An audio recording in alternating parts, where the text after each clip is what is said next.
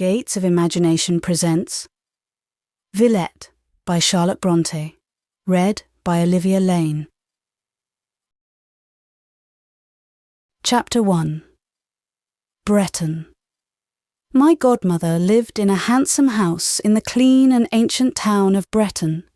Her husband's family had been residents there for generations, and bore indeed the name of their birthplace, Bretton of Bretton, whether by coincidence or because some remote ancestor had been a personage of sufficient importance to leave his name to his neighbourhood, I know not.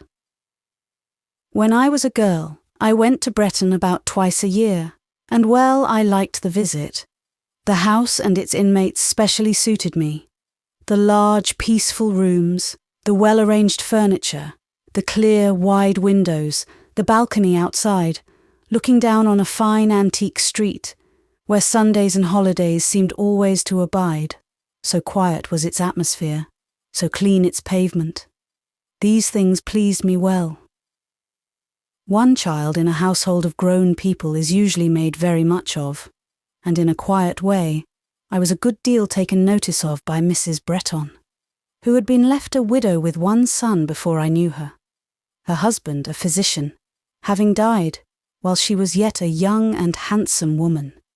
She was not young as I remember her, but she was still handsome, tall, well-made, and though dark for an Englishwoman, yet wearing always the clearness of health in her brunette cheek, and its vivacity in a pair of fine, cheerful black eyes.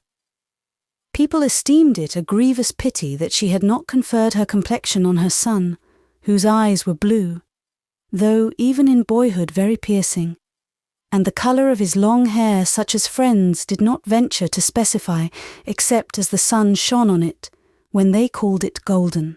He inherited the lines of his mother's features, however, also her good teeth, her stature, or the promise of her stature, for he was not yet full grown, and, what was better, her health without flaw, and her spirits of that tone and equality which are better than a fortune to the possessor.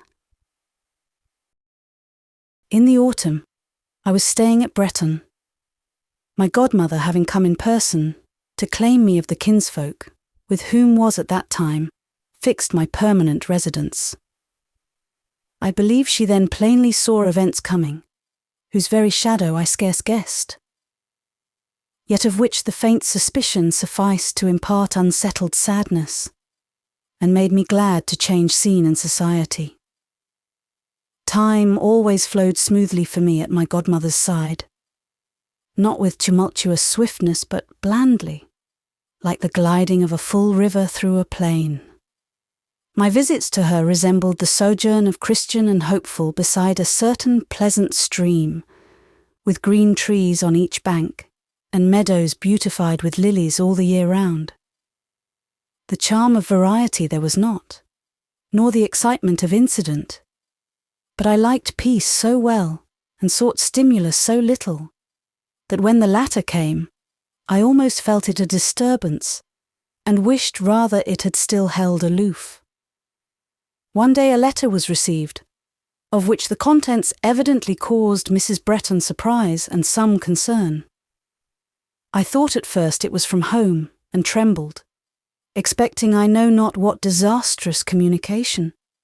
To me, however, no reference was made, and the cloud seemed to pass. The next day, on my return from a long walk, I found, as I entered my bedroom, an unexpected change. In addition to my own French bed in its shady recess, appeared in a corner a small crib draped with white, and in addition to my mahogany chest of drawers, I saw a tiny rosewood chest. I stood still, gazed and considered. Of what are these things the signs and tokens? I asked. The answer was obvious. A second guest is coming. Mrs. Bretton expects other visitors. On descending to dinner, explanations ensued. A little girl, I was told, would shortly be my companion, the daughter of a friend and distant relation of the late Dr. Bretton. This little girl, it was added, had recently lost her mother, though indeed Mrs. Bretton ere long subjoined, the loss was not so great as might at first appear. Mrs. Home, it seems was the name, had been a very pretty, but a giddy, careless woman, who had neglected her child and disappointed and disheartened her husband. So far from congenial had the union proved, that separation at last ensued, separation by mutual consent, not after any legal process. Soon after this event, the lady, having overexerted herself at a ball, caught cold, took a fever, and died after a very brief illness. Her husband, naturally a man of very sensitive feelings, and shocked inexpressibly by too sudden communication of the news, could hardly, it seems, now be persuaded but that some over-severity on his part, some deficiency in patience and indulgence, had contributed to hasten her end. He had brooded over this idea till his spirits were seriously affected. The medical men insisted on travelling being tried as a remedy, and meanwhile Mrs. Bretton had offered to take charge of his little girl. "And I hope," added my godmother in conclusion, "the child will not be like her mamma, as silly and frivolous a little flirt as ever sensible man was weak enough to marry." "For," said she, "Mr. Home is a sensible man in his way, though not very practical. He is fond of science, and lives half his life in a laboratory, trying experiments, a thing his butterfly wife could neither comprehend nor endure. And indeed," confessed my godmother, "I should not have liked it myself." In answer to a question of mine, she further informed me that her late husband used to say, Mr. Home had derived this scientific turn from a maternal uncle, a French savant, for he came, it seems, of mixed French and Scottish origin, and had connections now living in France, of whom more than one wrote D before his name, and called himself Noble. That same evening at 9 o'clock, a servant was dispatched to meet the coach by which our little visitor was expected. Mrs. Bretton and I sat alone in the drawing-room waiting for her coming, John Graham Bretton being absent on a visit to one of his schoolfellows who lived in the country. My godmother read the evening paper while she waited. I sewed. It was a wet night. The rain lashed the panes and the wind sounded angry and restless. "Poor child," said Mrs. Bretton from time to time. "What weather for her journey. I wish she were safe here." A little before 10, the doorbell announced Warren's return. No sooner was the door opened than I ran down into the hall. There lay a trunk and some bandboxes. Beside them stood a person like a nurse girl, and at the foot of the staircase was Warren, with a shawled bundle in his arms. "Is that the child?" I asked. "Yes, miss." I would have opened the shawl and tried to get a peep at the face, but it was hastily turned from me to Warren's shoulder. "Put me down, please," said a small voice when Warren opened the drawing-room door. "And take off this shawl," continued the speaker, extracting with its minute hand the pin, and with a sort of fastidious haste doffing the clumsy wrapping. The creature which now appeared made a deft attempt to fold the shawl, but the drapery was much too heavy and large to be sustained or wielded by those hands and arms. "Give it to Harriet, please," was then the direction, "and she can put it away." This said, it turned and fixed its eyes on Mrs. Bretton. "Come here, little dear," said that lady. "Come and let me see if you are cold and damp. Come and let me warm you at the fire."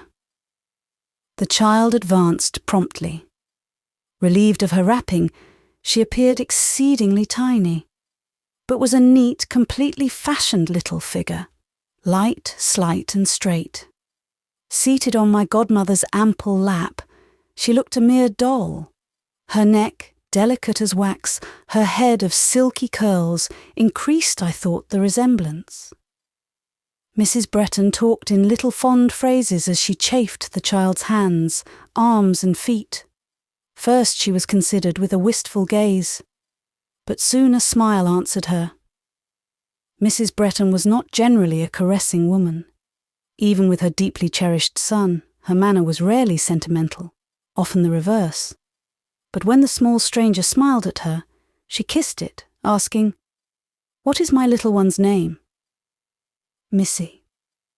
"But besides Missy?" "Polly, Papa calls her." "Will Polly be content to live with me?" "Not always, but till Papa comes home. Papa is gone away." She shook her head expressively. "He will return to Polly or send for her."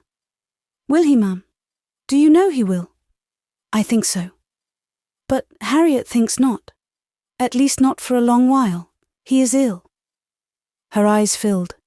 She drew her hand from Mrs. Bretton's and made a movement to leave her lap. It was at first resisted, but she said, "Please, I wish to go. I can sit on a stool." She was allowed to slip down from the knee, and taking a footstool, she carried it to a corner where the shade was deep, and there seated herself. Mrs. Bretton, though a commanding, and in grave matters even a peremptory woman, was often passive in trifles. She allowed the child her way. She said to me, "Take no notice at present." But I did take notice. I watched Polly rest her small elbow on her small knee, her head on her hand. I observed her draw a square inch or two of pocket handkerchief from the doll pocket of her doll skirt, and then I heard her weep. Other children in grief or pain cry aloud, without shame or restraint. But this being wept, the tiniest occasional sniff testified to her emotion. Mrs. Bretton did not hear it, which was quite as well. Ere long, a voice issuing from the corner demanded, "May the bell be rung for Harriet." I rang. The nurse was summoned and came. "Harriet, I must be put to bed," said her little mistress. "You must ask where my bed is." Harriet signified that she had already made that inquiry. "Ask if you sleep with me, Harriet." "No, Missy," said the nurse. "You are to share this young lady's room," designating me. Missy did not leave her seat, but I saw her eyes seek me. After some minutes' silent scrutiny, she emerged from her corner. "I wish you, ma'am, good night," said she to Mrs. Bretton, but she passed me mute. "Good night, Polly," I said. "No need to say good night, since we sleep in the same chamber," was the reply, with which she vanished from the drawing-room. We heard Harriet propose to carry her upstairs. "No need," was again her answer. "No need, no need." And her small step toiled wearily up the staircase. On going to bed an hour afterwards, I found her still wide awake. She had arranged her pillows so as to support her little person in a sitting posture. Her hands, placed one within the other, rested quietly on the sheet, with an old-fashioned calm most unchildlike. I abstained from speaking to her for some time, but just before extinguishing the light, I recommended her to lie down. "By and by," was the answer. "But you will take cold, Missy." She took some tiny article of raiment from the chair at her crib side, and with it covered her shoulders. I suffered her to do as she pleased. Listening a while in the darkness, I was aware that she still wept under restraint, quietly and cautiously. On awakening with daylight, a trickling of water caught my ear. Behold, there she was, risen and mounted on a stool near the washstand, with pains and difficulty inclining the ewer, which she could not lift, so as to pour its contents into the basin. It was curious to watch her as she washed and dressed, so small, busy, and noiseless. Evidently she was little accustomed to perform her own toilet, and the buttons, strings, hooks, and eyes offered difficulties which she encountered with a perseverance good to witness. She folded her nightdress, she smoothed the drapery of her couch quite neatly. Withdrawing into a corner where the sweep of the white curtain concealed her, she became still. I half rose and advanced my head to see how she was occupied. On her knees, with her forehead bent on her hands, I perceived that she was praying. Her nurse tapped at the door. She started up. "I am dressed, Harriet," said she. "I have dressed myself, but I do not feel neat. Make me neat." "Why did you dress yourself, missy?" "Hush, speak low, Harriet, for fear of waking the girl," meaning me, who now lay with my eyes shut. "I dress myself to learn against the time you leave me. Do you want me to go?" "When you are cross, I have many a time wanted you to go, but not now. Tie my sash straight, make my hair smooth, please." "Your sash is straight enough. What a particular little body you are. It must be tied again. Please to tie it. There then, when I'm gone you must get that young lady to dress you." "On no account." "Why? She is a very nice young lady. I hope you mean to behave prettily to her, missy, and not show your airs." "She shall dress me on no account. Comical little thing." "You are not passing the comb straight through my hair, Harriet. The line will be crooked." "Aye, you are ill to please. Does that suit?" "Pretty well. Where should I go now that I am dressed?" "I will take you into the breakfast room." "Come then." They proceeded to the door. She stopped. "Oh, Harriet, I wish this was Papa's house. I don't know these people." "Be a good child, missy." "I am good, but I ache here," putting her hand to her heart and moaning while she reiterated, "Papa, Papa."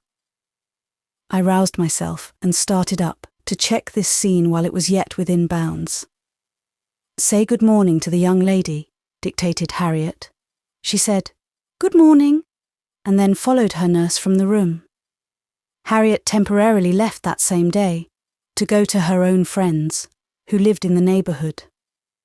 On descending, I found Paulina. The child called herself Polly, but her full name was Paulina Mary, seated at the breakfast table by Mrs. Bretton's side. A mug of milk stood before her. A morsel of bread filled her hand, which lay passive on the tablecloth. She was not eating. "How we shall conciliate this little creature," said Mrs. Bretton to me. "I don't know. She tastes nothing, and by her looks she has not slept." I expressed my confidence in the effects of time and kindness. "If she were to take a fancy to anybody in the house she would soon settle, but not till then," replied Mrs. Bretton. Chapter 2. Paulina. Some days elapsed, and it appeared she was not likely to take much of a fancy to anybody in the house. She was not exactly naughty or wilful. She was far from disobedient, but an object less conducive to comfort, to tranquillity even, than she presented. It was scarcely possible to have before one's eyes. She moped. No grown person could have performed that uncheering business better. No furrowed face of adult exile, longing for Europe at Europe's antipodes, ever bore more legibly the signs of homesickness than did her infant visage. She seemed growing old and unearthly. I, Lucy Snowe, plead guiltless of that curse, an overheated and discursive imagination. But whenever, opening a room door, I found her seated in a corner alone, her head in her pygmy hand, that room seemed to me not inhabited, but haunted. And again, when of moonlight nights, on waking, I beheld her figure, white and conspicuous in its nightdress, kneeling upright in bed and praying like some Catholic or Methodist enthusiast, some precocious fanatic or untimely saint. I scarcely know what thoughts I had, but they ran risk of being hardly more rational and healthy than that child's mind must have been. I seldom caught a word of her prayers, for they were whispered low. Sometimes, indeed, they were not whispered at all, but put up unuttered. Such rare sentences as reached my ear still bore the burden. "Papa, my dear Papa."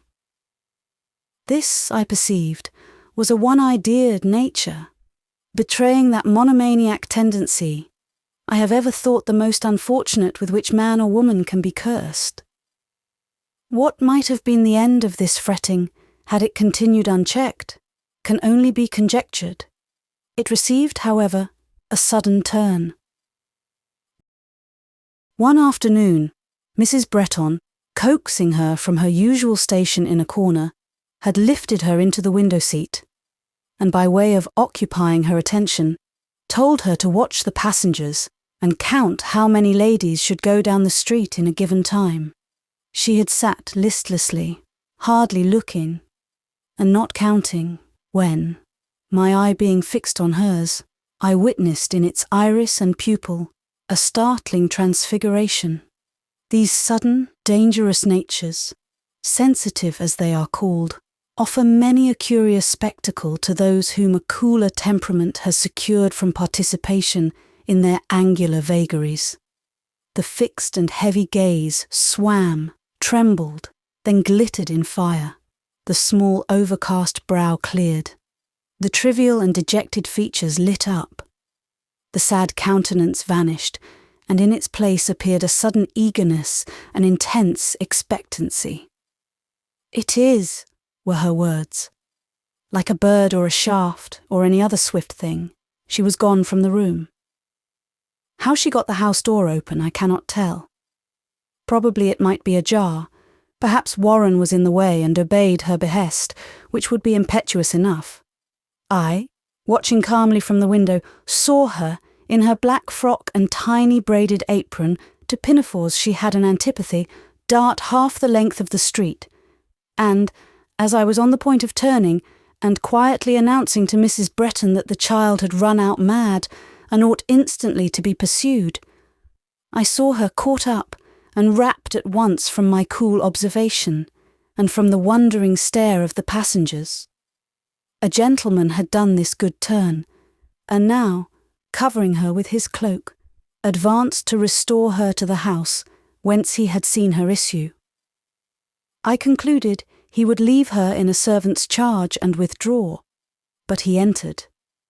Having tarried a little while below, he came upstairs. His reception immediately explained that he was known to Mrs. Bretton. She recognised him, she greeted him, and yet she was fluttered, surprised, taken unawares. Her look and manner were even expostulatory, and in reply to these, rather than her words, he said, "I could not help it, madam. I found it impossible to leave the country without seeing with my own eyes how she settled." "But you will unsettle her?" "I hope not. And how is papa's little Polly?"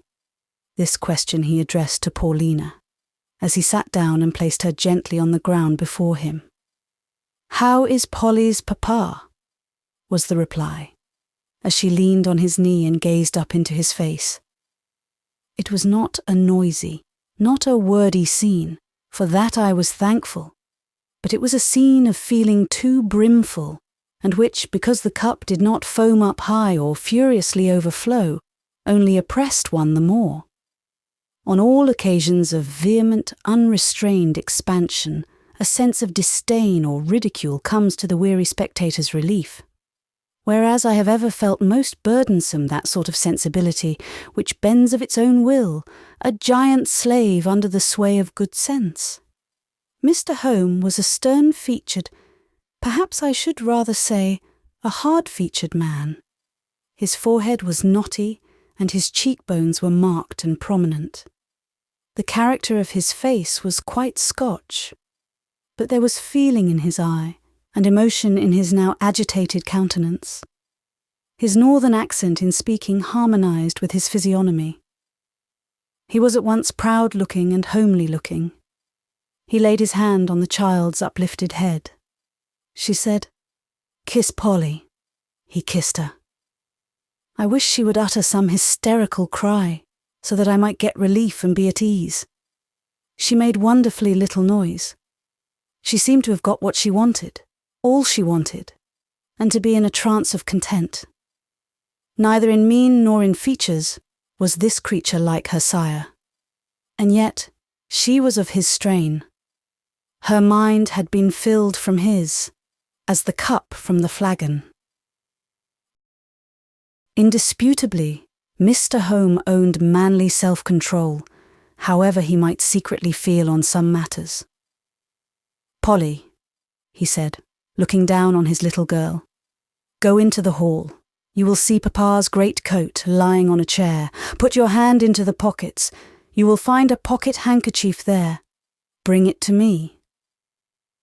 She obeyed, went and returned deftly and nimbly.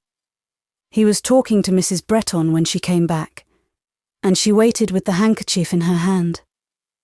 It was a picture, in its way, to see her, with her tiny stature and trim, neat shape, standing at his knee.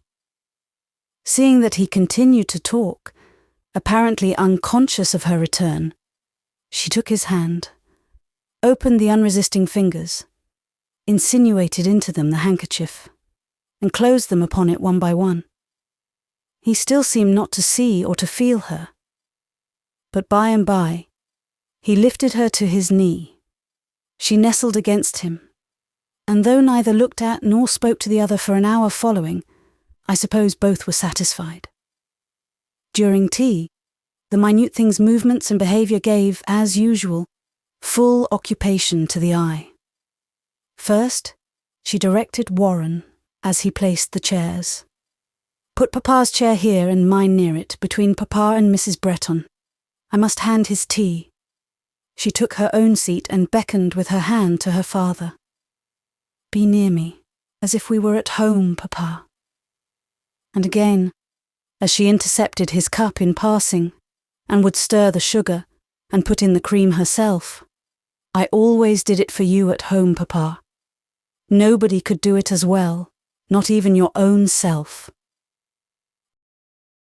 Throughout the meal she continued her attentions, rather absurd they were. The sugar tongs were too wide for one of her hands, and she had to use both in wielding them, the weight of the silver cream ewer, the bread and butter plates, the very cup and saucer, tasked her insufficient strength and dexterity, but she would lift this, hand that, and luckily contrived through it all to break nothing. Candidly speaking, I thought her a little busybody, but her father, blind like other parents, seemed perfectly content to let her wait on him, and even wonderfully soothed by her offices. "She is my comfort," he could not help saying to Mrs. Bretton. That lady had her own comfort, and nonpareil on a much larger scale, and for the moment absent, so she sympathised with his foible. This second comfort came on the stage in the course of the evening. I knew this day had been fixed for his return, and was aware that Mrs. Bretton had been expecting him through all its hours. We were seated round the fire, after tea, when Graham joined our circle. I should rather say broke it up, for, of course, his arrival made a bustle. And then, as Mr. Graham was fasting, there was refreshment to be provided. He and Mr. Home met as old acquaintances. Of the little girl he took no notice for a time. His meal over, and numerous questions from his mother answered, he turned from the table to the hearth. Opposite where he had placed himself was seated Mr. Home, and at his elbow the child. When I say child, I use an inappropriate and undescriptive term, a term suggesting any picture rather than that of the demure little person in a morning frock and white chemisette that might just have fitted a good-sized doll, perched now on a high chair beside a stand, whereon was her toy workbox of white varnished wood, and holding in her hands a shred of a handkerchief, which she was professing to hem, and at which she bored perseveringly with a needle that in her fingers seemed almost a skewer, pricking herself ever and anon, marking the cambric with a track of minute red dots, occasionally starting when the perverse weapon, swerving from her control, inflicted a deeper stab than usual, but still silent, diligent, absorbed, womanly. Graham was at that time a handsome, faithless-looking youth of 16. I say faithless-looking, not because he was really of a very perfidious disposition, but because the epithet strikes me as proper to describe the fair, Celtic, not Saxon, character of his good looks. His waved, light auburn hair, his supple symmetry, his smile frequent, and destitute neither of fascination nor of subtlety, in no bad sense. A spoiled, whimsical boy he was in those days. "Mother," he said, after eyeing the little figure before him in silence for some time, and when the temporary absence of Mr. Home from the room relieved him from the half-laughing bashfulness, which was all he knew of timidity. "Mother, I see a young lady in the present society to whom I have not been introduced." "Mr. Home's little girl, I suppose you mean?" said his mother. "Indeed, ma'am," replied her son. "I consider your expression of the least ceremonious. Miss Home I should certainly have said, in venturing to speak of the gentlewoman to whom I allude." "Now, Graham, I will not have that child teased. Don't flatter yourself that I shall suffer you to make her your butt." "Miss Home," pursued Graham, undeterred by his mother's remonstrance, "might I have the honour to introduce myself, since no one else seems willing to render you and me that service? Your slave, John Graham Bretton." She looked at him. He rose and bowed quite gravely. She deliberately put down her thimble, scissors, and work, descended with precaution from her perch, and curtsying with unspeakable seriousness said, "How do you do? I have the honour to be in fair health, only in some measure fatigued with a hurried journey. I hope, ma'am, I see you well?" "Tolerably well," was the ambitious reply of the little woman, and she now essayed to regain her former elevation.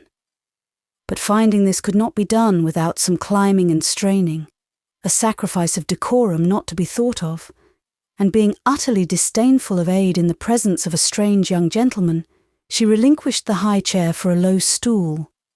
Towards that low stool Graham drew in his chair.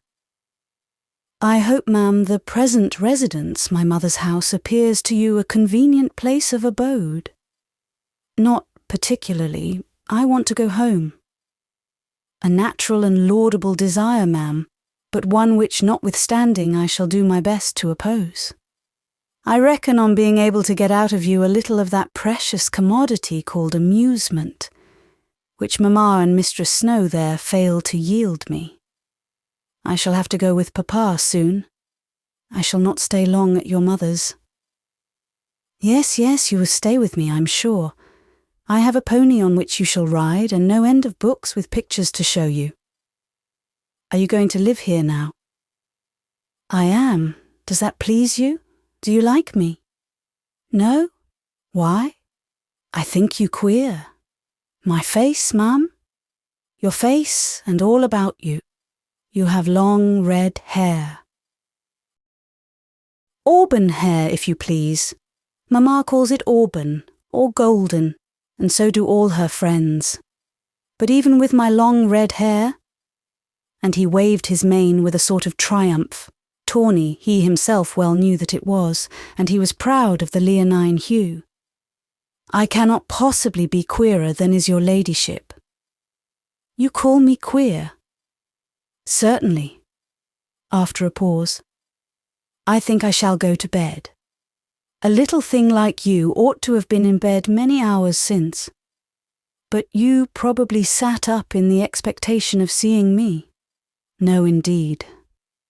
"You certainly wished to enjoy the pleasure of my society. You knew I was coming home and would wait to have a look at me." "I sat up for Papa, and not for you." "Very good, Miss Home. I am going to be a favourite, preferred before Papa soon, I dare say. She wished Mrs. Bretton and myself good night. She seemed hesitating whether Graham's deserts entitled him to the same attention, when he caught her up with one hand, and with that one hand held her poised aloft above his head. She saw herself thus lifted up on high in the glass over the fireplace. The suddenness, the freedom, the disrespect of the action were too much. "For shame, Mr. Graham," was her indignant cry. "Put me down." And when again on her feet, "I wonder what you would think of me if I were to treat you in that way, lifting you with my hand," raising that mighty member, as Warren lifts the little cat. So saying, she departed. Chapter 3. The Playmates. Mr. Holmes stayed 2 days. During his visit he could not be prevailed on to go out. He sat all day long by the fireside, sometimes silent, sometimes receiving and answering Mrs. Bretton's chat, which was just of the proper sort for a man in his morbid mood.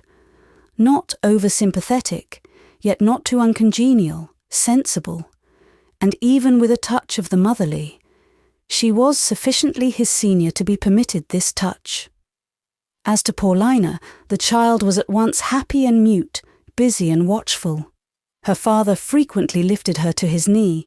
She would sit there till she felt or fancied he grew restless. Then it was, "Papa, put me down, I shall tire you with my weight." And the mighty burden slid to the rug, and establishing itself on carpet or stool just at Papa's feet, the white workbox and the scarlet speckled handkerchief came into play.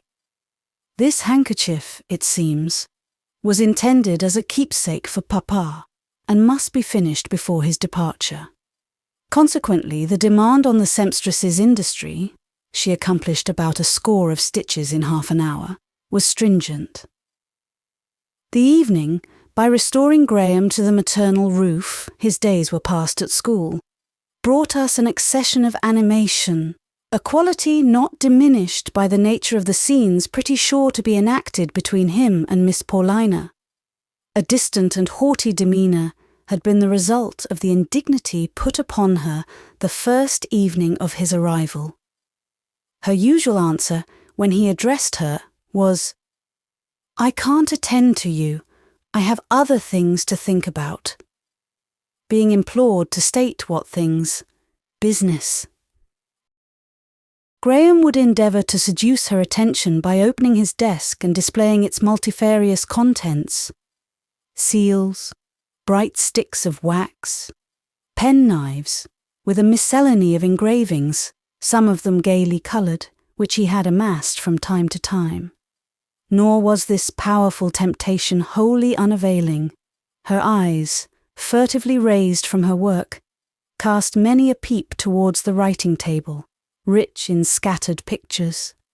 An etching of a child playing with a Blenheim spaniel happened to flutter to the floor. "Pretty little dog," said she, delighted. Graham prudently took no notice. Ere long, stealing from her corner, she approached to examine the treasure more closely. The dog's great eyes and long ears, and the child's hat and feathers, were irresistible. "Nice picture," was her favourable criticism. "Well, you may have it," said Graham. She seemed to hesitate. The wish to possess was strong, but to accept would be a compromise of dignity. No. She put it down and turned away. "You won't have it then, Polly?" "I would rather not, thank you." "Shall I tell you what I will do with the picture if you refuse it?"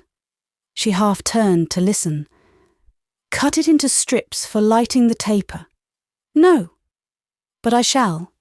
Please, don't." Graham waxed inexorable on hearing the pleading tone. He took the scissors from his mother's work-basket. "Here goes," said he, making a menacing flourish, "right through Fido's head and splitting little Harry's nose. No, no, no." "Then come to me. Come quickly, or it is done." She hesitated, lingered, but complied. "Now, will you have it?" he asked, as she stood before him. "Please." But I shall want payment. How much? A kiss. Give the picture first into my hand. Polly, as she said this, looked rather faithless in her turn. Graham gave it. She absconded a debtor, darted to her father, and took refuge on his knee. Graham rose in mimic wrath and followed. She buried her face in Mr. Holmes' waistcoat. "Papa! Papa! Send him away!" "I'll not be sent away," said Graham. With face still averted, she held out her hand to keep him off. "Then I shall kiss the hand," said he. But that moment it became a miniature fist and dealt him payment in a small coin that was not kisses. Graham, not failing in his way to be as wily as his little playmate, retreated apparently quite discomfited. He flung himself on a sofa and, resting his head against the cushion, lay like one in pain. Polly, finding him silent, presently peeped at him. His eyes and face were covered with his hands. She turned on her father's knee and gazed at her foe anxiously and long. Graham groaned. "Papa, what is the matter?" she whispered. "You had better ask him, Polly." "Is he hurt?" Groaned second. "He makes a noise as if he were," said Mr. Home. "Mother," suggested Graham feebly, "I think you had better send for the doctor. Oh, my eye." Renewed silence, broken only by sighs from Graham. "If I were to become blind," suggested this last. His chastiser could not bear the suggestion. She was beside him directly. "Let me see your eye." "I did not mean to touch it, only your mouth. And I did not think I hit so very hard." Silence answered her. Her features worked. "I am sorry. I am sorry." Then succeeded emotion, faltering, weeping. "Have done trying that child, Graham," said Mrs. Bretton. "It is all nonsense, my pet," cried Mr. Home, and Graham once more snatched her aloft, and she again punished him, and while she pulled his lion's locks, termed him the naughtiest, rudest, worst, untruest person that ever was. On the morning of Mr. Holmes' departure, he and his daughter had some conversation in a window recess by themselves. I heard part of it. "Couldn't I pack my box and go with you, Papa?" she whispered earnestly. He shook his head. "Should I be a trouble to you?" "Yes, Polly." "Because I am little." "Because you are little and tender. It is only great strong people that should travel. But don't look sad, my little girl. It breaks my heart. Papa will soon come back to his Polly. Indeed, indeed, I am not sad, scarcely at all. Polly would be sorry to give Papa pain, would she not? Sorrier than sorry. Then Polly must be cheerful, not cry at parting, not fret afterwards. She must look forward to meeting again and try to be happy meanwhile. Can she do this? She will try. I see she will. Farewell then. It is time to go. Now? Just now? Just now. She held up quivering lips. Her father sobbed, but she, I remarked, did not. Having put her down, he shook hands with the rest present and departed.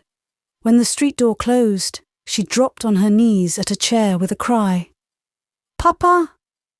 It was low and long, a sort of, "Why hast thou forsaken me?" During an ensuing space of some minutes, I perceived she endured agony. She went through, in that brief interval of her infant life, emotions such as some never feel. It was in her constitution. She would have more of such instants if she lived. Nobody spoke. Mrs. Bretton, being a mother, shed a tear or two. Graham, who was writing, lifted up his eyes and gazed at her. I, Lucy Snowe, was calm. The little creature, thus left unharassed, did for herself what none other could do, contended with an intolerable feeling, and, ere long, in some degree repressed it. That day she would accept solace from none, nor the next day. She grew more passive afterwards. On the third evening, as she sat on the floor, worn and quiet, Graham, coming in, took her up gently without a word. She did not resist. She rather nestled in his arms, as if weary. When he sat down, she laid her head against him. In a few minutes she slept. He carried her upstairs to bed. I was not surprised that the next morning, the first thing she demanded was, "Where is Mr. Graham?" It happened that Graham was not coming to the breakfast table.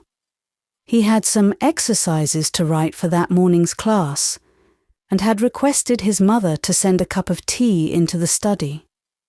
Polly volunteered to carry it. She must be busy about something, look after somebody. The cup was entrusted to her, for if restless, she was also careful. As the study was opposite the breakfast room, the doors facing across the passage, my eye followed her. "What are you doing?" she asked, pausing on the threshold. "Writing," said Graham. "Why don't you come to take breakfast with your mamma?" "Too busy." "Do you want any breakfast?" "Of course." "There then." And she deposited the cup on the carpet, like a jailer putting a prisoner's pitcher of water through his cell door, and retreated. Presently she returned. "What will you have besides tea? What to eat?" "Anything good. Bring me something particularly nice. That's a kind little woman." She came back to Mrs. Bretton. "Please, ma'am, send your boy something good." "You shall choose for him, Polly. What shall my boy have?" She selected a portion of whatever was best on the table, and ere long came back with a whispered request for some marmalade, which was not there. Having got it, however, for Mrs. Bretton refused the pair nothing, Graham was shortly after heard lauding her to the skies, promising that, when he had a house of his own, she should be his housekeeper, and perhaps, if she showed any culinary genius, his cook. And, as she did not return, and I went to look after her, I found Graham and her breakfasting tête-à-tête, she standing at his elbow and sharing his fare, excepting the marmalade which she delicately refused to touch, lest, I suppose, it should appear that she had procured it as much on her own account as his. She constantly evinced these nice perceptions and delicate instincts. The league of acquaintanceship thus struck up was not hastily dissolved. On the contrary, it appeared that time and circumstances served rather to cement than loosen it. Ill assimilated as the two were in age, sex, pursuits, etc., they somehow found a great deal to say to each other. As to Paulina, I observed that her little character never properly came out, except with young Bretton. As she got settled and accustomed to the house, she proved tractable enough with Mrs. Bretton. But she would sit on a stool at that lady's feet all day long, learning her task, or sewing, or drawing figures with a pencil on a slate, and never kindling once to originality, or showing a single gleam of the peculiarities of her nature. I ceased to watch her under such circumstances. She was not interesting. But the moment Graham's knock sounded of an evening, a change occurred. She was instantly at the head of the staircase. Usually her welcome was a reprimand or a threat. "You have not wiped your shoes properly on the mat. I shall tell your mamma." "Little busybody, are you there?" "Yes." "And you can't reach me? I am higher up than you." Peeping between the rails of the banister, she could not look over them. "Polly!" "My dear boy." Such was one of her terms for him, adopted in imitation of his mother. "I am fit to faint with fatigue," declared Graham, leaning against the passage wall in seeming exhaustion. "Dr. Digby, the headmaster, has quite knocked me up with overwork. Just come down and help me to carry up my books." "Ah, you're cunning." "Not at all, Polly. It is positive fact. I'm as weak as a rush. Come down, Your eyes are quiet like the cat's, but you'll spring." "Spring? Nothing of the kind. It isn't in me. Come down." "Perhaps I may, if you'll promise not to touch, not to snatch me up, and not to whirl me round." "I couldn't do it," sinking into a chair. "Then put the books down on the first step and go 3 yards off." This being done, she descended warily, and not taking her eyes from the feeble Graham. Of course, her approach always galvanized him to new and spasmodic life. The game of romps was sure to be exacted. Sometimes she would be angry. Sometimes the matter was allowed to pass smoothly, and we could hear her say as she led him upstairs, "Now, my dear boy, come and take your tea. I am sure you must want something." It was sufficiently comical to observe her as she sat beside Graham while he took that meal. In his absence, she was a still personage, but with him, the most officious, fidgety little body possible. I often wished she would mind herself and be tranquil, but no. Herself was forgotten in him. He could not be sufficiently well waited on, nor carefully enough looked after. He was more than the Grand Turk in her estimation. She would gradually assemble the various plates before him, and when one would suppose all he could possibly desire was within his reach, she would find out something else. "Ma'am," she would whisper to Mrs. Bretton, "perhaps your son would like a little cake. Sweet cake, you know. There is some in there," pointing to the sideboard cupboard. Mrs. Bretton, as a rule, disapproved of sweet cake at tea, but still the request was urged. "One little piece, only for him, as he goes to school. Girls, such as me and Miss Snowe, don't need treats, but he would like it." Graham did like it very well, and almost always got it. To do him justice, he would have shared his prize with her to whom he owed it, but that was never allowed. To insist was to ruffle her for the evening. To stand by his knee and monopolize his talk and notice was the reward she wanted, not a share of the cake. With curious readiness did she adapt herself to such themes as interested him. One would have thought the child had no mind or life of her own, but must necessarily live, move, and have her being in another. Now that her father was taken from her, she nestled to Graham, and seemed to feel by his feelings, to exist in his existence. She learned the names of all his schoolfellows in a trice.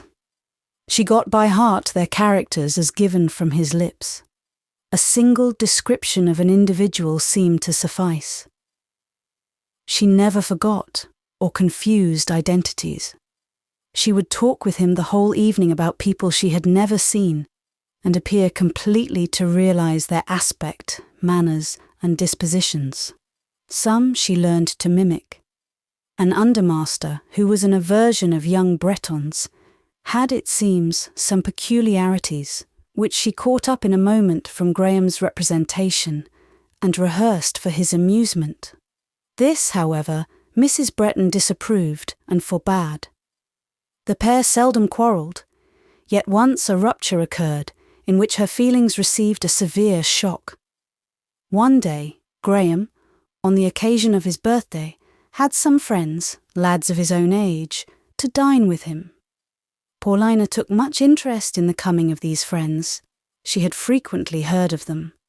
They were amongst those of whom Graham oftenest spoke.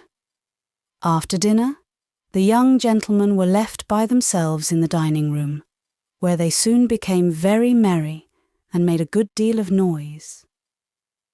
Chancing to pass through the hall, I found Paulina sitting alone on the lowest step of the staircase, her eyes fixed on the glossy panels of the dining-room door, where the reflection of the hall lamp was shining, her little brow knit in anxious meditation. "What are you thinking about, Polly?" "Nothing particular, only I wish that door was clear glass, that I might see through it. The boys seem very cheerful, and I want to go to them. I want to be with Graham and watch his friends. What hinders you from going? I feel afraid. But may I try, do you think? May I knock at the door and ask to be let in? I thought perhaps they might not object to have her as a playmate, and therefore encouraged the attempt. She knocked, too faintly at first to be heard. But on a second essay the door unclosed. Graham's head appeared. He looked in high spirits, but impatient. "What do you want, you little monkey?" "To come to you?" "Do you indeed?" "As if I would be troubled with you." "Away to Mamma and Mistress Snowe, and tell them to put you to bed." The auburn head and bright flushed face vanished. The door shut peremptorily. She was stunned. "Why does he speak so? He never spoke so before," she said in consternation. "What have I done?" "Nothing, Polly, but Graham is busy with his school friends. And he likes them better than me. He turns me away now they are here." I had some thoughts of consoling her, and of improving the occasion, by inculcating some of those maxims of philosophy whereof I had ever a tolerable stock ready for application. She stopped me, however, by putting her fingers in her ears at the first words I uttered, and then lying down on the mat with her face against the flags, nor could either Warren or the cook root her from that position. She was allowed to lie, therefore, till she chose to rise of her own accord. Graham forgot his impatience the same evening, and would have accosted her as usual when his friends were gone. But she wrenched herself from his hand. Her eye quite flashed. She would not bid him good night. She would not look in his face. The next day he treated her with indifference, and she grew like a bit of marble. The day after, he teased her to know what was the matter. Her lips would not unclose. Of course, he could not feel real anger on his side. The match was too unequal in every way. He tried soothing and coaxing. Why was she so angry? What had he done? By and by, tears answered him. He petted her, and they were friends. But she was one on whom such incidents were not lost.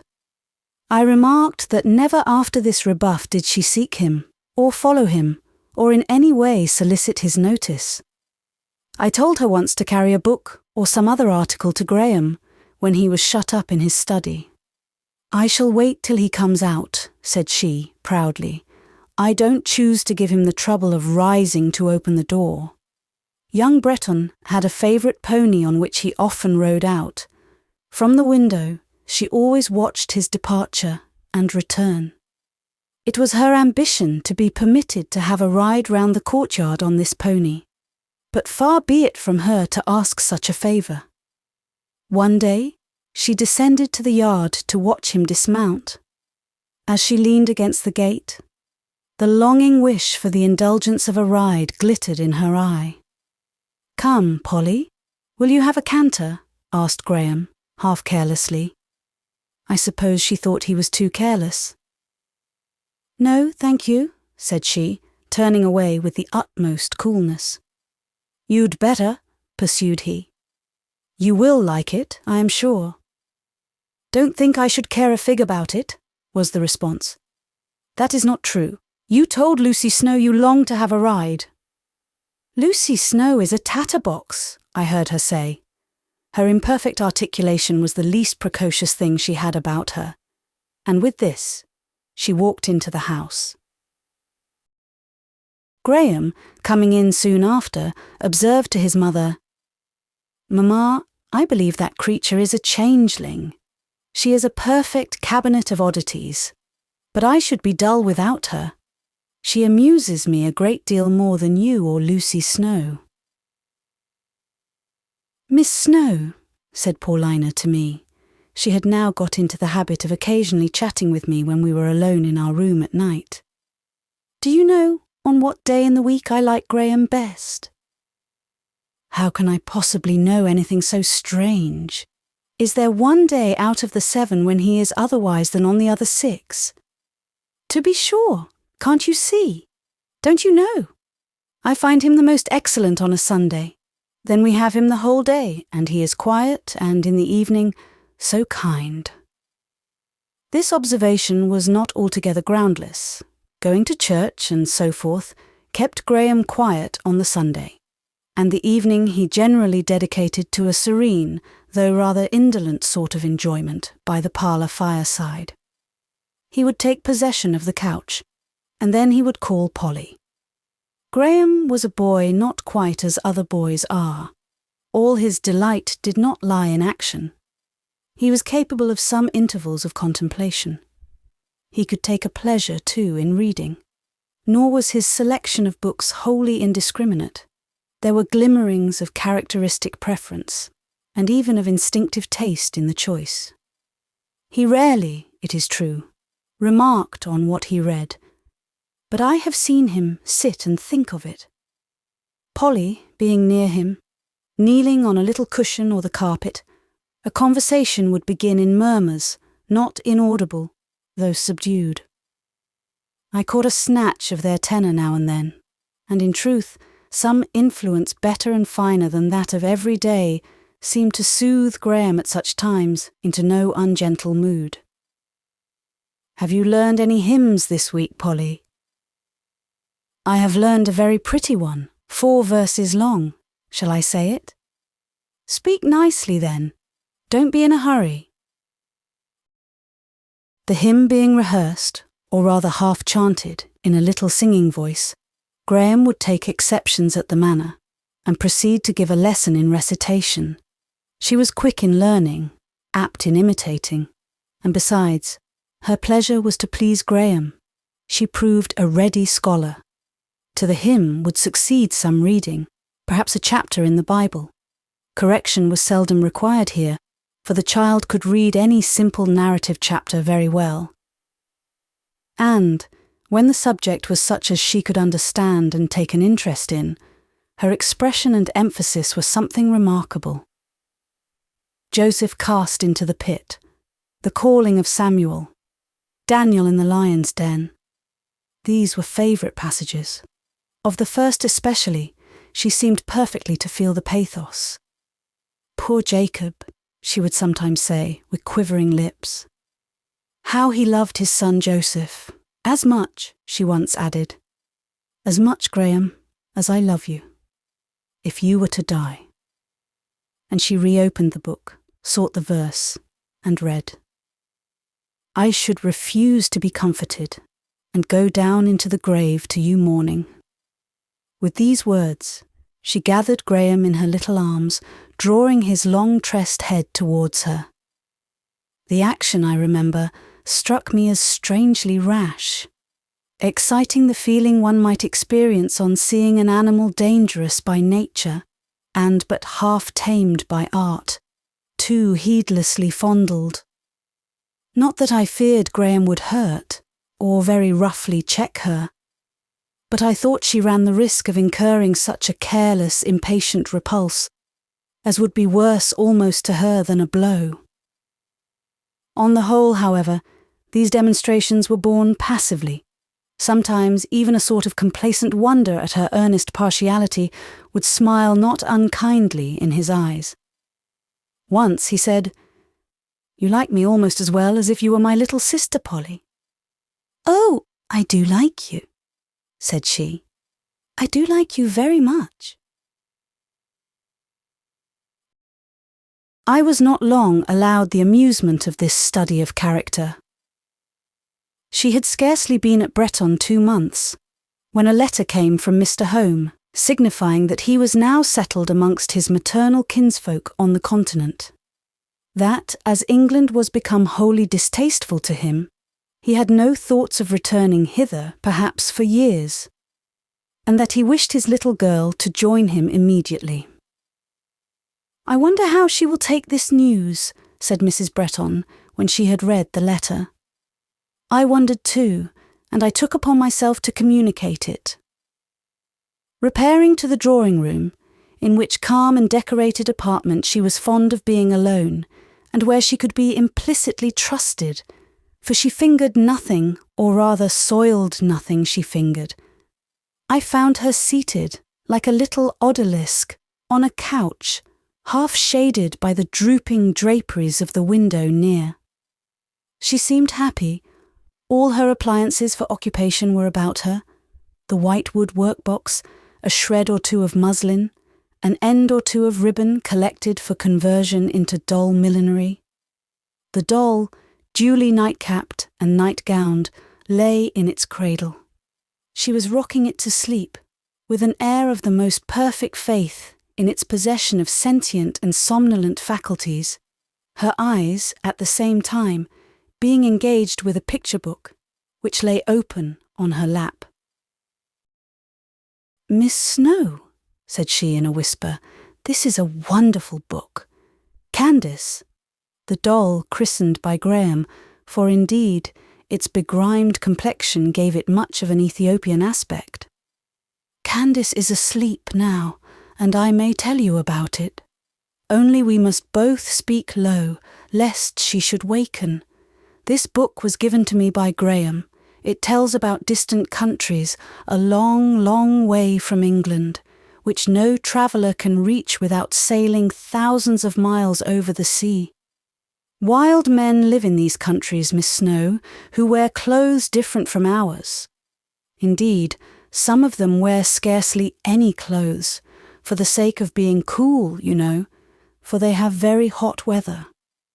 Here is a picture of thousands gathered in a desolate place, a plain spread with sand, round a man in black, a good Englishman, a missionary, who is preaching to them under a palm tree." She showed a little coloured cut to that effect. "And here are pictures," she went on. "More strange," grammar was occasionally forgotten, "than that. There is the wonderful Great Wall of China.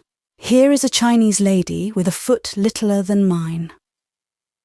There is a wild horse of Tartary, and here, most strange of all, is a land of ice and snow, without green fields, woods, or gardens. In this land they found some mammoth bones. There are no mammoths now. You don't know what it was, but I can tell you, because Graham told me. A mighty goblin creature, as high as this room, and as long as the hall, but not a fierce, flesh-eating thing, Graham thinks. He believes if I met one in a forest, it would not kill me, unless I came quite in its way, when it would trample me down amongst the bushes, as I might tread on a grasshopper in a hayfield without knowing it." Thus she rambled on. "Polly," I interrupted, "should you like to travel?" "Not just yet," was the prudent answer, "but perhaps in 20 years, when I am grown a woman, as tall as Mrs. Bretton, I may travel with Graham. We intend going to Switzerland and climbing Mount Blanc, and some day we shall sail over to South America and walk to the top of Quimquimborazo. But how would you like to travel now if your papa was with you?" Her reply, not given till after a pause, evinced one of those unexpected turns of temper peculiar to her. "Where is the good of talking in that silly way?" said she. "Why do you mention papa? What is papa to you? I was just beginning to be happy and not think about him so much, and there it will be all to do over again." Her lip trembled. I hastened to disclose the fact of a letter having been received, and to mention the directions given that she and Harriet should immediately rejoin this dear papa. "Now, Polly, are you not glad?" I added. She made no answer. She dropped her book and ceased to rock her doll.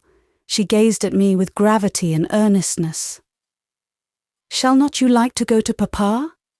"Of course," she said at last, in that trenchant manner she usually employed in speaking to me, and which was quite different from that she used with Mrs. Bretton, and different again from the one dedicated to Graham. I wished to ascertain more of what she thought, but no. She would converse no more. Hastening to Mrs. Bretton, she questioned her, and received the confirmation of my news. The weight and importance of these tidings kept her perfectly serious the whole day. In the evening, at the moment Graham's entrance was heard below, I found her at my side. She began to arrange a locket ribbon about my neck. She displaced and replaced the comb in my hair. While thus busied, Graham entered. "Tell him by and by," she whispered. "Tell him I am going." In the course of tea time, I made the desired communication. Graham, it chanced, was at that time greatly preoccupied about some school prize for which he was competing. The news had to be told twice before it took proper hold of his attention, and even then he dwelt on it but momently. "Polly going?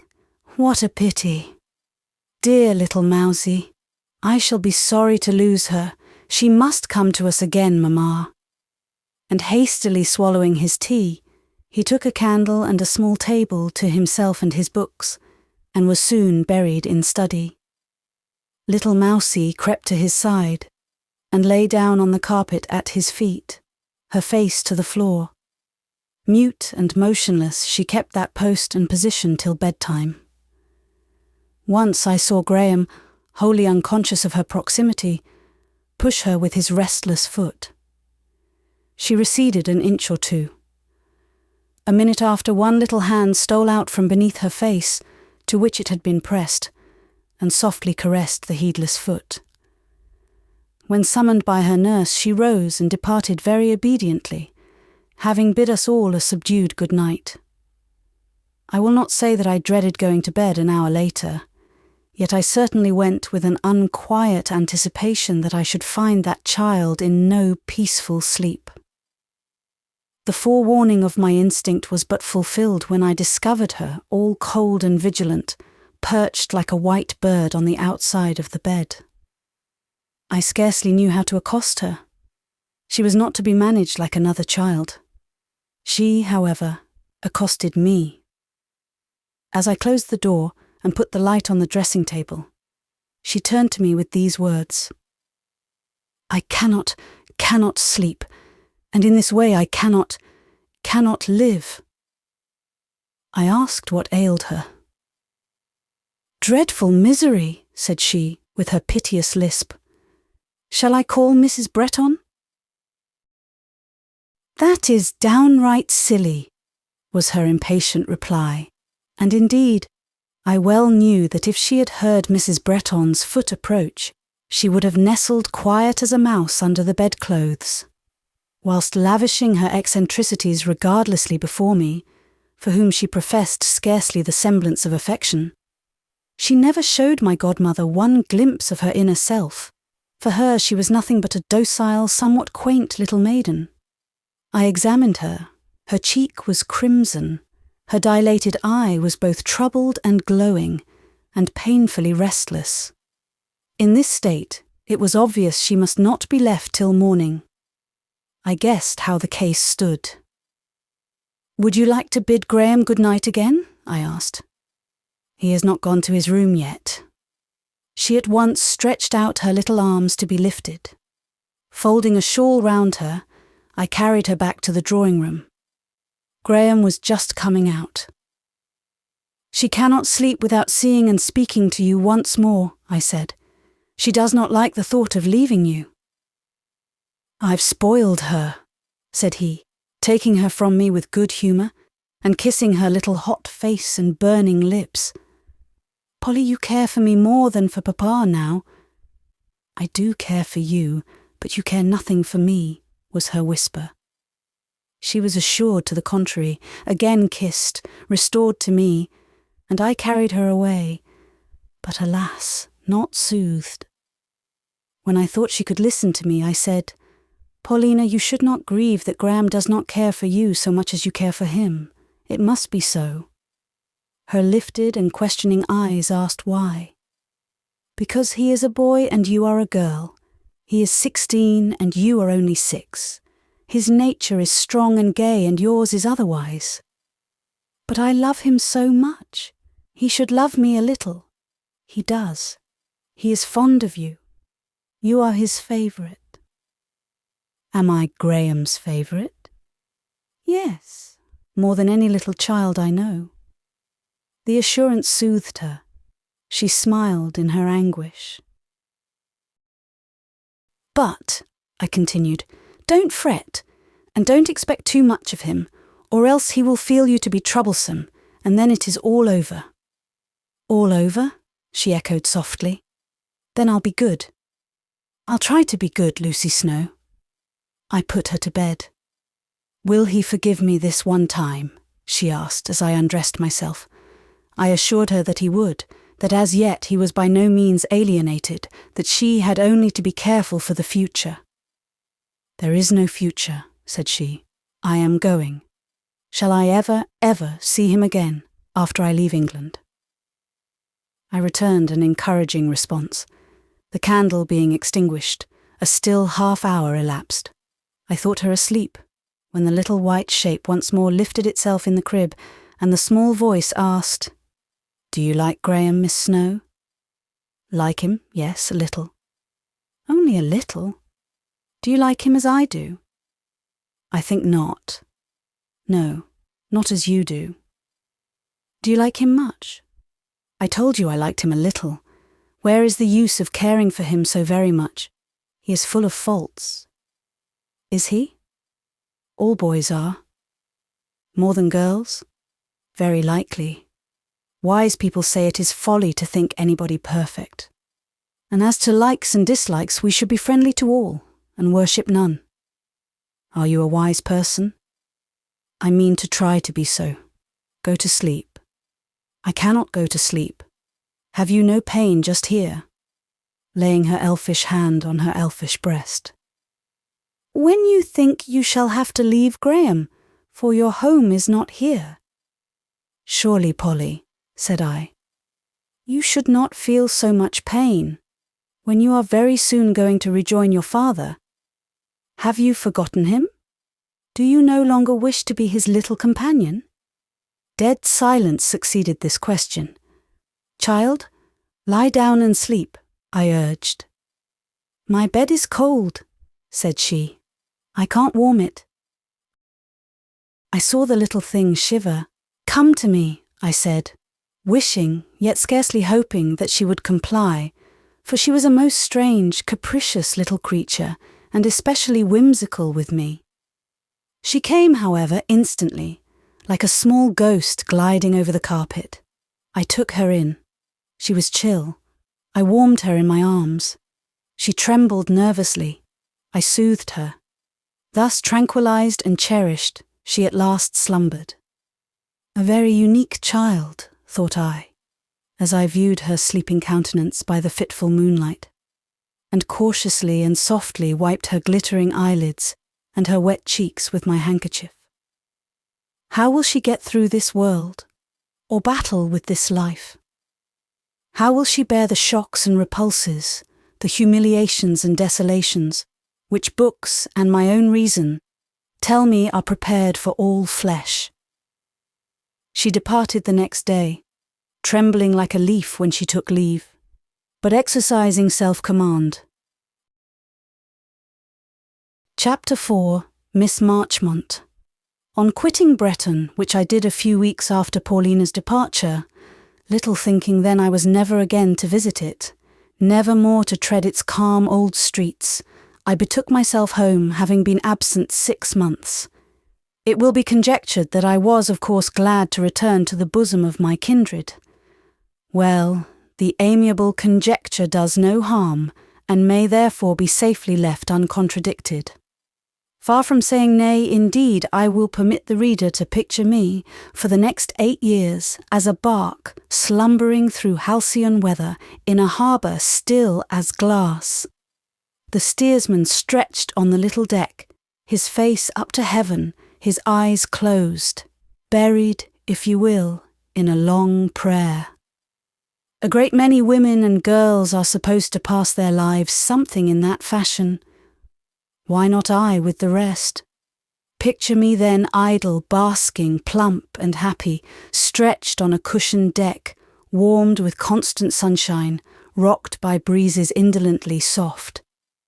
However, It cannot be concealed that in that case I must somehow have fallen overboard, or that there must have been wreck at last.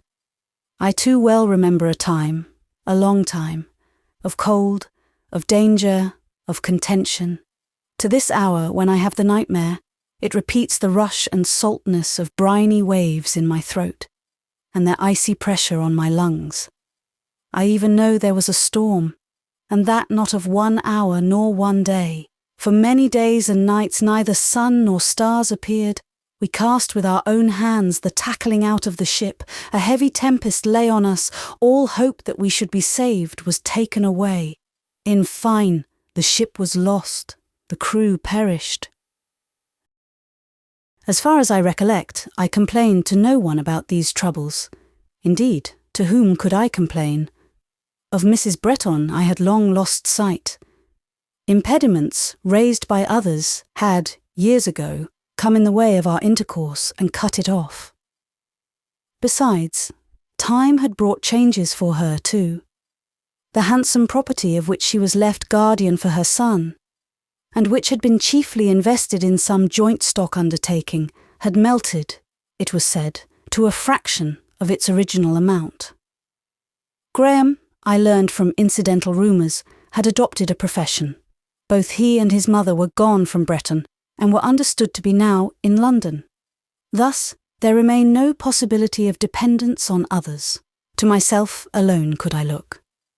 I know not that I was of a self-reliant or active nature, but self-reliance and exertion were forced upon me by circumstances, as they are upon thousands besides.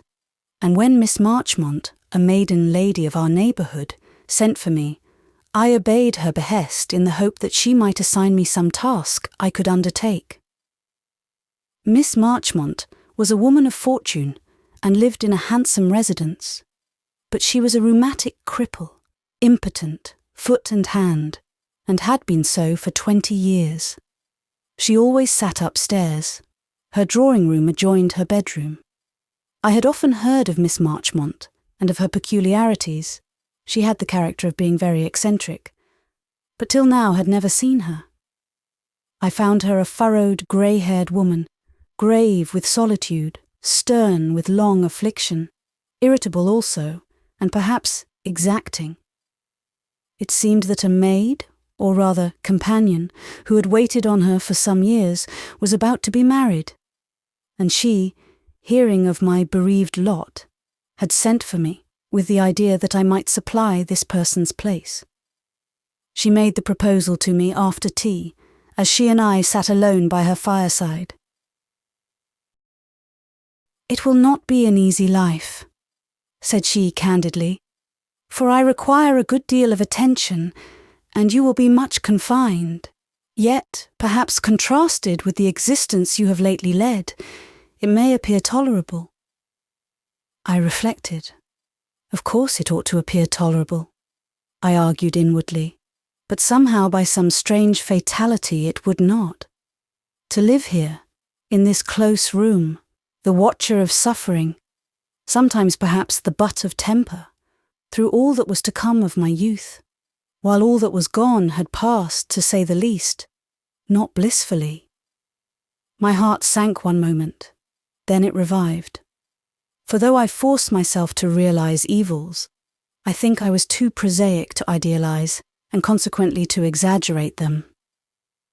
"My doubt is whether I should have strength for the undertaking," I observed. "That is my own scruple," said she, "for you look a worn-out creature." So I did. I saw myself in the glass, in my morning dress, a faded, hollow-eyed vision. Yet I thought little of the wan spectacle. The blight, I believed, was chiefly external. I still felt life at life's sources. "What else have you in view? Anything?" "Nothing clear as yet, but I may find something." "So you imagine? Perhaps you are right. Try your own method then, and if it does not succeed, test mine. The chance I have offered shall be left open to you for 3 months."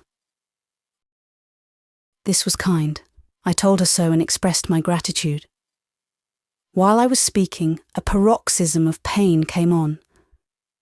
I ministered to her, made the necessary applications according to her directions, and by the time she was relieved, a sort of intimacy was already formed between us.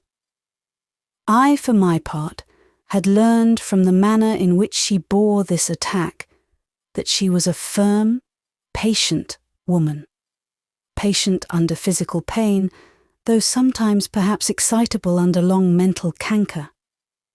And she, from the goodwill with which I succoured her, discovered that she could influence my sympathies, such as they were. She sent for me the next day.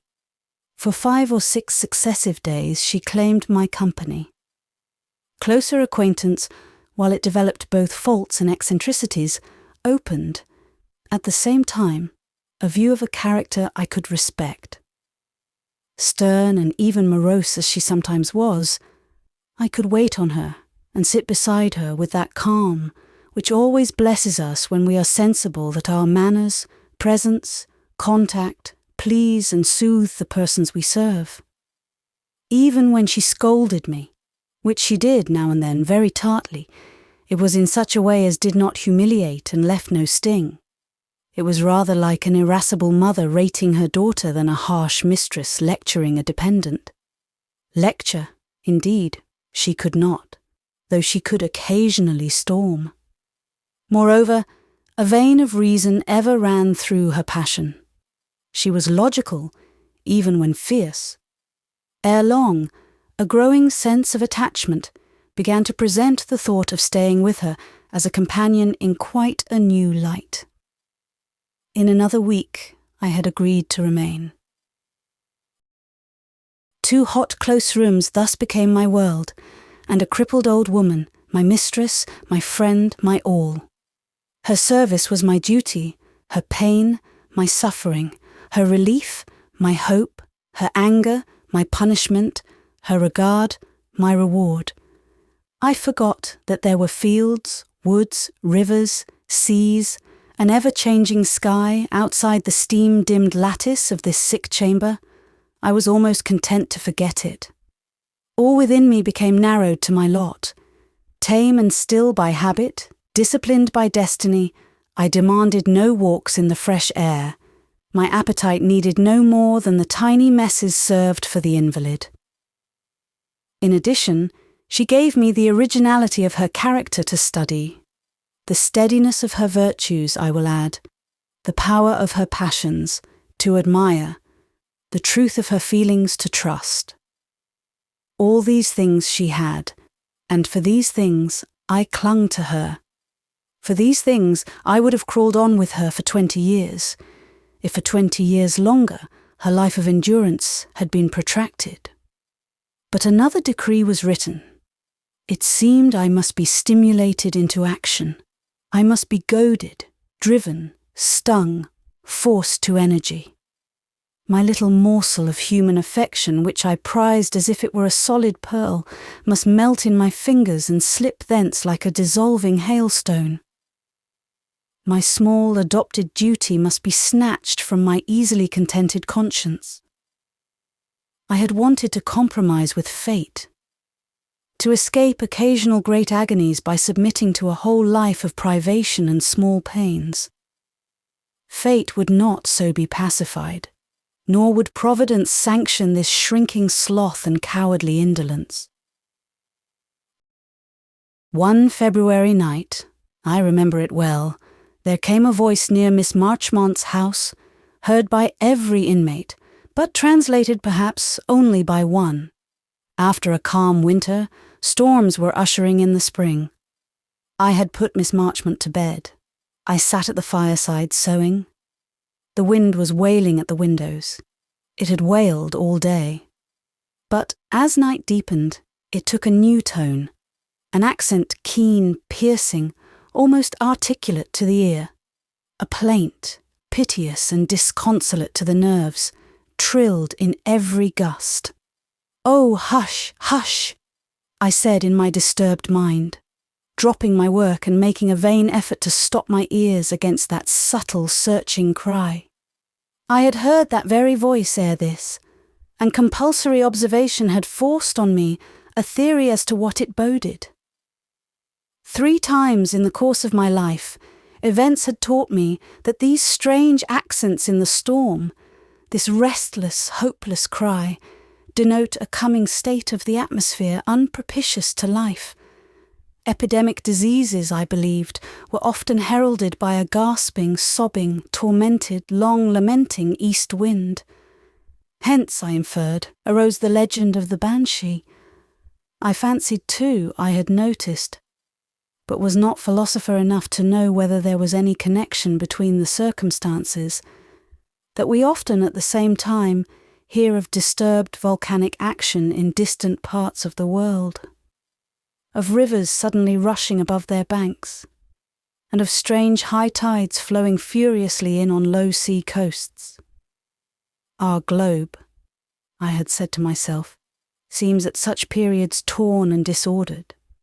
The feeble amongst us wither in her distempered breath, rushing hot from steaming volcanoes. I listened and trembled. Miss Marchmont slept. About midnight, the storm in 1/2 hour fell to a dead calm. The fire, which had been burning dead, glowed up vividly. I felt the air change and become keen. Raising blind and curtain, I looked out and saw in the stars the keen sparkle of a sharp frost. Turning away, the object that met my eyes was Miss Marchmont awake, lifting her head from the pillow and regarding me with unusual earnestness. "Is it a fine night?" she asked. I replied in the affirmative. "I thought so," she said. "For I feel so strong, so well. Raise me. I feel young tonight," she continued. "Young, light-hearted and happy. What if my complaint be about to take a turn and I am yet destined to enjoy health? It would be a miracle. And these are not the days of miracles," I thought to myself, and wondered to hear her talk so. She went on directing her conversation to the past, and seeming to recall its incidents, scenes and personages with singular vividness. "I love memory tonight," she said. "I prize her as my best friend. She is just now giving me a deep delight. She is bringing back to my heart, in warm and beautiful life, realities, not mere empty ideas, but what were once realities, and that I long have thought decayed, dissolved, mixed in with grave mould. I possess just now the hours, the thoughts, the hopes of my youth.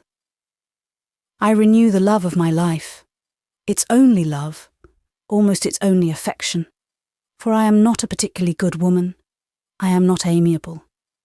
Yet I have had my feelings, strong and concentrated, and these feelings had their object, which in its single self was dear to me, as to the majority of men and women, are all the unnumbered points on which they dissipate their regard. While I loved, and while I was loved, what an existence I enjoyed. What a glorious year I can recall. How bright it comes back to me. What a living spring. What a warm, glad summer. What soft moonlight, silvering the autumn evenings. What strength of hope under the ice-bound waters and frost-hoar fields of that year's winter.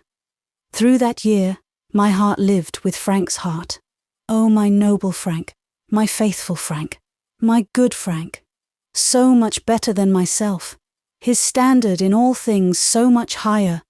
This I can now see and say. If few women have suffered as I did in his loss, few have enjoyed what I did in his love. It was a far better kind of love than common. I had no doubts about it or him. It was such a love as honoured, protected and elevated, no less than it gladdened her to whom it was given. Let me now ask, just at this moment, when my mind is so strangely clear, let me reflect why it was taken from me.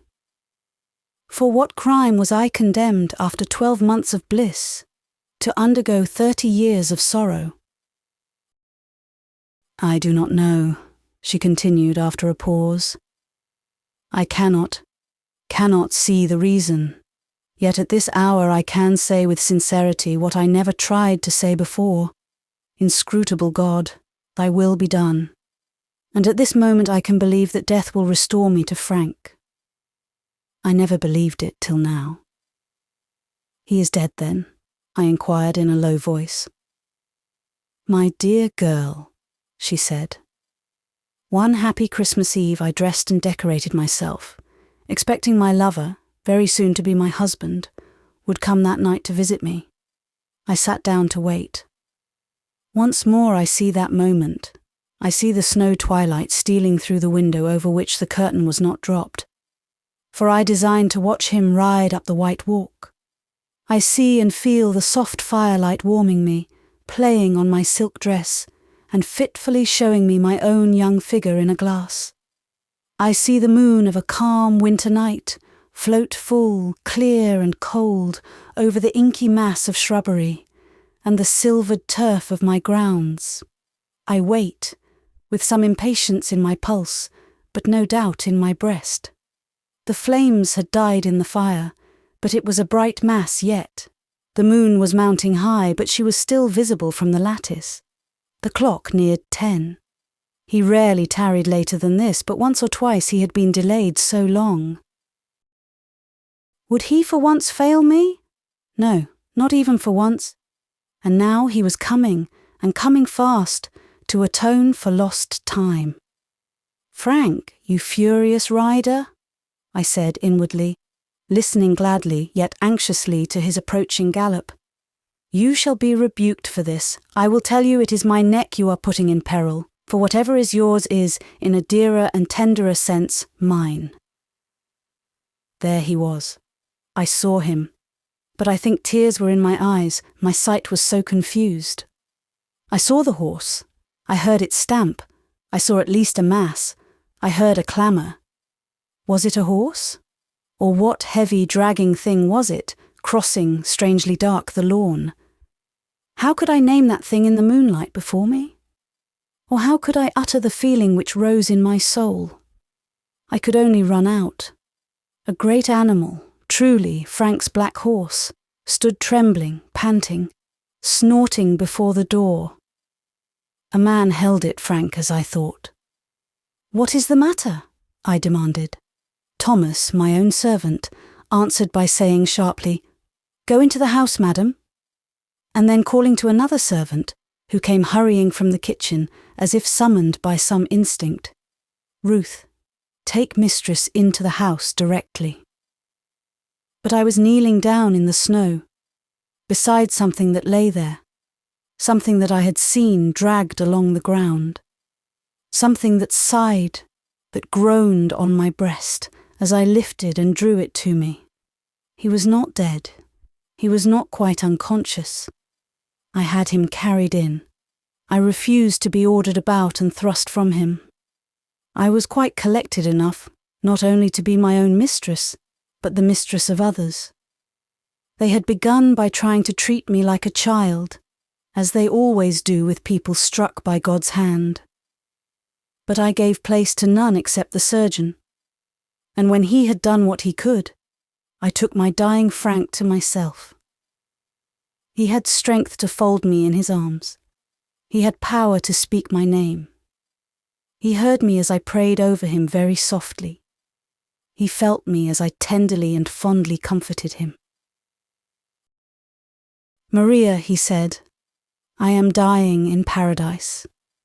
He spent his last breath in faithful words for me. When the dawn of Christmas morning broke, my Frank was with God.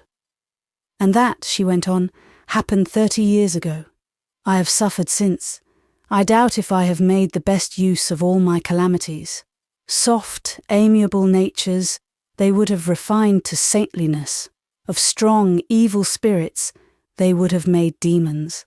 As for me, I have only been a woe-struck and selfish woman. You have done much good, I said, for she was noted for her liberal almsgiving. I have not withheld money, you mean, where it could assuage affliction. What of that? It cost me no effort or pang to give. But I think from this day I am about to enter a better frame of mind, to prepare myself for reunion with Frank. You see, I still think of Frank more than of God. And unless it be counted that in thus loving the creature so much, so long and so exclusively, I have not at least blasphemed the Creator, small is my chance of salvation. What do you think, Lucy, of these things? Be my chaplain and tell me. This question I could not answer. I had no words. It seemed as if she thought I had answered it. Very right, my child. We should acknowledge God merciful, but not always for us comprehensible. We should accept our own lot, whatever it be, and try to render happy that of others. Should we not? Well, tomorrow I will begin by trying to make you happy. I will endeavour to do something for you, Lucy, something that will benefit you when I am dead. My head aches now with talking too much. Still, I am happy. Go to bed. The clock strikes 2. How late you sit up, or rather how late I, in my selfishness, keep you up. But go now. Have no more anxiety for me. I feel I shall rest well. She composed herself as if to slumber. I too retired to my crib in a closet within her room. The night passed in quietness. Quietly her doom must at last have come, peacefully and painlessly. In the morning she was found without life, nearly cold, but all calm and undisturbed. Her previous excitement of spirits and change of mood had been the prelude of a fit. One stroke sufficed to sever the thread of an existence so long fretted by affliction. Chapter 5. Turning a new leaf. My mistress being dead, and I once more alone, I had to look out for a new place.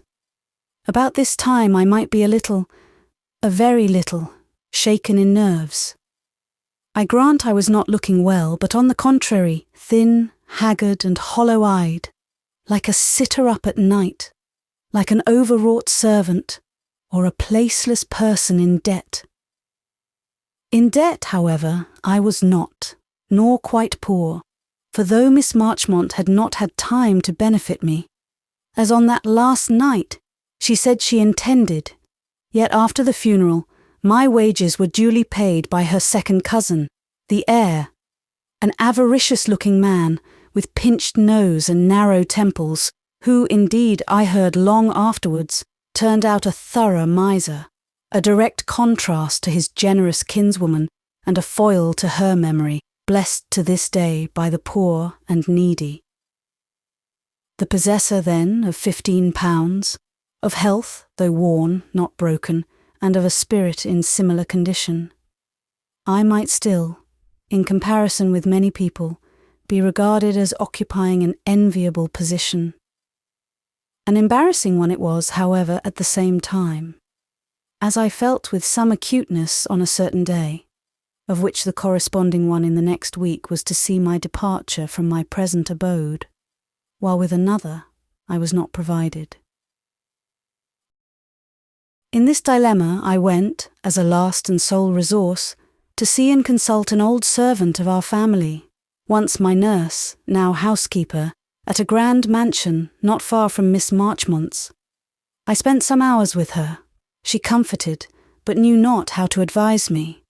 Still, all inward darkness, I left her about twilight. A walk of 2 miles lay before me. It was a clear, frosty night. In spite of my solitude, my poverty, and my perplexity, my heart, nourished and nerved with the vigour of a youth that had not yet counted 23 summers, beat light, and not feebly. Not feebly, I am sure, or I should have trembled in that lonely walk, which lay through still fields, and past neither village nor farmhouse, nor cottage. I should have quailed in the absence of moonlight, for it was by the leading of stars only I traced the dim path. I should have quailed still more in the unwonted presence of that which tonight shone in the north. A moving mystery, the aurora borealis. But this solemn stranger influenced me otherwise than through my fears. Some new power it seemed to bring. I drew in energy with the keen, low breeze that blew on its path. A bold thought was sent to my mind. My mind was made strong to receive it. "Leave this wilderness," it was said to me, "and go out hence." "Where?" was the query. I had not very far to look, gazing from this country parish in that flat, rich middle of England. I mentally saw within reach what I had never yet beheld with my bodily eyes. I saw London. The next day I returned to the hall, and asking once more to see the housekeeper, I communicated to her my plan. Mrs. Barrett was a grave, judicious woman, though she knew little more of the world than myself. But grave and judicious as she was, she did not charge me with being out of my senses. And indeed, I had a staid manner of my own, which ere now had been as good to me as cloak and hood of hodden grey, since under its favour I had been enabled to achieve with impunity and even approbation deeds that, if attempted with an excited and unsettled air, would in some minds have stamped me as a dreamer and zealot. The housekeeper was slowly propounding some difficulties, while she prepared orange rind for marmalade, when a child ran past the window and came bounding into the room. It was a pretty child, and as it danced, laughing, up to me, for we were not strangers, nor indeed was its mother, a young married daughter of the house, a stranger. I took it on my knee.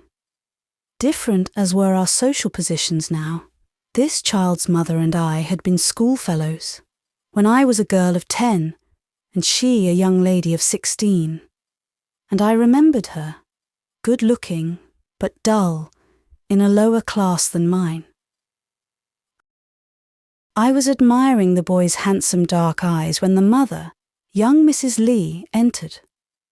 What a beautiful and kind-looking woman was the good-natured and comely but unintellectual girl become. Wifehood and maternity had changed her thus, as I have since seen them change others even less promising than she. Me she had forgotten. I was changed too, though not, I fear, for the better. I made no attempt to recall myself to her memory. Why should I? She came for her son to accompany her in a walk, and behind her followed a nurse carrying an infant. I only mention the incident because, in addressing the nurse, Mrs. Lee spoke French. Very bad French, by the way, and with an incorrigibly bad accent, again forcibly reminding me of our school days, and I found the woman was a foreigner. The little boy chattered volubly in French too. When the whole party were withdrawn, Mrs. Barrett remarked that her young lady had brought that foreign nurse home with her 2 years ago, on her return from a continental excursion, that she was treated almost as well as a governess, and had nothing to do but walk out with the baby and chatter French with Master Charles. And, added Mrs. Barrett, she says there are many English women in foreign families as well placed as she. I stored up this piece of casual information, as careful housewives store seemingly worthless shreds and fragments for which their prescient minds anticipate a possible use some day. Before I left my old friend, she gave me the address of a respectable old-fashioned inn in the city, which, she said, my uncles used to frequent in former days. In going to London, I ran less risk and evinced less enterprise than the reader may think. In fact, the distance was only 50 miles. My means would suffice both to take me there, to keep me a few days, and also to bring me back if I found no inducement to stay. I regarded it as a brief holiday, permitted for once to work weary faculties, rather than as an adventure of life and death. There is nothing like taking all you do at a moderate estimate. It keeps mind and body tranquil, whereas grandiloquent notions are apt to hurry both into fever. 50 miles were then a day's journey, for I speak of a time gone by. My hair, which, till a late period withstood the frosts of time, lies now, at last white, under a white cap, like snow beneath snow. About 9 o'clock of a wet February night, I reached London. My reader, I know, is one who would not thank me for an elaborate reproduction of poetic first impressions. And it is well, inasmuch as I had neither time nor mood to cherish such. Arriving as I did late, on a dark, raw and rainy evening, in a Babylon and a wilderness, of which the vastness and the strangeness tried to the utmost any powers of clear thought and steady self-possession with which, in the absence of more brilliant faculties, nature might have gifted me. When I left the coach, the strange speech of the cabmen and others waiting round seemed to me odd as a foreign tongue. I had never before heard the English language chopped up in that way. However, I managed to understand and to be understood, so far as to get myself and trunk safely conveyed to the old inn whereof I had the address.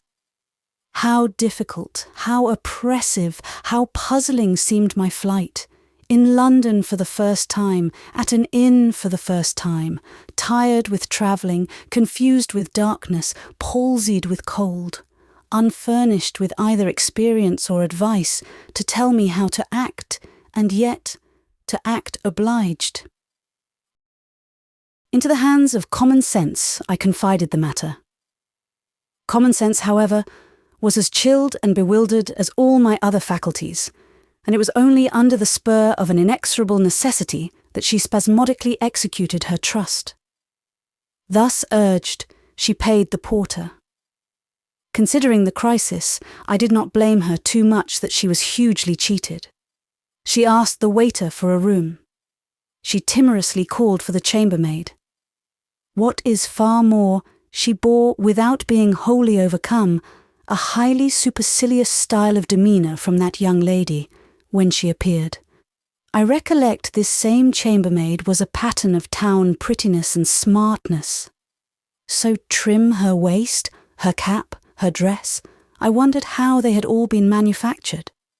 Her speech had an accent which in its mincing glibness seemed to rebuke mine as by authority.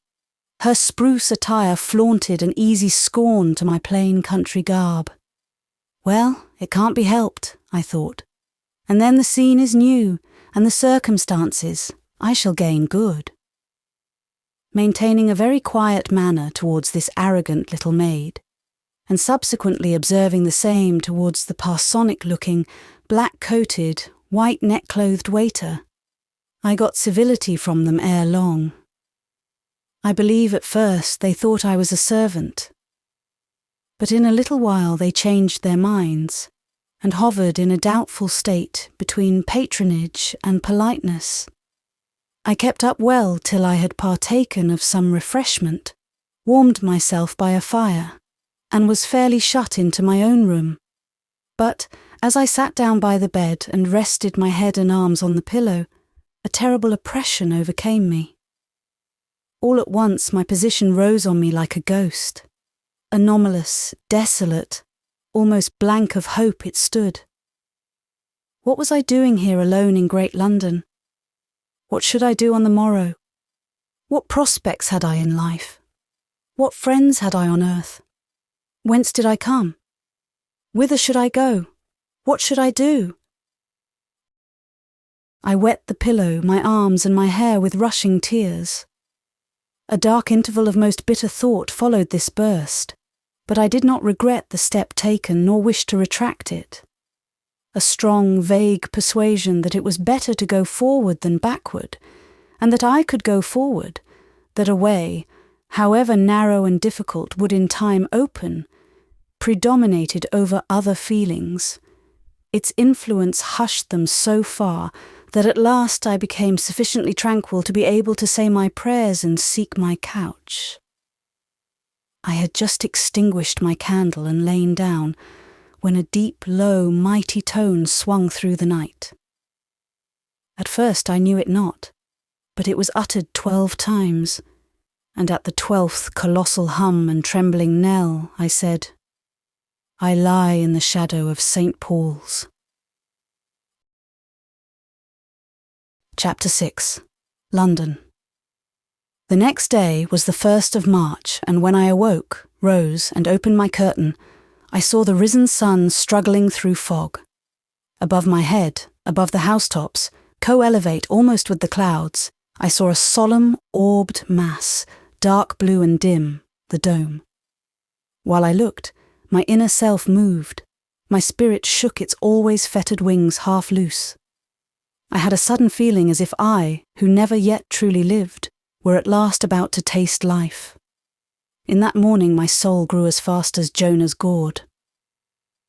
"I did well to come," I said, proceeding to dress with speed and care. "I like the spirit of this great London which I feel around me. Who but a coward would pass his whole life in hamlets, and forever abandon his faculties to the eating rust of obscurity?" Being dressed, I went down, not travel-worn and exhausted, but tidy and refreshed. When the waiter came in with my breakfast, I managed to accost him sedately, yet cheerfully. We had 10 minutes' discourse, in the course of which we became usefully known to each other. He was a grey-haired, elderly man, and it seemed had lived in his present place 20 years. Having ascertained this, I was sure he must remember my 2 uncles, Charles and Wilmot, who, 15 years ago, were frequent visitors here. I mentioned their names. He recalled them perfectly and with respect. Having intimated my connection, my position in his eyes was henceforth clear and on a right footing. He said, I was like my Uncle Charles. I suppose he spoke truth, because Mrs. Barrett was accustomed to say the same thing. A ready and obliging courtesy now replaced his former uncomfortably doubtful manner. Henceforth, I need no longer be at a loss for a civil answer to a sensible question. The street on which my little sitting-room window looked was narrow, perfectly quiet, and not dirty. The few passengers were just such as one sees in provincial towns. Here was nothing formidable. I felt sure I might venture out alone. Having breakfasted, out I went. Elation and pleasure were in my heart. To walk alone in London seemed of itself an adventure. Presently, I found myself in Paternoster Row. Classic ground this. I entered a bookseller's shop, kept by one Jones. I bought a little book, a piece of extravagance I could ill afford, but I thought I would one day give or send it to Mrs. Barrett. Mr. Jones, a dried-in man of business, stood behind his desk. He seemed one of the greatest, and I one of the happiest of beings. Prodigious was the amount of life I lived that morning. Finding myself before St. Paul's, I went in. I mounted to the dome. I saw thence London, with its river and its bridges and its churches. I saw antique Westminster and the green Temple Gardens with sun upon them, and a glad blue sky of early spring above, and between them and it, not too dense, a cloud of haze. Descending, I went wandering whither chance might lead, in a still ecstasy of freedom and enjoyment, and I got, I know not how, I got into the heart of city life. I saw and felt London at last. I got into the Strand, I went up Cornhill, I mixed with the life passing along, I dared the perils of crossings. To do this and to do it utterly alone gave me perhaps an irrational but a real pleasure. Since those days I have seen the West End, the parks, the fine squares, but I love the city far better. The city seems so much more in earnest. Its business, its rush, its roar are such serious things, sights and sounds. The city is getting its living, the West End but enjoying its pleasure. At the West End you may be amused, but in the city you are deeply excited. Faint at last, and hungry, it was years since I had felt such healthy hunger. I returned, about 2 o'clock, to my dark, old and quiet inn. I dined on 2 dishes, a plain joint and vegetables. Both seemed excellent. How much better than the small, dainty messes Miss Marchmont's cook used to send up to my kind dead mistress and me, and to the discussion of which we could not bring half an appetite between us. Delightfully tired, I lay down on 3 chairs for an hour. The room did not boast a sofa. I slept. Then I woke and thought for 2 hours. My state of mind, and all accompanying circumstances, were just now such as most to favour the adoption of a new, resolute, and daring, perhaps desperate line of action. I had nothing to lose. Unutterable loathing of a desolate existence past forbade return. If I failed in what I now designed to undertake, who save myself would suffer? If I died far away from home, I was going to say, but I had no home. From England, then, who would weep? I might suffer. I was inured to suffering. Death itself had not, I thought, those terrors for me which it has for the softly reared. I had, ere this, looked on the thought of death with a quiet eye. Prepared then for any consequences, I formed a project. That same evening, I obtained from my friend the waiter information respecting the sailing of vessels for a certain continental port, Boumarine. No time, I found, was to be lost. That very night I must take my berth. I might, indeed, have waited till the morning before going on board, but would not run the risk of being too late. "Better take your berth at once, ma'am," counselled the waiter. I agreed with him, and having discharged my bill, and acknowledged my friend's services at a rate which I now know was princely, and which in his eyes must have seemed absurd, and indeed, while pocketing the cash, he smiled a faint smile which intimated his opinion of the donor's savoir-faire, he proceeded to call a coach. To the driver, he also recommended me, giving at the same time an injunction about taking me, I think, to the wharf, and not leaving me to the watermen, which that functionary promised to observe, but failed in keeping his promise. On the contrary, he offered me up as an oblation, served me as a dripping roast, making me alight in the midst of a throng of watermen. This was an uncomfortable crisis. It was a dark night. The coachman instantly drove off as soon as he had got his fare. The watermen commenced a struggle for me and my trunk. Their oaths I hear at this moment. They shook my philosophy more than did the night, or the isolation, or the strangeness of the scene. One laid hands on my trunk. I looked on and waited quietly. But when another laid hands on me, I spoke up, shook off his touch, stepped at once into a boat, desired austerely that the trunk should be placed beside me, just there, which was instantly done. For the owner of the boat I had chosen became now an ally. I was rowed off. Black was the river as a torrent of ink. Lights glanced on it from the piles of building round. Ships rocked on its bosom. They rowed me up to several vessels. I read by lantern light their names painted in great white letters on a dark ground. The Ocean, the Phoenix, the Consort, the Dolphin were passed in turns. But the Vivid was my ship, and it seemed she lay further down. Down the sable flood we glided. I thought of the Styx, and of Charon rowing some solitary soul to the land of shades. Amidst the strange scene, with a chilly wind blowing in my face, and midnight clouds dropping rain above my head. With 2 rude rowers for companions, whose insane oaths still tortured my ear, I asked myself if I was wretched or terrified. I was neither. Often in my life have I been far more so under comparatively safe circumstances. "How is this?" said I. "Methinks I am animated and alert instead of being depressed and apprehensive." I could not tell how it was. The Vivid started out, white and glaring from the black night at last. "Here you are," said the waterman, and instantly demanded 6 shillings. "You ask too much," I said. He drew off from the vessel, and swore he would not embark me till I paid it. A young man, the steward as I found afterwards, was looking over the ship's side. He grinned a smile in anticipation of the coming contest. To disappoint him, I paid the money. 3 times that afternoon, I had given crowns where I should have given shillings. But I consoled myself with the reflection, it is the price of experience. "They've cheated you," said the steward exultingly when I got on board. I answered phlegmatically that I knew it and went below.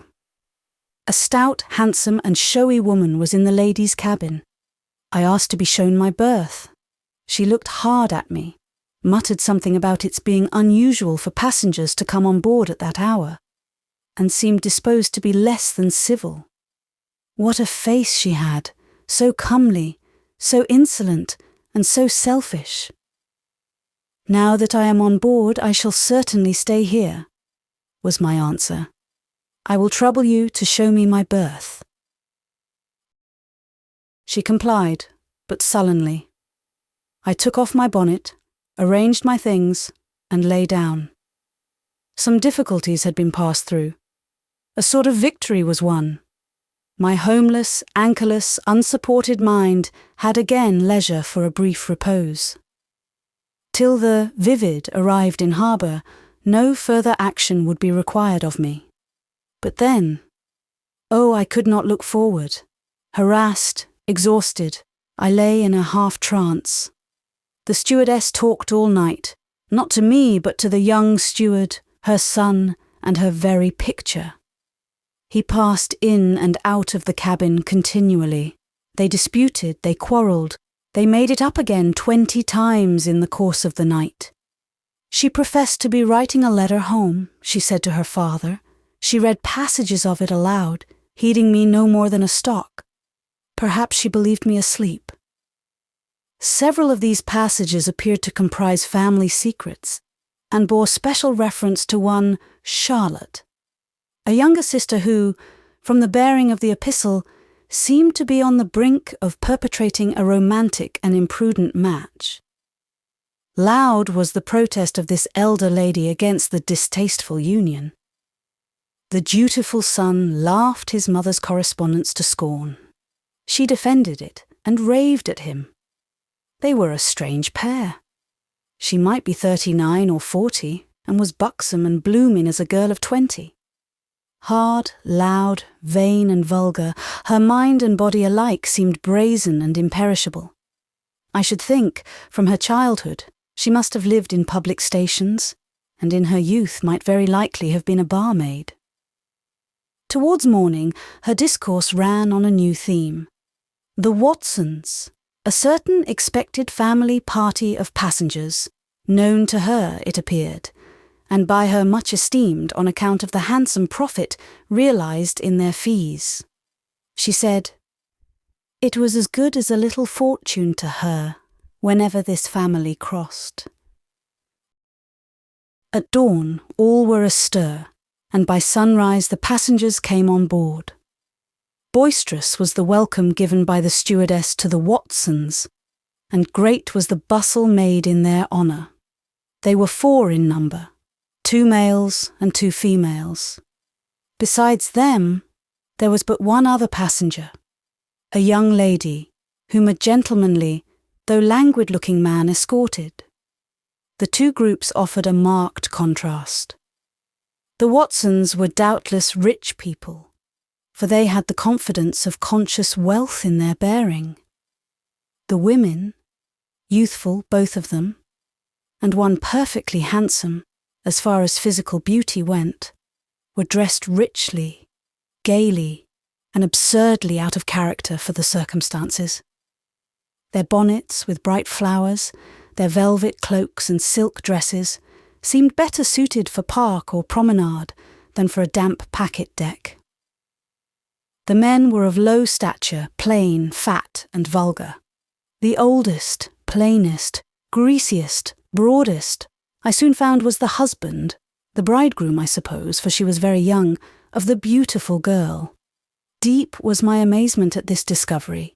and deeper still when I perceived that, instead of being desperately wretched in such a union, she was gay, even to giddiness. Her laughter, I reflected, must be the mere frenzy of despair. And even while this thought was crossing my mind, as I stood leaning quiet and solitary against the ship's side, she came tripping up to me, an utter stranger, with a camp stool in her hand, and smiling a smile of which the levity puzzled and startled me. Though it showed a perfect set of perfect teeth, she offered me the accommodation of this piece of furniture. I declined it, of course, with all the courtesy I could put into my manner. She danced off, heedless and lightsome. She must have been good-natured. But what had made her marry that individual, who was at least as much like an oil barrel as a man? The other lady passenger, with the gentleman companion, was quite a girl, pretty and fair. Her simple print dress, untrimmed straw bonnet and large shawl, gracefully worn, formed a costume plain to Quakerism, yet, for her, becoming enough. Before the gentleman quitted her, I observed him throwing a glance of scrutiny over all the passengers, as if to ascertain in what company his charge would be left. With a most dissatisfied air did his eye turn from the ladies with the gay flowers.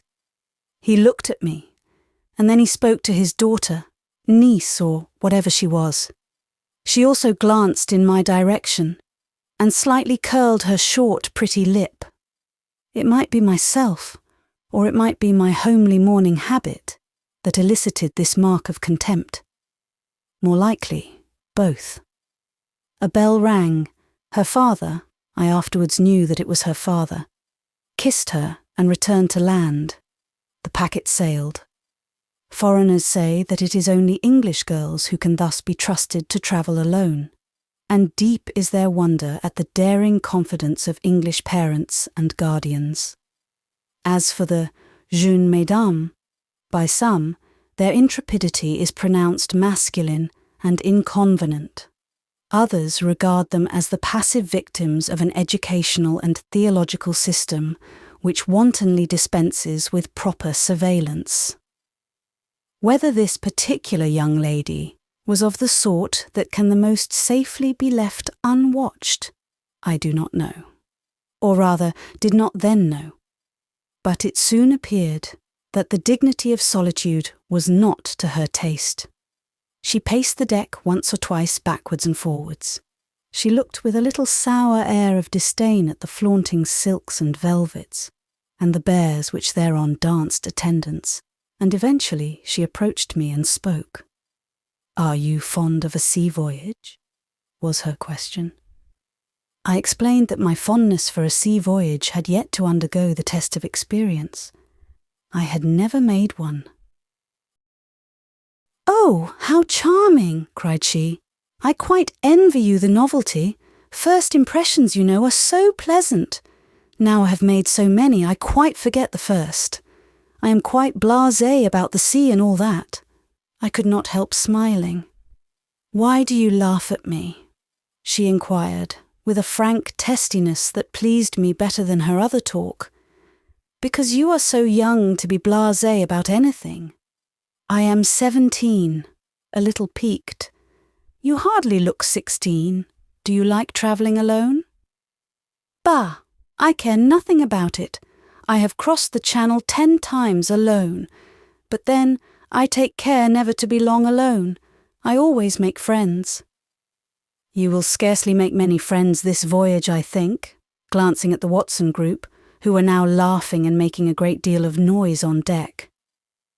"Not of those odious men and women," said she. "Such people should be steerage passengers. Are you going to school?" "No." "Where are you going?" "I have not the least idea, beyond at least the port of Bouée-Marine." She stared, then carelessly ran on. "I am going to school? Oh, the number of foreign schools I have been at in my life, and yet I am quite an ignoramus. I know nothing in the world, I assure you. except that I play and dance beautifully, and French and German of course I know to speak, but I can't read or write them very well. Do you know they wanted me to translate a page of an easy German book into English the other day, and I couldn't do it. Papa was so mortified. He says it looks as if Monsieur de Bassompierre, my godpapa, who pays all my school bills, had thrown away all his money. And then in matters of information, in history, geography, arithmetic, and so on, I am quite a baby, and I write English so badly, such spelling and grammar, they tell me. Into the bargain, I have quite forgotten my religion. They call me a Protestant, you know, but really I am not sure whether I am one or not. I don't well know the difference between Romanism and Protestantism. However, I don't in the least care for that. I was a Lutheran once at Bonn. Dear Bonn, charming Bonn, where there were so many handsome students. Every nice girl in our school had an admirer. They knew our hours for walking out, and almost always passed us on the promenade. Schönes Mädchen, we used to hear them say. I was excessively happy at Bonn. And where are you now? I inquired. Oh, at Chose, said she. Now, Miss Ginevra Fanshawe, such was this young person's name, only substituted this word chose, in temporary oblivion of the real name. It was a habit she had. Chose came in at every turn in her conversation, the convenient substitute for any missing word in any language she might chance at the time to be speaking. French girls often do the like. From them she had caught the custom. Chose, however, I found in this instance, stood for Villette, the great capital of the great kingdom of La Basse-Cour. Do you like Villette? I asked. Pretty well. The natives, you know, are intensely stupid and vulgar, but there are some nice English families. Are you in a school? Yes. A good one? Oh, no, horrid.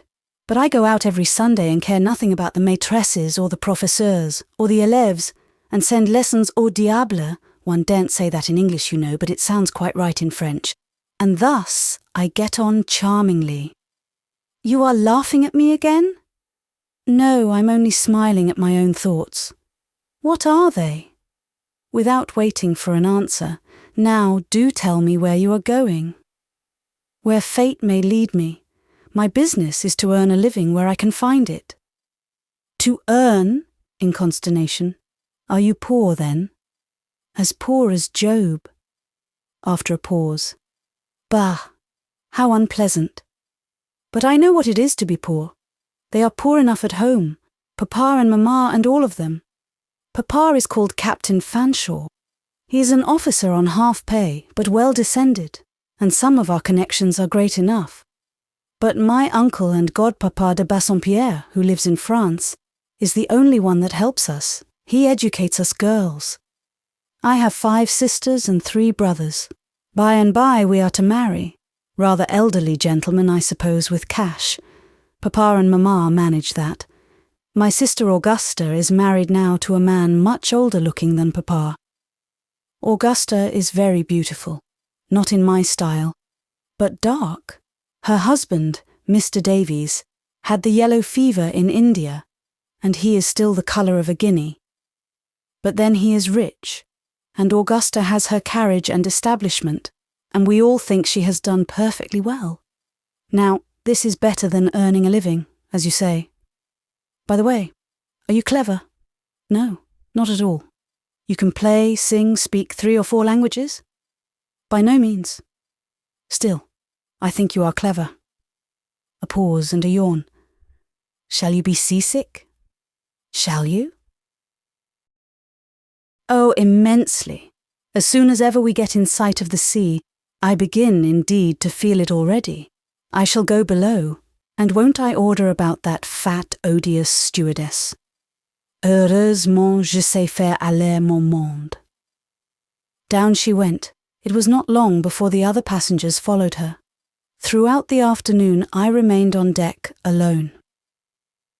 When I recall the tranquil and even happy mood in which I passed those hours, and remember at the same time the position in which I was placed, its hazardous, some would have said its hopeless, character. I feel that as stone walls do not a prison make, nor iron bars a cage, so peril, loneliness, an uncertain future are not oppressive evils, so long as the frame is healthy and the faculties are employed. So long, especially, as liberty lends us her wings and hope guides us by her star. I was not sick till long after we passed Margate, and deep was the pleasure I drank in with the sea breeze, divine the delight I drew from the heaving channel waves, from the seabirds on their ridges, from the white sails on their dark distance, from the quiet yet beclouded sky, overhanging all. In my reverie methought I saw the continent of Europe, like a wide dreamland far away. Sunshine lay on it, making the long coast one line of gold, tiniest tracery of clustered town and snow-gleaming tower, of woods deep-massed, of heights serrated, of smooth pasturage and veiny stream, embossed the metal-bright prospect. For background, spread a sky, solemn and dark blue, and grand with imperial promise, soft with tints of enchantment, strode from north to south a god-bent bow, an arch of hope. Cancel the whole of that, if you please, reader, or rather let it stand, and draw thence a moral, an alliterative, text-hand copy. Daydreams are delusions of the demon. Becoming excessively sick, I faltered down into the cabin. Miss Fanshaw's berth chanced to be next mine, and, I am sorry to say, she tormented me with an unsparing selfishness during the whole time of our mutual distress. Nothing could exceed her impatience and fretfulness. The Watsons, who were very sick too, and on whom the stewardess attended with shameless partiality, were stoics compared with her. Many a time since have I noticed, in persons of Ginevra Fanshaw's light, careless temperament, and fair, fragile style of beauty, an entire incapacity to endure.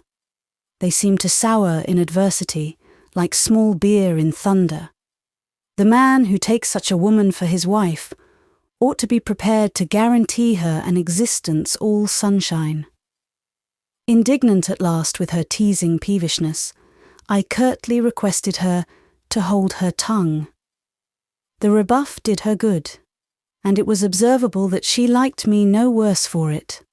As dark night drew on, the sea roughened, larger waves swayed strong against the vessel's side.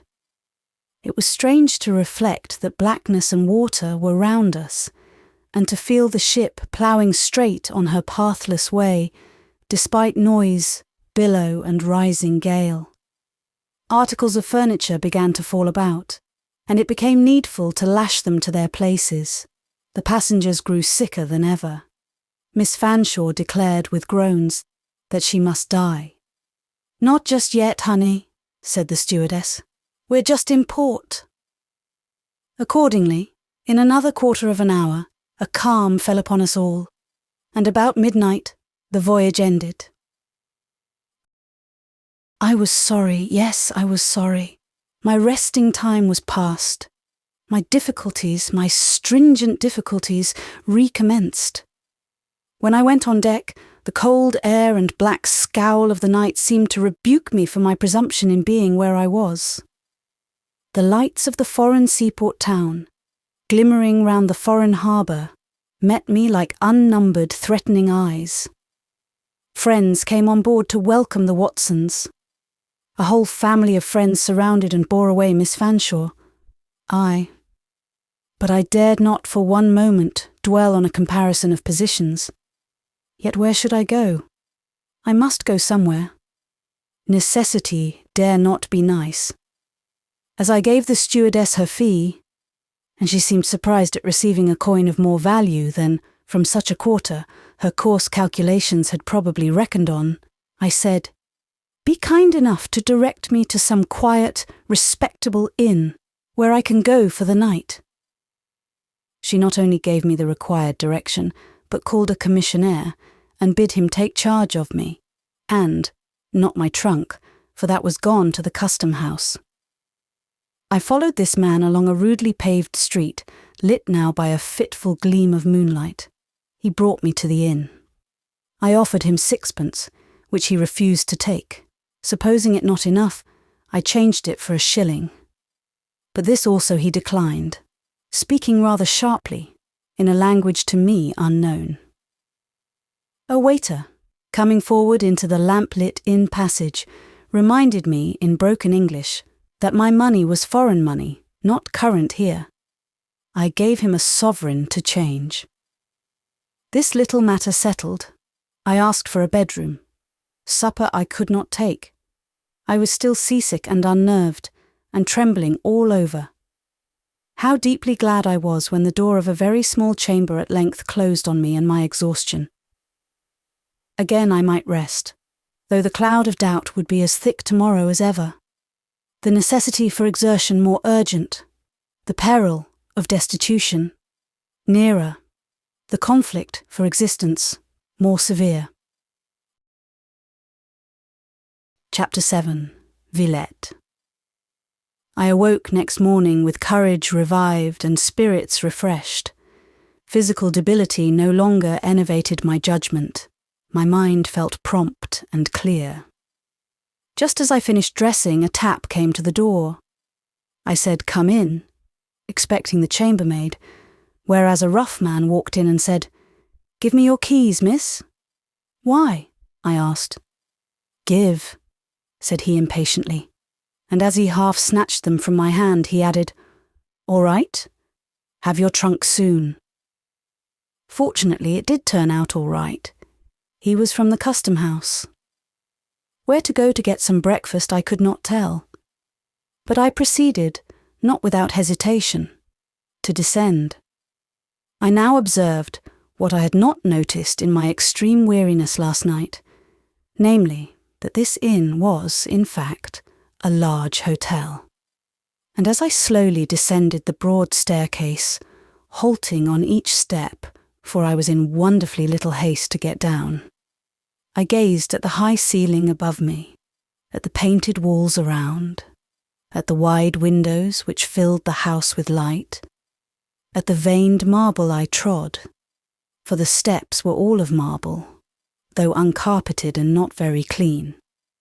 And contrasting all this with the dimensions of the closet assigned to me as a chamber, with the extreme modesty of its appointments, I fell into a philosophizing mood.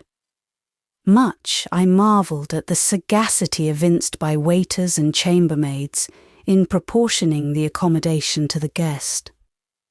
How could inn-servants and ship stewardesses everywhere tell at a glance that I, for instance, was an individual of no social significance and little burdened by cash? They did know it, evidently. I saw quite well that they all, in a moment's calculation, estimated me at about the same fractional value. The fact seemed to me curious and pregnant. I would not disguise from myself what it indicated, yet managed to keep up my spirits pretty well under its pressure. Having at last landed in a great hall full of skylight glare, I made my way somehow to what proved to be the coffee room. It cannot be denied that on entering this room I trembled somewhat, felt uncertain, solitary, wretched, wished to heaven I knew whether I was doing right or wrong, felt convinced that it was the last, but could not help myself. Acting in the spirit and with the calm of a fatalist, I sat down at a small table to which a waiter presently brought me some breakfast, and I partook of that meal in a frame of mind not greatly calculated to favour digestion. There were many other people breakfasting at other tables in the room. I should have felt rather more happy if amongst them all I could have seen any women. However, there was not one. All present were men. But nobody seemed to think I was doing anything strange. One or two gentlemen glanced at me occasionally, but none stared obtrusively. I suppose if there was anything eccentric in the business, they accounted for it by this word, Anglaise. Breakfast over, I must again move. In what direction? Go to Villette, said an inward voice, prompted doubtless by the recollection of this slight sentence uttered carelessly and at random by Miss Fanshawe as she bid me good-bye. I wish you would come to Madame Beck's. She has some marmots whom you might look after. She wants an English gouvernante, or was wanting one 2 months ago. Who Madame Beck was, where she lived, I knew not. I had asked, but the question passed unheard. Miss Fanshawe, hurried away by her friends, left it unanswered. I presumed Villette to be her residence. To Villette I would go. The distance was 40 miles. I knew I was catching at straws, but in the wide and weltering deep where I found myself, I would have caught at cobwebs. Having inquired about the means of travelling to Villette and secured a seat in the diligence, I departed on the strength of this outline, this shadow of a project. Before you pronounce on the rashness of the preceding, reader, look back to the point whence I started.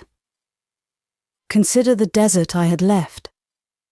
Note how little I perilled. Mine was the game where the player cannot lose and may win. Of an artistic temperament, I deny that I am. Yet I must possess something of the artist's faculty of making the most of present pleasure, that is to say, when it is of the kind to my taste. I enjoyed that day, though we travelled slowly, though it was cold, though it rained. Somewhat bare, flat, and treeless was the route along which our journey lay, and slimy canals crept like half-torpid green snakes beside the road, and formal pollard willows edged level fields, tilled like kitchen garden beds. The sky, too, was monotonously grey. The atmosphere was stagnant and humid, yet amidst all these deadening influences, my fancy budded fresh, and my heart basked in sunshine. These feelings, however, were well kept in check by the secret but ceaseless consciousness of anxiety lying in wait on enjoyment. Like a tiger crouched in a jungle.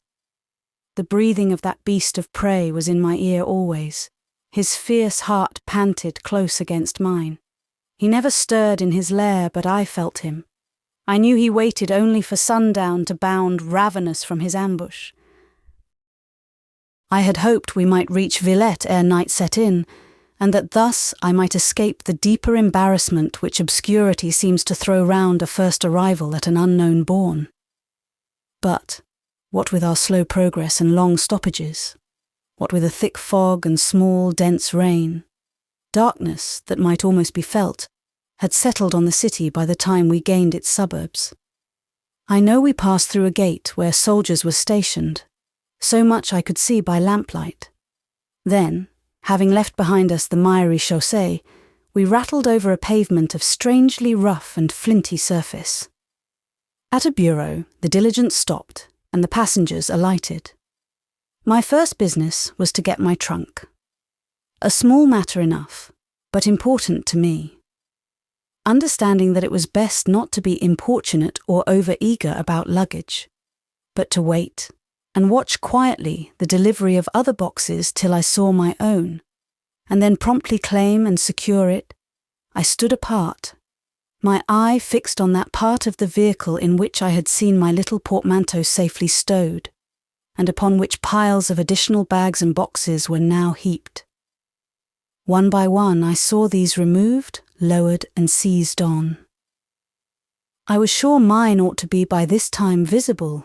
It was not. I had tied on the direction card with a piece of green ribbon, that I might know it at a glance. Not a fringe or fragment of green was perceptible. Every package was removed, every tin case and brown paper parcel, the oilcloth cover was lifted. I saw with distinct vision that not an umbrella, cloak, cane, hat box or bandbox remained, and my portmanteau, With my few clothes and little pocketbook enclasping the remnant of my £15, where were they? I ask this question now, but I could not ask it then. I could say nothing whatever. Not possessing a phrase of speaking French, and it was French, and French only, the whole world seemed now gabbling around me. What should I do?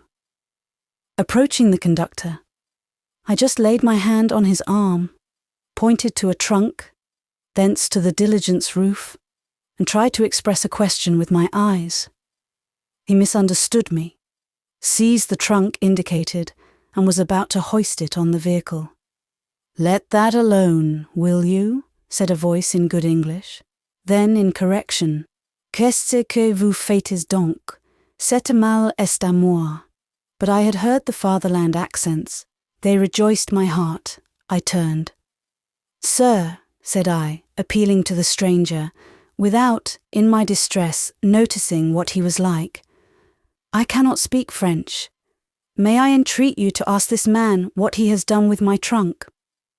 Without discriminating, for the moment, what sort of face it was to which my eyes were raised, and on which they were fixed, I felt in its expression half surprise at my appeal, and half doubt of the wisdom of interference. "Do ask him. I would do as much for you," said I. I don't know whether he smiled, but he said in a gentlemanly tone, that is to say, a tone not hard nor terrifying, "What sort of trunk was yours?" I described it, including in my description the green ribbon, and forthwith he took the conductor under hand, and I felt, through all the storm of French which followed, that he raked him fore and aft. Presently he returned to me. "The fellow avers he was overloaded, and confesses that he removed your trunk after you saw it put on, and has left it behind at Boumarine with other parcels. He has promised, however, to forward it tomorrow. The day after, therefore, you will find it safe at this bureau." "Thank you," said I, but my heart sank. Meantime, what should I do? Perhaps this English gentleman saw the failure of courage in my face. He inquired kindly, "Have you any friends in this city?"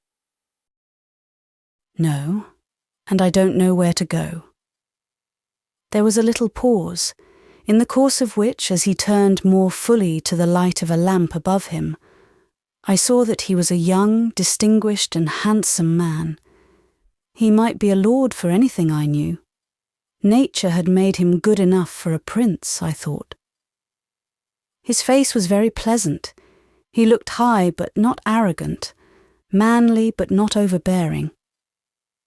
I was turning away, in the deep consciousness of all absence of claim, to look for further help from such a one as he. "Was all your money in your trunk?" he asked, stopping me.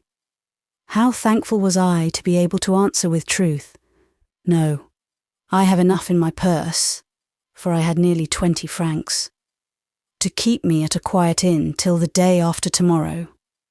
But I am quite a stranger in Villette, and don't know the streets and the inns." "I can give you the address of such an inn as you want," said he, "and it is not far off. With my direction you will easily find it." He tore a leaf from his pocketbook, wrote a few words, and gave it to me. I did think him kind, and as to distrusting him, or his advice, or his address, I should almost as soon have thought of distrusting the Bible. There was goodness in his countenance, and honour in his bright eyes. "Your shortest way will be to follow the boulevard and cross the park," he continued.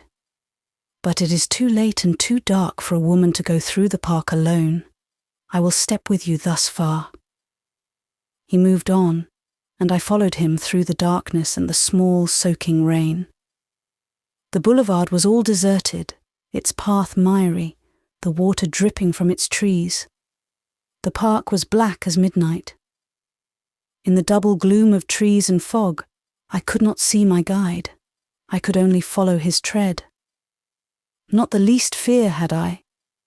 I believe I would have followed that frank tread through continual night to the world's end.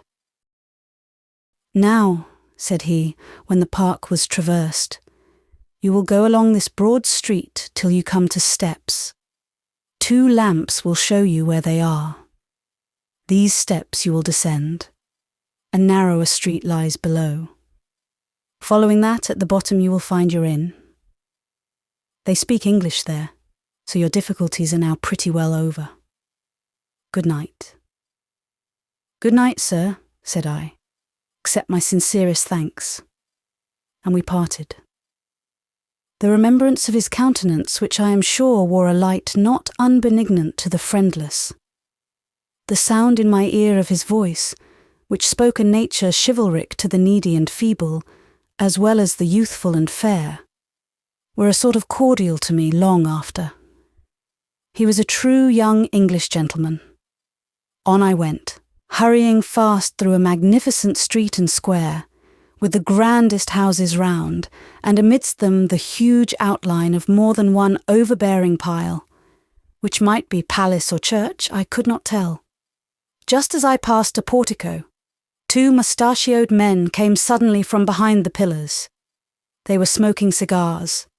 Their dress implied pretensions to the rank of gentlemen. But poor things, they were very plebeian in soul. They spoke with insolence, and fast as I walked, they kept pace with me a long way. At last, I met a sort of patrol, and my dreaded hunters were turned from the pursuit, but they had driven me beyond my reckoning. When I could collect my faculties, I no longer knew where I was. The staircase I must long since have passed. Puzzled, out of breath, all my pulses throbbing in inevitable agitation, I knew not where to turn. It was terrible to think of again encountering those bearded, sneering simpletons. Yet the ground must be retraced, and the steps sought out. I came at last to an old and worn flight, and taking it for granted that this must be the one indicated, I descended them.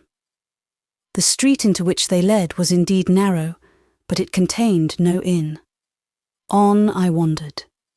In a very quiet and comparatively clean and well-paved street, I saw a light burning over the door of a rather large house, loftier by a story than those round it. This might be the inn at last. I hastened on. My knees now trembled under me. I was getting quite exhausted. No inn was this.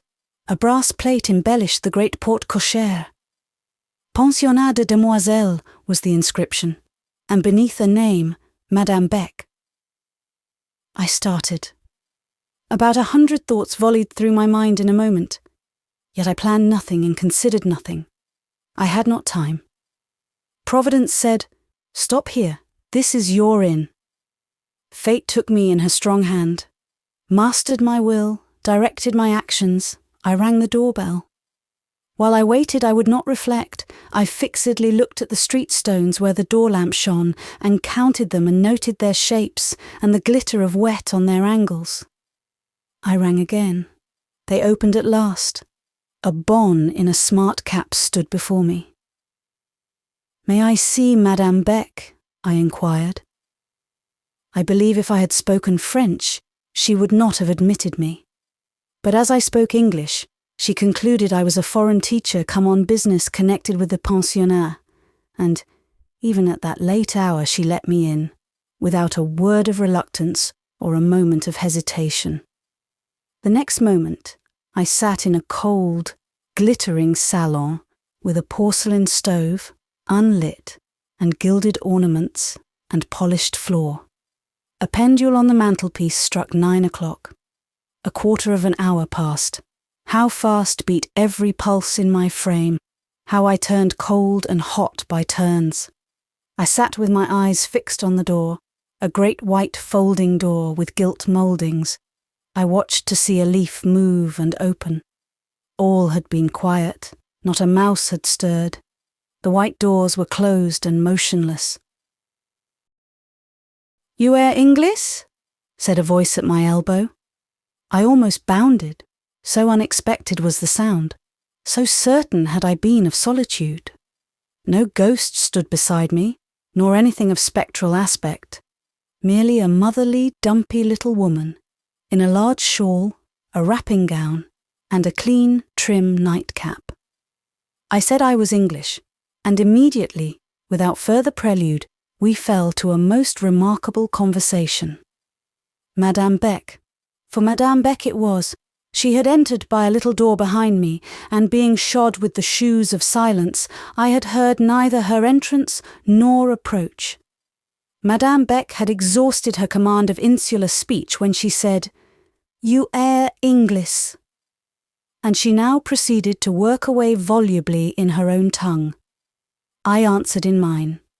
She partly understood me, but as I did not at all understand her, though we made together an awful clamour, anything like Madame's gift of utterance I had not hitherto heard or imagined, we achieved little progress. She rang, ere long, for aid, which arrived in the shape of a maîtresse, who had been partly educated in an Irish convent and was esteemed a perfect adept in the English language. A bluff little personage this maîtresse was, la basse-courienne from top to toe, and how she did slaughter the speech of Albion. However, I told her a plain tale, which she translated. I told her how I had left my own country, intent on extending my knowledge and gaining my bread, how I was ready to turn my hand to any useful thing, provided it was not wrong or degrading, how I would be a child's nurse or a lady's maid, and would not refuse even housework adapted to my strength. Madame heard this, and questioning her countenance, I almost thought the tale won her ear. Il n'y a que les Anglaises pour ces sortes d'entreprises, said she. Sont-elles donc intrépides ces femmes-là? She asked my name, my age. She sat and looked at me, not pityingly, not with interest.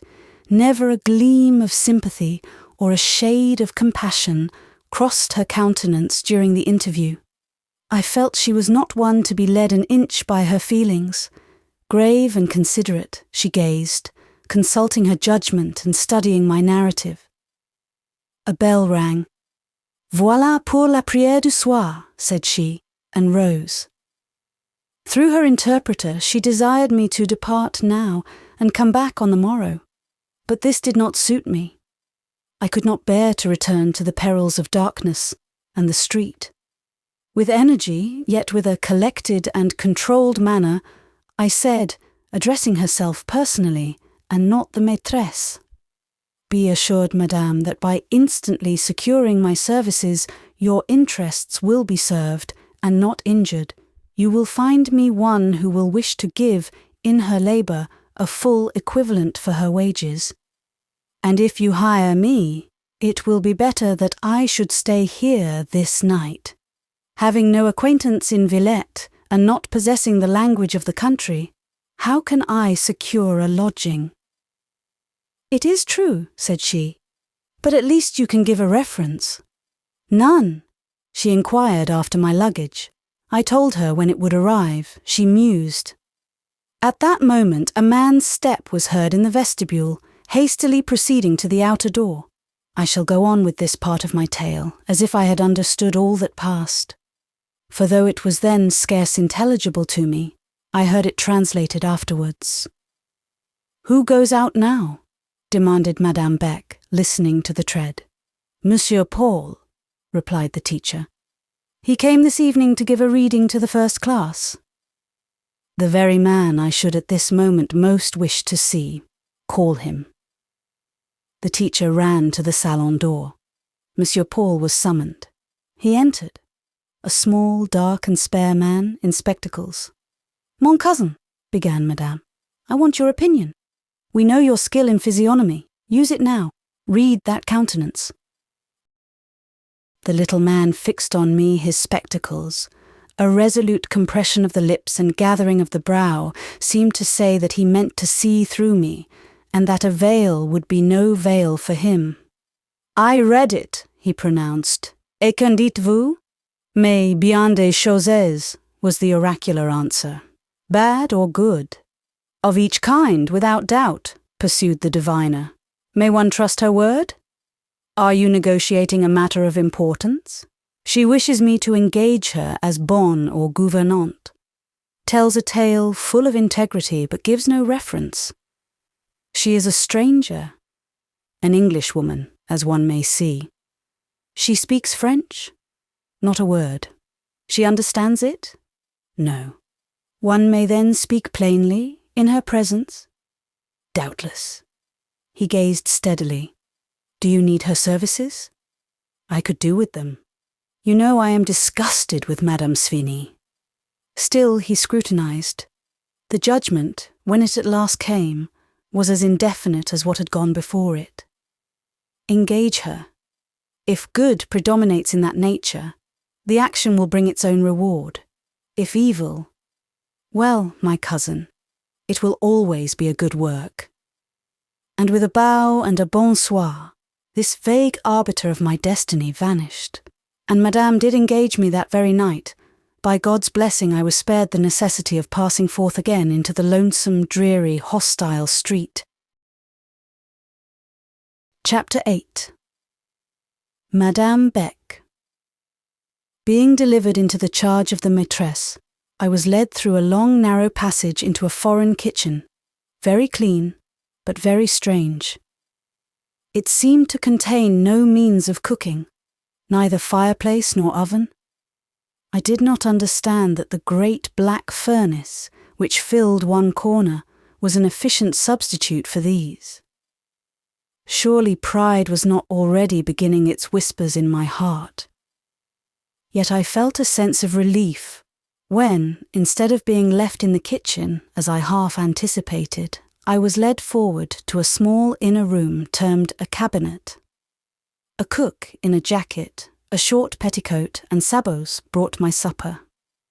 To wit, some meat, nature unknown, served in an odd and acid but pleasant sauce. Some chopped potatoes made savoury with, I know not what, vinegar and sugar, I think, a tartine, or slice of bread and butter, and a baked pear. Being hungry, I ate and was grateful. After the prière du soir, Madame herself came to have another look at me. She desired me to follow her upstairs.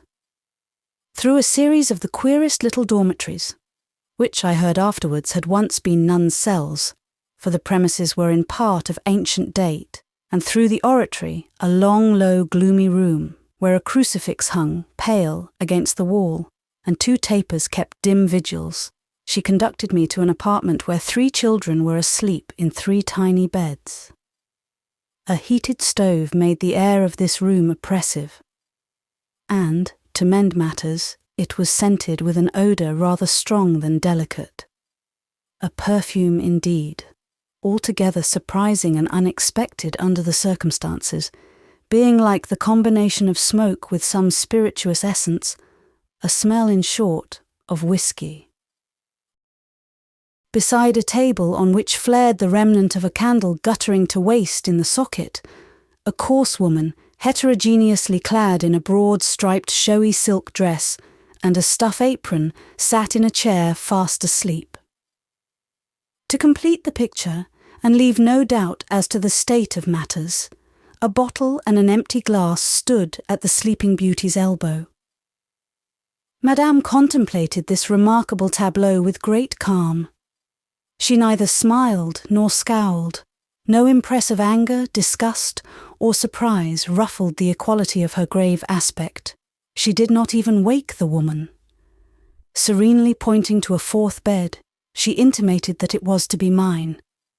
Then, having extinguished the candle and substituted for it a night lamp, she glided through an inner door, which she left ajar, the entrance to her own chamber, a large, well-furnished apartment, as was discernible through the aperture.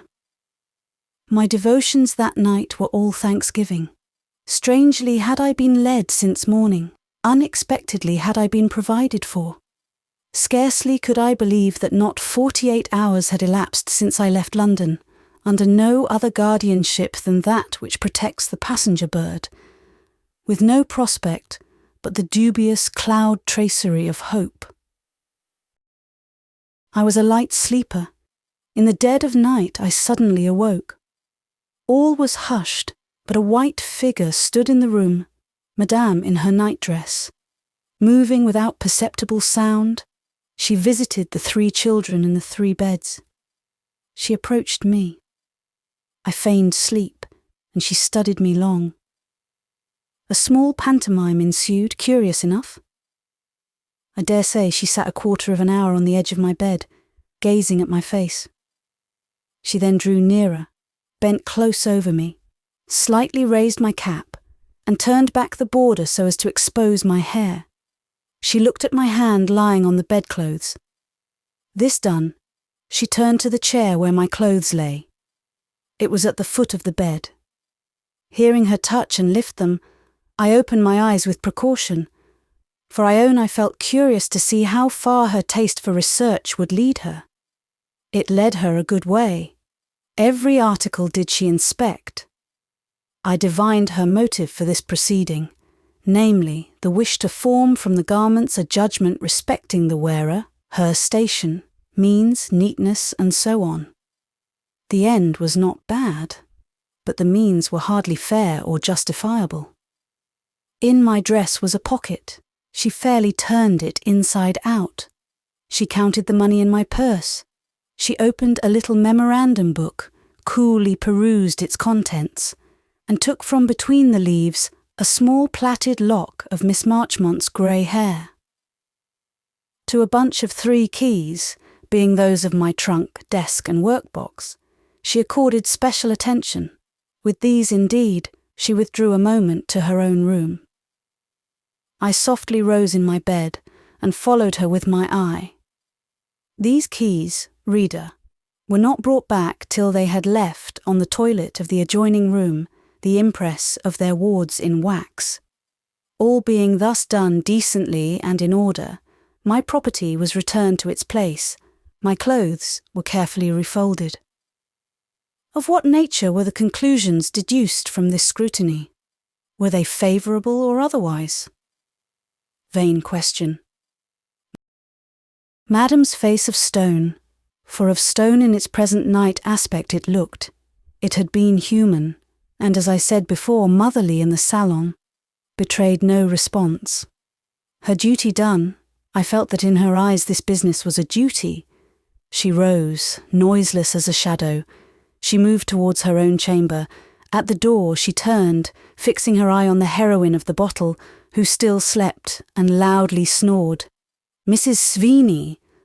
I presume this was Mrs. Sweeney, Anglis or Hibernice Sweeney. Mrs. Sweeney's doom was in Madame Beck's eye, an immutable purpose that I spoke. Madame's visitations for shortcomings might be slow, but they were sure. All this was very un-English. Truly, I was in a foreign land. The morrow made me further acquainted with Mrs. Sweeney. It seems she had introduced herself to her present employer as an English lady in reduced circumstances, a native, indeed, of Middlesex, professing to speak the English tongue with the purest metropolitan accent.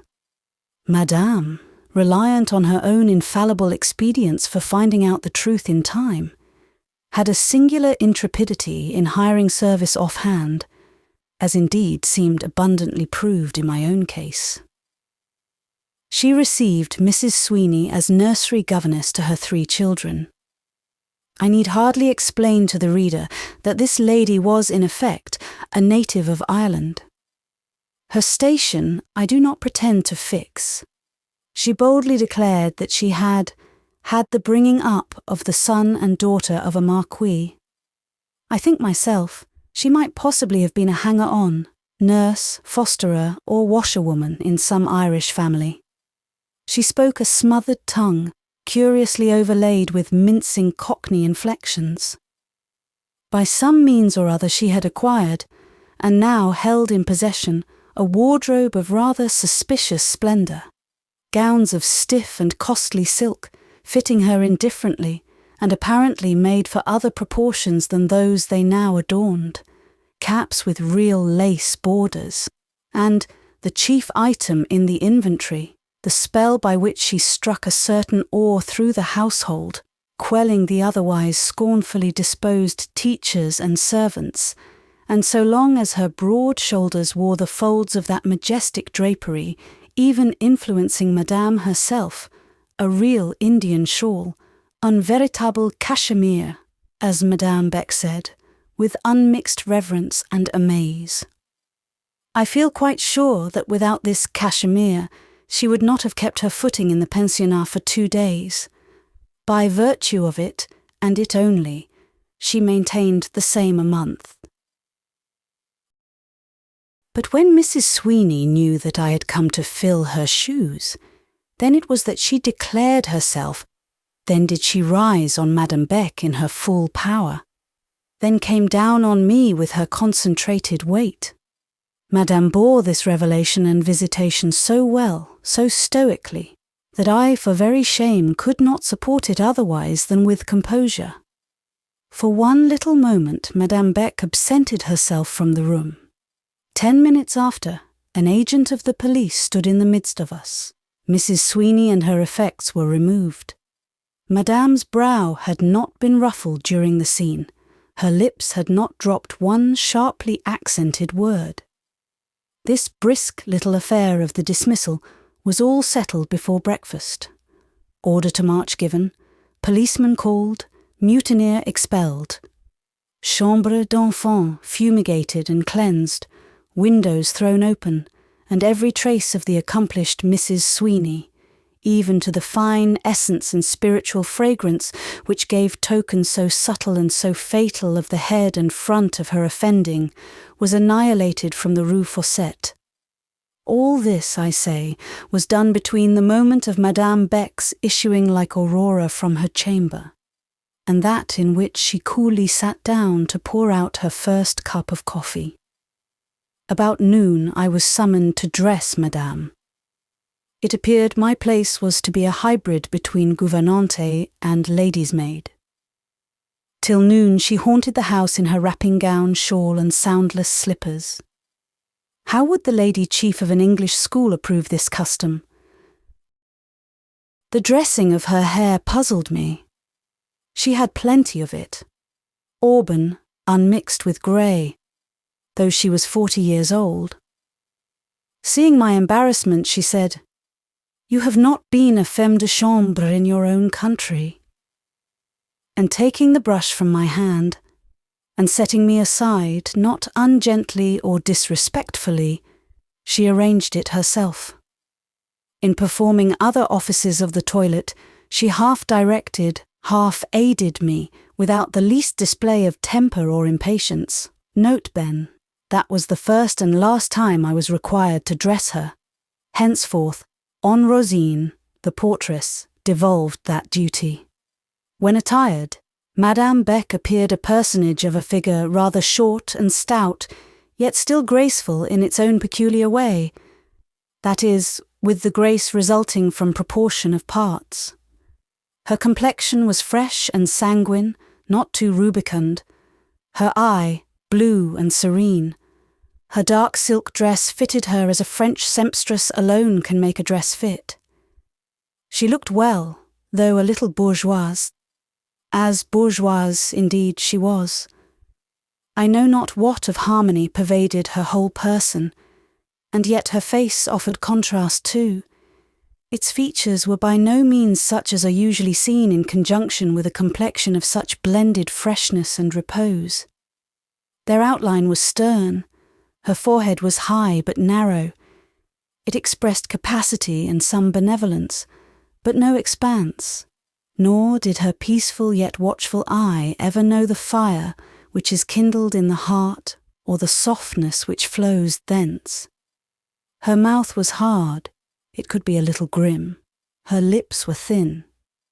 For sensibility and genius, with all their tenderness and temerity, I felt somehow that Madame would be the right sort of Minos in petticoats. In the long run, I found she was something else in petticoats too. Her name was Modeste Maria Beck, née Kint. It ought to have been Ignacia. She was a charitable woman and did a great deal of good. There never was a mistress whose rule was milder.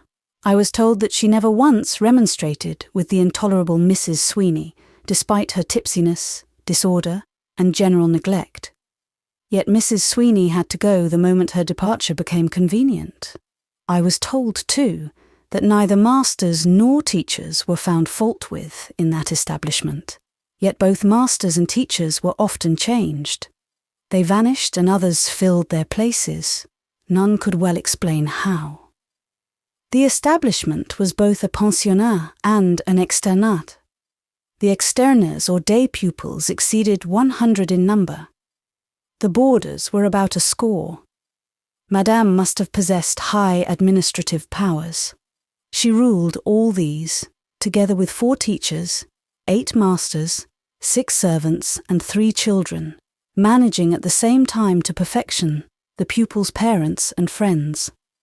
And that without apparent effort, without bustle, fatigue, fever, or any symptom of undue excitement. Occupied she always was, busy, rarely. It is true that Madame had her own system for managing and regulating this mass of machinery, and a very pretty system it was. The reader has seen a specimen of it in that small affair of turning my pocket inside out and reading my private memoranda. Surveillance, espionage, these were her watchwords. Still, Madame knew what honesty was, and liked it. That is, when it did not obtrude its clumsy scruples in the way of her will and interest. She had a respect for Angleterre, and as to les Anglaises, she would have the women of no other country about her own children, if she could help it. Often in the evening, after she had been plotting and counterplotting, spying and receiving the reports of spies all day, she would come up to my room, a trace of real weariness on her brow, and she would sit down and listen while the children said their little prayers to me in English. The Lord's Prayer, and the hymn beginning "Gentle Jesus," these little Catholics were permitted to repeat at my knee, and when I had put them to bed, she would talk to me. I soon gained enough French to be able to understand, and even answer her, about England and English women, and the reasons for what she was pleased to term their superior intelligence and more real and reliable probity. Very good sense she often showed, very sound opinions she often broached. She seemed to know that keeping girls in distrustful restraint, in blind ignorance, and under a surveillance that left them no moment and no corner for retirement, was not the best way to make them grow up honest and modest women. But she averred that ruinous consequences would ensue if any other method were tried with continental children. They were so accustomed to restraint that relaxation, however guarded, would be misunderstood and fatally presumed on. She was sick, she would declare, of the means she had to use, but use them she must. And after discoursing, often with dignity and delicacy, to me, she would move away on her souliers de silence and glide ghost-like through the house, watching and spying everywhere, peering through every keyhole, listening behind every door. After all, Madame's system was not bad. Let me do her justice. Nothing could be better than all her arrangements for the physical well-being of her scholars. No minds were overtasked. The lessons were well distributed and made incomparably easy to the learner. There was a liberty of amusement and a provision for exercise which kept the girls healthy. The food was abundant and good. Neither pale nor puny faces were anywhere to be seen in the Rue Fossette. She never grudged a holiday. She allowed plenty of time for sleeping, dressing, washing, eating. Her method in all these matters was easy, liberal, salutary, and rational.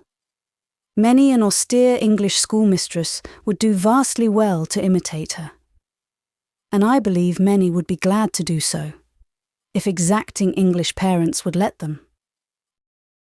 As Madame Beck ruled by espionage, she of course had her staff of spies. She perfectly knew the quality of the tools she used. And while she would not scruple to handle the dirtiest for a dirty occasion, flinging this sort from her like refuse rind, after the orange has been duly squeezed, I have known her fastidious in seeking pure metal for clean uses, and when once a bloodless and rustless instrument was found, she was careful of the prize, keeping it in silk and cotton wool. Yet, woe be to that man or woman who relied on her 1 inch beyond the point where it was her interest to be trustworthy. Interest was the master key of Madame's nature, the mainspring of her motives, the alpha and omega of her life. I have seen her feelings appealed to, and I have smiled in half pity, half scorn at the appellants. None ever gained her ear through that channel, or swayed her purpose by that means. On the contrary, to attempt to touch her heart was the surest way to rouse her antipathy, and to make of her a secret foe. It proved to her that she had no heart to be touched. It reminded her where she was impotent and dead. Never was the distinction between charity and mercy better exemplified than in her. While devoid of sympathy, she had a sufficiency of rational benevolence. She would give in the readiest manner to people she had never seen, rather, however, to classes than to individuals. Pour les pauvres, she opened her purse freely. Against the poor man, as a rule, she kept it closed. In philanthropic schemes for the benefit of society at large, she took a cheerful part. No private sorrow touched her. No force or mass of suffering concentrated in one heart had power to pierce hers. Not the agony in Gethsemane, not the death on Calvary, could have wrung from her eyes one tear. I say again, Madame was a very great and a very capable woman. That school offered her for her powers too limited a sphere. She ought to have swayed a nation. She should have been the leader of a turbulent legislative assembly. Nobody could have browbeaten her. None irritated her nerves, exhausted her patience, or overreached her astuteness. In her own single person, she could have comprised the duties of a first minister and a superintendent of police. Wise, firm, faithless, secret, crafty, passionless, watchful and inscrutable, acute and insensate, withal perfectly decorous, what more could be desired? The sensible reader will not suppose that I gained all the knowledge here condensed for his benefit in 1 month, or in 1/2 year. No. What I saw at first was the thriving outside of a large and flourishing educational establishment. Here was a great house, full of healthy, lively girls, all well-dressed and many of them handsome, gaining knowledge by a marvellously easy method, without painful exertion or useless waste of spirits. Not, perhaps, making very rapid progress in anything. Taking it easy, but still always employed and never oppressed. Here was a corps of teachers and masters, more stringently tasked, as all the real head labour was to be done by them in order to save the pupils, yet having their duties so arranged that they relieved each other in quick succession whenever the work was severe.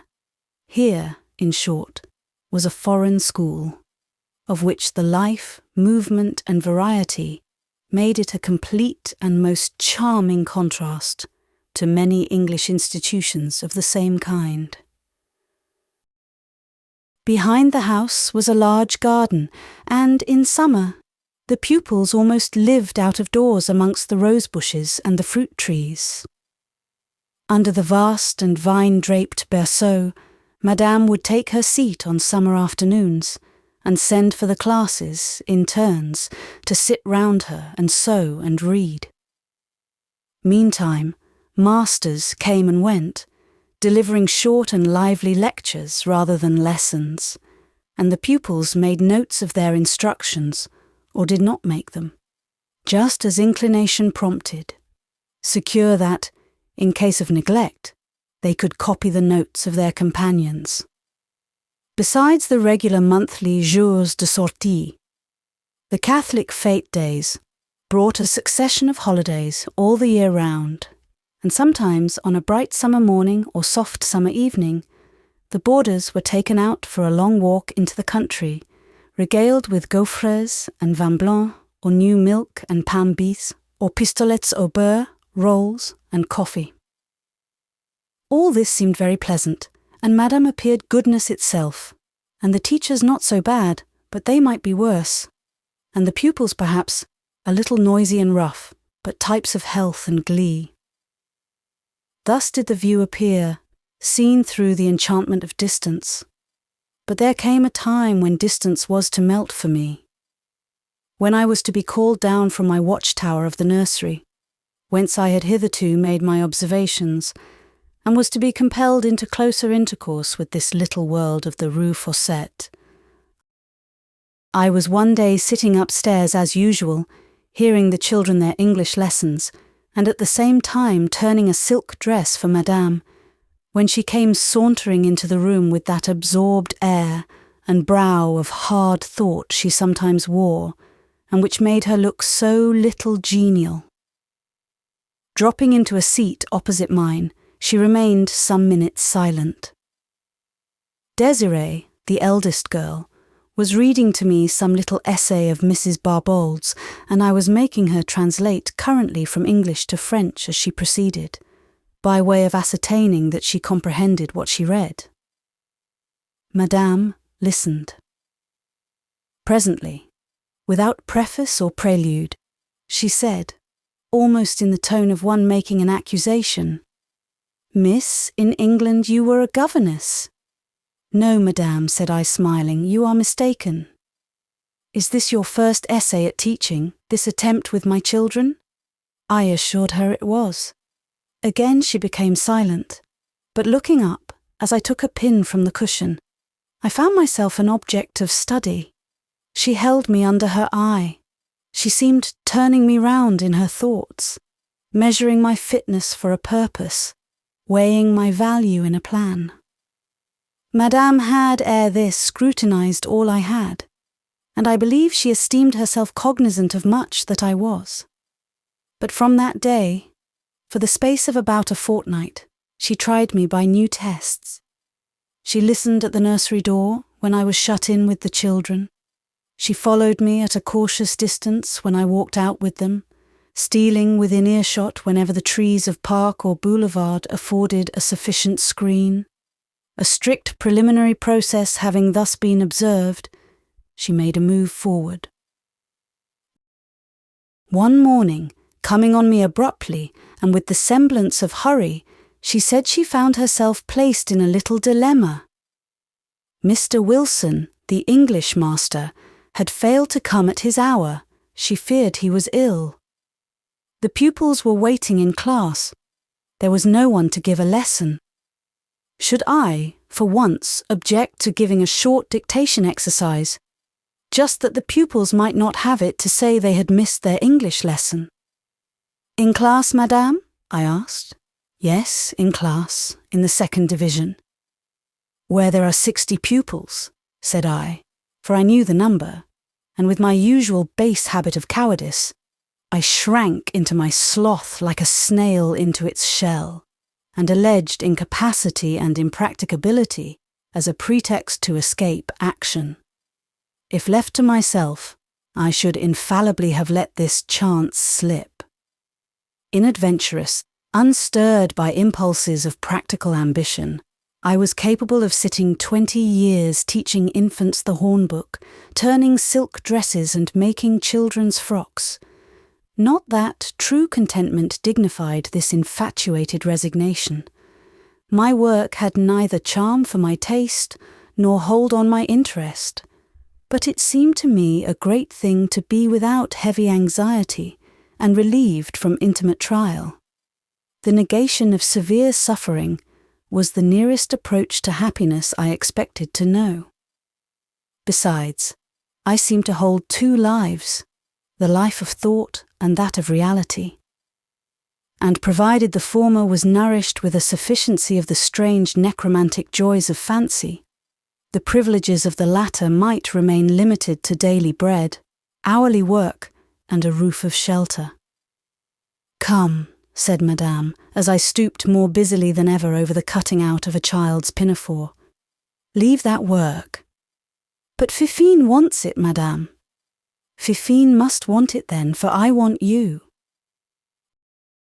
And as Madame Beck did really want and was resolved to have me, as she had long been dissatisfied with the English master, with his shortcomings in punctuality and his careless method of tuition, as too she did not lack resolution and practical activity, whether I lacked them or not, she, without more ado, made me relinquish thimble and needle. My hand was taken into hers, and I was conducted downstairs. When we reached the car, a large square hall between the dwelling house and the pensionnat, she paused, dropped my hand, faced and scrutinized me. I was flushed and tremulous from head to foot. Tell it not in Gath, I believe I was crying. In fact, the difficulties before me were far from being wholly imaginary. Some of them were real enough, and not the least substantial lay in my want of mastery over the medium through which I should be obliged to teach. I had indeed studied French closely since my arrival in Villette, learning its practice by day and its theory in every leisure moment at night, to as late an hour as the rule of the house would allow candlelight. But I was far from yet being able to trust my powers of correct oral expression. "Dites donc," said Madame sternly. "Do you feel really weak?" I might have said yes, and gone back to nursery obscurity, and there perhaps mouldered for the rest of my life. But looking up at Madame, I saw in her countenance a something that made me think twice ere I decided. At that instant, she did not wear a woman's aspect, but rather a man's. Power of a particular kind strongly limned itself in all her traits, and that power was not my kind of power. Neither sympathy, nor congeniality, nor submission were the emotions it awakened.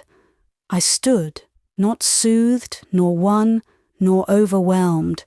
It seemed as if a challenge of strength between opposing gifts was given, and I suddenly felt all the dishonour of my diffidence, all the pusillanimity of my slackness to aspire. "Will you?" she said. "Go backward or forward?" indicating with her hand first the small door of communication with the dwelling house, and then the great double portals of the classes or schoolrooms. "Forward," I said. "But," pursued she, cooling as I warmed, and continuing the hard look, from very antipathy, to which I drew strength and determination, "can you face the classes? Or are you overexcited?" She sneered slightly in saying this. Nervous excitability was not much to Madame's taste. "I am no more excited than this stone," I said, tapping the flag with my toe. "Or than you," I added, returning her look. "Bon. But let me tell you, these are not quiet, decorous English girls you are going to encounter. These are la basse couriennes, round, blunt, abrupt, and somewhat rebellious." I said, "I know, and I know too that though I have studied French hard since I came here, yet I still speak it with far too much hesitation, too little accuracy to be able to command their respect. I shall make blunders that will lay me open to the scorn of the most ignorant. Still, I mean to give the lesson." "They always throw over timid teachers," said she. "I know that too, madam. I have heard how they rebelled against and persecuted Miss Turner, a poor friendless English teacher whom Madame had employed and lightly discarded, and to whose piteous history I was no stranger." "C'est vrai," said she coolly. Miss Turner had no more command over them than a servant from the kitchen would have had. She was weak and wavering. She had neither tact nor intelligence, decision nor dignity. Miss Turner would not do for these girls at all. I made no reply but advanced to the closed schoolroom door. "You will not expect aid from me, or from anyone," said Madame. "That would at once set you down as incompetent for your office." I opened the door, let her pass with courtesy, and followed her. There were 3 schoolrooms, all large. That dedicated to the second division, where I was to figure, was considerably the largest, and accommodated an assemblage more numerous, more turbulent, and infinitely more unmanageable than the other 2. In after days, when I knew the ground better, I used to think sometimes, if such a comparison may be permitted, that the quiet, polished, tame First Division was to the robust, riotous, demonstrative Second Division what the English House of Lords is to the House of Commons. The first glance informed me that many of the pupils were more than girls, quite young women. I knew that some of them were of noble family, as nobility goes in La Basse-Cour, and I was well convinced that not one amongst them was ignorant of my position in Madame's household. As I mounted the estrade, a low platform raised a step above the flooring, where stood the teacher's chair and desk, I beheld opposite to me a row of eyes and brows that threatened stormy weather, eyes full of an insolent light, and brows hard and unblushing as marble. The continental female is quite a different being to the insular female of the same age and class. I never saw such eyes and brows in England. Madame Beck introduced me in one cool phrase, sailed from the room, and left me alone in my glory. I shall never forget that first lesson, nor all the undercurrent of life and character it opened up to me. Then first did I begin rightly to see the wide difference that lies between the novelist's and poet's ideal jeune fille and the said jeune fille as she really is. It seems that 3 titled belles in the first row had sat down predetermined that a bonne d'enfant should not give them lessons in English. They knew they had succeeded in expelling obnoxious teachers before now. They knew that Madame would at any time throw overboard a professeur or maîtresse who became unpopular with the school, that she never assisted a weak official to retain his place, that if he had not strength to fight or tact to win his way, down he went. Looking at Miss Snowe, they promised themselves an easy victory. Mesdemoiselles Blanche, Virginie and Angélique opened the campaign by a series of titterings and whisperings. These soon swelled into murmurs and short laughs, which the remoter benches caught up and echoed more loudly. This growing revolt of 60 against 1 soon became oppressive enough, my command of French being so limited and exercised under such cruel constraint. Could I but have spoken in my own tongue, I felt as if I might have gained a hearing. For, in the first place, though I knew I looked a poor creature, and in many respects actually was so, yet nature had given me a voice that could make itself heard, if lifted in excitement or deepened by emotion. In the second place, while I had no flow, only a hesitating trickle of language in ordinary circumstances, yet, under stimulus such as was now rife through the mutinous mass, I could, in English, have rolled out readily phrases stigmatizing their proceedings as such proceedings deserve to be stigmatized, and then with some sarcasm, flavoured with contemptuous bitterness for the ringleaders, and relieved with easy banter for the weaker but less knavish followers, it seemed to me that one might possibly get command over this wild herd, and bring them into training at least. All I could now do was to walk up to Blanche, Mademoiselle de Melcy, a young baronne, the eldest, tallest, handsomest, and most vicious, stand before her desk, take from under her hand her exercise book, remount the estrade, deliberately read the composition, which I found very stupid, and as deliberately, and in the face of the whole school, tear the blotted page in two. This action availed to draw attention and check noise. One girl alone, quite in the background, persevered in the riot with undiminished energy. I looked at her attentively. She had a pale face, hair like night, broad, strong eyebrows, decided features, and a dark, mutinous, sinister eye. I noted that she sat close by a little door, which door, I was well aware, opened into a small closet where books were kept. She was standing up for the purpose of conducting her clamour with freer energies. I measured her stature and calculated her strength. She seemed both tall and wiry, but so the conflict were brief and the attack unexpected, I thought I might manage her. Advancing up the room, looking as cool and careless as I possibly could, in short, ayant l'air de rien, I slightly pushed the door and found it was ajar.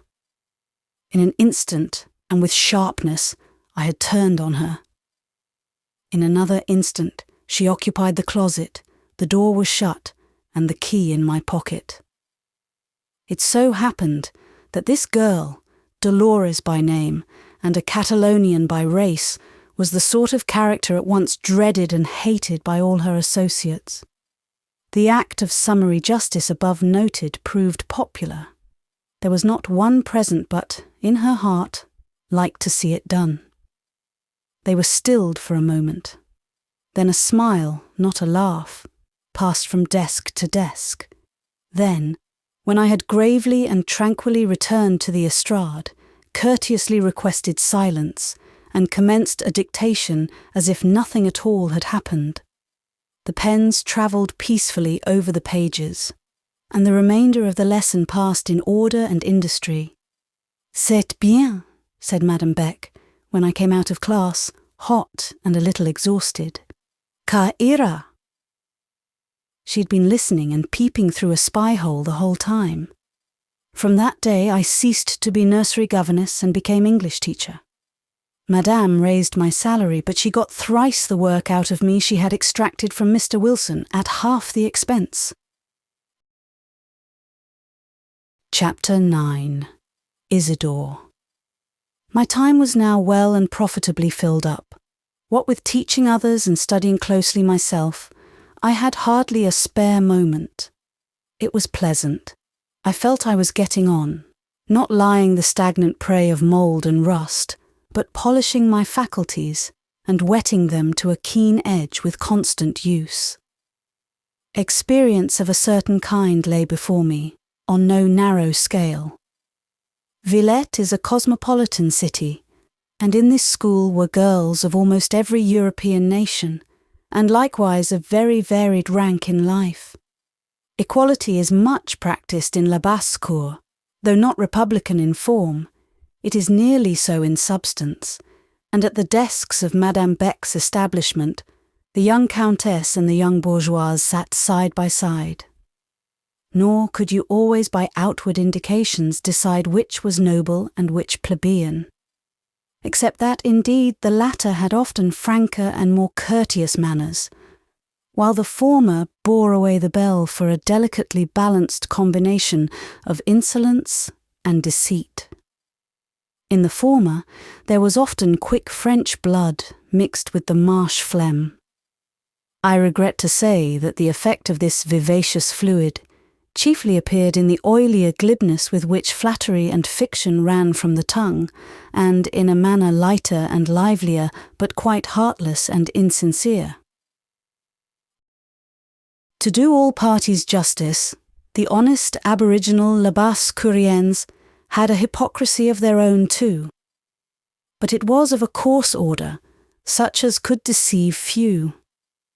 Whenever a lie was necessary for their occasions, they brought it out with a careless ease and breadth altogether untroubled by the rebuke of conscience. Not a soul in Madame Beck's house, from the scullion to the directress herself, but was above being ashamed of a lie, they thought nothing of it. To invent might not be precisely a virtue, but it was the most venial of faults. I lied several times, formed an item of every girl's and woman's monthly confession. The priest heard unshocked and absolved unreluctant. If they had missed going to Mass, or read a chapter of a novel, that was another thing. These were crimes whereof rebuke and penance were the unfailing weed. While yet but half conscious of this state of things and unlearned in its results, I got on in my new sphere very well. After the first few difficult lessons, given amidst peril and on the edge of a moral volcano that rumbled under my feet and sent sparks and hot fumes into my eyes, the eruptive spirit seemed to subside as far as I was concerned. My mind was a good deal bent on success. I could not bear the thought of being baffled by mere undisciplined disaffection and wanton indocility in this first attempt to get on in life. Many hours of the night I used to lie awake, thinking what plan I had best adopt to get a reliable hold on these mutineers, to bring this stiff-necked tribe under permanent influence. In the first place, I saw plainly that aid in no shape was to be expected from Madame. Her righteous plan was to maintain an unbroken popularity with the pupils, at any and every cost of justice or comfort to the teachers.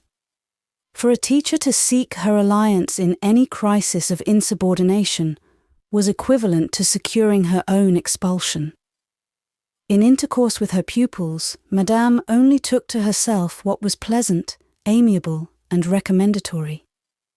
Rigidly requiring of her lieutenants sufficiency for every annoying crisis, where to act with adequate promptitude was to be unpopular.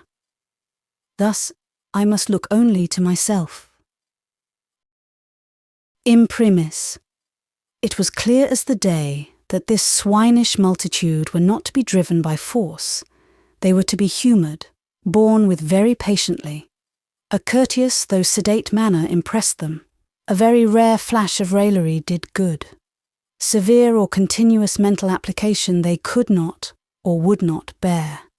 Heavy demand on the memory, the reason, the attention, they rejected point blank.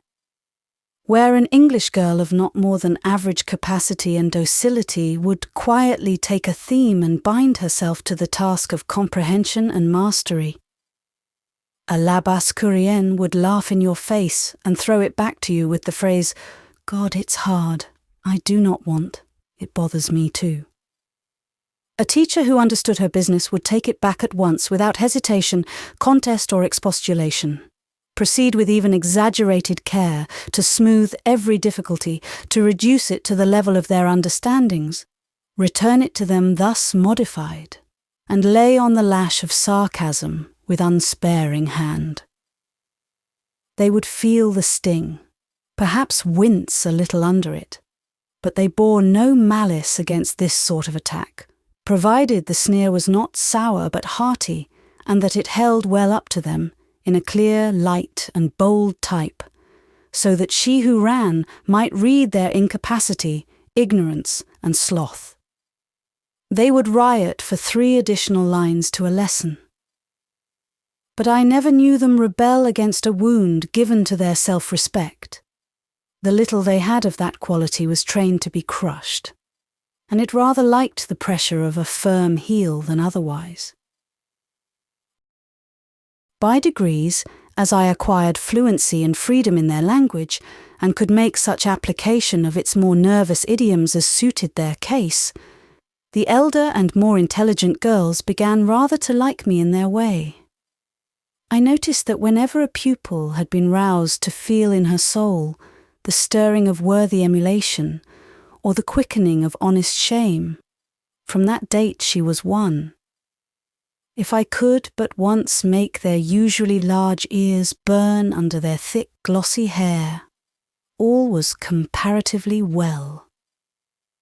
By and by, bouquets began to be laid on my desk in the morning.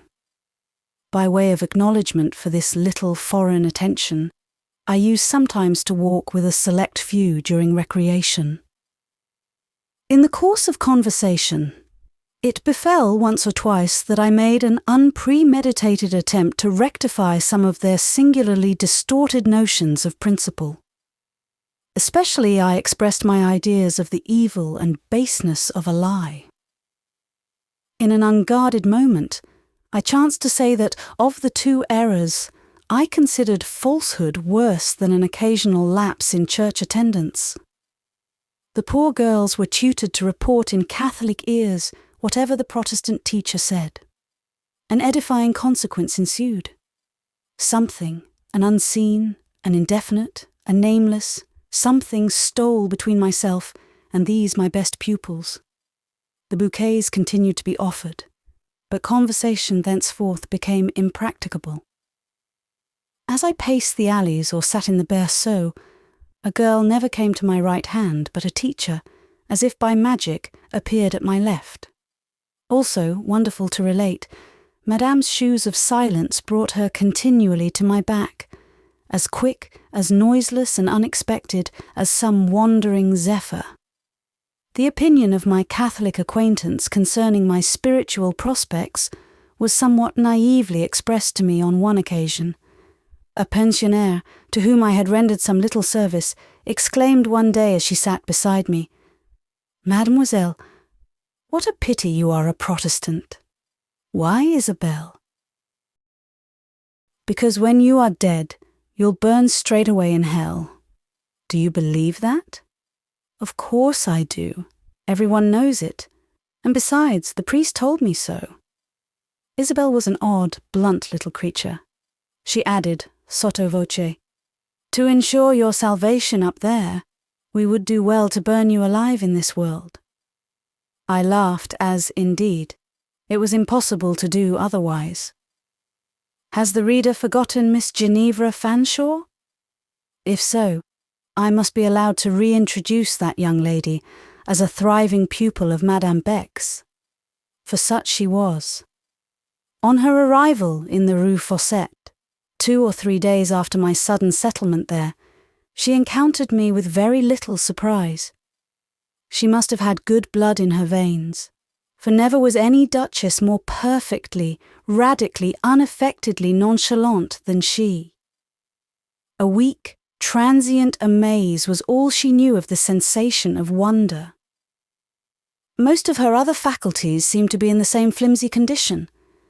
Her liking and disliking, her love and hate were mere cobweb and gossamer. But she had one thing about her that seemed strong and durable enough, and that was her selfishness. She was not proud, and, bonne d'enfant as I was, she would forthwith have made of me a sort of friend and confidant. She teased me with 1,000 vapid complaints about school quarrels and household economy. The cookery was not to her taste. The people about her, teachers and pupils, she held to be despicable because they were foreigners.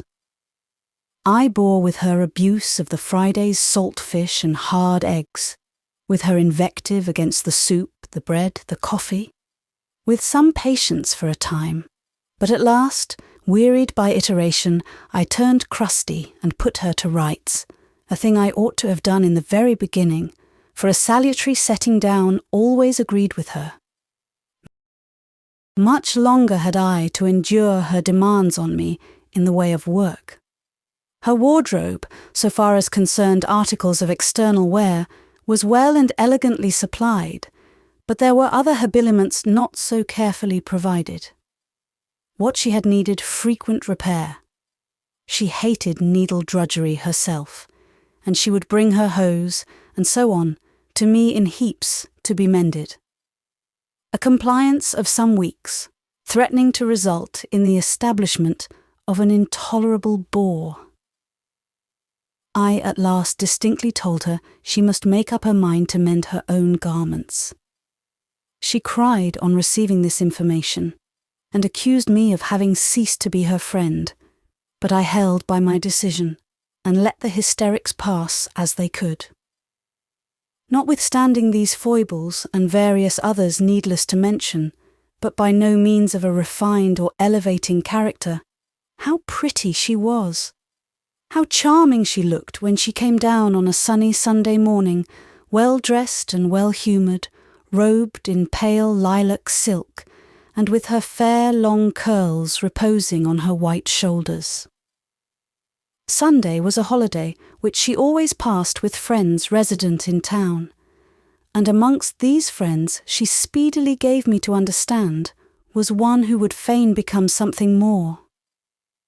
By glimpses and hints it was shown to me, and by the general buoyancy of her look and manner, it was ere long proved that ardent admiration, perhaps genuine love, was at her command. She called her suitor Isidore. This, however, she intimated was not his real name, but one by which it pleased her to baptize him, his own, she hinted, not being very pretty. Once, when she had been bragging about the vehemence of Isidore's attachment, I asked if she loved him in return. "Comme cela," said she, "he is handsome, and he loves me to distraction, so that I am well amused. Ça suffit." Finding that she carried the thing on longer than, from her very fickle tastes, I had anticipated, I one day took it upon me to make serious inquiries as to whether the gentleman was such as her parents, and especially her uncle, on whom it appeared she was dependent, would be likely to approve. She allowed that this was very doubtful, as she did not believe Isidore had much money. "Do you encourage him?" I asked. "Furieusement sometimes," said she, "without being certain that you will be permitted to marry him." "Oh, how dowdyish you are! I don't want to be married, I am too young." "But if he loves you as much as you say, and yet it comes to nothing in the end, he will be made miserable." "Of course he will break his heart. I should be shocked and disappointed if he didn't." "I wonder whether this Monsieur Isidore is a fool," said I. "He is, about me. But he is wise in other things, ainsi qu'on dit. Mrs. Cholmondeley considers him extremely clever. She says he will push his way by his talents. All I know is that he does little more than sigh in my presence, and that I can wind him round my little finger." Wishing to get a more definite idea of this love-stricken Monsieur Isidore, whose position seemed to me of the least secure, I requested her to favour me with a personal description. But she could not describe. She had neither words nor the power of putting them together so as to make graphic phrases. She even seemed not properly to have noticed him. Nothing of his looks, of the changes in his countenance, had touched her heart or dwelt in her memory that he was beau mais plutôt bel homme que joli garçon, was all she could assert. My patience would often have failed, and my interest flagged in listening to her, but for one thing. All the hints she dropped, all the details she gave, went unconsciously to prove to my thinking that Monsieur Isidore's homage was offered with great delicacy and respect. I informed her very plainly that I believed him much too good for her, and intimated with equal plainness my impression that she was but a vain coquette. She laughed, shook her curls from her eyes, and danced away as if I had paid her a compliment. Miss Ginevra's school studies were little better than nominal. There were but 3 things she practised in earnest, namely, music, singing, and dancing. Also embroidering the fine cambric handkerchiefs which she could not afford to buy ready-worked. Such mere trifles as lessons in history, geography, grammar, and arithmetic she left undone, or got others to do for her. Very much of her time was spent in visiting. Madame, aware that her stay at school was now limited to a certain period, which would not be extended whether she made progress or not, allowed her great licence in this particular. Mrs. Cholmondeley, her chaperone, a gay, fashionable lady, invited her whenever she had company at her own house, and sometimes took her to evening parties at the houses of her acquaintance. Ginevra perfectly approved of this mode of procedure. It had but one inconvenience. She was obliged to be well dressed, and she had not money to buy a variety of dresses. All her thoughts turned on this difficulty. Her whole soul was occupied with expedients for effecting its solution. It was wonderful to witness the activity of her otherwise indolent mind on this point, and to see the much daring intrepidity to which she was spurred by a sense of necessity and the wish to shine. She begged boldly of Mrs. Cholmondeley, boldly, I say, not with an air of reluctant shame, but in this strain. "My darling Mrs. C., I have nothing in the world fit to wear for your party next week.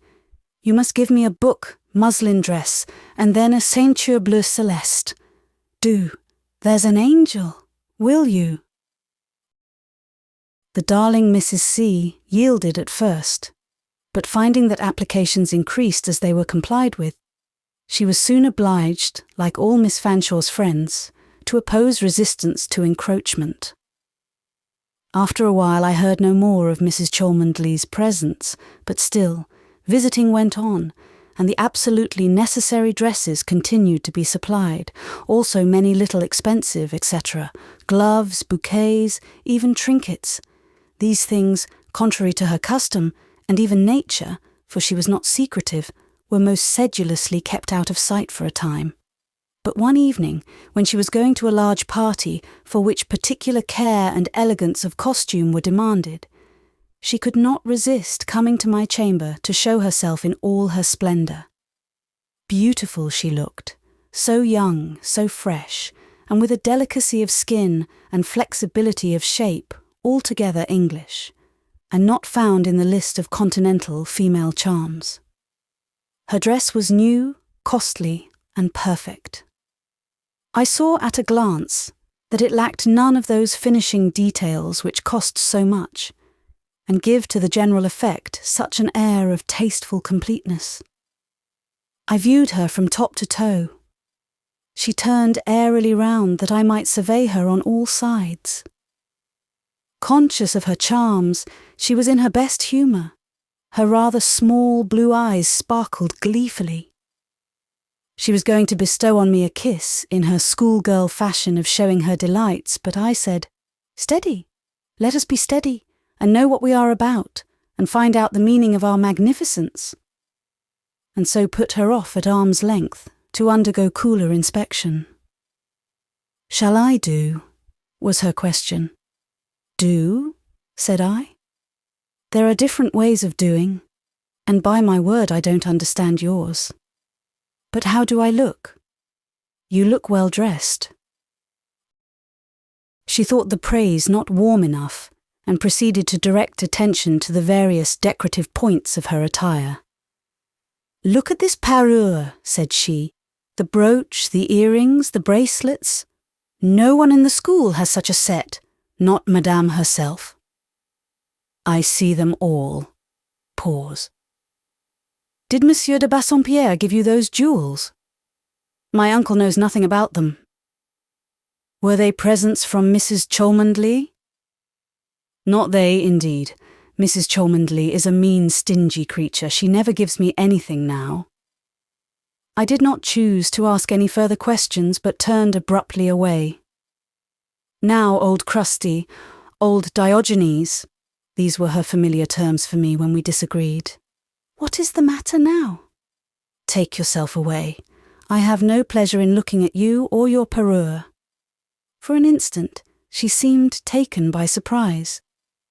"What now, Mother Wisdom? I have not got into debt for it. That is, not for the jewels, nor the gloves, nor the bouquet. My dress is certainly not paid for, but Uncle de Bassompierre will pay it in the bill. He never notices items, but just looks at the total, and he is so rich, one need not care about a few guineas more or less. Will you go? I want to shut the door." "Ginevra, people may tell you you are very handsome in that ball attire, but in my eyes, you will never look so pretty as you did in the gingham gown and plain straw bonnet you wore when I first saw you. Other people have not your puritanical tastes, was her angry reply. And besides, I see no right you have to sermonize me. Certainly, I have little right, and you, perhaps, have still less to come flourishing and fluttering into my chamber, a mere jay in borrowed plumes. I have not the least respect for your feathers, Miss Fanshawe, and especially the peacock's eyes you call a parure. Very pretty things, if you had bought them with money which was your own, and which you could well spare, but not at all pretty under present circumstances. They are here for Mademoiselle Fanshawe, was announced by the portress, and away she tripped. This semi-mystery of the parure was not solved until 2 or 3 days afterwards, when she came to make a voluntary confession.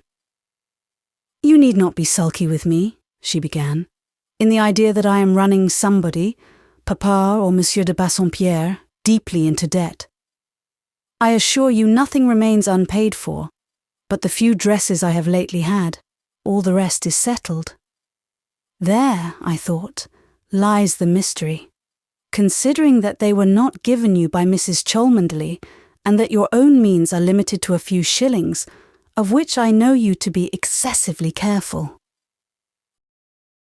"Écoutez," she went on, drawing near and speaking in her most confidential and coaxing tone, for my sulkiness was inconvenient to her. She liked me to be in a talking and listening mood, even if I only talked to chide and listened to rail. "Écoutez, chère grogneuse, I will tell you all how and about it, and you will then see not only how right the whole thing is, but how cleverly managed. In the first place, I must go out. Papa himself said that he wished me to see something of the world. He particularly remarked to Mrs. Cholmondeley that, though I was a sweet creature enough, I had rather a bread-and-butter-eating schoolgirl air, of which it was his special desire that I should get rid by an introduction to society here, before I make my regular debut in England. Well then, if I go out, I must dress. Mrs. Cholmondeley is turned shabby and will give nothing more. It would be too hard upon Uncle to make him pay for all the things I need, that you can't deny, that agrees with your own preachments. Well, but somebody who heard me, quite by chance I assure you, complaining to Mrs. Cholmondeley of my distressed circumstances and what straits I was put to for an ornament or two. Somebody, far from grudging one a present, was quite delighted at the idea of being permitted to offer some trifle. You should have seen what a Beck he looked when he first spoke of it. How he hesitated and blushed, and positively trembled from fear of a repulse. That will do, Miss Fanshawe. I suppose I am to understand that Monsieur Isidore is the benefactor, that it is from him you have accepted that costly parure, that he supplies your bouquets and your gloves. You express yourself so disagreeably, said she, one hardly knows how to answer. What I mean to say is that I occasionally allow Isidore the pleasure and honour of expressing his homage by the offer of a trifle. It comes to the same thing. Now, Ginevra, to speak the plain truth, I don't very well understand these matters, but I believe you are doing very wrong, seriously wrong. Perhaps, however, you now feel certain that you will be able to marry Monsieur Isidore. Your parents and uncle have given their consent, and for your part you love him entirely. Mais pas du tout. She always had recourse to French when about to say something specially heartless and perverse. I am his queen, but he is not my king. Excuse me, I must believe this language is mere nonsense and coquetry. There is nothing great about you, yet you are above profiting by the good nature and purse of a man to whom you feel absolute indifference. You love Monsieur Isidore far more than you think or will avow. No. I danced with a young officer the other night, whom I love 1,000 times more than he. I often wonder why I feel so very cold to Isidore, for everybody says he is handsome, and other ladies admire him, but somehow he bores me. Let me see now how it is." And she seemed to make an effort to reflect. In this I encouraged her. "Yes," I said, "try to get a clear idea of the state of your mind. To me it seems in a great mess, chaotic as a ragbag." "It is something in this fashion," she cried out ere long. "The man is too romantic and devoted, and he expects something more of me than I find it convenient to be. He thinks I am perfect, furnished with all sorts of sterling qualities and solid virtues, such as I never had, nor intend to have. Now one can't help, in his presence, rather trying to justify his good opinion. And it does so tire one to be goody, and to talk sense, for he really thinks I am sensible. I am far more at my ease with you, old lady, you dear crosspatch, who take me at my lowest, and know me to be coquettish, and ignorant, and flirting, and fickle, and silly, and selfish, and all the other sweet things. You and I have agreed to be a part of my character." "This is all very well," I said, making a strenuous effort to preserve that gravity and severity which ran risk of being shaken by this whimsical candour. "But it does not alter that wretched business of the presents. Pack them up, Ginevra, like a good, honest girl, and send them back." "Indeed, I won't," said she stoutly. "Then you are deceiving Monsieur Isidore. It stands to reason that by accepting his presents, you give him to understand he will one day receive an equivalent in your regard." "But he won't," she interrupted. "He has his equivalent now, in the pleasure of seeing me wear them, quite enough for him. He is only bourgeois." This phrase, in its senseless arrogance, quite cured me of the temporary weakness which had made me relax my tone and aspect. She rattled on. "My present business is to enjoy youth, and not to think of fettering myself by promise or vow to this man or that. When first I saw Isidore, I believed he would help me to enjoy it. I believed he would be content with my being a pretty girl, and that we should meet and part and flutter about like two butterflies and be happy. Lo and behold, I find him at times as grave as a judge and deep-feeling and thoughtful. Bah! Thinkers, deep, passionate men are not to my taste. Colonel Alfred de Hamal suits me far better. Give me handsome fops and pretty rogues, long live joys and pleasures, down with grand passions and stern virtues." She looked for an answer to this tirade. I gave none. "I love my handsome colonel," she went on. "I shall never love his rival. I shall never be the wife of a bourgeois, never." I now signified that it was imperatively necessary my apartment should be relieved of the honour of her presence. She went away, laughing. Chapter 10. Dr. John. Madame Beck was a most consistent character, forbearing with all the world, and tender to no part of it. Her own children drew her into no deviation from the even tenor of her stoic calm. She was solicitous about her family, vigilant for their interests and physical well-being. But she never seemed to know the wish to take her little children upon her lap, to press their rosy lips with her own, to gather them in a genial embrace, to shower on them softly the benignant caress, the loving word. I have watched her sometimes sitting in the garden, viewing the little bees afar off, as they walked in a distant alley with Trinette, their bonne.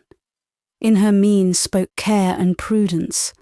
I know she often pondered anxiously what she called leur avenir. But if the youngest, a puny and delicate but engaging child, chancing to spy her, broke from its nurse and toddling down the walk, came all eager and laughing and panting to clasp her knee, Madame would just calmly put out one hand, so as to prevent inconvenient concussion from the child's sudden onset. "Take care, my child," she would say, unmoved, patiently permit it to stand near her a few moments, and then, without smile or kiss, or endearing syllable, rise and lead it back to Trinette. Her demeanour to the eldest girl was equally characteristic in another way. This was a vicious child. "What a plague, that Désirée! What poison is that, this child?" were the expressions dedicated to her, alike in kitchen and in schoolroom. Amongst her other endowments, she boasted an exquisite skill in the art of provocation, sometimes driving her bonne and the servants almost wild. She would steal to their attics, open their drawers and boxes, wantonly tear their best caps and soil their best shawls. She would watch her opportunity to get at the buffet of the salle à manger, where she would smash articles of porcelain or glass, or to the cupboard of the storeroom, where she would plunder the preserves, drink the sweet wine, break jars and bottles, and so contrive as to throw the onus of suspicion on the cook and the kitchen maid. All this, when Madame saw, and of which when she received report her sole observation uttered with matchless serenity was, "Désirée needs a special surveillance."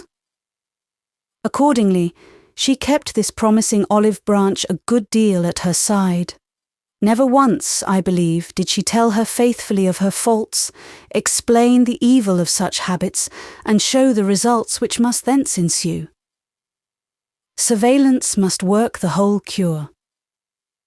It failed, of course. Désirée was kept in some measure from the servants, but she teased and pillaged her mamma instead. Whatever belonging to Madame's work-table or toilet she could lay her hands on, she stole and hid. Madame saw all this, but she still pretended not to see.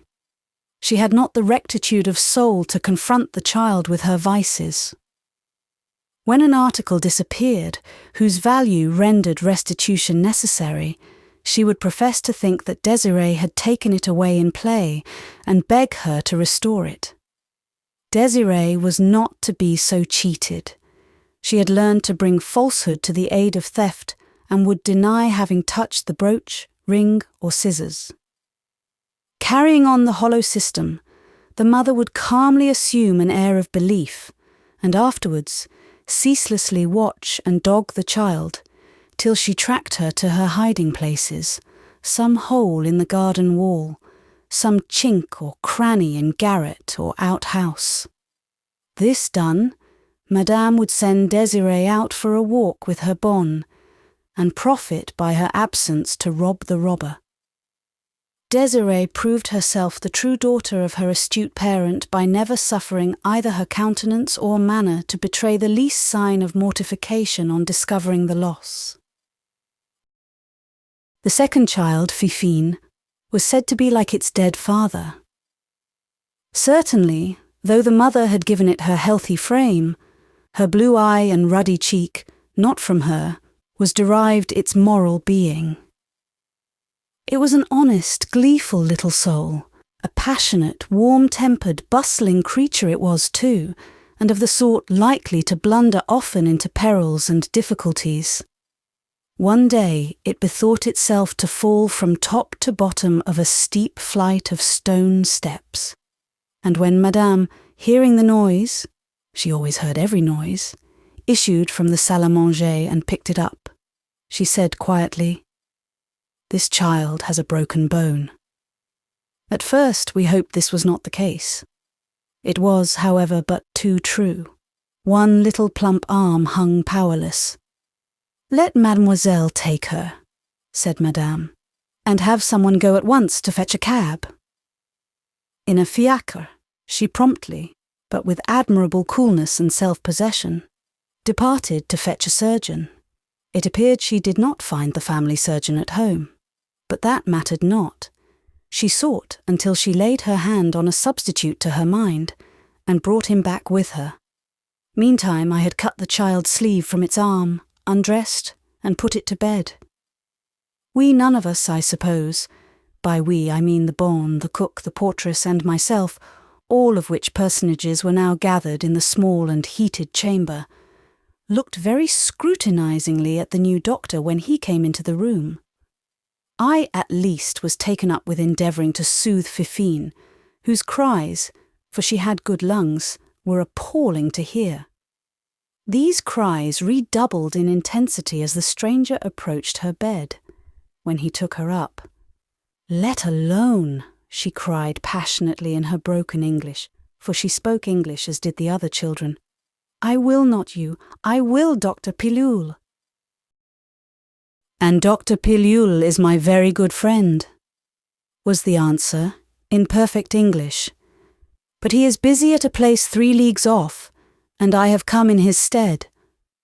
So now, when we get a little calmer, we must commence business, and we will soon have that unlucky little arm bandaged and in right order." Hereupon, he called for a glass of eau sucrée, fed her with some teaspoonfuls of the sweet liquid. Fifine was a frank gourmand. Anybody could win her heart through her palate. Promised her more when the operation should be over, and promptly went to work. Some assistance being needed, he demanded it of the cook, a robust, strong-armed woman, but she, the portress, and the nurse instantly fled. I didn't like to touch that small, tortured limb, but thinking there was no alternative, my hand was already extended to do what was requisite. I was anticipated. Madame Beck had put out her own hand. Hers was steady while mine trembled. "It will be better," said the doctor, turning from me to her. He showed wisdom in his choice. Mine would have been feigned stoicism, forced fortitude. Hers was neither forced nor feigned. "Thank you, madame, very good, excellent," said the operator when he had finished. "That is a most timely coolness, worth 1,000 misplaced bursts of sensibility." He was pleased with her firmness, she with his compliment. It was likely, too, that his whole general appearance, his voice, mien, and manner, wrought impressions in his favour. Indeed, when you looked well at him, and when a lamp was brought in, for it was evening and now waxing dusk, you saw that unless Madame Beck had been less than woman, it could not well be otherwise. This young doctor, he was young, had no common aspect. His stature looked imposingly tall in that little chamber, and amidst that group of Dutch-made women. His profile was clear, fine, and expressive. Perhaps his eye glanced from face to face rather too vividly, too quickly, and too often. But it had a most pleasant character, and so had his mouth. His chin was full, cleft, Grecian, and perfect. As to his smile, one could not in a hurry make up one's mind as to the descriptive epithet it merited. There was something in it that pleased, but something too that brought surging up into the mind all one's foibles and weak points, all that could lay one open to a laugh. Yet Fifine liked this doubtful smile and thought the owner genial. Much as he had hurt her, she held out her hand to bid him a friendly good night. He patted the little hand kindly, and then he and Madame went downstairs together, she talking in her highest tide of spirits and volubility, he listening with an air of good-natured amenity. Dashed with that unconscious roguish archness I find it difficult to describe. I noticed that though he spoke French well, he spoke English better. He had too an English complexion, eyes, and form. I noticed more. As he passed me in leaving the room, turning his face in my direction one moment, not to address me but to speak to Madame, yet so standing that I almost necessarily looked up at him, a recollection which had been struggling to form in my memory since the first moment I heard his voice, started up, perfected. This was the very gentleman to whom I had spoken at the bureau, who had helped me in the matter of the trunk, who had been my guide through the dark, wet park.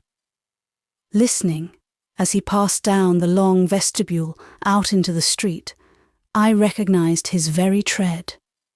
It was the same firm and equal stride I had followed under the dripping trees. It was to be concluded that this young surgeon-physician's first visit to the Rue Fossette would be the last. The respectable Dr. Pilule being expected home the next day, there appeared no reason why his temporary substitute should again represent him, but the fates had written their decree to the contrary. Dr. Pilule had been summoned to see a rich old hypochondriac at the antique university town of Bouquin-Moissy, and upon his prescribing change of air and travel as remedies, he was retained to accompany the timid patient on a tour of some weeks. It but remained, therefore, for the new doctor to continue his attendance at the Rue Fossette. I often saw him when he came, for Madame would not trust the little invalid to Trinette, but required me to spend much of my time in the nursery. I think he was skilful. Fifine recovered rapidly under his care, yet even her convalescence did not hasten his dismissal. Destiny and Madame Beck seemed in league, and both had ruled that he should make deliberate acquaintance with the vestibule, the private staircase, and upper chambers of the Rue Fossette. No sooner did Fifine emerge from his hands than Désirée declared herself ill.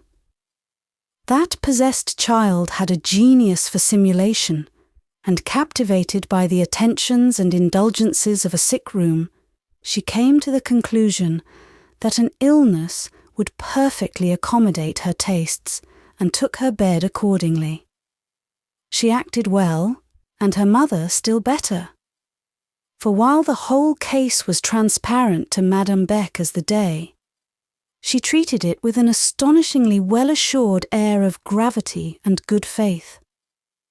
What surprised me was that Dr. John, so the young Englishman had taught Fifine to call him, and we all took from her the habit of addressing him by this name, till it became an established custom, and he was known by no other in the Rue Fossette, that Dr. John consented tacitly to adopt Madame's tactics and to fall in with her manoeuvres. He betrayed indeed a period of comic doubt, cast one or two rapid glances from the child to the mother, indulged in an interval of self-consultation, but finally resigned himself with a good grace to play his part in the farce. Désirée ate like a raven, gambled day and night in her bed, pitched tents with the sheets and blankets, lounged like a Turk amidst pillows and bolsters, diverted herself with throwing her shoes at her bonne and grimacing at her sisters, overflowed, in short, with unmerited health and evil spirits, only languishing when her mamma and the physician paid their diurnal visit. Madame Beck, I knew, was glad, at any price, to have her daughter in bed out of the way of mischief. But I wondered that Dr. John did not tire of the business. Every day, on this mere pretext of a motive, he gave punctual attendance. Madame always received him with the same empressement, the same sunshine for himself, the same admirably counterfeited air of concern for her child. Dr. John wrote harmless prescriptions for the patient, and viewed her mother with a shrewdly sparkling eye. Madame caught his rallying looks without resenting them. She had too much good sense for that. Supple as the young doctor seemed, one could not despise him. This pliant part was evidently not adopted in the design to curry favour with his employer. While he liked his office at the pensionnat, and lingered strangely about the Rue Fossette, he was independent, almost careless in his carriage there. And yet, too, he was often thoughtful and preoccupied. It was not perhaps my business to observe the mystery of his bearing, or search out its origin or aim, but placed as I was, I could hardly help it. He laid himself open to my observation, according to my presence in the room, just that degree of notice and consequence a person of my exterior habitually expects. That is to say, about what is given to unobtrusive articles of furniture, chairs of ordinary joiner's work, and carpets of no striking pattern. Often, while waiting for Madame, he would muse, smile, watch, or listen like a man who thinks himself alone. I, meantime, was free to puzzle over his countenance and movements, and wonder what could be the meaning of that peculiar interest and attachment, all mixed up with doubt and strangeness, and inexplicably ruled by some presiding spell, which wedded him to this demi-convent, secluded in the built-up core of a capital. He, I believe, never remembered that I had eyes in my head, much less a brain behind them. Nor would he ever have found this out, but that one day, while he sat in the sunshine and I was observing the colouring of his hair, whiskers and complexion, the whole being of such a tone as a strong light brings out with somewhat perilous force. Indeed, I recollect I was driven to compare his beamy head in my thoughts to that of the golden image which Nebuchadnezzar the king had set up. An idea new, sudden and startling, riveted my attention with an overmastering strength and power of attraction. I know not to this day how I looked at him.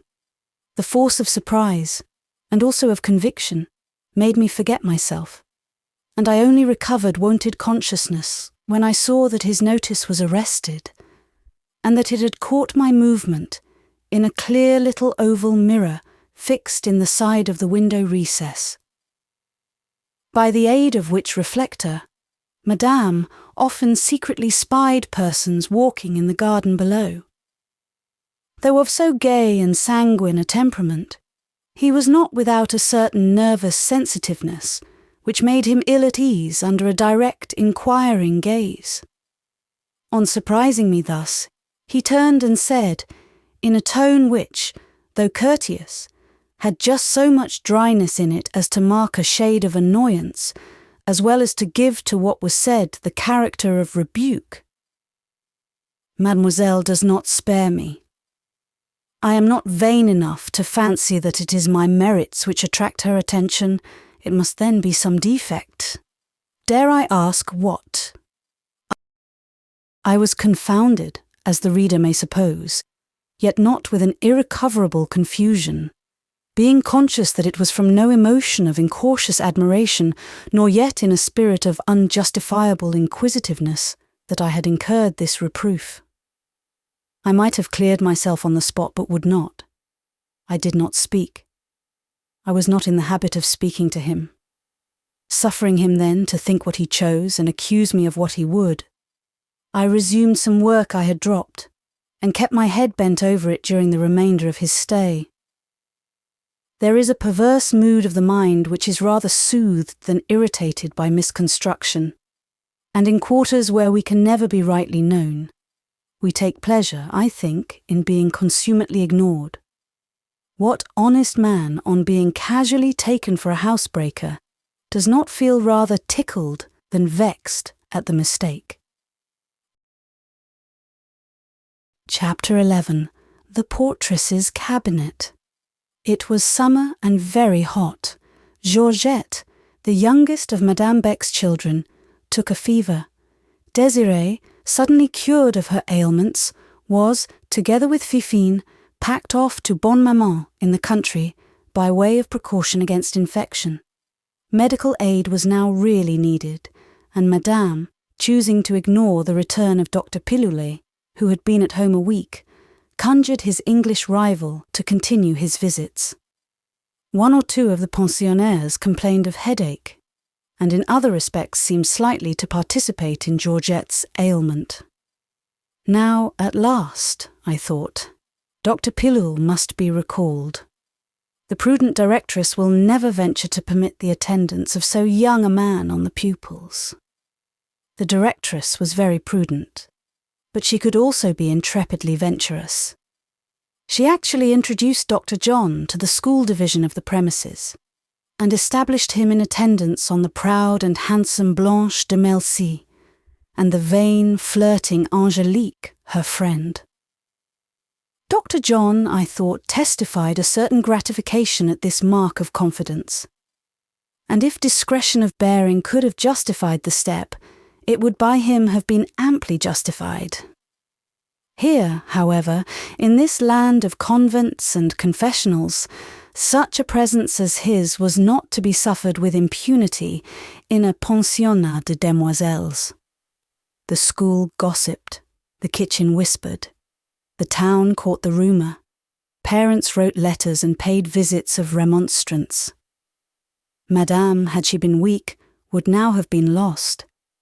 A dozen rival educational houses were ready to improve this false step, if false step it were, to her ruin. But Madame was not weak, and little Jesuit though she might be, yet I clapped the hands of my heart, and with its voice cried, "Brava!" as I watched her able bearing, her skilled management, her temper and her firmness on this occasion. She met the alarmed parents with a good-humoured, easy grace, for nobody matched her in, I know not whether to say the possession or the assumption of a certain round and free woman, which on various occasions gained the point aimed at with instant and complete success, where severe gravity and serious reasoning would probably have failed. "Poor Dr. John," she would say, chuckling and rubbing joyously her fat little white hands.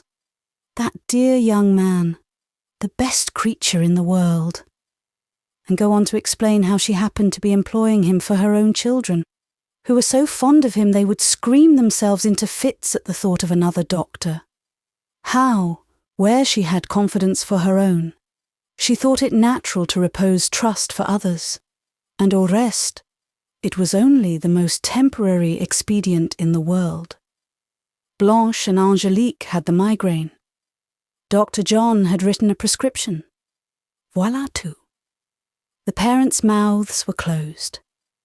Blanche and Angelique saved her all remaining trouble by chanting loud duets in their physician's praise. The other pupils echoed them, unanimously declaring that when they were ill, they would have Dr. John and nobody else. And Madame laughed, and the parents laughed too. The Labascouriens must have a large organ of philoprogenitiveness.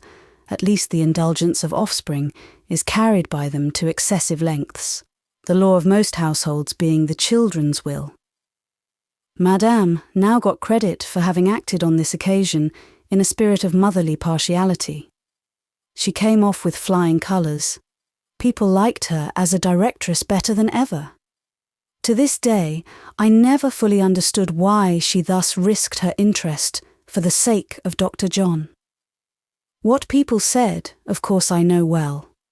The whole house, pupils, teachers, servants included, affirmed that she was going to marry him.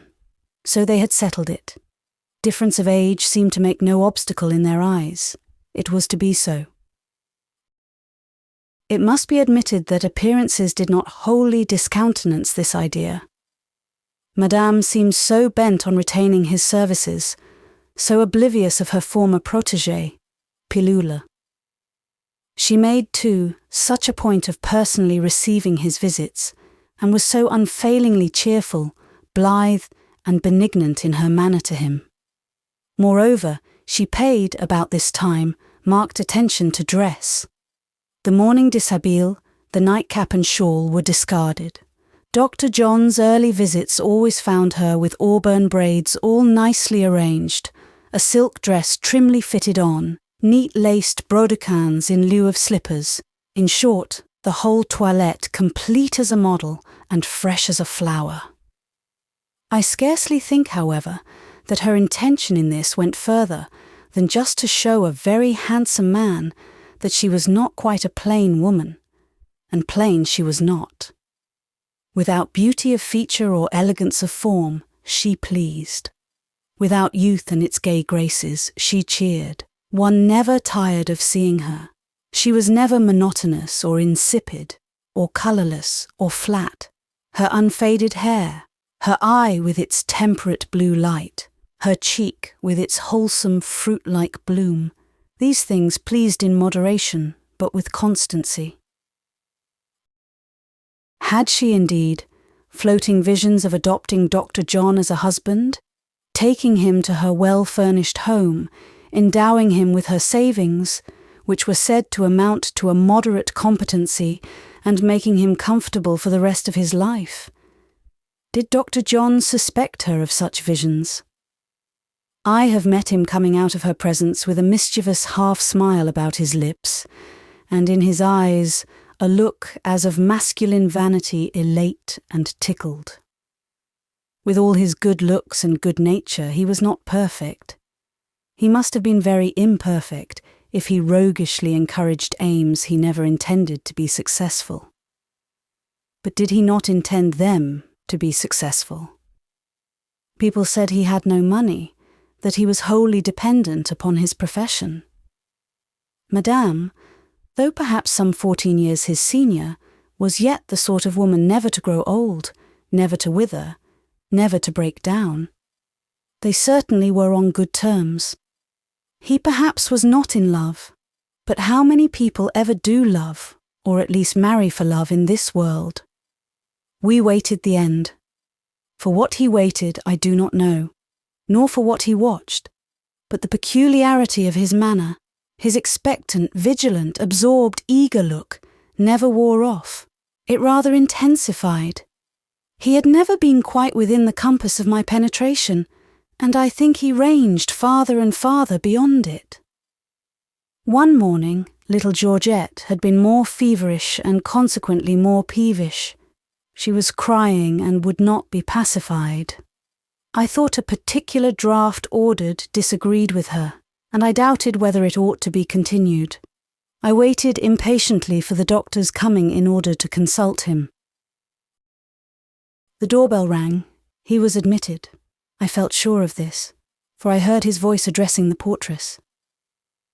It was his custom to mount straight to the nursery, taking about 3 degrees of the staircase at once, and coming upon us like a cheerful surprise. 5 minutes elapsed, 10, and I saw and heard nothing of him. What could he be doing? Possibly waiting in the corridor below. Little Georgette still piped her plaintive wail, appealing to me by her familiar term. Minnie, Minnie, me very poorly, till my heart ached. I descended to ascertain why he did not come. The corridor was empty. Whither had he vanished? Was he with Madame in the salle à manger? Impossible. I had left her but a short time since, dressing in her own chamber. I listened. 3 pupils were just then hard at work practicing in 3 proximate rooms, the dining room and the greater and lesser drawing rooms, between which and the corridor there was but the portress's cabinet communicating with the salons, and intended originally for a boudoir. Farther off, at a 4th instrument in the oratory, a whole class of a dozen or more were taking a singing lesson, and just then joining in a barcarolle, I think they called it, whereof I yet remember these words, fraîche, brise, and Venise. Under these circumstances, what could I hear? A great deal, certainly, had it only been to the purpose. Yes, I heard a giddy treble laugh in the above-mentioned little cabinet, close by the door of which I stood. That door half unclosed. A man's voice in a soft, deep, pleading tone uttered some words whereof I only caught the adjuration, "For God's sake!" Then, after a second's pause, forth issued Dr. John, his eye full shining, but not with either joy or triumph, his fair English cheek high-coloured, a baffled, tortured, anxious, and yet a tender meaning on his brow. The open door served me as a screen, but had I been full in his way, I believe he would have passed without seeing me. Some mortification, some strong vexation had hold of his soul, or rather, to write my impressions now as I received them at the time, I should say some sorrow, some sense of injustice. I did not so much think his pride was hurt, as that his affections had been wounded. Cruelly wounded, it seemed to me. But who was the torturer? What being in that house had him so much in her power? Madame I believed to be in her chamber. The room whence he had stepped was dedicated to the portress's sole use. And she, Rosine Matou, an unprincipled though pretty little French grisette, airy, fickle, dressy, vain and mercenary, it was not, surely, to her hand he owed the ordeal through which he seemed to have passed. But while I pondered, her voice, clear though somewhat sharp, broke out in a lightsome French song, trilling through the door still ajar. I glanced in, doubting my senses. There at the table she sat, in a smart dress of Jaconas rose, trimming a tiny blonde cap. Not a living thing save herself was in the room, except indeed some goldfish in a glass globe, some flowers in pots, and a broad July sunbeam. Here was a problem. But I must go upstairs to ask about the medicine. Dr. John sat in a chair at Georgette's bedside. Madame stood before him. The little patient had been examined and soothed, and now lay composed in her crib. Madame Beck, as I entered, was discussing the physician's own health, remarking on some real or fancied change in his looks, charging him with overwork, and recommending rest and change of air. He listened good-naturedly, but with laughing indifference, telling her that she was trop bonne, and that he felt perfectly well. Madame appealed to me, Dr. John following her movement with a slow glance which seemed to express languid surprise at reference being made to a quarter so insignificant. "What do you think, Miss Lucy?" asked Madame. "Is he not paler and thinner?" It was very seldom that I uttered more than monosyllables in Dr. John's presence. He was the kind of person with whom I was likely ever to remain the neutral passive thing he thought me. Now, however, I took license to answer in a phrase, and a phrase I purposely made quite significant. "He looks ill at this moment, but perhaps it is owing to some temporary cause. Dr. John may have been vexed or harassed. I cannot tell how he took this speech, as I never sought his face for information." Georgette here began to ask me in her broken English if she might have a glass of eau sucrée. I answered her in English. For the first time, I fancy, he noticed that I spoke his language. Hitherto, he had always taken me for a foreigner, addressing me as Mademoiselle, and giving in French the requisite directions about the children's treatment. He seemed on the point of making a remark, but thinking better of it, held his tongue. Madame recommenced advising him. He shook his head, laughing, rose and bid her good morning, with courtesy, but still with the regardless air of one whom too much unsolicited attention was surfeiting and spoiling. When he was gone, Madame dropped into the chair he had just left. She rested her chin in her hand. All that was animated and amiable vanished from her face. She looked stony and stern, almost mortified and morose. She sighed, a single but deep sigh. A loud bell rang for morning school. She got up. As she passed a dressing table with a glass upon it, she looked at her reflected image. One single white hair streaked her nut-brown tresses. She plucked it out with a shudder. In the full summer daylight, her face, though it still had the colour, could plainly be seen to have lost the texture of youth. And then, where were youth's contours? Ah, Madame, wise as you were, even you knew weakness. Never had I pitied Madame before, but my heart softened towards her when she turned darkly from the glass. A calamity had come upon her. That hag disappointment was greeting her with a grisly "All hail!" and her soul rejected the intimacy. But Rosine, my bewilderment there surpasses description. I embraced 5 opportunities of passing her cabinet that day, with a view to contemplating her charms and finding out the secret of their influence. She was pretty, young, and wore a well-made dress. All very good points, and I suppose amply sufficient to account, in any philosophic mind, for any amount of agony and distraction in a young man like Dr. John. Still, I could not help forming half a wish that the said doctor were my brother, or at least that he had a sister or a mother who would kindly sermonize him. I say half a wish. I broke it and flung it away before it became a whole one, discovering in good time its exquisite folly. Somebody, I argued, might as well sermonize Madame about her young physician, and what good would that do? I believe Madame sermonized herself. She did not behave weakly, or make herself in any shape ridiculous. It is true she had neither strong feelings to overcome, nor tender feelings by which to be miserably pained. It is true, likewise, that she had an important avocation, a real business to fill her time, divert her thoughts, and divide her interest.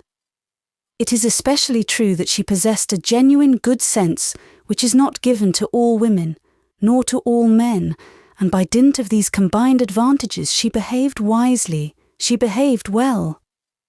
Brava, once more, Madame Beck. I saw you matched against an Apollyon of a predilection. You fought a good fight, and you overcame. Chapter 12. The Casket.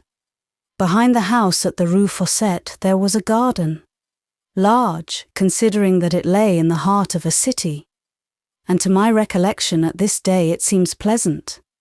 But time, like distance, lends to certain scenes an influence so softening, and where all is stone around, blank wall and hot pavement, how precious seems one shrub, how lovely an enclosed and planted spot of ground.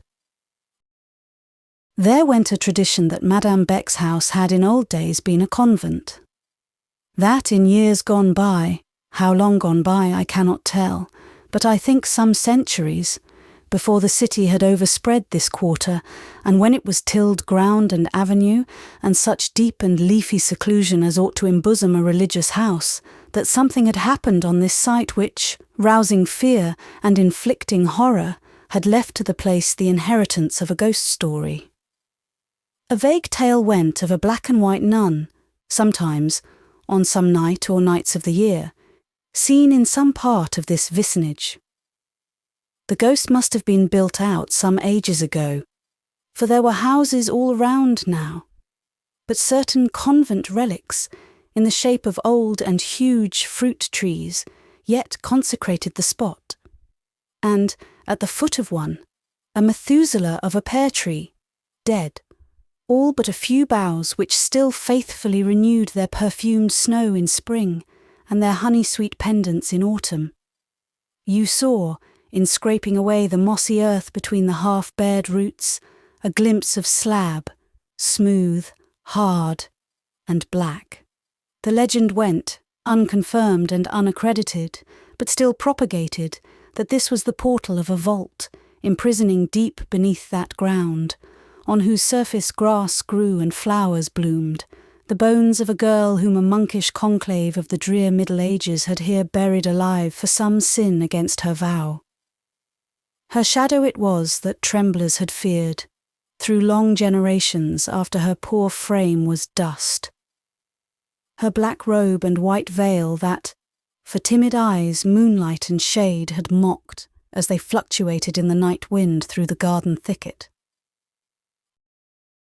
Independently of romantic rubbish, however, that old garden had its charms.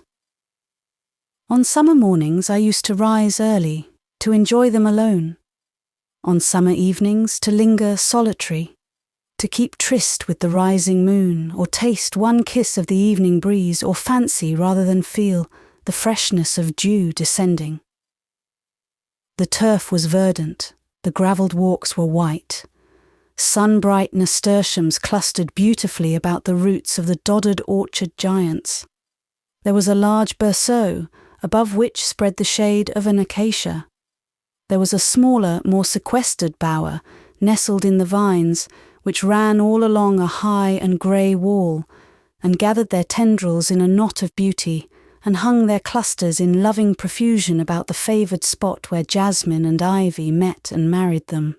Doubtless at high noon, in the broad, vulgar middle of the day, when Madame Beck's large school turned out rampant, and externes and pensionnaires were spread abroad, vying with the denizens of the boys' college close at hand, in the brazen exercise of their lungs and limbs. Doubtless then the garden was a trite, trodden-down place enough. But at sunset or the hour of salute, when the externes were gone home and the boarders quiet at their studies, pleasant was it then to stray down the peaceful alleys, and hear the bells of Saint Jean-Baptiste peal out with their sweet, soft, exalted sound.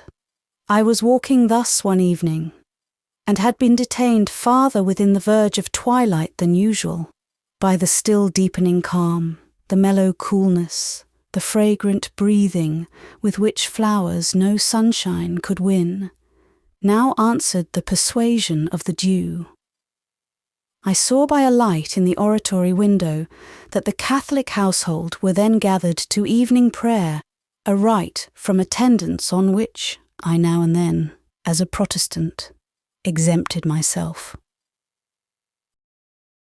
"One moment longer," whispered Solitude and the summer moon. "Stay with us. All is truly quiet now. For another quarter of an hour your presence will not be missed. The day's heat and bustle have tired you. Enjoy these precious minutes." The windowless backs of houses built in this garden, and in particular the whole of one side, were skirted by the rear of a long line of premises, being the boarding houses of the neighbouring college. This rear, however, was all blank stone, with the exception of certain attic loopholes high up, opening from the sleeping rooms of the women servants, and also one casement in a lower story said to mark the chamber or study of a master. But, though thus secure, an alley, which ran parallel with the very high wall on that side of the garden, was forbidden to be entered by the pupils. It was called indeed l'allée défendue, and any girl setting foot there would have rendered herself liable to as severe a penalty as the mild rules of Madame Beck's establishment permitted. Teachers might indeed go there with impunity, but as the walk was narrow, and the neglected shrubs were grown very thick and close on each side, weaving overhead a roof of branch and leaf which the sun's rays penetrated, but in rare checkers, this alley was seldom entered even during the day, and after dusk was carefully shunned. From the first I was tempted to make an exception to this rule of avoidance. The seclusion, the very gloom of the walk attracted me. For a long time the fear of seeming singular scared me away, but by degrees, as people became accustomed to me and my habits, and to such shades of peculiarity as were ingrained in my nature, shades certainly not striking enough to interest, and perhaps not prominent enough to offend, but born in and with me, and no more to be parted with than my identity. By slow degrees I became a frequenter of this straight and narrow path. I made myself gardener of some tintless flowers that grew between its closely ranked shrubs. I cleared away the relics of past autumns, choking up a rustic seat at the far end. Borrowing from Bretton, the cuisinière, a pail of water and a scrubbing brush, I made this seat clean. Madame saw me at work and smiled approbation. Whether sincerely or not, I don't know, but she seemed sincere. "Do you see?" she cried. "How neat this Miss Lucy is. Do you like this walk, mademoiselle?" "Yes," I said. "It is quiet and shady." "C'est juste," cried she with an air of bonté, and she kindly recommended me to confine myself to it as much as I chose, saying that, as I was not charged with the surveillance, I need not trouble myself to walk with the pupils, only I might permit her children to come there to talk English with me. On the night in question, I was sitting on the hidden seat reclaimed from fungi and mould, listening to what seemed the far-off sounds of the city. Far off, in truth, they were not. This school was in the city's centre, hence it was but 5 minutes' walk to the park, scarce 10 to buildings of palatial splendour. Quite near were wide streets brightly lit, teeming at this moment with life. Carriages were rolling through them to balls or to the opera.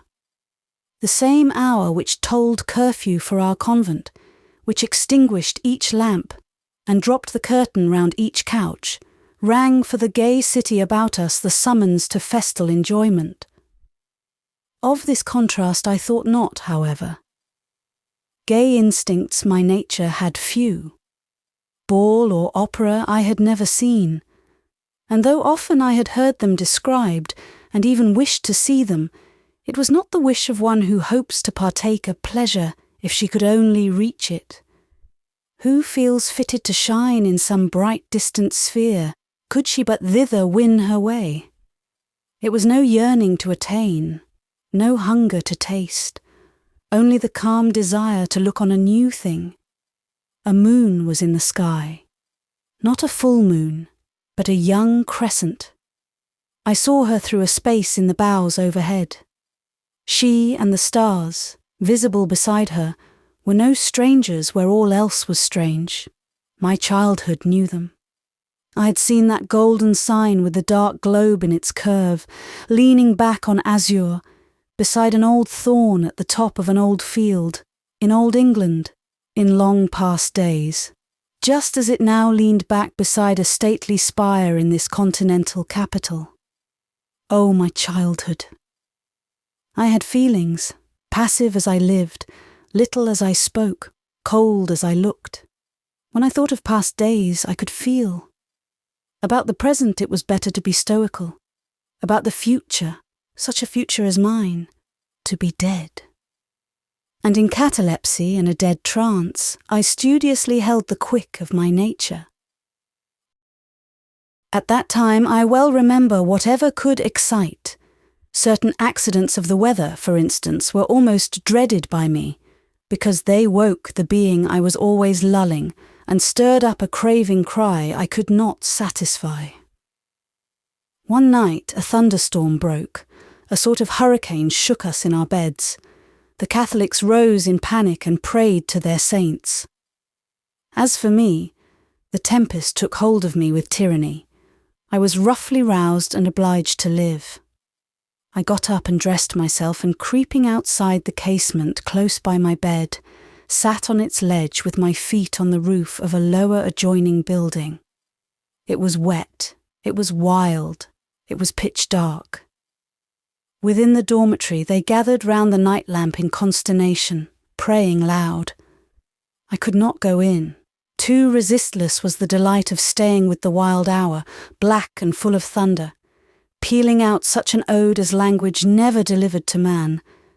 Too terribly glorious, the spectacle of clouds, split and pierced by white and blinding bolts. I did long, achingly then, and for 24 hours afterwards, for something to fetch me out of my present existence, and lead me upwards and onwards. This longing, and all of a similar kind, it was necessary to knock on the head, which I did figuratively, after the manner of Jael to Sisera, driving a nail through their temples. Unlike Sisera, they did not die, they were but transiently stunned, and at intervals would turn on the nail with a rebellious wrench. Then did the temples bleed, and the brain thrill to its core.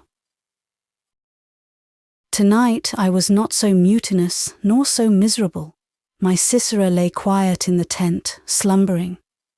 And if his pain ached through his slumbers, something like an angel, the ideal, knelt near, dropping balm on the soothed temples, holding before the sealed eyes a magic glass, of which the sweet, solemn visions were repeated in dreams, and shedding a reflex from her moonlight wings and robe over the transfixed sleeper, over the tent threshold, over all the landscape lying without.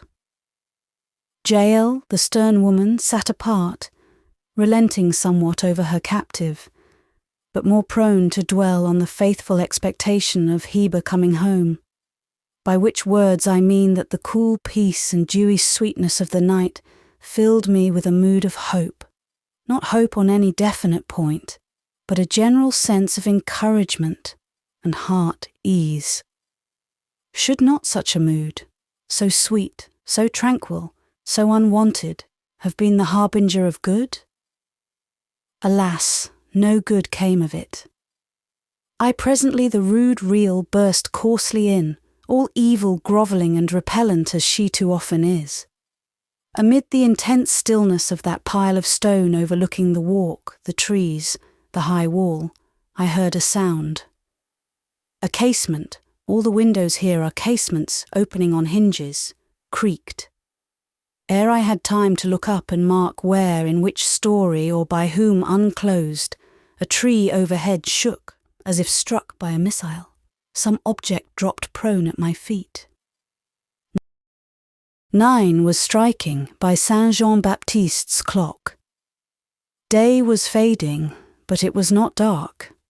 The crescent moon aided little, but the deep gilding of that point in heaven where the sun beamed last, and the crystalline clearness of a wide space above, sustained the summer twilight. Even in my dark walk I could, by approaching an opening, have managed to read print of a small type. Easy was it to see then that the missile was a small box of white and coloured ivory. Its loose lid opened in my hand. Violets lay within, violets smothering a closely folded bit of pink paper. A note superscribed, "Pour la robe grise." I wore indeed a dress of French grey. Good. Was this a billet doux? A thing I had heard of, but hitherto had not had the honour of seeing or handling. Was it this sort of commodity I held between my finger and thumb at this moment? Scarcely. I did not dream it for a moment. Suitor or admirer my very thoughts had not conceived. All the teachers had dreams of some lover. One, but she was naturally of a credulous turn, believed in a future husband. All the pupils above 14 knew of some prospective bridegroom. 2 or 3 were already affianced by their parents, and had been so from childhood. But into the realm of feelings and hopes which such prospects open, my speculations, far less my presumptions, had never once had warrant to intrude. If the other teachers went into town, or took a walk on the boulevards, or only attended mass, they were very certain, according to the accounts brought back, to meet with some individual of the opposite sex, whose rapt, earnest gaze assured them of their power to strike and to attract. I can't say that my experience tallied with theirs in this respect. I went to church and I took walks, and am very well convinced that nobody minded me. There was not a girl or woman in the Rue Fossette who could not, and did not, testify to having received an admiring beam from our young doctor's blue eyes at one time or another. I am obliged, however humbling it may sound, to accept myself. As far as I was concerned, those blue eyes were guiltless and calm as the sky, to whose tint theirs seemed akin. So it came to pass that I heard the others talk, wondered often at their gaiety, security, and self-satisfaction, but did not trouble myself to look up and gaze along the path they seemed so certain of treading. This, then, was no billet doux, and it was in settled conviction to the contrary that I quietly opened it. Thus it ran, I translate. Angel of my dreams, 1,000 thanks for the promise kept. Scarcely did I venture to hope its fulfilment. I believed you indeed to be half in jest, and then you seemed to think the enterprise beset with such danger, the hour so untimely, the alley so strictly secluded. Often, you said, haunted by that dragon, the English teacher, un véritable begueule britannique ainsi que vous dites, espèce de monstre, brusque et rude comme un vieux caporal de grenadiers et revêche comme une religieuse. The reader will excuse my modesty in allowing this flattering sketch of my amiable self to retain the slight veil of the original tongue. You are aware, went on this precious effusion, that little Gustave, on account of his illness, has been removed to a master's chamber, that favoured chamber whose lattice overlooks your prison ground. There, I, the best uncle in the world, am admitted to visit him. How tremblingly I approached the window and glanced into your Eden, an Eden for me, though a desert for you. How I feared to behold vacancy, or the dragon aforesaid. How my heart palpitated with delight when, through apertures in the envious boughs, I at once caught the gleam of your graceful straw hat and the waving of your grey dress that I should recognise amongst 1,000. But why, my angel, will you not look up? Cruel to deny me one ray of those adorable eyes. How a single glance would have revived me. I write this in fiery haste.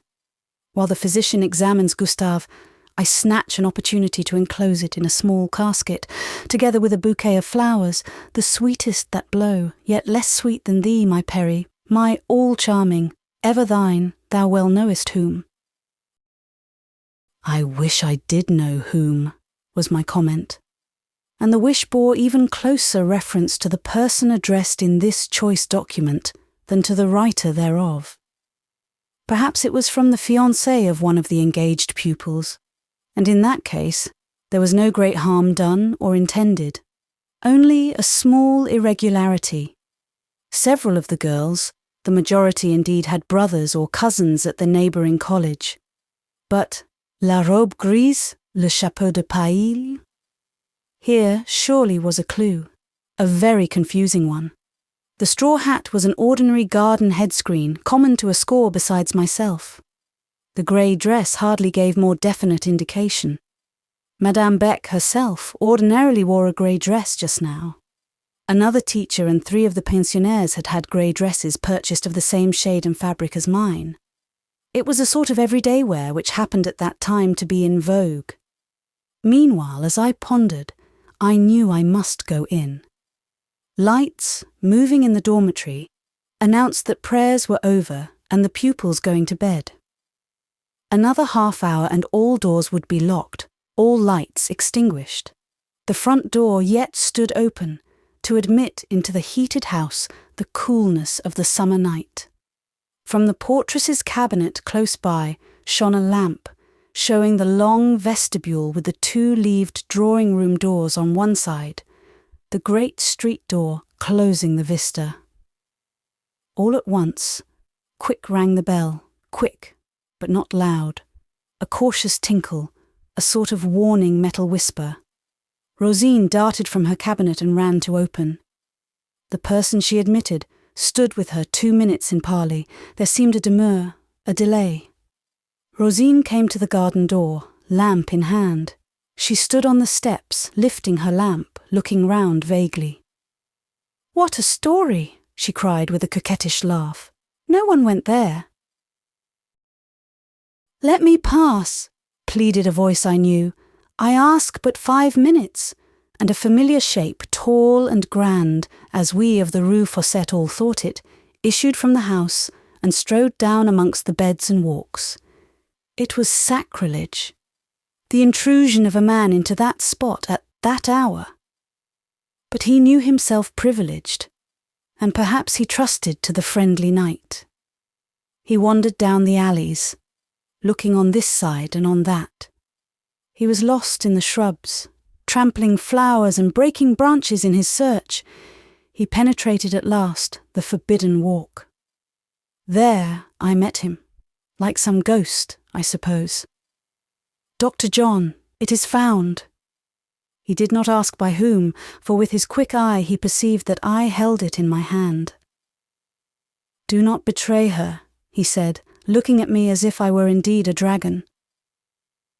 "Were I ever so disposed to treachery, I cannot betray what I do not know," was my answer.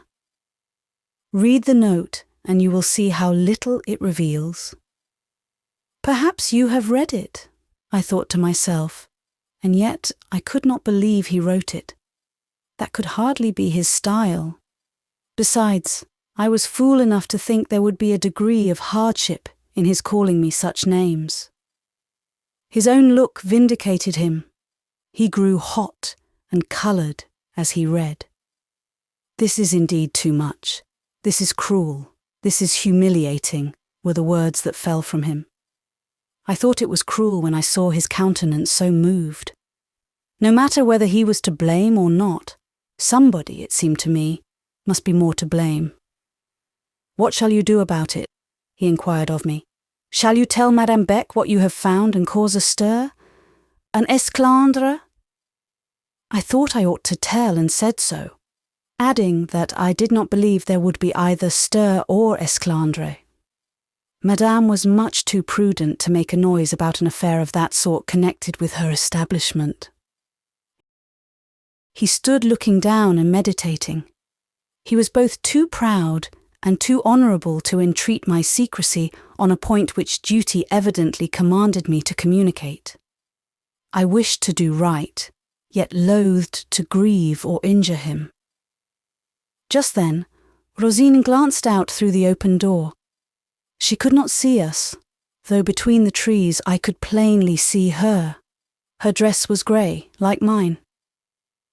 This circumstance, taken in connection with prior transactions, suggested to me that perhaps the case, however deplorable, was one in which I was under no obligation whatever to concern myself. Accordingly, I said, "If you can assure me that none of Madame Beck's pupils are implicated in this business, I shall be very happy to stand aloof from all interference. Take the casket, the bouquet, and the billet.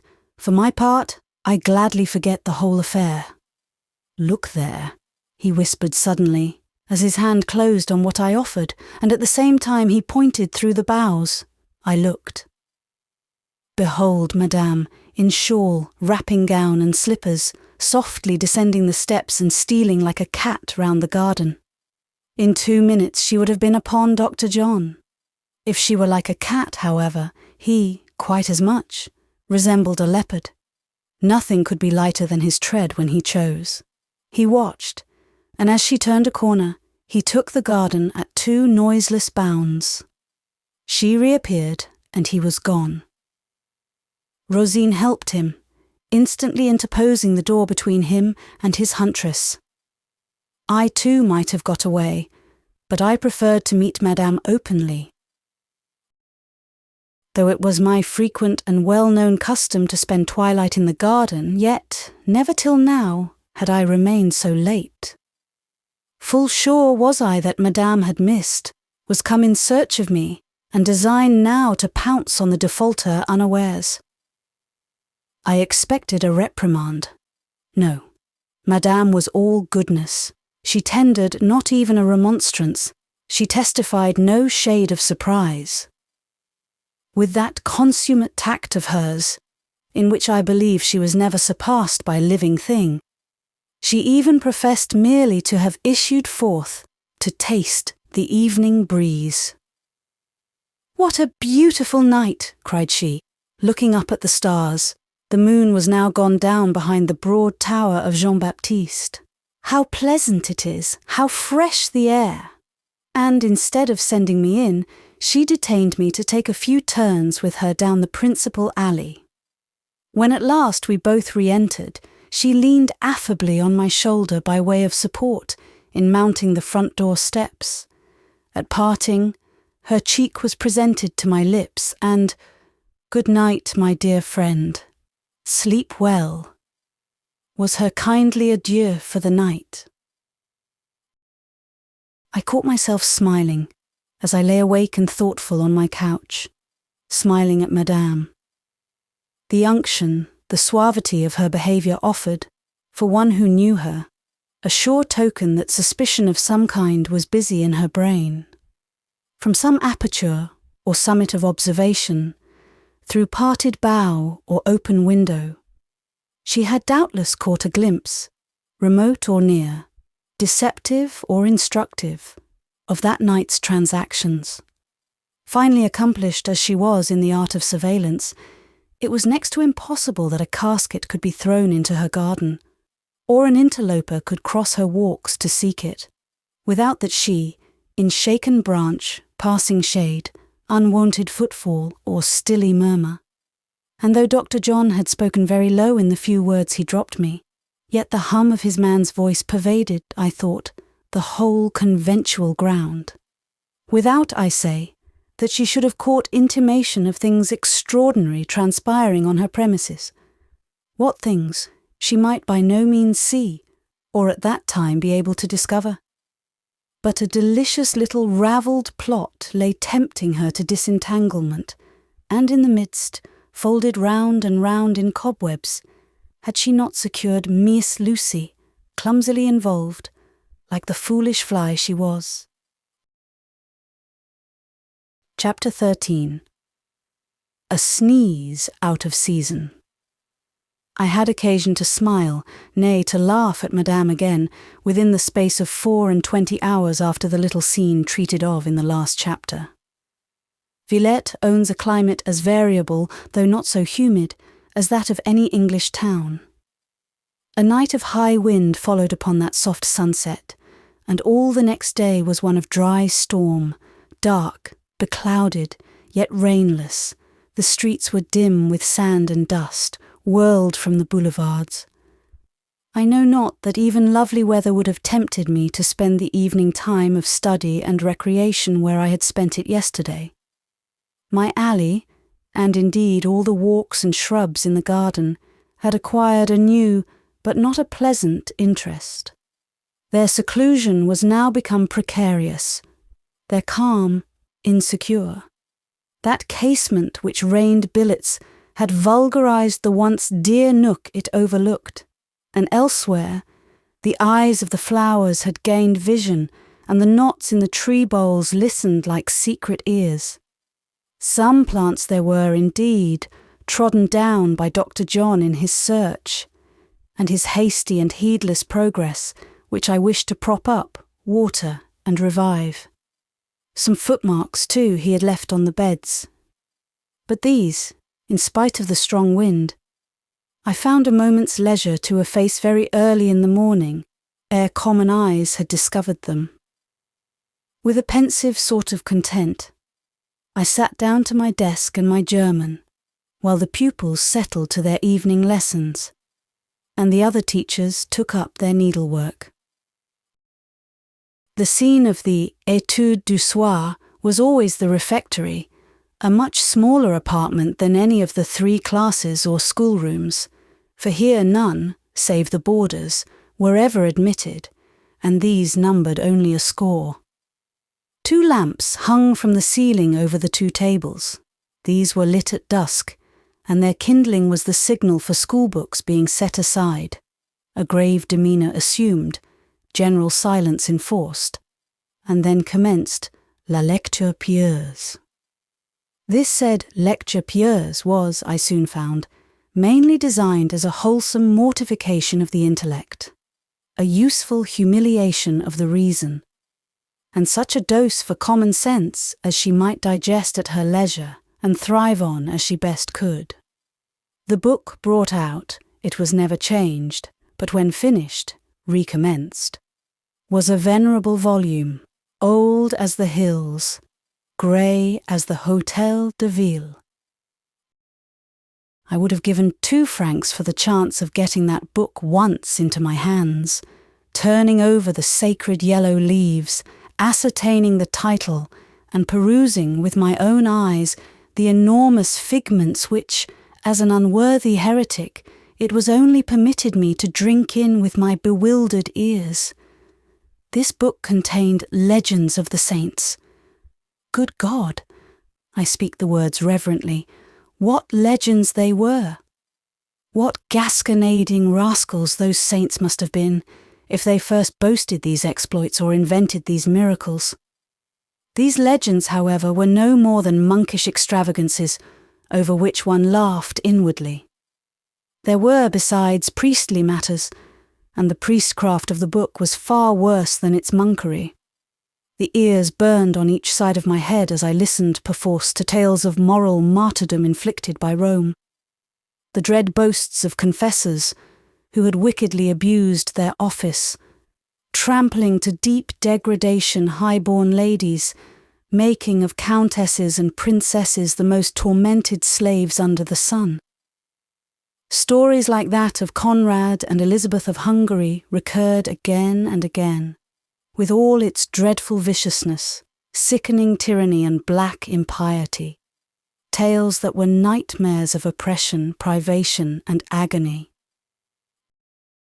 I sat out this lecture pieuse for some nights as well as I could, and as quietly too, only once breaking off the points of my scissors by involuntarily sticking them somewhat deep in the worm-eaten board of the table before me.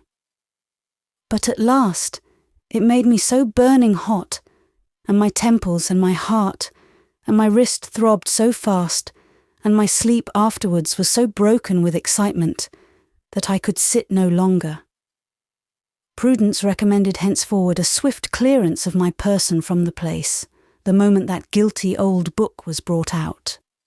No Mouse Headrig ever felt a stronger call to take up her testimony against Sergeant Bothwell than I, to speak my mind in this matter of the popish lecture pieuse. However, I did manage somehow to curb and rein in, and though always, as soon as Rosine came to light the lamps, I shot from the room quickly, yet also I did it quietly, seizing that vantage moment given by the little bustle before the dead silence, and vanishing whilst the boarders put their books away. When I vanished, it was into darkness. Candles were not allowed to be carried about, and the teacher who forsook the refectory had only the unlit hall, schoolroom, or bedroom as a refuge. In winter, I sought the long classes, and paced them fast to keep myself warm. Fortunate if the moon shone, and if there were only stars, soon reconciled to their dim gleam, or even to the total eclipse of their absence. In summer it was never quite dark, and then I went upstairs to my own quarter of the long dormitory, opened my own casement.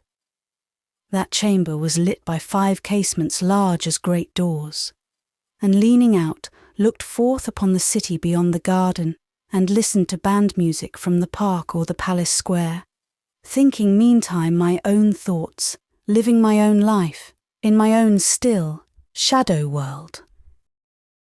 This evening, fugitive as usual before the Pope and his works, I mounted the staircase, approached the dormitory, and quietly opened the door, which was always kept carefully shut, and which, like every other door in this house, revolved noiselessly on well-oiled hinges.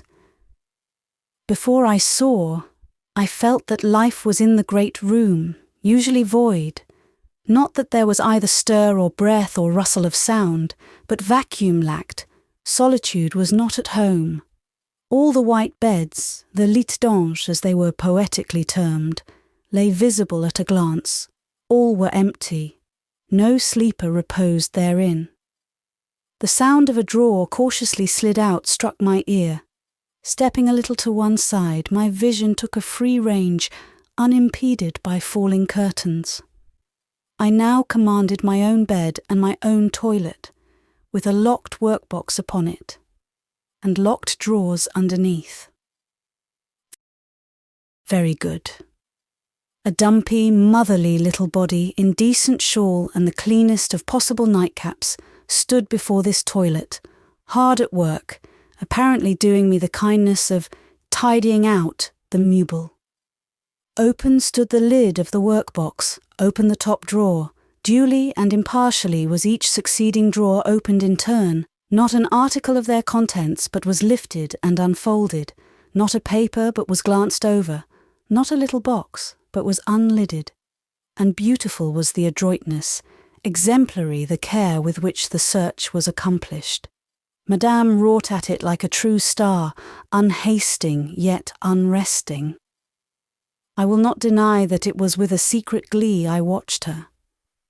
Had I been a gentleman, I believe Madame would have found favour in my eyes. She was so handy, neat, thorough in all she did. Some people's movements provoke the soul by their loose awkwardness, hers, satisfied by their trim compactness.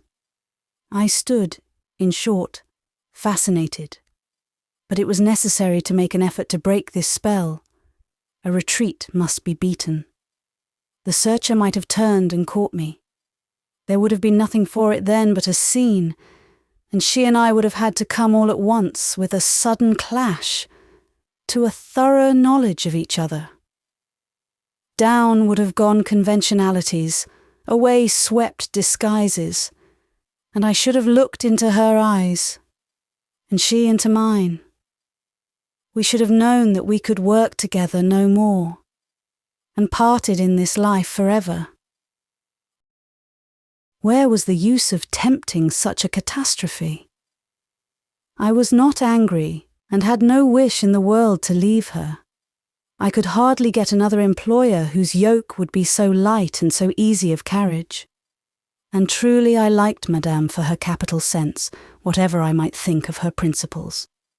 As to her system, it did me no harm. She might work me with it to her heart's content. Nothing would come of the operation.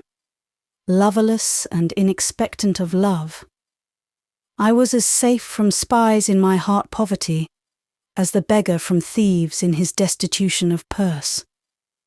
I turned then and fled, descending the stairs with progress as swift and soundless as that of the spider, which at the same instant ran down the banister.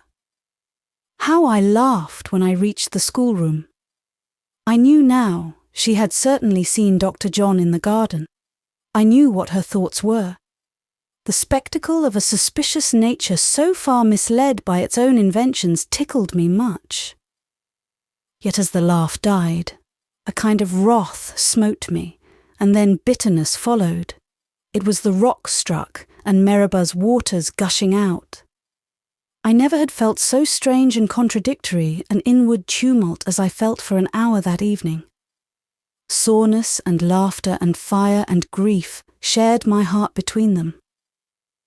I cried hot tears, not because Madame mistrusted me. I did not care twopence for her mistrust, but for other reasons. Complicated, disquieting thoughts broke up the whole repose of my nature. However, that turmoil subsided. Next day I was again Lucy Snowe.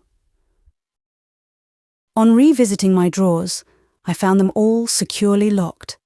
The closest subsequent examination could not discover change or apparent disturbance in the position of one object. My few dresses were folded as I had left them.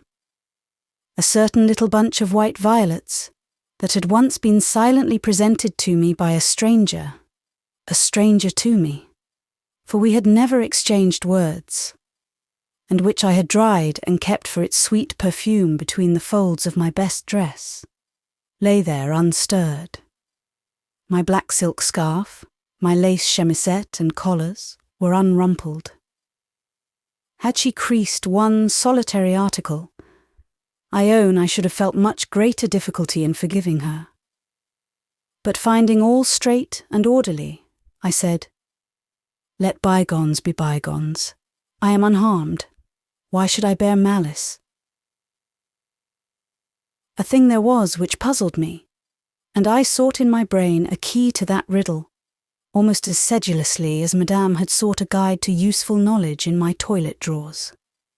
How was it that Dr. John, if he had not been accessory to the dropping of that casket into the garden, should have known that it was dropped and appeared so promptly on the spot to seek it? So strong was the wish to clear up this point that I began to entertain this daring suggestion. Why may I not, in case I should ever have the opportunity, ask Dr. John himself to explain this coincidence? And so long as Dr. John was absent, I really believed I had courage to test him with such a question. Little Georgette was now convalescent, and her physician accordingly made his visits very rare. Indeed, he would have ceased them altogether, had not Madame insisted on his giving an occasional call till the child should be quite well. She came into the nursery one evening just after I had listened to Georgette's lisped and broken prayer and had put her to bed. Taking the little one's hand, she said, "That child is always running a bit of a fever."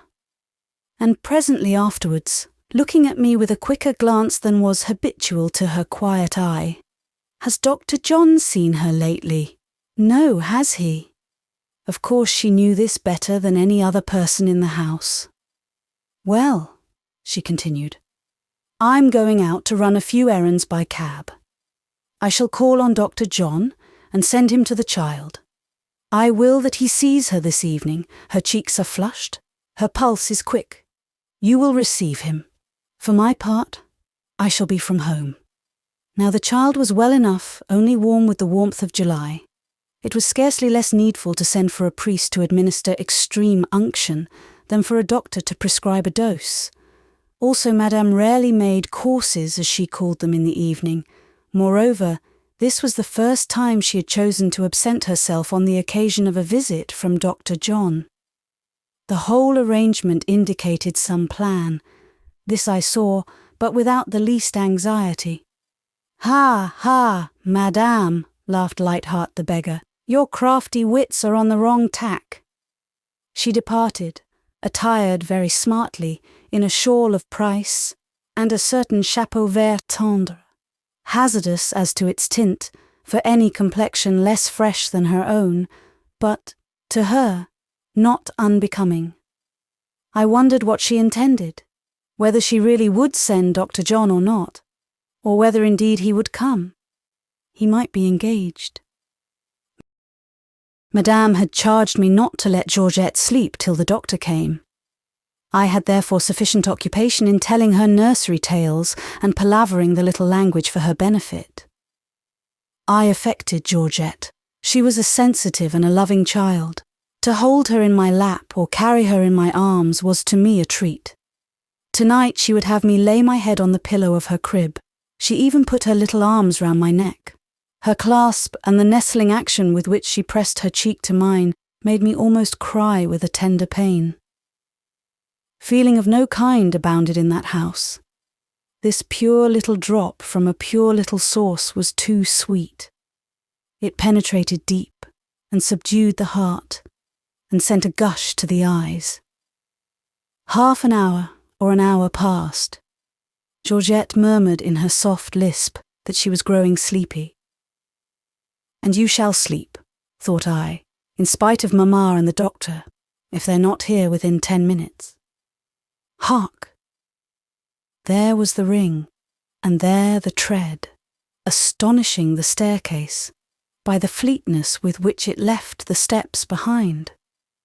Rosine introduced Dr. John, and with a freedom of manner not altogether peculiar to herself, but characteristic of the domestics of Villette generally, she stayed to hear what he had to say. Madame's presence would have awed her back to her own realm of the vestibule and the cabinet. For mine, or that of any other teacher or pupil, she cared not a jot. Smart, trim and pert, she stood, a hand in each pocket of her gay grisette apron, eyeing Dr. John with no more fear or shyness than if he had been a picture instead of a living gentleman. "The brat hasn't much the matter with her, has she?" said she, indicating Georgette with a jerk of her chin. "Not much," was the answer, as the doctor hastily scribbled with his pencil some harmless prescription. "Well then," pursued Rosine, approaching him quite near while he put up his pencil. "And the box, did you get it? Monsieur went off like a coup de vent the other night. I had not time to ask him." "I found it, yes." "And who threw it then?" continued Rosine, speaking quite freely the very words I should so much have wished to say, but had no address or courage to bring it out. How short some people make the road to a point which, for others, seems unattainable. "That may be my secret," rejoined Dr. John briefly, but with no sort of hauteur. He seemed quite to understand the Rosine or grisette character. "But after all," continued she, nothing abashed, "Monsieur knew it was thrown since he came to seek it. How did he know?" "I was attending a little patient in the college near," said he, "and saw it dropped out of his chamber window, and so came to pick it up." How simple the whole explanation. The note had alluded to a physician as then examining Gustave. Ah, come now, Rosine persisted. So there's really nothing underneath it all? No mystery? No little love affair, for example? No more than on the palm of my hand, the doctor replied, holding it out. What a pity, laughed the grisette. And there I was, just beginning to get ideas from the whole business. Indeed, then you've had all that trouble for nothing, was the doctor's cool rejoinder. She pouted. The doctor could not help laughing at the sort of moo she made. When he laughed, he had something peculiarly good-natured and genial in his look. I saw his hand inclined to his pocket. How many times have you opened the door for me within this last month? He asked. Monsieur ought to have kept count of that, said Rosine quite readily. As if I had not something better to do, rejoined he. But I saw him give her a piece of gold, which she took unscrupulously, and then danced off to answer the doorbell, ringing just now every 5 minutes, as the various servants came to fetch the half-boarders. The reader must not think too hardly of Rosine. On the whole, she was not a bad sort of person, and had no idea there could be any disgrace in grasping at whatever she could get, or any effrontery in chattering like a pie to the best gentleman in Christendom. I had learned something from the above scene, besides what concerned the ivory box. Namely, that not on the robe de jacquuna, pink or grey, nor yet on the frilled and pocketed apron, lay the blame of breaking Dr. John's heart. These items of array were obviously guiltless, as Georgette's little blue tunic. So much the better. But who then was the culprit? What was the ground? What the origin? What the perfect explanation of the whole business? Some points had been cleared, but how many yet remained obscure as night? However, I said to myself, it is no affair of yours, and turning from the face on which I had been unconsciously dwelling with a questioning gaze, I looked through the window which commanded the garden below. Dr. John, meantime, standing by the bedside, was slowly drawing on his gloves and watching his little patient, as her eyes closed and her rosy lips parted in coming sleep. I waited till he should depart as usual, with a quick bow and scarce articulate, "Good night." Just as he took his hat, my eyes, fixed on the tall houses bounding the garden, saw the one lattice already commemorated, cautiously open. Forth from the aperture projected a hand and a white handkerchief. Both waved. I know not whether the signal was answered from some viewless quarter of our own dwelling, but immediately after there fluttered from the lattice a falling object, white and light. Villette II, of course. "There!" I ejaculated involuntarily. "Where?" asked Dr. John with energy, making direct for the window. "What? Is it?" "They have gone and done it again," was my reply. A handkerchief waved and something fell, and I pointed to the lattice now closed and looking hypocritically blank. "Go at once. Pick it up and bring it here," was his prompt direction, adding, "Nobody will take notice of you. I should be seen." Straight I went. After some little search I found a folded paper, lodged on the lower branch of a shrub. I seized and brought it direct to Dr. John. This time, I believe not even Rosina saw me. He instantly tore the billet into small pieces without reading it. "It is not in the least her fault, you must remember," he said, looking at me. "Whose fault?" I asked. "Who is it?" "You don't yet know, then?" "Not in the least." "Have you no guess?" "None." "If I knew you better, I might be tempted to risk some confidence and thus secure you as guardian over a most innocent and excellent but somewhat inexperienced being." "As a duenna?" I asked. "Yes," said he abstractedly. "What snares are round her, he added musingly.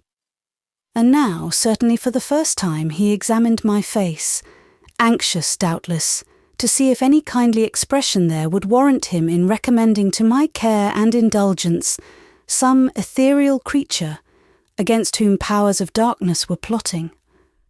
I felt no particular vocation to undertake the surveillance of ethereal creatures. But recalling the scene at the bureau, it seemed to me that I owed him a good turn. If I could help him, then I would, and it lay not with me to decide how. With as little reluctance as might be, I intimated that I was willing to do what I could towards taking care of any person in whom he might be interested. "I am no farther interested than as a spectator," said he, with a modesty admirable, as I thought, to witness. I happen to be acquainted with the rather worthless character of the person who, from the house opposite, has now twice invaded the sanctity of this place.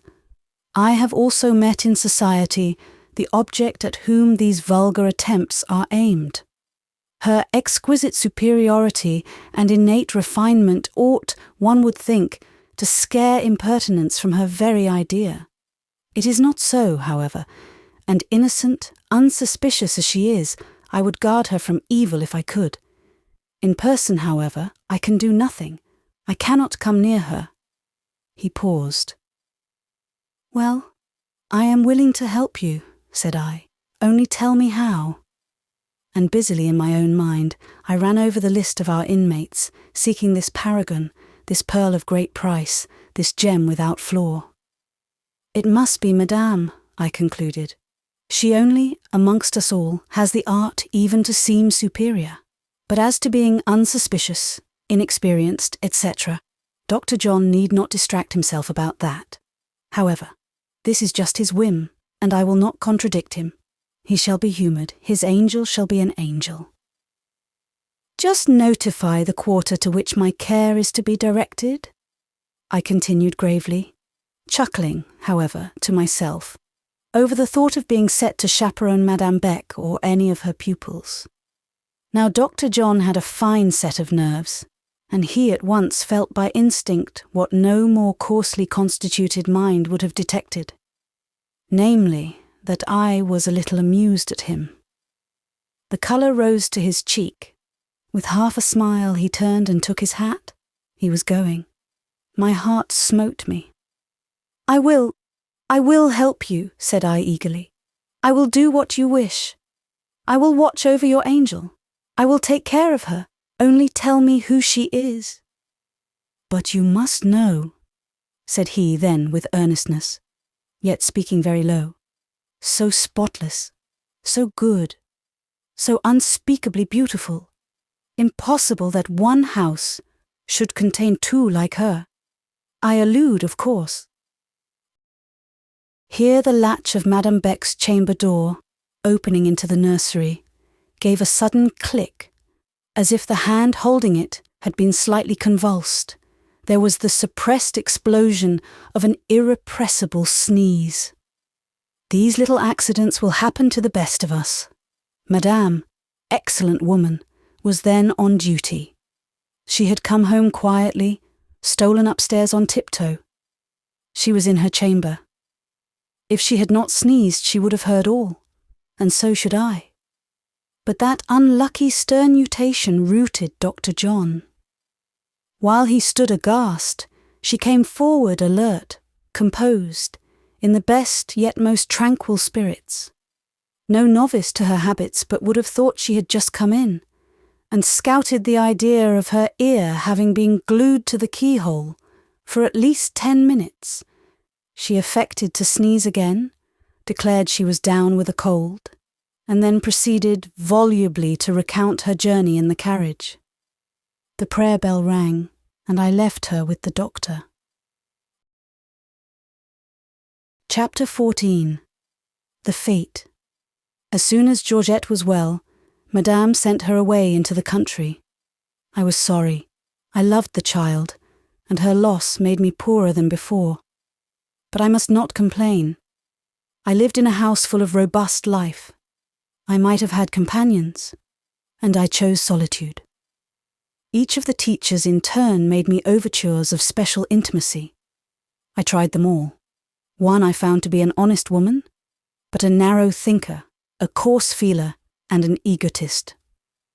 The second was a Parisian, externally refined, at heart corrupt, without a creed, without a principle, without an affection. Having penetrated the outward crust of decorum in this character, you found a slough beneath. She had a wonderful passion for presents, and in this point, the third teacher, a person otherwise characterless and insignificant, closely resembled her. This last named had also one other distinctive property, that of avarice. In her reigned the love of money for its own sake. The sight of a piece of gold would bring into her eyes a green glisten, singular to witness.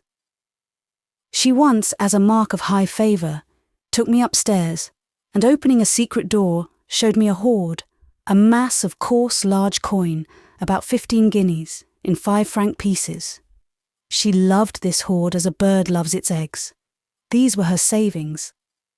She would come and talk to me about them with an infatuated and persevering dotage, strange to behold in a person not yet 25. The Parisienne, on the other hand, was prodigal and profligate, in disposition, that is, as to action, I do not know. That latter quality showed its snakehead to me but once, peeping out very cautiously. A curious kind of reptile it seemed, judging from the glimpse I got. Its novelty whetted my curiosity. If it would have come out boldly, perhaps I might philosophically have stood my ground and coolly surveyed the long thing from forked tongue to scaly tail tip. But it merely rustled in the leaves of a bad novel, and on encountering a hasty and ill-advised demonstration of wrath, recoiled and vanished, hissing. She hated me from that day. This Parisienne was always in debt, her salary being anticipated not only in dress, but in perfumes, cosmetics, confectionery, and condiments. What a cold, callous epicure she was in all things. I see her now, thin in face and figure, sallow in complexion, regular in features, with perfect teeth, lips like a thread, a large, prominent chin, a well-opened but frozen eye, of light at once craving and ingratiating. She mortally hated work and loved what she called pleasure, being an insipid, heartless, brainless dissipation of time. Madame Beck knew this woman's character perfectly well. She once talked to me about her, with an odd mixture of discrimination, indifference, and antipathy. I asked why she kept her in the establishment. She answered plainly, because it suited her interest to do so, and pointed out a fact I had already noticed, namely, that Mademoiselle Saint-Pierre possessed, in an almost unique degree, the power of keeping order amongst her undisciplined ranks of scholars. A certain petrifying influence accompanied and surrounded her. Without passion, noise, or violence, she held them in check, as a breezeless frost air might still a brawling stream. She was of little use as far as communication of knowledge went, but for strict surveillance and maintenance of rules she was invaluable. I know very well that she has no principles, nor perhaps any morals, admitted Madame frankly, but added with philosophy, her demeanour in class is always proper and even filled with a certain dignity. That is all that is needed. Neither the students nor the parents look beyond that, nor consequently do I either. A strange, frolicsome, noisy little world was this school. Great pains were taken to hide chains with flowers. A subtle essence of Romanism pervaded every arrangement. Large sensual indulgence, so to speak, was permitted by way of counterpoise to jealous spiritual restraint. Each mind was being reared in slavery. But, to prevent reflection from dwelling on this fact, Every pretext for physical recreation was seized and made the most of. There, as elsewhere, the Church strove to bring up her children robust in body, feeble in soul, fat, ruddy, hale, joyous, ignorant, unthinking, unquestioning. Eat, drink, and live, she says. Look after your bodies, leave your souls to me. I hold their cure, guide their course, I guarantee their final fate. A bargain in which every true Catholic deems himself a gainer. Lucifer just offers the same terms. All this power will I give thee, and the glory of it. For that is delivered unto me, and to whomsoever I will I give it. If thou therefore wilt worship me, all shall be thine. About this time, in the ripest glow of summer, Madame Beck's house became as merry a place as a school could well be. All day long the broad folding doors and the two-leaved casements stood wide open. Settled sunshine seemed naturalized in the atmosphere. Clouds were far off, sailing away beyond sea, resting no doubt round islands such as England, that dear land of mists, but withdrawn wholly from the drier continent. We lived far more in the garden than under a roof. Classes were held and meals partaken of in the Grand Berceau. Moreover, there was a note of holiday preparation, which almost turned freedom into license. The autumnal long vacation was but 2 months distant. But before that, a great day, an important ceremony, none other than the Fête of Madame, awaited celebration. The conduct of this fête devolved chiefly on Mademoiselle Saint-Pierre, Madame herself being supposed to stand aloof, disinterestedly unconscious of what might be going forward in her honour. Especially, she never knew, never in the least suspected, that a subscription was annually levied on the whole school for the purchase of a handsome present. The polite tact of the reader will please to leave out of the account a brief secret consultation on this point in Madame's own chamber. "What will you have this year?" was asked by her Parisian lieutenant. "Oh, no matter. Let it alone. Let the poor children keep their francs." And Madame looked benign and modest. Mademoiselle Saint-Pierre would here protrude her chin. She knew Madame by heart. She always called her airs of Bronte grimaces. She never even professed to respect them one instant. "Vite," she would say coldly. "Name the article. Shall it be jewellery or porcelain, haberdashery or silver?" "Eh bien, 2 or 3 spoons and as many forks in silver." And the result was a handsome case containing 300 francs worth of plate. The programme of the Fête day's proceedings comprised presentation of plate, collation in the garden, dramatic performance, with pupils and teachers for actors, a dance and supper. Very gorgeous seemed the effect of the whole to me, as I well remember. Zélie Saint-Pierre understood these things and managed them ably. The play was the main point, a month's previous drilling being there required. The choice, too, of the actors required knowledge and care. Then came lessons in elocution, in attitude, and then the fatigue of countless rehearsals. For all this, as may well be supposed, Saint-Pierre did not suffice. Other management, other accomplishments than hers were requisite here. They were supplied in the person of a master, Monsieur Paul Emmanuel, Professor of Literature. It was never my lot to be present at the histrionic lessons of Monsieur Paul, but I often saw him as he crossed the carré, a square hall between the dwelling-house and schoolhouse. I heard him too in the warm evenings, lecturing with open doors, and his name, with anecdotes of him, resounded in one's ears from all sides. Especially our former acquaintance, Miss Ginevra Fanshawe, who had been selected to take a prominent part in the play, used in bestowing upon me a large portion of her leisure to lard her discourse with frequent allusions to his sayings and doings. She esteemed him hideously plain, and used to profess herself frightened almost into hysterics at the sound of his step or voice. A dark little man he certainly was, pungent and austere.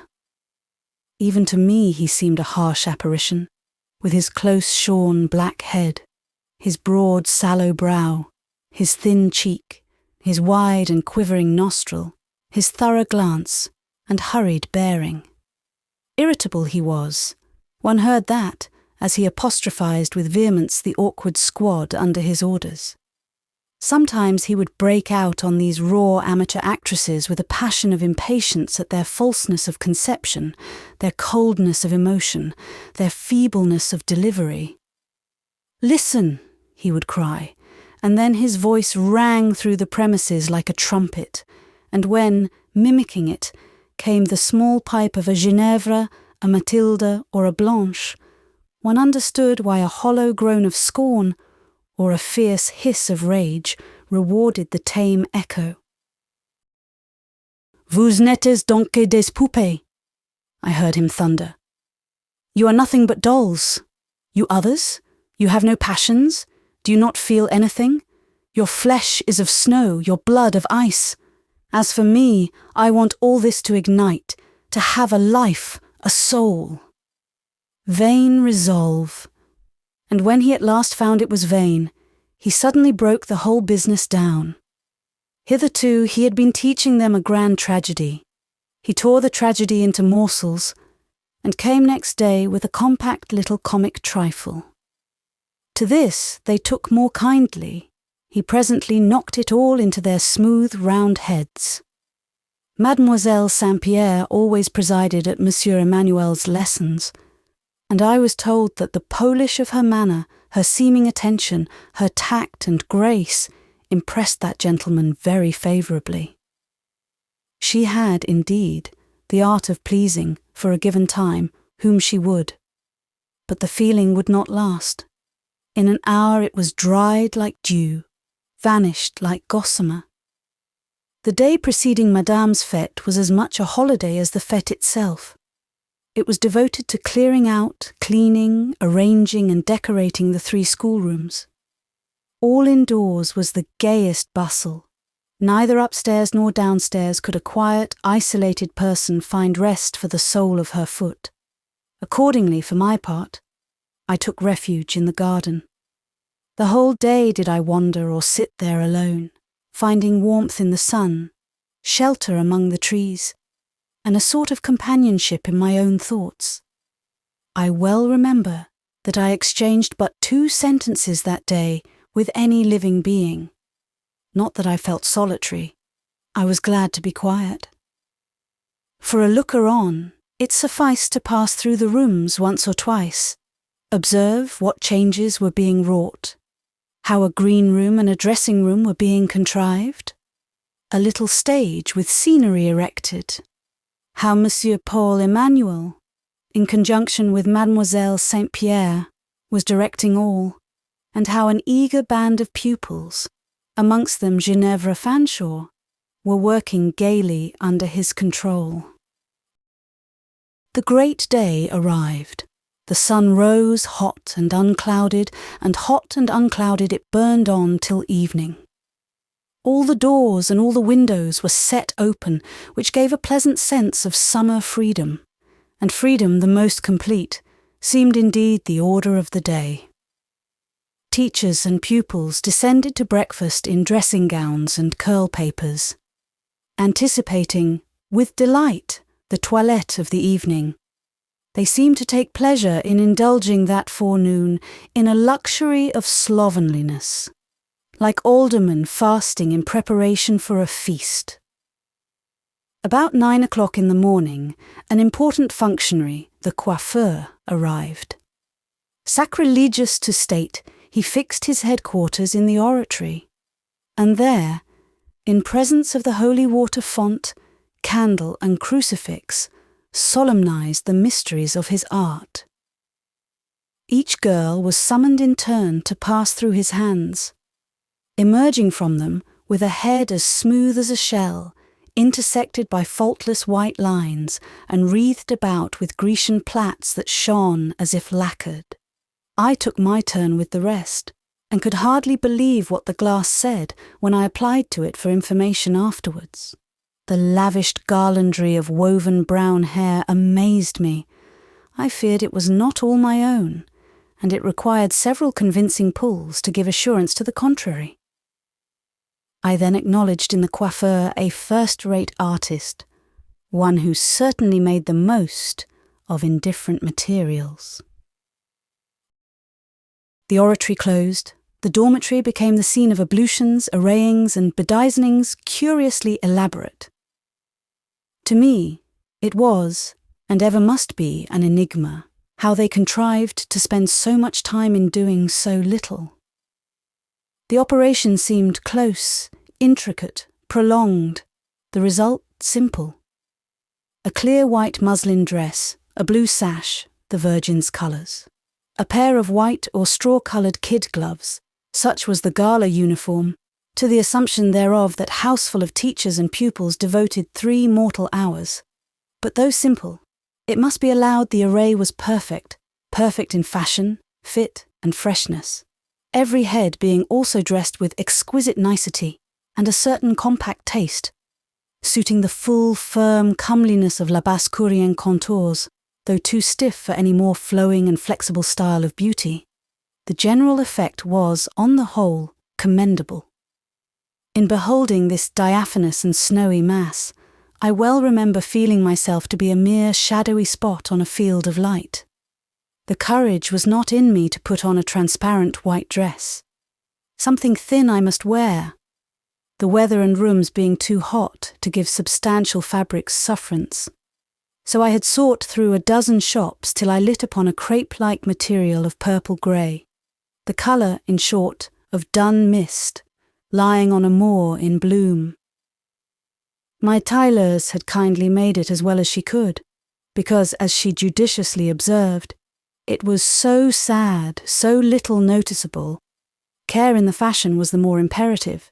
It was well she took this view of the matter, for I had no flower, no jewel to relieve it, and what was more, I had no natural rose of complexion.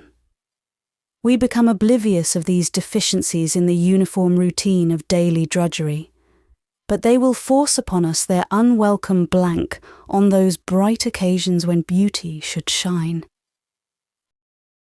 However, in this same gown of shadow, I felt at home and at ease, an advantage I should not have enjoyed in anything more brilliant or striking. Madame Beck, too, kept me in countenance. Her dress was almost as quiet as mine, except that she wore a bracelet and a large brooch bright with gold and fine stones. We chanced to meet on the stairs, and she gave me a nod and smile of approbation. Not that she thought I was looking well, a point unlikely to engage her interest, but she considered me dressed convenablement, décemment, and la convenance et la décence were the 2 calm deities of Madame's worship. She even paused, laid her gloved hand on my shoulder, holding an embroidered and perfumed handkerchief, and confided to my ear a sarcasm on the other teachers, whom she had just been complimenting to their faces. "Nothing so absurd," she said, "as for mature women to dress themselves like girls of 15. As for Saint Pierre, she has the air of an old coquette who plays the ingenue." Being dressed at least a couple of hours before anybody else, I felt a pleasure in betaking myself, not to the garden, where servants were busy propping up long tables, placing seats, and spreading cloths in readiness for the collation, but to the schoolrooms, now empty, quiet, cool and clean, their walls freshly stained, their planked floors freshly scoured and scarce dry. Fresh-gathered flowers adorning the recesses in pots, and fresh-hung draperies beautifying the great windows. Withdrawing to the first class, a smaller and neater room than the others, and taking from the glazed bookcase, of which I kept the key, a volume whose title promised some interest, I sat down to read. The glass door of this classe or schoolroom opened into the large berceau. Acacia boughs caressed its panes, as they stretched across to meet a rosebush blooming by the opposite lintel. In this rosebush, bees murmured busy and happy. I commenced reading. Just as the stilly hum, the embowering shade, the warm, lonely calm of my retreat were beginning to steal meaning from the page, vision from my eyes, and to lure me along the track of reverie, down into some deep dell of dreamland. Just then, the sharpest ring of the street doorbell, to which that much-tried instrument had ever thrilled, snatched me back to consciousness. Now the bell had been ringing all the morning, as workmen or servants or hairdressers or seamstresses went and came on their several errands. Moreover, there was good reason to expect it would ring all the afternoon, since about 100 externes were yet to arrive in carriages or hackney coaches. Nor could it be expected to rest during the evening, when parents and friends would gather thronging to the play. Under these circumstances, a ring, even a sharp ring, was a matter of course. Yet this particular peal had an accent of its own, which chased my dream and startled my book from my knee. I was stooping to pick up this last, when, firm, fast, straight, right on through the vestibule, along the corridor, across the carré, through the first division, second division, grand salle, strode a step, quick, regular, intent. The closed door of the first class, my sanctuary, offered no obstacle. It burst open, and a paletot and a bonnet grec filled the void. Also, 2 eyes first vaguely struck upon, and then hungrily dived into me. "C'est celle-là," said a voice. "Je la connais, c'est l'anglaise. Tant pis, toute anglaise, et par conséquent, toute bégueule qu'elle soit, elle fera mon affaire, ou je saurai pourquoi." Then, with a certain stern politeness, I suppose he thought I had not caught the drift of his previous uncivil mutterings, and in a jargon the most execrable that ever was heard, "Miss, play you must. I am planted there." "What can I do for you, Monsieur Paul Emmanuel?" I inquired. For Monsieur Paul Emmanuel it was, and in a state of no little excitement. "Play you must. I will not have you shrink or frown or make the prude. I read your skull that night you came. I see your means. Play you can. Play you must." "But how, Monsieur Paul? What do you mean?" "There is no time to be lost," he went on, now speaking in French. "And let us thrust to the wall all reluctance, all excuses, all minauderies. You must take a part." "In the vaudeville?" "In the vaudeville. You have said it." I gasped, horror-struck. What did the little man mean? "Listen," he said. "The case shall be stated, and you shall then answer me yes or no.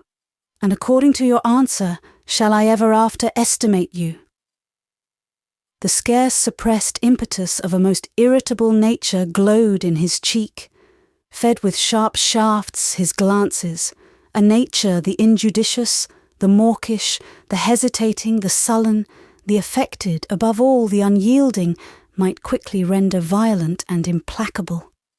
Silence and attention was the best balm to apply. I listened. "The whole matter is going to fail," he began. "Louise van der Kelkhoff has fallen ill, at least so her ridiculous mother asserts. For my part, I feel sure she might play if she would. It is only goodwill that lacks. She was charged with a role, as you know or do not know. It is equal. Without that role, the play is stopped. There are now but a few hours in which to learn it. Not a girl in this school would hear reason and accept the task.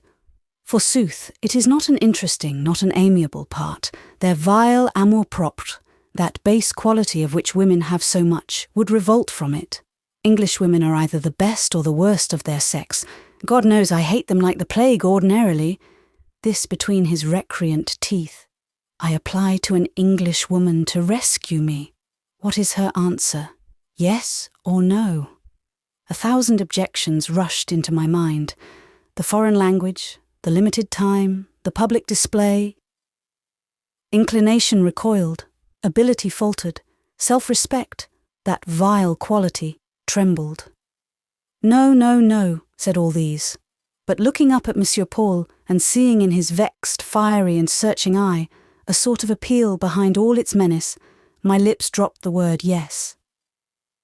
For a moment his rigid countenance relaxed with a quiver of content. Quickly bent up again, however, he went on.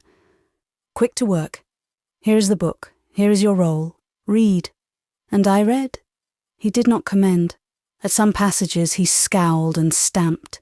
He gave me a lesson. I diligently imitated. It was a disagreeable part, a man's, an empty-headed fop's. One could put into it neither heart nor soul. I hated it. The play, a mere trifle, ran chiefly on the efforts of a brace of rivals to gain the hand of a fair coquette. One lover was called the Hours, a good and gallant but unpolished man, a sort of diamond in the rough. The other was a butterfly, a talker, and a traitor.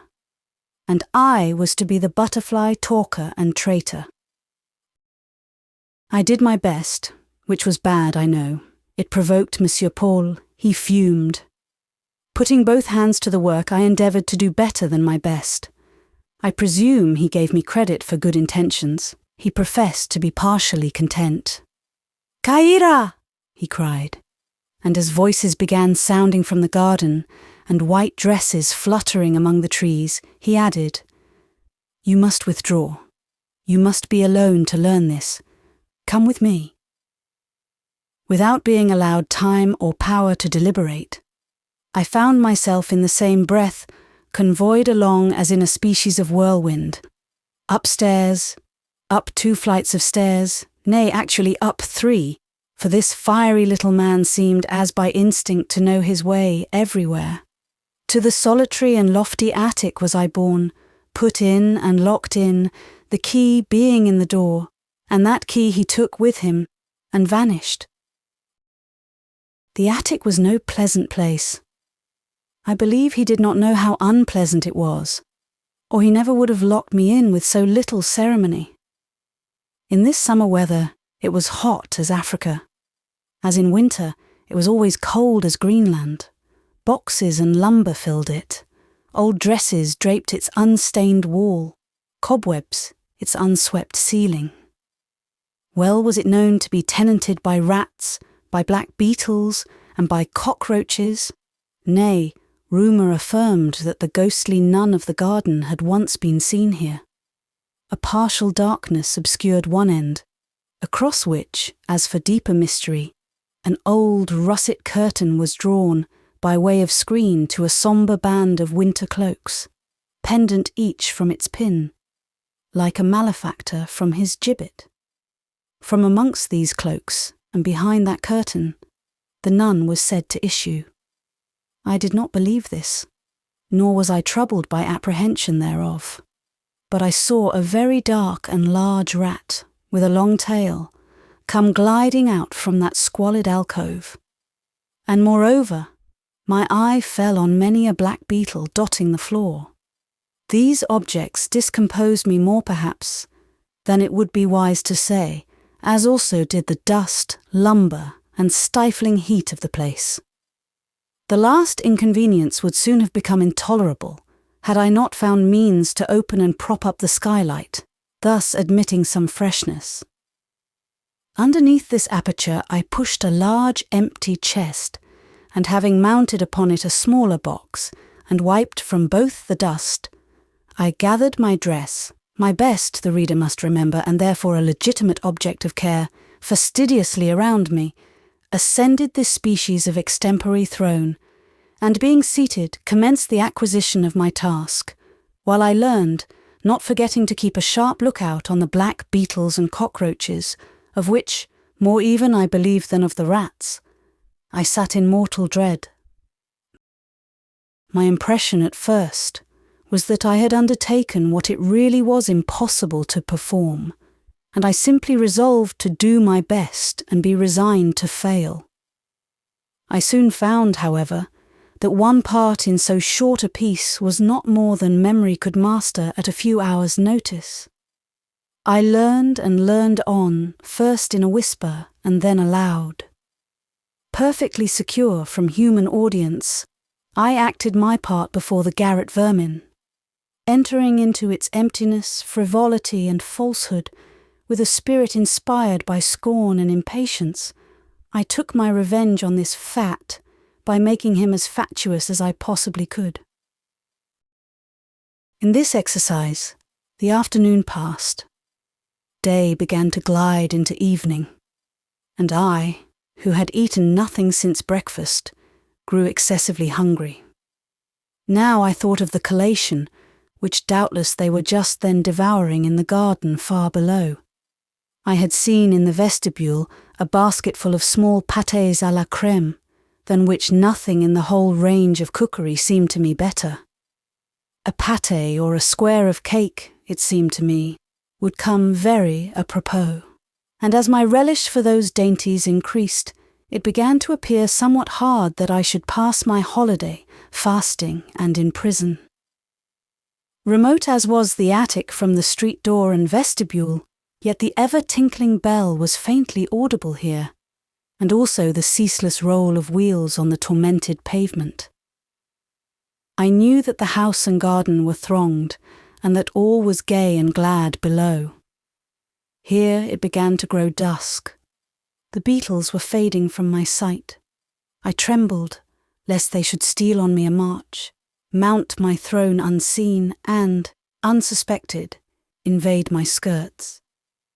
Impatient and apprehensive, I recommenced the rehearsal of my part merely to kill time. Just as I was concluding, the long-delayed rattle of the key in the lock came to my ear. No unwelcome sound. Monsieur Paul, I could just see through the dusk that it was Monsieur Paul, for light enough still lingered to show the velvet blackness of his close-shorn head and the sallow ivory of his brow, looked in. "Brava!" cried he, holding the door open and remaining at the threshold. "I heard everything. It is quite good. Again." A moment I hesitated. "Again," said he sternly, "and no grimaces. Down with timidity."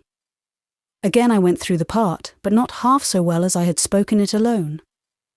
"Finally she knows," said he, half dissatisfied, "and one cannot be fastidious or exacting under the circumstances." Then he added, "You may yet have 20 minutes for preparation. Goodbye." And he was going. "Monsieur," I called out, taking courage. "Eh bien, what is it, mademoiselle?" "I am very hungry." "What, you are hungry? And the snack?" "I know nothing about it. I have not seen it shut up here." "Ah, that is true," cried he. In a moment my throne was abdicated, the attic evacuated.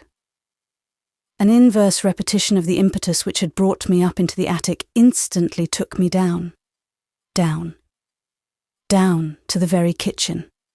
I thought I should have gone to the cellar. The cook was imperatively ordered to produce food, and I, as imperatively, was commanded to eat. To my great joy, this food was limited to coffee and cake. I had feared wine and sweets, which I did not like. How he guessed that I should like a small cream pie, I cannot tell, but he went out and procured me one from some quarter. With considerable willingness, I ate and drank, keeping the small cream pie till the last, as a treat. Monsieur Paul superintended my repast, and almost forced upon me more than I could swallow. "To a good hour," he cried, when I signified that I really could take no more, and with uplifted hands implored to be spared the additional roll on which he had just spread butter. "You will set me down as a species of tyrant and Bluebeard, starving women in a garret, whereas, after all, I am no such thing. Now, mademoiselle, do you feel courage and strength to appear?" I said I thought I did, though in truth I was perfectly confused and could hardly tell how I felt. But this little man was of the order of beings who must not be opposed. unless you possessed an all-dominant force sufficient to crush him at once. "Come then," said he, offering his hand. I gave him mine, and he set off with a rapid walk, which obliged me to run at his side in order to keep pace. In the carré he stopped a moment. It was lit with large lamps. The wide doors of the classes were open, and so were the equally wide garden doors. Orange trees in tubs and tall flowers in pots ornamented these portals on each side. Groups of ladies and gentlemen in evening dress stood and walked amongst the flowers.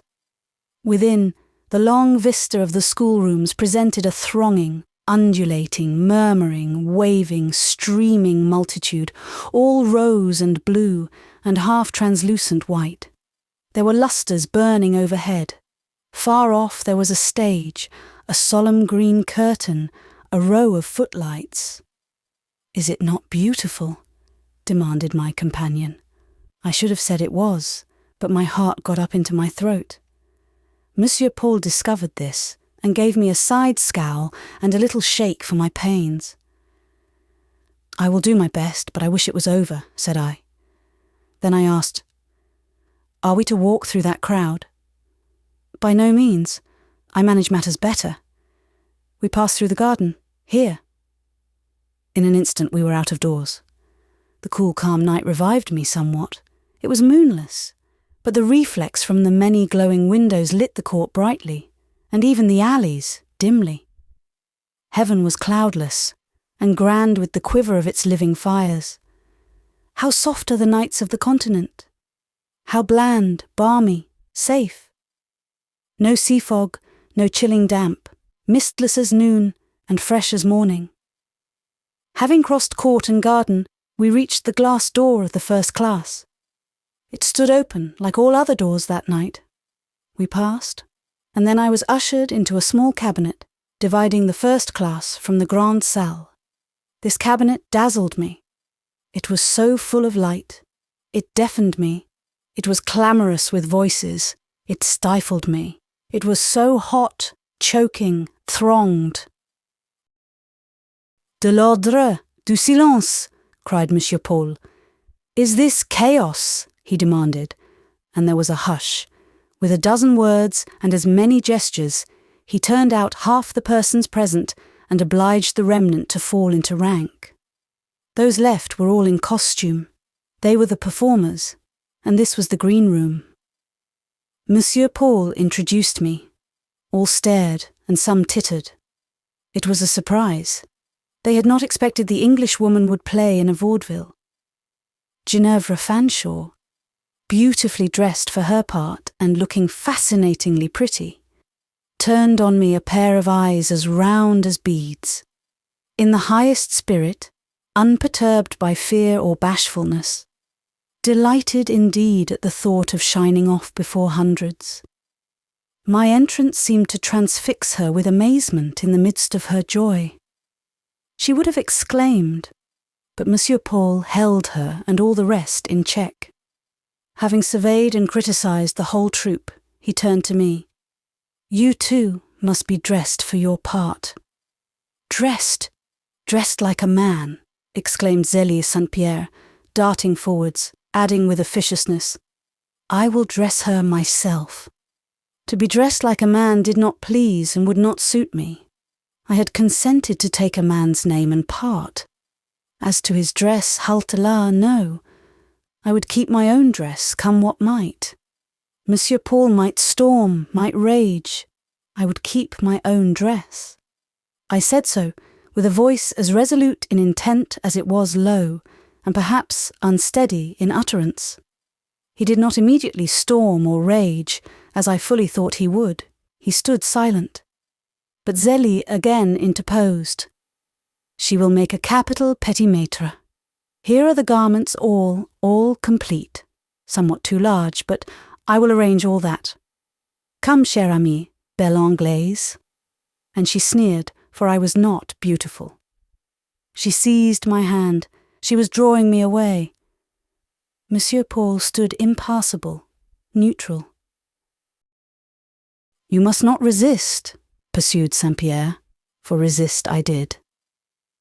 You will spoil all, destroy the mirth of the piece, the enjoyment of the company, sacrifice everything to your amour-propre. This would be too bad. Monsieur will never permit this. She sought his eye. I watched likewise for a glance. He gave her one, and then he gave me one. Stop, he said slowly, arresting St. Pierre, who continued her efforts to drag me after her. Everybody awaited the decision. He was not angry, not irritated. I perceived that, and took heart. You do not like these clothes? He asked, pointing to the masculine vestments. I don't object to some of them, but I won't have them all. How must it be, then? How accept a man's part, and go on the stage dressed as a woman? This is an amateur affair, it is true. A vaudeville de pensionnat. Certain modifications I might sanction, yet something you must have to announce you as of the nobler sex. And I will, monsieur, but it must be arranged in my own way. Nobody must meddle. The things must not be forced upon me. Just let me dress myself. Monsieur, without another word, took the costume from St. Pierre, gave it to me, and permitted me to pass into the dressing room. Once alone, I grew calm, and collectedly went to work. Retaining my woman's garb, without the slightest retrenchment, I merely assumed in addition a little vest, a collar and cravat, and a paletot of small dimensions, the whole being the costume of a brother of one of the pupils. Having loosened my hair out of its braids, made up the long back hair close, and brushed the front hair to one side, I took my hat and gloves in my hand, and came out. Monsieur Paul was waiting, and so were the others. He looked at me. That may pass in a pensionnat, he pronounced, then added, not unkindly, Courage, mon ami, a little sang-froid, a little self-possession, Monsieur Lucien, and everything will be fine. St. Pierre sneered again, in her cold, snaky manner. I was irritable because excited, and I could not help turning upon her and saying that if she were not a lady, and I a gentleman, I should feel disposed to call her out. After the play, said Monsieur Paul. I will then divide my pair of pistols between you, and we will settle the dispute according to form. It will only be the old quarrel of France and England. But now the moment approached for the performance to commence. Monsieur Paul, setting us before him, harangued us briefly, like a general addressing soldiers about to charge. I don't know what he said, except that he recommended each to penetrate herself with a sense of her personal insignificance. God knows I thought this advice superfluous for some of us. A bell tinkled. I and two more were ushered onto the stage. The bell tinkled again. I had to speak the very first words. Do not look at the crowd, nor think of it, whispered Monsieur Paul in my ear. Imagine yourself in the garret, acting to the rats. He vanished. The curtain drew up, shriveled to the ceiling. The bright lights, the long room, the gay throng burst upon us. I thought of the black beetles, the old boxes, the worm-eaten bureau. I said my say badly, but I said it. That first speech was the difficulty. It revealed to me this fact, that it was not the crowd I feared so much as my own voice. Foreigners and strangers, the crowd were nothing to me, nor did I think of them. When my tongue once got free, and my voice took its true pitch and found its natural tone, I thought of nothing but the personage I represented, and of Monsieur Paul, who was listening, watching, prompting in the side scenes. By and by, feeling the right power come, the spring demanded gush and rise inwardly, I became sufficiently composed to notice my fellow actors. Some of them played very well, especially Ginevra Fanshawe, who had to coquette between two suitors and managed admirably. In fact, she was in her element. I observed that she once or twice threw a certain marked fondness and pointed partiality into her manner towards me, the fop. With such emphasis and animation did she favour me, such glances did she dart out into the listening and applauding crowd, that to me, who knew her, it presently became evident she was acting at someone. And I followed her eye, her smile, her gesture, and ere long discovered that she had at least singled out a handsome and distinguished aim for her shafts. Full in the path of those arrows, taller than other spectators, and therefore more sure to receive them, stood, in attitude quiet but intent, a well-known form, that of Dr. John.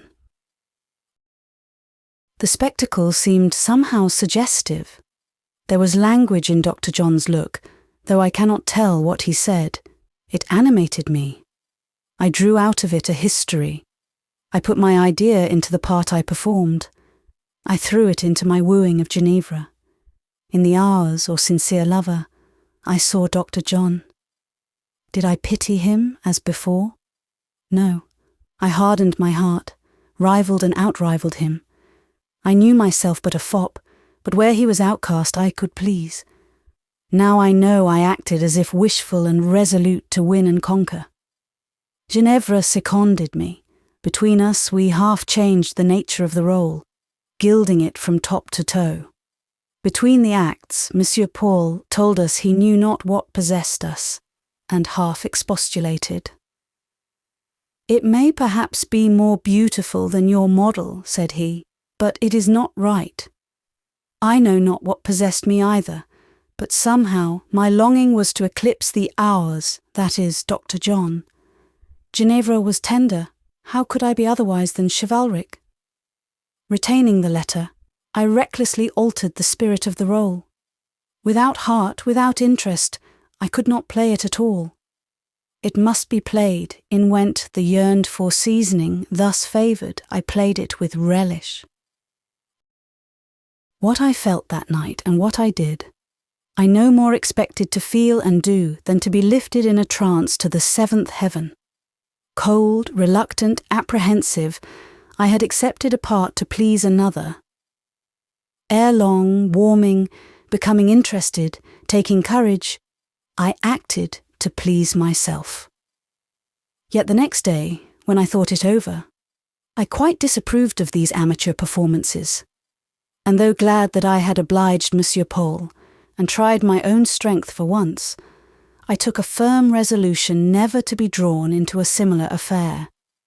A keen relish for dramatic expression had revealed itself as part of my nature. To cherish and exercise this newfound faculty might gift me with a world of delight, but it would not do for a mere looker-on at life. The strength and longing must be put by, and I put them by and fastened them in with the lock of a resolution which neither time nor temptation has since picked. No sooner was the play over, and well over, than the choleric and arbitrary Monsieur Paul underwent a metamorphosis. His hour of managerial responsibility past, he at once laid aside his magisterial austerity. In a moment he stood amongst us, vivacious, kind and social, shook hands with us all round, thanked us separately, and announced his determination that each of us should in turn be his partner in the coming ball. On his claiming my promise, I told him I did not dance. For once I must, was the answer, and if I had not slipped aside and kept out of his way, he would have compelled me to this second performance. But I had acted enough for one evening. It was time I retired into myself and my ordinary life. My dun-coloured dress did well enough under a paletot on the stage, but would not suit a waltz or a quadrille. Withdrawing to a quiet nook, whence unobserved I could observe the ball, its splendours and its pleasures passed before me as a spectacle. Again, Ginevra Fanshawe was the belle, the fairest and the gayest present. She was selected to open the ball. Very lovely she looked, very gracefully she danced, very joyously she smiled. Such scenes were her triumphs. She was the child of pleasure.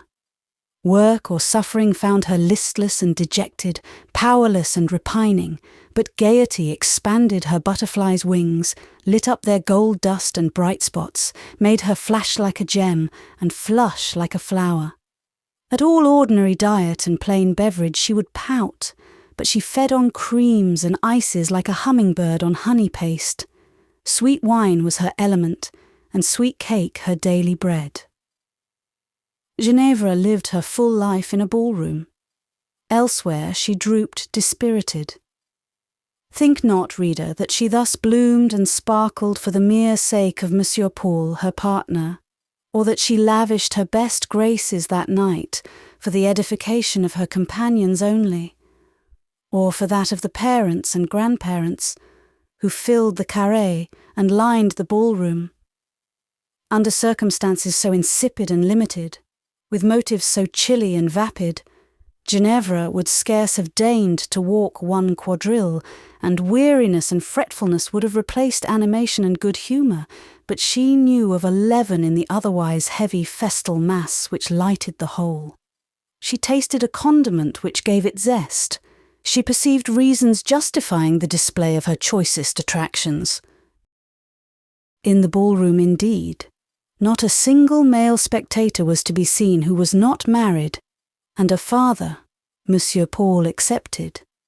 That gentleman, too, being the sole creature of his sex, permitted to lead out a pupil to the dance, and this exceptional part was allowed him, partly as a matter of old-established custom, for he was a kinsman of Madame Beck's, and high in her confidence, partly because he would always have his own way, and do as he pleased, and partly because, wilful, passionate, partial as he might be, he was the soul of honour, and might be trusted with a regiment of the fairest and purest, in perfect security that under his leadership they would come to no harm.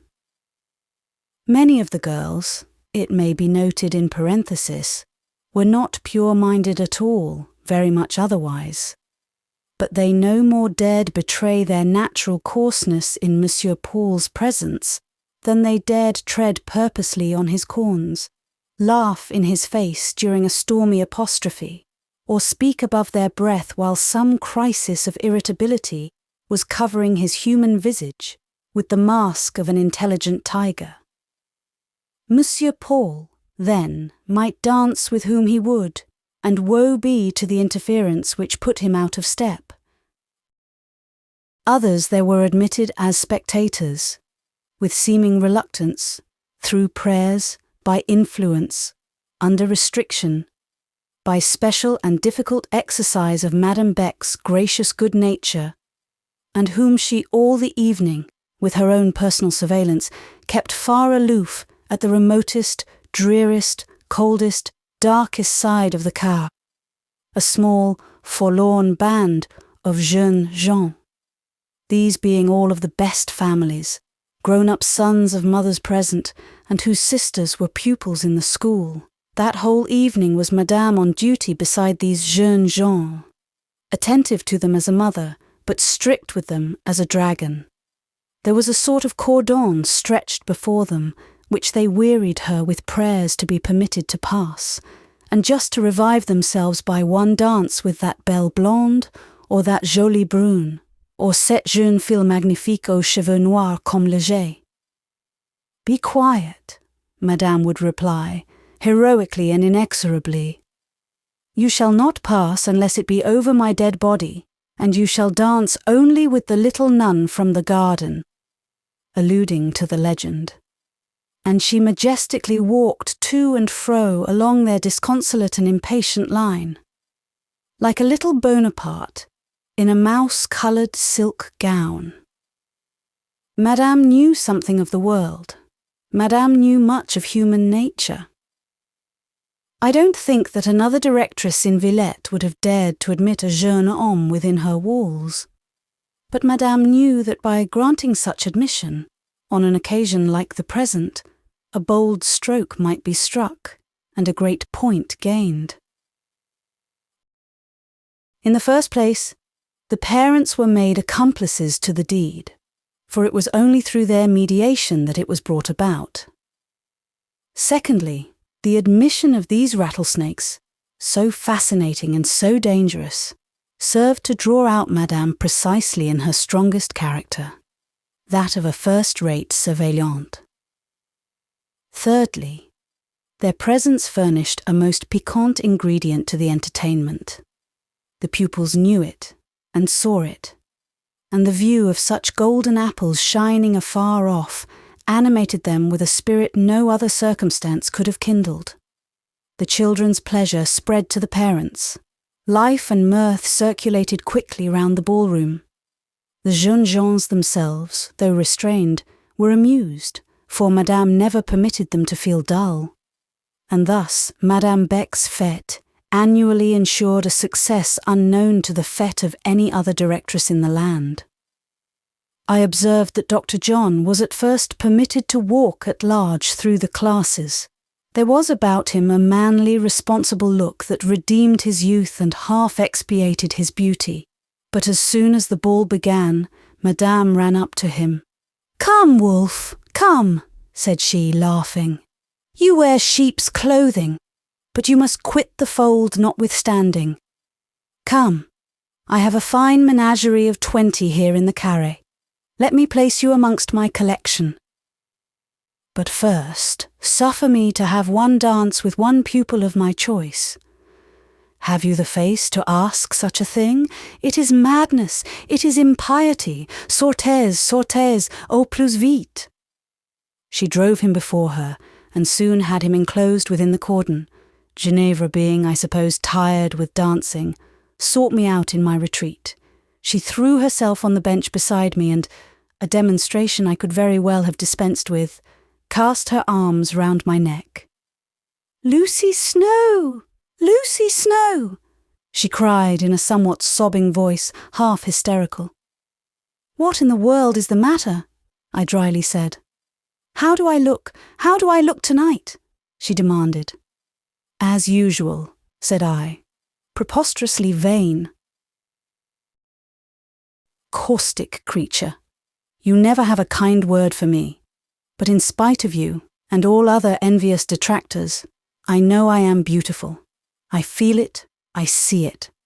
For there is a great looking glass in the dressing room, where I can view my shape from head to foot. Will you go with me now, and let us two stand before it? I will, Miss Fanshawe. You shall be humoured even to the top of your bent. The dressing room was very near, and we stepped in. Putting her arm through mine, she drew me to the mirror. Without resistance, remonstrance, or remark, I stood and let her self-love have its feast and triumph, curious to see how much it could swallow, whether it was possible it could feed to satiety, whether any whisper of consideration for others could penetrate her heart and moderate its vainglorious exultation. Not at all. She turned me and herself round. She viewed us both on all sides. She smiled, she waved her curls, she retouched her sash, she spread her dress, and finally, letting go my arm and curtsying with mock respect, she said, "I would not be you for a kingdom." The remark was too naive to rouse anger. I merely said, "Very good." "And what would you give to be me?" she inquired. "Not a bad sixpence, strange as it may sound," I replied. "You are but a poor creature." "You don't think so in your heart?" "No, for in my heart you have not the outline of a place. I only occasionally turn you over in my brain." "Well, but," said she, in an expostulatory tone, "just listen to the difference of our positions, and then see how happy am I, and how miserable are you. Go on, I listen." "In the first place, I am the daughter of a gentleman of family, and though my father is not rich, I have expectations from an uncle. Then, I am just 18, the finest age possible. I have had a continental education, and though I can't spell, I have abundant accomplishments. I am pretty, you can't deny that. I may have as many admirers as I choose. This very night I have been breaking the hearts of 2 gentlemen, and it is the dying look I had from one of them just now, which puts me in such spirits. I do so like to watch them turn red and pale, and scowl and dart fiery glances at each other, and languishing ones at me.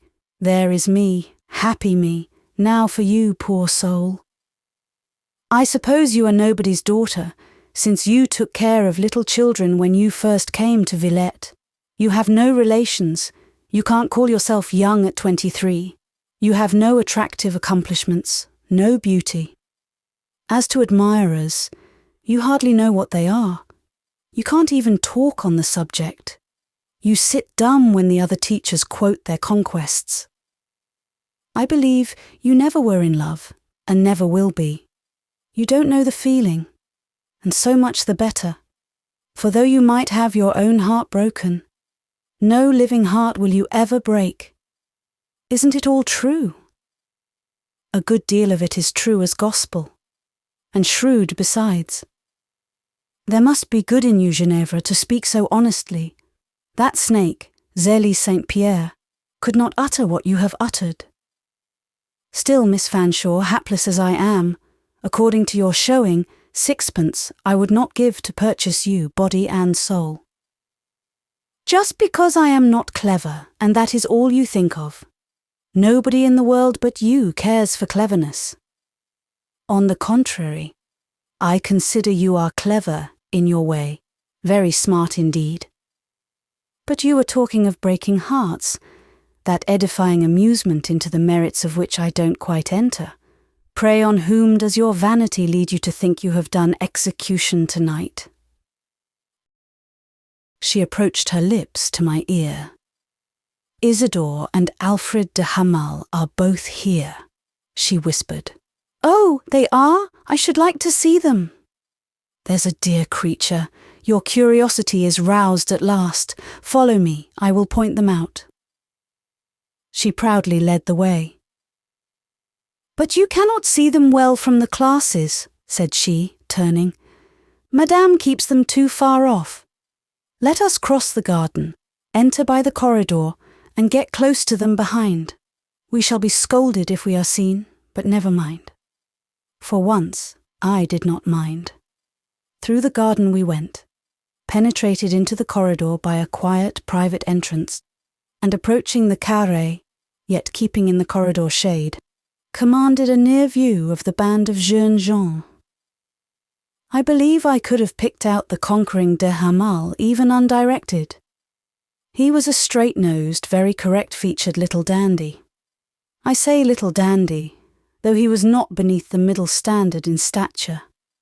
But his lineaments were small, and so were his hands and feet, and he was pretty and smooth, and as trim as a doll, so nicely dressed, so nicely curled, so booted and gloved and cravated. He was charming indeed. I said so. What a dear personage, cried I, and commended Ginevra's taste warmly, and asked her what she thought de Hamal might have done with the precious fragments of that heart she had broken, whether he kept them in a scent vial and conserved them in otto of roses. I observed, too, with deep rapture of approbation, that the Colonel's hands were scarce larger than Miss Fanshawe's own, and suggested that this circumstance might be convenient, as he could wear her gloves at a pinch. On his dear curls I told her I doted, and as to his low Grecian brow and exquisite classic headpiece, I confessed I had no language to do such perfections justice. And if he were your lover? Suggested the cruelly exultant Ginevra. Oh, heavens, what bliss, said I. But do not be inhuman, Miss Fanshawe. To put such thoughts into my head is like showing poor outcast Cain a far glimpse of paradise. You like him, then? As I like sweets and jams and comfits and conservatory flowers. Ginevra admired my taste, for all these things were her adoration. She could then readily credit that they were mine, too. Now for Isidore, I went on. I own I felt still more curious to see him than his rival. but Ginevra was absorbed in the latter. "Alfred was admitted here tonight," said she, "through the influence of his aunt, Madame la Baronne de Dorlodot. And now, having seen him, can you not understand why I have been in such spirits all the evening, and acted so well, and danced with such life, and why I am now happy as a queen?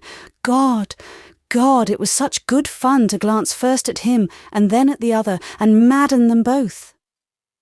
"But that other, where is he? Show me Isidore." "I don't like." "Why not?" "I am ashamed of him." "For what reason?" Because, in a whisper, "he has such whiskers, orange red, there now." "The murder is out," I subjoined. "Never mind, show him all the same, I engage not to faint." She looked round. Just then an English voice spoke behind her and me. "You are both standing in a draught, you must leave this corridor." "There is no draught, Dr. John," said I, turning. "She takes cold so easily," he pursued, looking at Ginevra with extreme kindness. "She is delicate, she must be cared for, fetch her a shawl." "Permit me to judge for myself," said Miss Fanshawe with hauteur. "I want no shawl. Your dress is thin, you have been dancing, you are heated."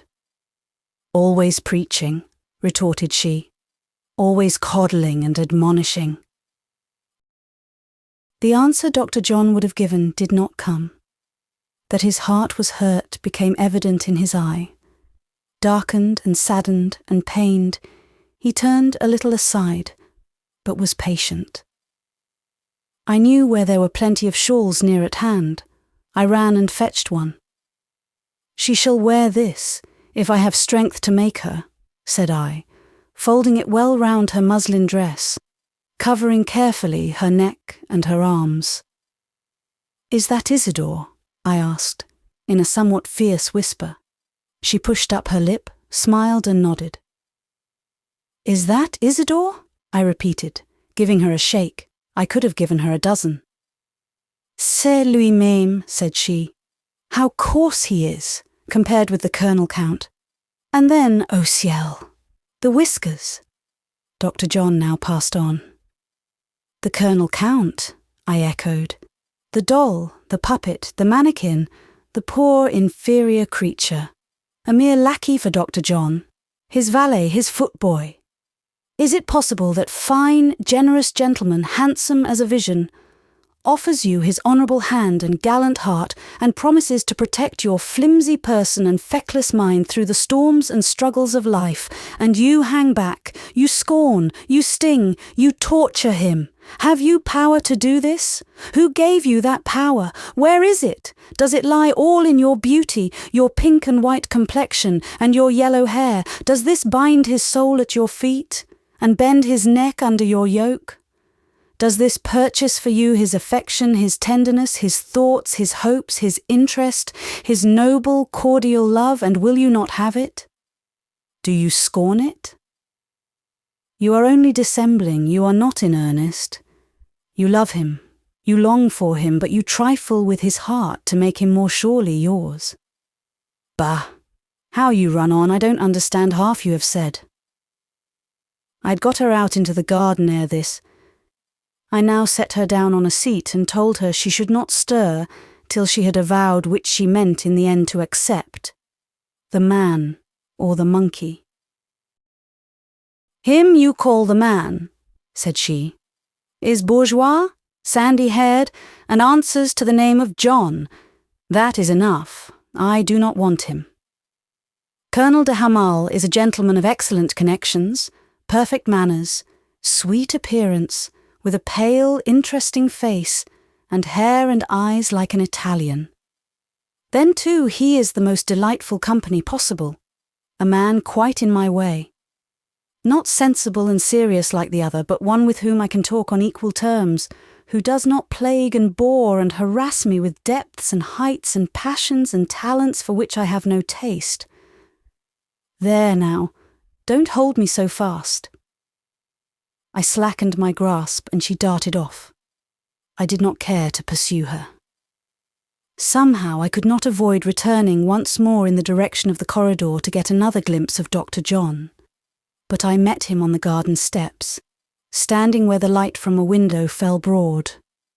His well-proportioned figure was not to be mistaken, for I doubt whether there was another in that assemblage his equal.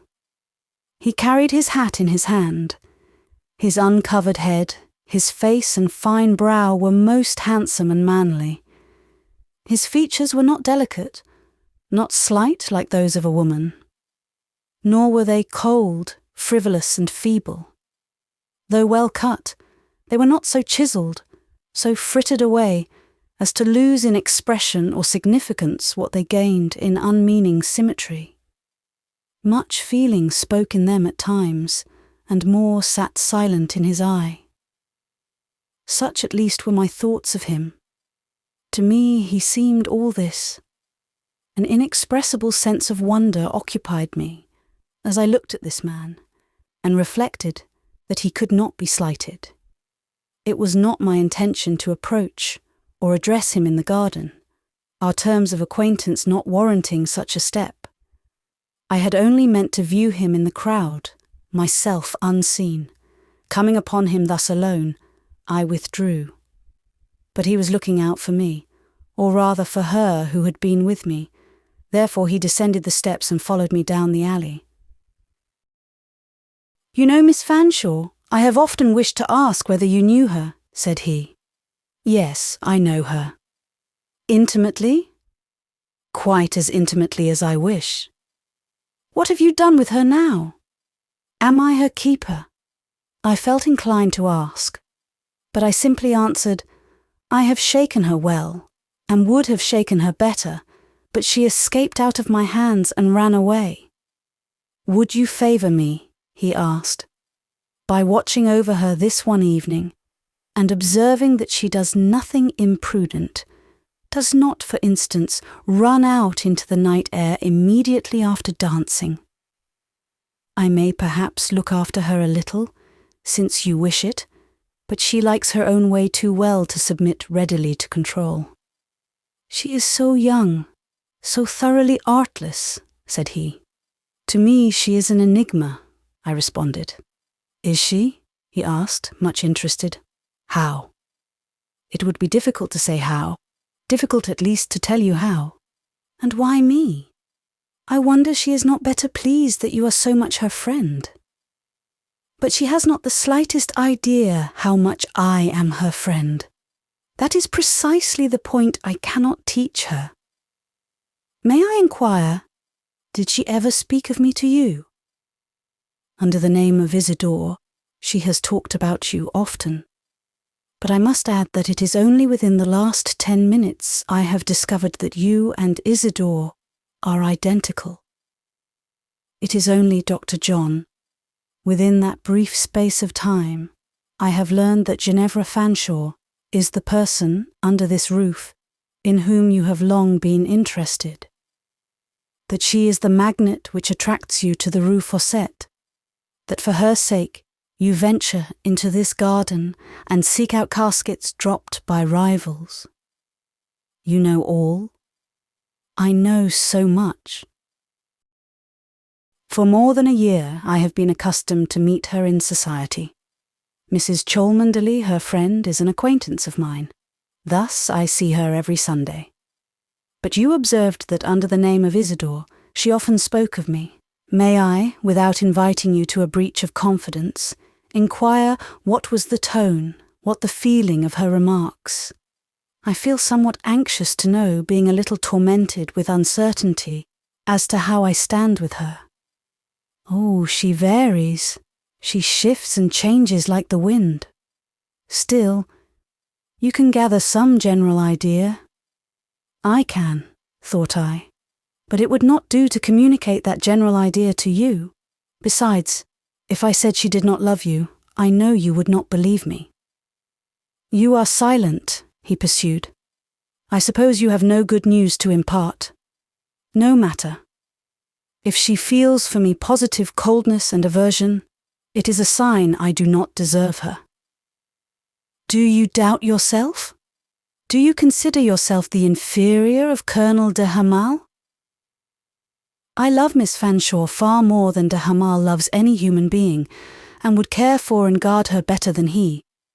Respecting de Hamal, I fear she is under an illusion. The man's character is known to me, all his antecedents, all his scrapes. He is not worthy of your beautiful young friend. My beautiful young friend ought to know that. And to know or feel who is worthy of her, said I. If her beauty or her brains will not serve her so far, she merits the sharp lesson of experience. Are you not a little severe? I am excessively severe, more severe than I choose to show you. You should hear the strictures with which I favour my beautiful young friend. Only that you would be unutterably shocked at my want of tender considerateness for her delicate nature.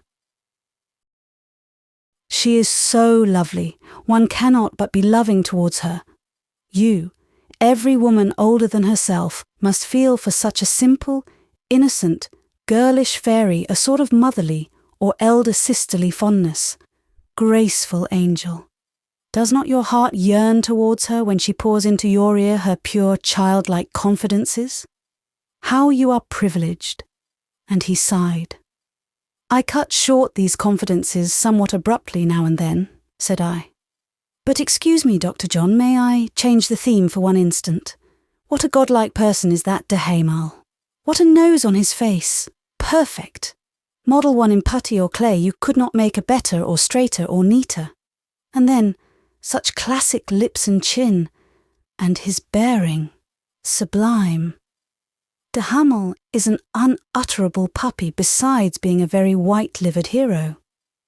You, Dr. John, and every man of a less refined mould than he, must feel for him a sort of admiring affection, such as Mars and the coarser deities may be supposed to have borne the young graceful Apollo.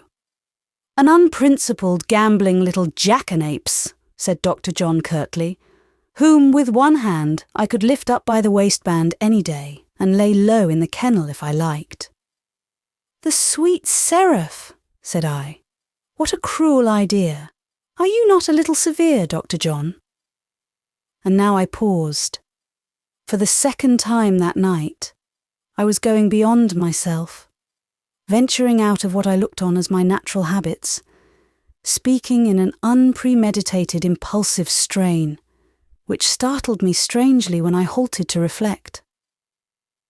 On rising that morning, had I anticipated that before night I should have acted the part of a gay lover in a vaudeville, and an hour after, frankly discussed with Dr. John the question of his hapless suit, and rallied him on his illusions?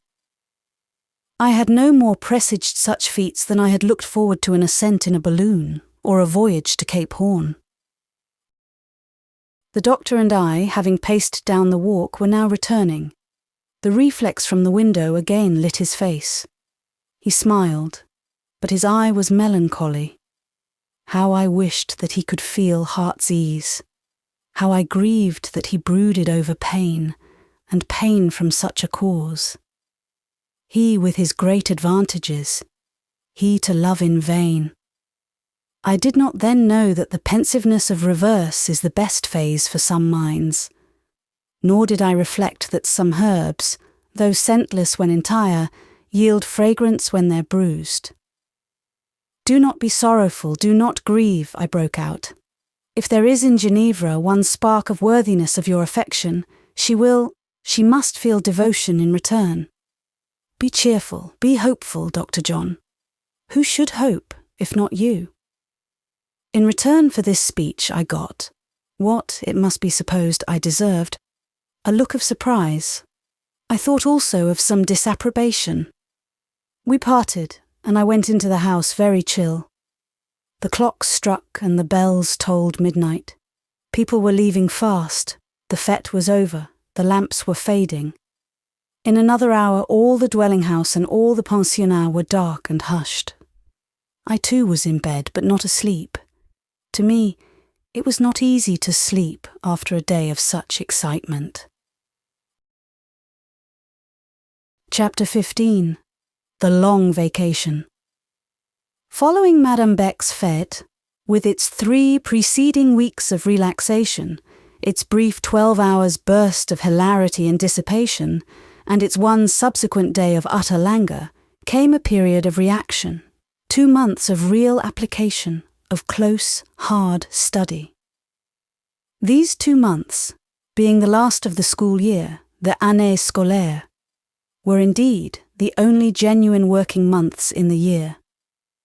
To them was procrastinated, into them concentrated, alike by professors, mistresses, and pupils, the main burden of preparation for the examinations preceding the distribution of prizes. Candidates for rewards had then to work in good earnest. Masters and teachers had to set their shoulders to the wheel, to urge on the backward, and diligently aid and train the more promising. A showy demonstration, a telling exhibition, must be got up for public view, and all means were fair to this end. I scarcely noted how the other teachers went to work. I had my own business to mind, and my task was not the least onerous, being to imbue about 90 sets of brains with a due tincture of what they considered a most complicated and difficult science, that of the English language, and to drill 90 tongues in what for them was an almost impossible pronunciation, the lisping and hissing dentals of the Isles. The examination day arrived, awful day. Prepared for with anxious care, dressed for with silent dispatch, nothing vaporous or fluttering now, no white gauze or azure streamers. The grave, close, compact was the order of the toilette. It seemed to me that I was this day especially doomed, the main burden and trial falling on me alone of all the female teachers. The others were not expected to examine in the studies they taught. The professor of literature, Monsieur Paul, taking upon himself this duty. He, this school autocrat, gathered all and sundry reins into the hollow of his one hand. He irefully rejected any colleague. He would not have help. Madame herself, who evidently rather wished to undertake the examination in geography, her favourite study, which she taught well, was forced to succumb and be subordinate to her despotic kinsman's direction. The whole staff of instructors, male and female, he set aside and stood on the examiner's estrade alone. It irked him that he was forced to make one exception to this rule. He could not manage English. He was obliged to leave that branch of education in the English teacher's hands, which he did, not without a flash of naïve jealousy. A constant crusade against the amour-propre of every human being but himself was the crotchet of this able but fiery and grasping little man. He had a strong relish for public representation in his own person, but an extreme abhorrence of the like display in any other. He quelled, he kept down when he could, and when he could not, he fumed like a bottled storm. On the evening preceding the examination day, I was walking in the garden, as were the other teachers and all the boarders. Monsieur Emmanuel joined me in the allée défendue. His cigar was at his lips. His paletot, a most characteristic garment of no particular shape, hung dark and menacing. The tassel of his bonnet grec sternly shadowed his left temple.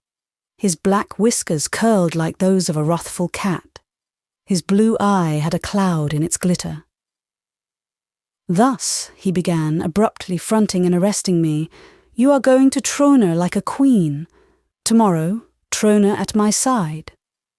Without doubt, you already savour in advance the delights of authority. I think I see in you something radiant, petite ambitieuse." Now the fact was, he happened to be entirely mistaken. I did not, could not, estimate the admiration or the good opinion of tomorrow's audience at the same rate he did. Had that audience numbered as many personal friends and acquaintance for me as for him, I know not how it might have been. I speak of the case as it stood. On me school triumphs shed but a cold lustre. I had wondered, and I wondered now, how it was that for him They seemed to shine as with hearth warmth and hearth glow. He cared for them perhaps too much. I probably too little.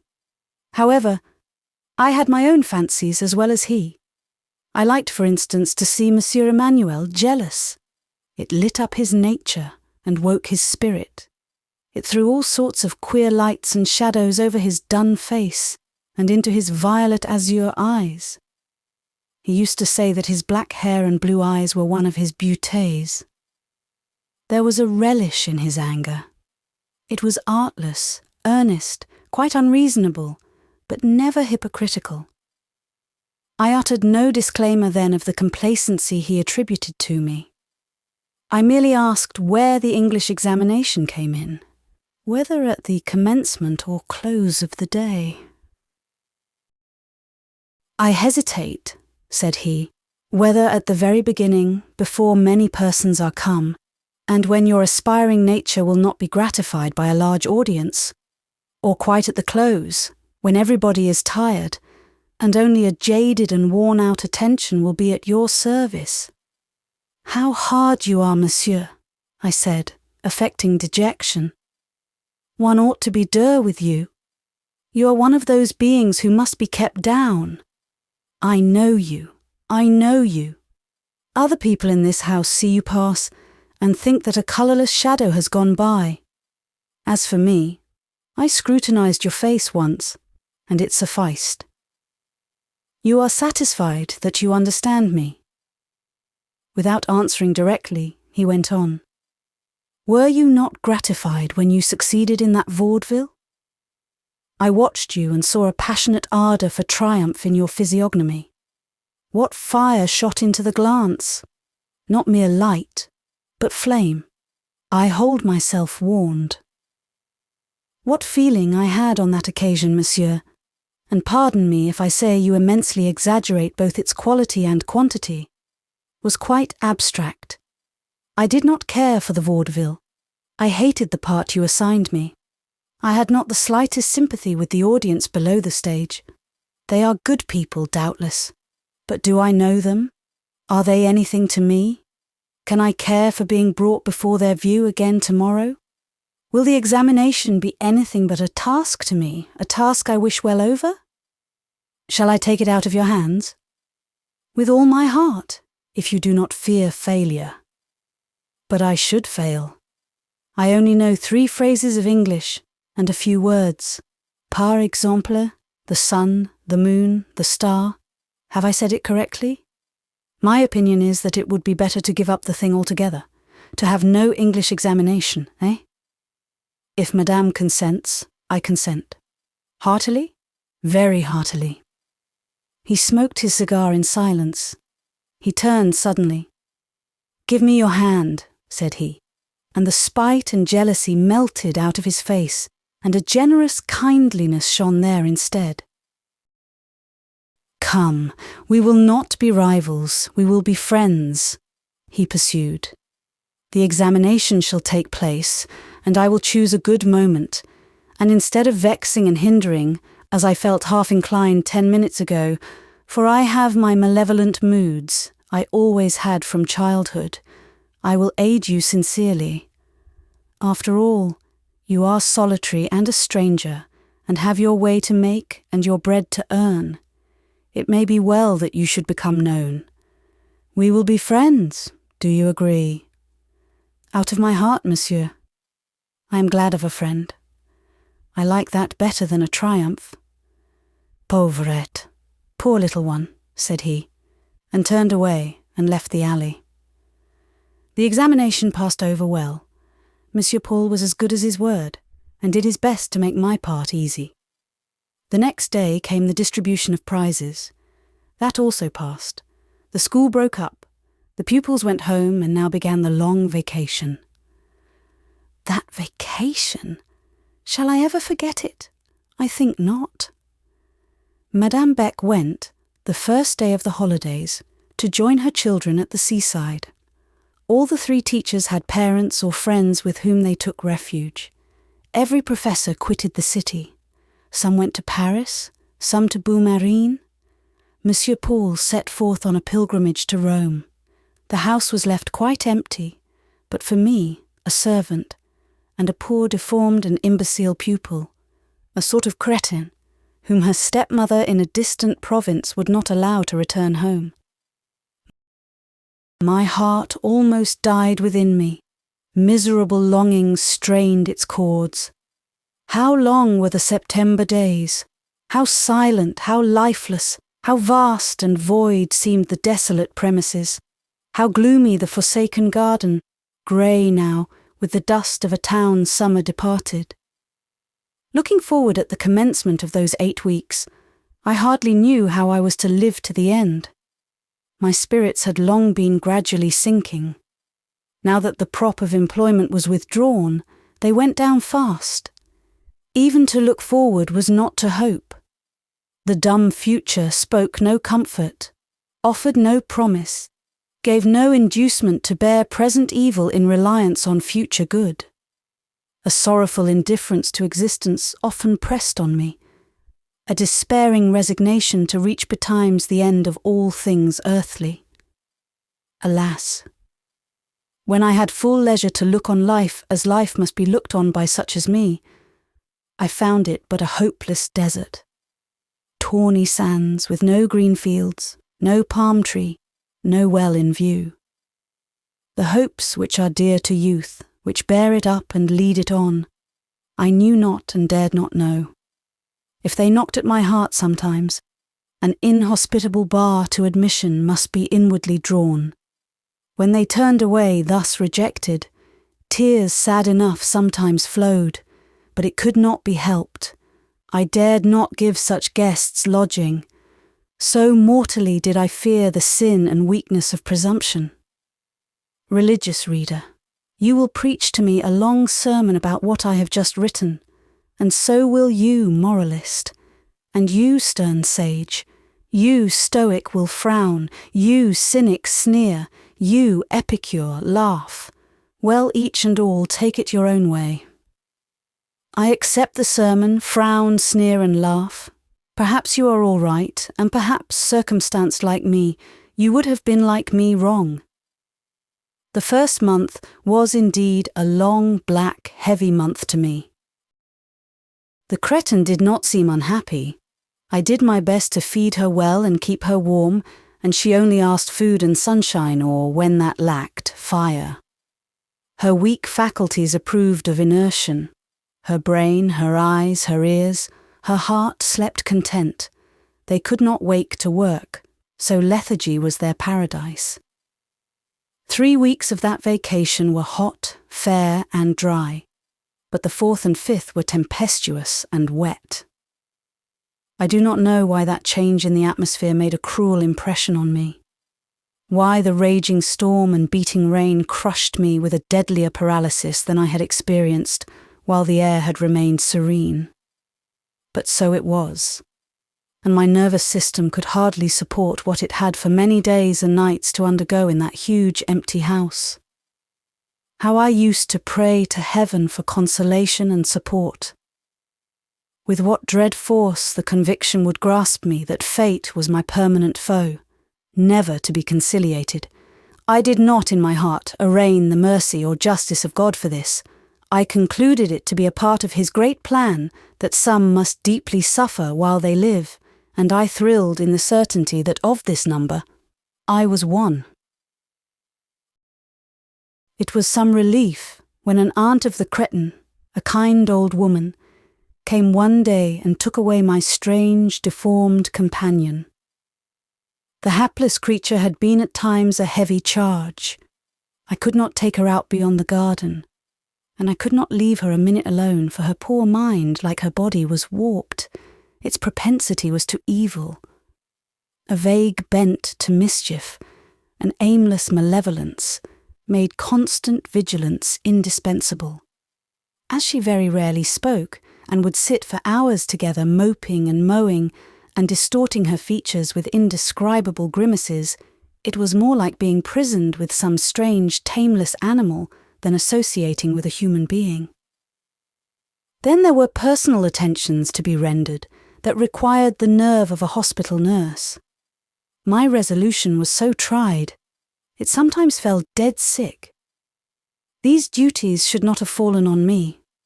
A servant, now absent, had rendered them hitherto, and, in the hurry of holiday departure, no substitute to fill this office had been provided. This tax and trial were by no means the least I have known in life. Still, menial and distasteful as they were, my mental pain was far more wasting and wearing. Attendance on the crétin deprived me often of the power and inclination to swallow a meal, and sent me faint to the fresh air and the well or fountain in the court. But this duty never wrung my heart or brimmed my eyes, or scalded my cheek with tears hot as molten metal.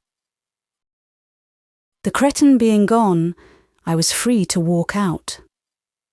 At first I lacked courage to venture very far from the Rue Fossette, but by degrees I sought the city gates and passed them, and then went wandering away far along chaussées, through fields, beyond cemeteries, Catholic and Protestant, beyond farmsteads to lanes and little woods, and I know not where. A goad thrust me on, a fever forbade me to rest. A want of companionship maintained in my soul the cravings of a most deadly famine. I often walked all day, through the burning noon and the arid afternoon and the dusk evening, and came back with moonrise. While wandering in solitude, I would sometimes picture the present probable position of others, my acquaintance. There was Madame Beck at a cheerful watering place with her children, her mother, and a whole troop of friends who had sought the same scene of relaxation. Zélie Saint-Pierre was at Paris with her relatives. The other teachers were at their homes. There was Ginevra Fanshawe, whom certain of her connections had carried on a pleasant tour southward. Ginevra seemed to me the happiest. She was on the route of beautiful scenery.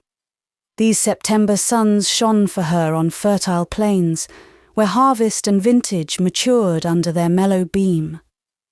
These gold and crystal moons rose on her vision over blue horizons waved in mounted lines. But all this was nothing. I too felt those autumn suns, and saw those harvest moons, and I almost wished to be covered in with earth and turf, deep out of their influence.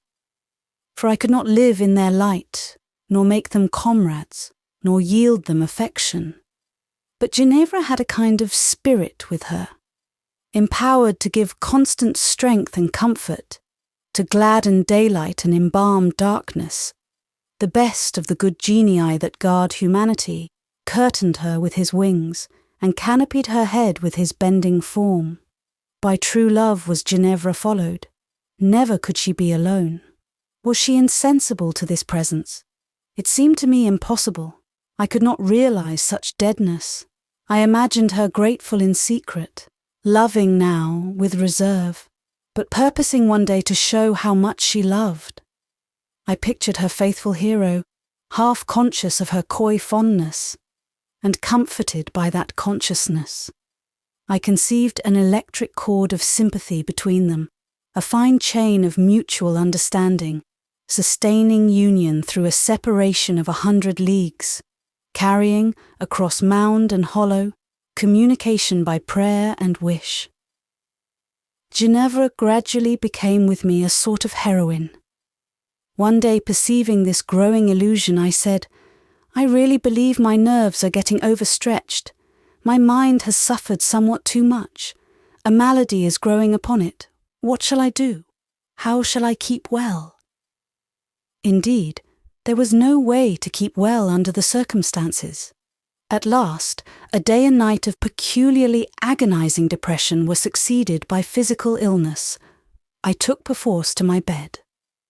About this time, the Indian summer closed, and the equinoctial storms began.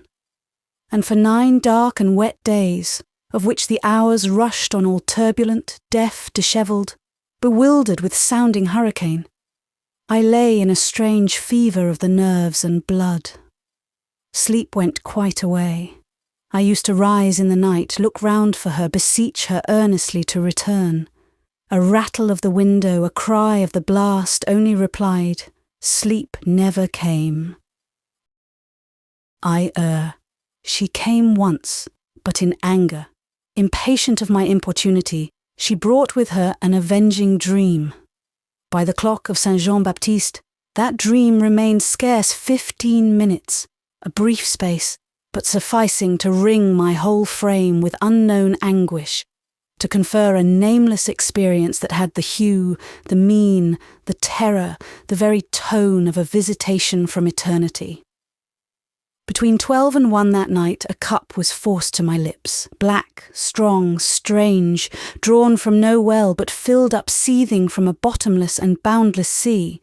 Suffering, brewed in temporal or calculable measure, and mixed for mortal lips, taste not as this suffering tasted.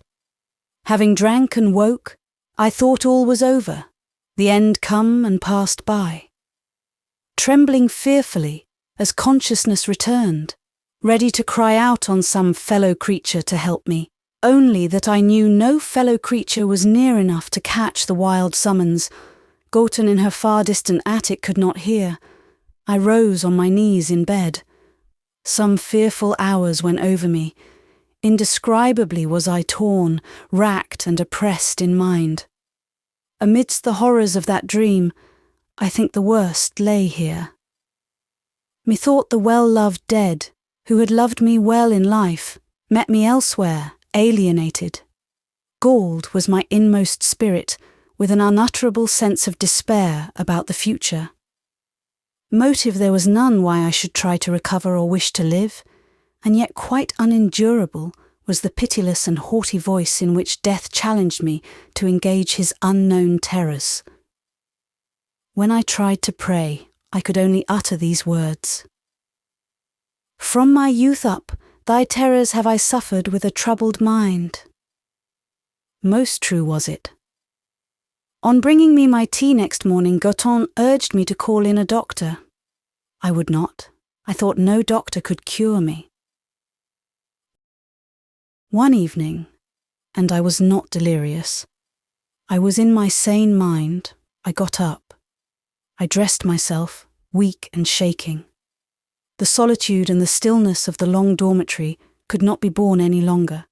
The ghastly white beds were turning into spectres.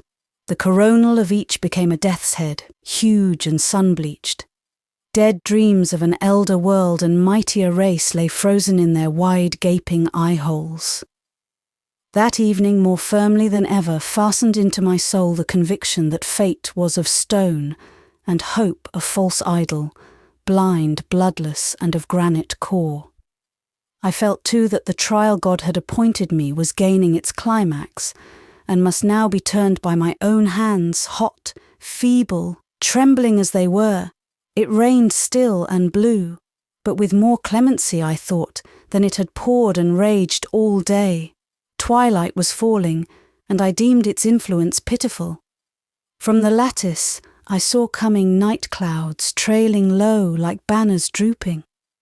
It seemed to me that at this hour there was affection and sorrow in heaven above for all pain suffered on earth beneath. The weight of my dreadful dream became alleviated. That insufferable thought of being no more loved, no more owned, half yielded to hope of the contrary. I was sure this hope would shine clearer if I got out from under this house roof, which was crushing as the slab of a tomb, and went outside the city to a certain quiet hill, a long way distant in the fields. Covered with a cloak, I could not be delirious, for I had sense and recollection to put on warm clothing. Forth I set. The bells of a church arrested me in passing. They seemed to call me into the salut, and I went in. Any solemn rite, any spectacle of sincere worship, any opening for appeal to God was as welcome to me then as bread to one in extremity of want. I knelt down with others on the stone pavement. It was an old solemn church, its pervading gloom not gilded but purpled by light shed through stained glass. Few worshippers were assembled, and the salut over, half of them departed.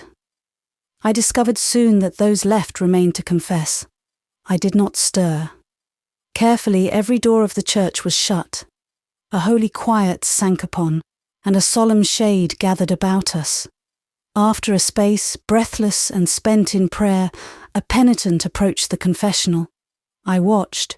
She whispered her avowal. Her shrift was whispered back. She returned consoled. Another went, and another.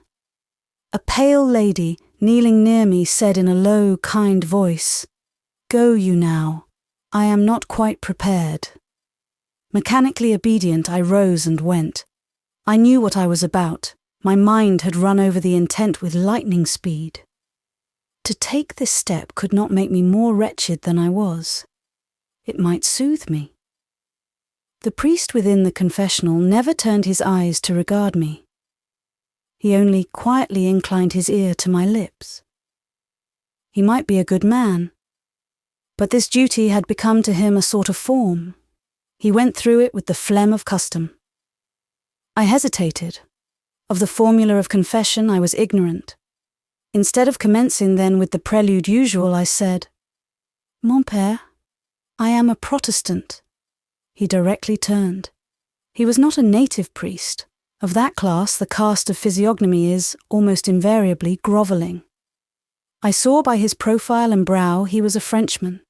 Though grey and advanced in years, he did not, I think, lack feeling or intelligence. He inquired, not unkindly, why, being a Protestant, I came to him. I said I was perishing for a word of advice or an accent of comfort. I had been living for some weeks quite alone. I had been ill. I had a pressure of affliction on my mind of which it would hardly any longer endure the weight. Was it a sin? A crime? He inquired, somewhat startled. I reassured him on this point, and as well as I could, I showed him the mere outline of my experience. He looked thoughtful, surprised, puzzled. "You take me unawares," said he. "I have not had such a case as yours before. Ordinarily, we know our routine and are prepared. But this makes a great break in the common course of confession. I am hardly furnished with counsel fitting the circumstances." Of course, I had not expected he would be. But the mere relief of communication in an ear which was human and sentient, yet consecrated, the mere pouring out of some portion of long accumulating, long pent-up pain into a vessel whence it could not be again diffused, had done me good. I was already solaced. "Must I go, Father?" I asked of him as he sat silent. "My daughter," he said kindly, and I am sure he was a kind man. He had a compassionate eye. "For the present you had better go, but I assure you your words have struck me. Confession, like other things, is apt to become formal and trivial with habit. You have come and poured your heart out, a thing seldom done. I would fain think your case over and take it with me to my oratory. Were you of our faith, I should know what to say. A mind so tossed can find repose but in the bosom of retreat, and the punctual practice of piety. The world, it is well known, has no satisfaction for that class of natures. Holy men have bidden penitents like you to hasten their path upward by penance, self-denial, and difficult good works. Tears are given them here for meat and drink, bread of affliction and waters of affliction. Their recompense comes hereafter. It is my own conviction that these impressions, under which you are smarting, are messengers from God to bring you back to the true church. You were made for our faith. Depend upon it, our faith alone could heal and help you. Protestantism is altogether too dry, cold, prosaic for you. The further I look into this matter, the more plainly I see it is entirely out of the common order of things. On no account would I lose sight of you. Go, my daughter, for the present, but return to me again. I rose and thanked him. I was withdrawing when he signed me to return. "You must not come to this church," said he. "I see you are ill, and this church is too cold. You must come to my house." He gave me his address. "Be there tomorrow morning at 10. In reply to this appointment I only bowed, and pulling down my veil and gathering round me my cloak, I glided away. Did I, do you suppose, reader, contemplate venturing again within that worthy priest's reach? As soon should I have thought of walking into a Babylonish furnace. That priest had arms which could influence me. He was naturally kind, with a sentimental French kindness, to whose softness I knew myself not wholly impervious. Without respecting some sorts of affection, there was hardly any sort having a fibre of root in reality, which I could rely on my force wholly to withstand. Had I gone to him, he would have shown me all that was tender and comforting and gentle in the honest popish superstition. Then he would have tried to kindle, blow, and stir up in me the zeal of good works. I know not how it would all have ended. We all think ourselves strong in some points. We all know ourselves weak in many. The probabilities are that had I visited numero dix, Rue des Mages, at the hour and day appointed, I might just now, instead of writing this heretic narrative, be counting my beads in the cell of a certain Carmelite convent on the boulevard of Crécy, in Villette. There was something of Fenelon about that benign old priest, and whatever most of his brethren may be, and whatever I may think of his church and creed, and I like neither, of himself I must ever retain a grateful recollection. He was kind when I needed kindness. He did me good. May heaven bless him. Twilight had passed into night, and the lamps were lit in the streets ere I issued from that sombre church. To turn back was now become possible to me. The wild longing to breathe this October wind on the little hill far without the city walls had ceased to be an imperative impulse, and was softened into a wish with which reason could cope. She put it down, and I turned, as I thought, to the Rue Fossette. But I had become involved in a part of the city with which I was not familiar. It was the old part, and full of narrow streets of picturesque, ancient and mouldering houses. I was much too weak to be very collected, and I was still too careless of my own welfare and safety to be cautious. I grew embarrassed. I got enmeshed in a network of turns unknown.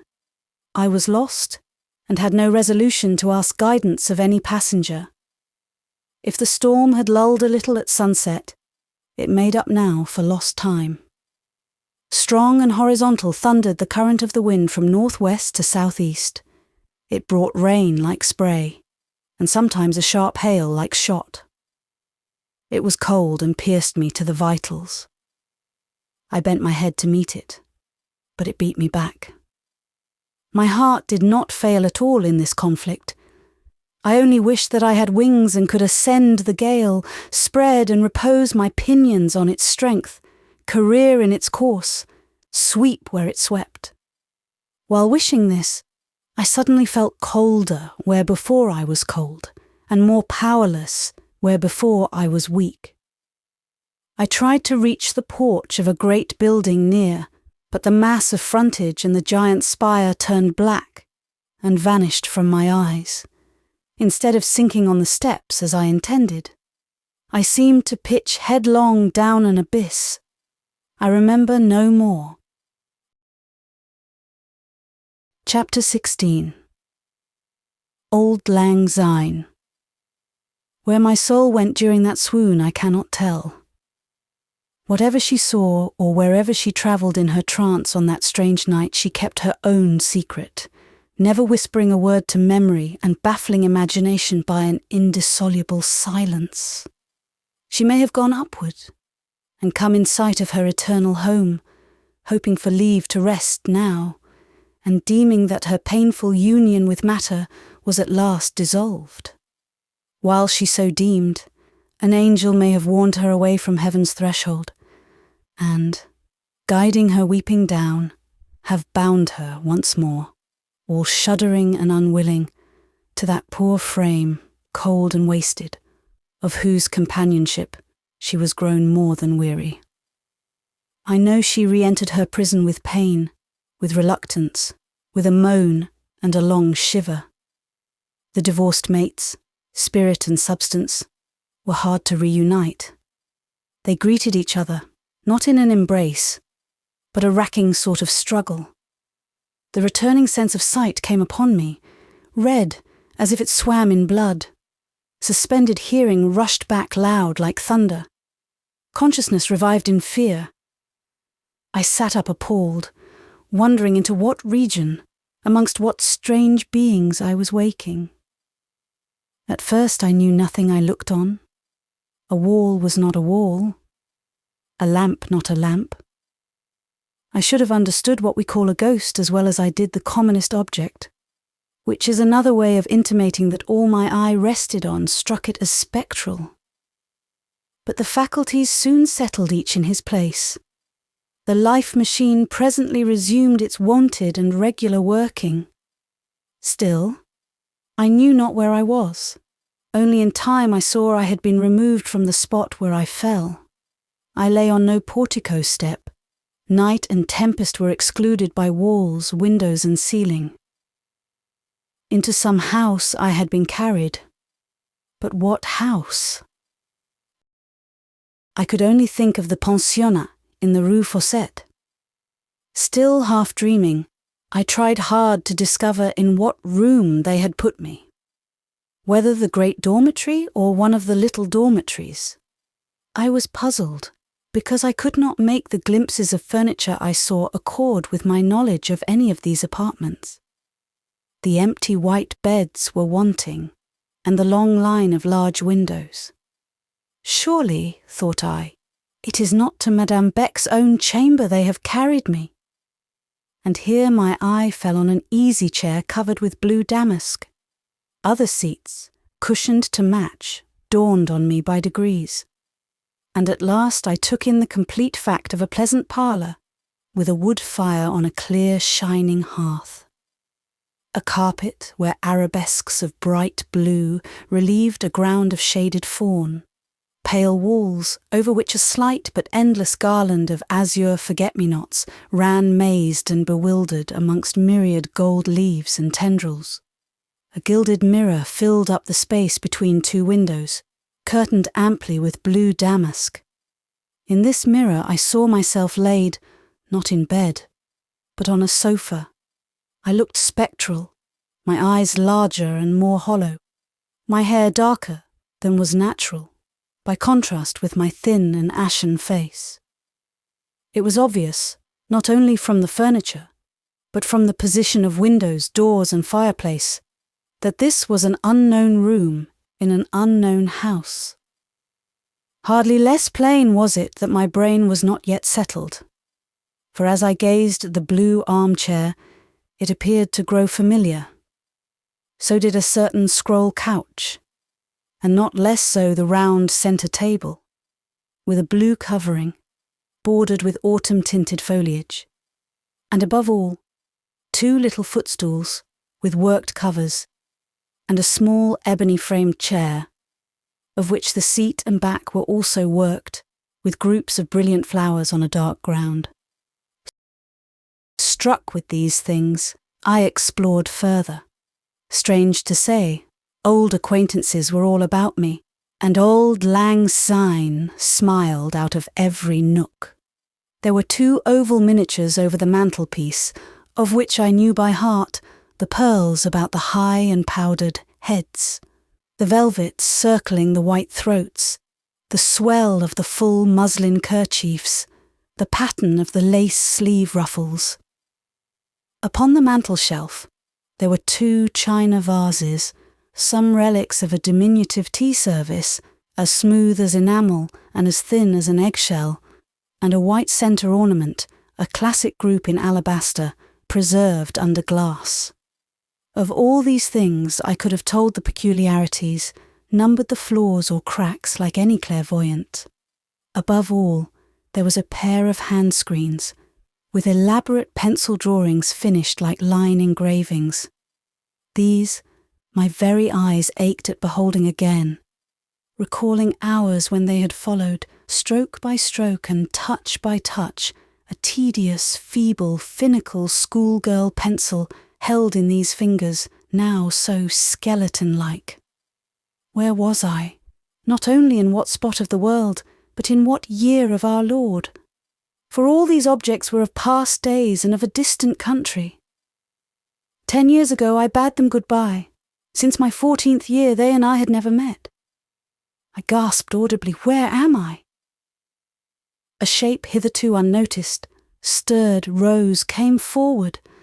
A shape inharmonious with the environment, serving only to complicate the riddle further.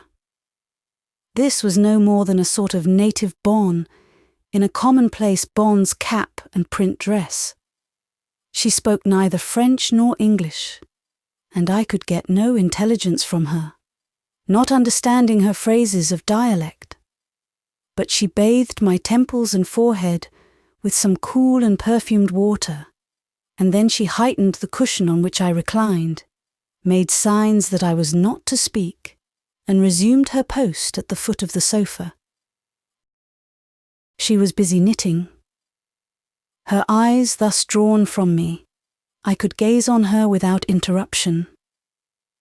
I did mightily wonder how she came there, or what she could have to do among the scenes, or with the days of my girlhood. Still more I marvelled what those scenes and days could now have to do with me. Too weak to scrutinize thoroughly the mystery, I tried to settle it by saying it was a mistake, a dream, a fever fit. And yet I knew there could be no mistake, and that I was not sleeping, and I believed I was sane. I wished the room had not been so well lighted, that I might not so clearly have seen the little pictures, the ornaments, the screens, the worked chair.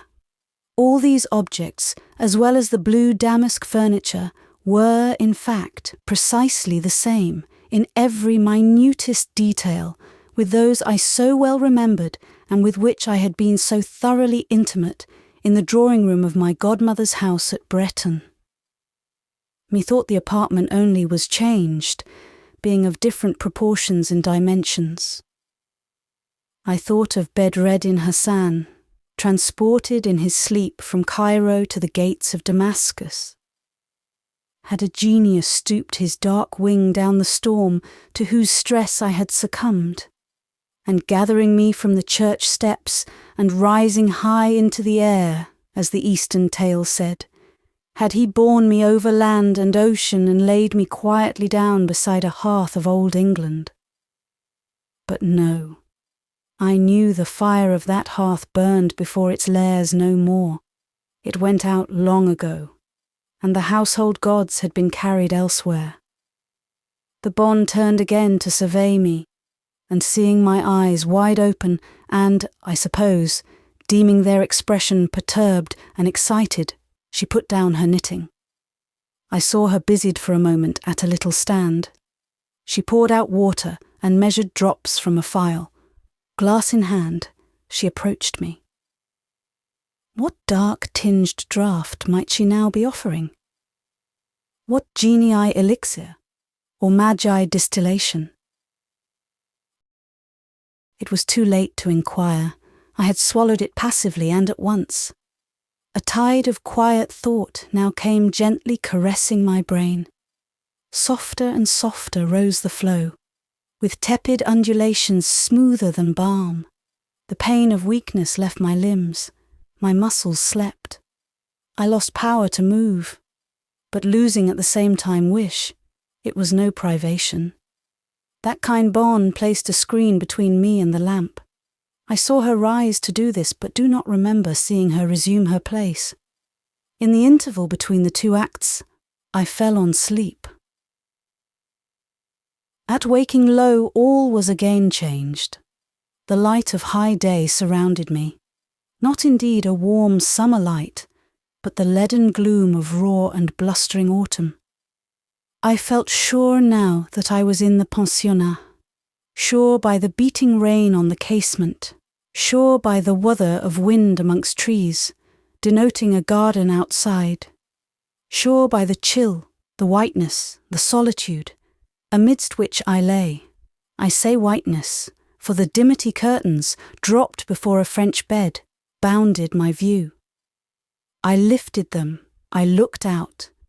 My eye, prepared to take in the range of a long, large and whitewashed chamber, blinked baffled on encountering the limited area of a small cabinet.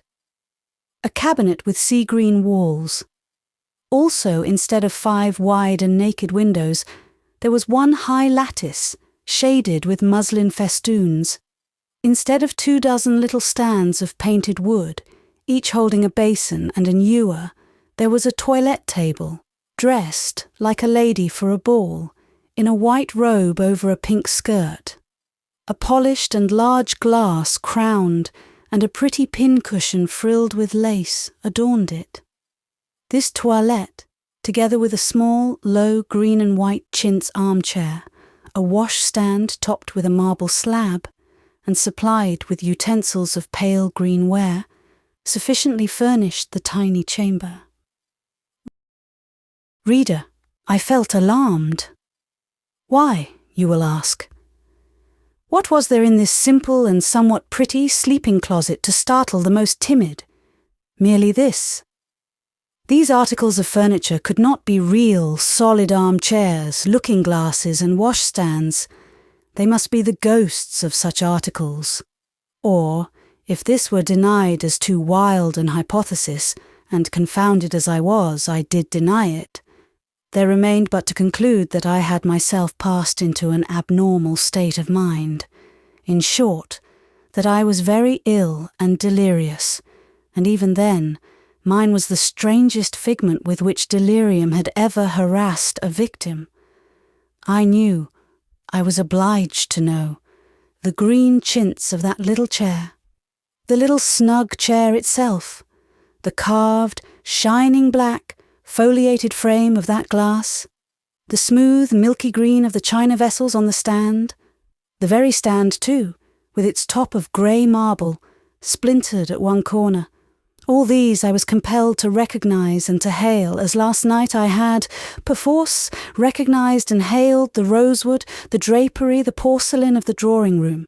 Bretton, Bretton, and 10 years ago shone reflected in that mirror.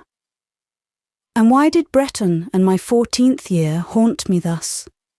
Why, if they came at all, did they not return complete?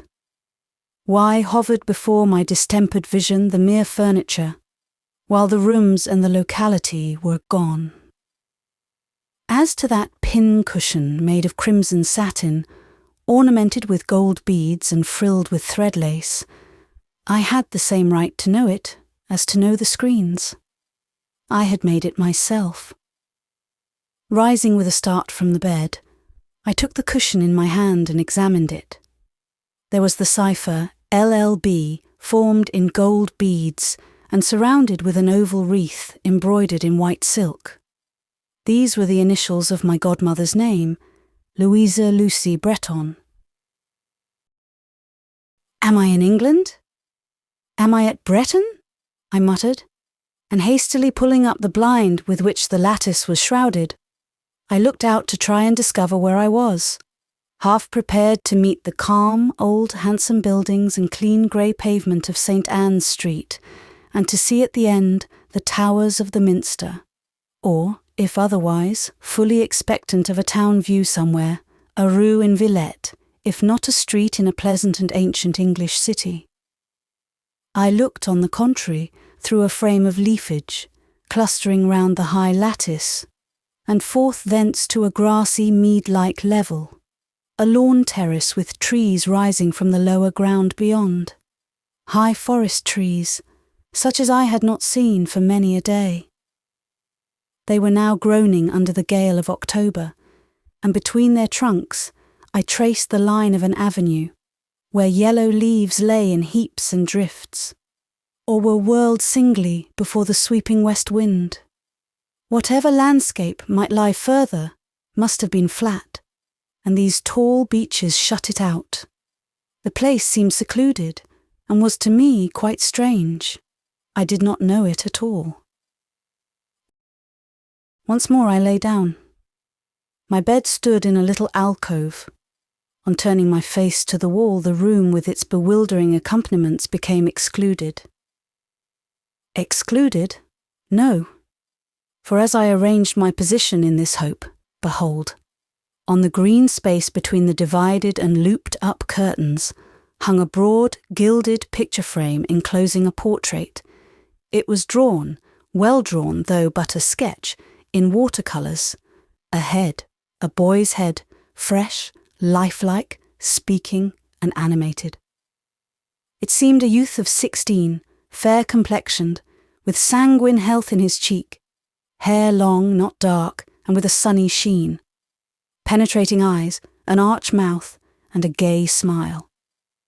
On the whole, a most pleasant face to look at, especially for those claiming a right to that youth's affections, parents, for instance, or sisters.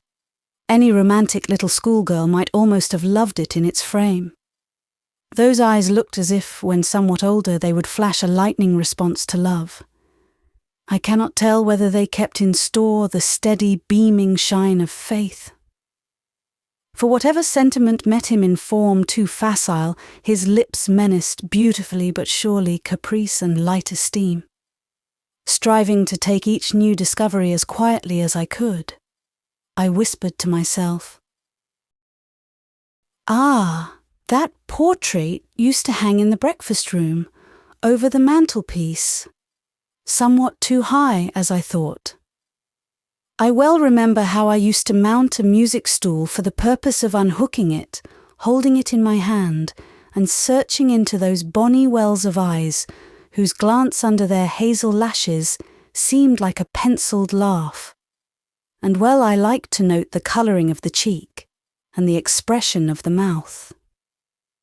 I hardly believed fancy could improve on the curve of that mouth, or of the chin. Even my ignorance knew that both were beautiful, and pondered, perplexed, over this doubt. How it was that what charmed so much could at the same time so keenly pain. Once, by way of test, I took little Missy home, and, lifting her in my arms, told her to look at the picture. "Do you like it, Polly?" I asked. She never answered, but gazed long, and at last a darkness went trembling through her sensitive eye as she said, "Put me down." So I put her down, saying to myself, "The child feels it too." All these things do I now think over, adding, "He had his faults, yet scarce ever was a finer nature, liberal, suave, impressible." My reflections closed in an audibly pronounced word. "Graham?" "Graham!" echoed a sudden voice at the bedside. "Do you want Graham?" I looked. The plot was but thickening, the wonder but culminating. If it was strange to see that well-remembered pictured form on the wall, still stranger was it to turn and behold the equally well-remembered living form opposite, a woman, a lady, most real and substantial, tall, well-attired, wearing widow's silk, and such a cap as best became her matron, and motherly braids of hair. Hers too was a good face, too marked perhaps now for beauty, but not for sense or character. She was little changed, something sterner, something more robust. But she was my godmother, still the distinct vision of Mrs. Bretton. I kept quiet, yet internally I was much agitated. My pulse fluttered and the blood left my cheek, which turned cold. "Madam, where am I?" I inquired. "In a very safe asylum, well protected for the present. Make your mind quite easy till you get a little better. You look ill this morning." I am so entirely bewildered. I do not know whether I can trust my senses at all, or whether they are misleading me in every particular. "But you speak English, do you not, madam?" "I should think you might hear that. It would puzzle me to hold a long discourse in French. You do not come from England? I am lately arrived thence. Have you been long in this country? You seem to know my son? Do I, madam? Perhaps I do. Your son, the picture there? That is his portrait as a youth. While looking at it, you pronounced his name. Graham Bretton? She nodded. I speak to Mrs. Bretton, formerly of Bretton, Yorkshire. Quite right. And you, I am told, are an English teacher in a foreign school here. My son recognized you as such. How was I found, madam, and by whom? My son shall tell you that by and by, said she. But at present you are too confused and weak for conversation.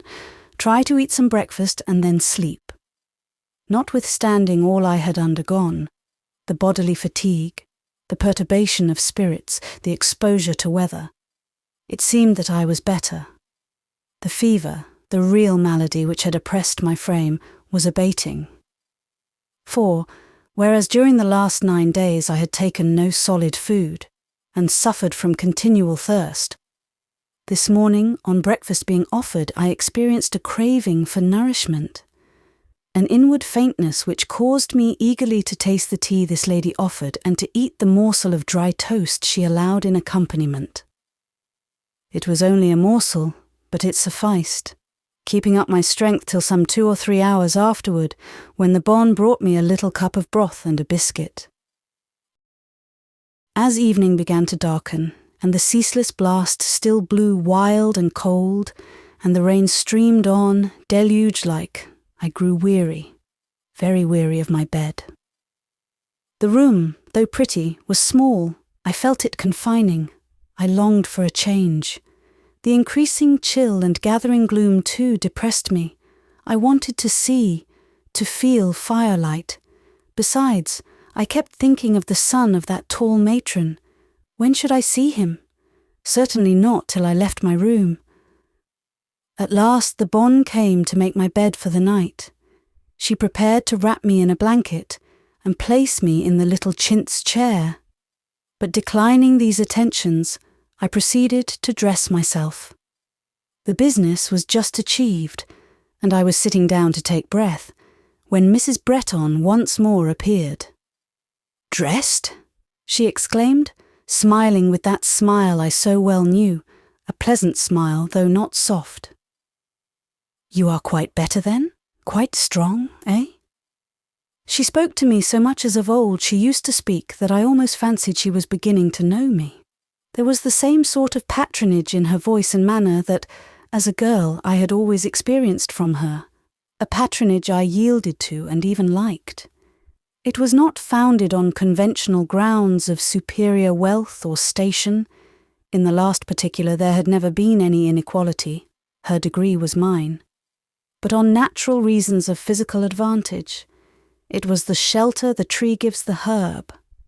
I put a request without further ceremony. "Do let me go downstairs, madam. I am so cold and dull here." "I desire nothing better if you are strong enough to bear the change," was her reply. "Come then, here is an arm." And she offered me hers. I took it, and we descended one flight of carpeted steps to a landing where a tall door, standing open, gave admission into the blue damask room. How pleasant it was in its air of perfect domestic comfort. How warm in its amber lamplight and vermilion fire flush. To render the picture perfect, tea stood ready on the table, an English tea, whereof the whole shining service glanced at me familiarly. From the solid silver urn of antique pattern and the massive pot of the same metal to the thin porcelain cups, dark with purple and gilding. I knew the very seed cake of peculiar form, baked in a peculiar mould, which always had a place on the tea table at Bretton.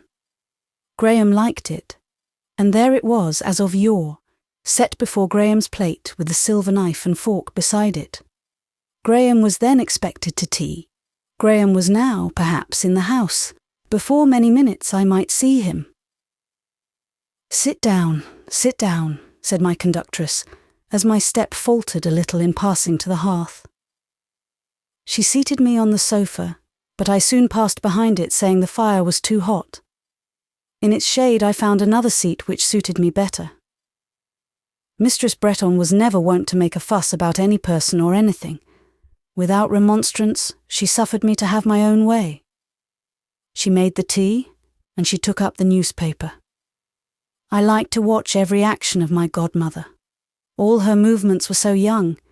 She must have been now above 50 years old, yet neither her sinews nor her spirit seemed yet touched by the rust of age. Though portly, she was alert, and though serene, she was at times impetuous. Good health and an excellent temperament kept her green as in her spring. While she read, I perceived she listened for her son. She was not the woman ever to confess herself uneasy, but there was yet no lull in the weather, and if Graham were out in that hoarse wind, roaring still unsatisfied, I well knew his mother's heart would be out with him. 10 minutes behind his time, said she, looking at her watch. Then, in another minute, a lifting of her eyes from the page, and a slight inclination of her head towards the door, denoted that she heard some sound. Presently, her brow cleared, and then even my ear, less practised, caught the iron clash of a gate swung to, steps on gravel, lastly the doorbell. He was come. His mother filled the teapot from the urn. She drew nearer the hearth the stuffed and cushioned blue chair, her own chair by right. But I saw there was one who might with impunity usurp it. And when that one came up the stairs, which he soon did, after I suppose some such attention to the toilet as the wild and wet night rendered necessary, and strode straight in. "Is it you, Graham?" said his mother, hiding a glad smile and speaking curtly. "Who else should it be, mamma?" demanded the unpunctual, possessing himself irreverently of the abdicated throne. "Do not you deserve cold tea for being late?" "I shall not get my desserts, for the urn sings cheerily." "Wheel yourself to the table, lazy boy. No seat will serve you but mine. If you had one spark of a sense of propriety, you would always leave that chair for the old lady." "So I should. Only the dear old lady persists in leaving it for me. How is your patient, mamma?" "Will she come forward and speak for herself?" said Mrs. Bretton, turning to my corner, and at this invitation forward I came. Graham courteously rose up to greet me. He stood tall on the hearth, a figure justifying his mother's unconcealed pride. "So you are come down," said he. "You must be better then, much better. I scarcely expected we should meet thus or here. I was alarmed last night, and if I had not been forced to hurry away to a dying patient, I certainly would not have left you. But my mother herself is something of a doctress, and Martha an excellent nurse. I saw the case was a fainting fit, not necessarily dangerous. What brought it on, I have yet to learn, and all particulars. Meantime, I trust you really do feel better." "Much better," I said calmly. "Much better, I thank you, Dr. John." For reader, this tall young man, this darling son, this host of mine, this Graham Bretton, was Dr. John. He and no other. And what is more, I ascertained this identity scarcely with surprise. What is more, when I heard Graham's step on the stairs, I knew what manner of figure would enter, and for whose aspect to prepare my eyes. The discovery was not of today. Its dawn had penetrated my perceptions long since. Of course I remembered young Bretton well, and though 10 years, from 16 to 26, may greatly change the boy as they mature him to the man, yet they could bring no such utter difference as would suffice wholly to blind my eyes, or baffle my memory. Dr. John Graham Bretton retained still an affinity to the youth of 16. He had his eyes. He had some of his features. To wit, all the excellently moulded lower half of the face. I found him out soon. I first recognised him on that occasion, noted several chapters back, when my unguardedly fixed attention had drawn on me the mortification of an implied rebuke. Subsequent observation confirmed in every point that early surmise. I traced in the gesture, the port, and the habits of his manhood all his boy's promise. I heard in his now deep tones the accent of former days. Certain turns of phrase, peculiar to him of old, were peculiar to him still, and so was many a trick of eye and lip, many a smile, many a sudden ray levelled from the irid under his well-charactered brow. To say anything on the subject, to hint at my discovery, had not suited my habits of thought or assimilated with my system of feeling. On the contrary, I had preferred to keep the matter to myself. I liked entering his presence covered with a cloud he had not seen through, while he stood before me under a ray of special illumination which shone all partial over his head, trembled about his feet, and cast light no farther. Well, I knew that to him it could make little difference were I to come forward and announce, "This is Lucy Snowe." So I kept back in my teacher's place, and as he never asked my name, so I never gave it. He heard me called Miss and Miss Lucy. He never heard the surname, Snowe. As to spontaneous recognition, though I perhaps was still less changed than he, the idea never approached his mind, and why should I suggest it? During tea Dr. John was kind, as it was his nature to be. That meal over, and the tray carried out, he made a cosy arrangement of the cushions in a corner of the sofa, and obliged me to settle amongst them. He and his mother also drew to the fire, and ere we had sat 10 minutes, I caught the eye of the latter fastened steadily upon me. Women are certainly quicker in some things than men. "Well," she exclaimed presently, "I have seldom seen a stronger likeness. Graham, have you observed it?" "Observed what? What ails the old lady now? How you stare, mamma! One would think you had an attack of second sight." "Tell me, Graham, of whom does that young lady remind you?" Pointing to me. "Mamma, you put her out of countenance. I often tell you abruptness is your fault. Remember, too, that to you she is a stranger, and does not know your ways. Now when she looks down, now when she turns sideways, who is she like, Graham?" "Indeed, mamma, since you propound the riddle, I think you ought to solve it."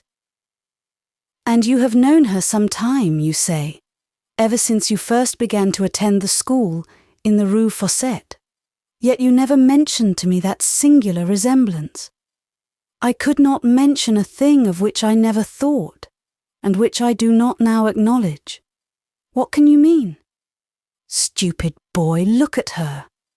Graham did look, but this was not to be endured. I saw how it must end, so I thought it best to anticipate. "Dr. John," I said, "has had so much to do and think of, since he and I shook hands at our last parting in St. Anne's Street, that while I readily found out Mr. Graham Bretton some months ago, it never occurred to me as possible that he should recognise Lucy Snowe." "Lucy Snowe! I thought so, I knew it," cried Mistress Bretton, and she at once stepped across the hearth and kissed me. Some ladies would perhaps have made a great bustle upon such a discovery without being particularly glad of it. But it was not my godmother's habit to make a bustle, and she preferred all sentimental demonstrations in bas-relief. So she and I got over the surprise with few words and a single salute. Yet I dare say she was pleased, and I know I was. While we renewed old acquaintance, Graham, sitting opposite, silently disposed of his paroxysm of astonishment. "Mamma calls me a stupid boy, and I think I am so," at length he said. "For, upon my honour, often as I have seen you, I never once suspected this fact, and yet I perceive it all now. Lucy Snowe, to be sure, I recollect her perfectly, and there she sits, not a doubt of it. But," he added, "you surely have not known me as an old acquaintance all this time and never mentioned it?" "That I have," was my answer. Dr. John commented not. I supposed he regarded my silence as eccentric, but he was indulgent in refraining from censure. I dare say, too, he would have deemed it impertinent to have interrogated me very closely, to have asked me the why and wherefore of my reserve. And, though he might feel a little curious, the importance of the case was by no means such as to tempt curiosity to infringe on discretion. For my part, I just ventured to inquire whether he remembered the circumstance of my once looking at him very fixedly, for the slight annoyance he had betrayed on that occasion still lingered sore on my mind. "I think I do," said he. "I think I was even cross with you." "You considered me a little bold, perhaps?" I inquired. "Not at all. Only shy and retiring as your general manner was, I wondered what personal or facial enormity in me proved so magnetic to your usually averted eyes. You see how it was now? Perfectly." And here Mrs. Bretton broke in with many questions about past times, and for her satisfaction, I had to recur to gone-by troubles, to explain causes of seeming estrangement, to touch on single-handed conflict with life, with death, with grief, with fate. Dr. John listened, saying little. He and she then told me of changes they had known. Even with them all had not gone smoothly, and fortune had retrenched her once abundant gifts. But so courageous a mother, with such a champion in her son, was well fitted to fight a good fight with the world, and to prevail ultimately. Dr. John himself was one of those on whose birth benign planets have certainly smiled. Adversity might set against him her most sullen front. He was the man to beat her down with smiles. Strong and cheerful and firm and courteous. Not rash, yet valiant. He was the aspirant to woo destiny herself, and to win from her stone eyeballs a beam almost loving. In the profession he had adopted, his success was now quite decided. Within the last 3 months he had taken this house, a small chateau, they told me, about half a league without the Porte de Crécy. This country site being chosen for the sake of his mother's health, with which town air did not now agree. Hither he had invited Mrs. Bretton, and she, on leaving England, had brought with her such residue furniture of the former St. Anne's Street mansion as she had thought fit to keep unsold. Hence my bewilderment at the phantoms of chairs and the wraiths of looking-glasses, tea-urns and teacups. As the clock struck 11, Dr. John stopped his mother. "Miss Snowe must retire now," he said. "She is beginning to look very pale. Tomorrow I will venture to put some questions respecting the cause of her loss of health. She is much changed indeed since last July, when I saw her enact with no little spirit the part of a very killing fine gentleman. As to last night's catastrophe, I am sure thereby hangs a tale. But we will inquire no further this evening. Good night, Miss Lucy." And so he kindly led me to the door, and holding a wax candle, lighted me up the one flight of stairs. When I had said my prayers, and when I was undressed and laid down, I felt that I still had friends. Friends not professing vehement attachment, not offering the tender solace of well-matched and congenial relationship, on whom therefore but moderate demand of affection was to be made, of whom but moderate expectation formed, but towards whom my heart softened instinctively, and yearned with an importunate gratitude which I entreated reason betimes to check. Do not let me think of them too often, too much, too fondly, I implored. Let me be content with a temperate draught of this living stream. Let me not run athirst, and apply passionately to its welcome waters. Let me not imagine in them a sweeter taste than earth's fountains know. Oh, would to God I may be enabled to feel enough sustained by an occasional, amicable intercourse, rare, brief, unengrossing and tranquil, quite tranquil. Still repeating this word, I turned to my pillow, and still repeating it, I steeped that pillow with tears. Chapter 17. La Terrasse. These struggles with the natural character, the strong native bent of the heart, may seem futile and fruitless, but in the end they do good. They tend, however slightly, to give the actions, the conduct, that turn which reason approves and which feeling perhaps too often opposes. They certainly make a difference in the general tenure of a life, and enable it to be better regulated, more equable, quieter on the surface, and it is on the surface only the common gaze will fall. As to what lies below, leave that with God. Man, your equal, weak as you, and not fit to be your judge, may be shut out thence. Take it to your Maker. Show him the secrets of the Spirit he gave. Ask him how you are to bear the pains he has appointed.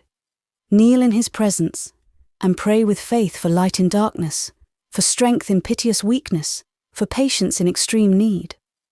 Certainly, at some hour, though perhaps not your hour, the waiting waters will stir. In some shape, though perhaps not the shape you dreamed, which your heart loved, and for which it bled, the healing herald will descend, the cripple and the blind, and the dumb, and the possessed will be led to bathe. Herald, come quickly. Thousands lie round the pool, weeping and despairing, to see it, through slow years, stagnant. Long are the times of heaven. The orbits of angel messengers seem wide to mortal vision. They may enring ages. The cycle of one departure and return may clasp unnumbered generations, and dust, kindling to brief suffering life and through pain, passing back to dust, may meanwhile perish out of memory again and yet again. To how many maimed and mourning millions is the first and sole angel visitant, him Easterns call Azrael. I tried to get up next morning, but while I was dressing, and at intervals drinking cold water from the carafe on my washstand, with design to brace up that trembling weakness which made dressing so difficult, in came Mrs. Bretton. "Here is an absurdity," was her morning accost. "Not so," she added, and dealing with me at once in her own brusque, energetic fashion, that fashion which I used formerly to enjoy seeing applied to her son, and by him vigorously resisted. In 2 minutes she consigned me captive to the French bed. "There you lie till afternoon," said she.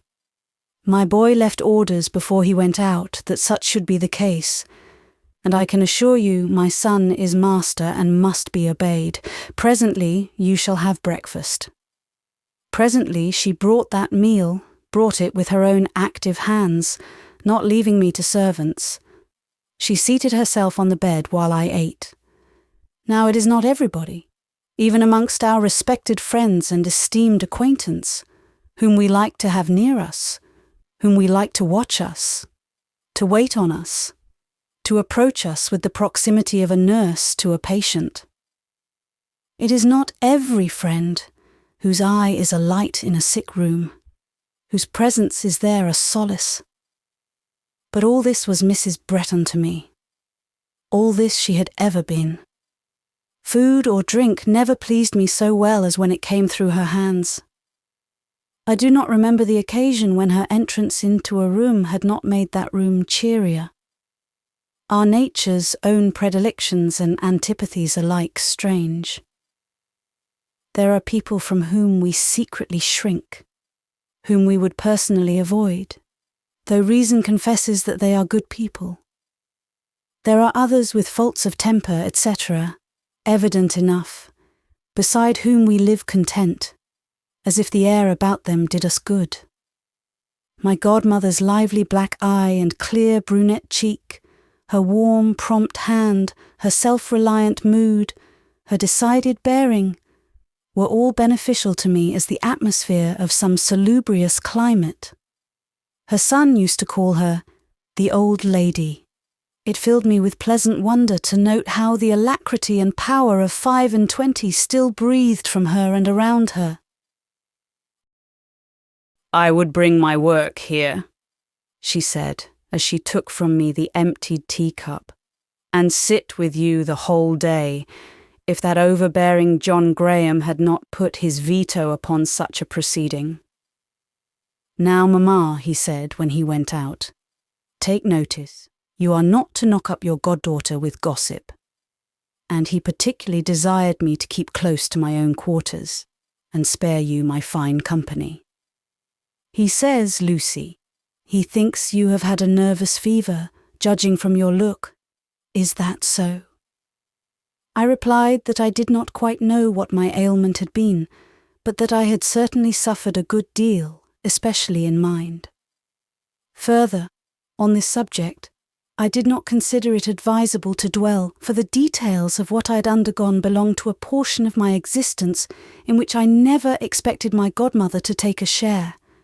Into what a new region would such a confidence have led that hale, serene nature? The difference between her and me might be figured by that between the stately ship, cruising safe on smooth seas, with its full complement of crew, a captain gay and brave, and venturous and provident, and the lifeboat, which most days of the year lies dry and solitary in an old, dark boathouse, only putting to sea when the billows run high in rough weather, when cloud encounters water, when danger and death divide between them, the rule of the great deep. No, the Louisa Bretton never was out of harbour on such a night, and in such a scene. Her crew could not conceive it. So the half-drowned lifeboatman keeps his own counsel, and spins no yarns. She left me, and I lay in bed content. It was good of Graham to remember me before he went out. My day was lonely, but the prospect of coming evening abridged and cheered it. Then too I felt weak, and rest seemed welcome. And after the morning hours were gone by, those hours which always bring, even to the necessarily unoccupied, a sense of business to be done, of tasks waiting fulfilment, a vague impression of obligation to be employed. When this stirring time was past, and the silent descent of afternoon hushed housemaid steps on the stairs and in the chambers, I then passed into a dreamy mood, not unpleasant. My calm little room seemed somehow like a cave in the sea. There was no colour about it, except that white and pale green, suggestive of foam and deep water.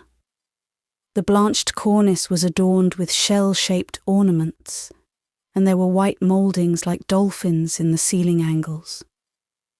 Even that one touch of colour visible in the red satin pincushion bore affinity to coral. Even that dark, shining glass might have mirrored a mermaid. When I closed my eyes, I heard a gale, subsiding at last, bearing upon the house front like a settling swell upon a rock base. I heard it drawn and withdrawn, far, far off, like a tide retiring from a shore of the upper world, a world so high above that the rush of its largest waves, the dash of its fiercest breakers, could sound down in this submarine home only like murmurs and a lullaby.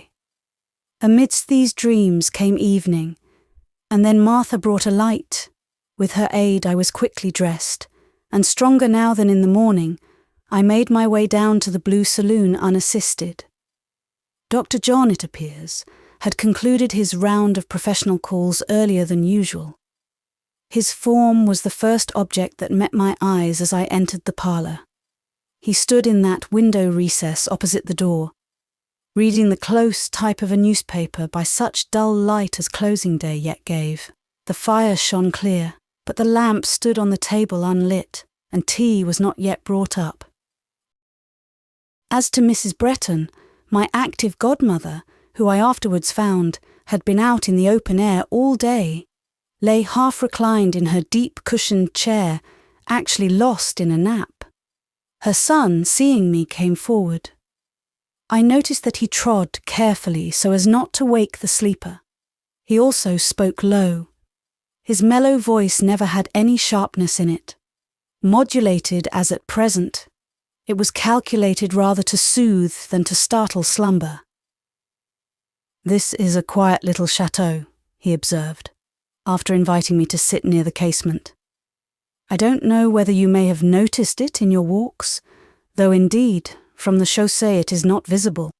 Just 1 mile beyond the Porte de Crécy, you turn down a lane which soon becomes an avenue, and that leads you on, through meadow and shade, to the very door of this house.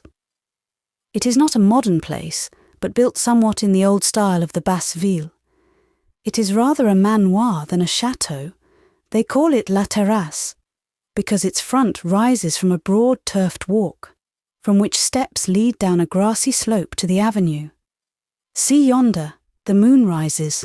She looks well through the tree boles." Where indeed does the moon not look well? What is the scene, confined or expansive, which her orb does not hallow? Rosy or fiery, she mounted now above a not distant bank. Even while we watched her flushed ascent, she cleared to gold, and in very brief space floated up stainless into a now calm sky. Did moonlight soften or sadden Dr. Bretton? Did it touch him with romance? I think it did. Albeit of no sighing mood, he sighed in watching it, sighed to himself quietly. No need to ponder the cause or the course of that sigh. I knew it was wakened by beauty. I knew it pursued Ginevra. Knowing this, the idea pressed upon me that it was in some sort my duty to speak the name he meditated. Of course he was ready for the subject. I saw in his countenance a teeming plenitude of comment, question, and interest, a pressure of language and sentiment, only checked, I thought, by a sense of embarrassment how to begin. To spare him this embarrassment was my best, indeed my sole use. I had but to utter the idol's name, and love's tender litany would flow out. I had just found a fitting phrase. "You know that Miss Fanshawe is gone on a tour with the Cholmondeleys," and was opening my lips to speak to it, when he scattered my plans by introducing another theme. "The first thing this morning," said he, putting his sentiment in his pocket, turning from the moon and sitting down, "I went to the Rue Fossette and told the cuisinière that you were safe and in good hands. Do you know that I actually found that she had not yet discovered your absence from the house? She thought you safe in the great dormitory. With what care you must have been waited on." "Oh, all that is very conceivable," said I. "Goton could do nothing for me but bring me a little tisane and a crust of bread, and I had rejected both so often during the past week that the good woman got tired of useless journeys from the dwelling-house kitchen to the school dormitory, and only came once a day at noon to make my bed. I believe, however, that she is a good-natured creature, and would have been delighted to cook me côtelettes de mouton, if I could have eaten them. What did Madame Beck mean by leaving you alone? Madame Beck could not foresee that I should fall ill.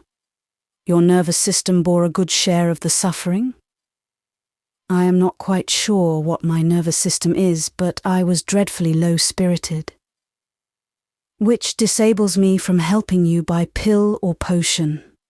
Medicine can give nobody good spirits. My art halts at the threshold of hypochondria. She just looks in and sees a chamber of torture, but can neither say nor do much. Cheerful society would be of use. You should be as little alone as possible. You should take plenty of exercise. Acquiescence and a pause followed these remarks. They sounded all right, I thought, and bore the safe sanction of custom and the well-worn stamp of use. "Miss Snowe," recommenced Dr. John, my health, nervous system included, being now somewhat to my relief discussed and done with. "Is it permitted me to ask what your religion is? Are you a Catholic?" I looked up in some surprise. "A Catholic? No. Why suggest such an idea?" "The manner in which you were consigned to me last night made me doubt." "I was consigned to you? But indeed I forget. It yet remains for me to learn how I fell into your hands." "Why, under circumstances that puzzled me. I had been in attendance all day yesterday on a case of singularly interesting and critical character, the disease being rare and its treatment doubtful. I saw a similar and still finer case in a hospital in Paris. But that will not interest you.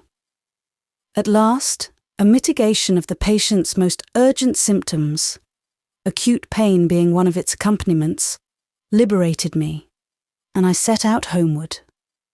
My shortest way lay through the Basse-Ville, and as the night was excessively dark, wild and wet, I took it. In riding past an old church belonging to a community of Béguines, I saw by a lamp burning over the porch, or deep arch of the entrance, a priest lifting some object in his arms. The lamp was bright enough to reveal the priest's features clearly, and I recognized him. He was a man I have often met by the sick-beds of both rich and poor, and chiefly the latter. He is, I think, a good old man, far better than most of his class in this country. Superior indeed in every way, better informed, as well as more devoted to duty. Our eyes met. He called on me to stop. What he supported was a woman, fainting or dying. I alighted. "This person is one of your countrywomen," he said. "Save her if she is not dead." My countrywoman, on examination, turned out to be the English teacher at Madame Beck's pensionnat. She was perfectly unconscious, perfectly bloodless, and nearly cold. "What does it all mean?" was my inquiry. He communicated a curious account that you had been to him that evening at confessional, that your exhausted and suffering appearance, coupled with some things you had said. Things I had said? I wonder what things. Awful crimes, no doubt, but he did not tell me what. There, you know, the seal of the confessional checked his garrulity and my curiosity. Your confidences, however, had not made an enemy of the good father. It seems he was so struck, and felt so sorry that you should be out on such a night alone, that he had esteemed it a Christian duty to watch you when you quitted the church, and so to manage as not to lose sight of you till you should have reached home. Perhaps the worthy man might, half unconsciously, have blent in this proceeding some little of the subtlety of his class. It might have been his resolve to learn the locality of your home. Did you impart that in your confession? I did not. On the contrary, I carefully avoided the shadow of any indication. And as to my confession, Dr. John, I suppose you will think me mad for taking such a step. But I could not help it. I suppose it was all the fault of what you call my nervous system. I cannot put the case into words, but my days and nights were grown intolerable. A cruel sense of desolation pained my mind, a feeling that would make its way, rush out or kill me. Like, and this you will understand, Dr. John, the current which passes through the heart, and which, if aneurysm or any other morbid cause obstructs its natural channels, seeks abnormal outlet. I wanted companionship, I wanted friendship, I wanted counsel. I could find none of these in closet or chamber, so I went and sought them in church and confessional. As to what I said, it was no confidence, no narrative. I have done nothing wrong. My life has not been active enough for any dark deed, either of romance or reality. All I poured out was a dreary, desperate complaint. Lucy, you ought to travel for about 6 months. Why, your calm nature is growing quite excitable. Confound Madame Beck! Has the little buxom widow no bowels to condemn her best teacher to solitary confinement? It was not Madame Beck's fault, said I. It is no living being's fault, and I won't hear anyone blamed. Who is in the wrong then, Lucy? Me, Dr. John, me. And a great abstraction on whose wide shoulders I like to lay the mountains of blame they were sculptured to bear, me and fate. Me must take better care in future, said Dr. John, smiling, I suppose, at my bad grammar. Change of air, change of scene. Those are my prescriptions, pursued the practical young doctor. But to return to our muttons, Lucy. As yet Père Silas, with all his tact, they say he is a Jesuit, is no wiser than you choose him to be. For instead of returning to the Rue Fossette, your fevered wanderings, there must have been high fever. No, Dr. John. The fever took its turn that night. Now, don't make out that I was delirious, for I know differently. Good. You were as collected as myself at this moment, no doubt. Your wanderings had taken an opposite direction to the pensionnat. Near the Béguinage, amidst the stress of flood and gust, and in the perplexity of darkness, you had swooned and fallen. The priest came to your succour, and the physician, as we have seen, supervened. Between us we procured a fiacre and brought you here.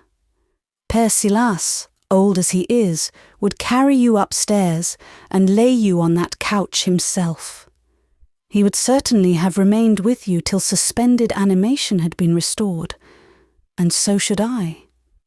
But, at that juncture, a hurried messenger arrived from the dying patient I had scarcely left. The last duties were called for. The physician's last visit and the priest's last rite. Extreme unction could not be deferred. Père Silas and myself departed together. My mother was spending the evening abroad.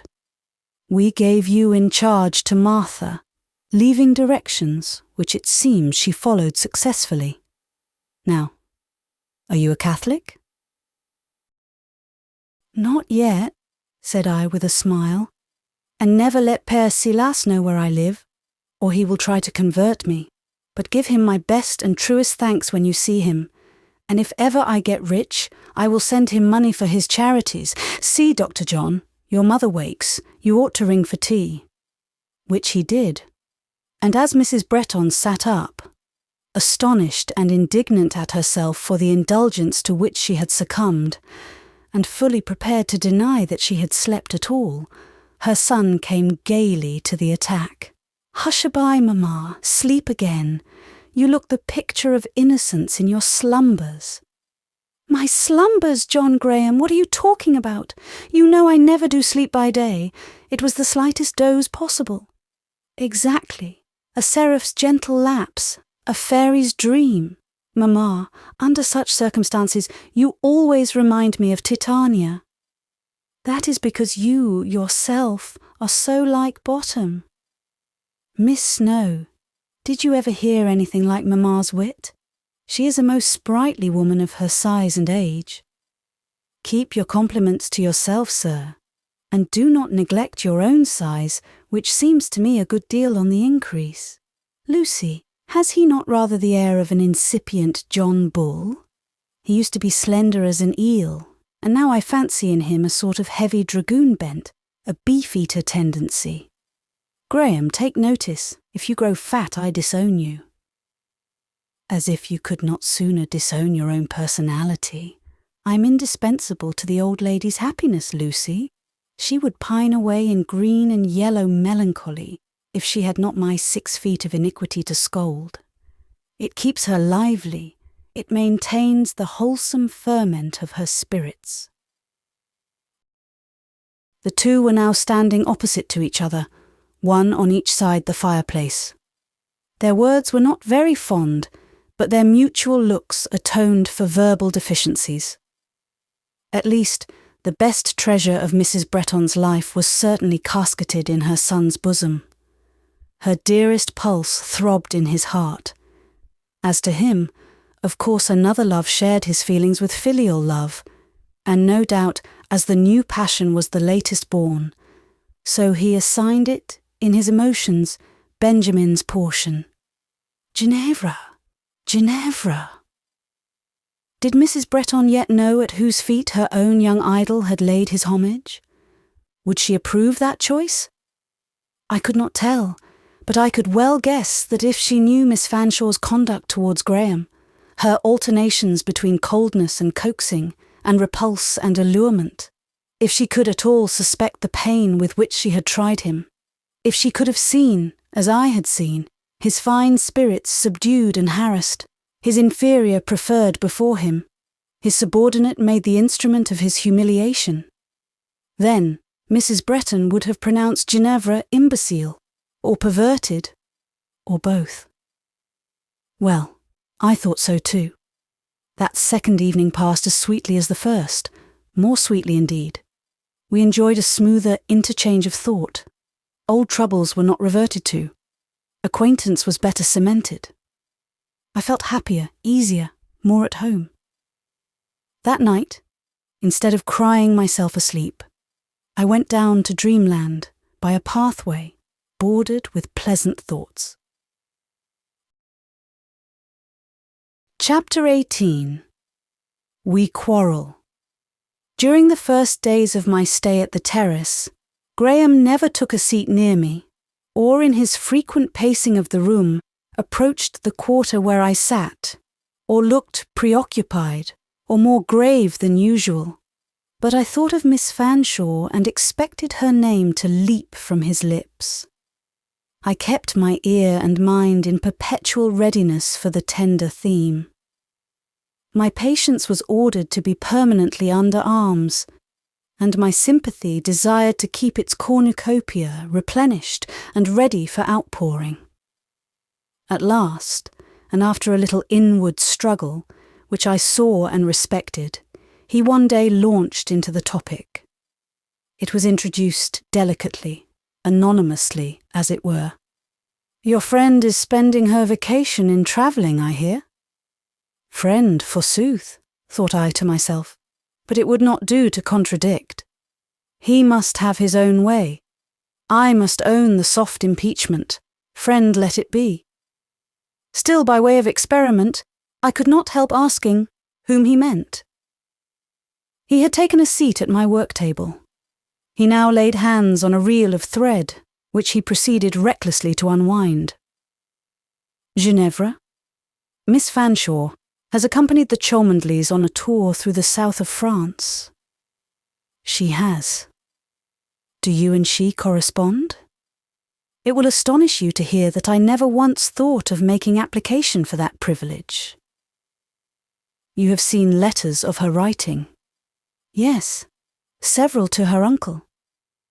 They will not be deficient in wit and naivete. There is so much sparkle, and so little art in her soul.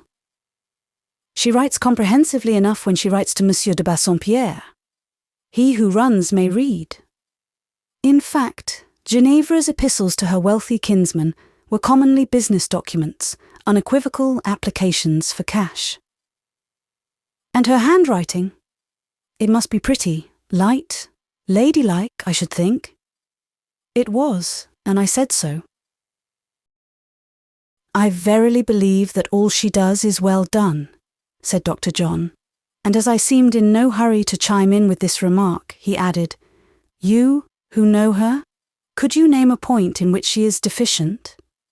She does several things very well." "Flirtation amongst the rest," subjoined I in thought. "When do you suppose she will return to town?" he soon inquired. Pardon me, Dr. John. I must explain. You honour me too much in ascribing to me a degree of intimacy with Miss Fanshawe I have not the felicity to enjoy. I have never been the depository of her plans and secrets. You will find her particular friends in another sphere than mine, amongst the Cholmondeleys, for instance. He actually thought I was stung with a kind of jealous pain similar to his own. Excuse her, he said. Judge her indulgently. The glitter of fashion misleads her, but she will soon find out that these people are hollow, and will return to you with augmented attachment and confirmed trust. I know something of the Cholmondeleys. Superficial, showy, selfish people. Depend on it. At heart, Ginevra values you beyond a score of such. You are very kind, I said briefly. A disclaimer of the sentiments attributed to me burned on my lips, but I extinguished the flame. I submitted to be looked upon as the humiliated, cast-off, and now pining confidant of the distinguished Miss Fanshawe. But, reader, it was a hard submission. Yet you see, continued Graham, while I comfort you, I cannot take the same consolation to myself. I cannot hope she will do me justice. De Hamal is most worthless, yet I fear he pleases her. Wretched delusion. My patience really gave way, and without notice, all at once. I suppose illness and weakness had worn it and made it brittle.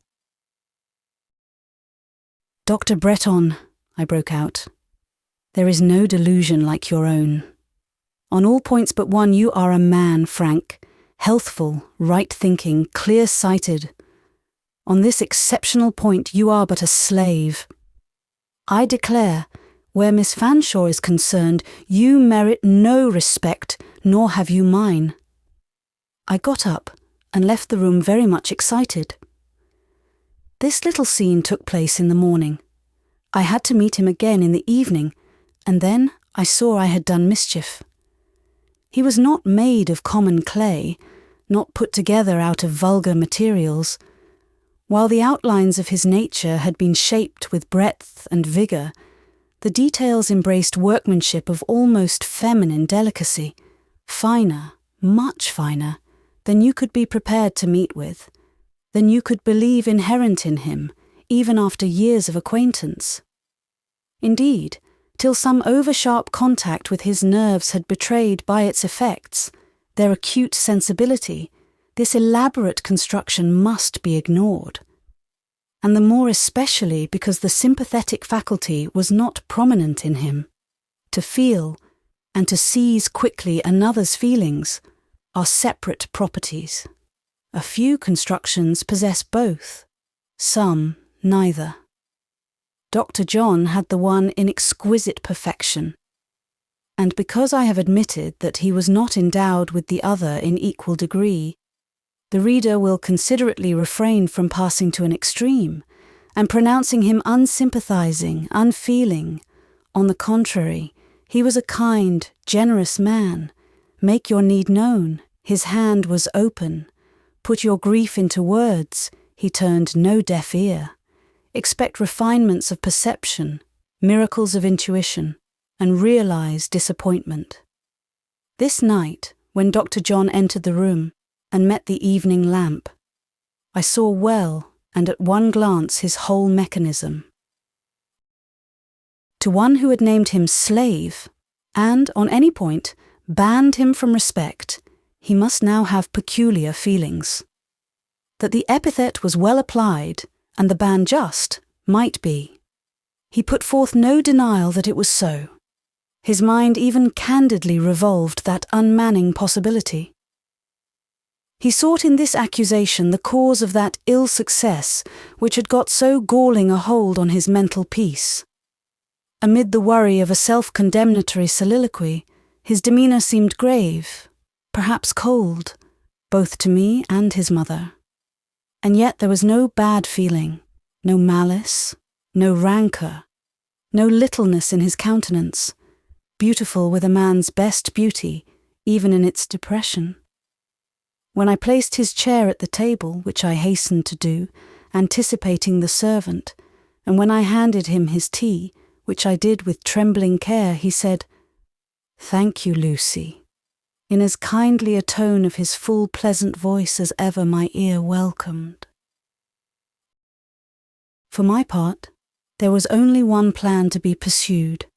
I must expiate my culpable vehemence, or I must not sleep that night. This would not do at all. I could not stand it. I made no pretence of capacity to wage war on this footing. School solitude, conventual silence and stagnation, anything seemed preferable to living embroiled with Dr. John. As to Ginevra, she might take the silver wings of a dove or any other bird that flies, and mount straight up to the highest place, among the highest stars, where her lover's highest flight of fancy chose to fix the constellation of her charms. Never more be it mine to dispute the arrangement. Long I tried to catch his eye.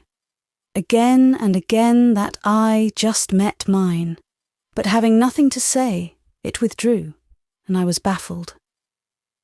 After tea he sat, sad and quiet, reading a book. I wished I could have dared to go and sit near him, but it seemed that if I ventured to take that step, he would infallibly evince hostility and indignation. I longed to speak out, and I dared not whisper. His mother left the room. Then, moved by insupportable regret, I just murmured the words, "Dr. Bretton." He looked up from his book. His eyes were not cold or malevolent. His mouth was not cynical. He was ready and willing to hear what I might have to say. His spirit was of vintage too mellow and generous to sour in one thunderclap. "Dr. Bretton, forgive my hasty words. Do forgive them." He smiled the moment I spoke. "Perhaps I deserved them, Lucy. If you don't respect me, I am sure it is because I am not respectable. I fear I am an awkward fool. I must manage badly in some way, for where I wish to please, it seems I don't please." "Of that you cannot be sure. And even if such be the case, is it the fault of your character or of another's perceptions? But now, let me unsay what I said in anger. In one thing, and in all things, I deeply respect you. If you think scarcely enough of yourself, and too much of others, what is that but an excellence? Can I think too much of Ginevra? I believe you may. You believe you can't. Let us agree to differ. Let me be pardoned, that is what I ask. Do you think I cherish ill will for one warm word? I see you do not and cannot, but just say, Lucy, I forgive you. Say that to ease me of the heartache. Put away your heartache as I will put away mine, for you wounded me a little, Lucy. Now, when the pain is gone, I more than forgive. I feel grateful, as to a sincere well-wisher. I am your sincere well-wisher, you are right. Thus, our quarrel ended. Reader, if in the course of this work you find that my opinion of Dr. John undergoes modification, excuse the seeming inconsistency. I give the feeling as at the time I felt it. I describe the view of character as it appeared when discovered. He showed the fineness of his nature by being kinder to me after that misunderstanding than before. Nay, the very incident which, by my theory, must in some degree estrange me and him, changed indeed somewhat our relations, but not in the sense I painfully anticipated. An invisible but a cold something, very slight, very transparent, but very chill. A sort of screen of ice had hitherto, all through our two lives, glazed the medium through which we exchanged intercourse. Those few warm words, though only warm with anger, breathed on that frail frostwork of reserve. About this time, it gave note of dissolution. I think from that day, so long as we continued friends, he never in discourse stood on topics of ceremony with me. He seemed to know that if he would but talk about himself, and about that in which he was most interested, my expectation would always be answered, my wish always satisfied. It follows, as a matter of course, that I continued to hear much of Ginevra. Ginevra. He thought her so fair, so good. He spoke so lovingly of her charms, her sweetness, her innocence, that in spite of my plain prose knowledge of the reality, a kind of reflected glow began to settle on her idea, even for me. Still, reader, I am free to confess that he often talked nonsense, but I strove to be unfailingly patient with him. I had had my lesson. I had learned how severe for me was the pain of crossing, or grieving, or disappointing him. In a strange and new sense, I grew most selfish, and quite powerless to deny myself the delight of indulging his mood, and being pliant to his will. He still seemed to me most absurd when he obstinately doubted, and desponded about his power to win in the end Miss Fanshawe's preference. The fancy became rooted in my own mind more stubbornly than ever, that she was only coquetting to goad him, and that at heart she coveted every one of his words and looks. Sometimes he harassed me, in spite of my resolution to bear and hear. In the midst of the indescribable gall-honey pleasure of thus bearing and hearing, he struck so on the flint of what firmness I owned that it emitted fire once and again. I chanced to assert one day, with a view to stilling his impatience, that in my own mind I felt positive Miss Fanshawe must intend eventually to accept him. Positive! It was easy to say so, but had I any grounds for such assurance? The best grounds. Now, Lucy, do tell me what. You know them as well as I, and knowing them, Dr. John, it really amazes me that you should not repose the frankest confidence in her fidelity. To doubt under the circumstances is almost to insult. Now you are beginning to speak fast and to breathe short, but speak a little faster and breathe a little shorter till you have given an explanation, a full explanation. I must have it. You shall, Dr. John. In some cases, you are a lavish, generous man. You are a worshipper, ever ready with the votive offering should Father Silas ever convert you. You will give him abundance of alms for his poor. You will supply his altar with tapers, and the shrine of your favourite saint you will do your best to enrich. Ginevra, Dr. John, hush, said he. Don't go on. Hush, I will not, and go on I will. Ginevra has had her hands filled from your hands more times than I can count. You have sought for her the costliest flowers. You have busied your brain in devising gifts the most delicate. Such, one would have thought, as only a woman could have imagined. And in addition, Miss Fanshawe owns a set of ornaments, to purchase which your generosity must have verged on extravagance. The modesty Ginevra herself had never evinced in this matter, now flushed all over the face of her admirer. Nonsense, he said, destructively snipping a skein of silk with my scissors. I offered them to please myself. I felt she did me a favour in accepting them. She did more than a favour, Dr. John. She pledged her very honour that she would make you some return, and if she cannot pay you in affection, she ought to hand out a business-like equivalent in the shape of some rolls of gold coins. But you don't understand her. She is far too disinterested to care for my gifts, and too simple-minded to know their value.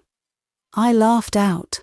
I had heard her adjudge to every jewel its price, and well I knew money embarrassment, money schemes, money's worth and endeavours to realise supplies, had, young as she was, furnished the most frequent and the favourite stimulus of her thoughts for years.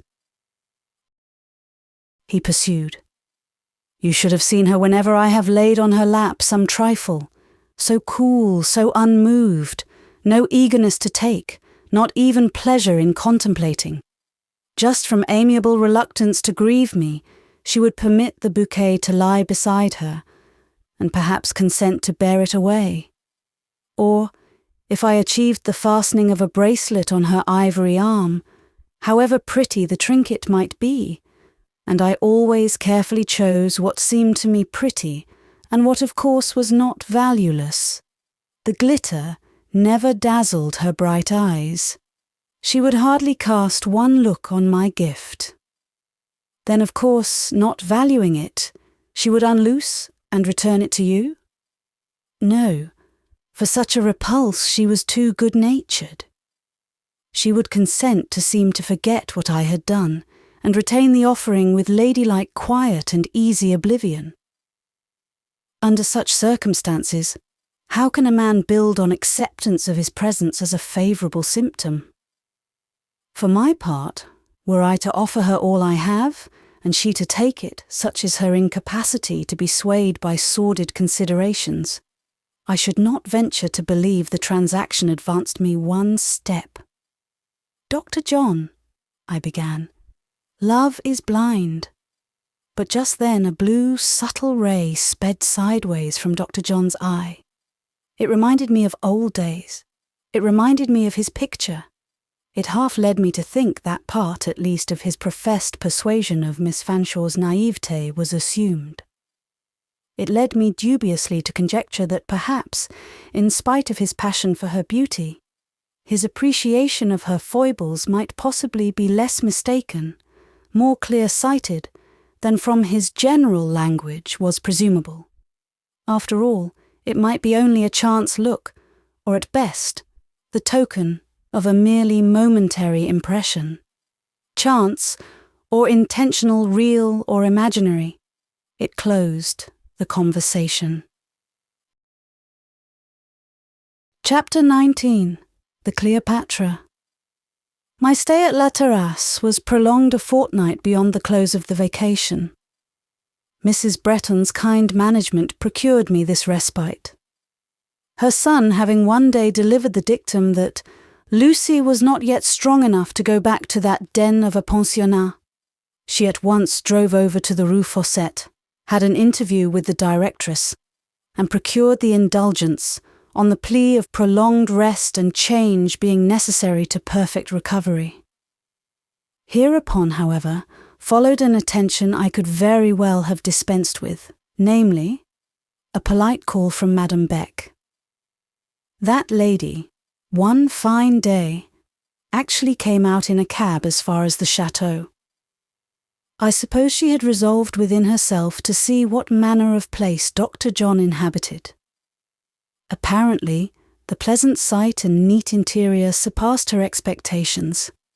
She eulogized all she saw, pronounced the blue salon a magnificent room, profusely congratulated me on the acquisition of friends, so worthy, amiable and respectable, turned also a neat compliment in my favour, and upon Dr. John coming in, ran up to him with the utmost buoyancy, opening at the same time such a fire of rapid language, all sparkling with felicitations and protestations about his chateau, Madame sa mère the worthy chatelaine, also his looks, which indeed were very flourishing, and at the moment additionally embellished by the good-natured but amused smile with which he always listened to Madame's fluent and florid French. In short, Madame shone in her very best phase that day, and came in and went out quite a living Catherine Wheel of compliments, delight, and affability. Half purposely, and half to ask some question about school business. I followed her to the carriage, and looked in after she was seated and the door closed. In that brief fraction of time, what a change had been wrought! An instant ago all sparkles and jests, she now sat sterner than a judge and graver than a sage. Strange little woman. I went back and teased Dr. John about Madame's devotion to him. How he laughed! What fun shone in his eyes as he recalled some of her fine speeches and repeated them, imitating her voluble delivery. He had an acute sense of humour, and was the finest company in the world when he could forget Miss Fanshawe. To sit in sunshine calm and sweet is said to be excellent for weak people. It gives them vital force. When little Georgette Beck was recovering from her illness, I used to take her in my arms and walk with her in the garden for hours together, beneath a certain wall hung with grapes, which the southern sun was ripening. That sun cherished her little pale frame quite as effectually as it mellowed and swelled the clustering fruit. There are human tempers, bland, glowing, and genial, within whose influence it is as good for the poor in spirit to live as it is for the feeble in frame to bask in the glow of noon. Of the number of these choice natures were certainly both Dr. Bretton's and his mother's. They liked to communicate happiness, as some like to occasion misery. They did it instinctively, without fuss, and apparently with little consciousness. The means to give pleasure rose spontaneously in their minds. Every day while I stayed with them, some little plan was proposed, which resulted in beneficial enjoyment. Fully occupied as was Dr. John's time, he still made it in his way to accompany us in each brief excursion. I can hardly tell how he managed his engagements. They were numerous, yet, by dint of system, he classed them in an order which left him a daily period of liberty. I often saw him hard-worked, yet seldom overdriven, and never irritated, confused, or oppressed. What he did was accomplished with the ease and grace of all-sufficing strength, with the bountiful cheerfulness of high and unbroken energies. Under his guidance, I saw, in that one happy fortnight, more of Villette, its environs, and its inhabitants than I had seen in the whole 8 months of my previous residence. He took me to places of interest in the town, of whose names I had not before so much as heard. With willingness and spirit, he communicated much noteworthy information. He never seemed to think it a trouble to talk to me, and I am sure it was never a task to me to listen. It was not his way to treat subjects coldly and vaguely. He rarely generalized, never prosed. He seemed to like nice details almost as much as I liked them myself. He seemed observant of character, and not superficially observant either. These points gave the quality of interest to his discourse, and the fact of his speaking direct from his own resources and not borrowing or stealing from books. Here a dry fact, and there a trite phrase, and elsewhere a hackneyed opinion, ensured a freshness as welcome as it was rare. Before my eyes, too, his disposition seemed to unfold another phase, to pass to a fresh day, to rise in new and nobler dawn. His mother possessed a good development of benevolence, but he owned a better and larger. I found, on accompanying him to the Basse Ville, the poor and crowded quarter of the city, that his errands there were as much those of the philanthropist as the physician. I understood presently that cheerfully, habitually, and in single-minded unconsciousness of any special merit distinguishing his deeds, he was achieving, amongst a very wretched population, a world of active good. The lower orders liked him well. His poor patients in the hospitals welcomed him with a sort of enthusiasm. But stop! I must not, from the faithful narrator, degenerate into the partial eulogist. Well, full well, do I know that Dr. John was not perfect, any more than I am perfect. Human fallibility leavened him throughout. There was no hour, and scarcely a moment of the time I spent with him that in act or speech, or look, he did not betray something that was not of a god. A god could not have the cruel vanity of Dr. John, nor his sometime levity. No immortal could have resembled him in his occasional temporary oblivion of all but the present, in his passing passion for that present, shown not coarsely by devoting it to material indulgence, but selfishly, by extracting from it whatever it could yield of nutriment to his masculine self-love. His delight was to feed that ravenous sentiment, without thought of the price of provender, or care for the cost of keeping it sleek and high-pampered. The reader is requested to note a seeming contradiction in the two views which have been given of Graham Bretton, the public and private, the outdoor and the indoor view. In the first, the public, he is shown oblivious of self, as modest in the display of his energies as earnest in their exercise. In the second, the fireside picture, there is expressed consciousness of what he has and what he is, pleasure in homage, some recklessness in exciting, some vanity in receiving the same. Both portraits are correct. It was hardly possible to oblige Dr. John quietly and in secret.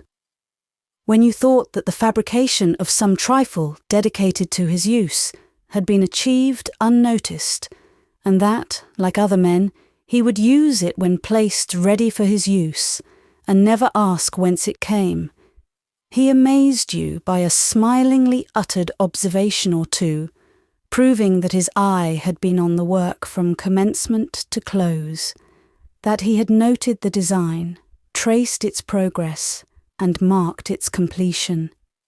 It pleased him to be thus served, and he let his pleasure beam in his eye and play about his mouth.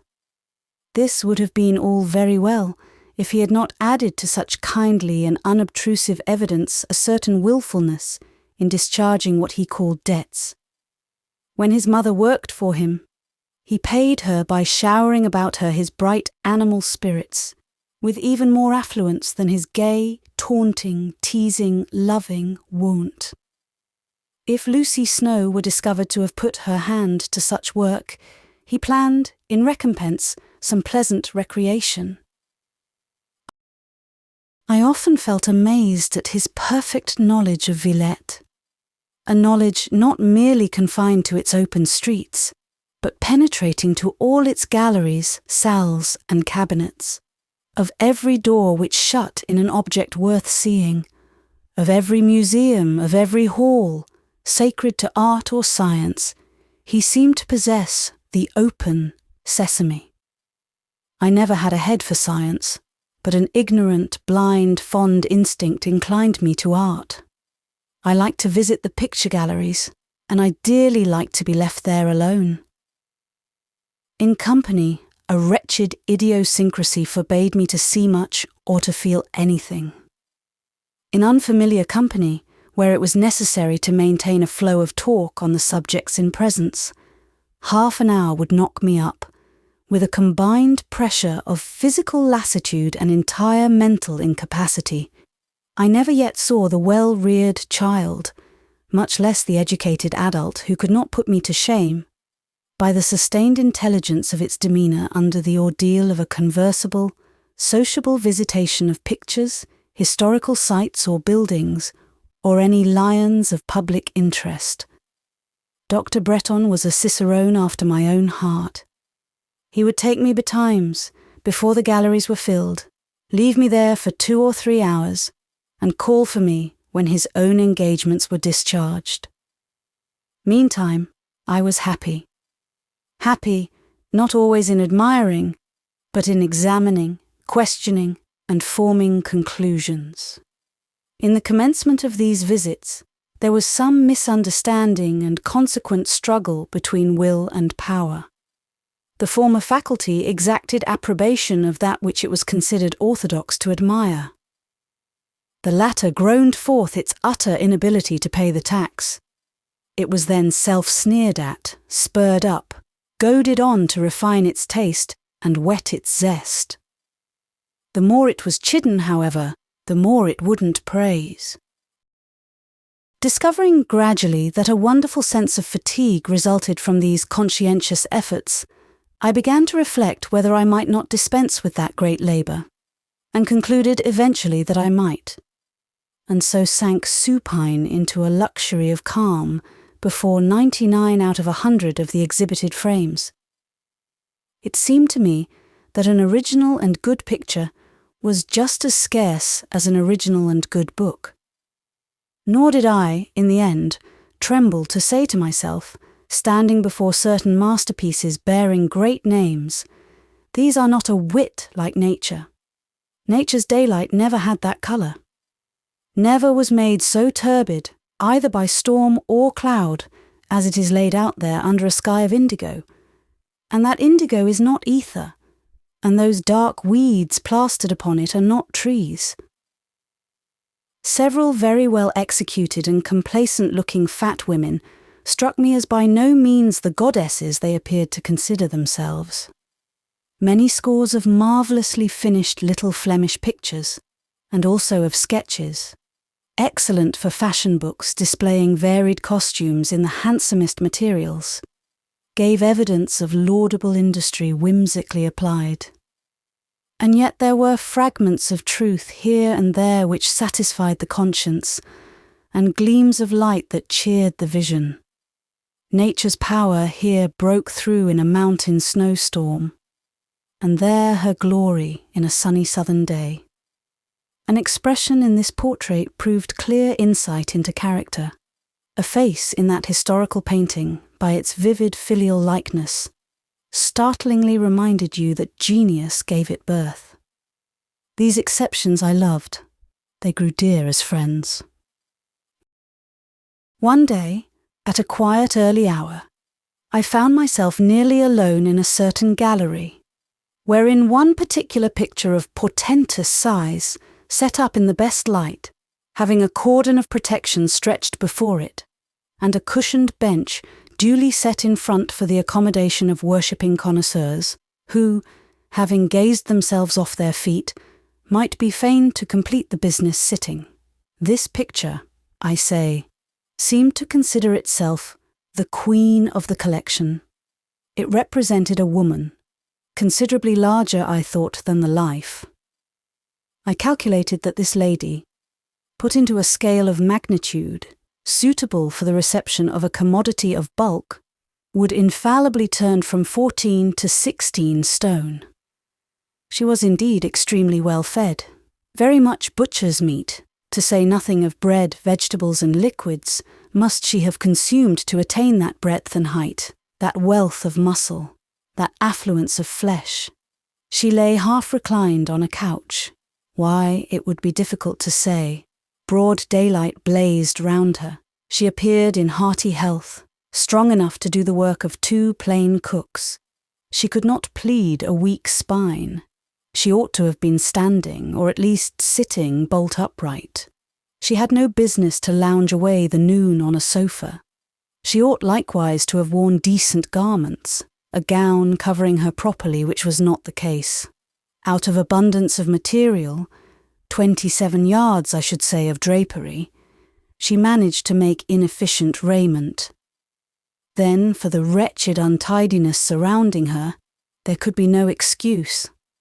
Pots and pans, perhaps I ought to say vases and goblets, were rolled here and there on the foreground. A perfect rubbish of flowers was mixed amongst them, and an absurd and disorderly mass of curtain upholstery smothered the couch and cumbered the floor. On referring to the catalogue, I found that this notable production bore the name Cleopatra.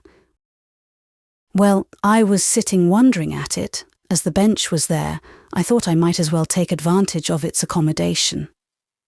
And thinking that while some of the details, as roses, gold cups, jewels and so forth, were very prettily painted, it was on the whole an enormous piece of claptrap. The room, almost vacant when I entered, began to fill.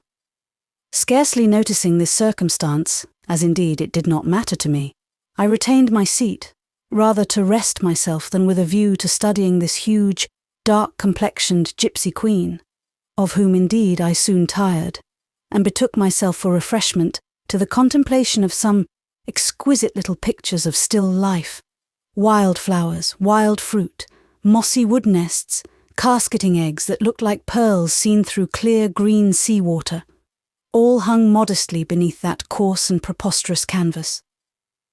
Suddenly a light tap visited my shoulder. Starting, turning, I met a face bent to encounter mine, a frowning, almost a shocked face it was.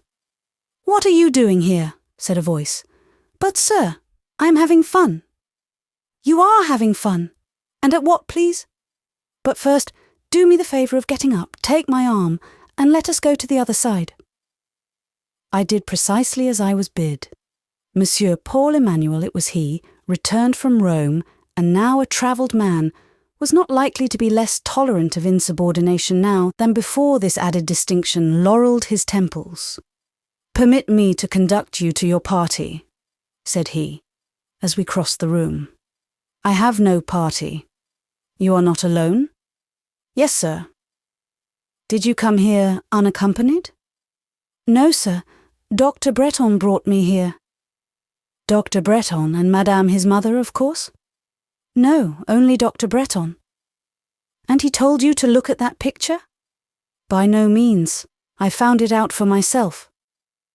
Monsieur Paul's hair was shorn close as raven down, or I think it would have bristled on his head. Beginning now to perceive his drift, I had a certain pleasure in keeping cool and working him up. "Astounding insular audacity!" cried the professor. "Singulières femmes qui ces Anglaises!" "What is the matter, monsieur?" "Matter! How dare you, a young person, sit coolly down with the self-possession of a boy and look at that picture?" "It is a very ugly picture, but I cannot at all see why I should not look at it." "Good, good. Speak no more of it. But you ought not to be here alone.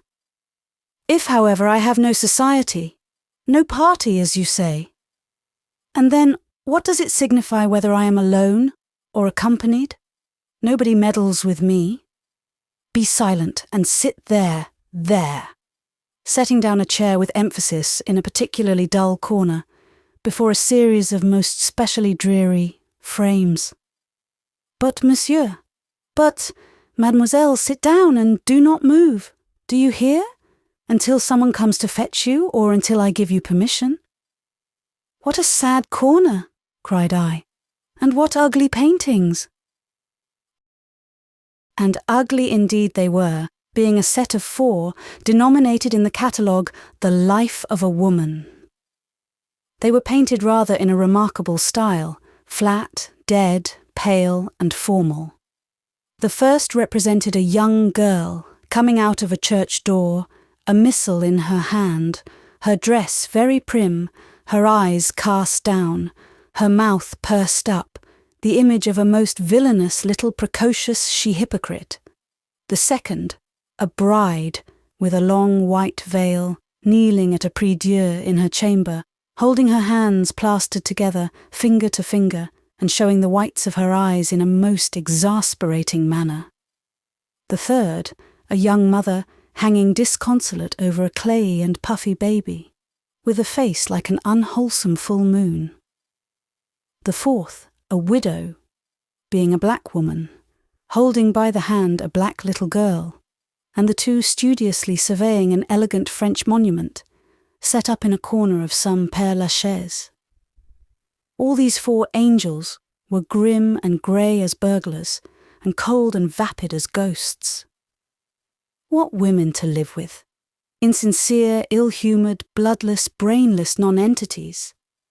As bad in their way as the indolent gypsy giantess, the Cleopatra, in hers. It was impossible to keep one's attention long confined to these masterpieces, and so by degrees I veered round and surveyed the gallery. A perfect crowd of spectators was by this time gathered round the lioness, from whose vicinage I had been banished. Nearly half this crowd were ladies, but Monsieur Paul afterwards told me these were des dames, and it was quite proper for them to contemplate what no demoiselle ought to glance at. I assured him plainly I could not agree in this doctrine, and did not see the sense of it. Whereupon, with his usual absolutism, he merely requested my silence, and also, in the same breath, denounced my mingled rashness and ignorance. A more despotic little man than Monsieur Paul never filled a professor's chair. I noticed, by the way, that he looked at the picture himself quite at his ease, and for a very long while. He did not, however, neglect to glance from time to time my way, in order, I suppose, to make sure that I was obeying orders and not breaking bounds. By and by he again accosted me. Had I not been ill, he wished to know. He understood I had. Yes, but I was now quite well. Where had I spent the vacation? Chiefly in the Rue Fossette, partly with Madame Bretton. He had heard that I was left alone in the Rue Fossette. Was that so? Not quite alone. Marie Brock, the idiot, was with me. He shrugged his shoulders. Varied and contradictory expressions played rapidly over his countenance. Marie Brock was well known to Monsieur Paul. He never gave a lesson in the 3rd division, containing the least advanced pupils, that she did not occasion in him a sharp conflict between antagonistic impressions. Her personal appearance, her repulsive manners, her often unmanageable disposition irritated his temper and inspired him with strong antipathy, a feeling he was too apt to conceive when his taste was offended or his will thwarted.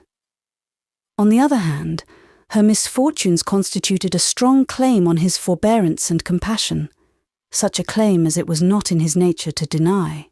Hence resulted almost daily drawn battles between impatience and disgust on the one hand, pity and a sense of justice on the other, in which, to his credit be it said, it was very seldom that the former feelings prevailed. When they did, however, Monsieur Paul showed a phase of character which had its terrors. His passions were strong, his aversions and attachments alike vivid. The force he exerted in holding both in check by no means mitigated an observer's sense of their vehemence. With such tendencies, it may well be supposed he often excited in ordinary minds fear and dislike. Yet it was an error to fear him. Nothing drove him so nearly frantic as the tremor of an apprehensive and distrustful spirit. Nothing soothed him like confidence tempered with gentleness. To evince these sentiments, however, required a thorough comprehension of his nature, and his nature was of an order rarely comprehended. "How did you get on with Marie Brock?" he asked, after some minutes' silence. "Monsieur, I did my best, but it was terrible to be alone with her." "You have, then, a weak heart. You lack courage, and, perhaps, charity. Yours are not the qualities which might constitute a sister of mercy." He was a religious little man in his way. The self-denying and self-sacrificing part of the Catholic religion commanded the homage of his soul. "I don't know, indeed. I took as good care of her as I could, but when her aunt came to fetch her away, it was a great relief." "Ah, you are an egotist. There are women who have nursed hospitals full of similar unfortunates. You could not do that? Could Monsieur do it himself? Women who are worthy the name ought infinitely to surpass our coarse, fallible, self-indulgent sex in the power to perform such duties. I washed her, I kept her clean, I fed her, I tried to amuse her, but she made mouths at me instead of speaking. You think you did great things? No, but as great as I could do. Then limited are your powers, for in tending one idiot you fell sick. Not with that, monsieur, I had a nervous fever, my mind was ill. Vraiment, vous valez peu de choses. You are not cast in a heroic mould. Your courage will not avail to sustain you in solitude. It merely gives you the temerity to gaze with sang-froid at pictures of Cleopatra. It would have been easy to show anger at the teasing, hostile tone of the little man. I had never been angry with him yet, however, and had no present disposition to begin. "Cleopatra," I repeated quietly. Monsieur, too, has been looking at Cleopatra. What does he think of her? Cela ne vaut rien, he responded. Une femme superbe, une taille d'impératrice, des formes de Junon, mais une personne dont je ne voudrais ni pour femme, ni pour fille, ni pour sœur. Aussi vous ne jetterez plus un seul coup d'œil de sa côte. But I have looked at her a great many times while Monsieur has been talking. I can see her quite well from this corner. Turn to the wall and study your 4 pictures of a woman's life. Excuse me, Monsieur Paul, they are too hideous. But if you admire them, allow me to vacate my seat and leave you to their contemplation. Mademoiselle, he said, grimacing a half-smile, or what he intended for a smile, though it was but a grim and hurried manifestation. You nurslings of Protestantism astonish me. You unguarded Englishwomen walk calmly amidst red-hot ploughshares and escape burning. I believe, if some of you were thrown into Nebuchadnezzar's hottest furnace, you would issue forth untraversed by the smell of fire. Will Monsieur have the goodness to move an inch to one side? How? At what are you gazing now? You are not recognizing an acquaintance amongst that group of young men. I think so. Yes, I see there a person I know. In fact, I had caught a glimpse of a head too pretty to belong to any other than the redoubted Colonel de Hamal.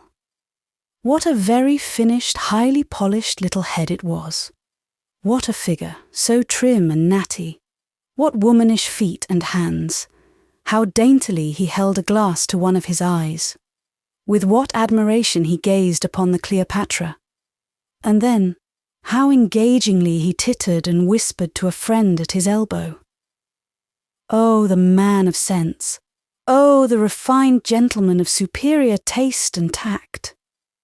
I observed him for about 10 minutes, and perceived that he was exceedingly taken with this dusk and portly Venus of the Nile. So much was I interested in his bearing, so absorbed in divining his character by his looks and movements, I temporarily forgot Monsieur Paul. In the interim, a group came between that gentleman and me, or possibly his scruples might have received another and worse shock from my present abstraction, causing him to withdraw voluntarily. At any rate, when I again looked round, he was gone. My eye, pursuant of the search, met not him, but another and dissimilar figure, well seen amidst the crowd, for the height as well as the port lent each its distinction. This way came Dr. John in visage, in shape, in hue, as unlike the dark, acerb and caustic little professor as the fruit of the Hesperides might be unlike the sloe in the wild thicket, as the high-couraged but tractable Arabian is unlike the rude and stubborn Sheltie. He was looking for me, but had not yet explored the corner where the schoolmaster had just put me. I remained quiet. Yet another minute I would watch. He approached de Hamal. He paused near him. I thought he had a pleasure in looking over his head.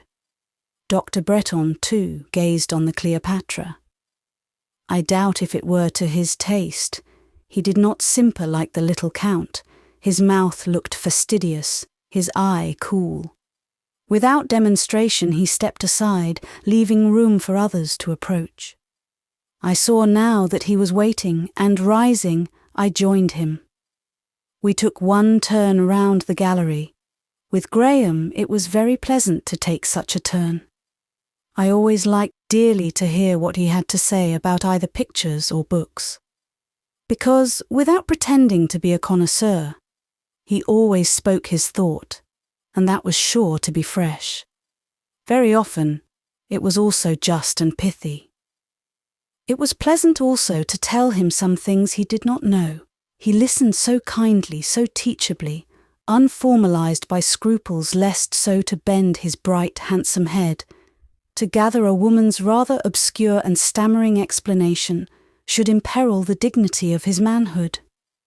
And when he communicated information in return, it was with a lucid intelligence that left all his words clear, graven on the memory. No explanation of his giving, no fact of his narrating, did I ever forget. As we left the gallery, I asked him what he thought of the Cleopatra, after making him laugh by telling him how Professor Emmanuel had sent me to the right about, and taking him to see the sweet series of pictures recommended to my attention. "Pooh," said he. "My mother is a better-looking woman.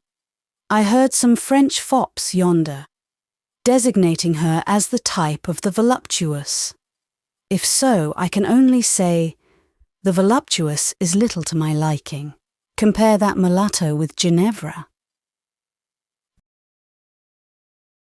Chapter 20. The Concert. One morning, Mrs. Bretton, coming promptly into my room, desired me to open my drawers and show her my dresses, which I did, without a word. "That will do," said she, when she had turned them over. "You must have a new one." She went out. She returned presently with the dressmaker. She had me measured.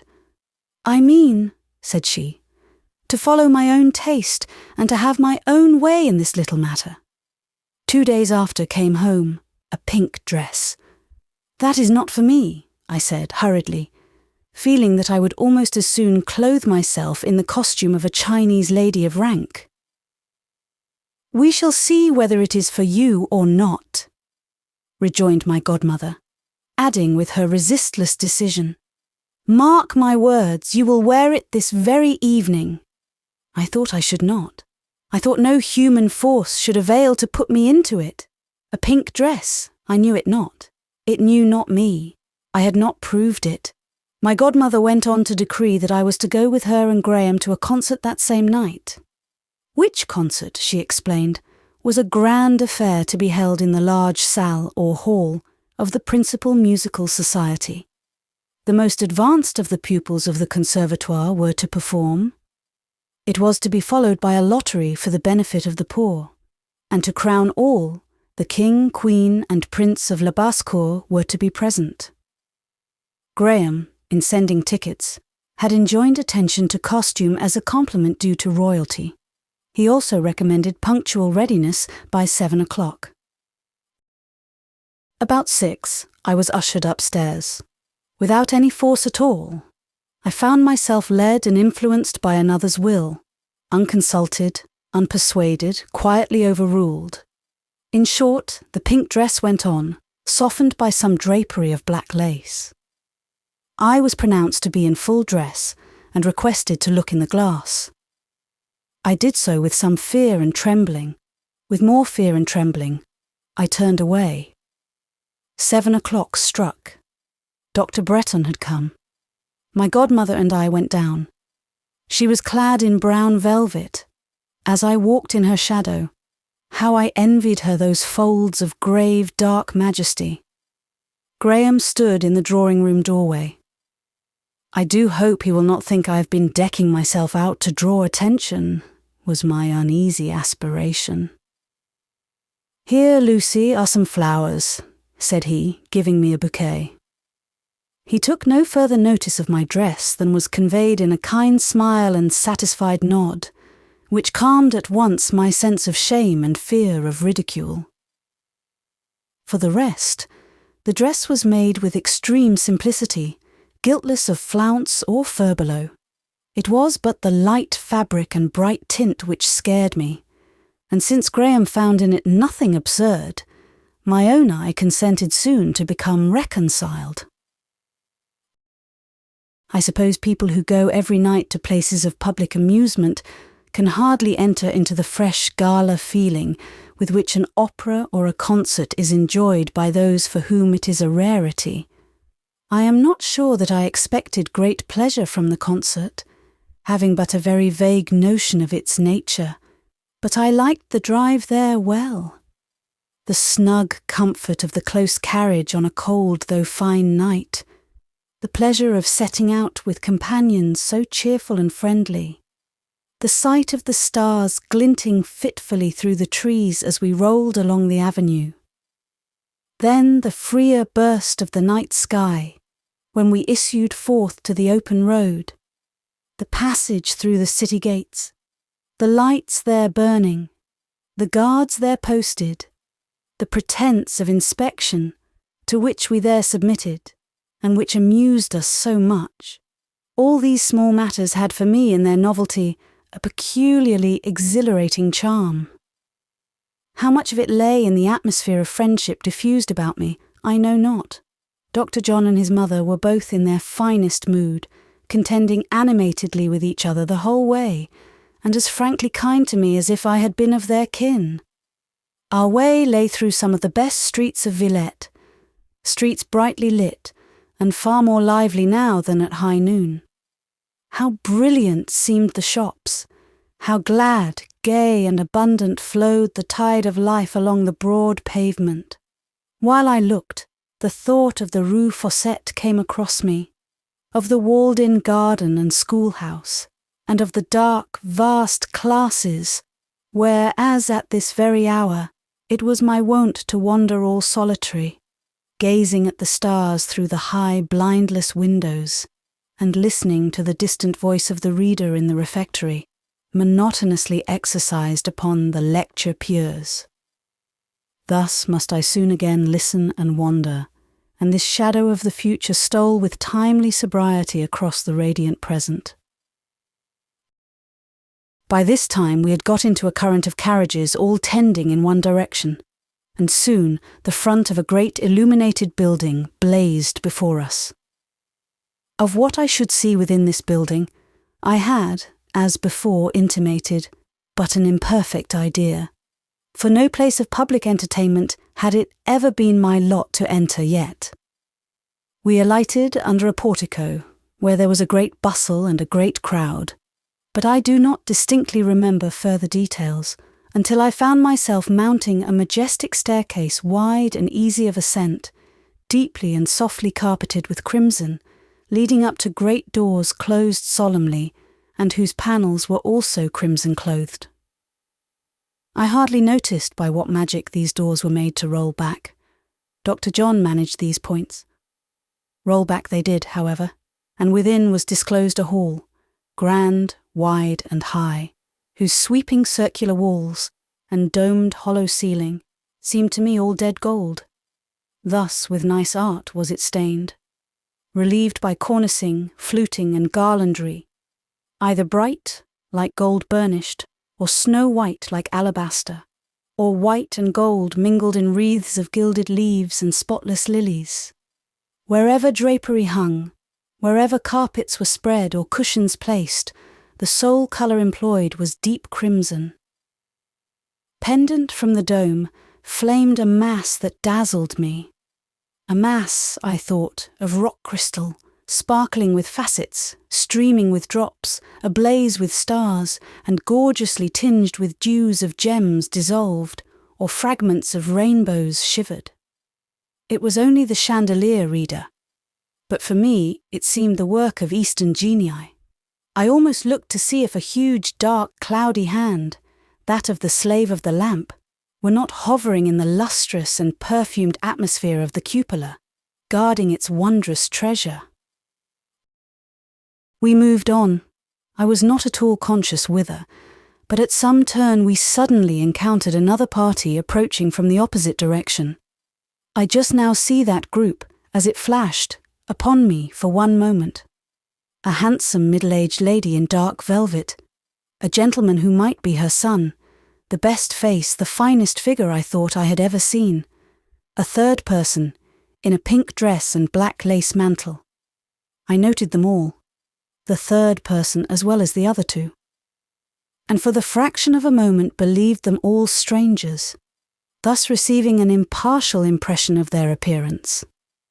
But the impression was hardly felt and not fixed, before the consciousness that I faced a great mirror, filling a compartment between two pillars, dispelled it. The party was our own party. Thus, for the first, and perhaps only time in my life, I enjoyed the gifty of seeing myself as others see me.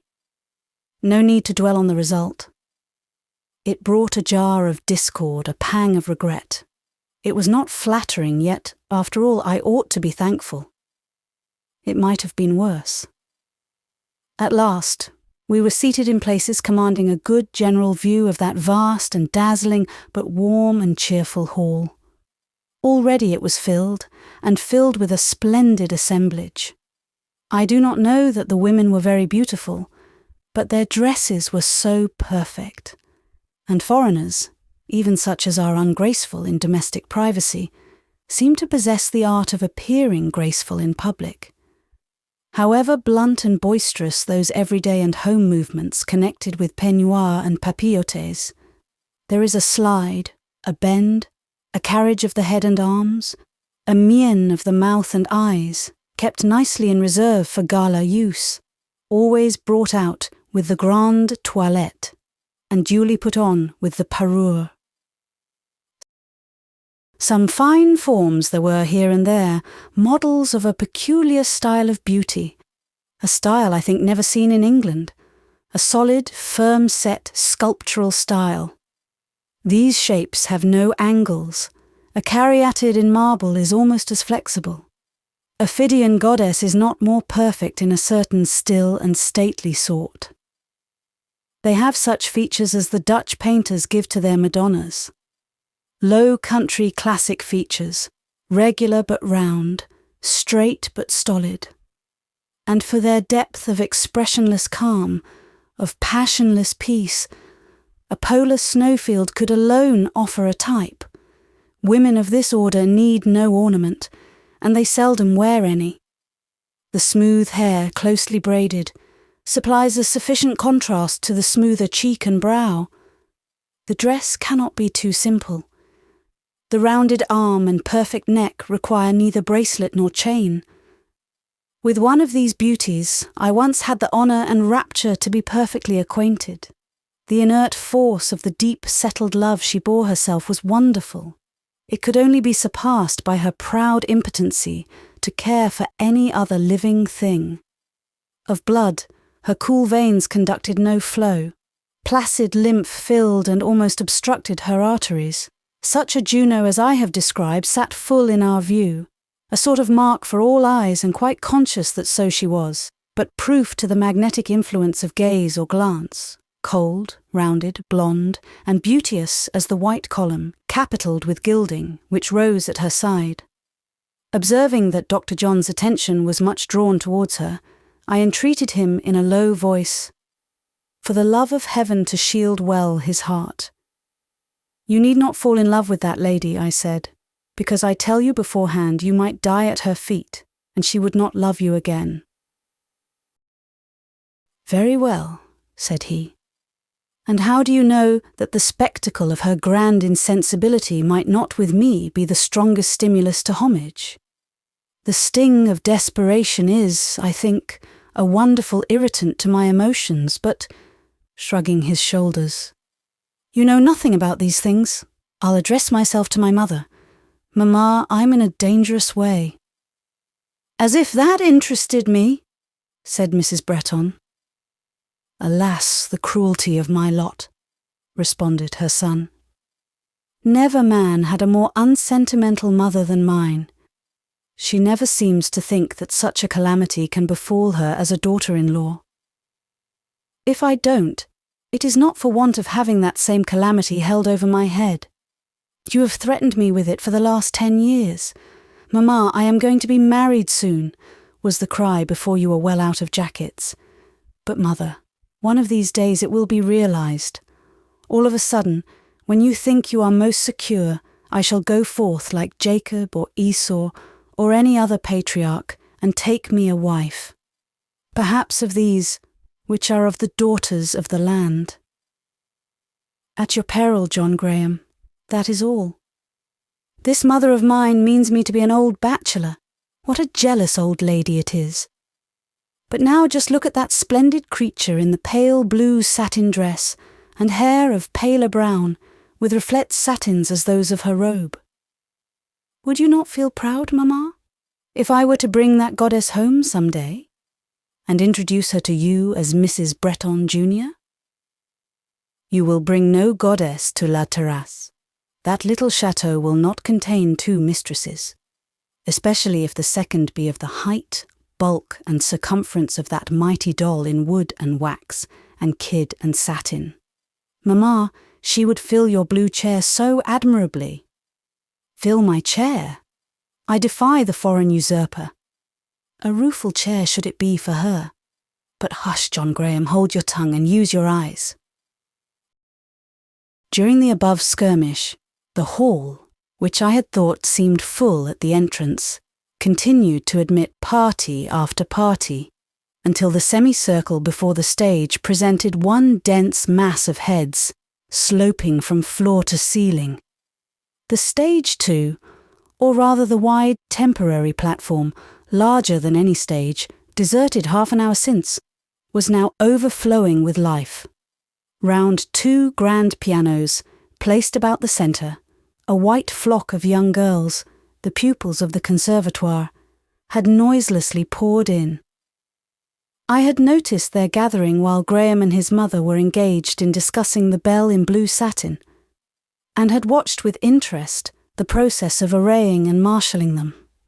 Two gentlemen, in each of whom I recognised an acquaintance, officered this virgin troop. One, an artistic-looking man, bearded and with long hair, was a noted pianist, and also the first music teacher in Villette. He attended twice a week at Madame Beck's pensionnat, to give lessons to the few pupils whose parents were rich enough to allow their daughters the privilege of his instructions. His name was Monsieur Joseph Emmanuel, and he was half-brother to Monsieur Paul. Which potent personage was now visible in the person of the second gentleman? Mr. Paul amused me. I smiled to myself as I watched him.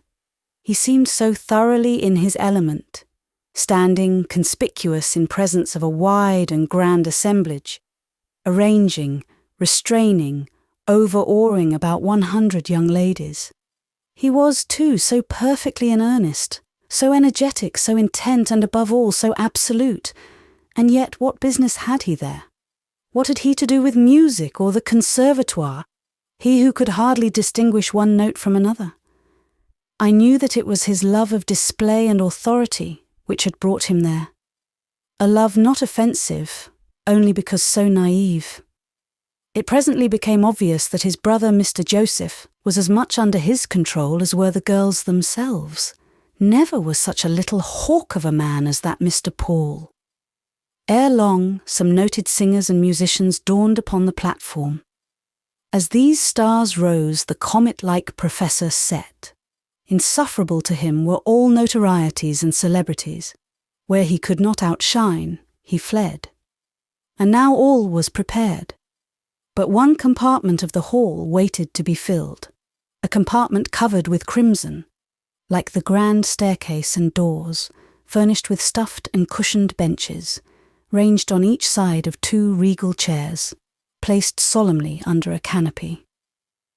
A signal was given.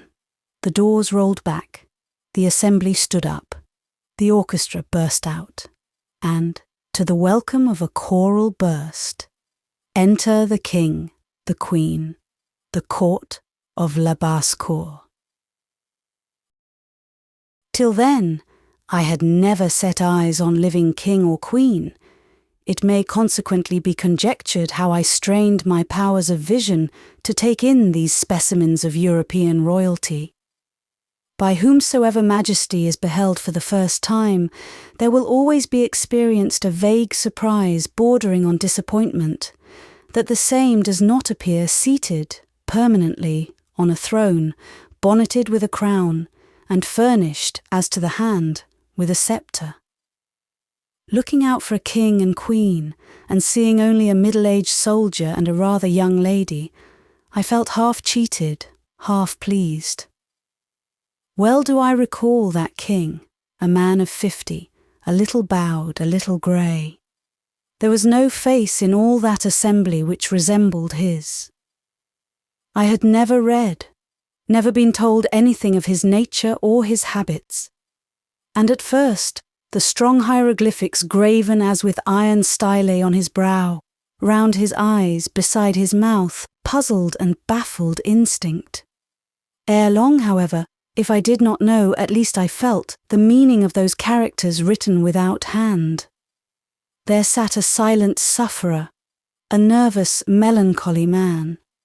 Those eyes had looked on the visits of a certain ghost, had long waited the comings and goings of that strangest spectre, hypochondria. Perhaps he saw her now on that stage, over against him, amidst all that brilliant throng. Hypochondria has that wont, to rise in the midst of thousands, dark as doom, pale as malady, and well-nigh strong as death. Her comrade and victim thinks to be happy one moment. Not so, says she, I come. And she freezes the blood in his heart and beclouds the light in his eye. Some might say it was the foreign crown pressing the king's brows which bent them to that peculiar and painful fold. Some might quote the effects of early bereavement. Something there might be of both these. But these are embittered by that darkest foe of humanity, constitutional melancholy. The Queen, his wife, knew this. It seemed to me the reflection of her husband's grief lay, a subduing shadow, on her own benignant face. A mild, thoughtful, graceful woman that princess seemed, not beautiful, not at all like the women of solid charms and marble feelings described a page or two since. Hers was a somewhat slender shape. Her features, though distinguished enough, were too suggestive of reigning dynasties and royal lines to give unqualified pleasure. The expression clothing that profile was agreeable in the present instance, but you could not avoid connecting it with remembered effigies, where similar lines appeared under phase ignoble, feeble or sensual or cunning, as the case might be. The Queen's eye, however, was her own, and pity, goodness, sweet sympathy, blessed it with divinest light. She moved not as a sovereign, but as a lady, kind, loving, elegant. Her little son, the Prince of La Basse-Cour and young Duke of Dindonneau, accompanied her. He leaned on his mother's knee, and ever and anon, in the course of that evening, I saw her observant of the monarch at her side, conscious of his beclouded abstraction, and desirous to rouse him from it by drawing his attention to their son. She often bent her head to listen to the boy's remarks, and would then smilingly repeat them to his sire. The moody king started, listened, smiled, but invariably relapsed as soon as his good angel ceased speaking. Full mournful and significant was that spectacle. Not the less so because, both for the aristocracy and the honest bourgeoisie of La Basse-Cour, its peculiarity seemed to be wholly invisible. I could not discover that one soul present was either struck or touched. With the king and queen had entered their court, comprising 2 or 3 foreign ambassadors, and with them came the elite of the foreigners then resident in Villette. These took possession of the crimson benches. The ladies were seated. Most of the men remained standing. Their sable rank, lining the background, looked like a dark foil to the splendour displayed in front. Nor was this splendour without varying light and shade and gradation. The middle distance was filled with matrons in velvets and satins, in plumes and gems. The benches in the foreground, to the Queen's right hand, seemed devoted exclusively to young girls, the flower, perhaps I should rather say the bud, of Villette aristocracy. Here were no jewels, no headdresses, no velvet pile or silken sheen. Purity, simplicity, and aerial grace reigned in that virgin band. Young heads simply braided, and fair forms. I was going to write sylph forms, but that would have been quite untrue. Several of these jeunes filles, who had not numbered more than 16 or 17 years, boasted contours as robust and solid as those of a stout Englishwoman of 25 years. Fair forms robed in white, or pale rose, or placid blue, suggested thoughts of heaven and angels. I knew a couple at least of these rose et blanche specimens of humanity. Here was a pair of Madame Beck's late pupils, Mesdemoiselles Mathilde and Angelique, pupils who, during their last year at school, ought to have been in the first class, but whose brains never got them beyond the second division. In English, they had been under my own charge, and hard work it was to get them to translate rationally a page of the Vicar of Wakefield. Also during 3 months I had one of them for my vis-à-vis at table, and the quantity of household bread, butter, and stewed fruit she would habitually consume at second déjeuner was a real world's wonder, to be exceeded only by the fact of her actually pocketing slices she could not eat. Here be truths, wholesome truths too. I knew another of these seraphs, the prettiest, or at any rate, the least demure and hypocritical looking of the lot. She was seated by the daughter of an English peer, also an honest, though haughty-looking girl. Both had entered in the suite of the British Embassy. She, that is, my acquaintance, had a slight, pliant figure, not at all like the forms of the foreign damsels. Her hair, too, was not close braided, like a shell or a skull-cap of satin. It looked like hair, and waved from her head, long, curled and flowing.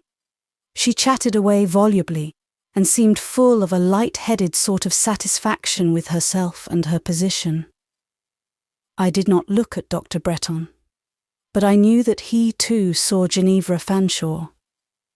He had become so quiet, he answered so briefly his mother's remarks, he so often suppressed a sigh. Why should he sigh? He had confessed a taste for the pursuit of love under difficulties. Here was full gratification for that taste. His lady love beamed upon him from a sphere above his own. He could not come near her. He was not certain that he could win from her a look. I watched to see if she would so far favour him. Our seat was not far from the crimson benches. We must inevitably be seen from there, by eyes so quick and roving as Miss Fanshawe's. And very soon those optics of hers were upon us, at least upon Dr. and Mrs. Bretton. I kept rather in the shade and out of sight, not wishing to be immediately recognised.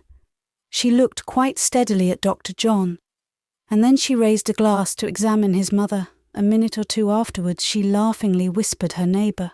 Upon the performance commencing, her rambling attention was attracted to the platform. On the concert I need not dwell. The reader would not care to have my impressions there anent, and indeed, it would not be worth while to record them, as they were the impressions of a crass ignorance. The young ladies of the Conservatoire, being very much frightened, made rather a tremulous exhibition on the 2 grand pianos. Monsieur Joseph Emmanuel stood by them while they played, but he had not the tact or influence of his kinsman, who, under similar circumstances, would certainly have compelled pupils of his to demean themselves with heroism and self-possession.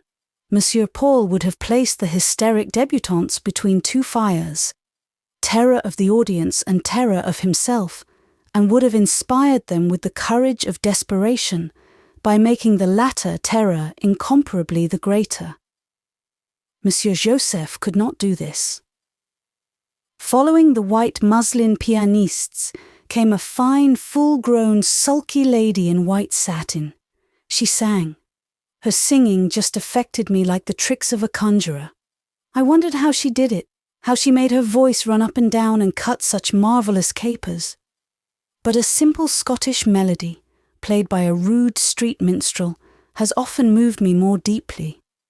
Afterwards stepped forth a gentleman who, bending his body a good deal in the direction of the King and Queen, and frequently approaching his white-gloved hand to the region of his heart, vented a bitter outcry against a certain false Isabel. I thought he seemed especially to solicit the Queen's sympathy.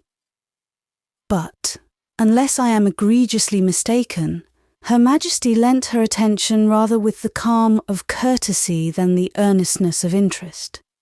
This gentleman's state of mind was very harrowing, and I was glad when he wound up his musical exposition of the same. Some rousing choruses struck me as the best part of the evening's entertainment.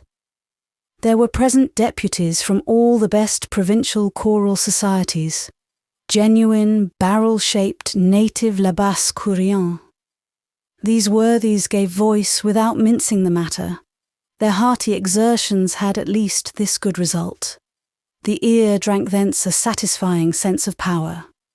Through the whole performance, timid instrumental duets, conceited vocal solos, sonorous brass-lunged choruses, my attention gave but one eye and one ear to the stage, the other being permanently retained in the service of Dr. Bretton. I could not forget him, nor cease to question how he was feeling, what he was thinking, whether he was amused or the contrary. At last he spoke. "And how do you like it all, Lucy? You are very quiet," he said in his own cheerful tone. "I am quiet," I said, "because I am so very, very much interested, not merely with the music, but with everything about me." He then proceeded to make some further remarks, with so much equanimity and composure that I began to think he had really not seen what I had seen, and I whispered, "Miss Fanshawe is here. Have you noticed her?" "Oh, yes, and I observed that you noticed her too. Is she come with Mrs. Cholmondeley, do you think?" "Mrs. Cholmondeley is there with a very grand party. Yes, Ginevra was in her train, and Mrs. Cholmondeley was in Lady Sarah's train, who was in the Queen's train. If this were not one of the compact little minor European courts, whose very formalities are little more imposing than familiarities, and whose gala grandeur is but homeliness in Sunday array, it would sound all very fine." "Ginevra saw you, I think." "So do I think so. I have had my eye on her several times since you withdrew yours, and I have had the honour of witnessing a little spectacle which you were spared." I did not ask what.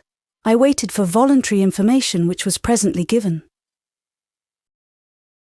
"Miss Fanshawe," he said, "has a companion with her, a lady of rank. I happen to know Lady Sarah by sight. Her noble mother has called me in professionally. She is a proud girl, but not in the least insolent, and I doubt whether Ginevra will have gained ground in her estimation by making a butt of her neighbours." "What neighbours?" "Merely myself and my mother. As to me, it is all very natural. Nothing, I suppose, can be fairer game than the young bourgeois doctor. But my mother! I never saw her ridiculed before. Do you know the curling lip and sarcastically levelled glass thus directed gave me a most curious sensation. Think nothing of it, Dr. John. It is not worth while. If Ginevra were in a giddy mood, as she is eminently tonight, she would make no scruple of laughing at that mild, pensive queen, or that melancholy king. She is not actuated by malevolence, but sheer heedless folly. To a feather-brained schoolgirl nothing is sacred. But you forget. I have not been accustomed to look on Miss Fanshawe in the light of a feather-brained schoolgirl. Was she not my divinity, the angel of my career? There was your mistake. To speak the honest truth, without any false rant or assumed romance, there actually was a moment 6 months ago when I thought her divine. Do you remember our conversation about the presents? I was not quite open with you in discussing that subject. The warmth with which you took it up amused me. By way of having the full benefit of your lights, I allowed you to think me more in the dark than I really was. It was that test of the presents which first proved Ginevra mortal. Still her beauty retained its fascination. 3 days, 3 hours ago, I was very much her slave. As she passed me tonight, triumphant in beauty, my emotions did her homage, but for one luckless sneer, I should yet be the humblest of her servants. She might have scoffed at me, and while wounding, she would not soon have alienated me. Through myself, she could not in 10 years have done what, in a moment, she has done through my mother. He held his peace a while. Never before had I seen so much fire, and so little sunshine in Dr. John's blue eye as just now. "Lucy," he recommenced, "look well at my mother, and say without fear or favour in what light she now appears to you." "As she always does, an English middle-class gentlewoman, well, though gravely dressed, habitually independent of pretence, constitutionally composed and cheerful. So she seems to me, bless her. The merry may laugh with mamma, but the weak only will laugh at her. She shall not be ridiculed, with my consent at least, nor without my scorn, my antipathy, my—" He stopped, and it was time, for he was getting excited, more it seemed than the occasion warranted. I did not then know that he had witnessed double cause for dissatisfaction with Miss Fanshawe. The glow of his complexion, the expansion of his nostril, the bold curve which disdain gave his well-cut under lip, showed him in a new and striking phase. Yet the rare passion of the constitutionally suave and serene is not a pleasant spectacle. Nor did I like the sort of vindictive thrill which passed through his strong young frame. "Do I frighten you, Lucy?" he asked. "I cannot tell why you are so very angry." "For this reason," he muttered in my ear. "Ginevra is neither a pure angel nor a pure-minded woman." "Nonsense, you exaggerate. She has no great harm in her." "Too much for me? I can see where you are blind. Now dismiss the subject. Let me amuse myself by teasing mamma. I will assert that she is flagging. Mamma, pray rouse yourself." "John, I will certainly rouse you if you are not better conducted. Will you and Lucy be silent that I may hear the singing?" They were then thundering in a chorus, under cover of which all the previous dialogue had taken place. "You hear the singing, mamma! Now, I will wager my studs, which are genuine, against your paste brooch." "My paste brooch, Graham! Profane boy! You know that it is a stone of value." "Oh, that is one of your superstitions. You were cheated in the business." "I am cheated in fewer things than you imagine." "How do you happen to be acquainted with young ladies of the court, John? I have observed 2 of them pay you no small attention during the last half hour." "I wish you would not observe them." "Why not? Because one of them satirically levels her eyeglass at me? She is a pretty silly girl, but are you apprehensive that her titter will discomfit the old lady?" "The sensible, admirable old lady! Mother, you are better to me than 10 wives yet." "Don't be demonstrative, John, or I shall faint, and you will have to carry me out, and if that burden were laid upon you, you would reverse your last speech and exclaim, 'Mother, 10 wives could hardly be worse to me than you are.'" The concert over, the lottery, for the benefit of the poor, came next. The interval between was one of general relaxation, and the pleasantest imaginable stir and commotion. The white flock was cleared from the platform. A busy throng of gentlemen crowded it instead, making arrangements for the drawing, and amongst these, the busiest of all, reappeared that certain well-known form, not tall but active, alive with the energy and movement of 3 tall men. How Monsieur Paul did work! How he issued directions, and at the same time set his own shoulder to the wheel. 6 assistants were at his beck to remove the pianos, and so on. No matter, he must add to their strength his own. The redundancy of his alertness was half vexing, half ludicrous. In my mind, I both disapproved and derided most of this fuss. Yet, in the midst of prejudice and annoyance, I could not, while watching, avoid perceiving a certain, not disagreeable naivete in all he did and said. Nor could I be blind to certain vigorous characteristics of his physiognomy, rendered conspicuous now by the contrast with a throng of tamer faces, the deep, intent keenness of his eye, the power of his forehead, pale, broad and full, the mobility of his most flexible mouth. He lacked the calm of force, but its movement and its fire he signally possessed. Meantime, the whole hall was in a stir. Most people rose and remained standing for a change. Some walked about, all talked and laughed. The crimson compartment presented a peculiarly animated scene. The long cloud of gentlemen breaking into fragments mixed with the rainbow line of ladies. 2 or 3 officer-like men approached the king and conversed with him.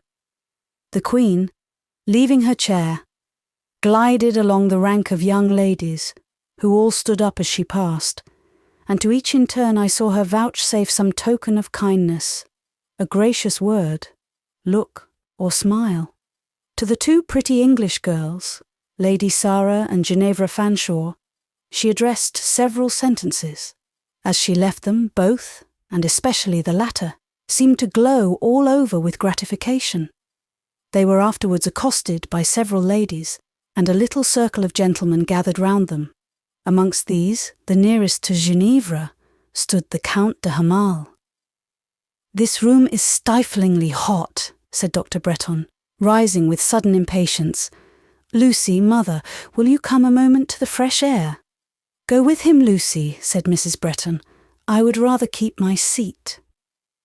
Willingly would I have kept mine also, but Graham's desire must take precedence of my own. I accompanied him. We found the night air keen, or at least I did. He did not seem to feel it, but it was very still, and the star-sown sky spread cloudless. I was wrapped in a fur shawl. We took some turns on the pavement. In passing under a lamp, Graham encountered my eye. "You look pensive, Lucy. Is it on my account?" "I was only fearing that you were grieved." "Not at all. So be of good cheer, as I am. Whenever I die, Lucy, my persuasion is that it will not be of heart complaint. I may be stung, I may seem to droop for a time, but no pain or malady of sentiment has yet gone through my whole system. You have always seen me cheerful at home?" "Generally." I am glad she laughed at my mother. I would not give the old lady for a dozen beauties. That sneer did me all the good in the world. "Thank you, Miss Fanshawe." And he lifted his hat from his waved locks and made a mock reverence. "Yes," he said, "I thank her. She has made me feel that 9 parts in 10 of my heart have always been sound as a bell, and the 10th bled from a mere puncture, a lancet prick that will heal in a trice. You are angry just now, heated and indignant. You will think and feel differently tomorrow." "I heated and indignant? You don't know me. On the contrary, the heat is gone. I am as cool as the night, which, by the way, may be too cool for you. We will go back. Dr. John, this is a sudden change." "Not it, or if it be, there are good reasons for it. 2 good reasons. I have told you one, but now let us re-enter." We did not easily regain our seats. The lottery was begun, and all was excited confusion. Crowds blocked the sort of corridor along which we had to pass. It was necessary to pause for a time. Happening to glance round, indeed I half fancied I heard my name pronounced, I saw quite near the ubiquitous, the inevitable Monsieur Paul. He was looking at me gravely and intently, at me, or rather, at my pink dress, sardonic comment on which gleamed in his eye. Now it was his habit to indulge in strictures on the dress, both of the teachers and pupils, at Madame Beck's, a habit which the former at least held to be an offensive impertinence. As yet I had not suffered from it, my sombre daily attire not being calculated to attract notice. I was in no mood to permit any new encroachments tonight. Rather than accept his banter, I would ignore his presence, and accordingly steadily turned my face to the sleeve of Dr. John's coat, finding in that same black sleeve a prospect more redolent of pleasure and comfort, more genial, more friendly, I thought, than was offered by the dark little professor's unlovely visage. Dr. John seemed unconsciously to sanction the preference by looking down and saying in his kind voice, "Aye, keep close to my side, Lucy. These crowding burghers are no respecters of persons." I could not, however, be true to myself. Yielding to some influence, mesmeric or otherwise, an influence unwelcome, displeasing but effective, I again glanced round to see if Monsieur Paul was gone. No, there he stood on the same spot, looking still, but with a changed eye. He had penetrated my thought and read my wish to shun him. The mocking but not ill-humoured gaze was turned to a swarthy frown, and when I bowed with a view to conciliation, I got only the stiffest and sternest of nods in return. "Whom have you made angry, Lucy?" whispered Dr. Bretton, smiling. "Who is that savage-looking friend of yours?" "One of the professors at Madame Beck's, a very cross little man." "He looks mighty cross just now. What have you done to him? What is it all about? Ah, Lucy, Lucy, tell me the meaning of this." "No mystery, I assure you. Monsieur Emmanuel is very demanding, and because I looked at your coat sleeve, instead of curtsying and dipping to him, he thinks I have failed in respect." "The little—" began Dr. John. I know not what more he would have added, for at that moment I was nearly thrown down amongst the feet of the crowd. Monsieur Paul had rudely pushed past, and was elbowing his way with such utter disregard to the convenience and security of all around him, that a very uncomfortable pressure was the consequence. "I think he is what he himself would call mean," said Dr. Bretton. I thought so too. Slowly and with difficulty, we made our way along the passage, and at last regained our seats. The drawing of the lottery lasted nearly an hour. It was an animating and amusing scene, and as we each held tickets, we shared in the alternations of hope and fear raised by each turn of the wheel. 2 little girls, of 5 and 6 years old, drew the numbers, and the prizes were duly proclaimed from the platform. These prizes were numerous, though of small value. It so fell out that Dr. John and I each gained one. Mine was a cigar case, his a lady's headdress, a most airy sort of blue and silver turban, with a streamer of plumage on one side, like a light snowy cloud. He was excessively anxious to make an exchange, but I could not be brought to hear reason, and to this day I keep my cigar case. It serves, when I look at it, to remind me of old times and one happy evening. Dr. John, for his part, held his turban at arm's length between his finger and thumb, and looked at it with a mixture of reverence and embarrassment, highly provocative of laughter. The contemplation over, he was about to coolly deposit the delicate fabric on the ground between his feet.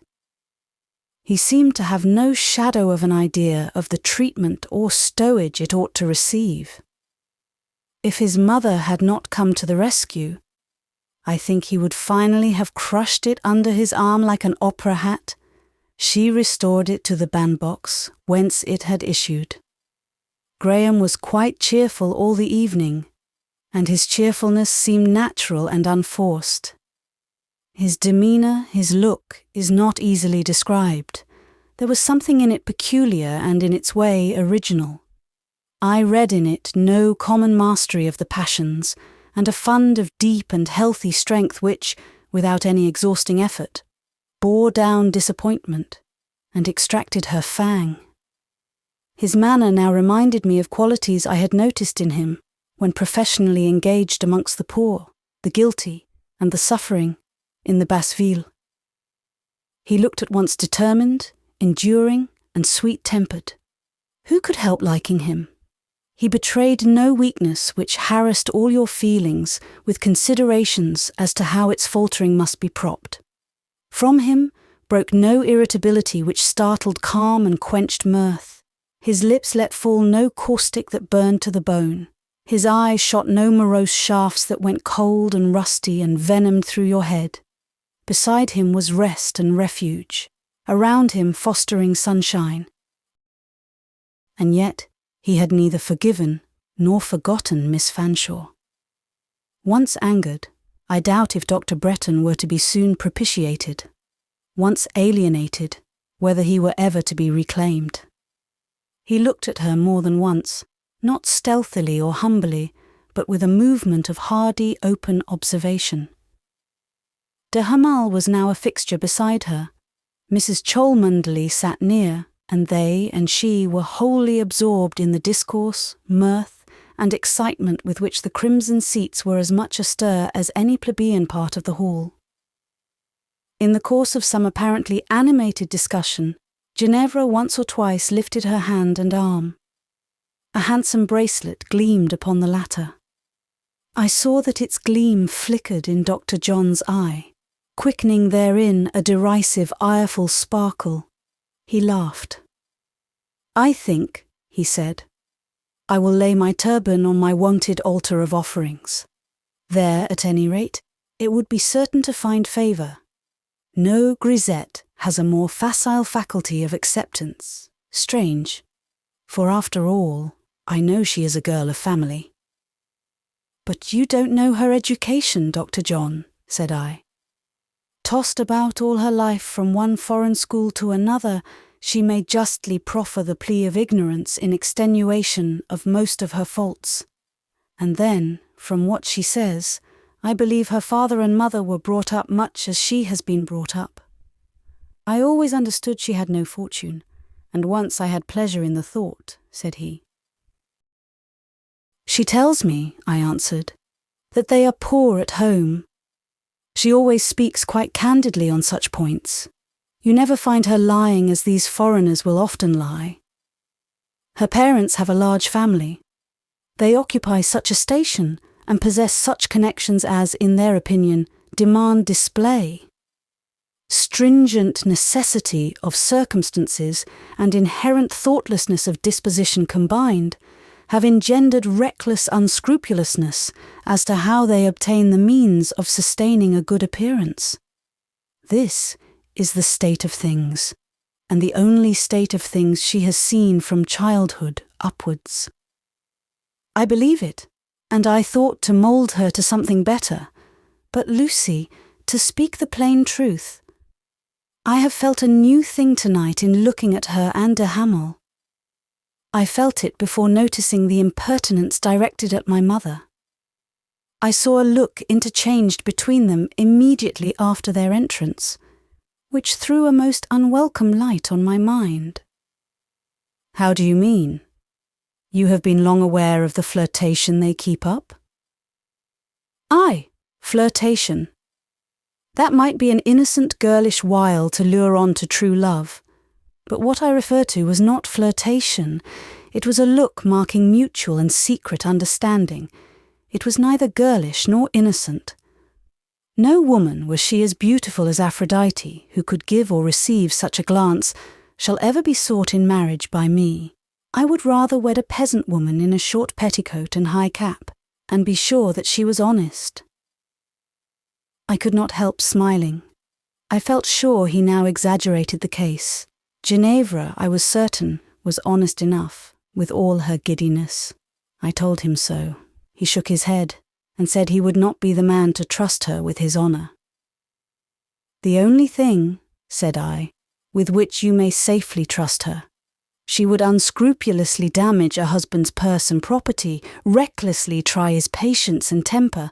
I don't think she would breathe or let another breathe on his honour." "You are becoming her advocate," said he. "Do you wish me to resume my old chains?" "No, I'm glad to see you free, and trust that free you will long remain, yet be at the same time just. I am so, just as Rhadamanthus, Lucy. When once I am thoroughly estranged, I cannot help being severe. But look, the king and queen are rising. I like that queen. She has a sweet countenance. Mamma, too, is excessively tired. We shall never get the old lady home if we stay longer." "I tired, John," cried Mrs. Bretton, looking at least as animated and as wide awake as her son. "I would undertake to sit you out yet. Leave us both here till morning, and we should see which would look the most jaded by sunrise. I should not like to try the experiment, for, in truth, mamma, you are the most unfading of evergreens and the freshest of matrons. It must then be on the plea of your son's delicate nerves and fragile constitution that I found a petition for our speedy adjournment. Indolent young man, you wish you were in bed, no doubt, and I suppose you must be humoured. There is Lucy, too, looking quite done up. For shame, Lucy. At your age, a week of evenings out would not have made me a shade paler. Come away, both of you, and you may laugh at the old lady as much as you please, but for my part, I shall take charge of the bandbox and turban." Which she did accordingly. I offered to relieve her, but was shaken off with kindly contempt. My godmother opined that I had enough to do to take care of myself. Not standing on ceremony now, in the midst of the gay confusion worse confounded, succeeding to the king and queen's departure, Mrs. Bretton preceded us, and promptly made us a lane through the crowd. Graham followed, apostrophizing his mother as the most flourishing grisette it had ever been his good fortune to see, charged with the carriage of a bandbox. He also desired me to mark her affection for the sky-blue turban, and announced his conviction that she intended one day to wear it. The night was now very cold and very dark, but with little delay we found the carriage. Soon we were packed in it, as warm and as snug as at a fireside, and the drive home was, I think, still pleasanter than the drive to the concert. Pleasant it was, even though the coachman, having spent in the shop of a wine merchant a portion of the time we passed at the concert, drove us along the dark and solitary chaussée, far past the turn leading down to La Terrasse. We, who were occupied in talking and laughing, not noticing the aberration, till at last Mrs. Bretton intimated that though she had always thought the chateau a retired spot, she did know it was situated at the world's end, as she declared seemed now to be the case, for she believed we had been an hour and a half en route, and had not yet taken the turn down the avenue. Then Graham looked out, and perceiving only dim-spread fields, with unfamiliar rows of pollards and limes ranged along their else invisible sunk fences, began to conjecture how matters were, and calling a halt and descending, he mounted the box and took the reins himself. Thanks to him, we arrived safe at home about an hour and a half beyond our time. Martha had not forgotten us. A cheerful fire was burning, and a neat supper spread in the dining room. We were glad of both. The winter dawn was actually breaking before we gained our chambers. I took off my pink dress and lace mantle with happier feelings than I had experienced in putting them on. Not all, perhaps, who had shone brightly arrayed at that concert could say the same, for not all had been satisfied with friendship, with its calm comfort and modest hope. Chapter 21. Reaction. Yet 3 days, and then I must go back to the boarding school. I almost numbered the moments of these days upon the clock.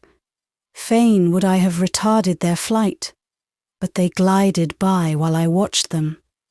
They were already gone while I yet feared their departure. "Lucy will not leave us today," said Mrs. Bretton coaxingly at breakfast. "She knows we can procure a second respite." "I would not ask for one if I might have it for a word," said I. I long to get the goodbye over, and to be settled in the Rue Fossette again. I must go this morning. I must go directly. My trunk is packed and corded. It appeared, however, that my going depended upon Graham. He had said he would accompany me, and it so fell out that he was engaged all day and only returned home at dusk. Then ensued a little combat of words. Mrs. Bretton and her son pressed me to remain one night more. I could have cried, so irritated and eager was I to be gone. I longed to leave them, as the criminal on the scaffold longs for the axe to descend. That is, I wished the pang over. How much I wished it, they could not tell. On these points, mine was a state of mind out of their experience. It was dark when Dr. John handed me from the carriage at Madame Beck's door. The lamp above was lit. It rained a November drizzle, as it had rained all day. The lamplight gleamed on the wet pavement.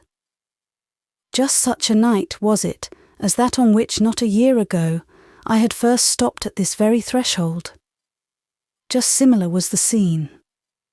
I remembered the very shapes of the paving stones which I had noted with idle eye, while with a thick beating heart I waited the unclosing of that door at which I stood, a solitary and a suppliant. On that night, too, I had briefly met him who now stood with me. Had I ever reminded him of that encounter, or explained it? I had not, nor ever felt the inclination to do so. It was a pleasant thought, laid by in my own mind, and best kept there. Graham rang the bell. The door was instantly opened, for it was just that period of the evening when the half-boarders took their departure. Consequently, Rosine was on the alert. "Don't come in," said I to him, but he stepped a moment into the well-lighted vestibule. I had not wished him to see that the water stood in my eyes, for his was too kind a nature ever to be needlessly shown such signs of sorrow. He always wished to heal, to relieve, when, physician as he was, neither cure nor alleviation were, perhaps, in his power. "Keep up your courage, Lucy. Think of my mother and myself as true friends. We will not forget you." "Nor will I forget you, Dr. John." My trunk was now brought in. We had shaken hands. He had turned to go, but he was not satisfied. He had not done or said enough to content his generous impulses. "Lucy," stepping after me, "shall you feel very solitary here?" "At first I shall." "Well, my mother will soon call to see you, and meantime, I'll tell you what I'll do. I'll write, just any cheerful nonsense that comes into my head, shall I?" Good, gallant heart, thought I to myself, but I shook my head smiling and said, "Never think of it. Impose on yourself no such task. You write to me. You'll not have time." "Oh, I will find or make time. Goodbye." He was gone. The heavy door crashed to. The axe had fallen. The pang was experienced. Allowing myself no time to think or feel, swallowing tears as if they had been wine, I passed to Madame's sitting room to pay the necessary visit of ceremony and respect. She received me with perfectly well-acted cordiality, was even demonstrative though brief in her welcome. In 10 minutes I was dismissed. From the dining room I proceeded to the refectory, where pupils and teachers were now assembled for evening study. Again I had a welcome, and one not, I think, quite hollow. That over, I was free to repair to the dormitory. "And will Graham really write?" I questioned, as I sank tired on the edge of the bed. Reason, coming stealthily up to me through the twilight of that long, dim chamber, whispered sedately, "He may write once. So kind is his nature it may stimulate him for once to make the effort, but it cannot be continued. It may not be repeated." Great were that folly which should build on such a promise. Insane that credulity which should mistake the transitory rain-pool, holding in its hollow one draught, for the perennial spring yielding the supply of seasons. I bent my head. I sat thinking an hour longer. Reason still whispered me, laying on my shoulder a withered hand and frostily touching my ear with the chill blue lips of old age. If, muttered she, if he should write, what then? Do you meditate pleasure in replying? Ah, fool, I warn you. Brief be your answer. Hope no delight of heart, no indulgence of intellect, grant no expansion to feeling, give holiday to no single faculty, dally with no friendly exchange, foster no genial intercommunion. But I have talked to Graham, and you did not chide, I pleaded. No, said she, I needed not. Talk for you is good discipline. You converse imperfectly. While you speak, there can be no oblivion of inferiority, no encouragement to delusion, pain, privation, penury, stamp your language. But, I again broke in, where the bodily presence is weak and the speech contemptible, surely there cannot be error in making written language the medium of better utterance than faltering lips can achieve. Reason only answered, at your peril you cherish that idea or suffer its influence to animate any writing of yours. But if I feel, may I never express? Never, declared Reason. I groaned under her bitter sternness. Never, never, oh, hard word. This hag, this Reason, would not let me look up or smile or hope. She could not rest unless I were altogether crushed, cowed, broken in, and broken down. According to her, I was born only to work for a piece of bread, to await the pains of death, and steadily through all life to despond. Reason might be right, yet no wonder we are glad at times to defy her, to rush from under her rod and give a truant hour to imagination, her soft bright foe, our sweet help, our divine hope. We shall and must break bounds at intervals, despite the terrible revenge that awaits our return. Reason is vindictive as a devil. For me, she was always envenomed as a stepmother. If I have obeyed her, it has chiefly been with the obedience of fear, not of love.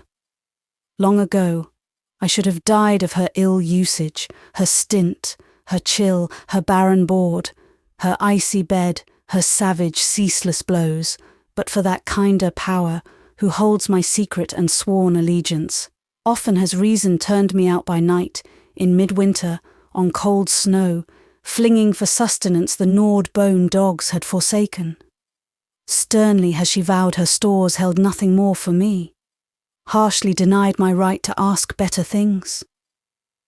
Then, looking up, have I seen in the sky, ahead amidst circling stars, of which the midmost and the brightest lent a ray sympathetic and attentive. A spirit, softer and better than human reason, has descended with quiet flight to the waste, bringing all around her a sphere of air borrowed of eternal summer, bringing perfume of flowers which cannot fade, fragrance of trees whose fruit is life, bringing breezes pure from a world whose day needs no sun to lighten it. My hunger has this good angel appeased with food, sweet and strange, gathered amongst gleaning angels, garnering their dew-white harvest in the first fresh hour of a heavenly day. Tenderly has she assuaged the insufferable fears which weep away life itself, kindly given rest to deadly weariness, generously lent hope and impulse to paralyzed despair. Divine, compassionate, succourable influence.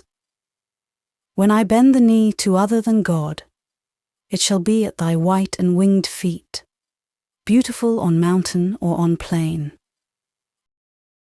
Temples have been reared to the sun, altars dedicated to the moon. Oh, greater glory! To thee neither hands build nor lips consecrate, but hearts through ages are faithful to thy worship. A dwelling thou hast, too wide for walls, too high for dome, a temple whose floors are space, rites whose mysteries transpire in presence, to the kindling, the harmony of worlds, sovereign complete. Thou hadst for endurance thy great army of martyrs, for achievement thy chosen band of worthies, deity unquestioned, thine essence foils decay. This daughter of heaven remembered me tonight. She saw me weep and she came with comfort. Sleep, she said, sleep sweetly, I gild thy dreams.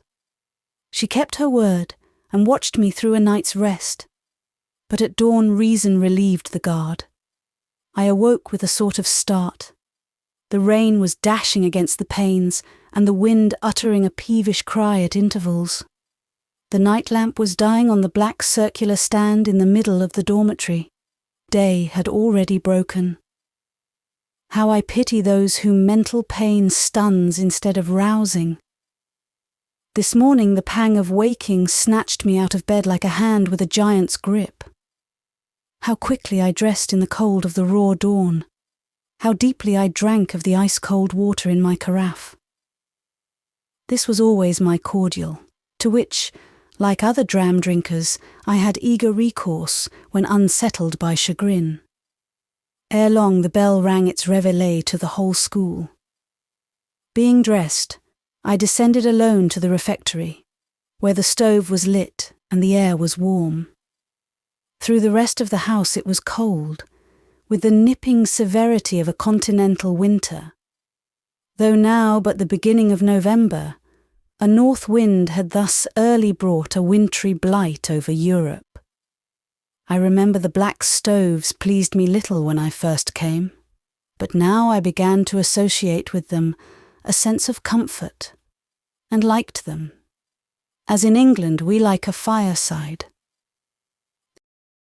Sitting down before this dark comforter, I presently fell into a deep argument with myself on life and its chances, on destiny and her decrees. My mind, calmer and stronger now than last night, made for itself some imperious rules, prohibiting under deadly penalties all weak retrospect of happiness past, commanding a patient journeying through the wilderness of the present, enjoining a reliance on faith, a watching of the cloud and pillar, which subdue while they guide, and awe while they illumine, hushing the impulse to fond idolatry, checking the longing outlook for a far-off promised land, whose rivers are, perhaps, never to be reached save in dying dreams, whose sweet pastures are to be viewed but from the desolate and sepulchral summit of a Nebo.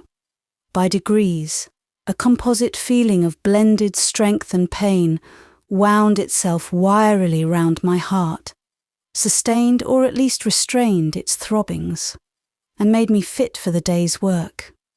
I lifted my head. As I said before, I was sitting near the stove, let into the wall beneath the refectory and the courtyard, and thus sufficing to heat both apartments. Piercing the same wall, and close beside the stove, was a window looking also into the courtyard. As I looked up, a cap tassel, a brow, 2 eyes, filled a pane of that window. The fixed gaze of those 2 eyes hit right against my own glance. They were watching me. I had not till that moment known that tears were on my cheek, but I felt them now. This was a strange house, where no corner was sacred from intrusion, where not a tear could be shed, nor a thought pondered, but a spy was at hand to note and to divine. And this new, this outdoor, this male spy, what business had brought him to the premises at this unwonted hour? What possible right had he to intrude on me thus? No other professor would have dared to cross the square before the class bell rang. Monsieur Emmanuel took no account of hours nor of claims. There was some book of reference in the first-class library which he had occasion to consult. He had come to seek it. On his way he passed the refectory. It was very much his habit to wear eyes before, behind, and on each side of him. He had seen me through the little window. He now opened the refectory door, and there he stood. Mademoiselle, vous êtes triste? Monsieur, je n'ai bien le droit. Vous êtes malade de cœur et d'humeur, he pursued. You are at once mournful and mutinous. I see on your cheek 2 tears which I know are hot as 2 sparks, and salt as 2 crystals of the sea. While I speak, you eye me strangely. Shall I tell you of what I am reminded while watching you?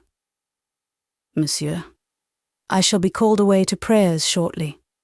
My time for conversation is very scant and brief at this hour. Excuse. I excuse everything, he interrupted. My mood is so meek, neither rebuff nor perhaps insult could ruffle it. You remind me then of a young she-wild creature, new caught, untamed, viewing with a mixture of fire and fear the first entrance of the breaker-in. Unwarrantable accost, rash and rude if addressed to a pupil, to a teacher inadmissible. He thought to provoke a warm reply. I had seen him vex the passionate to explosion before now. In me his malice should find no gratification. I sat silent. You look, said he, like one who would snatch at a draught of sweet poison, and spurn wholesome bitters with disgust. Indeed, I never liked bitters, nor do I believe them wholesome, and to whatever is sweet, be it poison or food, you cannot at least deny its own delicious quality, sweetness. Better perhaps to die quickly a pleasant death than drag on long a charmless life. Yet, said he, you should take your bitter dose duly and daily, if I had the power to administer it. And as to the well-beloved poison, I would, perhaps, break the very cup which held it. I sharply turned my head away, partly because his presence utterly displeased me, and partly because I wished to shun questions, lest, in my present mood, the effort of answering should overmaster self-command. Come, said he more softly, tell me the truth. You grieve at being parted from friends. Is it not so? The insinuating softness was not more acceptable than the inquisitorial curiosity. I was silent. He came into the room, sat down on the bench about 2 yards from me, and persevered long, and for him, patiently, in attempts to draw me into conversation, attempts necessarily unavailing because I could not talk. At last I entreated to be let alone. In uttering the request, my voice faltered. My head sank on my arms and the table. I wept bitterly, though quietly. He sat a while longer. I did not look up nor speak until the closing door and his retreating step told me that he was gone.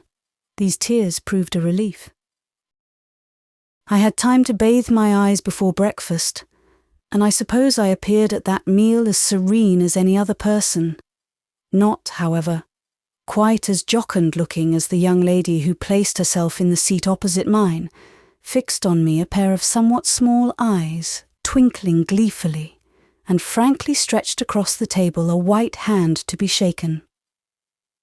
Miss Fanshaw's travels, gaieties, and flirtations agreed with her mightily.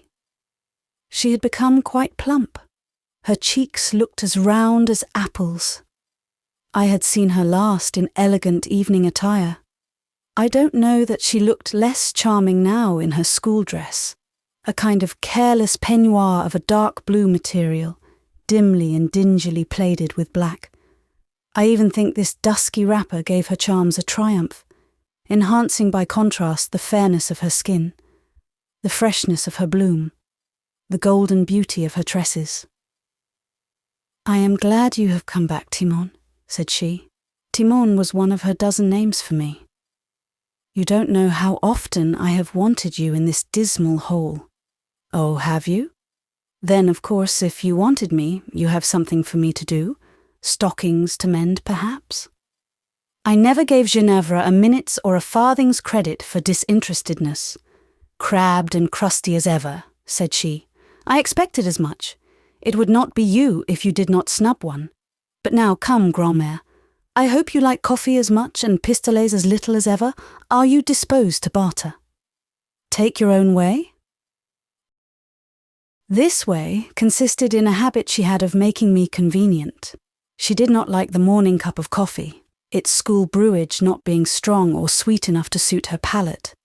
And she had an excellent appetite, like any other healthy schoolgirl, for the morning pistolets or rolls, which were new-baked and very good, and of which a certain allowance was served to each.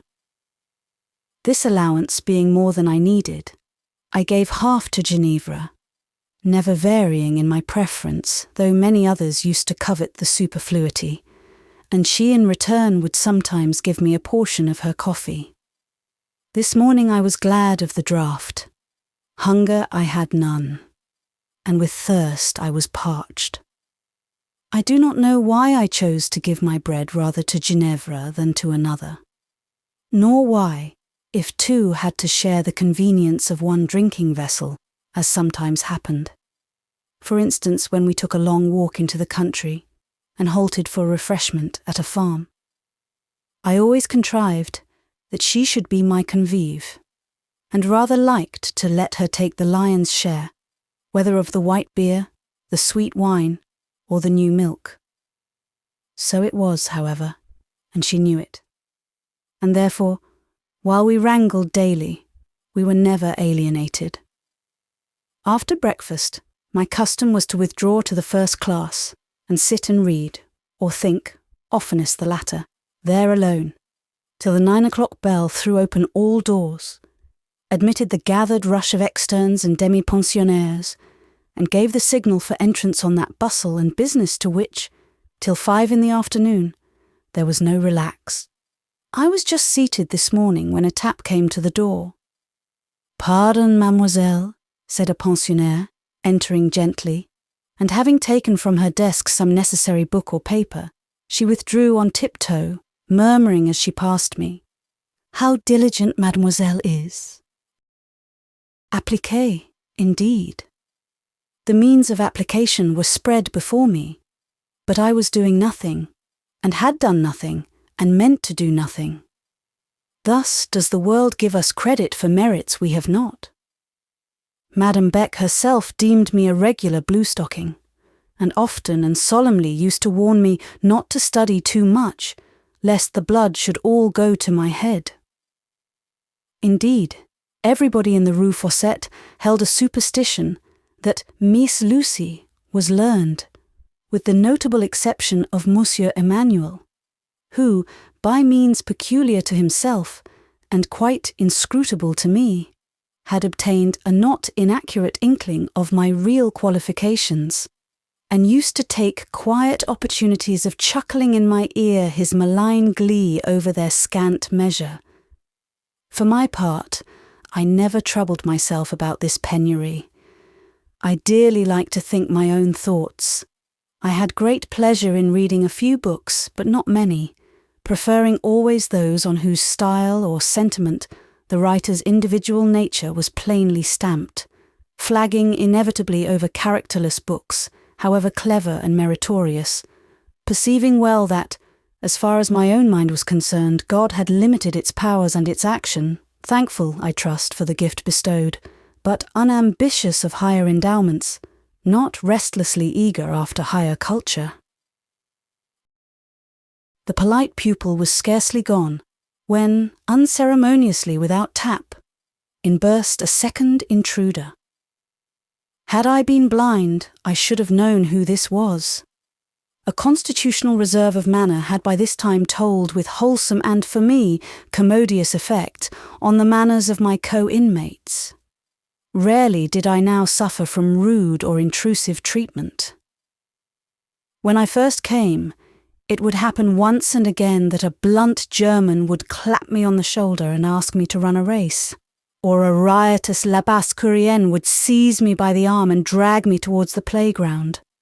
Urgent proposals to take a swing at the pas de géant, or to join in a certain romping hide-and-seek game called 1, 2, 3, were formerly also of hourly occurrence, but all these little attentions had ceased some time ago.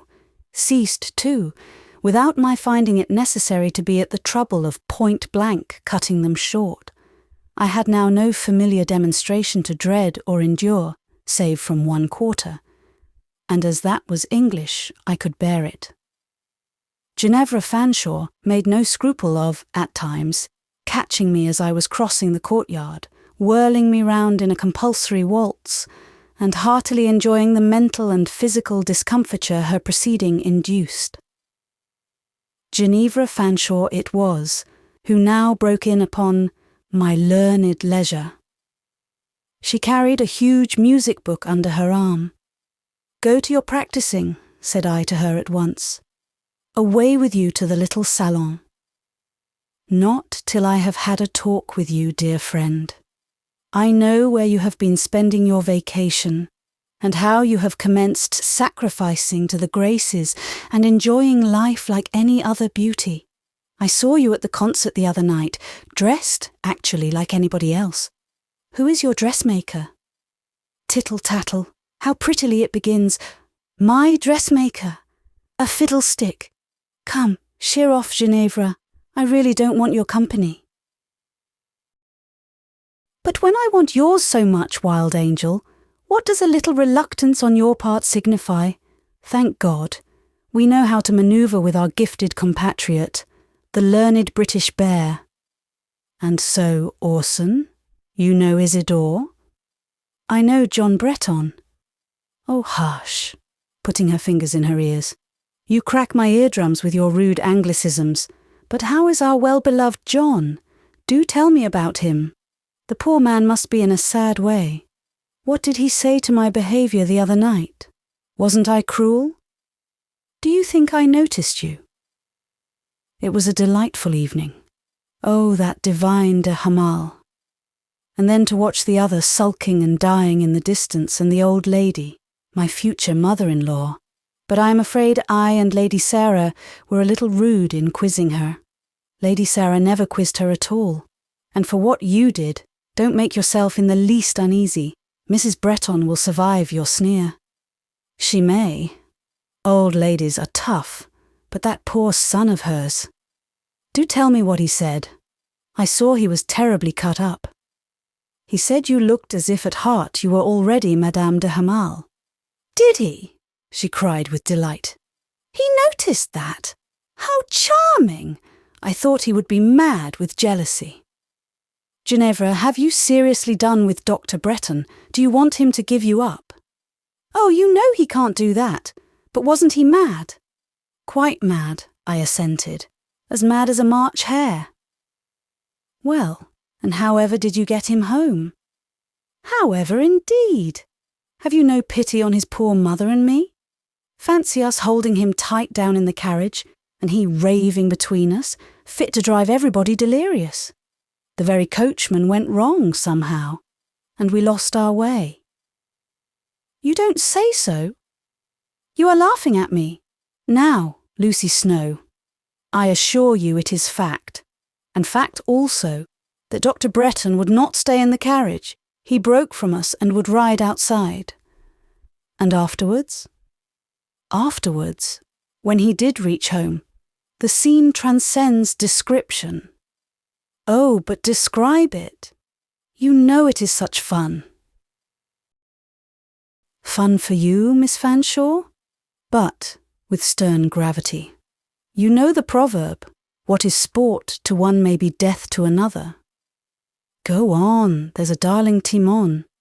Conscientiously, I cannot, unless you assure me you have some heart. I have. Such an immensity you don't know. Good. In that case, you will be able to conceive Dr. Graham Bretton rejecting his supper in the first instance.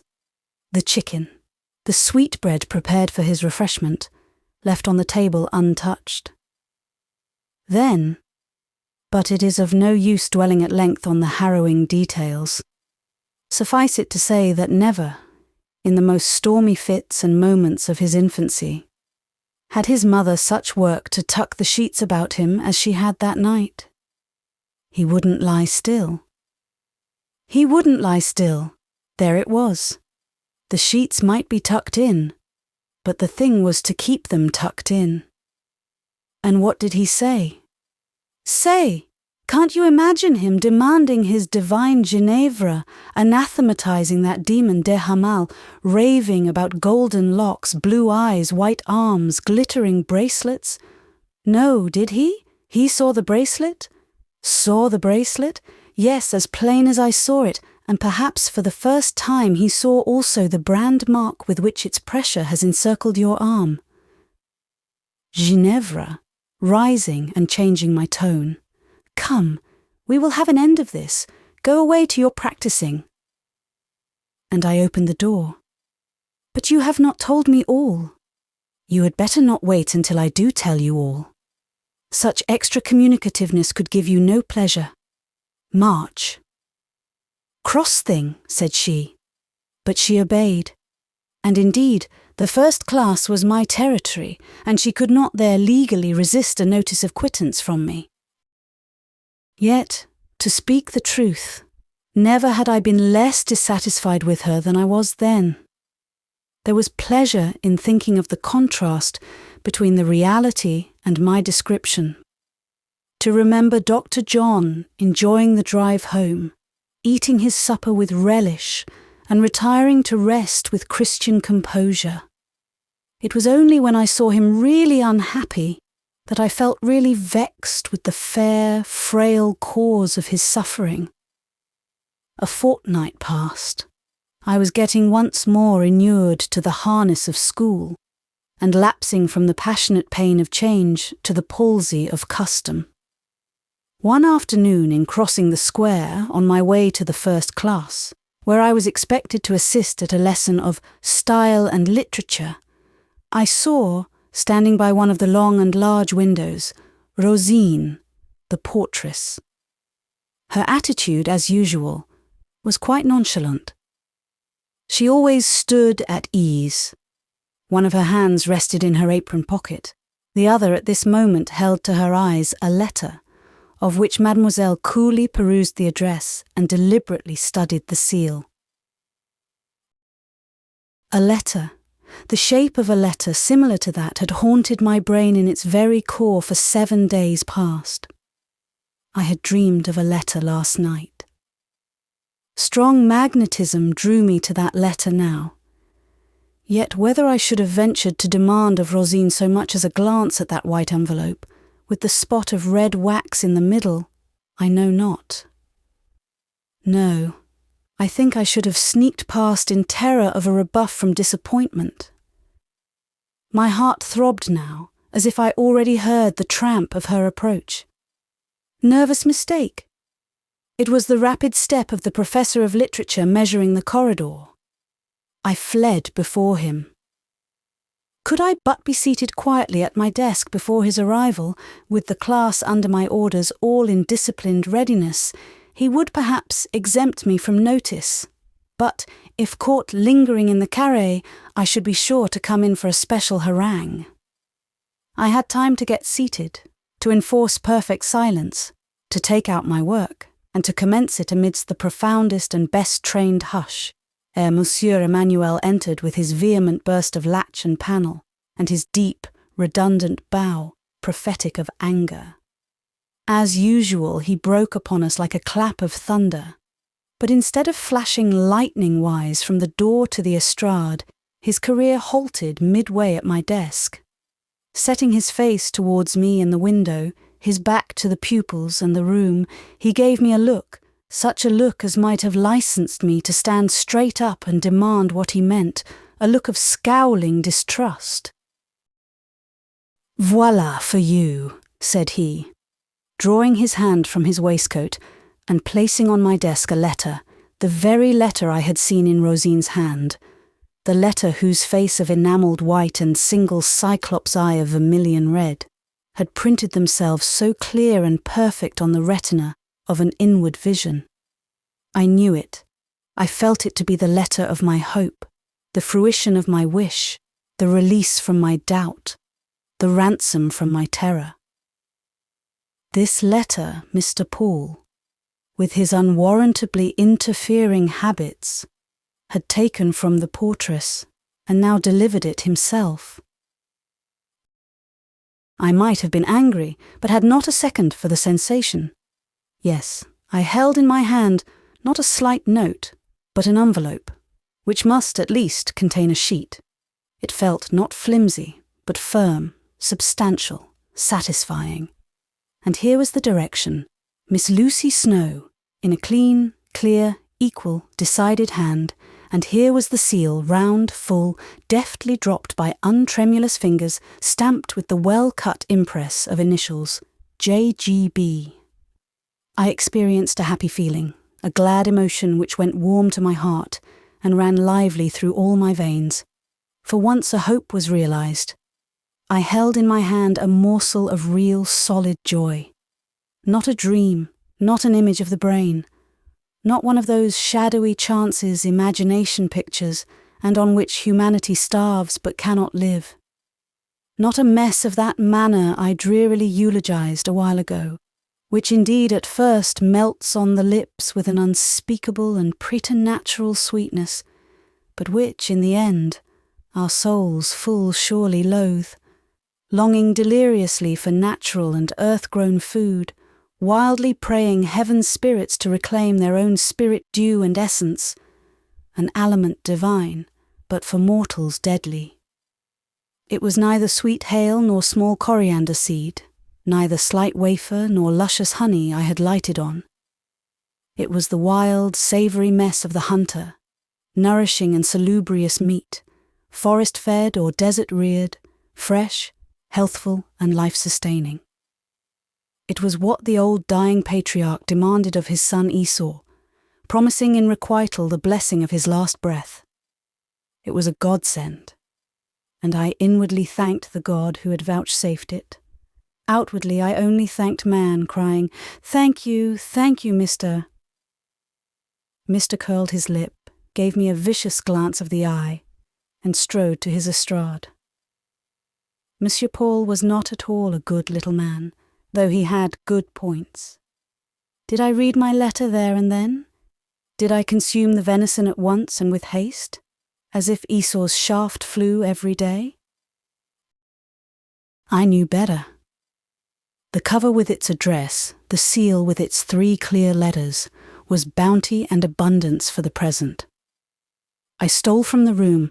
I procured the key of the great dormitory, which was kept locked by day. I went to my bureau, with a sort of haste and trembling lest Madame should creep upstairs and spy me. I opened a drawer, unlocked a box, and took out a case, and, having feasted my eyes with one more look, and approached the seal with a mixture of awe and shame and delight to my lips, I folded the untasted treasure, yet all fair and inviolate, in silver paper, committed it to the case, shut up box and drawer, reclosed, relocked the dormitory, and returned to class feeling as if fairy tales were true and fairy gifts no dream, strange, sweet insanity. And this letter, the source of my joy, I had not yet read, did not yet know the number of its lines. When I re-entered the schoolroom, behold Monsieur Paul raging like a pestilence. Some pupil had not spoken audibly or distinctly enough to suit his ear and taste, and now she and others were weeping, and he was raving from his estrade, almost livid. Curious to mention, as I appeared, he fell on me. Was I the mistress of these girls? Did I profess to teach them the conduct befitting ladies? And did I permit, and he doubted not, encourage them to strangle their mother tongue in their throats, to mince and mash it between their teeth, as if they had some base cause to be ashamed of the words they uttered? Was this modesty? He knew better. It was a vile pseudo-sentiment, the offspring or the forerunner of evil. Rather than submit to this mopping and mowing, this mincing and grimacing, this grinding of a noble tongue, this general affectation and sickening stubbornness of the pupils of the first class, he would throw them up for a set of insupportable little mistresses, and confine himself to teaching the ABC to the babies of the 3rd Division. What could I say to all this? Really nothing. And I hoped he would allow me to be silent. The storm recommenced. Every answer to his queries was then refused.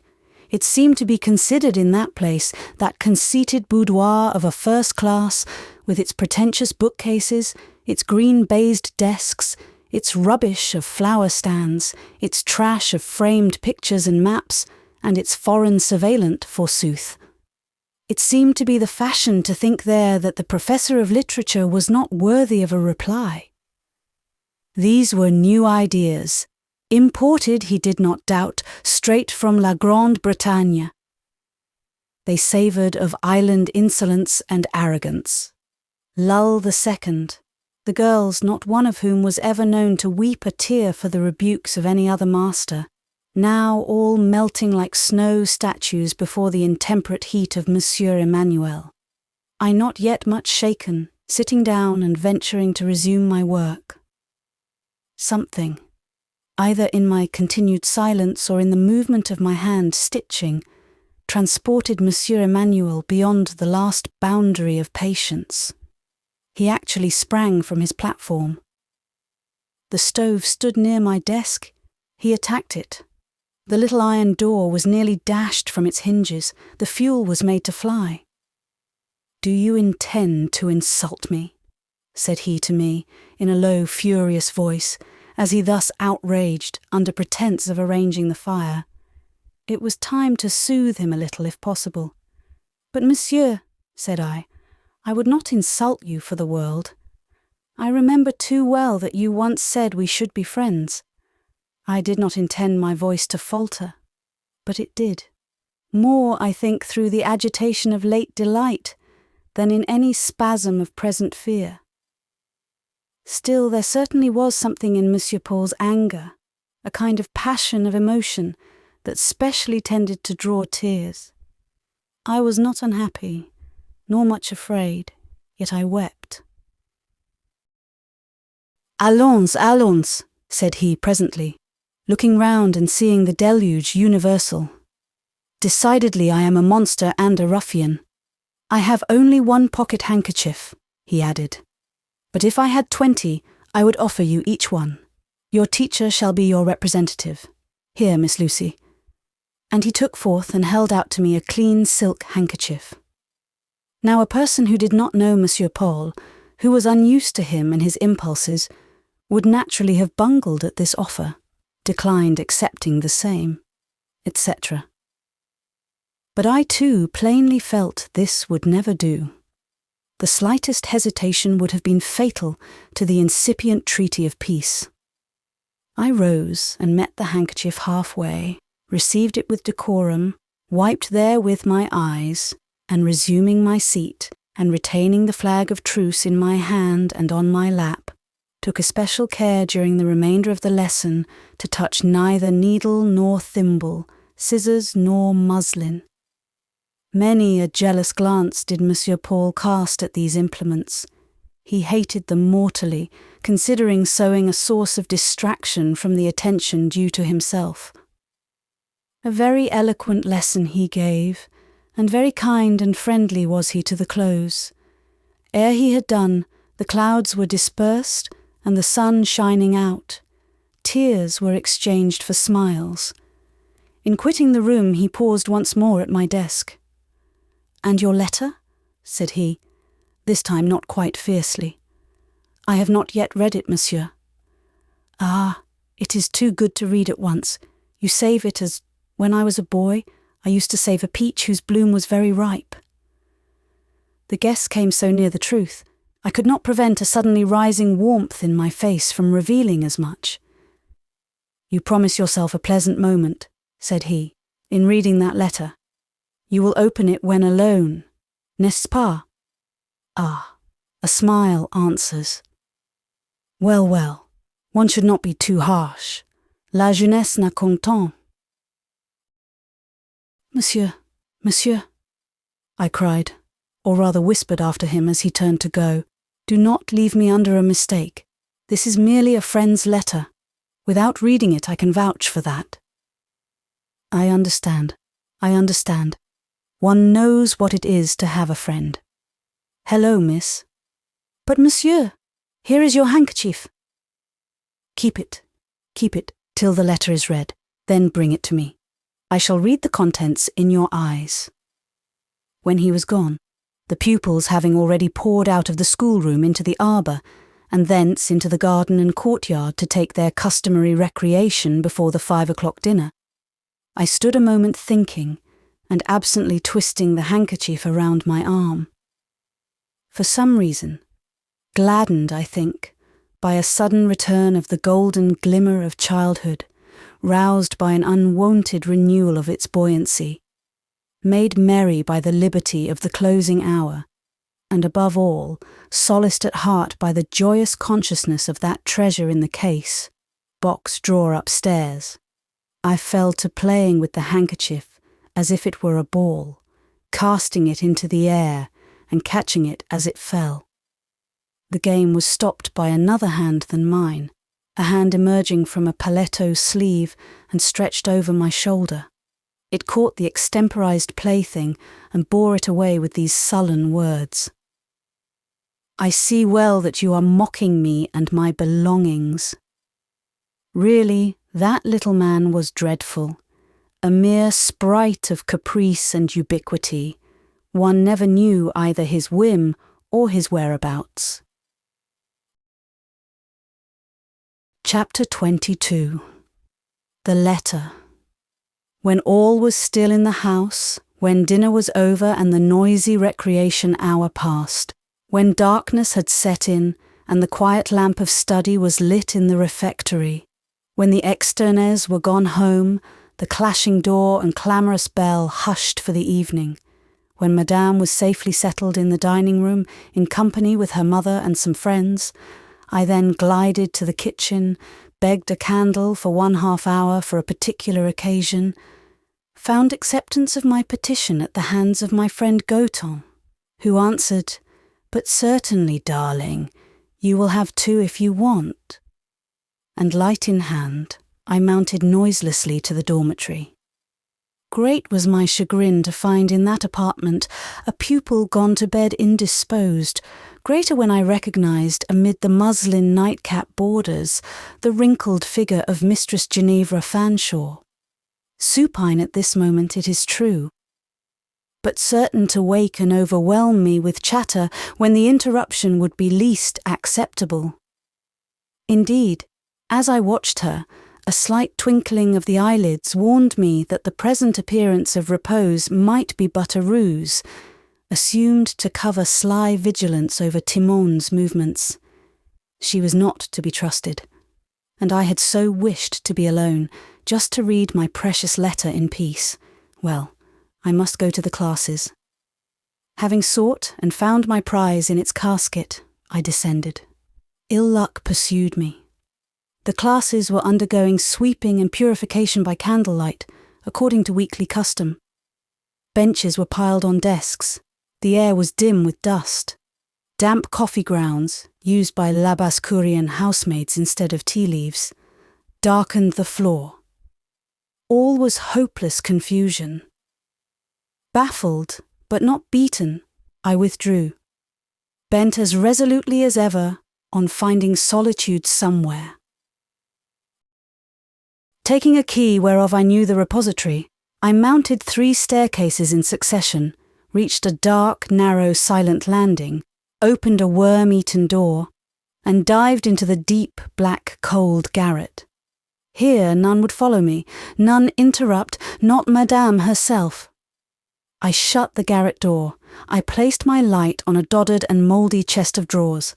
I put on a shawl, for the air was ice-cold. I took my letter. Trembling with sweet impatience, I broke its seal. Will it be long? Will it be short? Thought I, passing my hand across my eyes to dissipate the silvery dimness of a suave south wind shower.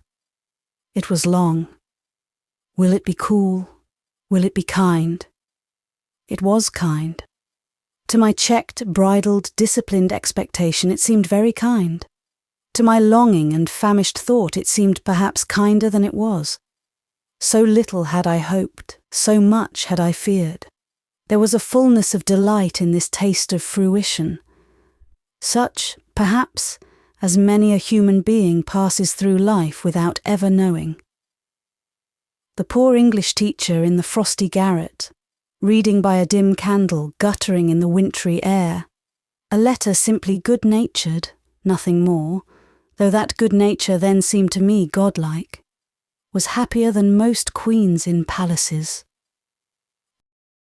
Of course, happiness of such shallow origin could be but brief, yet, while it lasted, it was genuine and exquisite, a bubble, but a sweet bubble, of real honey-dew. Dr. John had written to me at length. He had written to me with pleasure. He had written with a benignant mood, dwelling with sunny satisfaction on scenes that had passed before his eyes and mine, on places we had visited together, on conversations we had held, on all the little subject matter, in short, of the last few halcyon weeks. But the cordial core of the delight was a conviction the blithe, genial language generously imparted, that it had been poured out not merely to content me, but to gratify himself. A gratification he might never more desire, never more seek, an hypothesis in every point of view approaching the certain, but that concerned the future. This present moment had no pain, no blot, no want, full, pure, perfect, it deeply blessed me. A passing seraph seemed to have rested beside me, leaned towards my heart and reposed on its throb a softening, cooling, healing, hallowing wing. Dr. John, you pained me afterwards. Forgiven be every ill, freely forgiven, for the sake of that one dear remembered good. Are there wicked things, not human, which envy human bliss? Are there evil influences haunting the air and poisoning it for man? What was near me? Something in that vast solitary garret sounded strangely. Most surely and certainly I heard, as it seemed, a stealthy foot on that floor, a sort of gliding out from the direction of the black recess haunted by the malefactor cloaks. I turned. My light was dim. The room was long, but as I live. I saw in the middle of that ghostly chamber a figure all black and white, the skirt straight, narrow, black, the head bandaged, veiled, white. Say what you will, reader. Tell me I was nervous or mad. Affirm that I was unsettled by the excitement of that letter. Declare that I dreamed. This I vow. I saw there, in that room, on that night, an image like a nun. I cried out, I sickened. Had the shape approached me, I might have swooned. It receded. I made for the door. How I descended all the stairs, I know not. By instinct I shunned the refectory and shaped my course to Madame's sitting room. I burst in. I said, "There is something in the attic. I have been there. I saw something. Go and look at it, all of you."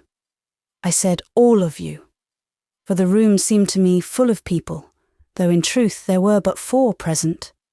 Madame Beck, her mother, Madame Kint, who was out of health and now staying with her on a visit, her brother, Monsieur Victor Kint, and another gentleman, who, when I entered the room, was conversing with the old lady and had his back towards the door. My mortal fear and faintness must have made me deadly pale. I felt cold and shaking. They all rose in consternation. They surrounded me. I urged them to go to the attic. The sight of the gentleman did me good and gave me courage. It seemed as if there were some help and hope with men at hand. I turned to the door, beckoning them to follow. They wanted to stop me, but I said they must come this way. They must see what I had seen, something strange standing in the middle of the garret. And now I remembered my letter left on the drawers with the light, this precious letter. Flesh or spirit must be defied for its sake. I flew upstairs, hastening the faster as I knew I was followed. They were obliged to come. Lo, when I reached the garret door, all within was dark as a pit. The light was out. Happily, someone, Madame, I think, with her usual calm sense, had brought a lamp from the room. Speedily, therefore, as they came up, a ray pierced the opaque blackness. There stood the candle quenched on the drawers. But where was the letter? And I looked for that now, and not for the nun. "My letter! My letter!" I panted and complained, almost beside myself. I groped on the floor, wringing my hands wildly. Cruel, cruel doom! To have my bit of comfort preternaturally snatched from me before I had well tasted its virtue. I don't know what the others were doing. I could not watch them. They asked me questions I did not answer. They ransacked all corners. They prattled about this and that disarrangement of cloaks, a breach or crack in the skylight, I know not what. "Something or somebody has been here," was sagely declared. "Oh, they have taken my letter!" cried the grovelling, groping monomaniac. "What letter, Lucy, my dear girl, what letter?" asked a known voice in my ear. Could I believe that ear? No, and I looked up. Could I trust my eyes? Had I recognized the tone? Did I now look on the face of the writer of that very letter? Was this gentleman near me in this dim garret John Graham, Dr. Bretton himself? Yes, it was. He had been called in that very evening to prescribe for some access of illness in old Madame Kint. He was the second gentleman present in the dining-room when I entered. Was it my letter, Lucy? Your own. Yours. The letter you wrote to me. I had come here to read it quietly. I could not find another spot where it was possible to have it to myself. I had saved it all day, never opened it till this evening. It was scarcely glanced over. I cannot bear to lose it. Oh, my letter. Hush, don't cry and distress yourself so cruelly. What is it worth? Hush. Come out of this cold room. They are going to send for the police now to examine further. We need not stay here. Come, we will go down. A warm hand, taking my cold fingers, led me down to a room where there was a fire. Dr. John and I sat before the stove. He talked to me and soothed me with unutterable goodness, promising me 20 letters for the one lost. If there are words and wrongs like knives, whose deep-inflicted lacerations never heal, cutting injuries and insults of serrated and poison-dripping edge, so, too, there are consolations of tone too fine for the ear not fondly and forever to retain their echo. Caressing kindnesses, loved, lingered over through a whole life, recalled with unfaded tenderness, and answering the call with undimmed shine, out of that raven cloud foreshadowing death himself. I have been told since that Dr. Bretton was not nearly so perfect as I thought him, that his actual character lacked the depth, height, compass, and endurance it possessed in my creed. I don't know. He was as good to me as the well is to the parched wayfarer, as the sun to the shivering jailbird. I remember him heroic. Heroic at this moment will I hold him to be. He asked me, smiling, why I cared for his letter so very much. I thought, but did not say, that I prized it like the blood in my veins. I only answered that I had so few letters to care for. I am sure you did not read it, said he, or you would think nothing of it. I read it, but only once. I want to read it again. I am sorry it is lost. And I could not help weeping afresh. Lucy, Lucy, my poor little god-sister, if there be such a relationship, here is your letter. Why is it not better worth such tears and such tenderly exaggerating faith? Curious. Characteristic manoeuvre. His quick eye had seen the letter on the floor where I sought it. His hand, as quick, had snatched it up. He had hidden it in his waistcoat pocket. If my trouble had wrought with a whit less stress and reality, I doubt whether he would ever have acknowledged or restored it. Tears of temperature 1 degree cooler than those I shed would only have amused Dr. John. Pleasure at regaining made me forget merited reproach for the teasing torment. My joy was great. It could not be concealed. Yet I think it broke out more in countenance than language. I said little. "Are you satisfied now?" asked Dr. John. I replied that I was, satisfied and happy. "Well then," he proceeded, "how do you feel physically? Are you growing calmer?" "Not much, for you tremble like a leaf still." It seemed to me, however, that I was sufficiently calm. At least I felt no longer terrified. I expressed myself composed. "You are able, consequently, to tell me what you saw. Your account was quite vague, do you know? You looked white as the wall, but you only spoke of something, not defining what. Was it a man? Was it an animal? What was it?" "I never will tell exactly what I saw," said I, "unless someone else sees it too, and then I will give corroborative testimony, but otherwise I shall be discredited and accused of dreaming." "Tell me," said Dr. Bretton. "I will hear it in my professional character.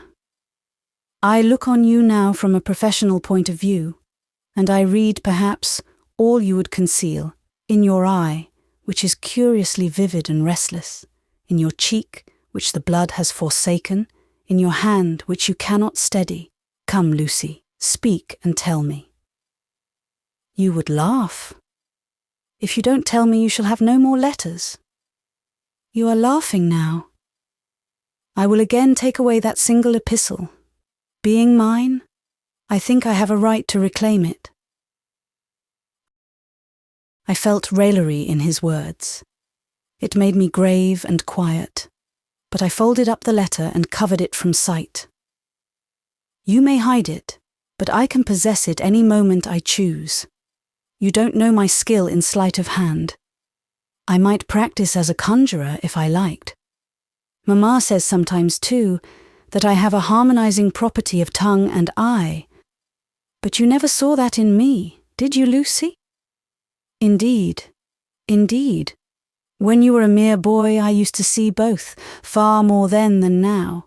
For now you are strong, and strength dispenses with subtlety. But still, Dr. John, you have what they call in this country an air fin, that nobody can mistake. Madame Beck saw it, and liked it," said he, laughing, "because she has it herself. But Lucy, give me that letter. You don't really care for it." To this provocative speech I made no answer. Graham, in mirthful mood, must not be humoured too far. Just now there was a new sort of smile playing about his lips. Very sweet, but it grieved me somehow. A new sort of light sparkling in his eyes, not hostile, but not reassuring. I rose to go. I bid him good night a little sadly. His sensitiveness, that peculiar, apprehensive, detective faculty of his, felt in a moment the unspoken complaint, the scarce thought reproach. He asked quietly if I was offended. I shook my head as implying a negative. "Permit me, then, to speak a little seriously to you before you go. You are in a highly nervous state. I feel sure from what is apparent in your look and manner, however well controlled, that whilst alone this evening in that dismal, perishing sepulchral garret, that dungeon under the leads, smelling of damp and mould, rank with phthisis and catarrh, a place you never ought to enter, that you saw, or thought you saw, some appearance peculiarly calculated to impress the imagination. I know that you are not, nor ever were, subject to material terrors, fears of robbers, etc. I am not so sure that a visitation bearing a spectral character would not shake your very mind. Be calm now.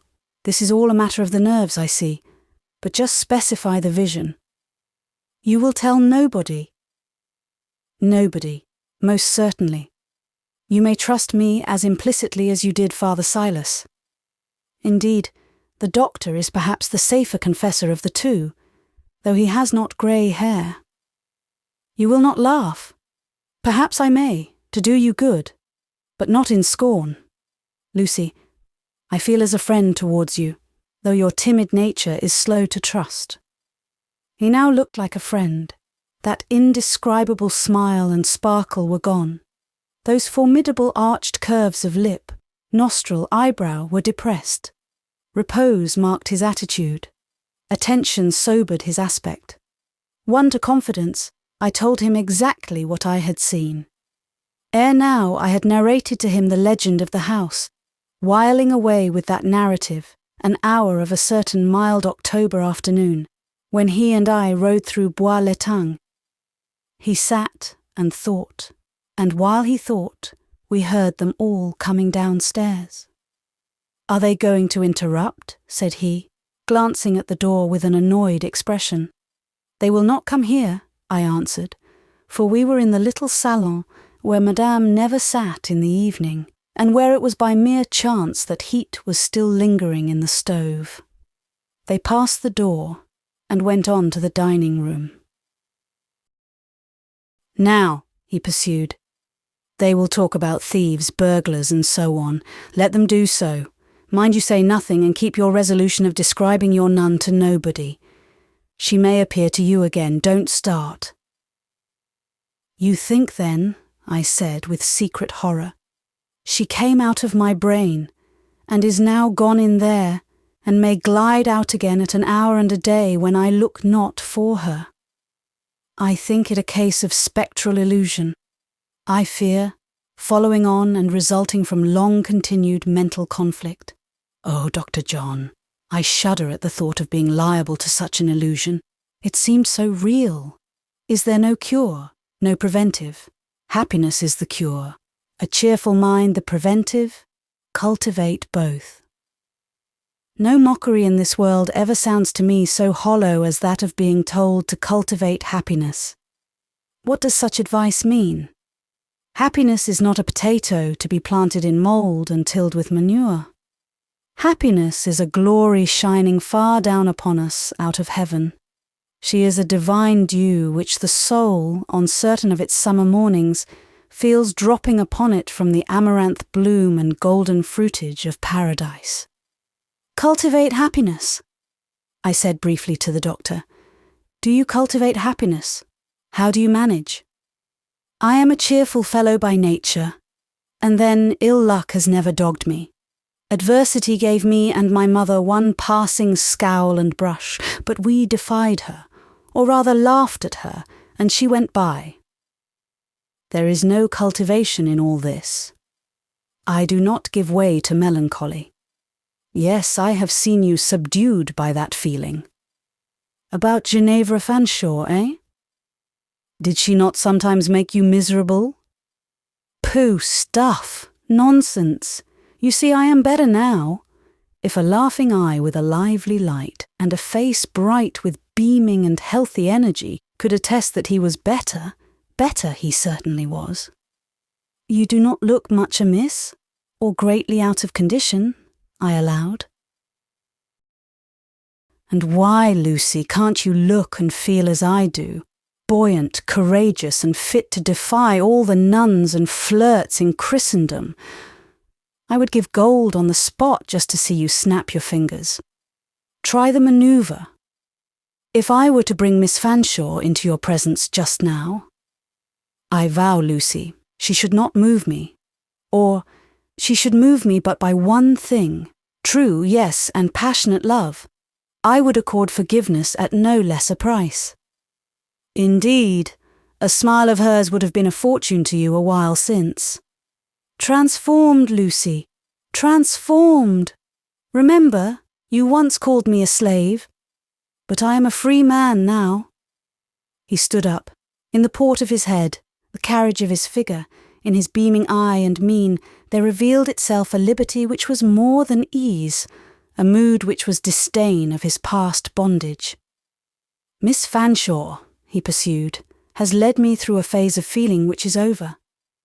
I have entered another condition, and am now much disposed to exact love for love, passion for passion, and good measure of it too.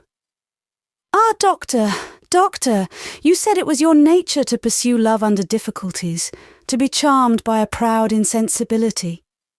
He laughed and answered, My nature varies.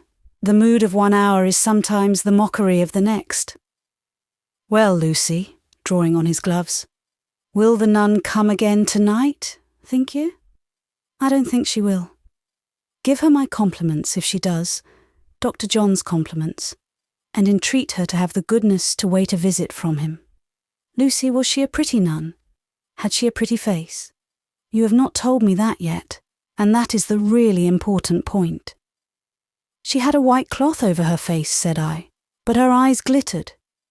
Confusion to her goblin trappings, cried he irreverently, but at least she had handsome eyes, bright and soft. Cold and fixed, was the reply. No, will none of her, she shall not haunt you, Lucy. Give her that shake of the hand if she comes again. Will she stand that, do you think?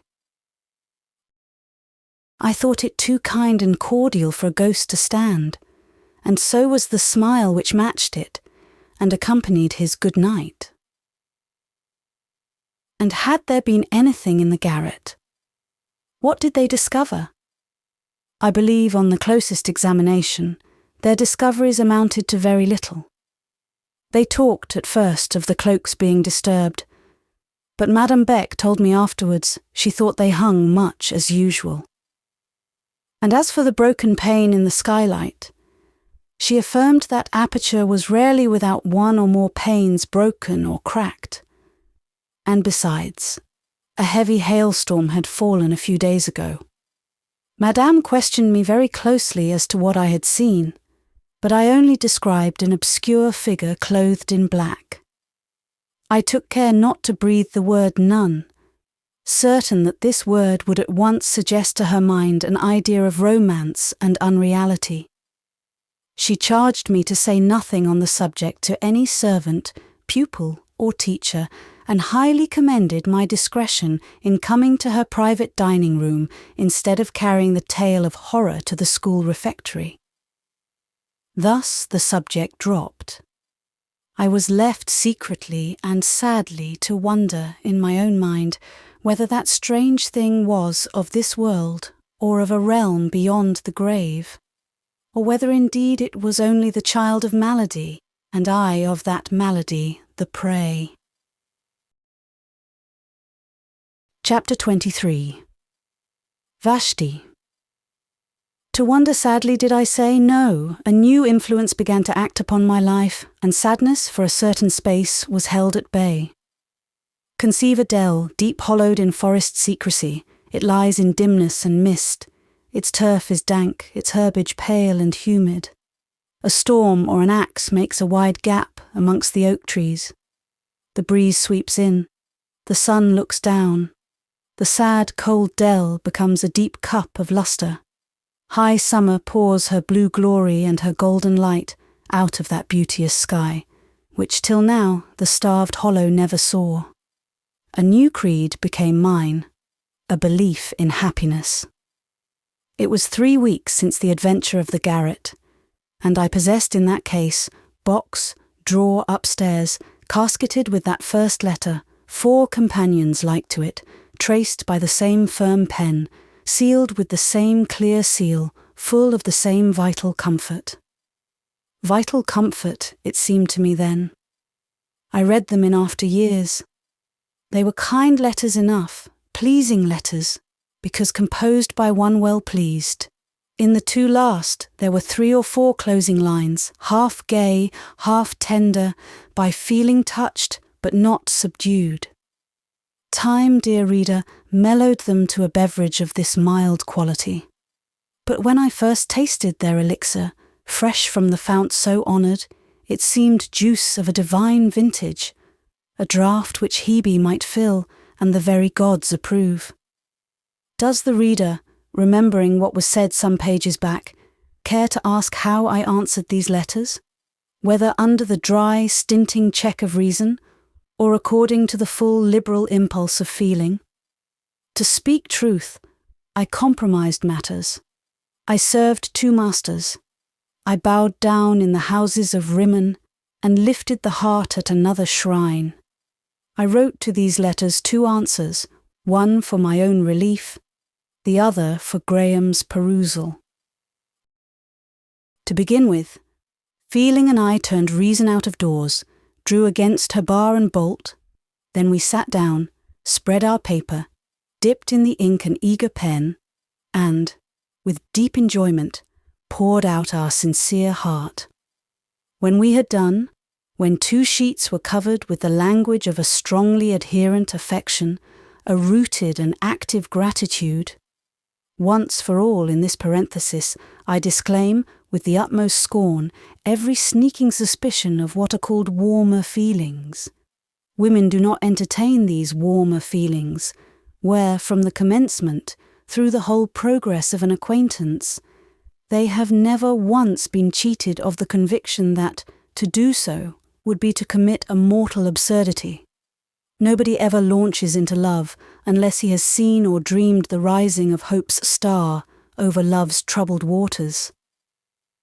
When then I had given expression to a closely clinging and deeply honouring attachment, an attachment that wanted to attract to itself and take to its own lot all that was painful in the destiny of its object, that would, if it could, have absorbed and conducted away all storms and lightnings from an existence viewed with a passion of solicitude, then, just at that moment, the doors of my heart would shake, bolt, and bar would yield, reason would leap in vigorous and revengeful, snatch the full sheets, read, sneer, erase, tear up, rewrite, fold, seal, direct, and send a terse, curt missive of a page. She did write. I did not live on letters only. I was visited. I was looked after. Once a week, I was taken out to La Terrasse. Always I was made much of. Dr. Bretton failed not to tell me why he was so kind. To keep away the nun, he said. He was determined to dispute with her prey. He had taken, he declared, a thorough dislike to her, chiefly on account of that white face-cloth and those cold grey eyes. The moment he heard of those odious particulars, he affirmed, consummate disgust had incited him to oppose her. He was determined to try whether he or she was the cleverest, and he only wished she would once more look in upon me when he was present. But that she never did. In short, he regarded me scientifically in the light of a patient, and at once exercised his professional skill and gratified his natural benevolence by a course of cordial and attentive treatment. One evening, the 1st in December, I was walking by myself in the carré. It was 6 o'clock. The class doors were closed, but within, the pupils, rampant in the license of evening recreation, were counterfeiting a miniature chaos. The carré was quite dark, except for a red light shining under and about the stove. The wide glass doors and the long windows were frosted over. A crystal sparkle of starlight, here and there spangling this blanched winter veil, and breaking with scattered brilliance the paleness of its embroidery, proved it a clear night, though moonless. That I should dare to remain thus alone in darkness showed that my nerves were regaining a healthy tone.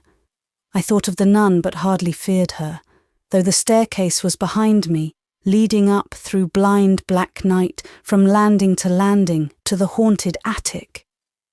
Yet I own my heart quaked, my pulse leaped, when I suddenly heard breathing and rustling, and turning, saw in the deep shadow of the steps a deeper shadow still, a shape that moved and descended.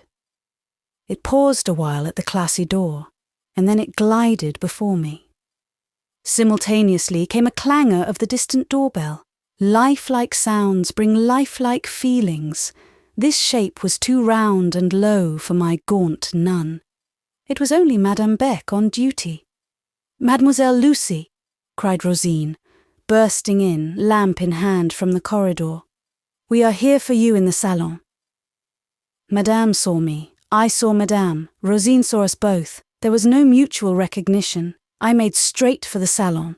There I found what I anticipated I should find, Dr. Bretton, but he was in evening dress. "The carriage is at the door," said he. "My mother has sent it to take you to the theatre. She was going herself, but an arrival has prevented her. She immediately said, 'Take Lucy in my place. Will you go?'" "Just now? I am not dressed," cried I, glancing despairingly at my dark merino. "You have half an hour to dress. I should have given you notice, but I only determined on going since 5 o'clock, when I heard there was to be a genuine regale in the presence of a great actress." And he mentioned a name that thrilled me, a name that, in those days, could thrill Europe. It is hushed now. Its once restless echoes are all still. She who bore it went years ago to her rest. Night and oblivion long since closed above her, but then her day, a day of Sirius, stood at its full height, light and fervour. "I will go. I will be ready in 10 minutes, I vowed. And away I flew, never once checked, reader, by the thought which perhaps at this moment checks you, namely, that to go anywhere with Graham and without Mrs. Bretton could be objectionable. I could not have conceived, much less have expressed to Graham such thought, such scruple, without risk of exciting a tyrannous self-contempt, of kindling an inward fire of shame so quenchless and so devouring, that I think it would soon have licked up the very life in my veins.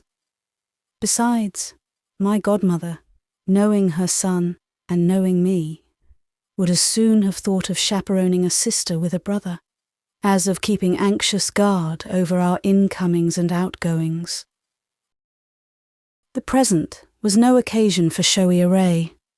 My dull mist crepe would suffice, and I sought the same in the great oak wardrobe in the dormitory, where hung no less than 40 dresses. But there had been changes and reforms, and some innovating hand had pruned this same crowded wardrobe and carried various garments to the attic, my crepe amongst the rest. I must fetch it. I got the key and went aloft fearless, almost thoughtless. I unlocked the door, I plunged in. The reader may believe it or not, but when I thus suddenly entered, that garret was not wholly dark as it should have been. From one point there shone a solemn light, like a star, but broader.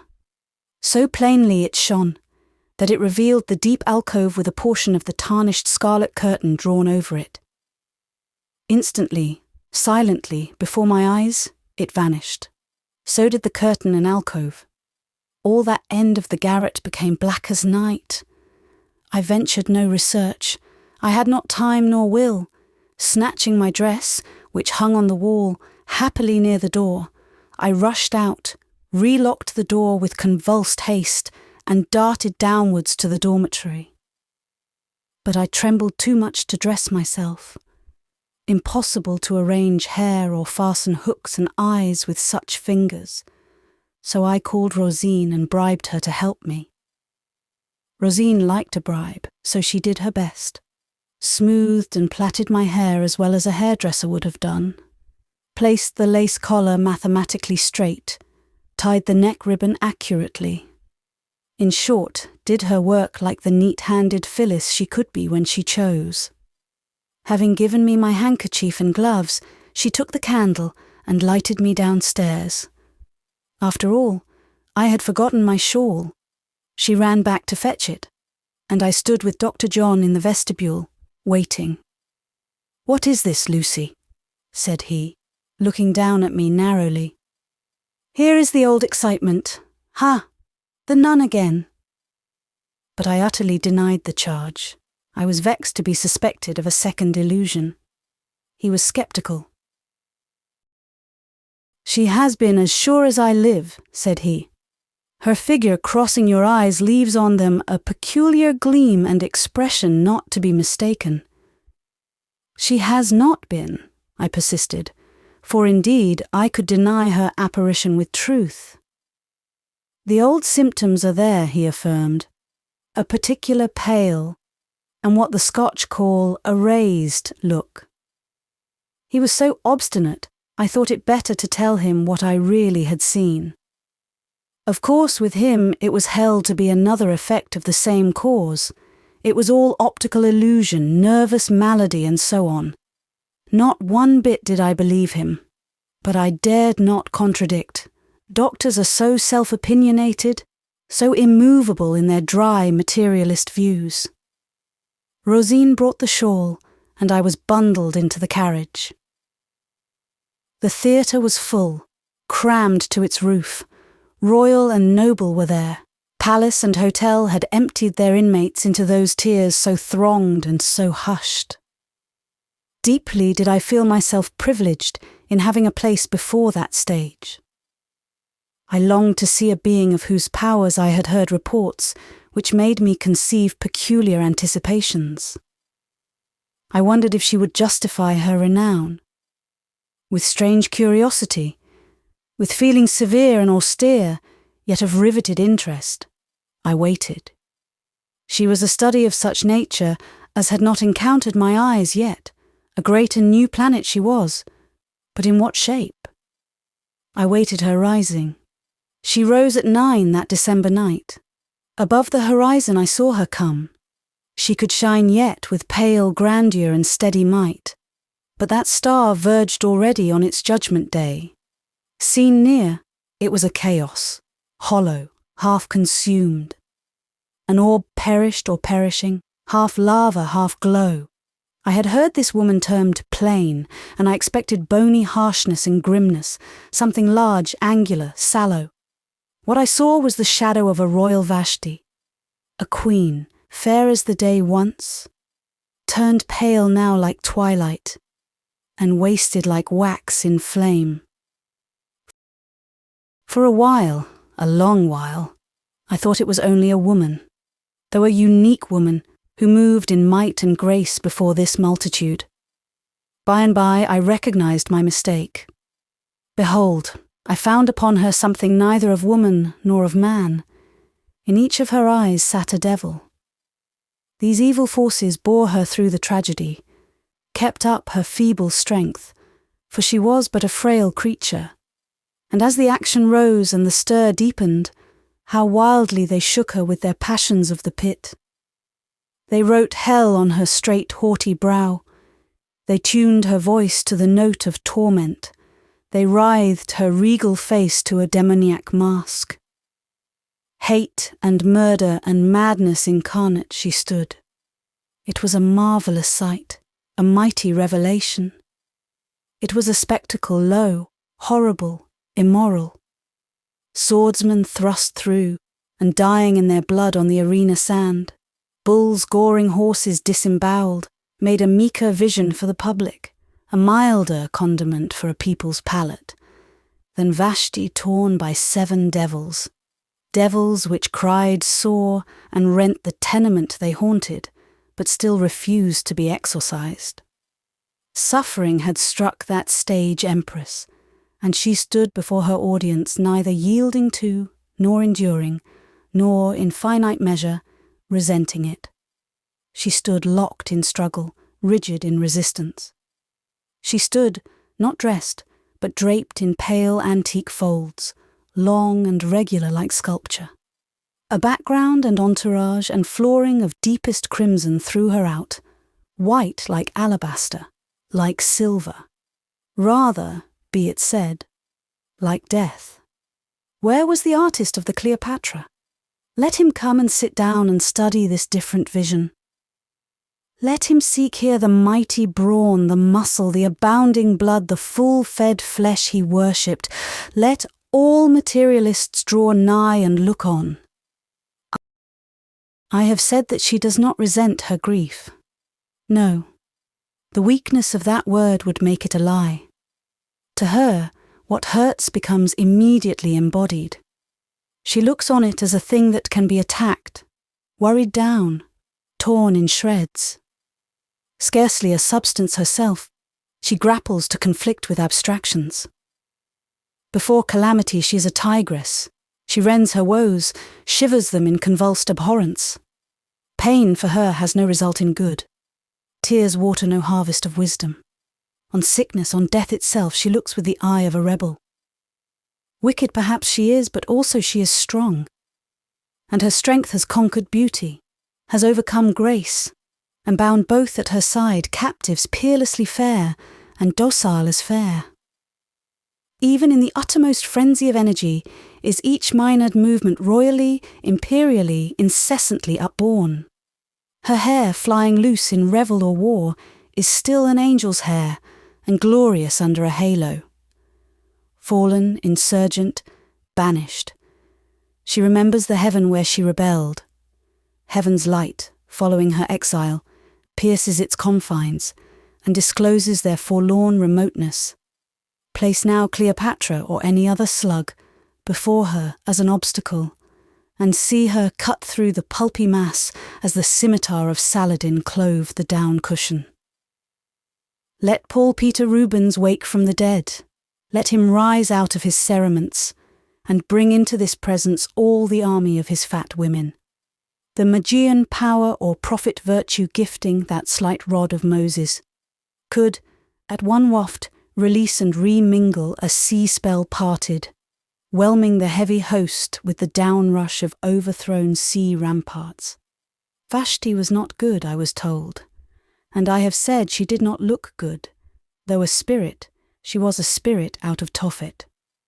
Well, if so much of unholy force can arise from below, may not an equal efflux of sacred essence descend one day from above?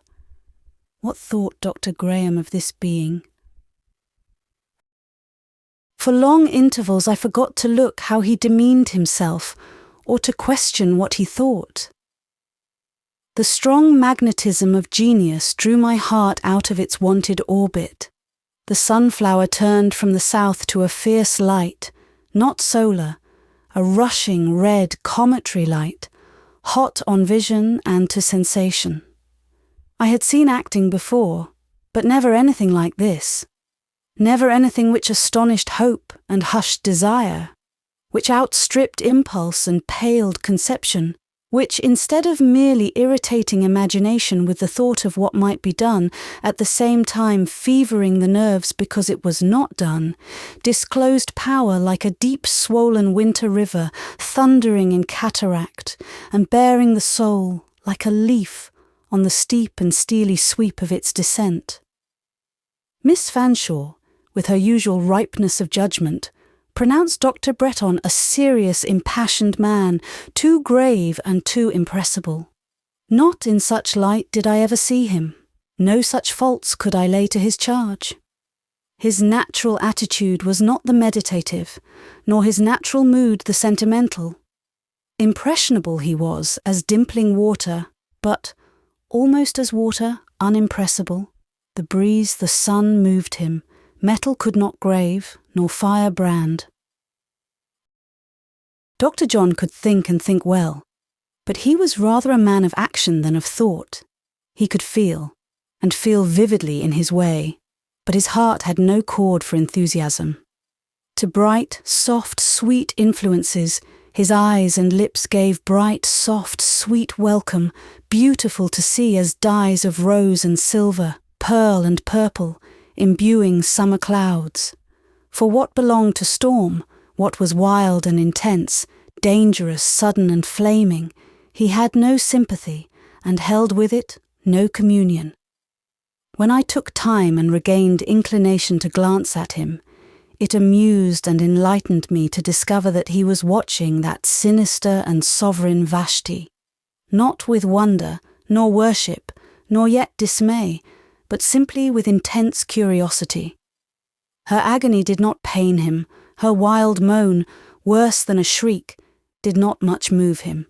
Her fury revolted him somewhat, but not to the point of horror. Cool young Briton! The pale cliffs of his own England do not look down on the tides of the Channel more calmly than he watched the Pythian inspiration of that night. Looking at his face, I longed to know his exact opinions, and at last I put a question tending to elicit them. At the sound of my voice he awoke as if out of a dream, for he had been thinking, and very intently thinking, his own thoughts after his own manner.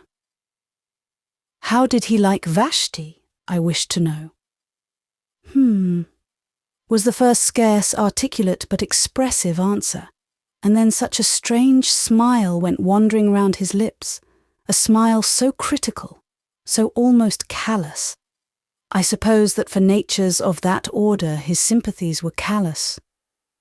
In a few terse phrases he told me his opinion of and feeling towards the actress. He judged her as a woman, not an artist. It was a branding judgment. That night was already marked in my book of life, not with white, but with a deep red cross. But I had not done with it yet, and other memoranda were destined to be set down in characters of tint indelible. Towards midnight, when the deepening tragedy blackened to the death scene, and all held their breath, and even Graham bit his underlip, and knit his brow, and sat still and struck, when the whole theatre was hushed, when the vision of all eyes centred in one point, when all ears listened towards one quarter, nothing being seen but the white form sunk on a seat, quivering in conflict with her last, her worst hated, her visibly conquering foe, nothing heard but her throes, her gaspings, breathing yet of mutiny, panting still defiance, when, as it seemed an inordinate will, convulsing a perishing mortal frame, bent it to battle with doom and death, fought every inch of ground, sold every drop of blood, resisted to the latest the rape of every faculty, would see, would hear, would breathe, would live, up to, within, well nigh beyond the moment when death says to all sense and all being, thus far and no farther. Just then a stir, pregnant with omen, rustled behind the scenes. Feet ran, voices spoke. "What was it?" demanded the whole house. "A flame," a smell of smoke replied. "Fire," rang through the gallery. "Fire," was repeated, re-echoed, yelled forth, and then, and faster than pen can set it down, came panic, rushing, crushing, a blind, selfish, cruel chaos, and Dr. John, reader, I see him yet, with his look of comely courage and cordial calm. "Lucy will sit still, I know," said he, glancing down at me with the same serene goodness, the same repose of firmness that I have seen in him when sitting at his side amid the secure peace of his mother's hearth. Yes, thus adjured, I think I would have sat still under a rocking crag.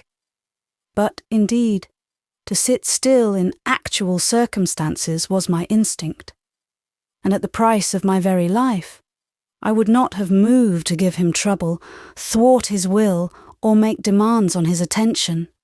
We were in the stalls, and for a few minutes there was a most terrible, ruthless pressure about us. "How terrified are the women," said he. "But if the men were not almost equally so, order might be maintained. This is a sorry scene. I see 50 selfish brutes at this moment, each of whom, if I were near, I could conscientiously knock down. I see some women braver than some men. There is one yonder, good God." While Graham was speaking, a young girl who had been very quietly and steadily clinging to a gentleman before us was suddenly struck from her protector's arms by a big, butcherly intruder and hurled under the feet of the crowd. Scarce 2 seconds lasted her disappearance. Graham rushed forward. He and the gentleman, a powerful man though grey-haired, united their strength to thrust back the throng. Her head and long hair fell back over his shoulder. She seemed unconscious. "Trust her with me. I am a medical man," said Dr. John. "If you have no lady with you, be it so," was the answer. "Hold her, and I will force a passage. We must get her to the air." I I have a lady," said Graham, "but she will be neither hindrance nor encumbrance." He summoned me with his eye. We were separated. Resolute, however, to rejoin him, I penetrated the living barrier, creeping under where I could not get between or over. "Fasten on me and don't let go," he said, and I obeyed him. Our pioneer proved strong and adroit. He opened the dense mass like a wedge. With patience and toil he at last bored through the flesh and blood rock, so solid, hot and suffocating, and brought us to the fresh, freezing night. "You are an Englishman," said he, turning shortly on Dr. Bretton when we got into the street. "An Englishman, and I speak to a countryman," was the reply. "Right. Be good enough to stand here 2 minutes, whilst I find my carriage." "Papa, I'm not hurt," said a girlish voice. "Am I with Papa?" "You are with a friend, and your father is close at hand." "Tell him I am not hurt, except just in my shoulder. Oh, my shoulder. They trod just here." "Dislocation, perhaps," muttered the doctor. "Let us hope there is no worse injury done. Lucy, lend a hand 1 instant." And I assisted while he made some arrangement of drapery and position for the ease of his suffering burden. She suppressed a moan and lay in his arms quietly and patiently. "She is very light," said Graham, "like a child," and he asked in my ear, "Is she a child, Lucy? Did you notice her age?" "I am not a child. I am a person of 17, responded the patient, demurely and with dignity. Then, directly after, "Tell Papa to come, I get anxious." The carriage drove up. Her father relieved Graham. But in the exchange from one bearer to another she was hurt and moaned again. "My darling," said the father tenderly. Then turning to Graham, "You said, sir, you are a medical man." "I am.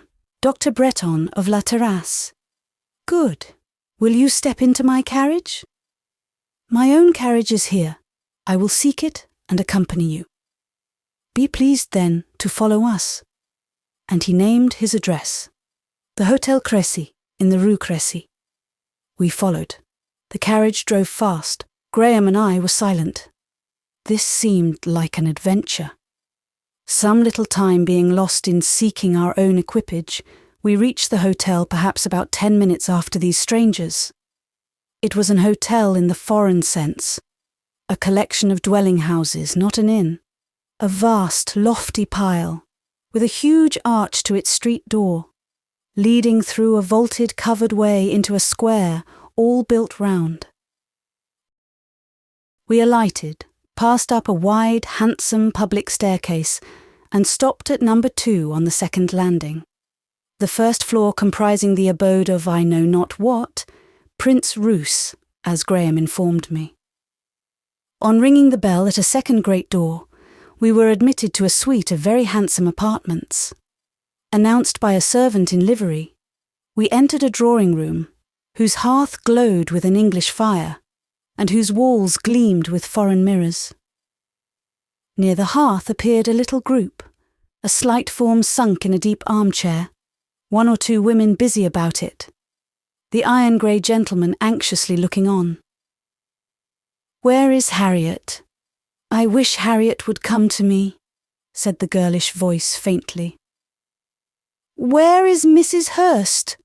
demanded the gentleman impatiently and somewhat sternly of the man-servant who had admitted us. "I am sorry to say she has gone out of town, sir. My young lady gave her leave until tomorrow." "Yes, I did. She has gone to see her sister. I said she might go. I remember now," interposed the young lady. "But I am so sorry, for Manon and Lewison cannot understand a word I say, and they hurt me without meaning to do so." Dr. John and the gentleman now interchanged greetings, and while they passed a few minutes in consultation, I approached the easy chair, and seeing what the faint and sinking girl wished to have done, I did it for her. I was still occupied in the arrangement when Graham drew near. He was no less skilled in surgery than medicine, and, on examination, found that no further advice than his own was necessary to the treatment of the present case. He ordered her to be carried to her chamber, and whispered to me, "Go with the women, Lucy. They seem but dull. You can at least direct their movements and thus spare her some pain. She must be touched very tenderly." The chamber was a room shadowy with pale blue hangings, vaporous with curtainings and veilings of muslin. The bed seemed to me like snowdrift and mist, spotless, soft and gauzy. Making the women stand apart, I undressed their mistress, without their well-meaning but clumsy aid. I was not in a sufficiently collected mood to note with separate distinctness every detail of the attire I removed, but I received a general impression of refinement, delicacy, and perfect personal cultivation, which, in a period of afterthought, offered in my reflections a singular contrast to notes retained of Miss Ginevra Fanshaw's appointments. The girl was herself a small, delicate creature, but made like a model. As I folded back her plentiful yet fine hair, so shining and soft and so exquisitely tended, I had under my observation a young, pale, weary but high-bred face. The brow was smooth and clear. The eyebrows were distinct but soft and melting to a mere trace at the temples. The eyes were a rich gift of nature, fine and full, large, deep, seeming to hold dominion over the slighter subordinate features, capable, probably, of much significance at another hour, and under other circumstances than the present, but now languid and suffering. Her skin was perfectly fair, the neck and hands veined finely like the petals of a flower. A thin glazing of the ice of pride polished this delicate exterior, and her lip wore a curl. I doubt not inherent and unconscious, but which, if I had seen it first with the accompaniments of health and state, would have struck me as unwarranted, and proving in the little lady a quite mistaken view of life and her own consequence. Her demeanour under the doctor's hands at first excited a smile. It was not puerile, rather on the whole patient and firm. But yet, once or twice, she addressed him with suddenness and sharpness, saying that he hurt her, and must contrive to give her less pain. I saw her large eyes, too, settle on his face, like the solemn eyes of some pretty, wondering child. I know not whether Graham felt this examination. If he did, he was cautious not to check or discomfort it by any retaliatory look. I think he performed his work with extreme care and gentleness, sparing her what pain he could, and she acknowledged as much when he had done by the words, "Thank you, doctor, and good night," very gratefully pronounced as she uttered them. However, it was with a repetition of the serious, direct gaze, I thought, peculiar in its gravity and intentness. The injuries, it seems, were not dangerous, an assurance which her father received with a smile that almost made one his friend. It was so glad and gratified. He now expressed his obligations to Graham with as much earnestness as was befitting an Englishman, addressing one who has served him, but is yet a stranger. He also begged him to call the next day. "Papa," said a voice from the veiled couch, "thank the lady, too. Is she there?"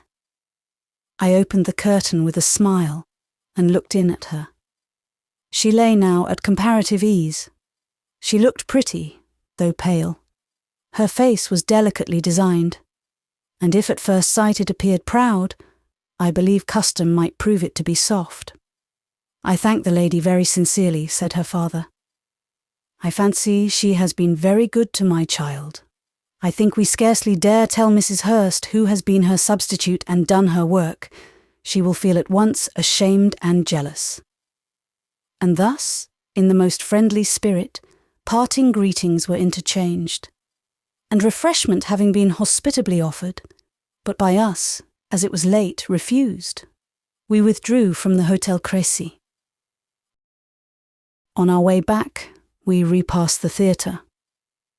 All was silence and darkness. The roaring, rushing crowd all vanished and gone. The damps, as well as the incipient fire, extinct and forgotten. Next morning's papers explained that it was but some loose drapery on which a spark had fallen and which had blazed up and been quenched in a moment. Chapter 24. Monsieur de Bassompierre. Those who live in retirement, whose lives have fallen amid the seclusion of schools or of other walled-in and guarded dwellings, are liable to be suddenly and for a long while dropped out of the memory of their friends, the denizens of a freer world.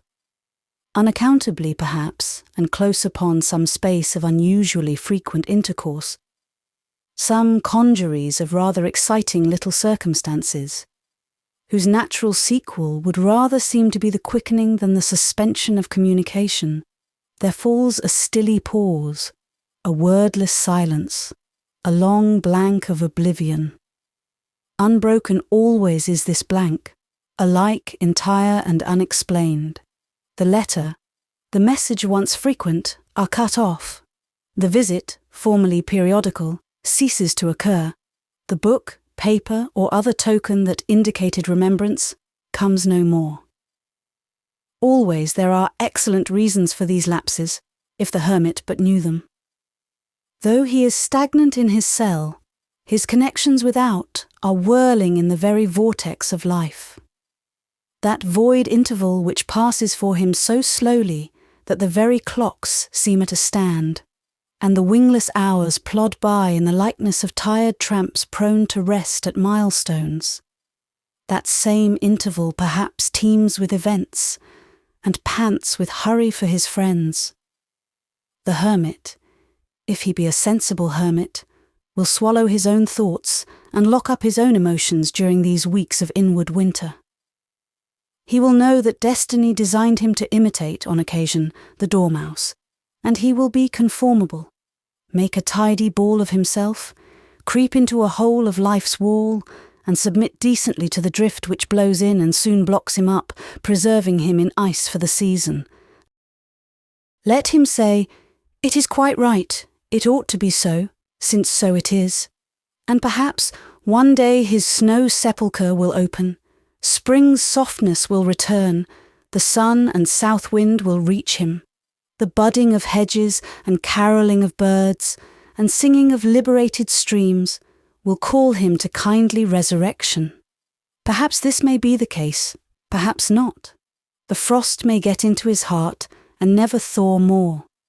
When spring comes, a crow or a magpie may pick out of the wall only his dormouse bones. Well, even in that case, all will be right. It is to be supposed he knew from the first he was mortal, and must one day go the way of all flesh, as well soon as since. Following that eventful evening at the theatre came for me 7 weeks as bare as 7 sheets of blank paper. No word was written on one of them, not a visit, not a token. About the middle of that time I entertained fancies that something had happened to my friends at La Terrasse. The mid-blank is always a beclouded point for the solitary. His nerves ache with the strain of long expectancy. The doubts hitherto repelled gather now to a mass and, strong in accumulation, roll back upon him with a force which savours of vindictiveness. Night, too, becomes an unkindly time, and sleep and his nature cannot agree. Strange starts and struggles harass his couch, the sinister band of bad dreams, with horror of calamity, and sick dread of entire desertion at their head, join the league against him.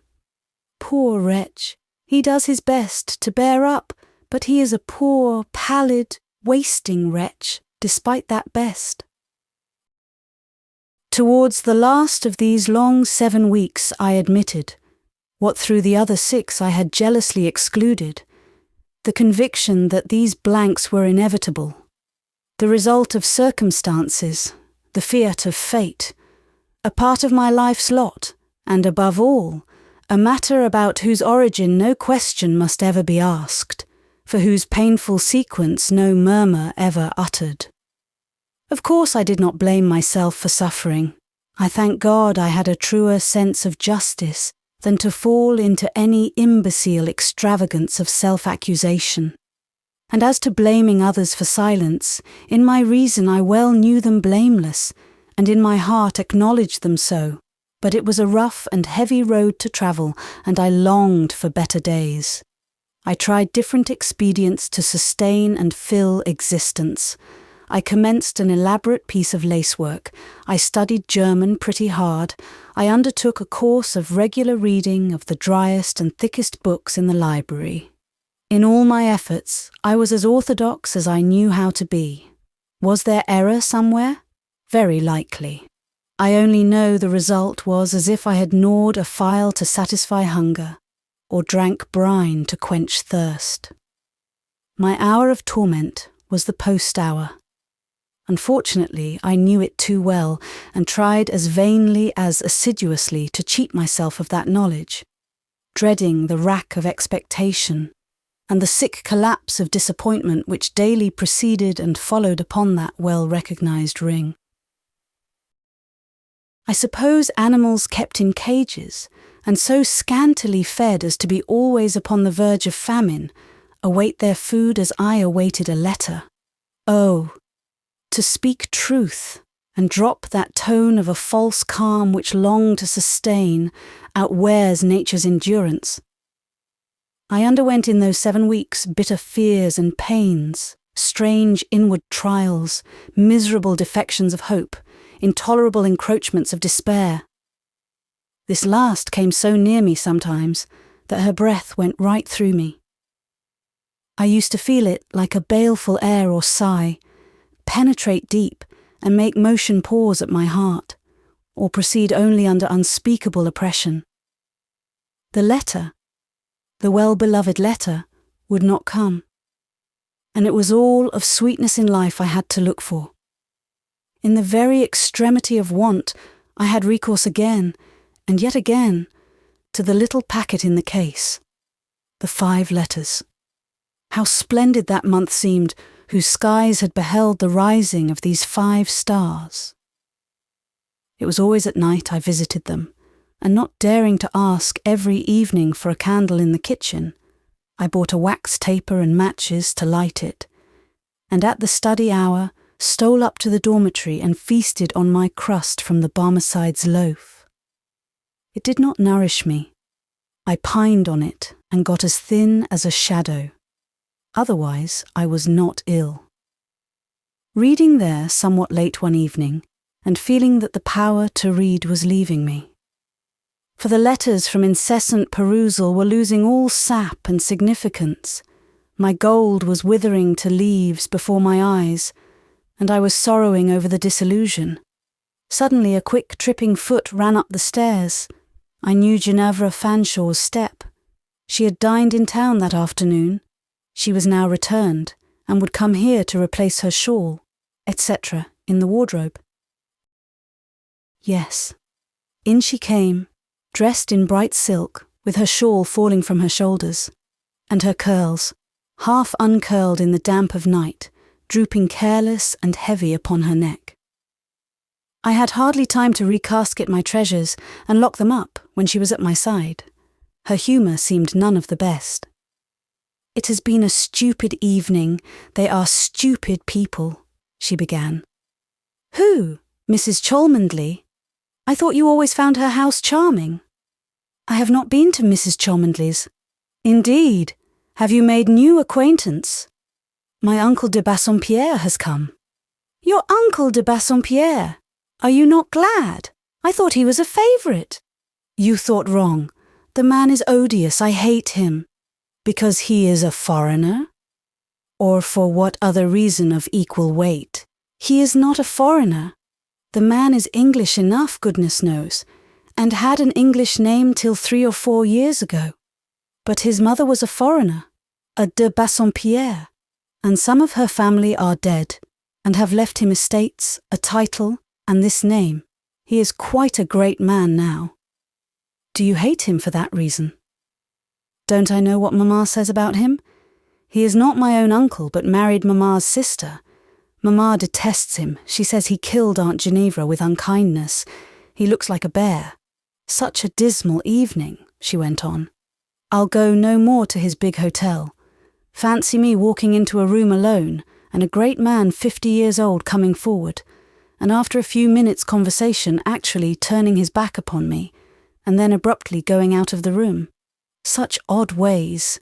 I dare say his conscience smote him, for they all say at home I am the picture of Aunt Ginevra. Mamma often declares the likeness is quite ridiculous. Were you the only visitor? The only visitor? Yes. Then there was Missy, my cousin. Little spoiled, pampered thing. Monsieur de Bassompierre has a daughter. Yes, yes. Don't tease one with questions. Oh dear, I'm so tired. She yawned. Throwing herself without ceremony on my bed, she added, It seems Mademoiselle was nearly crushed to a jelly in a hubbub at the theatre some weeks ago. Ah, indeed. And they live at a large hotel in the Rue Crécy. Justement. How do you know? I have been there. Oh, you have? Really? You go everywhere these days. I suppose Mother Bretton took you. She and Esculapius have the entree of the de Bassompierre apartments. It seems my son John attended Missy on the occasion of her accident. Accident? Bah, all affectation. I don't think she was squeezed more than she richly deserves for her airs. And now there is quite an intimacy struck up. I heard something about Auld Lang Syne and what not. Oh, how stupid they all were. All? You said you were the only visitor. Did I? You see, one forgets to particularize an old woman and her boy. Dr. and Mrs. Bretton were at Monsieur de Bassompierre's this evening. Aye, as large as life, and Missy played the hostess. What a conceited doll it is. Soured and listless, Miss Fanshawe was beginning to disclose the causes of her prostrate condition. There had been a retrenchment of incense, a diversion or a total withholding of homage and attention. Coquetry had failed of effect. Vanity had undergone mortification. She lay fuming in the vapours. Is Miss de Bassompierre quite well now? I asked. As well as you or I, no doubt, but she is an affected little thing and gave herself invalid airs to attract medical notice, and to see the old dowager making her recline on a couch, and my son John prohibiting excitement, etc. Faugh! The scene was quite sickening.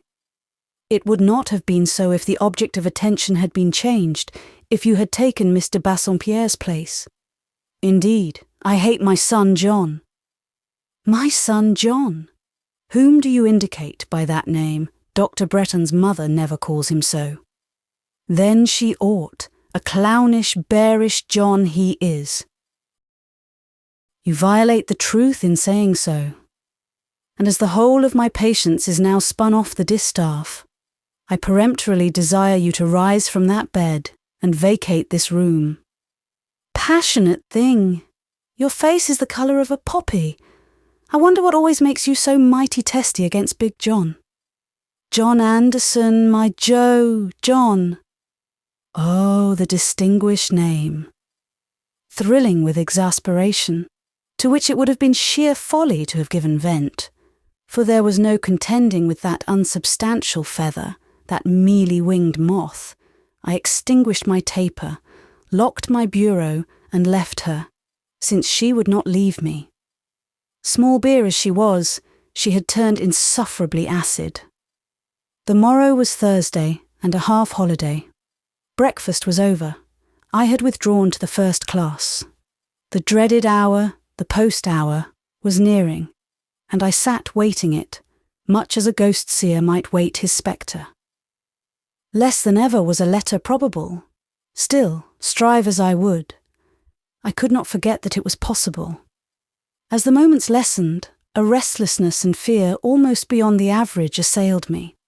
It was a day of winter east wind, and I had now for some time entered into that dreary fellowship with the winds and their changes, so little known, so incomprehensible to the healthy. The north and east owned a terrific influence, making all pain more poignant, all sorrow sadder.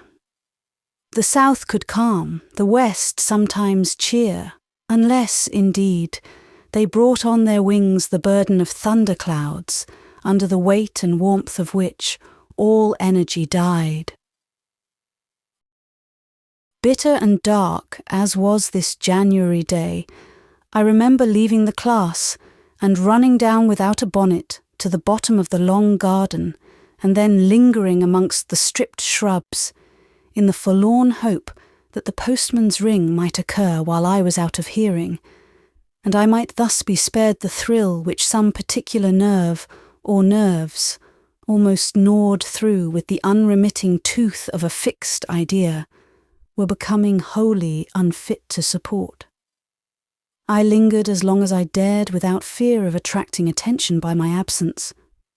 I muffled my head in my apron and stopped my ears in terror of the torturing clang, sure to be followed by such blank silence, such barren vacuum for me.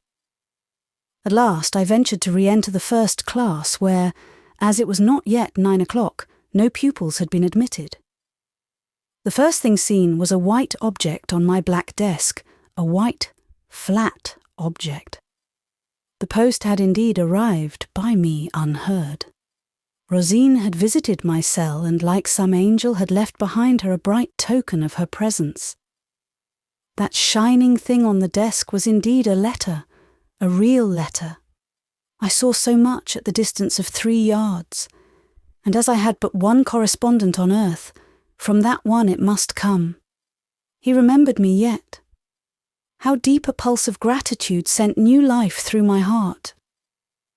Drawing near, bending and looking on the letter, in trembling but almost certain hope of seeing a known hand, it was my lot to find, on the contrary, an autograph for the moment deemed unknown, a pale female scrawl, instead of a firm masculine character. I then thought fate was too hard for me, and I said, audibly, "This is cruel." But I got over that pain also.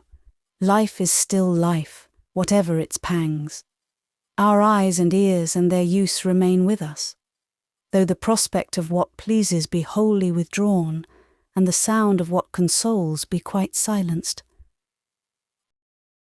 I opened the letter. By this time I had recognized its handwriting as perfectly familiar.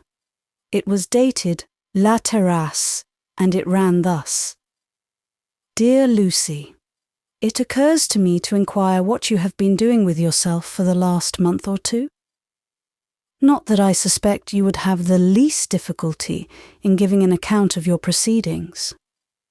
I dare say you have been just as busy and as happy as ourselves at La Terrasse.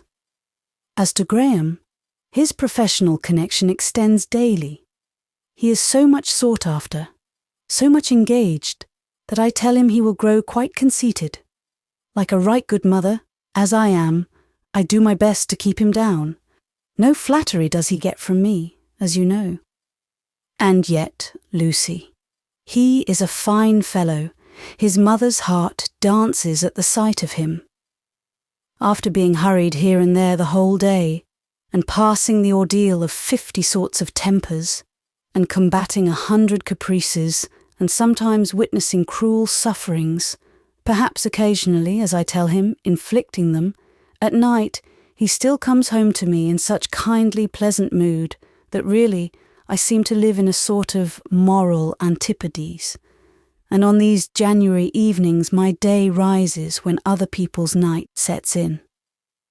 Still he needs keeping in order and correcting and repressing, and I do him that good service, but the boy is so elastic there is no such thing as vexing him thoroughly. When I think I have at last driven him to the sullens, he turns on me with jokes for retaliation, but you know him and all his iniquities, and I am but an elderly simpleton to make him the subject of this letter. As for me, I have had my old Bretton agent here on a visit, and have been plunged head over ears in business matters. I do so wish to regain for Graham at least some part of what his father left him. He laughs to scorn my anxiety on this point, bidding me look and see how he can provide for himself and me too, and asking what the old lady can possibly want that she has not. Hinting about sky-blue turbans, accusing me of an ambition to wear diamonds, keep livery servants, have a hotel, and lead the fashion amongst the English clan in Villette. Talking of sky-blue turbans, I wish you had been with us the other evening. He had come in really tired, and after I had given him his tea, he threw himself into my chair with his customary presumption. To my great delight, he dropped asleep. You know how he teases me about being drowsy. I, who never, by any chance, close an eye by daylight. While he slept, I thought he looked very bonny, Lucy. Fool as I am to be so proud of him, but who can help it? Show me his peer. Look where I will, I see nothing like him in Villette. Well, I took it into my head to play him a trick, so I brought out the sky-blue turban, and handling it with gingerly precaution, I managed to invest his brows with this grand adornment. I assure you it did not at all misbecome him. He looked quite Eastern, except that he is so fair. Nobody, however, can accuse him of having red hair now. It is genuine chestnut, a dark, glossy chestnut, and when I put my large cashmere about him, there was as fine a young Bey or Pasha improvised as you would wish to see. It was good entertainment, but only half enjoyed since I was alone. You should have been there. In due time, my lord awoke. The looking-glass above the fireplace soon intimated to him his plight. As you may imagine, I now live under threat and dread of vengeance. But to come to the gist of my letter, I know Thursday is a half-holiday in the Rue Fossette. Be ready then, by 5 in the afternoon, at which hour I will send the carriage to take you out to La Terrasse. Be sure to come. You may meet some old acquaintance. Goodbye, my wise, dear, grave little goddaughter. Very truly yours, Louisa Bretton. Now, a letter like that sets one to rights. I might still be sad after reading that letter, but I was more composed, not exactly cheered perhaps, but relieved. My friends, at least, were well and happy. No accident had occurred to Graham. No illness had seized his mother. Calamities that had so long been my dream and thought. Their feelings for me too were, as they had been. Yet, how strange it was to look on Mrs. Bretton's 7 weeks and contrast them with my 7 weeks. Also, how very wise it is in people placed in an exceptional position to hold their tongues and not rashly declare how such position galls them. The world can understand well enough the process of perishing for want of food. Perhaps few persons can enter into or follow out that of going mad from solitary confinement. They see the long-buried prisoner disinterred, a maniac or an idiot, how his senses left him, how his nerves, first inflamed, underwent nameless agony, and then sunk to palsy, is a subject too intricate for examination, too abstract for popular comprehension. Speak of it, you might almost as well stand up in a European marketplace and propound dark sayings in that language and mood wherein Nebuchadnezzar, the imperial hypochondriac, communed with his baffled Chaldeans. And long, long may the minds to whom such themes are no mystery, by whom their bearings are sympathetically seized, be few in number, and rare of rencontre. Long may it be generally thought that physical privations alone merit compassion, and that the rest is a figment. When the world was younger and haler than now, moral trials were a deeper mystery still. Perhaps in all the land of Israel there was but one Saul, certainly but one David to soothe or comprehend him. The keen, still cold of the morning was succeeded later in the day by a sharp breathing from Russian wastes. The cold zone sighed over the temperate zone and froze it fast.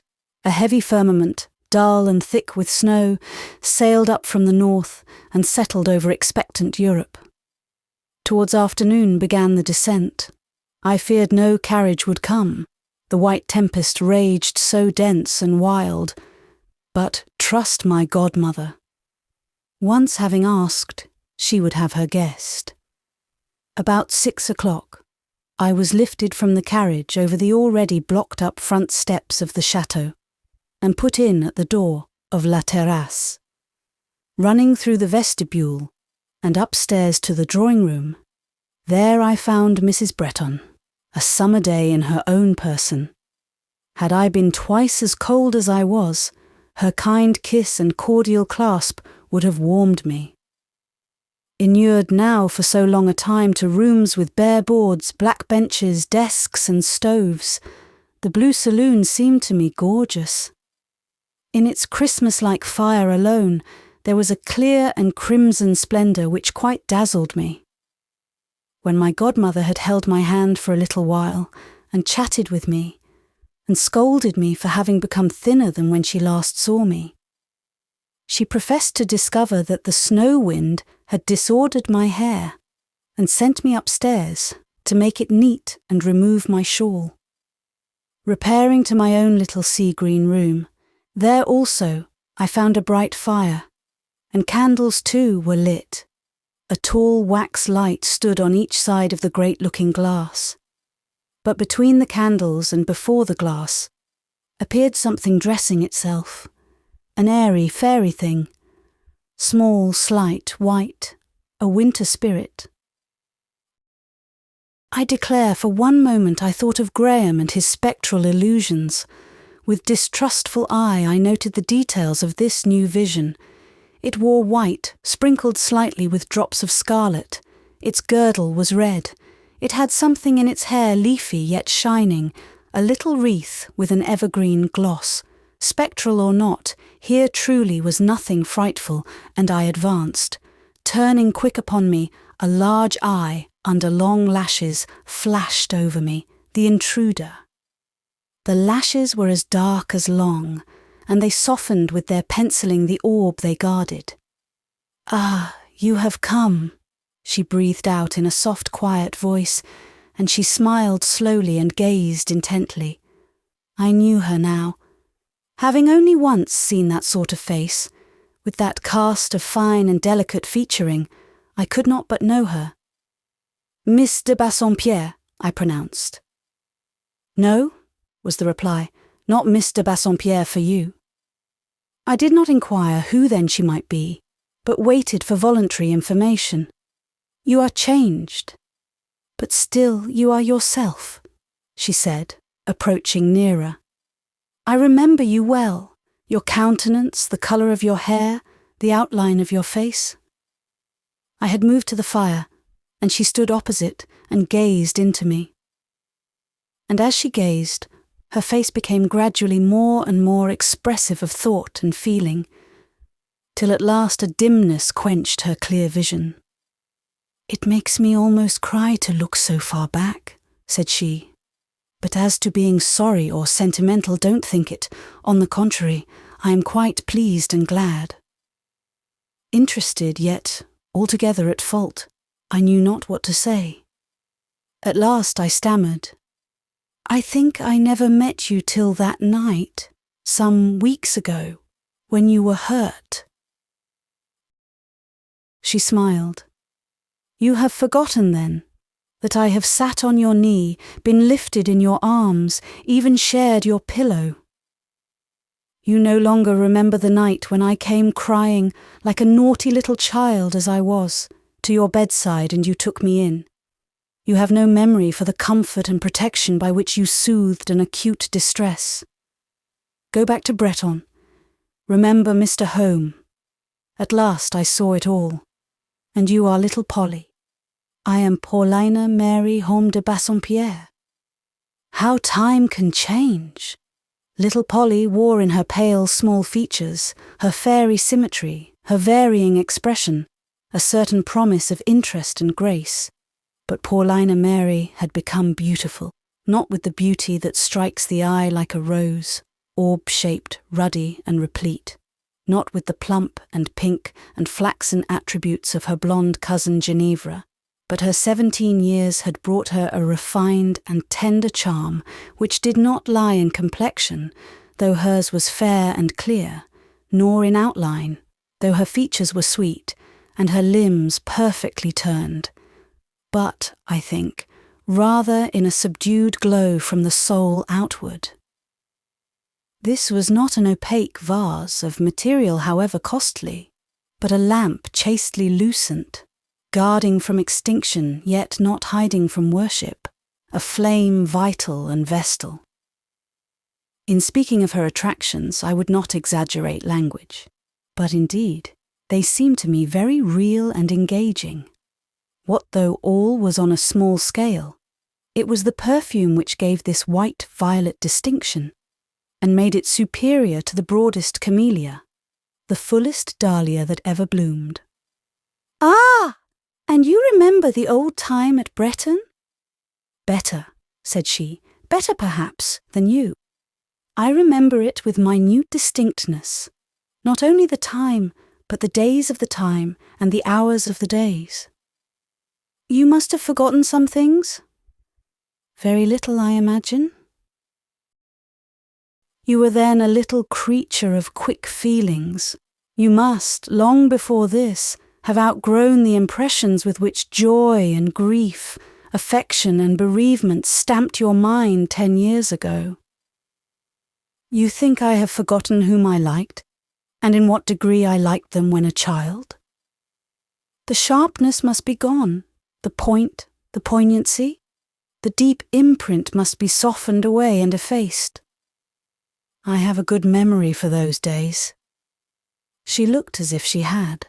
Her eyes were the eyes of one who can remember, one whose childhood does not fade like a dream, nor whose youth vanish like a sunbeam. She would not take life, loosely and incoherently, in parts, and let one season slip as she entered on another. She would retain and add, often review from the commencement, and so grow in harmony and consistency as she grew in years. Still, I could not quite admit the conviction that all the pictures which now crowded upon me were vivid and visible to her. Her fond attachments, her sports and contests with a well-loved playmate, the patient, true devotion of her child's heart, her fears, her delicate reserves, her little trials, the last piercing pain of separation. I retraced these things and shook my head incredulous. She persisted. "The child of 7 years lives yet in the girl of 17, said she. "You used to be excessively fond of Mrs. Bretton," I remarked, intending to test her. She set me right at once. "Not excessively fond," said she. "I liked her. I respected her as I should do now. She seems to me very little altered." "She is not much changed," I assented. We were silent a few minutes. Glancing round the room, she said, "There are several things here that used to be at Bretton. I remember that pincushion and that looking-glass." Evidently she was not deceived in her estimate of her own memory, not at least so far. "You think, then, you would have known Mrs. Bretton?" I went on. I perfectly remembered her. The turn of her features, her olive complexion and black hair, her height, her walk, her voice.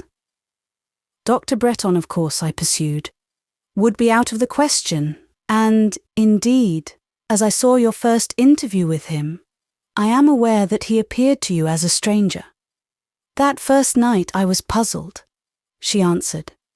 How did the recognition between him and your father come about? They exchanged cards. The names Graham Bretton and Homme de Bassompierre gave rise to questions and explanations. That was on the second day, but before then I was beginning to know something. How? Know something?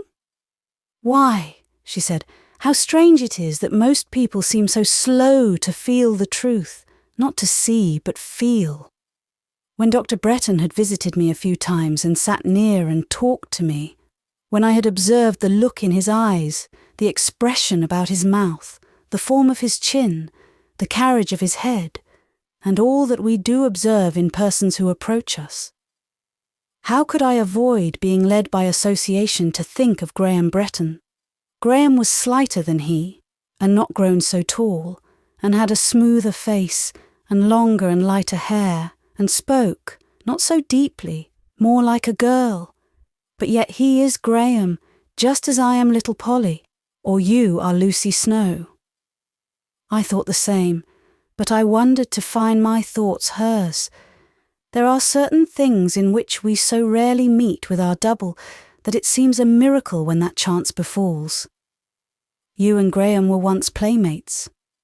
And do you remember that? She questioned in her turn. No doubt he will remember it also, said I. I have not asked him. Few things would surprise me so much as to find that he did. I suppose his disposition is still gay and careless. Was it so formerly? Did it so strike you? Do you thus remember him? I scarcely remember him in any other light. Sometimes he was studious, sometimes he was merry. But whether busy with his books or disposed for play, it was chiefly the books or game he thought of, not much heeding those with whom he read or amused himself. Yet to you he was partial. Partial to me? Oh no, he had other playmates, his schoolfellows. I was of little consequence to him, except on Sundays. Yes, he was kind on Sundays. I remember walking with him hand in hand to St. Mary's, and his finding the places in my prayer book, and how good and still he was on Sunday evenings. So mild for such a proud, lively boy, so patient with all my blunders in reading, and so wonderfully to be depended on, for he never spent those evenings from home. I had a constant fear that he would accept some invitation and forsake us, but he never did, nor seemed ever to wish to do it. Thus, of course, it can be no more. I suppose Sunday will now be Dr. Bretton's dining out day. "Children, come down," here called Mrs. Bretton from below.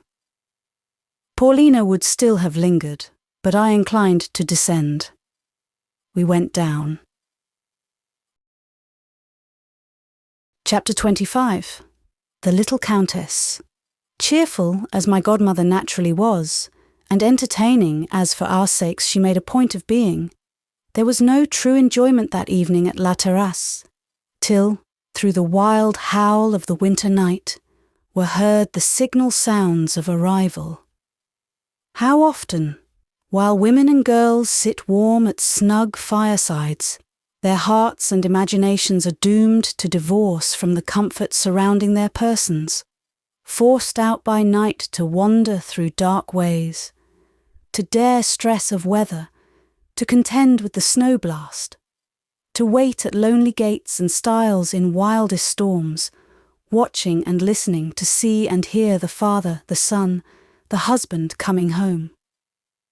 Father and son came at last to the chateau, for the Count de Bassompierre that night accompanied Dr. Bretton. I know not which of our trio heard the horses first. The asperity, the violence of the weather warranted our running down into the hall to meet and greet the two riders as they came in, but they warned us to keep our distance. Both were white, two mountains of snow, and indeed Mrs. Bretton, seeing their condition, ordered them instantly to the kitchen, prohibiting them, at their peril, from setting foot on her carpeted staircase till they had severally put off that mask of old Christmas they now affected. Into the kitchen, however, we could not help following them. It was a large old Dutch kitchen, picturesque and pleasant.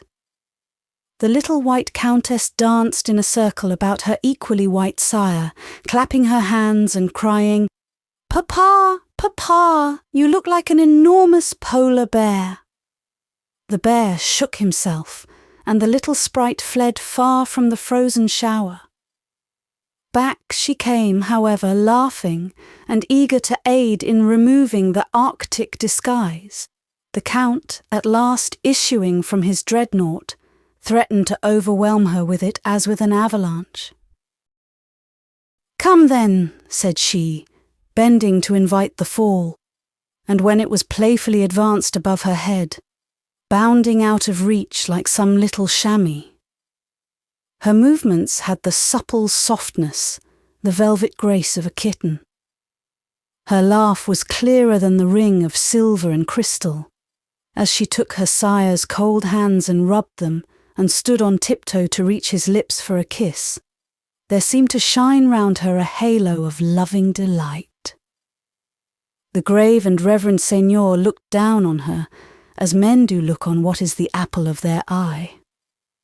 "Mrs. Bretton," said he, "what am I to do with this daughter or daughterling of mine? She neither grows in wisdom nor in stature. Don't you find her pretty nearly as much the child as she was 10 years ago?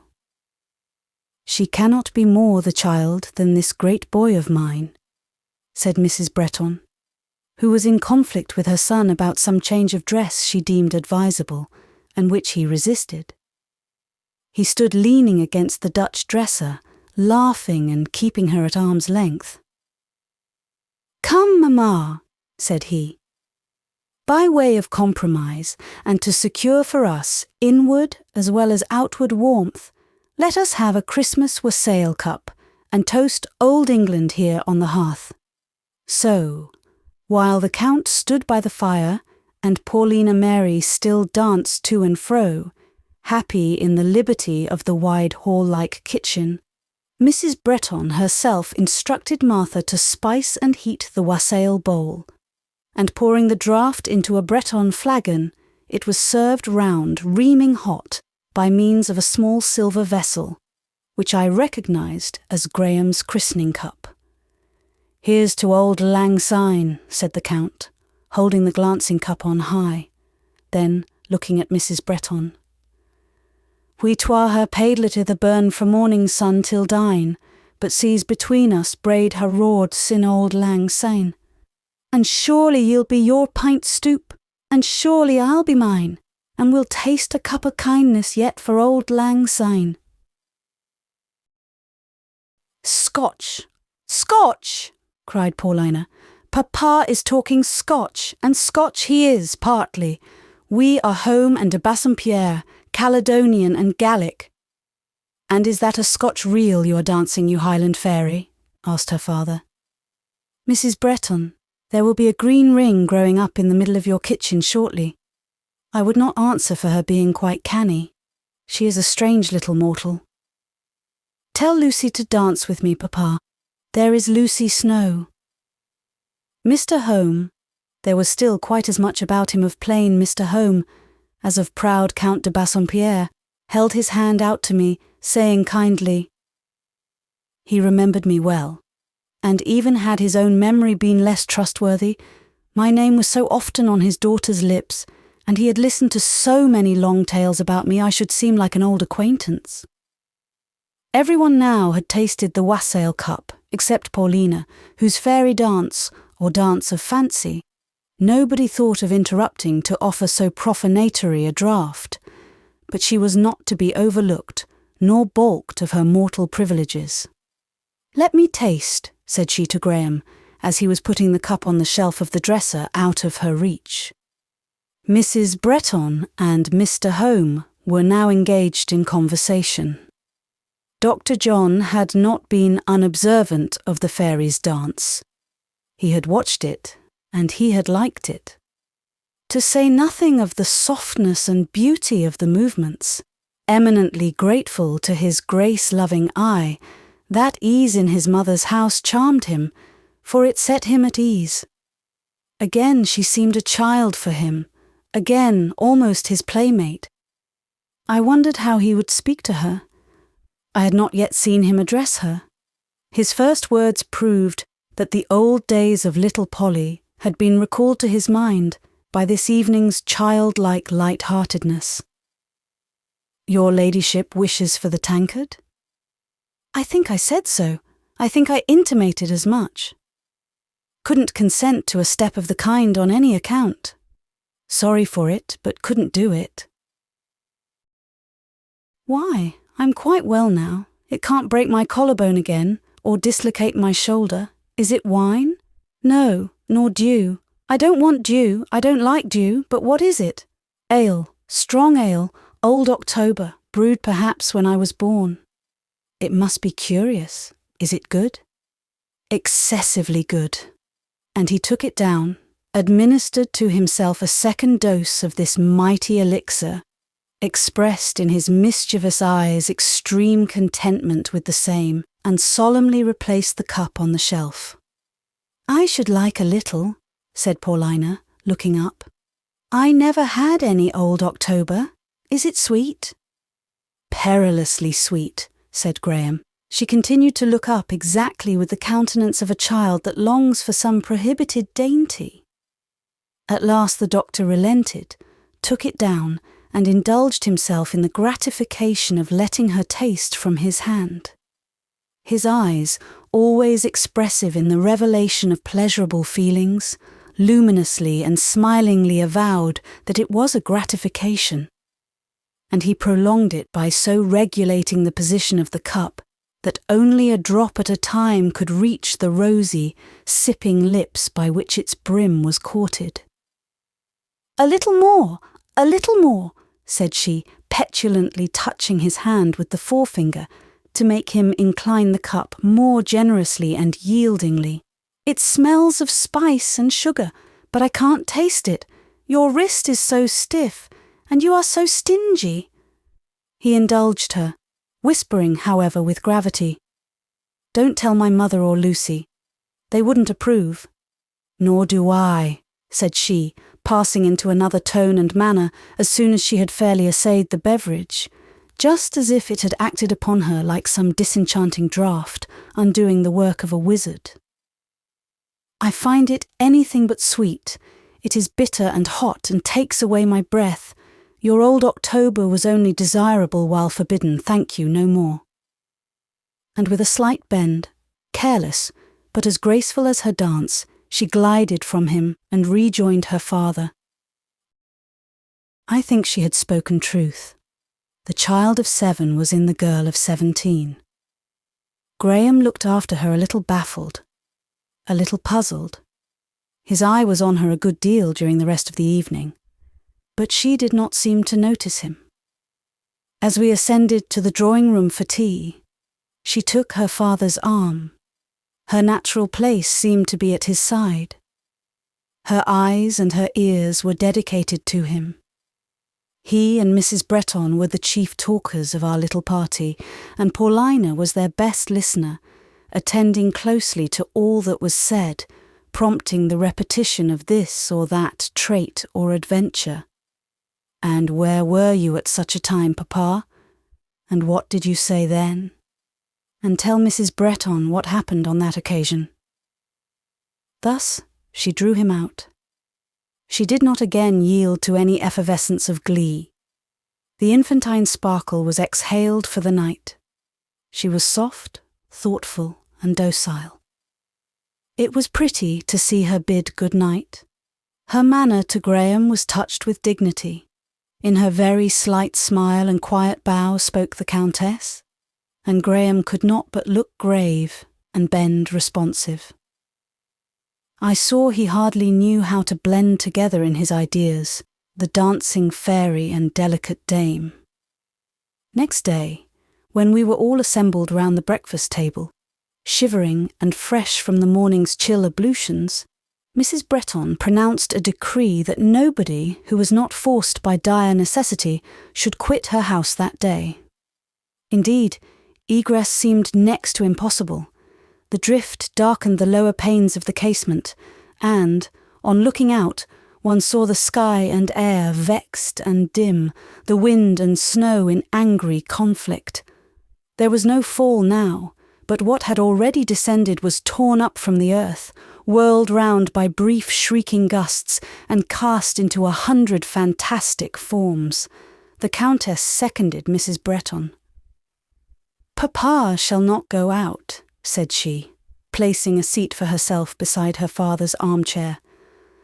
"I will look after him. You won't go into town, will you, Papa?" "Aye, and no," was the answer. "If you and Mrs. Bretton are very good to me, Polly, kind, you know, and attentive, if you pet me in a very nice manner and make much of me, I may possibly be induced to wait an hour after breakfast and see whether this razor-edged wind settles. But you see, you give me no breakfast, you offer me nothing, you let me starve." "Quick, please, Mrs. Bretton, and pour out the coffee," entreated Paulina, "whilst I take care of the Count de Bassompierre in other respects. Since he grew into a count, he has needed so much attention." She separated and prepared a roll. "There, Papa, are your pistolets charged," said she, "and there is some marmalade, just the same sort of marmalade we used to have at Bretton, and which you said was as good as if it had been conserved in Scotland, and which your little ladyship used to beg for my boy. Do you remember that?" interposed Mrs. Bretton. "Have you forgotten how you would come to my elbow and touch my sleeve with the whisper, 'Please, ma'am, something good for Graham, a little marmalade or honey or jam?'" "No, Mamma," broke in Dr. John, laughing, yet reddening. "It surely was not so. I could not have cared for these things." "Did he or did he not, Paulina?" "He liked them," asserted Paulina. "Never blush for it, John," said Mr. Home encouragingly. "I like them myself yet, and always did. And Polly showed her sense in catering for a friend's material comforts. It was I who put her into the way of such good manners, nor do I let her forget them. Polly, offer me a small slice of that tongue."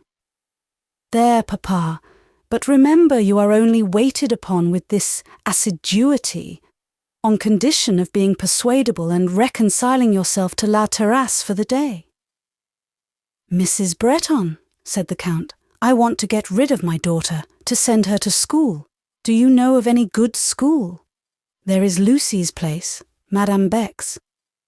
Miss Snowe is in a school?" "I am a teacher," I said, and was rather glad of the opportunity of saying this. For a little while I had been feeling as if placed in a false position. Mrs. Bretton and her son knew my circumstances, but the Count and his daughter did not. They might choose to vary by some shades their hitherto cordial manner towards me, when aware of my grade in society. I spoke then readily, but a swarm of thoughts I had not anticipated, nor invoked, rose dim at the words, making me sigh involuntarily. Mr. Home did not lift his eyes from his breakfast plate for about 2 minutes, nor did he speak. Perhaps he had not caught the words. Perhaps he thought that on a confession of that nature, politeness would interdict comment.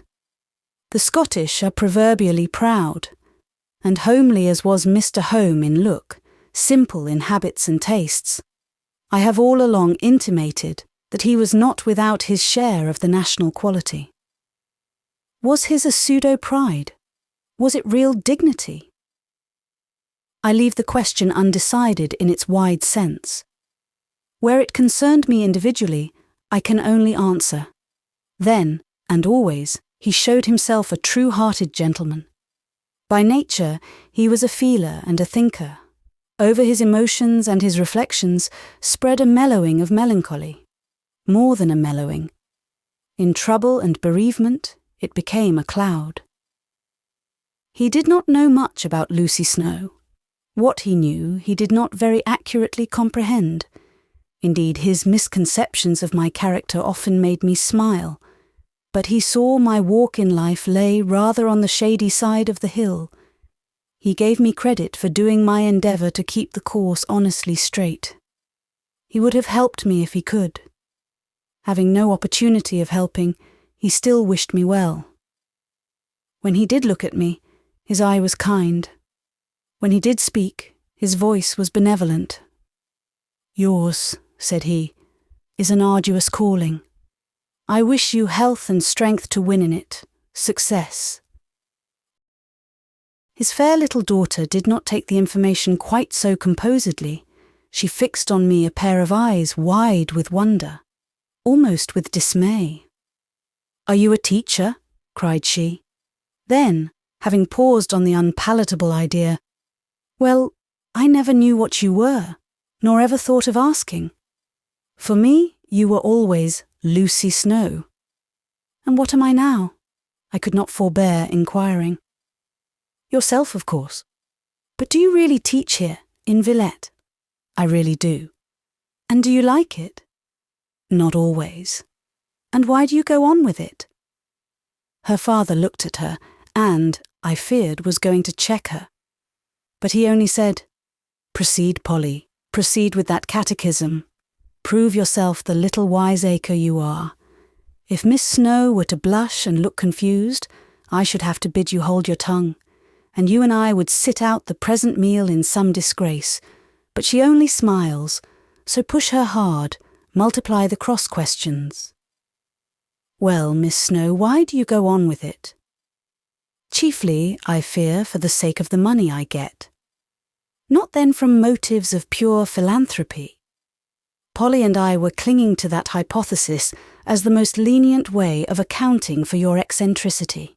"No, no, sir. Rather for the roof of shelter I am thus enabled to keep over my head, and for the comfort of mind it gives me to think that while I can work for myself, I am spared the pain of being a burden to anybody." "Papa, say what you will, I pity Lucy." "Take up that pity, Miss de Bassompierre. Take it up in both hands, as you might a little callow gosling squattering out of bounds without leave. Put it back in the warm nest of a heart whence it issued, and receive in your ear this whisper. If my Polly ever came to know by experience the uncertain nature of this world's goods, I should like her to act as Lucy acts, to work for herself, that she might burden neither kith nor kin." "Yes, papa," said she, pensively and tractably. "But poor Lucy, I thought she was a rich lady, and had rich friends." "You thought like a little simpleton. I never thought so. When I had time to consider Lucy's manner and aspect, which was not often, I saw she was one who had to guard and not be guarded, to act and not be served. And this lot has, I imagine, helped her to an experience for which, if she lives long enough to realize its full benefit, she may yet bless Providence. But this school," he pursued, changing his tone from grave to gay, "would Madame Beck admit my Polly, do you think, Miss Lucy?" I said, "There needed but to try, madame. It would soon be seen. She was fond of English pupils." "If you, sir," I added, "will but take Mr. Bassompierre in your carriage this very afternoon, I think I can answer for it that Rosine, the portress, will not be very slow in answering your ring, and madame, I am sure, will put on her best pair of gloves to come into the salon to receive you." "In that case," responded Mr. Home, "I see no sort of necessity there is for delay.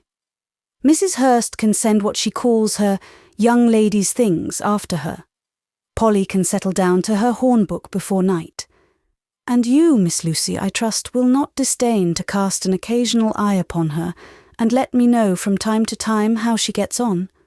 I hope you approve of the arrangement, Countess de Bassompierre?" The Countess hemmed and hesitated. "I thought," said she, "I thought I had finished my education." "That only proves how much we may be mistaken in our thoughts. I hold a far different opinion, as most of these will who have been auditors of your profound knowledge of life this morning. Ah, my little girl, you have much to learn. and Papa ought to have taught you more than he has done. Come, there is nothing for it but to try Madame Beck, and the weather seems settling, and I have finished my breakfast." "But Papa—" "Well, I see an obstacle." "I don't at all." "It is enormous, Papa. It can never be got over. It is as large as you in your greatcoat, and the snowdrift on the top." "And, like that snowdrift, capable of melting?" "No. It is of too solid flesh. It is just your own self. Miss Lucy, warn Madame Beck not to listen to any overtures about taking me, because, in the end, it would turn out that she would have to take Papa too. As he is so teasing, I will just tell tales about him. Mrs. Bretton and all of you listen. About 5 years ago, when I was 12 years old, he took it into his head that he was spoiling me, that I was growing unfitted for the world, and I don't know what, and nothing would serve or satisfy him, but I must go to school. I cried, and so on. But Monsieur de Bassompierre proved hard-hearted, quite firm and flinty, and to school I went. What was the result? In the most admirable manner, Papa came to school likewise. Every other day he called to see me. Madame Aigredoux grumbled, but it was of no use, and so at last Papa and I were both, in a manner, expelled. Lucy can just tell Madame Beck this little trait. It is only fair to let her know what she has to expect. Mrs. Bretton asked Mr. Home what he had to say in answer to this statement. As he made no defence, judgment was given against him, and Paulina triumphed. But she had other moods besides the arch and naïve. After breakfast, when the 2 elders withdrew, I suppose to talk over certain of Mrs. Bretton's business matters, and the Countess, Dr. Bretton and I, were for a short time alone together, all the child left her. With us, more nearly her companions in age, she rose at once to the little lady. Her very face seemed to alter. That play of feature and candour of look, which, when she spoke to her father, made it quite dimpled and round, yielded to an aspect more thoughtful, and lines distincter and less mobile.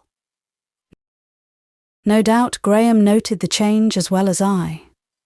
He stood for some minutes near the window, looking out at the snow.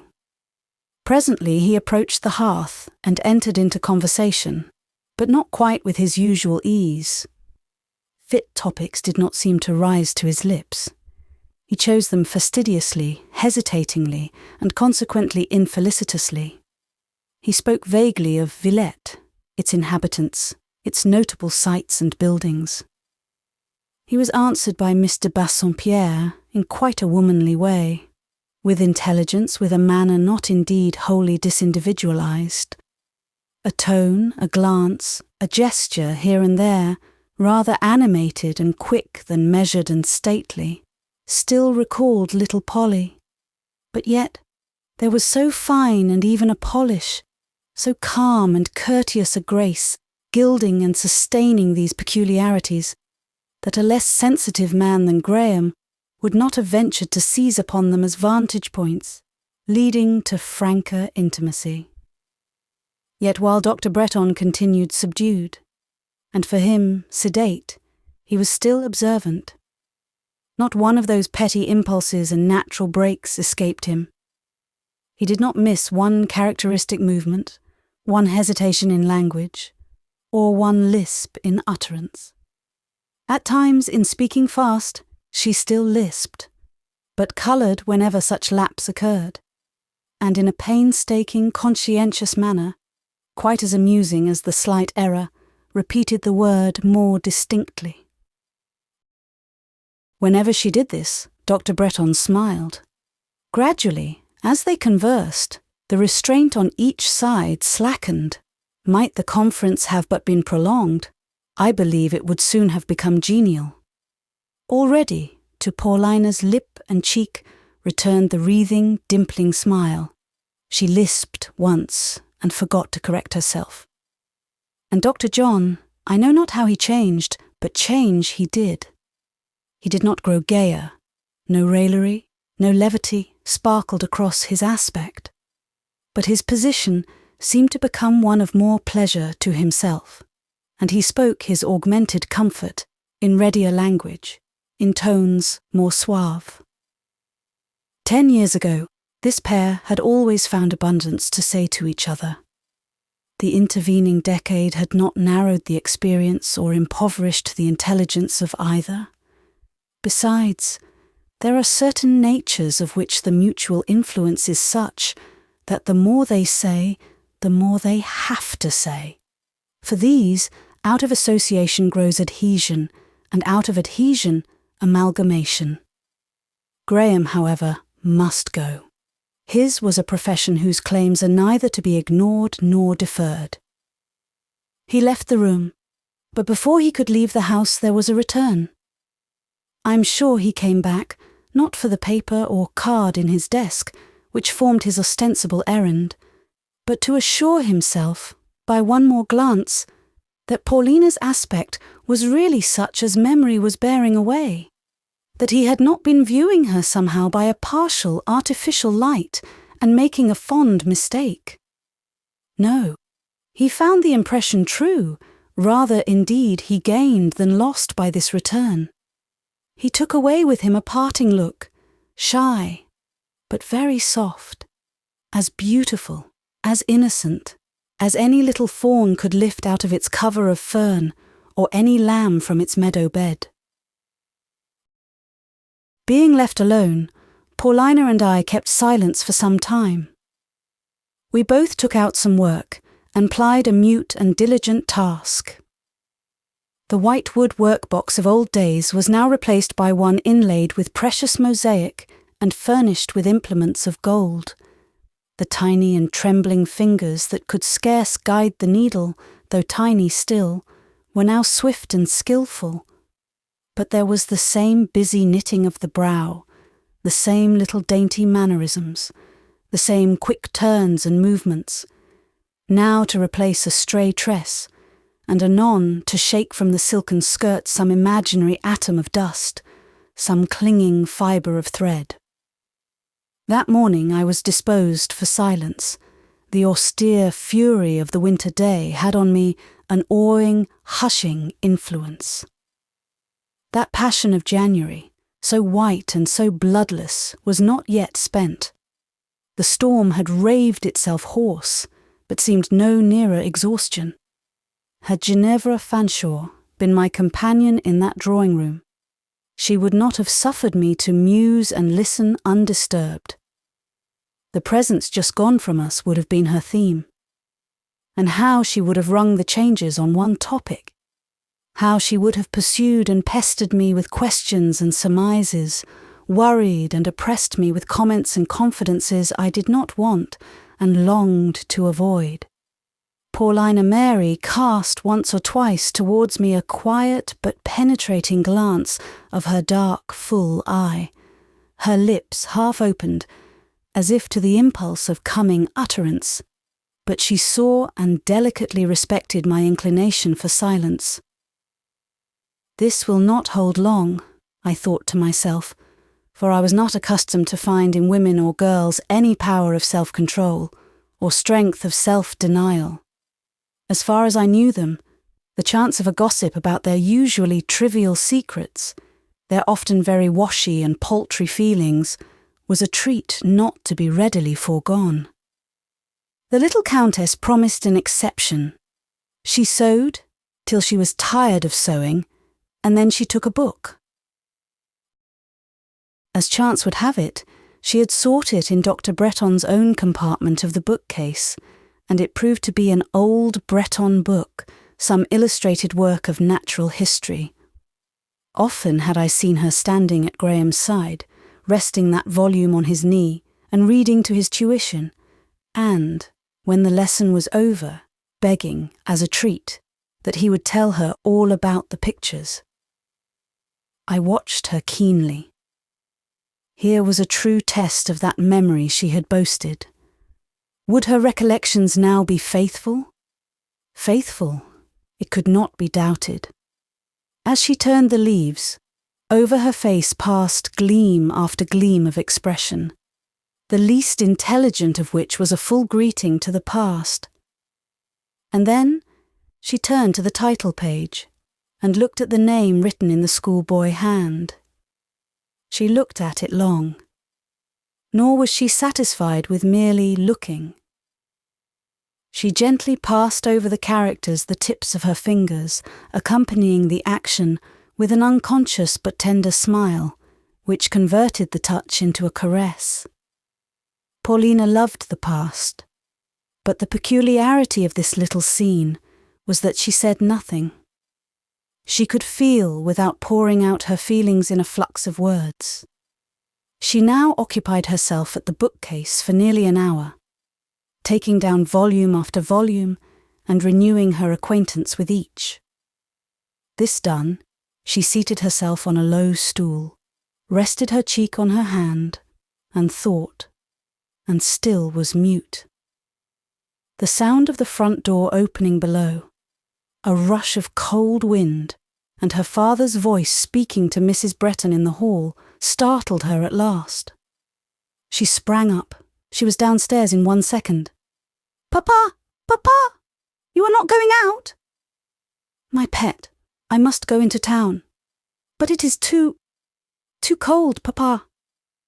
And then I heard Monsieur de Bassompierre showing to her how he was well provided against the weather, and how he was going to have the carriage, and to be quite snugly sheltered, and in short, proving that she need not fear for his comfort. "But you will promise to come back here this evening before it is quite dark? You and Dr. Bretton both, in the carriage. It is not fit to ride." "Well, if I see the doctor, I will tell him a lady has laid on him her commands to take care of his precious health and come home early under my escort." "Yes, you must say a lady, and he will think it is his mother and be obedient. And Papa, mind to come soon, for I shall watch and listen." The door closed, and the carriage rolled softly through the snow, and back returned the Countess, pensive and anxious. She did listen and watch when evening closed, but it was in the stillest sort, walking the drawing-room with quite noiseless step. She checked at intervals her velvet march, inclined her ear, and consulted the night sounds. I should rather say the night silence, for now at last the wind had fallen. The sky, relieved of its avalanche, lay naked and pale. Through the barren boughs of the avenue we could see it well, and note also the polar splendour of the New Year moon, an orb white as a world of ice. Nor was it late when we saw also the return of the carriage. Paulina had no dance of welcome for this evening. It was with a sort of gravity that she took immediate possession of her father as he entered the room. But she at once made him her entire property, led him to the seat of her choice, and while softly showering round him, honeyed words of commendation for being so good and coming home so soon. You would have thought it was entirely by the power of her little hands he was put into his chair, and settled and arranged. For the strong man seemed to take pleasure in wholly yielding himself to this dominion, potent only by love. Graham did not appear till some minutes after the Count. Paulina half turned when his step was heard. They spoke, but only a word or two. Their fingers met for a moment, but obviously with slight contact. Paulina remained beside her father. Graham threw himself into a seat on the other side of the room. It was well that Mrs. Bretton and Mr. Home had a great deal to say to each other, almost an inexhaustible fund of discourse in old recollections. Otherwise, I think, our party would have been but a still one that evening. After tea, Paulina's quick needle and pretty golden thimble were busily plied by the lamplight, but her tongue rested, and her eyes seemed reluctant to raise often their lids, so smooth and so full-fringed. Graham, too, must have been tired with his day's work. He listened dutifully to his elders and betters, said very little himself, and followed with his eye the gilded glance of Paulina's thimble, as if it had been some bright moth on the wing, or the golden head of some darting little yellow serpent. Chapter 26. A Burial. From this date my life did not want variety. I went out a good deal, with the entire consent of Madame Beck, who perfectly approved the grade of my acquaintance. That worthy directress had never from the first treated me otherwise than with respect. And when she found that I was liable to frequent invitations from a chateau and a great hotel, respect improved into distinction. Not that she was fulsome about it. Madame, in all things worldly, was in nothing weak. There was measure and sense in her hottest pursuit of self-interest, calm and considerateness in her closest clutch of gain. Without, then, laying herself open to my contempt as a time-server and a toady, she marked with tact that she was pleased people connected with her establishment should frequent such associates as must cultivate and elevate, rather than those who might deteriorate and depress. She never praised either me or my friends. Only once, when she was sitting in the sun in the garden, a cup of coffee at her elbow and the Gazette in her hand, looking very comfortable, and I came up and asked leave of absence for the evening, she delivered herself in this gracious sort. Yes, yes, my good friend. I give you permission from my heart, and willingly. Your work in my house has always been admirable, full of zeal and discretion. You have every right to enjoy yourself. Go out then, as much as you wish. As for your choice of acquaintances, I am pleased. It is wise, worthy, praiseworthy. She closed her lips and resumed the Gazette. The reader will not too gravely regard the little circumstance that about this time the triply enclosed packet of 5 letters temporarily disappeared from my bureau.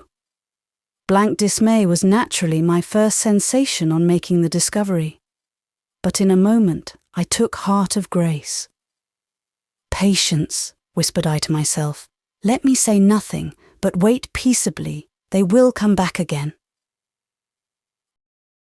And they did come back. They had only been on a short visit to Madame's chamber. Having passed their examination, they came back duly and truly. I found them all right the next day. I wonder what she thought of my correspondence. What estimate did she form of Dr. John Bretton's epistolary powers? In what light did the often very pithy thoughts, the generally sound and sometimes original opinions, set without pretension, in an easily flowing, spirited style, appear to her? How did she like that genial, half-humorous vein which to me gave such delight? What did she think of the few kind words scattered here and there, not thickly as the diamonds were scattered in the valley of Sindbad, but sparely as those gems lie in unfabled beds? Oh, Madame Beck, how seemed these things to you? I think in Madame Beck's eyes the 5 letters found a certain favour. One day, after she had borrowed them of me, in speaking of so suave a little woman, one ought to use suave terms, I caught her examining me with a steady, contemplative gaze, a little puzzled, but not at all malevolent. It was during that brief space between lessons, when the pupils turned out into the court for a quarter of an hour's recreation. She and I remained in the first class alone. When I met her eye, her thoughts forced themselves partially through her lips. "There is," said she, "something very remarkable about the English character." "How, madame?" She gave a little laugh, repeating the word "how" in English. "I cannot tell you how. But after all, the English have their own ideas, in friendship, in love, in everything. But at least there is no need to watch over them," she added, getting up and trotting away like the compact little pony she was. "Then I hope," murmured I to myself, "you will graciously let alone my letters for the future." Alas, something came rushing into my eyes, dimming utterly their vision, blotting from sight the schoolroom, the garden, the bright winter sun, as I remembered that never more would letters, such as she had read, come to me. I had seen the last of them. That goodly river on whose banks I had sojourned, of whose waves a few reviving drops had trickled to my lips, was bending to another course. It was leaving my little hut and field forlorn and sand-dry, pouring its wealth of waters far away. The change was right, just, natural. Not a word could be said. But I loved my Rhine, my Nile. I had almost worshipped my Ganges, and I grieved that the grand tide should roll estranged, should vanish like a false mirage. Though stoical, I was not quite a stoic. Drops streamed fast on my hands, on my desk. I wept one sultry shower, heavy and brief. But soon I said to myself, the hope I am bemoaning suffered and made me suffer much. It did not die till it was full time. Following an agony so lingering, death ought to be welcome. Welcome I endeavoured to make it. Indeed, long pain had made patience a habit. In the end I closed the eyes of my dead, covered its face, and composed its limbs with great calm. The letters, however, must be put away, out of sight. People who have undergone bereavement always jealously gather together and lock away mementos.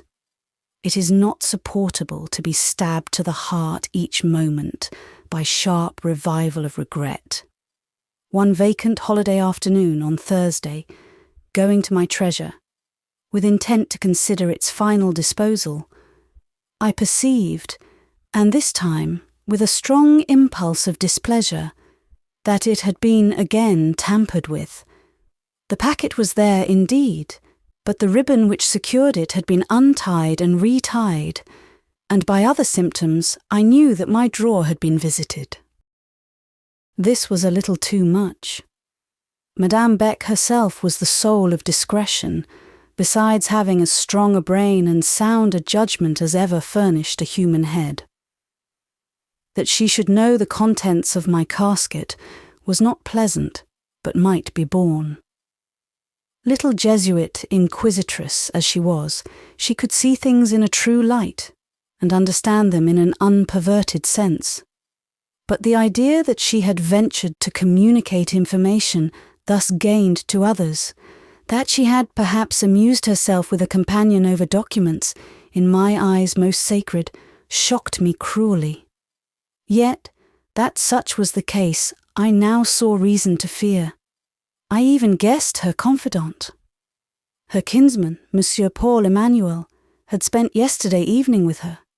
She was much in the habit of consulting him, and of discussing with him matters she broached to no one else. This very morning in class, that gentleman had favoured me with a glance which he seemed to have borrowed from Vashti, the actress. I had not at the moment comprehended that blue, yet lurid flash out of his angry eye, but I read its meaning now. He, I believed, was not apt to regard what concerned me from a fair point of view, nor to judge me with tolerance and candour. I had always found him severe and suspicious. The thought that these letters, mere friendly letters as they were, had fallen once and might fall again into his hands, jarred my very soul. What should I do to prevent this? In what corner of this strange house was it possible to find security or secrecy? Where could a key be a safeguard, or a padlock a barrier? In the attic? No, I did not like the attic. Besides, most of the boxes and drawers there were mouldering, and did not lock. Rats, too, gnawed their way through the decayed wood, and mice made nests amongst the litter of their contents. My dear letters, most dear still, though Ichabod was written on their covers, might be consumed by vermin. Certainly the writing would soon become obliterated by damp. No, the attic would not do. But where then? While pondering this problem, I sat in the dormitory window seat. It was a fine, frosty afternoon. The winter sun, already setting, gleamed pale on the tops of the garden shrubs in the forbidden alley. One great old pear tree, the nuns' pear tree, stood up a tall dryad skeleton, grey, gaunt and stripped. A thought struck me, one of those queer, fantastic thoughts that will sometimes strike solitary people. I put on my bonnet, cloak and furs and went out into the city. Bending my steps to the old historical quarter of the town, whose hoar and overshadowed precincts I always sought by instinct in melancholy moods, I wandered on from street to street, till, having crossed a half-deserted place or square, I found myself before a sort of broker's shop, an ancient place full of ancient things. What I wanted was a metal box which might be soldered, or a thick glass jar or bottle which might be stoppered or sealed hermetically. Amongst miscellaneous heaps I found and purchased the latter article. I then made a little roll of my letters, wrapped them in oiled silk, bound them with twine, and having put them in the bottle, got the old Jew broker to stopper, seal, and make it airtight. While obeying my directions, he glanced at me now and then suspiciously from under his frost-white eyelashes. I believe he thought there was some evil deed on hand. In all this, I had a dreary something, not pleasure, but a sad, lonely satisfaction. The impulse under which I acted, the mood controlling me, were similar to the impulse and the mood which had induced me to visit the confessional. With quick walking, I regained the pensionnat just at dark and in time for dinner. At 7 o'clock the moon rose.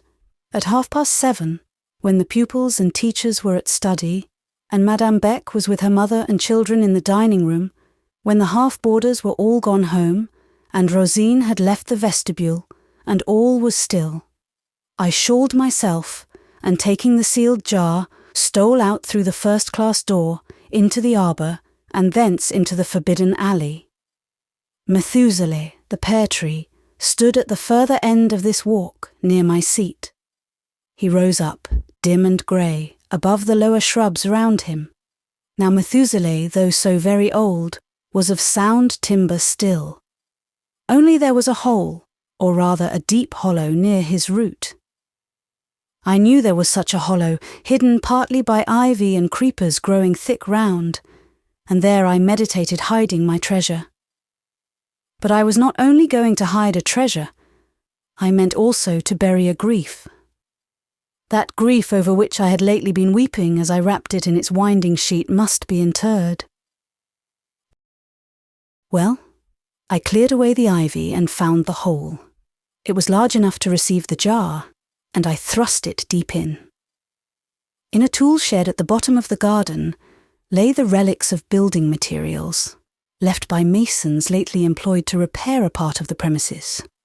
I fetched thence a slate and some mortar, put the slate on the hollow, secured it with cement, covered the hole with black mould, and finally replaced the ivy. This done, I rested, leaning against the tree, lingering like any other mourner beside a newly sodded grave. The air of the night was very still, but dim with a peculiar mist, which changed the moonlight into a luminous haze. In this air or this mist there was some quality, electrical perhaps, which acted in strange sort upon me.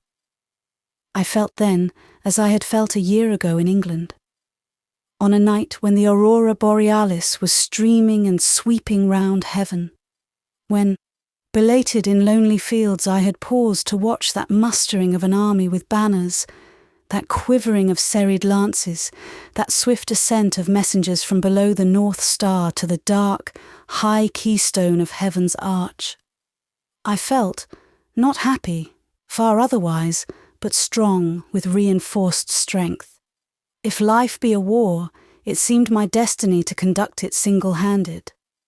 I pondered now how to break up my winter quarters, to leave an encampment where food and forage failed. Perhaps, to effect this change, another pitched battle must be fought with fortune. If so, I had a mind to the encounter. Too poor to lose, God might destine me to gain. But what road was open?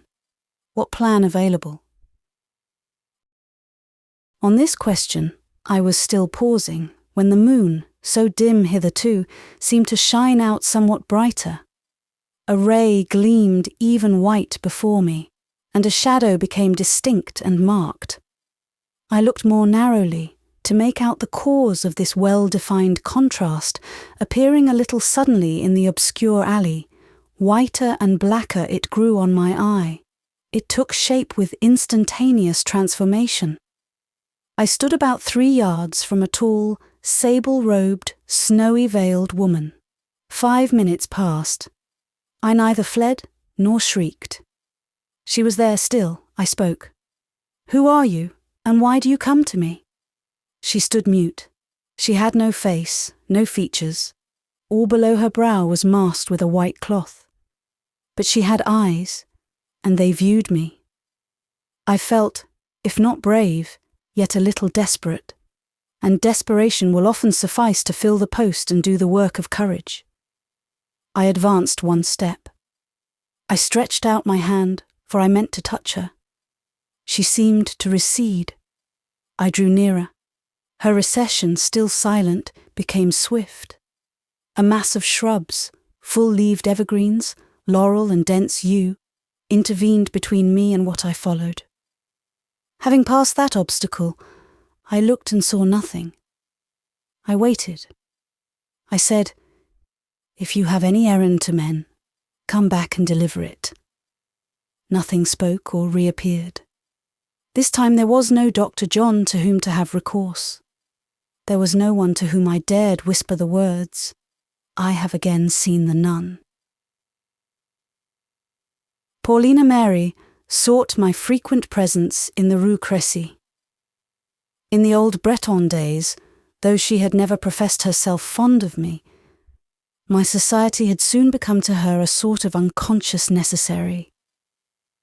I used to notice that if I withdrew to my room, she would speedily come trotting after me, and opening the door and peeping in, say with her little peremptory accent, "Come down, why do you sit here by yourself? You must come into the parlour." In the same spirit, she urged me now. "Leave the Rue Fossette," she said, "and come and live with us. Papa would give you far more than Madame Beck gives you." Mr. Home himself offered me a handsome sum, 3 times my present salary, if I would accept the office of companion to his daughter. I declined. I think I should have declined had I been poorer than I was, and with a scantier fund of resource, more stinted narrowness of future prospect. I had not that vocation. I could teach, I could give lessons, but to be either a private governess or a companion was unnatural to me. Rather than fill the former post in any great house, I would deliberately have taken a housemaid's place, bought a strong pair of gloves, swept bedrooms and staircases, and cleaned stoves and locks, in peace and independence. Rather than be a companion, I would have made shirts and starved. I was no bright lady's shadow, not Mr. Bassompierre's. Overcast enough it was my nature often to be. Of a subdued habit I was. But the dimness and depression must both be voluntary, such as kept me docile at my desk, in the midst of my now well-accustomed pupils in Madame Beck's first class, or alone at my own bedside in her dormitory, or in the alley and seat which were called mine, in her garden. My qualifications were not convertible nor adaptable. They could not be made the foil of any gem, the adjunct of any beauty, the appendage of any greatness in Christendom. Madame Beck and I, without assimilating, understood each other well. I was not her companion, nor her children's governess. She left me free. She tied me to nothing, not to herself, not even to her interests. Once, when she had for a fortnight been called from home by a near relation's illness, and on her return, all anxious and full of care about her establishment, lest something in her absence should have gone wrong, finding that matters had proceeded much as usual, and that there was no evidence of glaring neglect, she made each of the teachers a present, in acknowledgement of steadiness. To my bedside she came at 12 o'clock at night, and told me she had no present for me. "I must make fidelity advantageous to the St. Pierre," said she. "If I attempt to make it advantageous to you, there will arise misunderstanding between us, perhaps separation. One thing, however, I can do to please you, leave you alone with your liberty. This is what I will do." She kept her word. Every slight shackle she had ever laid on me, she, from that time, with quiet hand removed. Thus I had pleasure in voluntarily respecting her rules, gratification in devoting double time, in taking double pains with the pupils she committed to my charge. As to Mary de Bassompierre, I visited her with pleasure, though I would not live with her. My visits soon taught me that it was unlikely even my occasional and voluntary society would long be indispensable to her. Monsieur de Bassompierre, for his part, seemed impervious to this conjecture, blind to this possibility, unconscious as any child to the signs, the likelihoods, the fitful beginnings of what, when it drew to an end, he might not approve. Whether or not he would cordially approve, I used to speculate. Difficult to say. He was much taken up with scientific interests, keen, intent, and somewhat antagonistic in what concerned his favourite pursuits, but unsuspicious and trustful in the ordinary affairs of life. From all I could gather, he seemed to regard his daughterling as still but a child, and probably had not yet admitted the notion that others might look on her in a different light. He would speak of what should be done when Polly was a woman, when she should be grown up, and Polly, standing beside his chair, would sometimes smile and take his honoured head between her little hands, and kiss his iron-grey locks, and at other times she would pout and toss her curls, but she never said, "Papa, I am grown up." She had different moods for different people. With her father she really was still a child, or childlike, affectionate, merry and playful. With me she was serious, and as womanly as thought and feeling could make her. With Mrs. Bretton she was docile and reliant, but not expansive. With Graham she was shy, at present very shy. At moments she tried to be cold. On occasion she endeavoured to shun him. His step made her start, his entrance hushed her. When he spoke, her answers failed of fluency. When he took leave, she remained self-vexed and disconcerted. Even her father noticed this demeanour in her. "My little Polly," he said once, "you live too retired a life. If you grow to be a woman with these shy manners, you will hardly be fitted for society. You really make quite a stranger of Dr. Bretton. How is this? Don't you remember that as a little girl you used to be rather partial to him?" "Rather, papa," echoed she, with her slightly dry yet gentle and simple tone. "And you don't like him now? What has he done?" "Nothing. Yes, I like him a little, but we are grown strange to each other." "Then rub it off, Polly. Rub the rust and the strangeness off. Talk away when he is here and have no fear of him." "He does not talk much." "Is he afraid of me, do you think, papa?" "Oh, to be sure. What man would not be afraid of such a little silent lady?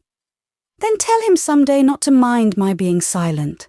Say that it is my way, and that I have no unfriendly intention." "Your way, you little chatterbox?" So far from being your way, it is only your whim." "Well, I'll improve, Papa." And very pretty was the grace with which the next day she tried to keep her word. I saw her make the effort to converse affably with Dr. John on general topics. The attention called into her guest's face a pleasurable glow. He met her with caution, and replied to her in his softest tones, as if there was a kind of gossamer happiness hanging in the air which he feared to disturb by drawing too deep a breath. Certainly, in her timid yet earnest advance to friendship, it could not be denied that there was a most exquisite and fairy charm. When the doctor was gone, she approached her father's chair. "Did I keep my word, Papa? Did I behave better?" "My Polly behaved like a queen. I shall become quite proud of her if this improvement continues. By and by we shall see her receiving my guests with quite a calm, grand manner. Miss Lucy and I will have to look about us, and polish up all our best airs and graces, lest we should be thrown into the shade.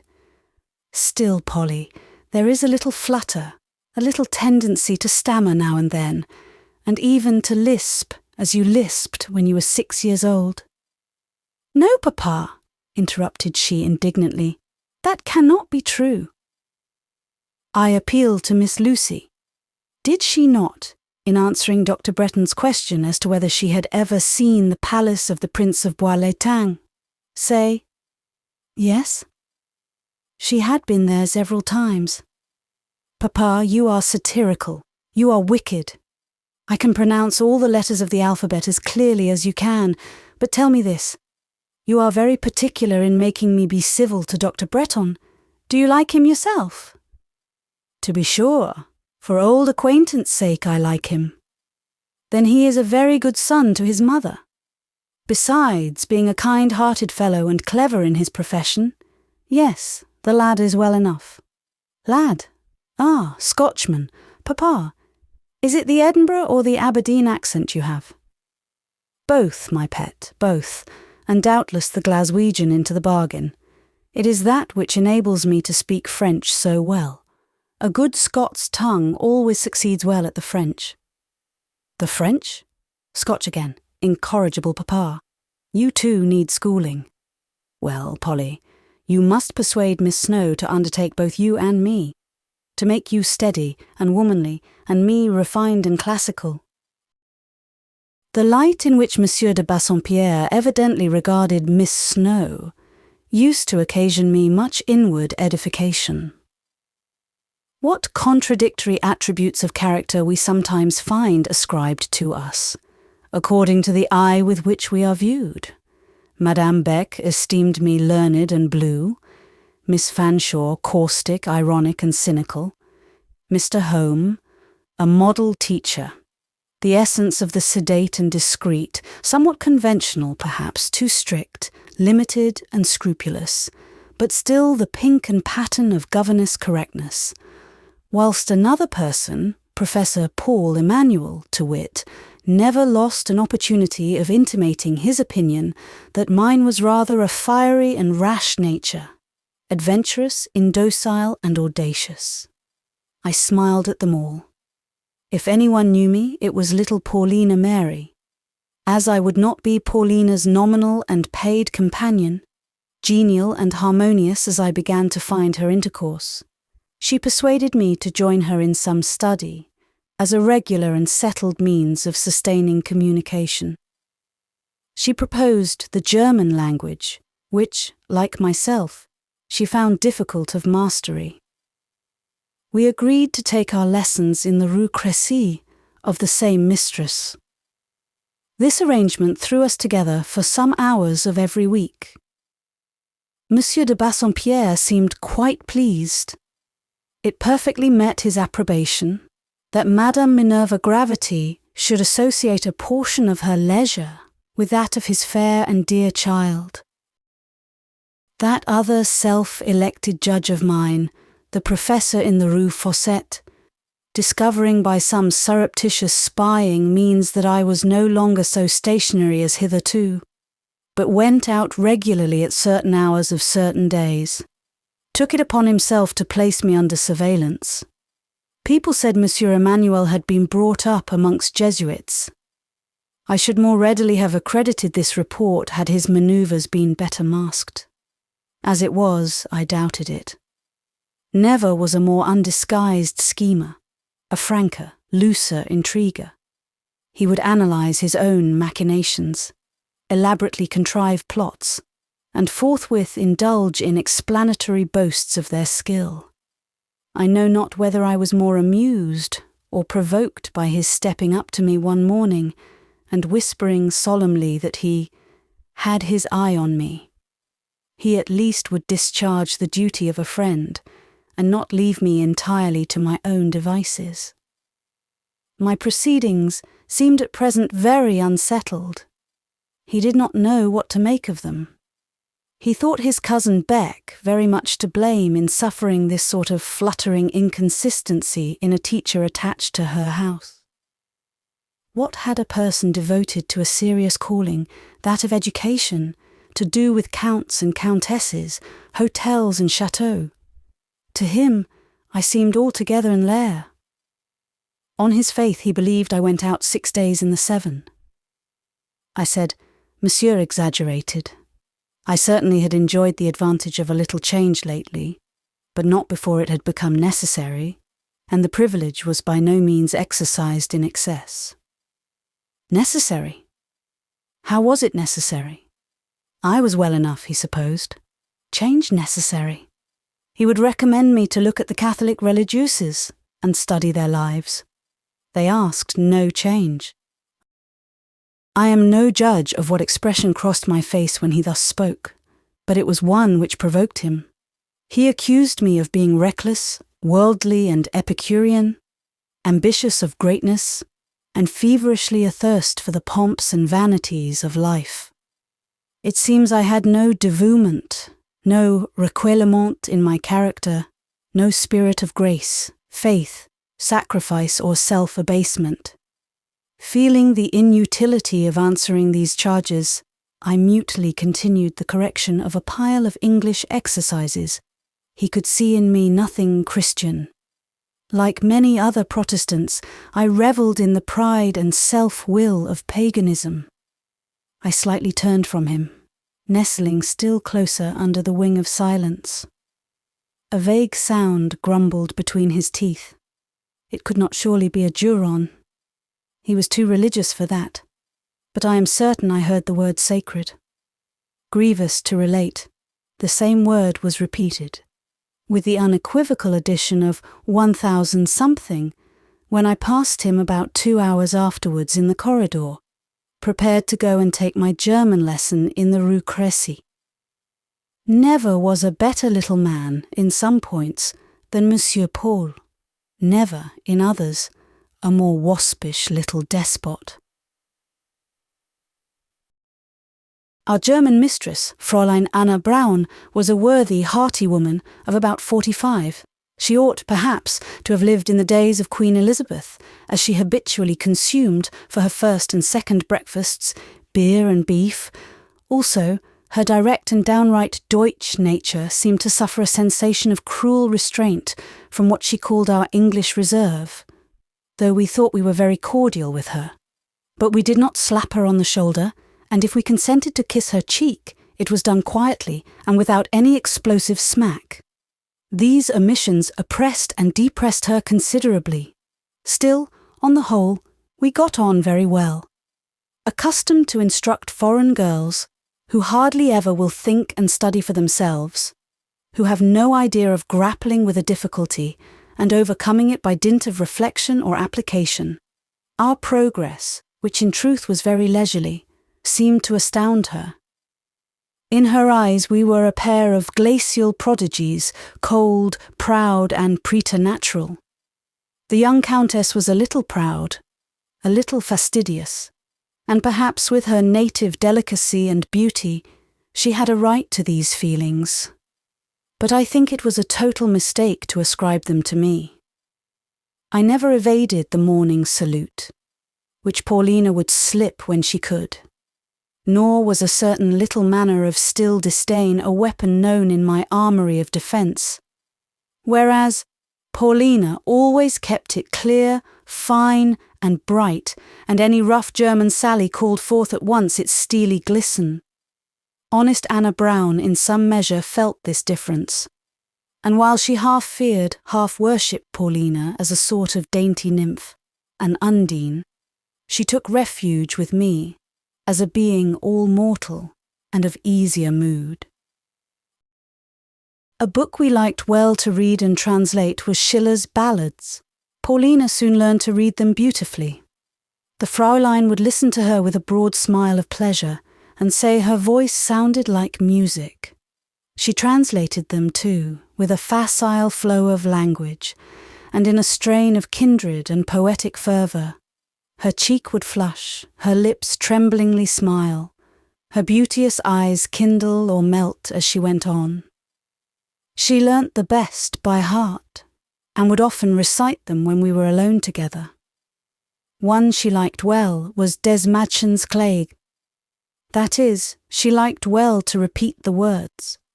She found plaintive melody in the sound. The sense she would criticise. She murmured, as we sat over the fire one evening, "You Holy One, call your child back. I have enjoyed earthly happiness, I have lived and loved." "Lived and loved," said she. "Is that the summit of earthly happiness, the end of life, to love? I don't think it is. It may be the extreme of mortal misery, it may be sheer waste of time and fruitless torture of feeling. If Schiller had said to be loved, he might have come nearer the truth. Is not that another thing, Lucy, to be loved? I suppose it may be, but why consider the subject? What is love to you? What do you know about it?" She crimsoned, half in irritation, half in shame. "Now, Lucy," she said, "I won't take that from you. It may be well for Papa to look on me as a baby. I rather prefer that he should thus view me. But you know, and shall learn to acknowledge, that I am verging on my 19th year. No matter if it were your 29th, we will anticipate no feelings by discussion and conversation. We will not talk about love." "Indeed, indeed," said she, all in hurry and heat. "You may think to check and hold me in as much as you please. But I have talked about it, and heard about it too, and a great deal, and lately, and disagreeably and detrimentally, and in a way you wouldn't approve." And the vexed, triumphant, pretty, naughty being laughed. I could not discern what she meant, and I would not ask her. I was nonplussed. Seeing, however, the utmost innocence in her countenance, combined with some transient perverseness and petulance, I said at last, "Who talks to you disagreeably and detrimentally on such matters? Who that has near access to you would dare to do it?" "Lucy," replied she more softly, "it is a person who makes me miserable sometimes, and I wish she would keep away. I don't want her." "But who, Paulina, can it be? You puzzle me much." It is my cousin Ginevra. Every time she has leave to visit Mrs. Cholmondeley, she calls here, and whenever she finds me alone, she begins to talk about her admirers. Love indeed! You should hear all she has to say about love. "Oh, I have heard it," said I quite coolly, "and on the whole, perhaps it is as well you should have heard it too. It is not to be regretted, it is all right, yet surely Ginevra's mind cannot influence yours. You can look over both her head and her heart." "She does influence me very much. She has the art of disturbing my happiness and unsettling my opinions. She hurts me through the feelings and people dearest to me." "What does she say, Paulina? Give me some idea. There may be counteraction of the damage done." "The people I have longest and most esteemed are degraded by her. She does not spare Mrs. Bretton, she does not spare—" "Graham." "No, I dare say, And how does she mix up these with her sentiment and her love? She does mix them, I suppose. Lucy, she is insolent, and I believe false. You know Dr. Bretton, we both know him. He may be careless and proud, but when was he ever mean or slavish? Day after day she shows him to me, kneeling at her feet, pursuing her like her shadow. She repulsing him with insult, and he imploring her with infatuation. Lucy, is it true? Is any of it true? It may be true that he once thought her handsome. Does she give him out as still her suitor? She says she might marry him any day, he only waits her consent. It is these tales which have caused that reserve in your manner towards Graham, which your father noticed. They have certainly made me all doubtful about his character. As Ginevra speaks, they do not carry with them the sound of unmixed truth. I believe she exaggerates, perhaps invents, but I want to know how far. Suppose we bring Miss Fanshawe to some proof, give her an opportunity of displaying the power she boasts. I could do that tomorrow. Papa has asked some gentlemen to dinner, all savants. Graham, who Papa is beginning to discover, is a savant too. Skilled, they say, in more than one branch of science, is among the number.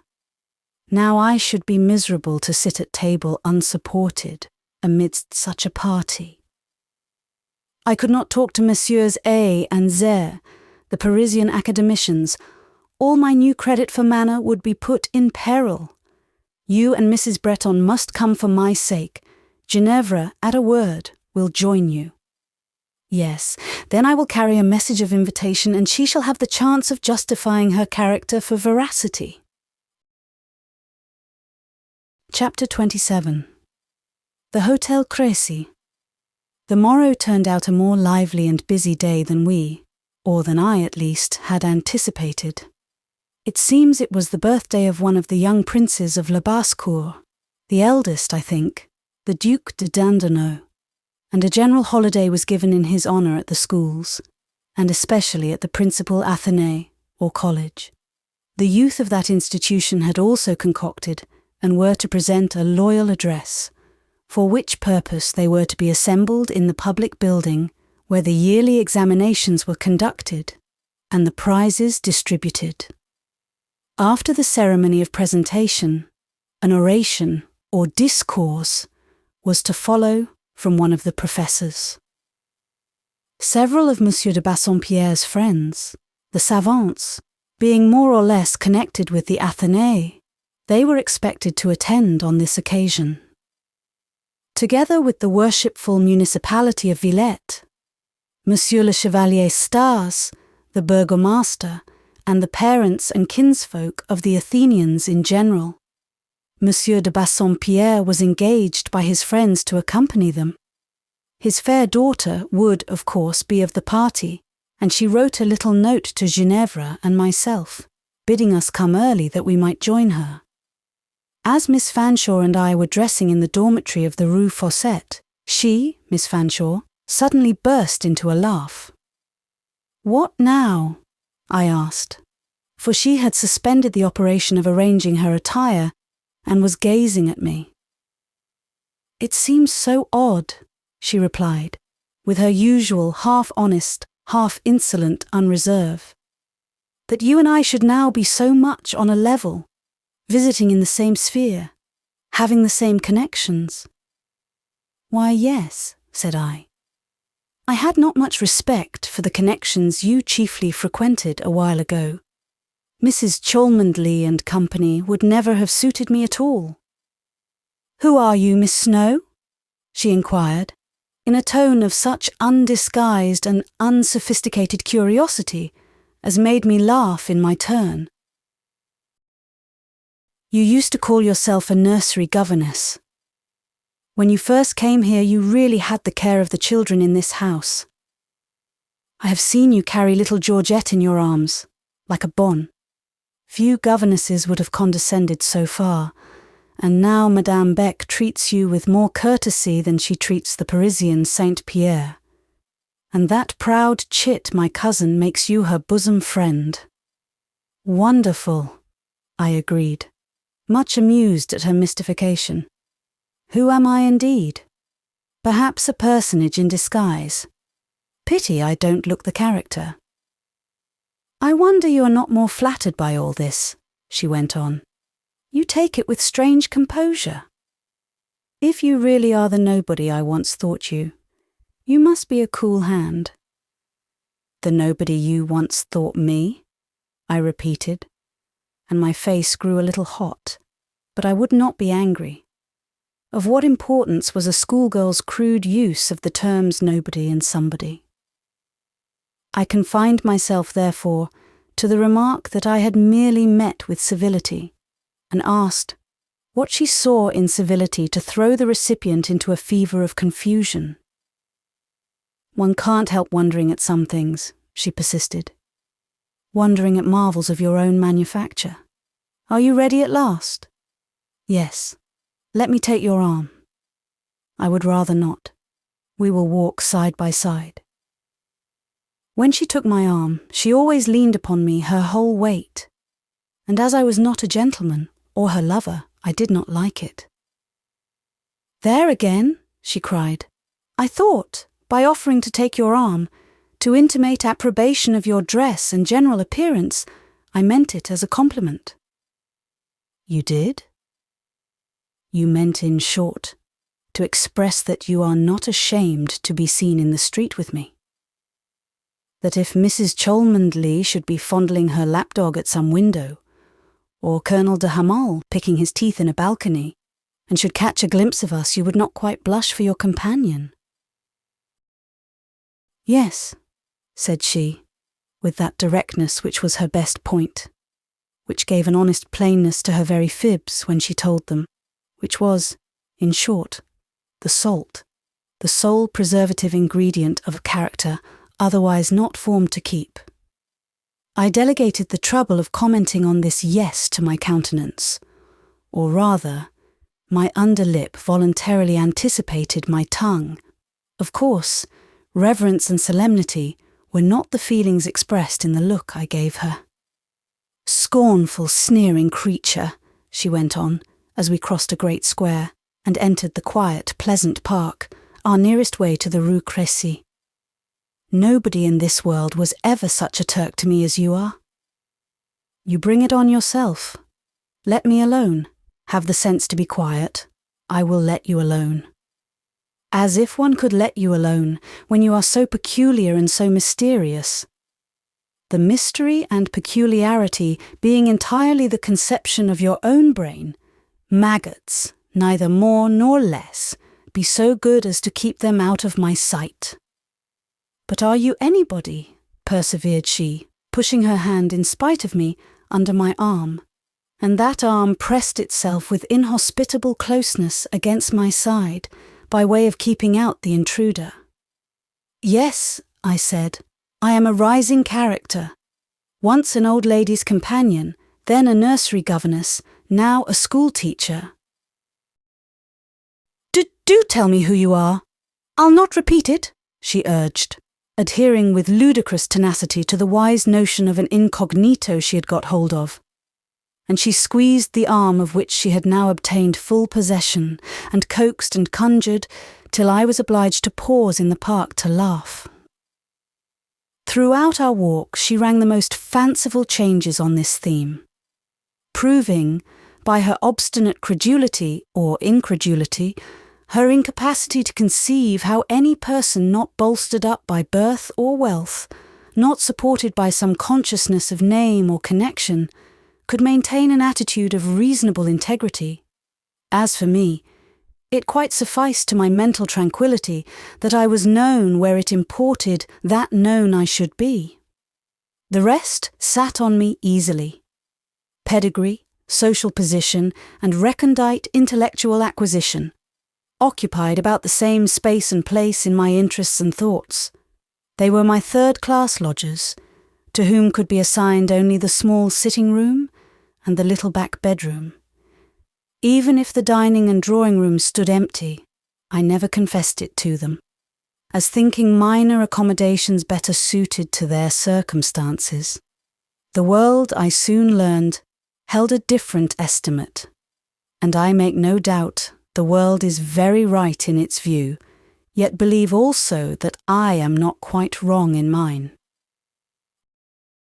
There are people whom a lowered position degrades morally, to whom loss of connection costs loss of self-respect. Are not these justified in placing the highest value on that station and association, which is their safeguard from debasement? If a man feels that he would become contemptible in his own eyes, were it generally known that his ancestry were simple and not gentle, poor and not rich, workers and not capitalists, would it be right severely to blame him for keeping these fatal facts out of sight, for starting, trembling, quailing at the chance which threatens exposure? The longer we live, the more our experience widens, the less prone are we to judge our neighbour's conduct, to question the world's wisdom. Wherever an accumulation of small defences is found, whether surrounding the prude's virtue or the man of the world's respectability, there be sure it is needed. We reached the Hotel Crécy. Paulina was ready, Mrs. Bretton was with her, and under her escort and that of Monsieur de Bassompierre, we were soon conducted to the place of assembly and seated in good seats, at a convenient distance from the tribune. The youth of the Athénée were marshalled before us, the municipality and their bourgmestre were in places of honour, the young princes, with their tutors, occupied a conspicuous position, and the body of the building was crowded with the aristocracy and first burghers of the town.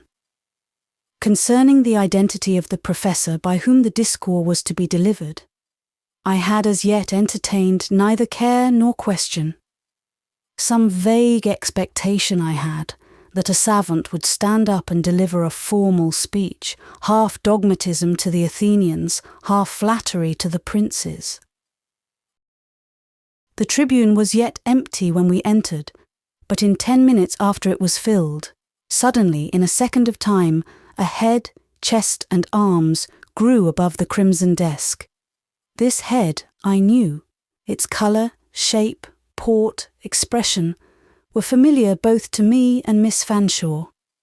The blackness and closeness of cranium, the amplitude and paleness of brow, the blueness and fire of glance, were details so domesticated in the memory, and so knit with many a whimsical association, as almost by this their sudden apparition to tickle fancy to a laugh. Indeed, I confess for my part, I did laugh till I was warm, but then I bent my head and made my handkerchief and a lowered veil the sole confidants of my mirth. I think I was glad to see Monsieur Paul. I think it was rather pleasant than otherwise to behold him set up there, fierce and frank, dark and candid, testy and fearless, as when regnant on his estrade in class. His presence was such a surprise. I had not once thought of expecting him, though I knew he filled the chair of belles lettres in the college. With him in that tribune, I felt sure that neither formalism nor flattery would be our doom. But for what was vouchsafed us, for what was poured suddenly, rapidly, continuously, on our heads, I own I was not prepared. He spoke to the princes, the nobles, the magistrates and the burghers with just the same ease, with almost the same pointed choleric earnestness with which he was wont to harangue the 3 divisions of the Rue Fossette. The collegians he addressed, not as schoolboys, but as future citizens and embryo patriots. The times which have since come upon Europe had not been foretold yet, and Monsieur Emmanuel's spirit seemed new to me. Who would have thought the flat and fat soil of La Basse-Cour could yield political convictions and national feelings such as were now strongly expressed? Of the bearing of his opinions, I need here give no special indication, Yet it may be permitted me to say that I believed the little man not more earnest than right in what he said. With all his fire he was severe and sensible. He trampled utopian theories under his heel. He rejected wild dreams with scorn. But when he looked in the face of tyranny, oh, then there opened a light in his eye worth seeing. And when he spoke of injustice, his voice gave no uncertain sound, but reminded me rather of the band trumpet ringing at twilight from the park. I do not think his audience were generally susceptible of sharing his flame in its purity, but some of the college youth caught fire as he eloquently told them what should be their path and endeavour in their countries and in Europe's future.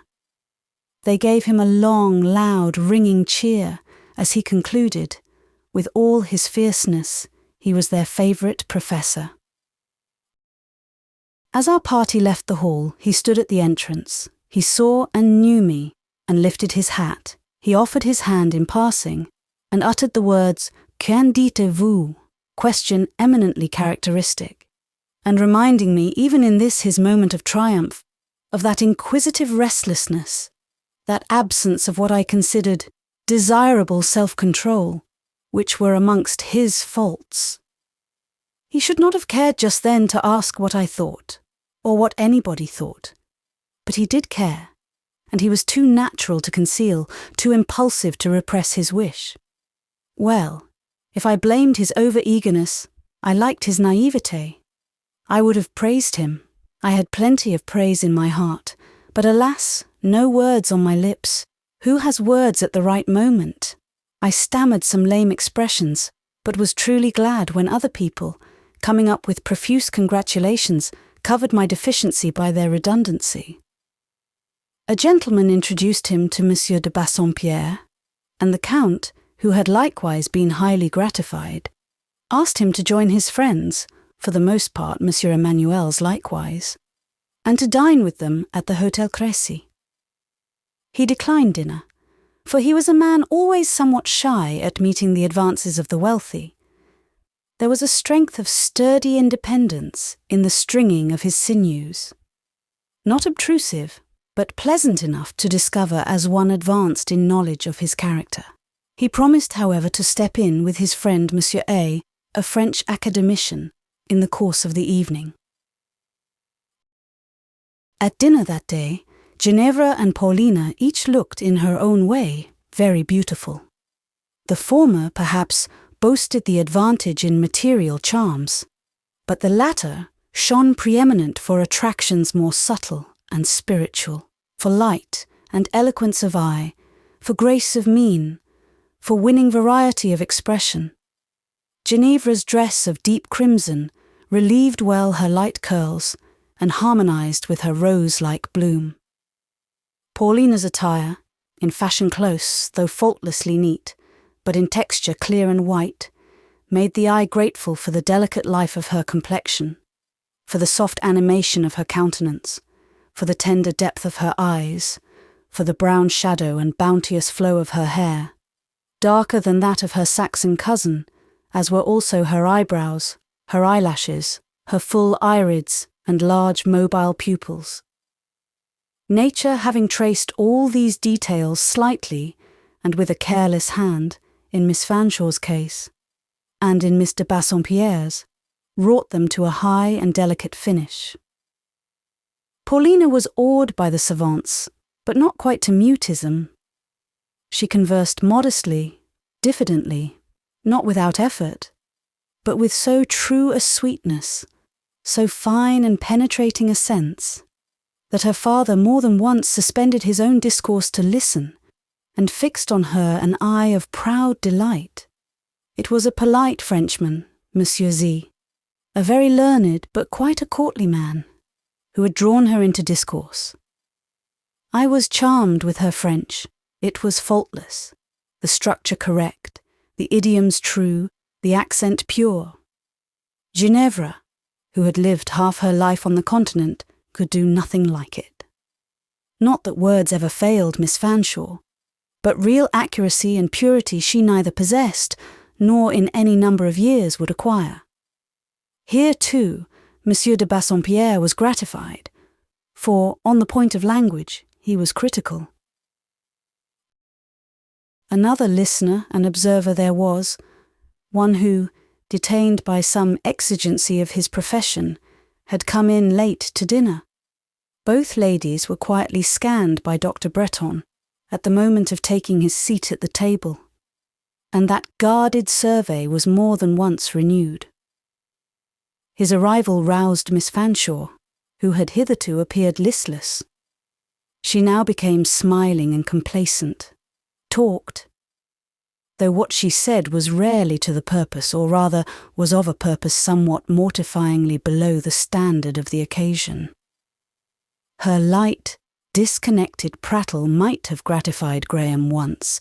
Perhaps it pleased him still. Perhaps it was only fancy which suggested the thought that, while his eye was filled and his ear fed, his taste, his keen zest, his lively intelligence were not equally consulted and regaled.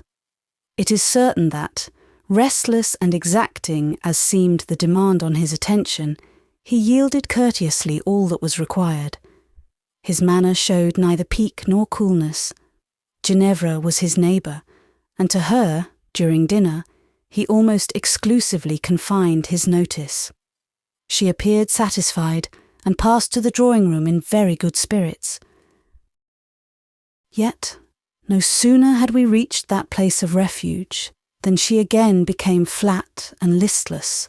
Throwing herself on a couch, she denounced both the discourse and the dinner as stupid affairs, and inquired of her cousin how she could hear such a set of prosaic big-heads as her father gathered about him. The moment the gentlemen were heard to move, her railing ceased. She started up, flew to the piano, and dashed at it with spirit. Dr. Bretton, entering, one of the first, took up his station beside her. I thought he would not long maintain that post. There was a position near the hearth to which I expected to see him attracted. This position he only scanned with his eye. While he looked, others drew in. The grace and mind of Paulina charmed these thoughtful Frenchmen. The fineness of her beauty, the soft courtesy of her manner, her immature but real and inbred tact, pleased their national taste. They clustered about her, not indeed to talk science, which would have rendered her dumb, but to touch on many subjects in letters, in arts, in actual life, on which it soon appeared that she had both read and reflected. I listened. I am sure that though Graham stood aloof, he listened too. His hearing as well as his vision was very fine, quick, discriminating. I knew he gathered the conversation. I felt that the mode in which it was sustained suited him exquisitely, pleased him almost to pain. In Paulina there was more force, both of feeling and character, than most people thought, than Graham himself imagined, than she would ever show to those who did not wish to see it. To speak truth, reader, there is no excellent beauty, no accomplished grace, no reliable refinement without strength as excellent, as complete, as trustworthy. As well might you look for good fruit and blossom on a rootless and sapless tree, as for charms that will endure in a feeble and relaxed nature. For a little while, the blooming semblance of beauty may flourish round weakness, but it cannot bear a blast. It soon fades, even in serenest sunshine. Graham would have started had any suggestive spirit whispered of the sinew and the stamina sustaining that delicate nature. But I, who had known her as a child, knew or guessed by what a good and strong root her graces held to the firm soil of reality. While Dr. Bretton listened, and waited for an opening in the magic circle, his glance restlessly sweeping the room at intervals, lighted by chance on me, where I sat in a quiet nook, not far from my godmother and Monsieur de Bassompierre, who, as usual, were engaged in what Mr. Home called a two-handed crack, what the Count would have interpreted as a tête-à-tête. Graham smiled recognition, crossed the room, asked me how I was, told me I looked pale. I also had my own smile at my own thought. It was now about 3 months since Dr. John had spoken to me, a lapse of which he was not even conscious. He sat down and became silent. His wish was rather to look than converse.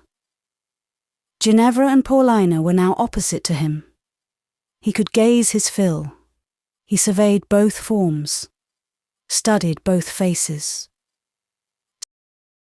Several new guests, ladies as well as gentlemen, had entered the room since dinner, dropping in for the evening conversation, and amongst the gentlemen, I may incidentally observe, I had already noticed by glimpses a severe, dark, professorial outline, hovering aloof in an inner saloon, seen only in vista.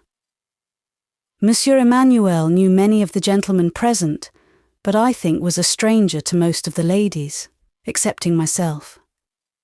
In looking towards the hearth, he could not but see me, and naturally made a movement to approach. Seeing, however, Dr. Bretton also, he changed his mind and held back. If that had been all, there would have been no cause for quarrel, but not satisfied with holding back, he puckered up his eyebrows, protruded his lip, and looked so ugly that I averted my eyes from the displeasing spectacle. Monsieur Joseph Emmanuel had arrived, as well as his austere brother, and at this very moment was relieving Ginevra at the piano. What a master touch succeeded her schoolgirl jingle! In what grand, grateful tones the instrument acknowledged the hand of the true artist. "Lucy," began Dr. Bretton, breaking silence and smiling, as Ginevra glided before him, casting a glance as she passed by. "Miss Fanshawe is certainly a fine girl." Of course I assented. "Is there," he pursued, "another in the room as lovely?" "I think there is not another as handsome." "I agree with you, Lucy. You and I do often agree in opinion, in taste, I think, or at least in judgment." "Do we?" I said, somewhat doubtfully. "I believe if you had been a boy, Lucy, instead of a girl, my mother's godson instead of her goddaughter, we should have been good friends. Our opinions would have melted into each other." He had assumed a bantering air. A light, half-caressing, half-ironic, shone aslant in his eye. "Ah, Graham, I have given more than one solitary moment to thoughts and calculations of your estimate of Lucy Snowe. Was it always kind or just? Had Lucy been intrinsically the same, but possessing the additional advantages of wealth and station, would your manner to her, your value for her, have been quite what they actually were? And yet by these questions I would not seriously infer blame. No. You might sadden and trouble me sometimes, but then mine was a soon depressed and easily deranged temperament. It fell if a cloud crossed the sun. Perhaps before the eye of severe equity I should stand more at fault than you. Trying then to keep down the unreasonable pain which thrilled my heart, on thus being made to feel that while Graham could devote to others the most grave and earnest, the manliest interest, he had no more than light raillery for Lucy, the friend of long ago. I inquired calmly, "On what points are we so closely in accordance? We each have an observant faculty. You perhaps don't give me credit for the possession, yet I have it." "But you were speaking of tastes. We may see the same objects, yet estimate them differently. Let us bring it to the test. Of course, you cannot but render homage to the merits of Miss Fanshawe. Now, what do you think of others in the room? My mother, for instance, or the lions yonder, Messieurs A and Z, or let us say, that pale little lady, Miss de Bassompierre. You know what I think of your mother. I have not thought of Messieurs A and Z. And the other? I think she is, as you say, a pale little lady. pale certainly just now when she is fatigued with overexcitement. You don't remember her as a child? I wonder sometimes whether you do. I had forgotten her, but it is noticeable that circumstances, persons, even words and looks that had slipped your memory may, under certain conditions, certain aspects of your own or another's mind, revive. That is possible enough?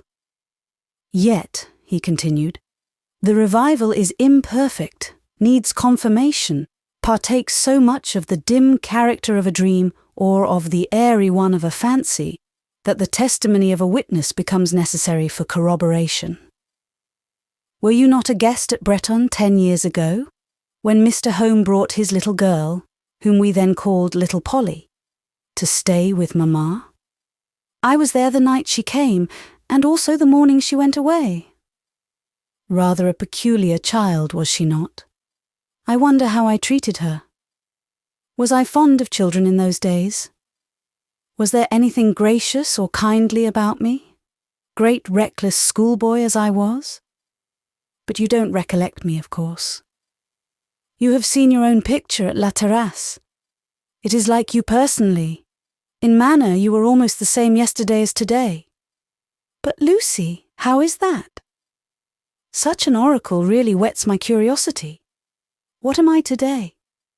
What was I the yesterday of 10 years back? Gracious to whatever pleased you, unkindly or cruel to nothing. There you are wrong. I think I was almost a brute to you, for instance. A brute? No, Graham. I should never have patiently endured brutality. This, however, I do remember. Quiet Lucy Snowe tasted nothing of my grace. As little of your cruelty. Why, had I been Nero himself, I could not have tormented a being inoffensive as a shadow. I smiled, but I also hushed a groan. Oh, I just wished he would let me alone, cease allusion to me. These epithets, these attributes I put from me, his quiet Lucy Snowe, his inoffensive shadow, I gave him back. Not with scorn, but with extreme weariness. Theirs was the coldness and the pressure of lead. Let him whelm me with no such weight. Happily, he was soon on another theme. On what terms were little Polly and I? Unless my recollections deceive me, we were not foes. You speak very vaguely. Do you think little Polly's memory is not more definite? Oh, we don't talk of little Polly now. Pray say, Miss de Bassompierre, and of course, such a stately personage remembers nothing of Bretton. Look at her large eyes, Lucy. Can they read a word in the page of memory? Are they the same which I used to direct to a horn book? She does not know that I partly taught her to read. In the Bible on Sunday nights? She has a calm, delicate, rather fine profile now. Once, what a little restless, anxious countenance was hers. What a thing is a child's preference. What a bubble, would you believe it? That lady was fond of me. I think she was in some measure fond of you, said I, moderately. You don't remember then? I had forgotten, but I remember now. She liked me the best of whatever there was at Bretton. You thought so. I quite well recall it. I wish I could tell her all I recall. Or rather, I wish someone, you for instance, would go behind and whisper it all in her ear, and I could have the delight, here as I sit, of watching her look under the intelligence. Could you manage that, think you, Lucy, and make me ever grateful? Could I manage to make you ever grateful? Said I. No, I could not. And I felt my fingers work and my hands interlock. I felt too an inward courage, warm and resistant. In this matter I was not disposed to gratify Dr. John, not at all. With now welcome force I realized his entire misapprehension of my character and nature. He wanted always to give me a role not mine. Nature and I opposed him. He did not at all guess what I felt. He did not read my eyes or face or gestures, though I doubt not all spoke. Leaning towards me coaxingly, he said softly, "Do content me, Lucy."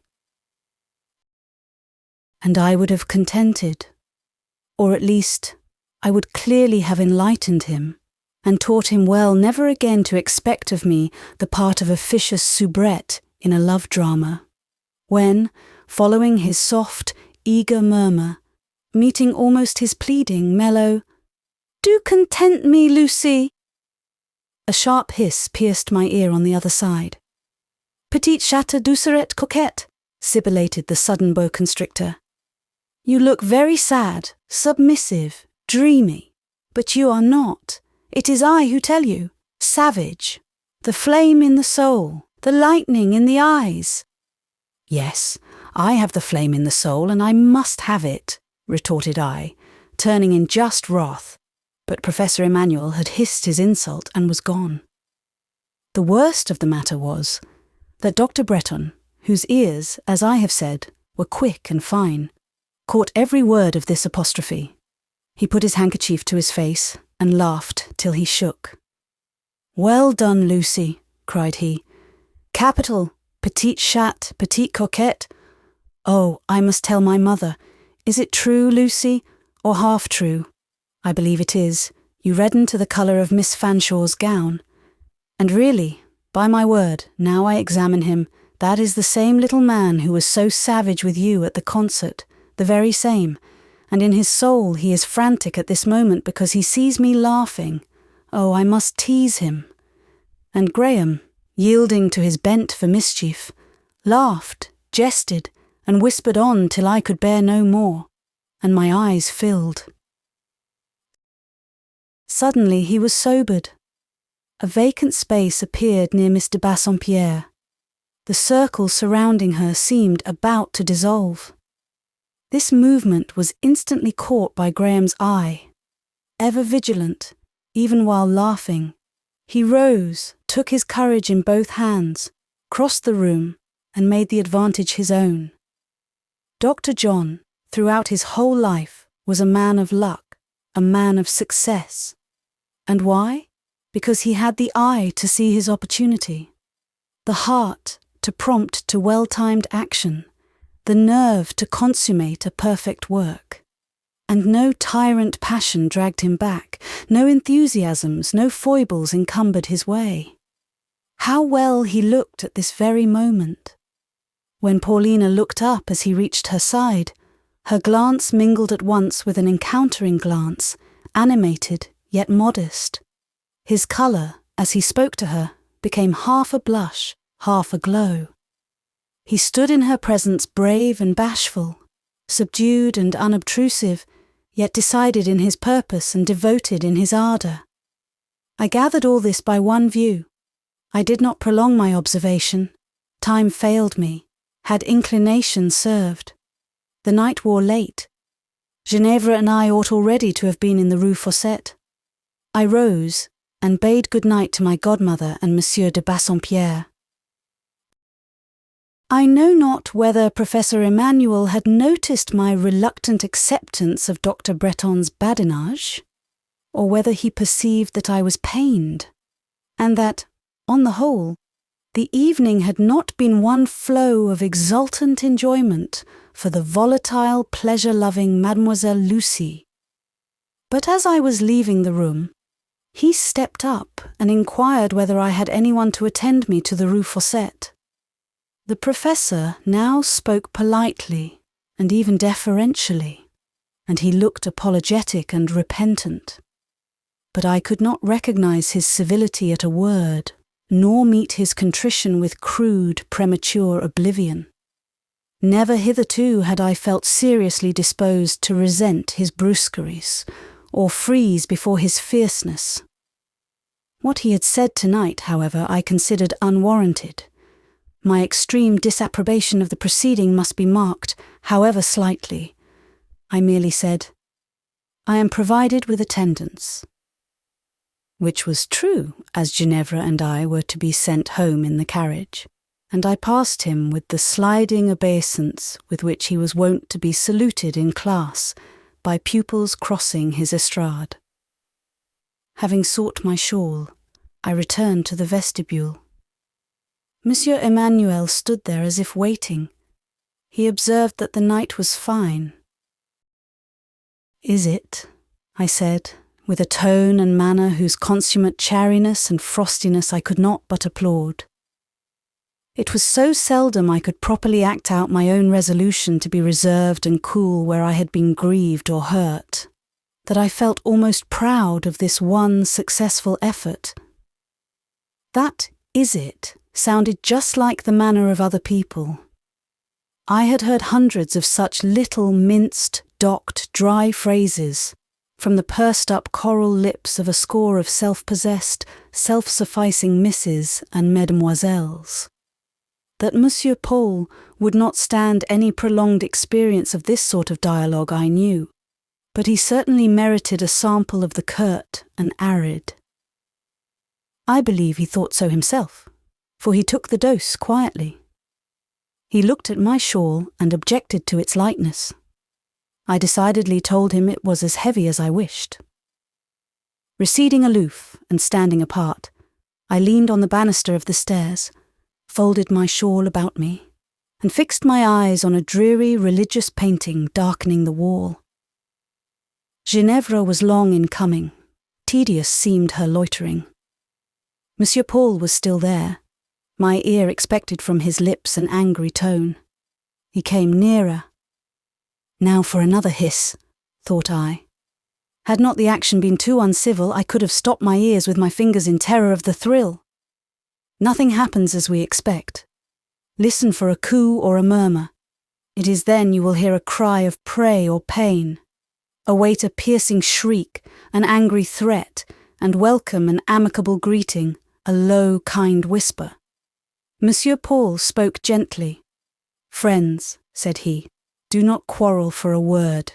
Tell me, was it I or that big Englishman," so he profanely denominated Dr. Bretton, "who made your eyes so humid and your cheeks so hot as they are even now?" "I am not conscious of you, monsieur, or of any other having excited such emotion as you indicate," was my answer. And in giving it, I again surpassed my usual self and achieved a neat, frosty falsehood. "But what did I say?" he pursued. "Tell me, I was angry, I have forgotten my words. What were they?" "Such as it is best to forget," said I, still quite calm and chill. "Then it was my words which wounded you. Consider them unsaid.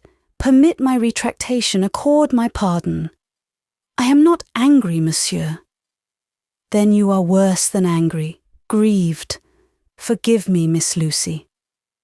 "Monsieur Emmanuel, I do forgive you." "Let me hear you say in the voice natural to you, and not in that alien tone, 'Mon ami, je vous pardonne.'" He made me smile. Who could help smiling at his wistfulness, his simplicity, his earnestness? "Good," he cried. "Here comes the day. Speak then, my friend." "Monsieur Paul, je vous pardonne." "I will have no monsieur. Speak the other word, or I shall not believe you sincere. Another effort. Mon ami, or else in English, my friend." Now, my friend had rather another sound and significancy than mon ami. It did not breathe the same sense of domestic and intimate affection. Mon ami I could not say to Monsieur Paul. My friend I could and did say without difficulty. This distinction existed not for him, however, and he was quite satisfied with the English phrase. He smiled. You should have seen him smile, reader, and you should have marked the difference between his countenance now and that he wore half an hour ago. I cannot affirm that I had ever witnessed the smile of pleasure or content or kindness round Monsieur Paul's lips or in his eyes before. The ironic, the sarcastic, the disdainful, the passionately exultant I had hundreds of times seen him express by what he called a smile, but any illuminated sign of milder or warmer feelings struck me as wholly new in his visage. It changed it as from a mask to a face. The deep lines left his features. The very complexion seemed clearer and fresher. That swart, sallow, southern darkness which spoke his Spanish blood became displaced by a lighter hue. I know not that I have ever seen in any other human face an equal metamorphosis from a similar cause. He now took me to the carriage. At the same moment, Monsieur de Bassompierre came out with his niece. In a pretty humour was Mistress Fanshawe. She had found the evening a grand failure.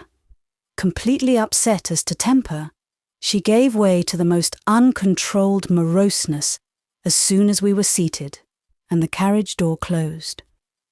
Her invectives against Dr. Bretton had something venomous in them. Having found herself impotent either to charm or sting him, hatred was her only resource, and this hatred she expressed in terms so unmeasured and proportions so monstrous that, after listening for a while with assumed stoicism, my outraged sense of justice at last, and suddenly caught fire. An explosion ensued, for I could be passionate too, especially with my present fair but faulty associate, who never failed to stir the worst dregs of me. It was well that the carriage wheels made a tremendous rattle over the flinty Choseville pavement, for I can assure the reader there was neither dead silence nor calm discussion within the vehicle. Half in earnest, half in seeming, I made it my business to storm down Ginevra. She had set out rampant from the Rue Crécy. It was necessary to tame her before we reached the Rue Fossette. To this end, it was indispensable to show up her sterling value and high deserts, and this must be done in language of which the fidelity and homeliness might challenge comparison with the compliments of a John Knox to a Mary Stuart. This was the right discipline for Ginevra. It suited her.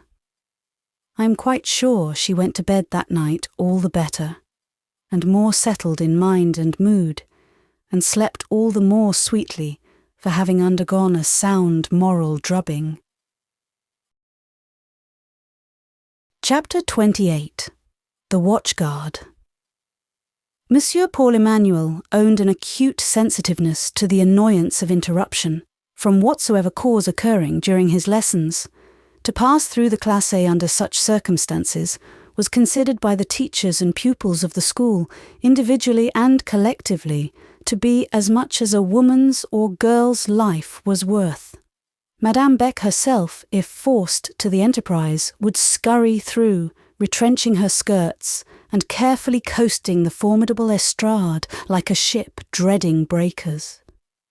As to Rosine, the portress, on whom, every half-hour, devolved the fearful duty of fetching pupils out of the very heart of one or other of the divisions to take their music lessons in the oratory, the great or little saloon, the salle à manger, or some other piano station, she would, upon her second or third attempt, frequently become almost tongue-tied from excess of consternation, a sentiment inspired by the unspeakable looks levelled at her through a pair of dart-dealing spectacles.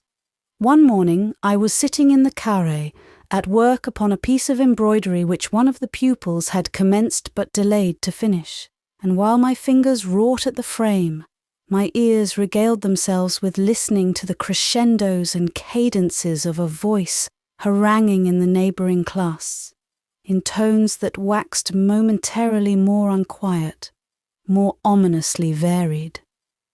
There was a good strong partition wall between me and the gathering storm, as well as a facile means of flight through the glass door to the court, in case it swept this way. So I am afraid I derived more amusement than alarm from these thickening symptoms. Poor Rosine was not safe. 4 times that blessed morning had she made the passage of peril, and now, for the 5th time, it became her dangerous duty to snatch, as it were, a brand from the burning.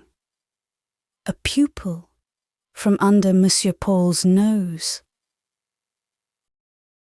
Mon Dieu, cried she, what am I to become?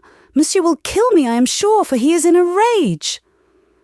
Nerved by the courage of desperation, she opened the door. Mademoiselle Lamal at the piano, was her cry. Ere she could make good her retreat or quite close the door, this voice uttered itself. From this moment, the class is forbidden. The first who shall open this door or pass through this division shall be hanged, even if it be Madame Beck herself. 10 minutes had not succeeded the promulgation of this decree, when Rosine's French slippers were again heard shuffling along the corridor. Mademoiselle, said she, I would not for a 5-franc piece go into that class again just now. Monsieur's glasses are really terrible, and here is a commissionaire come with a message from the Athénée. I have told Madame Beck I dare not deliver it, and she says I am to charge you with it. Me? No, that is rather too bad. It is not in my line of duty. Come, Rosine, bear your own burden. Be brave. Charge once more.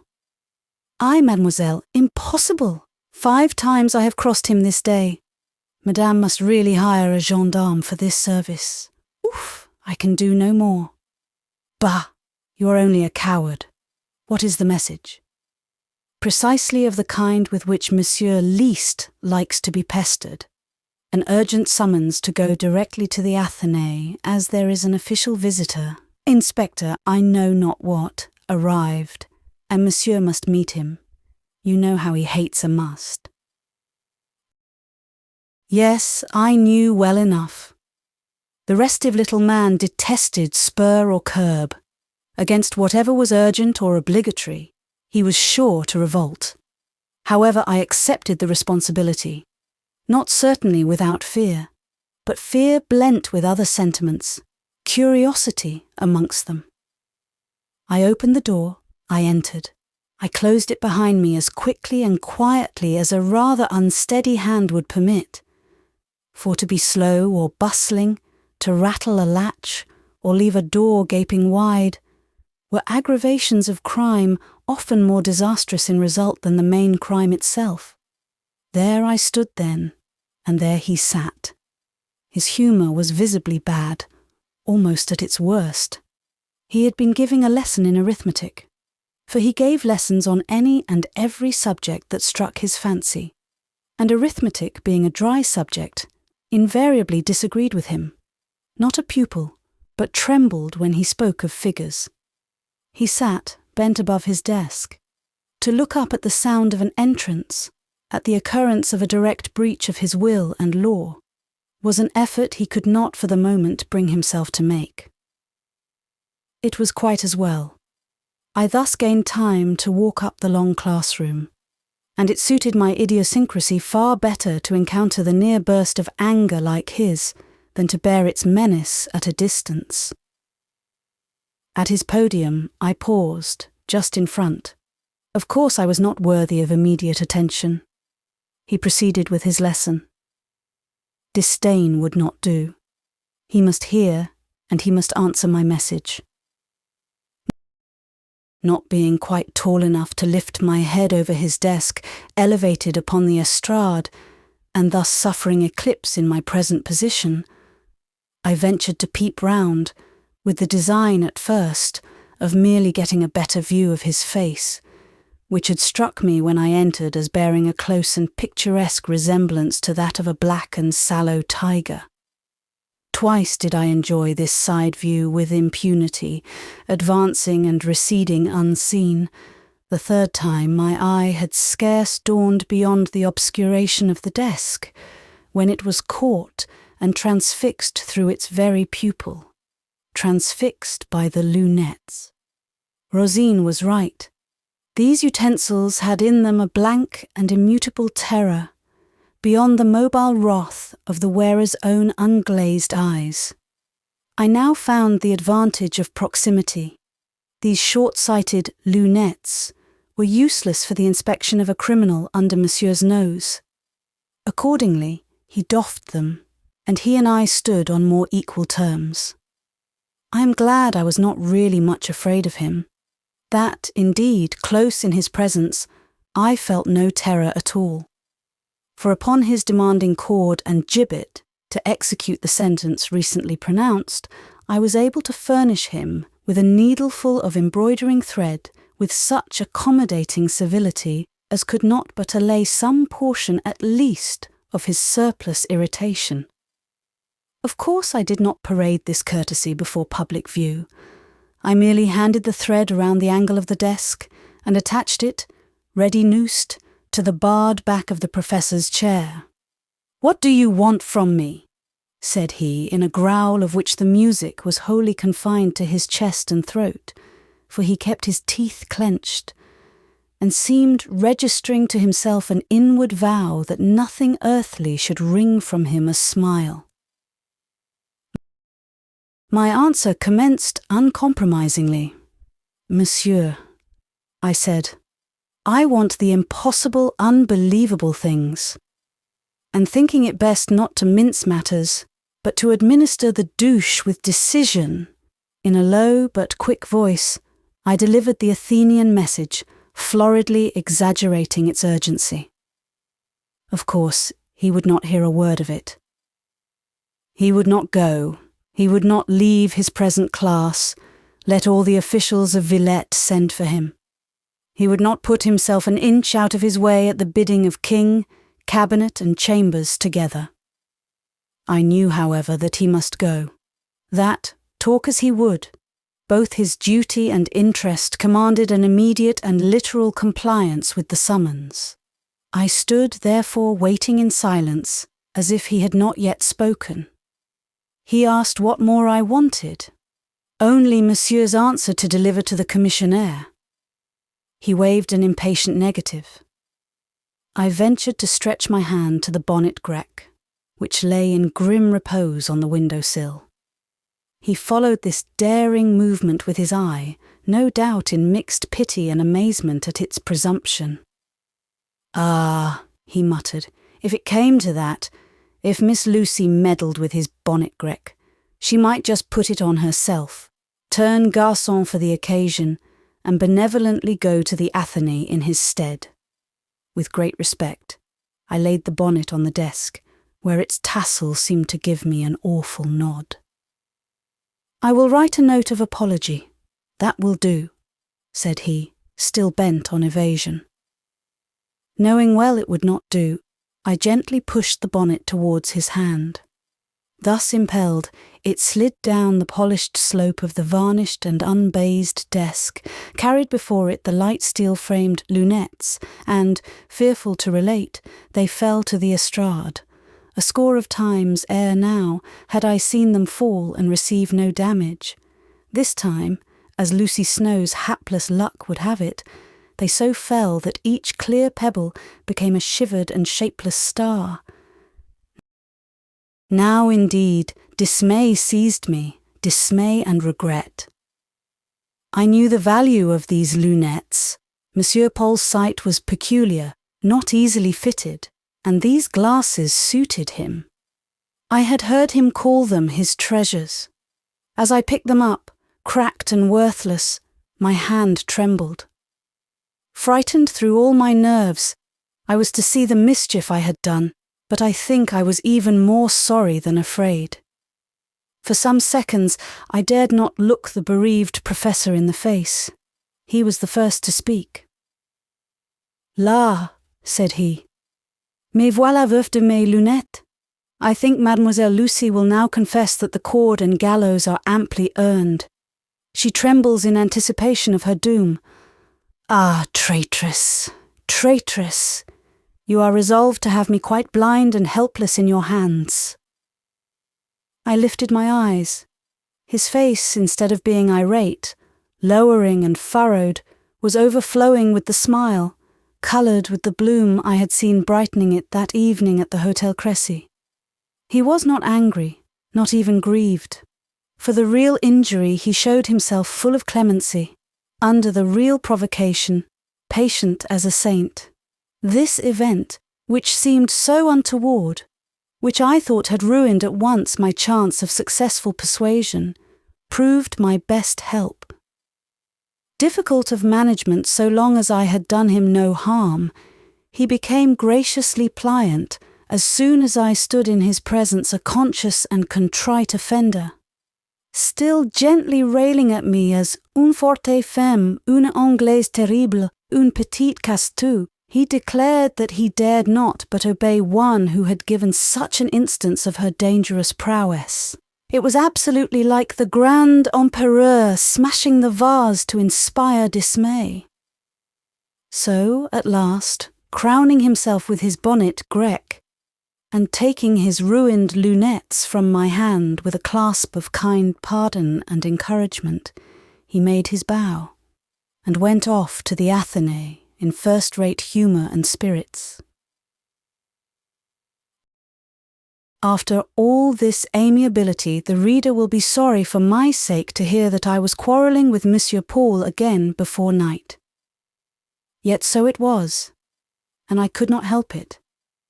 It was his occasional custom, and a very laudable, acceptable custom too, to arrive of an evening, always à l'improviste, unannounced, burst in on the silent hour of study, establish a sudden despotism over us and our occupations, cause books to be put away, work-bags to be brought out, and, drawing forth a single thick volume or a handful of pamphlets, substitute for the besotted lecture pieuse, drawled by a sleepy pupil, some tragedy made grand by grand reading, ardent by fiery action, some drama whereof, for my part, I rarely studied the intrinsic merit. For Monsieur Emmanuel made it a vessel for an outpouring, and filled it with his native verve and passion like a cup with a vital brewage. Or else he would flash through our conventual darkness a reflex of a brighter world, show us a glimpse of the current literature of the day, read us passages from some enchanting tale, or the last witty feuilleton which had awakened laughter in the saloons of Paris, taking care always to expunge, with the severest hand, whether from tragedy, melodrama, tale, or essay, whatever passage, phrase, or word could be deemed unsuited to an audience of jeunes filles.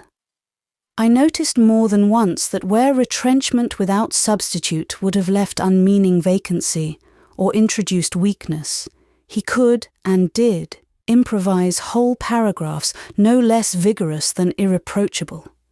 The dialogue, the description he engrafted was often far better than that he pruned away. Well, on the evening in question, we were sitting silent as nuns in a retreat, the pupils studying, the teachers working. I remember my work. It was a slight matter of fancy, and it rather interested me. It had a purpose.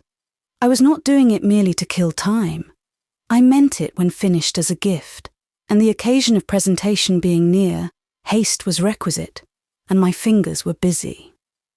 We heard the sharp bell peal which we all knew, then the rapid step familiar to each ear, the words, "Voilà, monsieur," had scarcely broken simultaneously from every lip, when the two-leaved door split, as split it always did for his admission.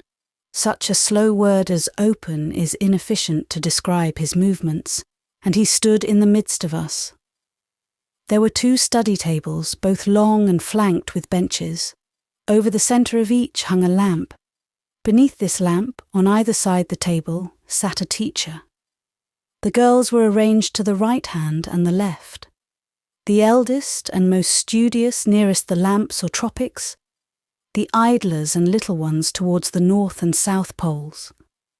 Monsieur's habit was politely to hand a chair to some teacher, generally Zélie St. Pierre, the senior mistress, then to take her vacated seat, and thus avail himself of the full beam of Cancer or Capricorn, which, owing to his near sight, he needed.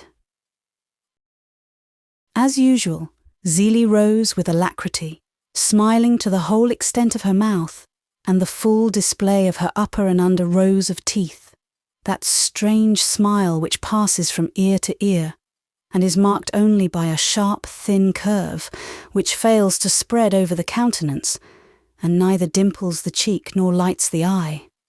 I suppose Monsieur did not see her, or he had taken a whim that he would not notice her, for he was as capricious as women are said to be.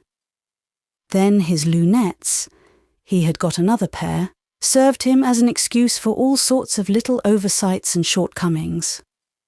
Whatever might be his reason, he passed by Zélie, came to the other side of the table, and before I could start up to clear the way, whispered, "Do not move," and established himself between me and Miss Fanshawe, who always would be my neighbour and have her elbow in my side, however often I declared to her, "Ginevra, I wish you were at Jericho." It was easy to say, "Do not move," but how could I help it? I must make him room, and I must request the pupils to recede that I might recede. It was very well for Ginevra to be gummed to me, keeping herself warm, as she said on the winter evenings, and harassing my very heart with her fidgetings and pokings, obliging me, indeed, sometimes to put an artful pin in my girdle by way of protection against her elbow. But I suppose Monsieur Emmanuel was not to be subjected to the same kind of treatment, so I swept away my working materials to clear space for his book, and withdrew myself to make room for his person, not, however, leaving more than 1 yard of interval, just what any reasonable man would have regarded as a convenient, respectful allowance of bench. But Monsieur Emmanuel never was reasonable. Flint and tinder that he was, he struck and took fire directly. "You do not want me for a neighbour," he growled. "You give yourself airs of caste. You treat me as a pariah." He scowled. "So be it. I will arrange the matter." And he set to work. "Levez-vous toutes, mesdemoiselles," cried he. The girls rose. He made them all file off to the other table. He then placed me at one extremity of the long bench, and having duly and carefully brought me my work-basket, silk, scissors, all my implements, he fixed himself quite at the other end. At this arrangement, highly absurd as it was, not a soul in the room dared to laugh. Luckless, for the giggler would have been the giggle. As for me, I took it with entire coolness. There I sat, isolated and cut off from human intercourse. I sat and minded my work and was quiet, and not at all unhappy. "Est-ce assez de distance?" he demanded. "Monsieur en est l'arbitre," said I. "Vous savez bien que non. C'est vous qui avez créé ces vides immenses. Moi, je n'y ai pas mis la main." And with this assertion, he commenced the reading. For his misfortune, he had chosen a French translation of what he called Un drame de William Shakespeare, Le Faux Dieu. He further announced, De ces sots payants, les Anglais. How far otherwise he would have characterized him, had his temper not been upset, I scarcely need intimate. Of course, the translation being French was very inefficient. Nor did I make any particular effort to conceal the contempt which some of its forlorn lapses were calculated to excite. Not that it behoved or beseemed me to say anything, but one can occasionally look the opinion it is forbidden to embody in words.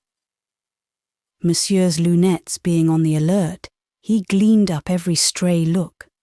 I don't think he lost one. The consequence was, his eyes soon discarded a screen, that their blaze might sparkle free, and he waxed hotter at the North Pole to which he had voluntarily exiled himself than, considering the general temperature of the room, it would have been reasonable to become under the vertical ray of Cancer itself. The reading over, it appeared problematic whether he would depart with his anger unexpressed, or whether he would give it vent. Suppression was not much in his habits, but still, what had been done to him was definite enough to afford matter for overt reproof. I had not uttered a sound, and could not justly be deemed amenable to reprimand or penalty for having permitted a slightly freer action than usual to the muscles about my eyes and mouth. The supper, consisting of bread and milk diluted with tepid water, was brought in. In respectful consideration of the professor's presence, the rolls and glasses were allowed to stand instead of being immediately handed round. "Take your supper, ladies," said he, seeming to be occupied in making marginal notes to his William's Shakespeare. They took it. I also accepted a roll and glass, but being now more than ever interested in my work, I kept my seat of punishment, and wrought while I munched my bread and sipped my beverage, the whole with easy sang-froid, with a certain snugness of composure, indeed, scarcely in my habits, and pleasantly novel to my feelings. It seemed as if the presence of a nature so restless, chafing, thorny as that of Monsieur Paul absorbed all feverish and unsettling influences like a magnet, and left me none but such as were placid and harmonious. He rose. Will he go away without saying another word? Yes. He turned to the door. No. He returned on his steps, but only perhaps to take his pencil case, which had been left on the table. He took it, shut the pencil in and out, broke its point against the wood, recut and pocketed it, and walked promptly up to me. The girls and teachers gathered round the other table were talking pretty freely. They always talked at meals, and from the constant habit of speaking fast and loud at such times, did not now subdue their voices much. Monsieur Paul came and stood behind me.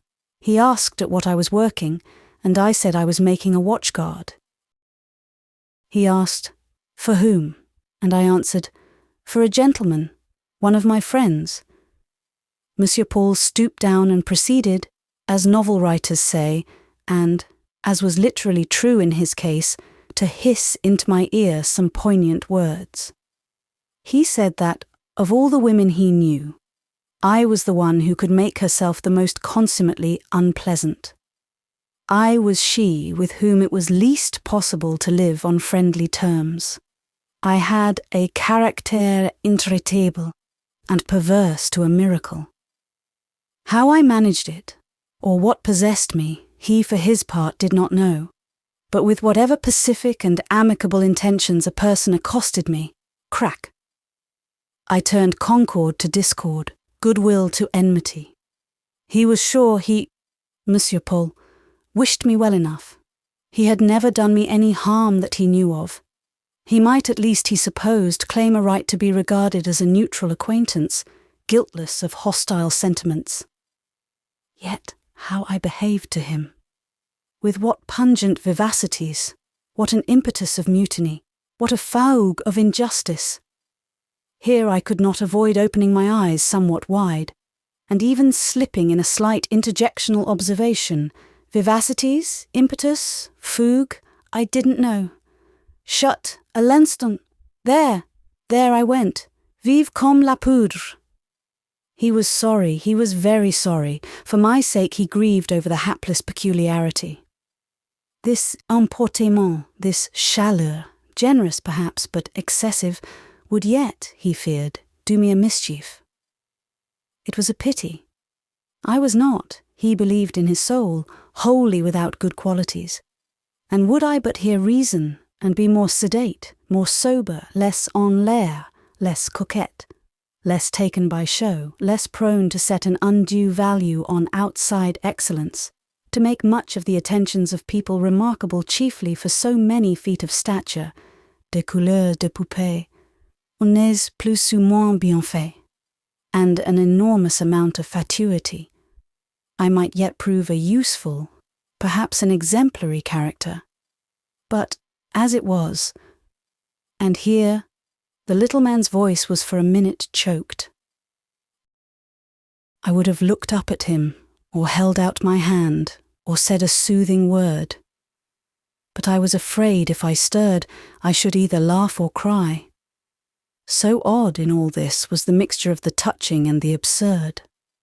I thought he had nearly done, But no, he sat down that he might go on at his ease.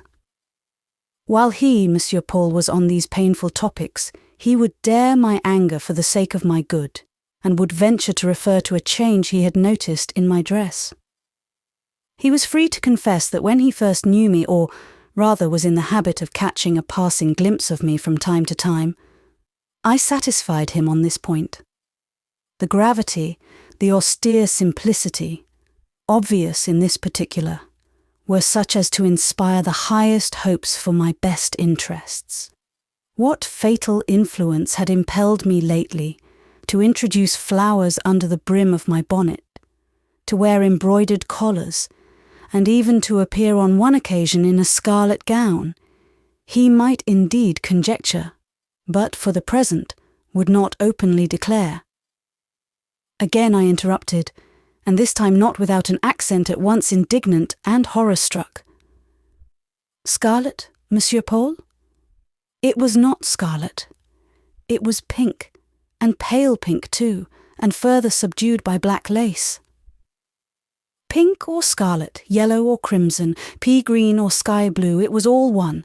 These were all flaunting, giddy colours, and as to the lace I talked of, that was but a flaunting trinket. And he sighed over my degeneracy. He could not, he was sorry to say, be so particular on this theme as he could wish. Not possessing the exact names of these trinkets, he might run into small verbal errors which would not fail to lay him open to my sarcasm, and excite my unhappily sudden and passionate disposition.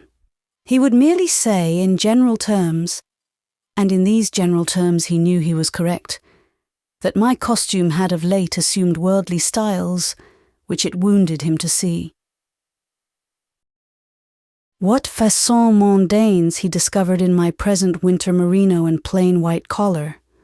I own it puzzled me to guess, and when I asked him, he said it was all made with too much attention to effect, and besides, had I not a bow of ribbon at my neck? And if you condemn a bow of ribbon for a lady, monsieur, you would necessarily disapprove of a thing like this for a gentleman? Holding up my bright little chainlet of silk and gold. His sole reply was a groan, I suppose over my levity.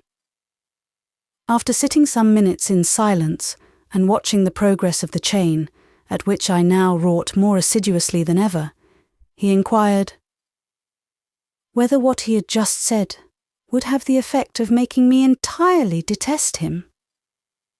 I hardly remember what answer I made, or how it came about. I don't think I spoke at all, but I know we managed to bid good night on friendly terms. And even after Monsieur Paul had reached the door, he turned back just to explain that he would not be understood to speak in entire condemnation of the scarlet dress. Pink, pink, I threw in. That he had no intention to deny it the merit of looking rather well. The fact was, Monsieur Emmanuel's taste in colours decidedly leaned to the brilliant. Only he wished to counsel me, whenever I wore it, to do so in the same spirit as if its material were beurre, and its hue gris de poussière. And the flowers under my bonnet, monsieur? I asked. They are very little ones. Keep them little then, said he. Permit them not to become full-blown. And the bow, monsieur? The bit of ribbon? Va pour le ruban, was the propitious answer, and so we settled it. Well done, Lucy Snowe, cried I to myself. You have come in for a pretty lecture, brought on yourself, O rude savant, and all through your wicked fondness for worldly vanities. Who would have thought it? You deemed yourself a melancholy sober-sides enough. Miss Fanshawe there regards you as a second Diogenes. Monsieur de Bassompierre the other day politely turned the conversation when it ran on the wild gifts of the actress Vashti, because, as he kindly said, Miss Snowe looked uncomfortable. Dr. John Bretton knows you only as quiet Lucy, a creature inoffensive as a shadow, he has said, and you have heard him say it. Lucy's disadvantages spring from over-gravity in tastes and manner, want of colour in character and costume. Such are your own and your friends' impressions, and behold, there starts up a little man, differing diametrically from all these, roundly charging you with being too airy and cheery, too volatile and versatile, too flowery and coloury. This harsh little man, this pitiless censor, gathers up all your poor scattered sins of vanity, your luckless chiffon of rose colour, your small fringe of a wreath, your small scrap of ribbon, your silly bit of lace, and calls you to account for the lot, and for each item. You are well habituated to be passed by as a shadow in life's sunshine. It is a new thing to see one testily lifting his hand to screen his eyes, because you tease him with an obtrusive ray. Chapter 29. Monsieur's Fête. I was up the next morning an hour before daybreak, and finished my guard, kneeling on the dormitory floor beside the centre stand, for the benefit of such expiring glimmer as the night lamp afforded in its last watch. All my materials, my whole stock of beads and silk, were used up before the chain assumed the length and richness I wished. I had wrought it double, as I knew, by the rule of contraries, that to suit the particular taste, whose gratification was in view, an effective appearance was quite indispensable. As a finish to the ornament, a little gold clasp was needed. Fortunately, I possessed it in the fastening of my sole necklace. I duly detached and reattached it, then coiled compactly the completed guard, and enclosed it in a small box I had bought for its brilliancy, made of some tropic shell of the colour called nacarat, and decked with a little coronal of sparkling blue stones. Within the lid of the box, I carefully graved with my scissors' point certain initials. The reader will perhaps remember the description of Madame Beck's fête, nor will he have forgotten that at each anniversary a handsome present was subscribed for and offered by the school. The observance of this day was a distinction accorded to none but Madame, and, in a modified form, to her kinsman and counsellor, Monsieur Emmanuel. In the latter case it was an honour spontaneously awarded, not plotted and contrived beforehand, and offered an additional proof, amongst many others, of the estimation in which, despite his partialities, prejudices, and irritabilities, the professor of literature was held by his pupils. No article of value was offered to him. He distinctly gave it to be understood that he would accept neither plate nor jewellery. Yet he liked a slight tribute. The cost, the money value, did not touch him. A diamond ring, a gold snuff-box, presented with pomp, would have pleased him less than a flower or a drawing offered simply and with sincere feelings. Such was his nature. He was a man, not wise in his generation, yet could he claim a filial sympathy with the day spring on high. Monsieur Paul's fête fell on the 1st of March and a Thursday. It proved a fine sunny day, and being likewise the morning on which it was customary to attend Mass, being also otherwise distinguished by the half-holiday which permitted the privilege of walking out, shopping, or paying visits in the afternoon, these combined considerations induced a general smartness and freshness of dress. Clean collars were in vogue. The ordinary dingy woolen class dress was exchanged for something lighter and clearer. Mademoiselle Zélie Saint-Pierre, on this particular Thursday, even assumed a robe de soie, deemed in economical la basse-cour an article of hazardous splendour and luxury. Nay, it was remarked that she sent for a coiffeur to dress her hair that morning. There were pupils acute enough to discover that she had bedewed her handkerchief and her hands with a new and fashionable perfume. Poor Zélie! It was much her wont to declare about this time that she was tired to death of a life of seclusion and labour, that she longed to have the means and leisure for relaxation, to have someone to work for her, a husband who would pay her debts, she was woefully encumbered with debt, supply her wardrobe and leave her at liberty, as she said, to goûter un peu les plaisirs. It had long been rumoured that her eye was upon Monsieur Emmanuel. Monsieur Emmanuel's eye was certainly often upon her. He would sit and watch her perseveringly for minutes together. I have seen him give her a quarter of an hour's gaze, while the class was silently composing, and he sat throned on his estrade, unoccupied. Conscious always of this basilisk attention, she would writhe under it, half flattered, half puzzled, and Monsieur would follow her sensations, sometimes looking appallingly acute. For in some cases, he had the terrible, unerring penetration of instinct, and pierced in its hiding place the last lurking thought of the heart, and discerned under florid veilings the bare, barren places of the spirit, yes, and its perverted tendencies, and its hidden false curves, all that men and women would not have known, the twisted spine, the malformed limb that was born with them, and far worse, the stain or disfigurement they have perhaps brought on themselves. No calamity so accursed but Monsieur Emmanuel could pity and forgive, if it were acknowledged candidly. But where his questioning eyes met dishonest denial, where his ruthless researches found deceitful concealment, oh, then he could be cruel and I thought wicked.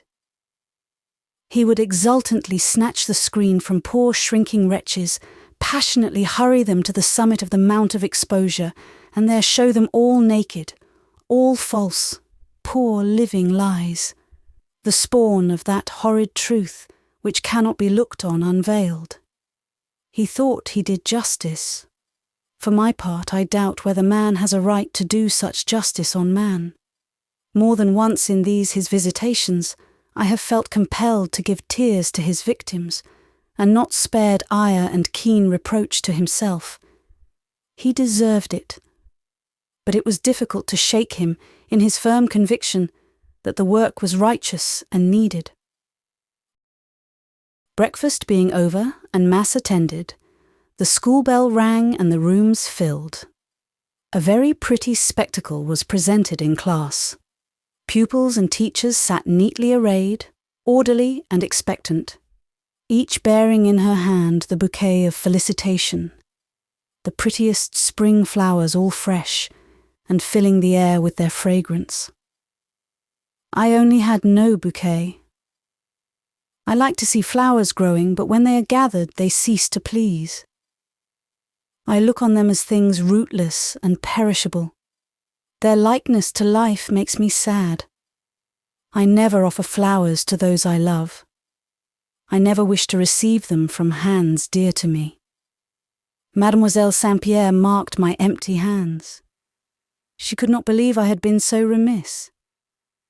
With avidity her eye roved over and round me. Surely I must have some solitary symbolic flower somewhere, some small knot of violets, something to win myself praise for taste, commendation for ingenuity. The unimaginative Anglaise proved better than the Parisienne's fears. She sat literally unprovided, as bare of bloom or leaf as the winter tree. This ascertained, Zélie smiled, well pleased. "How wisely you have acted to keep your money, Miss Lucy," she said. "Silly, I have gone and thrown away 2 francs on a bouquet of hothouse flowers," and she showed with pride her splendid nosegay. But hush, a step, the step. It came prompt as usual, but with a promptitude. We felt disposed to flatter ourselves, inspired by other feelings than mere excitability of nerve and vehemence of intent. We thought our professor's footfall, to speak romantically, had in it a friendly promise this morning, and so it had. He entered in a mood which made him as good as a new sunbeam to the already well-lit first class. The morning light playing amongst our plants and laughing on our walls caught an added lustre from Monsieur Paul's all-benignant salute.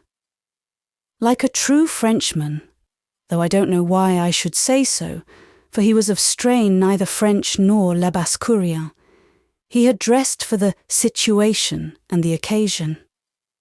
Not by the vague folds, sinister and conspirator-like, of his soot-dark paletot were the outlines of his person obscured.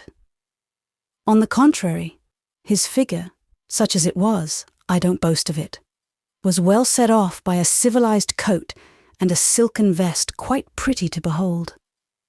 The defiant and pagan bonnet Grec had vanished. Bareheaded, he came upon us, carrying a Christian hat in his gloved hand. The little man looked well, very well.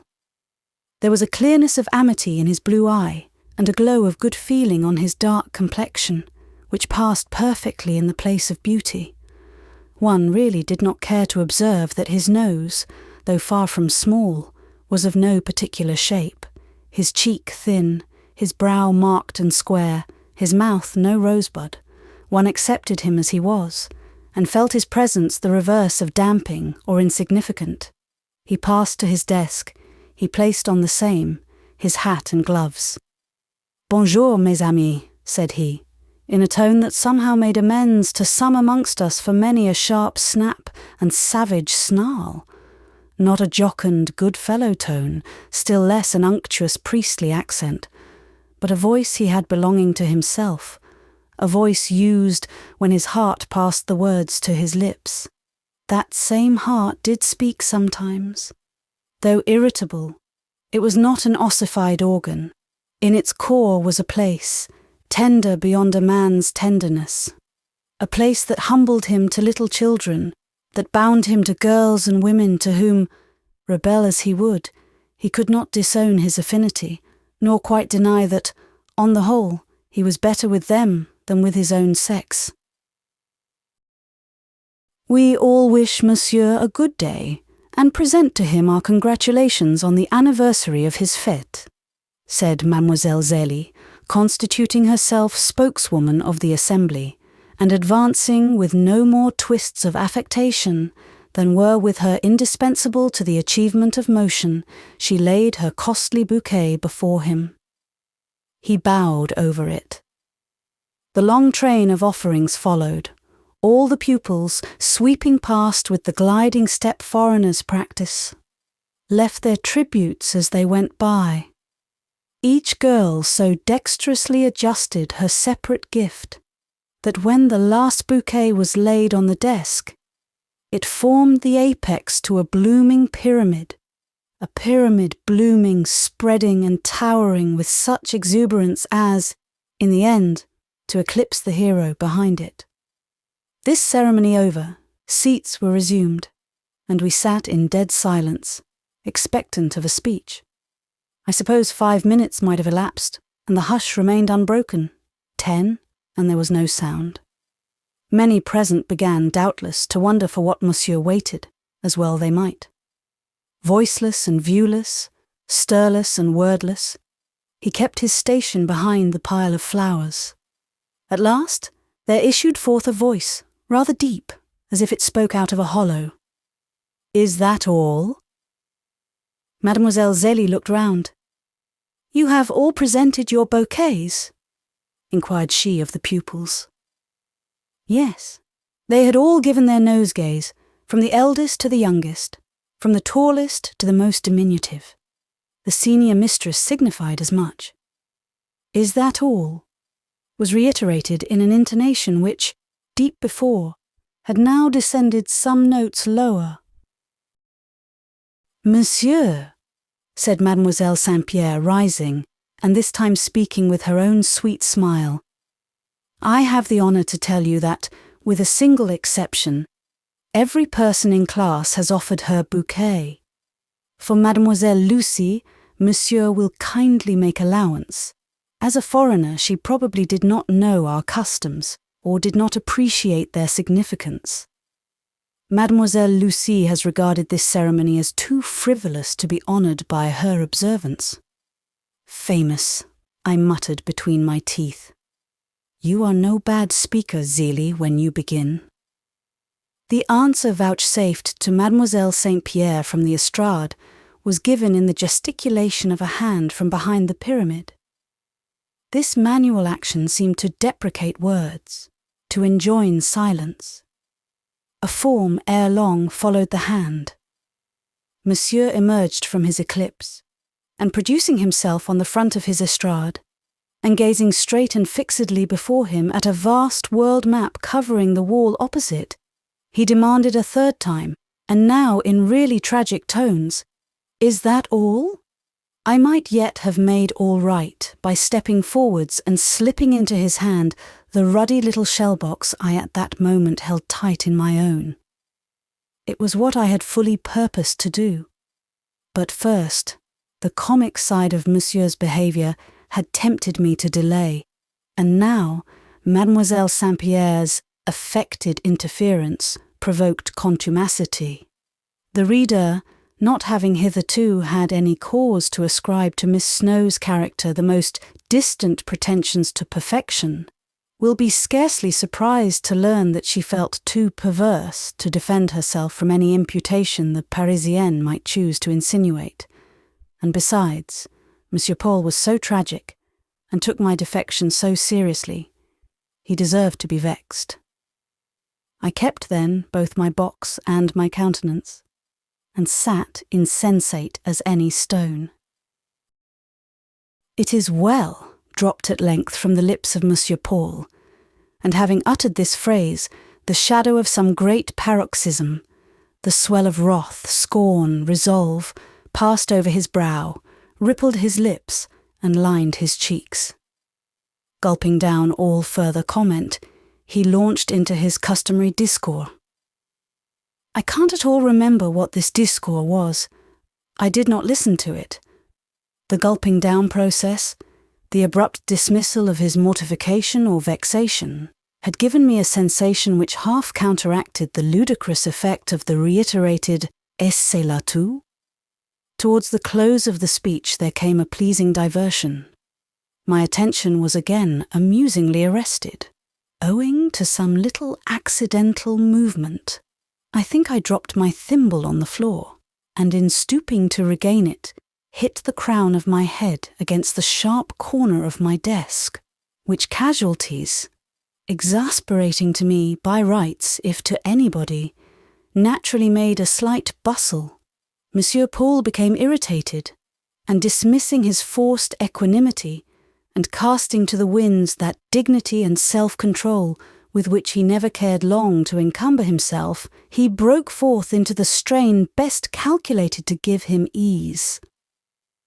I don't know how, in the progress of his discourse, he had contrived to cross the channel and land on British ground, but there I found him when I began to listen. Casting a quick, cynical glance round the room, a glance which scathed or was intended to scathe as it crossed me, he fell with fury upon les Anglaises. Never have I heard English women handled as Monsieur Paul that morning handled them. He spared nothing, neither their minds, morals, manners, nor personal appearance. I specially remember his abuse of their tall stature, their long necks, their thin arms, their slovenly dress, their pedantic education, their impious scepticism, their insufferable pride, their pretentious virtue, over which he ground his teeth malignantly, and looked as if, had he dared, he would have said singular things. Oh, he was spiteful, acrid, savage, and, as a natural consequence, detestably ugly. Little wicked venomous man, thought I, am I going to harass myself with fears of displeasing you or hurting your feelings? No, indeed. You shall be indifferent to me as the shabbiest bouquet in your pyramid. I grieve to say I could not quite carry out this resolution. For some time, the abuse of England and the English found and left me stolid. I bore it some 15 minutes stoically enough, but this hissing cockatrice was determined to sting, and he said such things at last, fastening not only upon our women, but upon our greatest names and best men. sullying the shield of Britannia and dabbling the Union Jack in mud. That I was stung.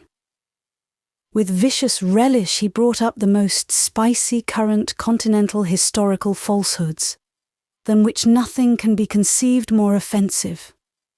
Zélie and the whole class became one grin of vindictive delight, for it is curious to discover how these clowns of La Basse-Cour secretly hate England. At last, I struck a sharp stroke on my desk, opened my lips and let loose this cry: "Long live England, history and heroes! Down with France, fiction and the scoundrels!" The class was struck off a heap. I suppose they thought me mad. The professor put up his handkerchief and fiendishly smiled into its folds. Little monster of malice! He now thought he had got the victory, since he had made me angry. In a second he became good-humoured. With great blandness he resumed the subject of his flowers, talked poetically and symbolically of their sweetness, perfume, purity, etc., made Frenchified comparisons between the jeunes filles and the sweet blossoms before him, paid Mademoiselle Saint-Pierre a very full-blown compliment on the superiority of her bouquet, and ended by announcing that the first really fine, mild and balmy morning in spring, he intended to take the whole class out to breakfast in the country. Such of the class at least, he added with emphasis, as he could count amongst the number of his friends. "Therefore I shall not be there," declared I, involuntarily. "So be it," was his response, and gathering his flowers in his arms, he flashed out of class, while I, consigning my work, scissors, thimble, and the neglected little box to my desk, swept upstairs. I don't know whether he felt hot and angry, but I am free to confess that I did.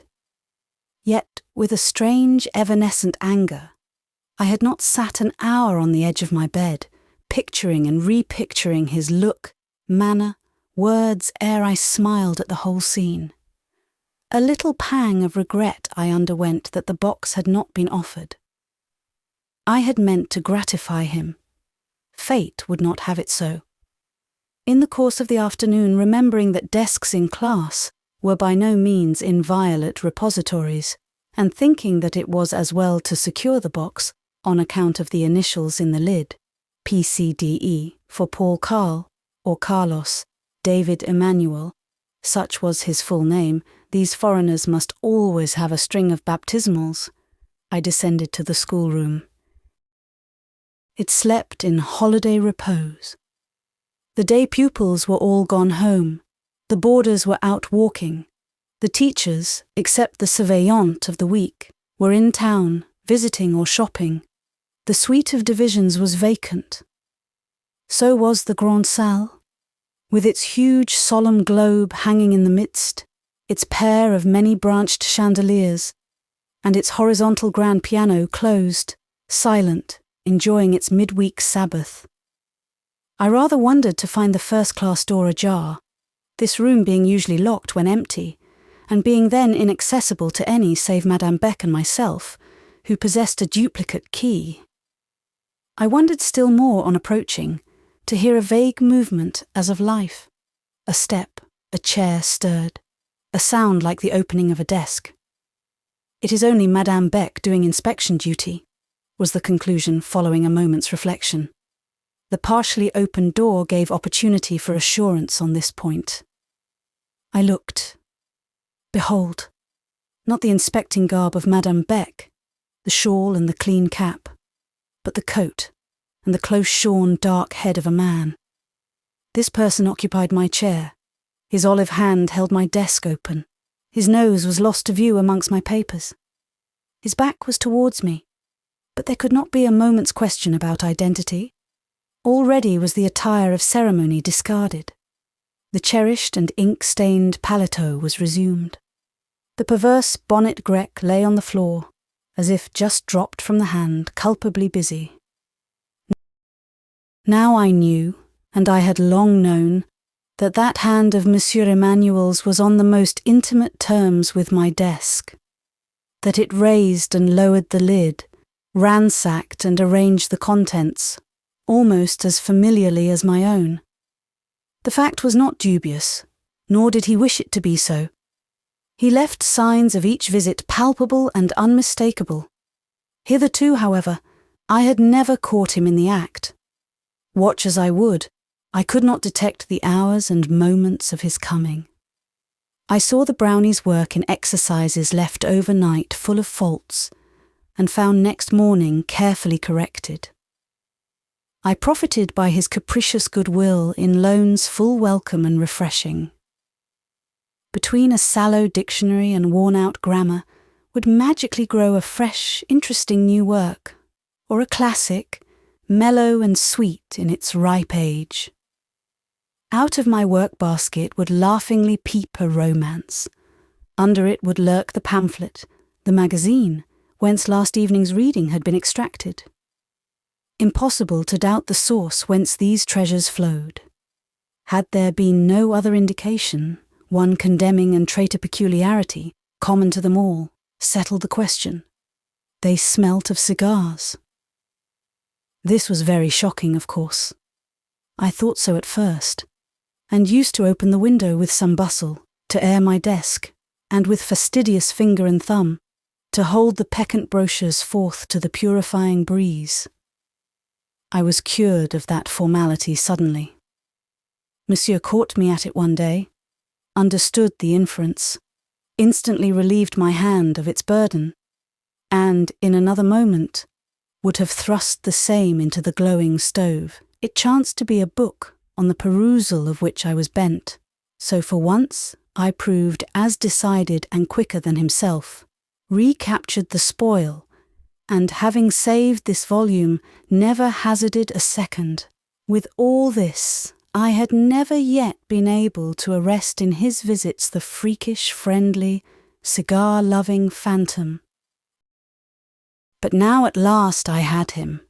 There he was, the very brownie himself, and there, curling from his lips, was the pale blue breath of his Indian darling. He was smoking into my desk. It might well betray him. Provoked at this particular, and yet pleased to surprise him, pleased, that is, with the mixed feeling of the housewife, who discovers at last her strange elfin ally busy in the dairy at the untimely churn, I softly stole forward, stood behind him, bent with precaution over his shoulder. My heart smote me to see that, after this morning's hostility, after my seeming remissness, after the puncture experienced by his feelings, and the ruffling undergone by his temper, he, all willing to forget and forgive, had brought me a couple of handsome volumes, of which the title and authorship were guarantees for interest. Now, as he sat bending above the desk, he was stirring up its contents, but with gentle and careful hand, disarranging indeed, but not harming. My heart smote me as I bent over him, as he sat unconscious, doing me what good he could, and I dare say not feeling towards me unkindly, my morning's anger quite melted. I did not dislike Professor Emmanuel. I think he heard me breathe. He turned suddenly. His temperament was nervous, yet he never started, and seldom changed colour. There was something hardy about him. "I thought you were gone into town with the other teachers," said he, taking a grim gripe of his self-possession, which half escaped him. "It is as well you are not. Do you think I care for being caught? Not I. I often visit your desk." "Monsieur, I know it." "You find a brochure or tome now and then, but you don't read them because they have passed under this," touching his cigar. "They have, and are no better for the process, but I read them." "Without pleasure?" "Monsieur must not be contradicted." "Do you like them, or any of them? Are they acceptable?" "Monsieur has seen me reading them 100 times, and knows I have not so many recreations as to undervalue those he provides." "I mean well, and, if you see that I mean well and derive some little amusement from my efforts, why can we not be friends? A fatalist would say, because we cannot. This morning, he continued, I awoke in a bright mood and came into class happy. You spoiled my day. No, monsieur, only an hour or two of it, and that unintentionally. Unintentionally? No, it was my fête day. Everybody wished me happiness but you. The little children of the 3rd Division gave each her knot of violets, lisped each her congratulation, you nothing, not a bud, leaf, whisper, not a glance. Was this unintentional? I meant no harm. Then you really did not know our custom? You were unprepared? You would willingly have laid out a few centimes on a flower to give me pleasure. Had you been aware that it was expected? Say so, and all is forgotten, and the pain soothed. I did know that it was expected. I was prepared. Yet I laid out no centime on flowers. It is well. You do right to be honest. I should almost have hated you had you flattered and lied. Better declare at once, Paul Carl Emmanuel, je te déteste, mon garçon. Then smile an interest, look an affection, and be false and cold at heart. False and cold I don't think you are. But you have made a great mistake in life, that I believe. I think your judgment is warped, that you are indifferent where you ought to be grateful, and perhaps devoted and infatuated where you ought to be cool as your name. Don't suppose that I wish you to have a passion for me, mademoiselle. God preserve you from it. What do you start for? Because I said passion? Well, I say it again. There is such a word, and there is such a thing, though not within these walls, thank heaven. You are no child that one should not speak of what exists, but I only uttered the word. The thing, I assure you, is alien to my whole life and views. It died in the past. In the present it lies buried. Its grave is deep dug, well heaped, and many winters old. In the future there will be a resurrection, as I believe, to my soul's consolation. But all will then be changed, form and feeling. The mortal will have put on immortality. It will rise not for earth, but heaven. All I say to you, Miss Lucy Snowe, is that you ought to treat Professor Paul Emmanuel decently. I could not and did not contradict such a sentiment. Tell me, he pursued, when it is your fête day, and I will not grudge a few cents for a small offering. You will be like me, monsieur. This cost more than a few cents, and I did not grudge its price. And taking from the open desk the little box, I put it into his hand. It lay ready in my lap this morning, I continued, and if monsieur had been rather more patient, and Mademoiselle Saint-Pierre less interfering, perhaps I should say too, if I had been calmer and wiser, I should have given it then. He looked at the box. I saw its clear, warm tint and bright azure circlet pleased his eyes. I told him to open it. My initials, said he, indicating the letters in the lid. Who told you I was called Carl David? A little bird, monsieur. Does it fly from me to you? Then one can tie a message under its wing when needful. He took out the chain, a trifle indeed as to value, but glossy with silk and sparkling with beads. He liked that too, admired it artlessly, like a child. For me? Yes, for you. This is the thing you were working at last night? The same. You finished it this morning? I did. You commenced it with the intention that it should be mine? Undoubtedly. And offered on my fête day? Yes. This purpose continued as you wove it? Again I assented. Then it is not necessary that I should cut out any portion, saying, this part is not mine. It was plaited under the idea and for the adornment of another. By no means. It is neither necessary, nor would it be just. This object is all mine. That object is yours entirely. Straightway Monsieur opened his paletot, arranged the guards splendidly across his chest, displaying as much and suppressing as little as he could, for he had no notion of concealing what he admired and thought decorative. As to the box, he pronounced it a superb bonbonnière.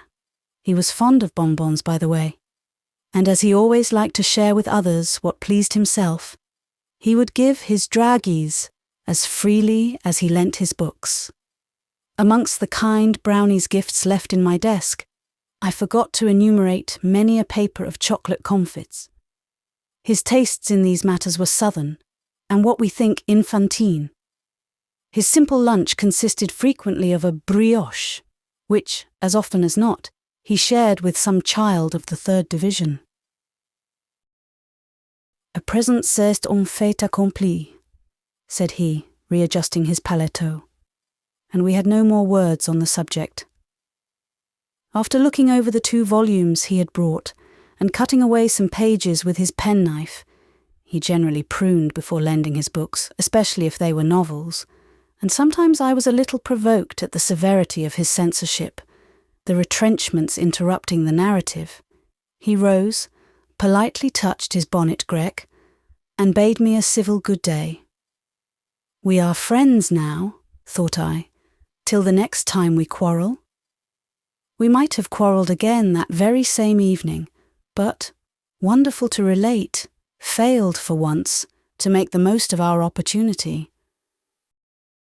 Contrary to all expectation, Monsieur Paul arrived at the study hour. Having seen so much of him in the morning, we did not look for his presence at night. No sooner were we seated at lessons, however, than he appeared. I own, I was glad to see him. So glad that I could not help greeting his arrival with a smile. And when he made his way to the same seat about which so serious a misunderstanding had formerly arisen, I took good care not to make too much room for him. He watched with a jealous, sidelong look to see whether I shrank away, but I did not, though the bench was a little crowded. I was losing the early impulse to recoil from Monsieur Paul. Habituated to the paletot and bonnet grec, the neighbourhood of these garments seemed no longer uncomfortable or very formidable. I did not now sit restrained, asphyxié, as he used to say, at his side. I stirred when I wished to stir, coughed when it was necessary, even yawned when I was tired, did, in short, what I pleased, blindly reliant upon his indulgence. Nor did my temerity, this evening at least, meet the punishment it perhaps merited. He was both indulgent and good-natured. Not a cross glance shot from his eyes, not a hasty word left his lips. Till the very close of the evening, he did not indeed address me at all. Yet I felt somehow that he was full of friendliness. Silence is of different kinds, and breathes different meanings. No words could inspire a pleasanter content than did Monsieur Paul's wordless presence. When the tray came in, and the bustle of supper commenced, he just said, as he retired, that he wished me a good night and sweet dreams, and a good night and sweet dreams I had. Chapter 30. Monsieur Paul. Yet the reader is advised not to be in any hurry with his kindly conclusions, or to suppose, with an over-hasty charity, that from that day Monsieur Paul became a changed character, easy to live with, and no longer apt to flash danger and discomfort round him. No, he was naturally a little man of unreasonable moods. When overwrought, which he often was, he became acutely irritable, and besides, his veins were dark with a livid belladonna tincture, the essence of jealousy. I do not mean merely the tender jealousy of the heart, but that sterner, narrower sentiment whose seat is in the head. I used to think, as I sat looking at Monsieur Paul while he was knitting his brow or protruding his lip over some exercise of mine, which had not as many faults as he wished, for he liked me to commit faults, a knot of blunders was sweet to him as a cluster of nuts, that he had points of resemblance to Napoleon Bonaparte. I think so still. In a shameless disregard of magnanimity, he resembled the great emperor. Monsieur Paul would have quarrelled with 20 learned women, would have unblushingly carried on a system of petty bickering and recrimination, with a whole capital of coteries, never troubling himself about loss or lack of dignity. He would have exiled 50 Madame de Staëls if they had annoyed, offended, outrivaled, or opposed him. I well remember a hot episode of his with a certain Madame Panache, a lady temporarily employed by Madame Beck to give lessons in history. She was clever, that is, she knew a good deal, and besides, thoroughly possessed the art of making the most of what she knew. Of words and confidence she held unlimited command. Her personal appearance was far from destitute of advantages. I believe many people would have pronounced her a fine woman. And yet there were points in her robust and ample attractions, as well as in her bustling and demonstrative presence, which, it appeared, the nice and capricious tastes of Monsieur Paul could not away with. The sound of her voice echoing through the carré would put him into a strange taking. Her long, free step, almost stride along the corridor, would often make him snatch up his papers and decamp on the instant. With malicious intent, he bethought himself one day to intrude on her class. As quick as lightning, he gathered her method of instruction. It differed from a pet plan of his own.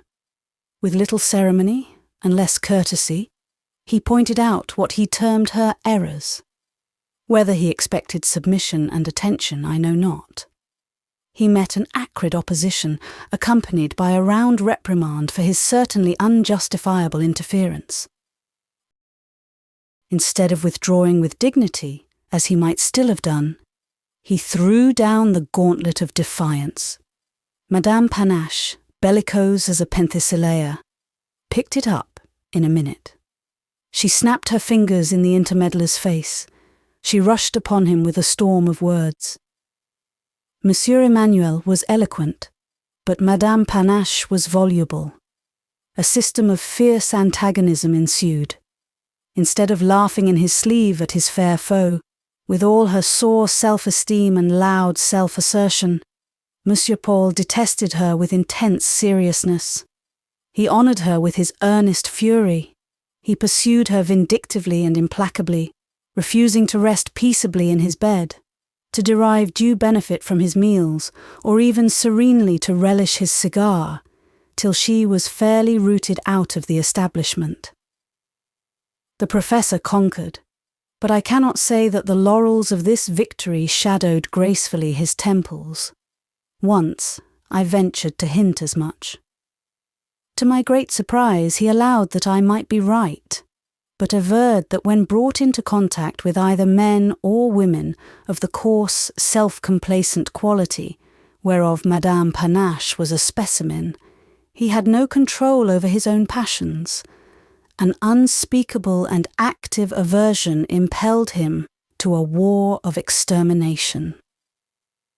3 months afterwards, hearing that his vanquished foe had met with reverses and was likely to be really distressed for want of employment, he forgot his hatred, and alike active in good and evil, he moved heaven and earth till he found her a place. Upon her coming to make up former differences and thank him for his recent kindness, the old voice, a little loud, the old manner, a little forward, so acted upon him that in 10 minutes he started up and bowed her, or rather himself, out of the room in a transport of nervous irritation. To pursue a somewhat audacious parallel, in a love of power, in an eager grasp after supremacy, Monsieur Emmanuel was like Bonaparte. He was a man not always to be submitted to. Sometimes it was needful to resist. It was right to stand still, to look up into his eyes and tell him that his requirements went beyond reason, that his absolutism verged on tyranny. The dawnings, the first developments of peculiar talent appearing within his range, and under his rule, curiously excited, even disturbed him. He watched it struggle into life with a scowl. He held back his hand, perhaps said, "Come on if you have strength," but would not aid the birth. When the pang and peril of the first conflict were over, when the breath of life was drawn, when he saw the lungs expand and contract, when he felt the heart beat and discovered life in the eye, he did not yet offer to foster. "Prove yourself true ere I cherish you," was his ordinance, and how difficult he made that proof. What thorns and briars, what flints he strewed in the path of feet not inured to rough travel. He watched tearlessly, ordeals that he exacted should be passed through, fearlessly. He followed footprints that, as they approached the bourne, were sometimes marked in blood, followed them grimly, holding the austerest police watch over the pain-pressed pilgrim. And when at last he allowed a rest, before slumber might close the eyelids, he opened those same lids wide, with pitiless finger and thumb, and gazed deep through the pupil and the irids into the brain, into the heart, to search if vanity or pride or falsehood in any of its subtlest forms was discoverable in the furthest recess of existence. If, at last, he let the neophyte sleep, it was but a moment. He woke him suddenly up to apply new tests. He sent him on irksome errands when he was staggering with weariness. He tried the temper, the sense, and the health, and it was only when every severest test had been applied and endured, when the most corrosive aquafortis had been used, and failed to tarnish the ore, that he admitted it genuine, and, still in clouded silence, stamped it with his deep brand of approval. I speak not ignorant of these evils. Till the date at which the last chapter closes, Monsieur Paul had not been my professor. He had not given me lessons, but about that time accidentally hearing me one day acknowledge an ignorance of some branch of education, I think it was arithmetic, which would have disgraced a charity schoolboy, as he very truly remarked. He took me in hand, examined me first, found me, I need not say, abundantly deficient, gave me some books, and appointed me some tasks. He did this at first with pleasure, indeed with unconcealed exultation, condescending to say that he believed I was bon et pas trop faible, that is, well enough disposed and not wholly destitute of parts. But, owing, he supposed, to adverse circumstances, as yet in a state of wretchedly imperfect mental development. The beginning of all effort has indeed with me been marked by a preternatural imbecility. I never could, even in forming a common acquaintance, assert or prove a claim to average quickness. A depressing and difficult passage has prefaced every new page I have turned in life. So long as this passage lasted, Monsieur Paul was very kind, very good, very forbearing. He saw the sharp pain inflicted, and felt the weighty humiliation imposed by my own sense of incapacity. And words can hardly do justice to his tenderness and helpfulness. His own eyes would moisten when tears of shame and effort clouded mine. Burdened as he was with work, he would steal half his brief space of recreation to give to me.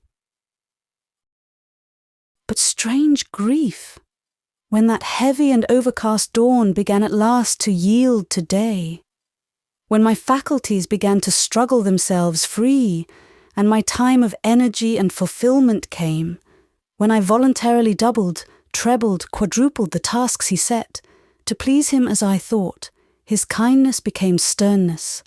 The light changed in his eyes from a beam to a spark. He fretted, he opposed, he curbed me imperiously. The more I did, the harder I worked, the less he seemed content. Sarcasms of which the severity amazed and puzzled me, harassed my ears. Then flowed out the bitterest insinuations against the pride of intellect. I was vaguely threatened with I know not what doom if I ever trespassed the limits proper to my sex, and conceived a contraband appetite for unfeminine knowledge. Alas, I had no such appetite. What I loved, it joyed me by any effort to content, but the noble hunger for science in the abstract, the godlike thirst after discovery, these feelings were known to me but by briefest flashes. Yet when Monsieur Paul sneered at me, I wanted to possess them more fully. His injustice stirred in me ambitious wishes. It imparted a strong stimulus. It gave wings to aspiration. In the beginning, before I had penetrated to motives, that uncomprehended sneer of his made my heart ache, but by and by it only warmed the blood in my veins and sent added action to my pulses. Whatever my powers, feminine or the contrary, God had given them, and I felt resolute to be ashamed of no faculty of his bestowal. The combat was very sharp for a time. I seemed to have lost Monsieur Paul's affection. He treated me strangely. In his most unjust moments he would insinuate that I had deceived him when I appeared, what he called fable, that is to say, incompetent. He said I had feigned a false incapacity. Again, he would turn suddenly round and accuse me of the most far-fetched imitations and impossible plagiarisms, asserting that I had extracted the pith out of books I had not so much as heard of, and over the perusal of which I should infallibly have fallen down in a sleep as deep as that of Eutychus. Once, upon his preferring such an accusation, I turned upon him. I rose against him. Gathering an armful of his books out of my desk, I filled my apron and poured them in a heap upon his estrade at his feet. "Take them away, Monsieur Paul," I said, "and teach me no more. I never asked to be made learned, and you compel me to feel very profoundly that learning is not happiness." And returning to my desk, I laid my head on my arms, nor would I speak to him for 2 days afterwards. He pained and chagrined me. His affection had been very sweet and dear, a pleasure new and incomparable. Now that this seemed withdrawn, I cared not for his lessons. The books, however, were not taken away. They were all restored with careful hand to their places, and he came as usual to teach me. He made his peace, somehow. Too readily, perhaps. I ought to have stood out longer, but when he looked kind and good and held out his hand with amity, memory refused to reproduce with due force his oppressive moments. And then, reconciliation is always sweet. On a certain morning, a message came from my godmother, inviting me to attend some notable lecture to be delivered in the same public rooms previously described. Dr. John had brought the message himself and delivered it verbally to Rosine, who had not scrupled to follow the steps of Monsieur Emmanuel, then passing to the first class, and in his presence stand carrément before my desk, hand in apron pocket, and rehearse the same, saucily and aloud, concluding with the words, "Qu'il est vraiment beau, mademoiselle, si jeune docteur, quels yeux, quel regard, tenez, je n'ai le cœur tout ému." When she was gone, my professor demanded of me why I suffered cette fille effrontée, cette créature sans pudeur, to address me in such terms. I had no pacifying answer to give. The terms were precisely such as Rosine, a young lady in whose skull the organs of reverence and reserve were not largely developed, was in the constant habit of using. Besides, what she said about the young doctor was true enough. Graham was handsome. He had fine eyes and a thrilling glance. An observation to that effect actually formed itself into sound on my lips. "Elle ne dit que la vérité," I said. "Ah, vous trouvez? Mais sans doute. The lesson to which we had that day to submit was such as to make us very glad when it terminated. At its close, the released pupils rushed out, half trembling, half exultant. I too was going. A mandate to remain arrested me. I muttered that I wanted some fresh air sadly. The stove was in a glow, the class overheated. An inexorable voice merely recommended silence, and this salamander, for whom no room ever seemed too hot, sitting down between my desk and the stove, a situation in which he ought to have felt broiled but did not, proceeded to confront me with a Greek quotation. In Monsieur Emmanuel's soul rankled a chronic suspicion that I knew both Greek and Latin. As monkeys are said to have the power of speech if they would but use it, and are reported to conceal this faculty in fear of its being turned to their detriment, so to me was ascribed a fund of knowledge which I was supposed criminally and craftily to conceal. The privileges of a classical education, it was insinuated, had been mine. On flowers of Hymettus I had revelled. A golden store, hived in memory, now silently sustained my efforts and privily nurtured my wits. 100 expedients did Monsieur Paul employ to surprise my secret, to wheedle, to threaten, to startle it out of me. Sometimes he placed Greek and Latin books in my way, and then watched me, as Joan of Arc's jailers tempted her with the warrior's accoutrements, and lay in wait for the issue. Again he quoted I know not what authors and passages, and while rolling out their sweet and sounding lines, the classic tones fell musically from his lips, for he had a good voice, remarkable for compass, modulation, and matchless expression.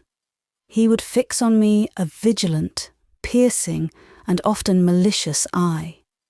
It was evident he sometimes expected great demonstrations. They never occurred, however. Not comprehending, of course, I could neither be charmed nor annoyed. Baffled, almost angry, he still clung to his fixed idea. My susceptibilities were pronounced marble, my face a mask. It appeared as if he could not be brought to accept the homely truth and take me for what I was. Men and women, too, must have delusion of some sort. If not made ready to their hand, they will invent exaggeration for themselves. At moments I did wish that his suspicions had been better founded. There were times when I would have given my right hand to possess the treasures he ascribed to me. He deserved condign punishment for his testy crotchets. I could have gloried in bringing home to him his worst apprehensions astoundingly realized. I could have exulted to burst on his vision, confront and confound his lunettes, one blaze of acquirements. Oh, why did nobody undertake to make me clever while I was young enough to learn, that I might by one grand, sudden, inhuman revelation, one cold, cruel, overwhelming triumph, have forever crushed the mocking spirit out of Paul Carl David Emmanuel?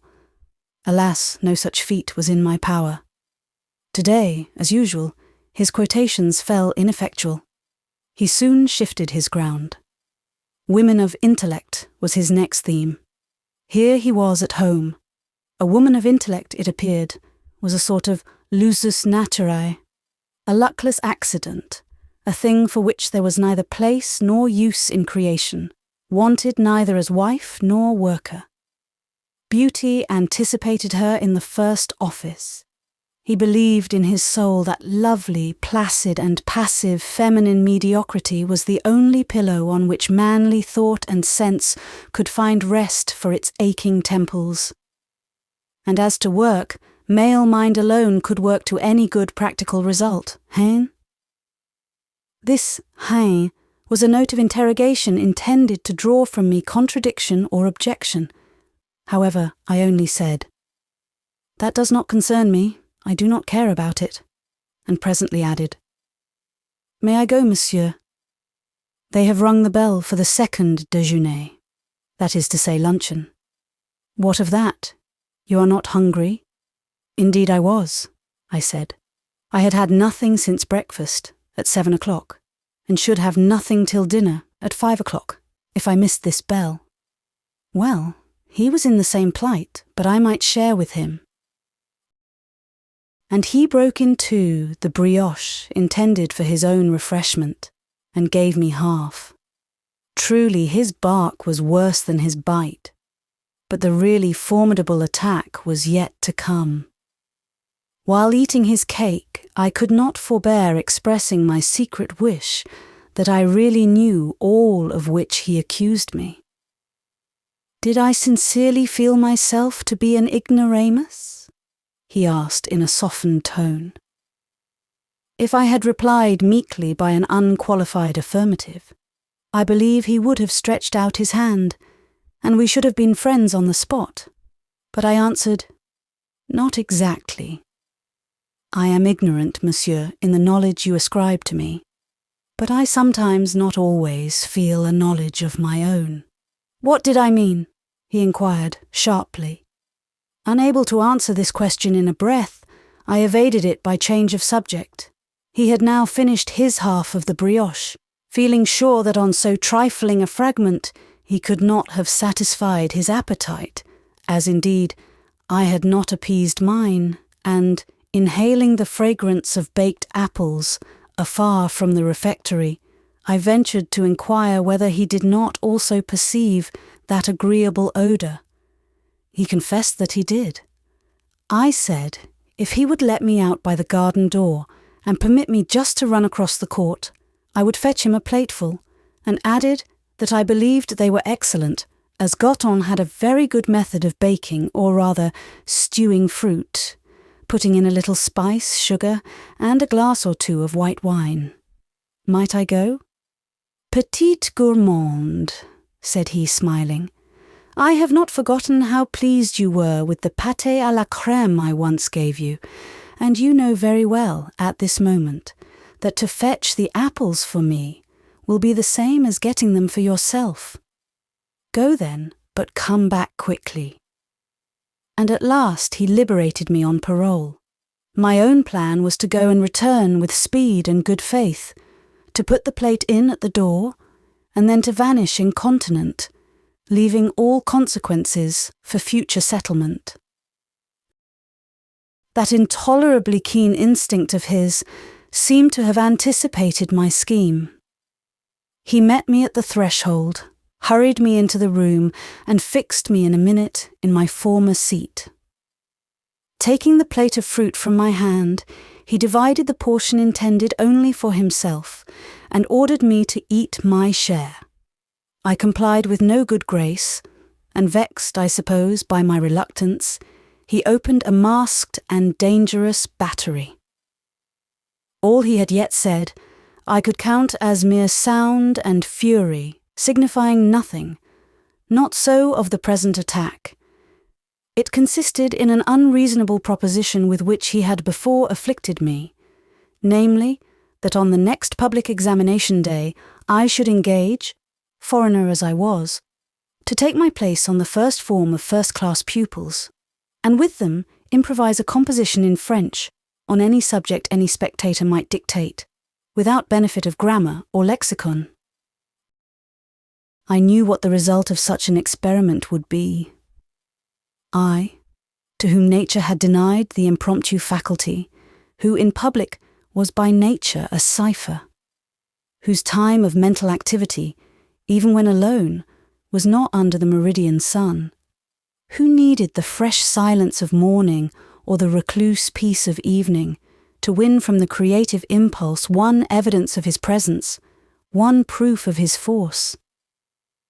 I, with whom that impulse was the most intractable, the most capricious, the most maddening of masters, him before me always excepted, a deity which sometimes, under circumstances apparently propitious, would not speak when questioned, would not hear when appealed to, would not when sought be found, but would stand all cold, all indurated, all granite, a dark bull with carven lips and blank eyeballs, and breast like the stone face of a tomb, and again suddenly, at some turn, some sound, some long trembling sob of the wind, at some rushing past of an unseen stream of electricity, the irrational demon would wake unsolicited, would stir strangely alive, would rush from its pedestal like a perturbed Dagon, calling to its votary for a sacrifice whatever the hour, to its victim for some blood or some breath,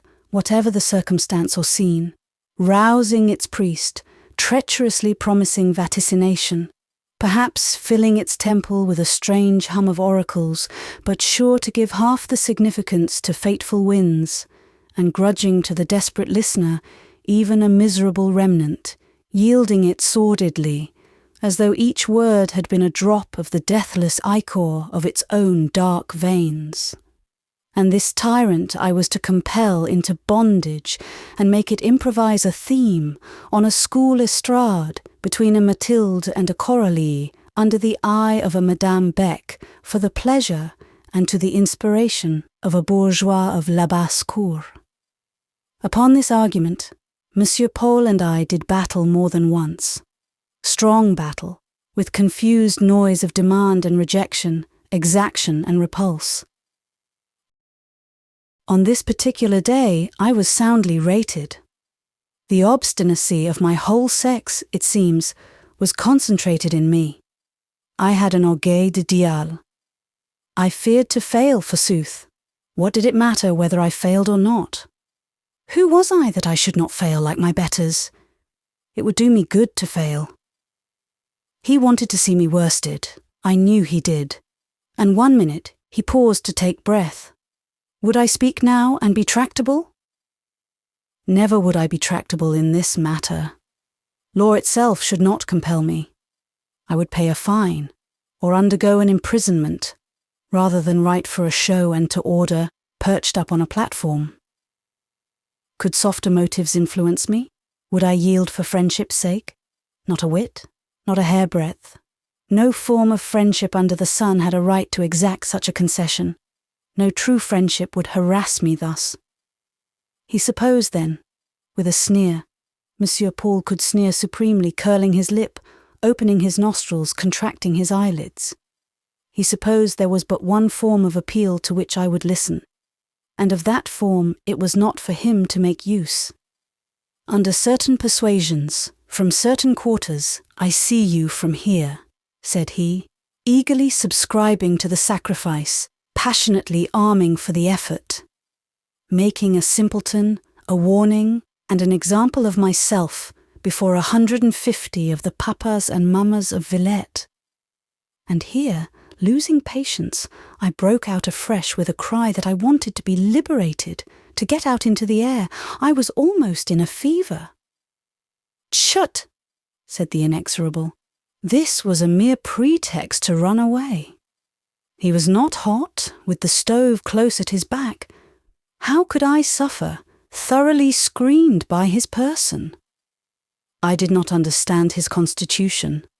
I knew nothing of the natural history of salamanders. For my own part, I was a phlegmatic islander, and sitting in an oven did not agree with me. At least, might I step to the well and get a glass of water?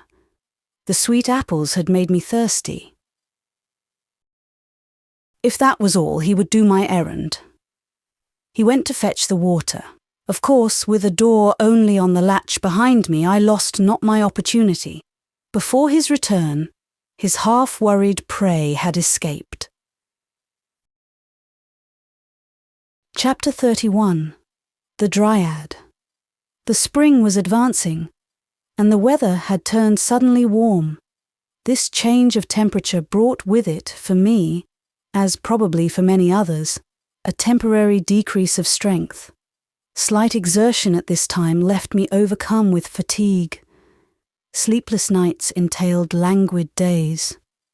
One Sunday afternoon, having walked the distance of half a league to the Protestant church, I came back weary and exhausted, and taking refuge in my solitary sanctuary, the first class, I was glad to sit down, and to make of my desk a pillow for my arms and head.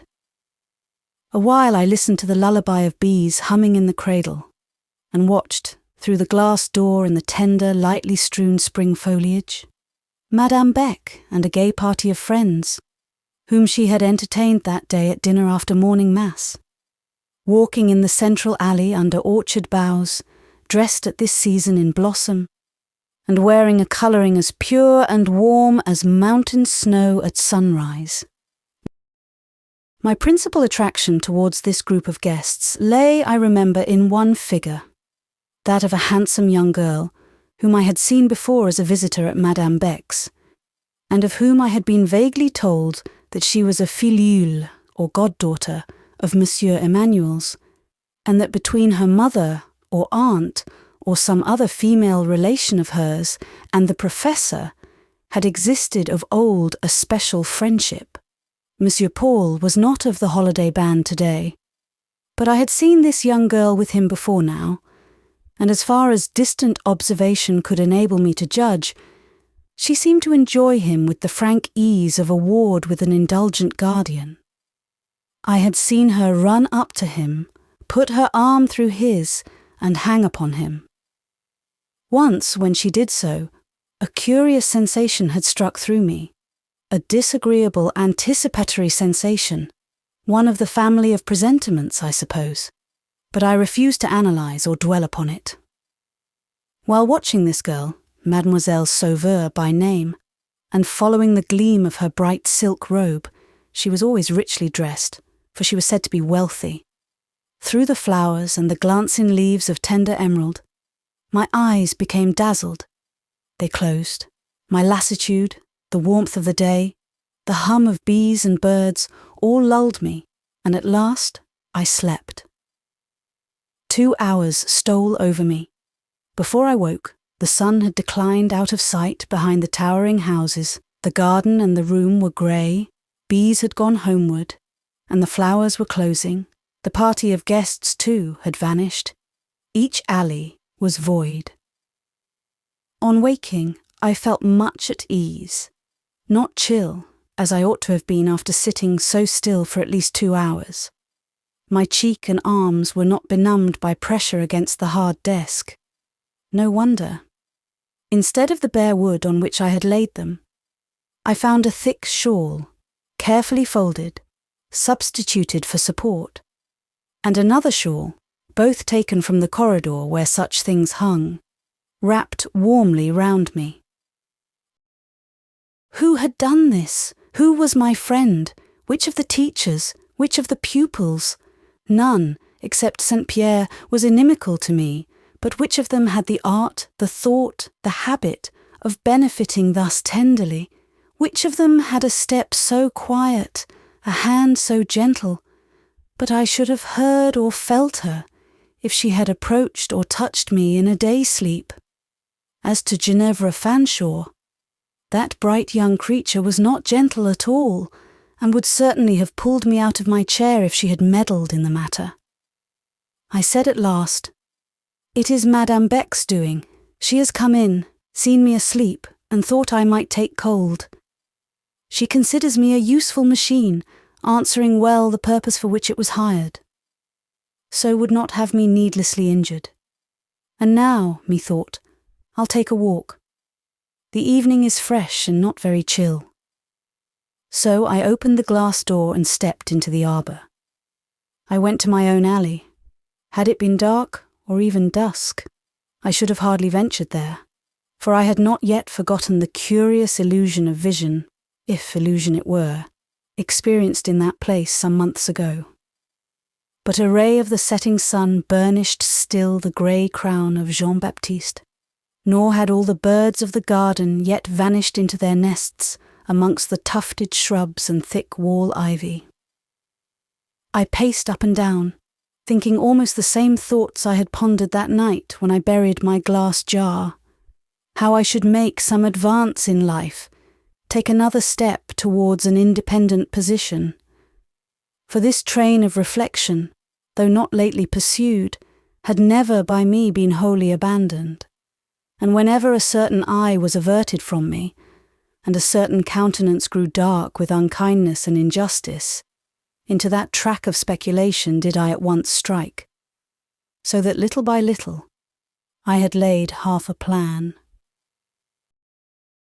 Living costs little, said I to myself, in this economical town of Villette, where people are more sensible than I understand they are in dear old England, infinitely less worried about appearance and less emulous of display, where nobody is in the least ashamed to be quite as homely and saving as he finds convenient.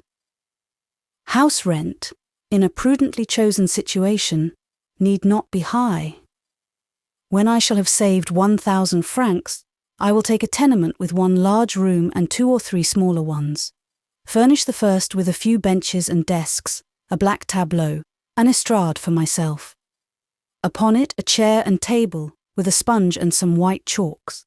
Begin with taking day pupils, and so work my way upwards.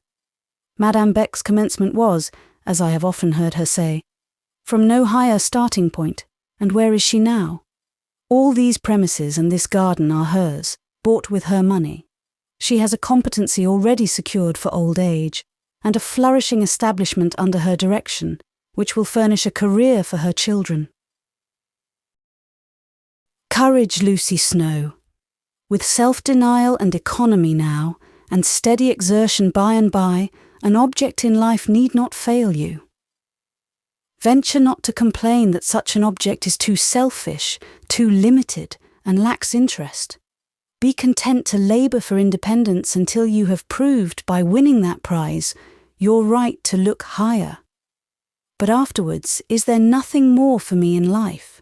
No true home, nothing to be dearer to me than myself, and by its paramount preciousness, to draw from me better things than I care to culture for myself only.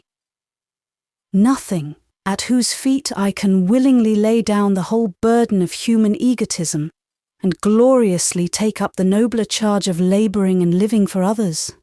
I suppose, Lucy Snowe, the orb of your life is not to be so rounded. For you, the crescent phase must suffice.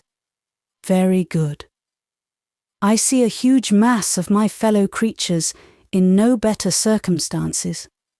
I see that a great many men and more women hold their span of life on conditions of denial and privation. I find no reason why I should be of the few favoured. I believe in some blending of hope and sunshine sweetening the worst lots. I believe that this life is not all, neither the beginning nor the end. I believe while I tremble, I trust while I weep. So this subject is done with. It is right to look our life accounts bravely in the face now and then, and settle them honestly. And he is a poor self-swindler who lies to himself while he reckons the items, and sets down under the head, happiness that which is misery. Call anguish, anguish, and despair, despair.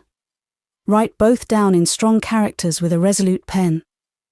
You will the better pay your debt to doom. Falsify.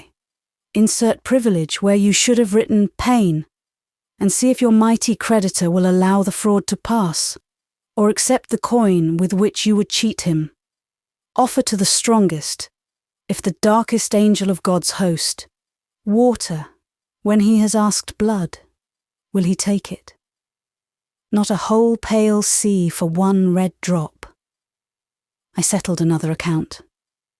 Pausing before Methuselah, the giant and patriarch of the garden, and leaning my brow against his knotty trunk, my foot rested on the stone sealing the small sepulchre at his root, and I recalled the passage of feeling therein buried.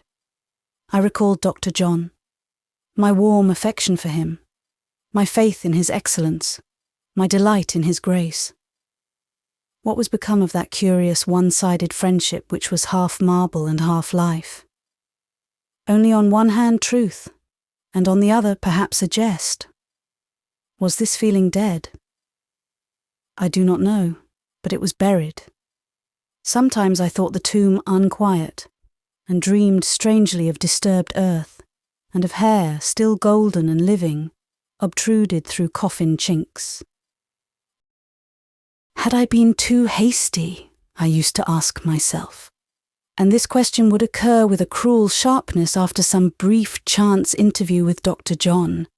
He had still such kind looks, such a warm hand, his voice still kept so pleasant a tone for my name. I never liked Lucy so well as when he uttered it. But I learned in time that this benignity, this cordiality, this music, belonged in no shape to me. It was a part of himself. It was the honey of his temper. It was the balm of his mellow mood. He imparted it, as the ripe fruit rewards with sweetness the rifling bee. He diffused it about him as sweet plants shed their perfume. Does the nectarine love either the bee or bird it feeds? Is the sweetbriar enamoured of the air? Good night, Dr. John. You are good, you are beautiful, but you are not mine. Good night, and God bless you. Thus I closed my musings. Good night left my lips in sound. I heard the word spoken, and then I heard an echo, quite close. Good night, mademoiselle, or rather good evening. The sun is scarce set. I hope you slept well. I started, but was only discomposed a moment. I knew the voice and speaker. Slept, monsieur? When? Where? You may well inquire when, where. It seems you turn day into night and choose a desk for a pillow. Rather hard lodging? It was softened for me, monsieur, while I slept. That unseen, gift-bringing thing which haunts my desk remembered me. No matter how I fell asleep, I awoke pillowed and covered. Did the shawls keep you warm? Very warm. Do you ask thanks for them? No. You looked pale in your slumbers. Are you homesick? To be homesick, one must have a home, which I have not. Then you have more need of a careful friend. I scarcely know anyone, Miss Lucy, who needs a friend more absolutely than you. Your very faults imperatively require it. You want so much checking, regulating, and keeping down. This idea of keeping down never left Monsieur Paul's head. The most habitual subjugation would, in my case, have failed to relieve him of it. No matter. What did it signify? I listened to him, and did not trouble myself to be too submissive. His occupation would have been gone had I left him nothing to keep down. You need watching and watching over, he pursued, and it is well for you that I see this, and do my best to discharge both duties. I watch you and others pretty closely, pretty constantly, nearer and oftener than you or they think. Do you see that window with a light in it? He pointed to a lattice in one of the college boarding houses.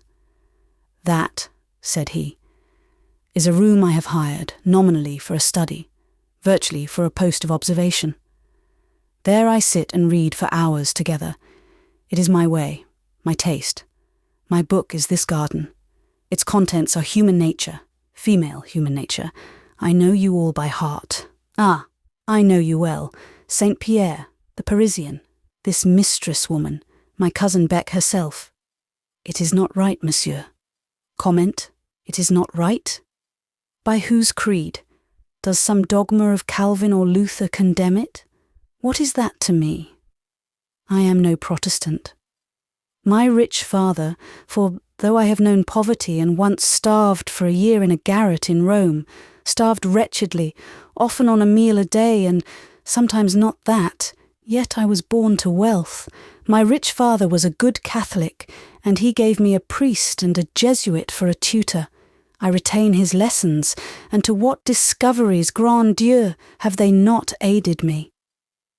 Discoveries made by stealth seem to me dishonourable discoveries. Puritan, I doubt it not, yet see how my Jesuit system works. You know the Saint Pierre? Partially. He laughed. You say right. Partially, whereas I know her thoroughly. There is the difference. She played before me the amiable, offered me pâté de velours, caressed, flattered, fawned on me. Now I am accessible to a woman's flattery, accessible against my reason. Though never pretty, she was, when I first knew her, young, or knew how to look young. Like all her countrywomen, she had the art of dressing, She had a certain cool, easy social assurance which spared me the pain of embarrassment. Monsieur, that must have been unnecessary. I never saw you embarrassed in my life. Mademoiselle, you know little of me. I can be embarrassed as a petite pensionnaire. There is a fund of modesty and diffidence in my nature. Monsieur, I never saw it. Mademoiselle, it is there. You ought to have seen it. Monsieur, I have observed you in public, on platforms, in tribunes, before titles and crowned heads, and you were as easy as you are in the 3rd division. Mademoiselle, neither titles nor crowned heads excite my modesty, and publicity is very much my element. I like it well, and breathe in it quite freely. But in short, here is the sentiment brought into action at this very moment. However, I disdain to be worsted by it. If, mademoiselle, I were a marrying man, which I am not, and you may spare yourself the trouble of any sneer you may be contemplating at the thought, and found it necessary to ask a lady whether she could look upon me in the light of a future husband, then would it be proved that I am, as I say, modest. I quite believed him now, and in believing I honoured him with a sincerity of esteem which made my heart ache. As to the Saint Pierre, he went on, recovering himself, for his voice had altered a little. She once intended to be Madame Emmanuel, and I don't know whither I might have been led, but for yonder little lattice with the light. Ah, magic lattice! What miracles of discovery hast thou wrought? Yes, he pursued, I have seen her rancours, her vanities, her levities, not only here but elsewhere. I have witnessed what bucklers me against all her arts. I am safe from poor Zélie. And my pupils, he presently recommenced, those blonde jeunes filles, so mild and meek, I have seen them most reserved, romp like boys, the demurest, snatch grapes from the walls, shake pears from the trees. When the English teacher came, I saw her, marked her early preference for this alley, noticed her taste for seclusion, watched her well, long before she and I came to speaking terms. Do you recollect my once coming silently and offering you a little knot of white violets when we were strangers? I recollect it. I dried the violets, kept them, and have them still. It pleased me when you took them peacefully and promptly, without prudery, that sentiment which I ever dread to excite, and which, when it is revealed in eye or gesture, I vindictively detest.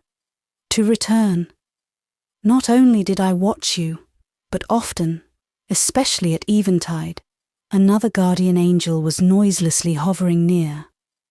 Night after night my cousin Beck has stolen down yonder steps, and glidingly pursued your movements when you did not see her. But, monsieur, you could not from the distance of that window see what passed in this garden at night. By moonlight I possibly might with a glass. I use a glass. But the garden itself is open to me. In the shed at the bottom there is a door leading into a court, which communicates with the college. Of that door I possess the key, and thus come and go at pleasure. This afternoon I came through it, and found you asleep in class. Again this evening I have availed myself of the same entrance. I could not help saying, if you were a wicked, designing man, how terrible would all this be? His attention seemed incapable of being arrested by this view of the subject. He lit his cigar, and while he puffed it, leaning against a tree, and looking at me in a cool, amused way he had when his humour was tranquil, I thought proper to go on sermonizing him. He often lectured me by the hour together. I did not see why I should not speak my mind for once. So I told him my impressions concerning his Jesuit system. The knowledge it brings you is bought too dear, monsieur. This coming and going by stealth degrades your own dignity. My dignity, he cried, laughing. When did you ever see me trouble my head about my dignity? It is you, Miss Lucy, who are digne. How often, in your high insular presence, have I taken a pleasure in trampling upon what you are pleased to call my dignity, tearing it, scattering it to the winds, in those mad transports you witness with such hauteur, and which I know you think very like the ravings of a third-rate London actor. Monsieur, I tell you, every glance you cast from that lattice is a wrong done to the best part of your own nature. To study the human heart thus is to banquet secretly and sacrilegiously on Eve's apples. I wish you were a Protestant. Indifferent to the wish, he smoked on. After a space of smiling yet thoughtful silence, he said rather suddenly, I have seen other things. What other things? Taking the weed from his lips, he threw the remnant amongst the shrubs, where for a moment it lay glowing in the gloom. Look at it, said he. Is not that spark like an eye watching you and me? He took a turn down the walk. Presently returning, he went on. I have seen, Miss Lucy, things to me unaccountable, that have made me watch all night for a solution, and I have not yet found it. The tone was peculiar, my veins thrilled. He saw me shiver. Are you afraid? Whether is it of my words or that red, jealous eye just winking itself out? I am cold. The night grows dark and late, and the air is changed. It is time to go in. It is little past 8, but you shall go in soon. Answer me only this question. Yet he paused before he put it. The garden was truly growing dark. Dusk had come on with clouds, and drops of rain began to patter through the trees. I hoped he would feel this, but for the moment he seemed too much absorbed to be sensible of the change. Mademoiselle, do you Protestants believe in the supernatural? There is a difference of theory and belief on this point amongst Protestants as amongst other sects, I answered. Why, monsieur, do you ask such a question? Why do you shrink and speak so faintly? Are you superstitious? I am constitutionally nervous. I dislike the discussion of such subjects. I dislike it the more because... You believe? No. But it has happened to me to experience impressions since you came here. Yes, not many months ago. Here? In this house? Yes. Bon, I am glad of it. I knew it somehow, before you told me. I was conscious of rapport between you and myself. You are patient, and I am choleric. You are quiet and pale, and I am tanned and fiery. You are a strict Protestant, and I am a sort of lay Jesuit. But we are alike. There is affinity between us. Do you see it, mademoiselle, when you look in the glass? Do you observe that your forehead is shaped like mine? That your eyes are cut like mine? Do you hear that you have some of my tones of voice? Do you know that you have many of my looks? I perceive all this, and believe that you were born under my star. Yes, you were born under my star.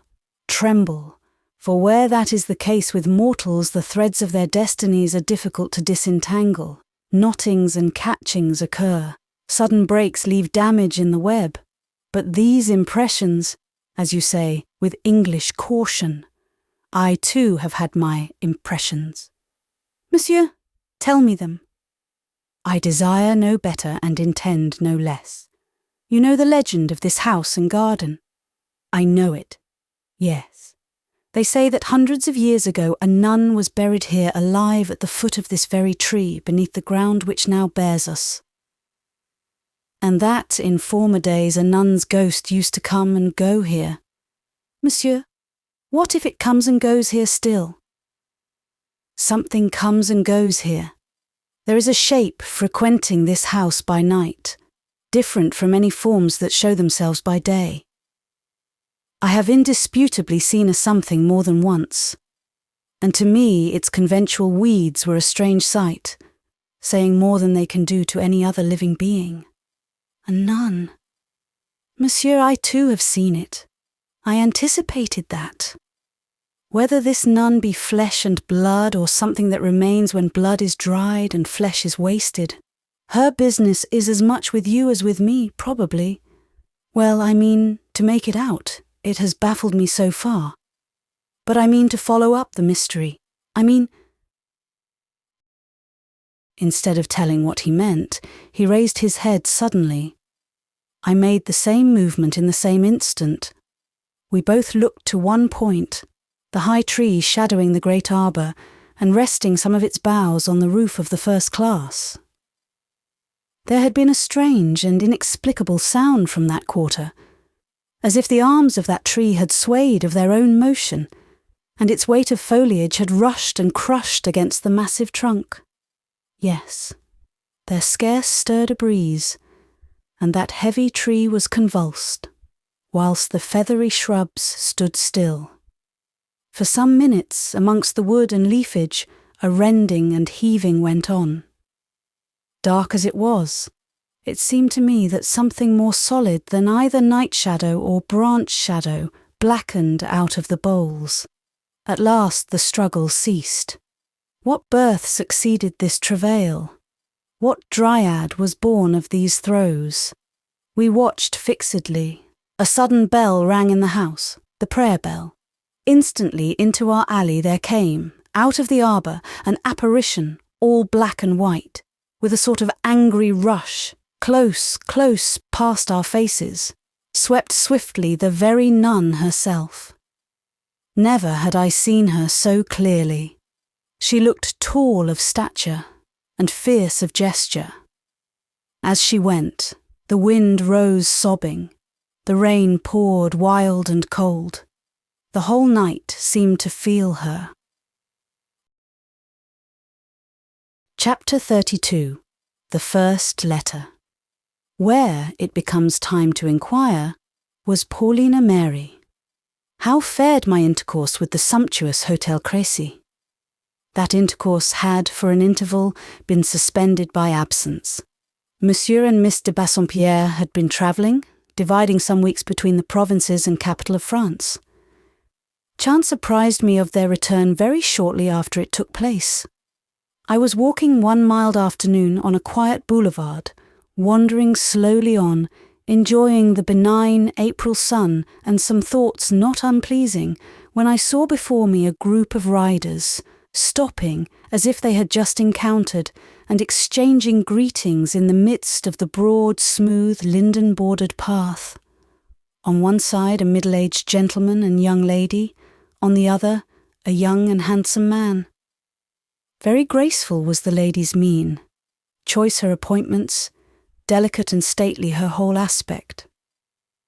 Still, as I looked, I felt they were known to me, and drawing a little nearer, I fully recognised them all. The Count Home de Bassompierre, his daughter, and Dr. Graham Bretton.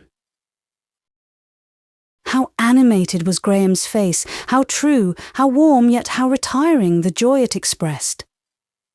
This was the state of things, this the combination of circumstances, at once to attract and enchain, to subdue and excite Dr. John. The pearl he admired was in itself of great price and truest purity, but he was not the man who, in appreciating the gem, could forget its setting. Had he seen Paulina, with the same youth, beauty and grace, but on foot, alone, unguarded, and in simple attire, a dependent worker, a demi-grisette, he would have thought her a pretty little creature, and would have loved with his eye her movements and her mien. But it required other than this to conquer him as he was now vanquished, to bring him safe under dominion as now without loss, and even with gain to his manly honour. One saw that he was reduced. There was about Dr. John all the man of the world. To satisfy himself did not suffice. Society must approve. The world must admire what he did, or he counted his measures false and futile.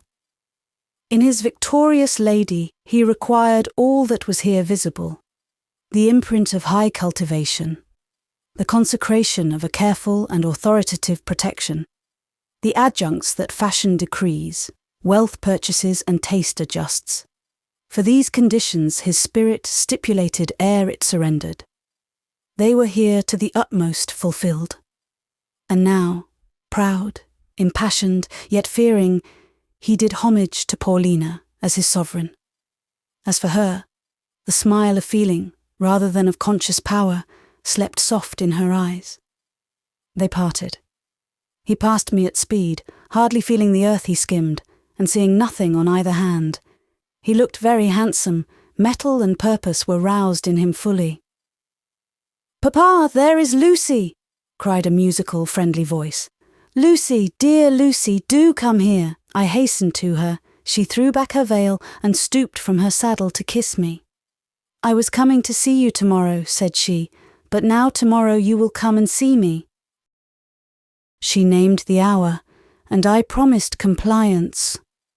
The morrow's evening found me with her, she and I shut into her own room. I had not seen her since that occasion when her claims were brought into comparison with those of Ginevra Fanshawe, and had so signally prevailed. She had much to tell me of her travels in the interval. A most animated, rapid speaker was she in such a tête-à-tête, a most lively describer. Yet with her artless diction and clear, soft voice, she never seemed to speak too fast or to say too much. My own attention, I think, would not soon have flagged, but by and by she herself seemed to need some change of subject.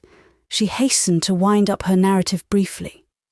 Yet why she terminated with so concise an abridgment did not immediately appear. Silence followed, a restless silence, not without symptoms of abstraction. Then, turning to me in a diffident, half-appealing voice, "Lucy?" "Well, I am at your side." "Is my cousin Ginevra still at Madame Beck's?" "Your cousin is still there? You must be longing to see her." "No, not much." "You want to invite her to spend another evening?" "No. I suppose she still talks about being married." "Not to anyone you care for." "But of course she still thinks of Dr. Bretton." "She cannot have changed her mind on that point, because it was so fixed 2 months ago." "Why? You know it does not matter. You saw the terms on which they stood." "There was a little misunderstanding that evening, certainly. Does she seem unhappy?" "Not she. To change the subject, have you heard or seen nothing of or from Graham during your absence?" "Papa had letters from him once or twice about business, I think. He undertook the management of some affair which required attention while we were away. Dr. Bretton seems to respect Papa, and to have pleasure in obliging him." "Yes, you met him yesterday on the boulevard. You would be able to judge from his aspect that his friends need not be painfully anxious about his health." "Papa seems to have thought with you." I could not help smiling. "He is not particularly observant, you know, because he is often thinking of other things than what pass before his eyes. But he said, as Dr. Bretton rode away, 'Really it does a man good to see the spirit and energy of that boy.' He called Dr. Bretton a boy. I believe he almost thinks him so, just as he thinks me a little girl." He was not speaking to me, but dropped that remark to himself. "Lucy." Again fell the appealing accent, and at the same instant she left her chair and came and sat on the stool at my feet. I liked her. It is not a declaration I have often made concerning my acquaintance in the course of this book. The reader will bear with it for once. Intimate intercourse, close inspection, disclosed in Paulina only what was delicate, intelligent, and sincere. Therefore my regard for her lay deep. An admiration more superficial might have been more demonstrative. Mine, however, was quiet. "What have you to ask of Lucy?" said I. "Be brave and speak out." But there was no courage in her eye. As it met mine, it fell, and there was no coolness on her cheek. Not a transient surface blush, but a gathering inward excitement raised its tint and its temperature. "Lucy, I do wish to know your thoughts of Dr. Bretton. Do give me your real opinion of his character, his disposition." "His character stands high, and deservedly high." "And his disposition?" "Tell me about his disposition," she urged. "You know him well." "I know him pretty well." "You know his home side. You have seen him with his mother. Speak of him as a son." "He is a fine-hearted son, his mother's comfort and hope, her pride and pleasure." She held my hand between hers, and at each favourable word gave it a little caressing stroke. "In what other way is he good, Lucy?" "Dr. Bretton is benevolent, humanely disposed towards all his race. Dr. Bretton would have benignity for the lowest savage or the worst criminal. I heard some gentlemen, some of Papa's friends, who were talking about him, say the same. They say many of the poor patients at the hospitals, who tremble before some pitiless and selfish surgeons, welcome him. They are right. I have witnessed as much. He once took me over a hospital. I saw how he was received. Your father's friends are right." The softest gratitude animated her eye as she lifted it a moment. She had yet more to say, but seemed hesitating about time and place. Dusk was beginning to reign.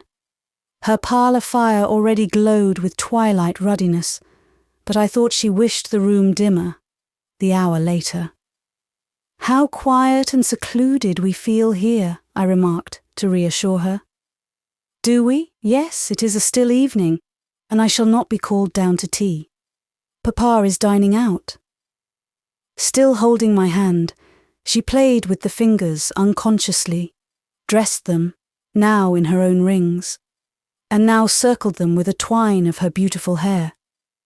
She patted the palm against her hot cheek, and at last, having cleared a voice that was naturally liquid as a lark's, she said, "You must think it rather strange that I should talk so much about Dr. Bretton, ask so many questions, take such an interest, but not at all strange, perfectly natural.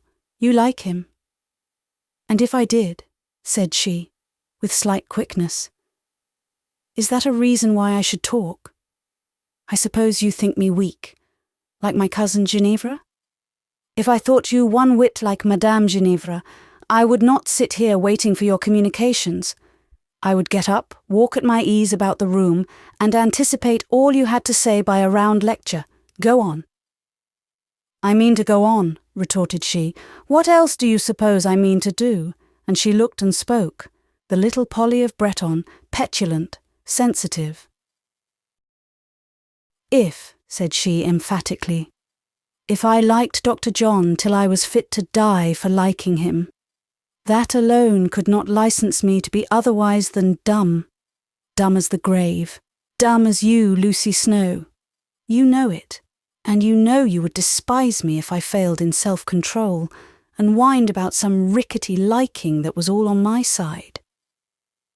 It is true, I little respect women or girls who are loquacious either in boasting the triumphs or bemoaning the mortifications of feelings. But as to you, Paulina, speak, for I earnestly wish to hear you. Tell me all it will give you pleasure or relief to tell.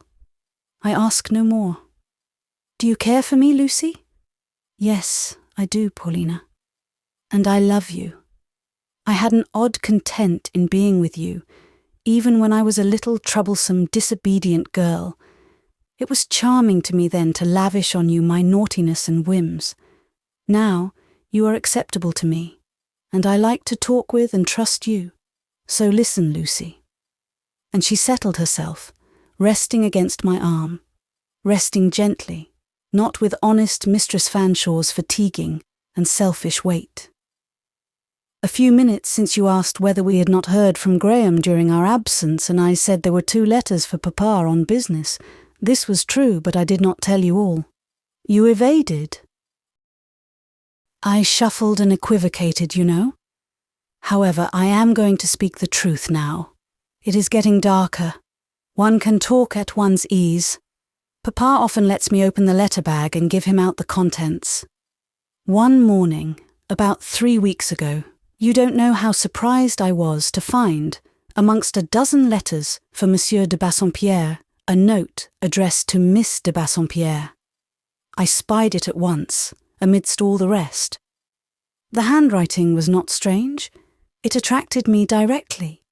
I was going to say, "Papa, here is another letter from Dr. Bretton," but the miss struck me mute. I actually never received a letter from a gentleman before. Ought I to have shown it to Papa and let him open it and read it first? I could not for my life, Lucy. I know so well Papa's ideas about me. He forgets my age. He thinks I am a mere schoolgirl. He is not aware that other people see I am grown up as tall as I shall be. So, with a curious mixture of feelings, some of them self-reproachful, and some so fluttering and strong I cannot describe them, I gave Papa his 12 letters, his herd of possessions, and kept back my one, my ewe lamb. It lay in my lap during breakfast, looking up at me with an inexplicable meaning, making me feel myself a thing double existent, a child to that dear Papa, but no more a child to myself. After breakfast, I carried my letter upstairs, and having secured myself by turning the key in the door, I began to study the outside of my treasure. It was some minutes before I could get over the direction and penetrate the seal. One does not take a strong place of this kind by instant storm. One sits down a while before it, as beleaguers say. Graham's hand is like himself, Lucy, and so is his seal.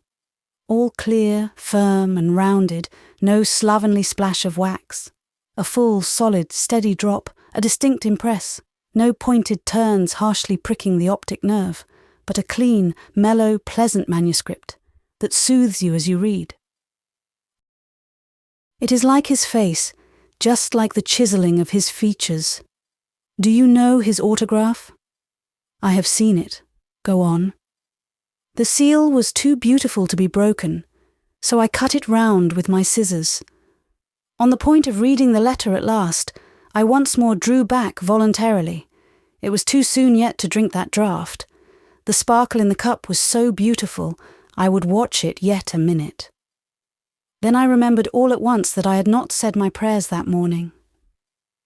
Having heard Papa go down to breakfast a little earlier than usual, I had been afraid of keeping him waiting, and had hastened to join him as soon as I was dressed, thinking no harm to put off prayers till afterwards. Some people would say I ought to have served God first and then man, but I don't think heaven could be jealous of anything I might do for Papa. I believe I am superstitious.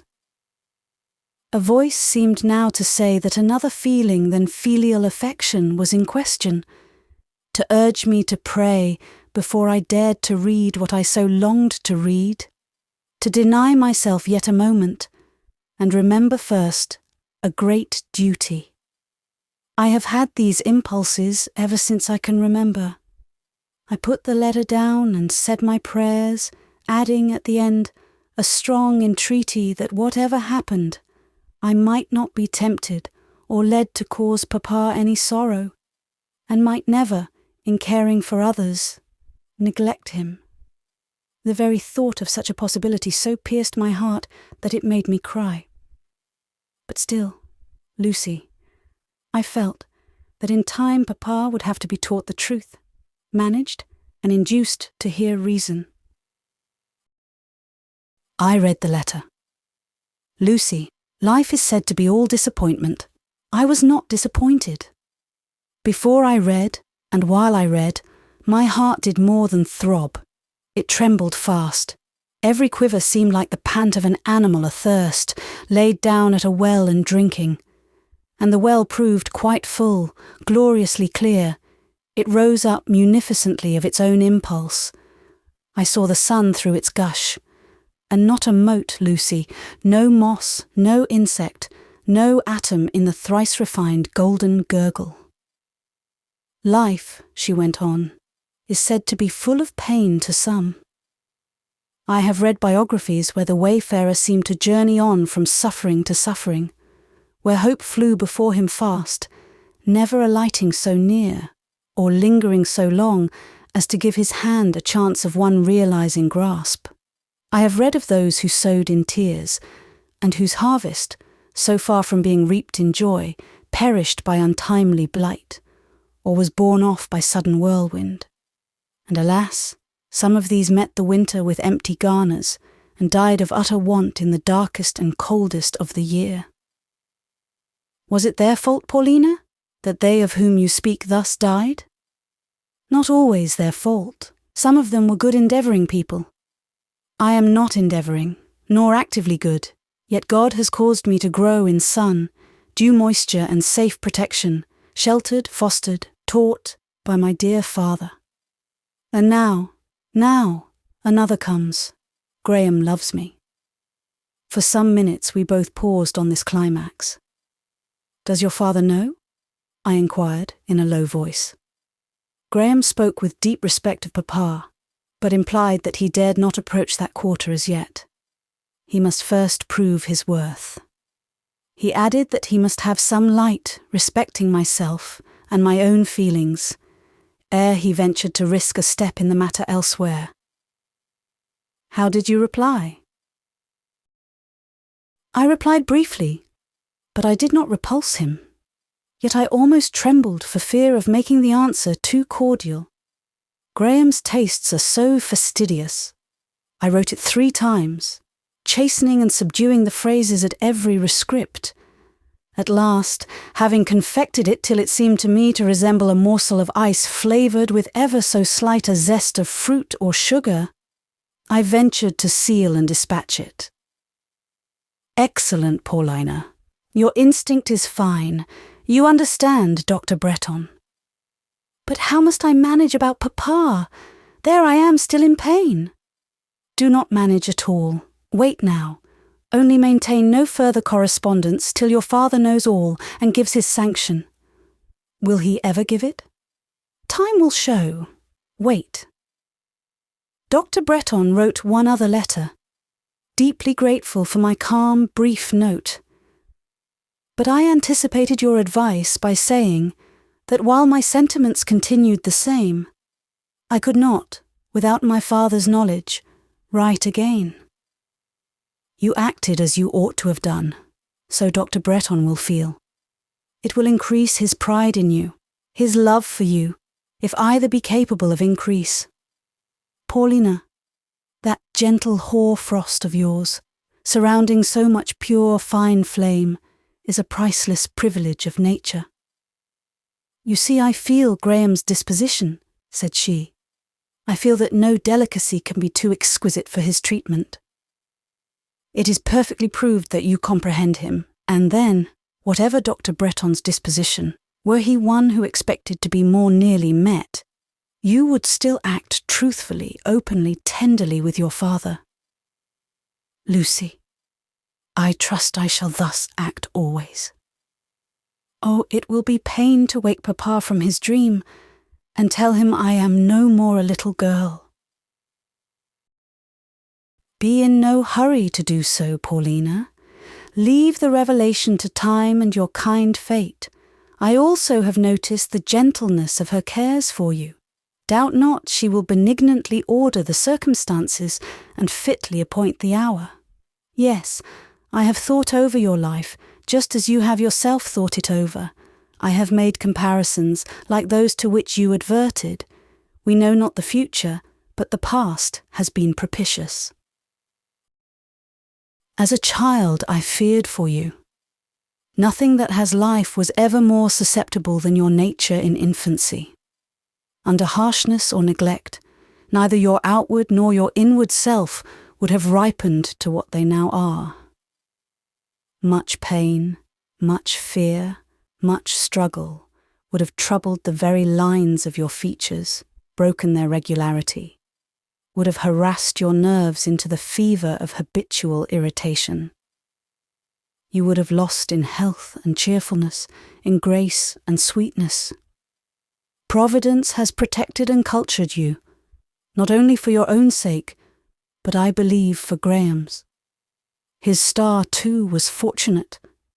To develop fully the best of his nature, a companion like you was needed. There you are, ready. You must be united. I knew it the first day I saw you together at La Terrasse. In all that mutually concerns you and Graham there seems to me promise, plan, harmony. I do not think the sunny youth of either will prove the forerunner of stormy age. I think it is deemed good that you two should live in peace and be happy, not as angels, but as few are happy amongst mortals. Some lives are thus blessed. It is God's will.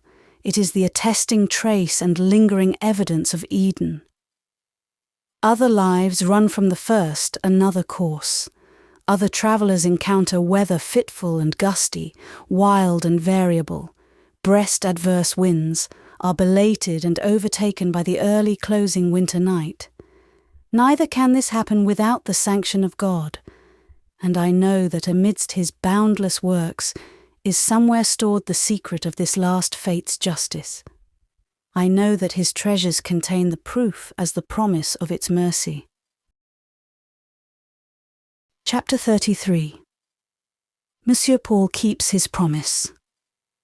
On the 1st of May, we had all, meaning the 20 boarders and the 4 teachers, notice to rise at 5 o'clock in the morning, to be dressed and ready by 6, to put ourselves under the command of Monsieur le Professeur Emmanuel, who was to head our march forth from Villette. For it was on this day he proposed to fulfill his promise of taking us to breakfast in the country. I, indeed, as the reader may perhaps remember, had not had the honour of an invitation when this excursion was first projected, rather the contrary. But on my now making allusion to this fact, and wishing to know how it was to be, my ear received a pull, of which I did not venture to challenge the repetition by raising further difficulties. "I advise you to make yourself be requested," said Monsieur Emmanuel, imperially menacing the other ear. One Napoleonic compliment, however, was enough, so I made up my mind to be of the party. The morning broke calm as summer, with singing of birds in the garden, and a light dew mist that promised heat. We all said it would be warm, and we all felt pleasure in folding away heavy garments, and in assuming the attire suiting a sunny season. The clean, fresh print dress, and the light straw bonnet, each made and trimmed as the French workwoman alone can make and trim, so as to unite the utterly unpretending with the perfectly becoming, was the rule of costume. Nobody flaunted in faded silk. Nobody wore a second-hand best article. At 6 o'clock, the bell rang merrily, and we poured down the staircase through the carré, along the corridor, into the vestibule. There stood our professor, wearing not his savage-looking paletto and severe bonnet grec, but a young-looking belted blouse and cheerful straw hat. He had for us all the kindest good morrow, and most of us for him had a thanksgiving smile. We were marshalled in order and soon started. The streets were yet quiet, and the boulevards were fresh and peaceful as fields. I believe we were very happy as we walked along. This chief of ours had the secret of giving a certain impetus to happiness when he would, just as, in an opposite mood, he could give a thrill to fear. He did not lead nor follow us, but walked along the line, giving a word to everyone, talking much to his favourites, and not wholly neglecting even those he disliked. It was rather my wish, for a reason I had, to keep slightly aloof from notice, and being paired with Ginevra Fanshawe, bearing on my arm the dear pressure of that angel's not unsubstantial limb. She continued in excellent case, and I can assure the reader it was no trifling business to bear the burden of her loveliness. Many a time in the course of that warm day, I wished to goodness there had been less of the charming commodity. However, having her, as I said, I tried to make her useful by interposing her always between myself and Monsieur Paul, shifting my place, according as I heard him coming up to the right hand or the left. My private motive for this manoeuvre might be traced to the circumstance of the new print dress I wore, being pink in colour, a fact which, under our present convoy, made me feel something as I have felt, when clad in a shawl with a red border, necessitated to traverse a meadow where pastured a bull. For a while, the shifting system, together with some modifications in the arrangement of a black silk scarf, answered my purpose. But by and by he found out that whether he came to this side or to that, Miss Fanshawe was still his neighbour. The course of acquaintance between Geneva and him had never run so smooth that his temper did not undergo a certain crisping process whenever he heard her English accent. Nothing in their dispositions fitted. They jarred if they came in contact. He held her empty and affected. She deemed him bearish, meddling, repellent. At last, when he had changed his place for about the 6th time, finding still the same untoward result to the experiment, he thrust his head forward, settled his eyes on mine, and demanded with impatience, "What is it? Are you playing tricks on me?" The words were hardly out of his mouth, however, ere, with his customary quickness, he seized the root of this proceeding. In vain I shook out the long fringe and spread forth the broad end of my scarf. "Ah, it is the pink dress," broke from his lips, affecting me very much like the sudden and irate low of some lord of the meadow. "It is only cotton," I alleged hurriedly, "and cheaper, and washes better than any other colour." "And Miss Lucy is as coquette as 10 Parisian women," he answered. "Has one ever seen an Englishwoman like this? Look at her hat, and her gloves, and her shoes." These articles of dress were just like what my companions wore. Certainly not one whit smarter, perhaps rather plainer than most. But Monsieur had now got hold of his text, and I began to chafe under the expected sermon. It went off, however, as mildly as the menace of a storm sometimes passes on a summer day. I got but one flash of sheet lightning in the shape of a single bantering smile from his eyes, and then he said, "Courage. To tell the truth, I am not angry. Perhaps I am even pleased that you have made yourself so beautiful for my small party." "But my dress is not beautiful, monsieur. It is only clean." "I love cleanliness," said he. In short, he was not to be dissatisfied.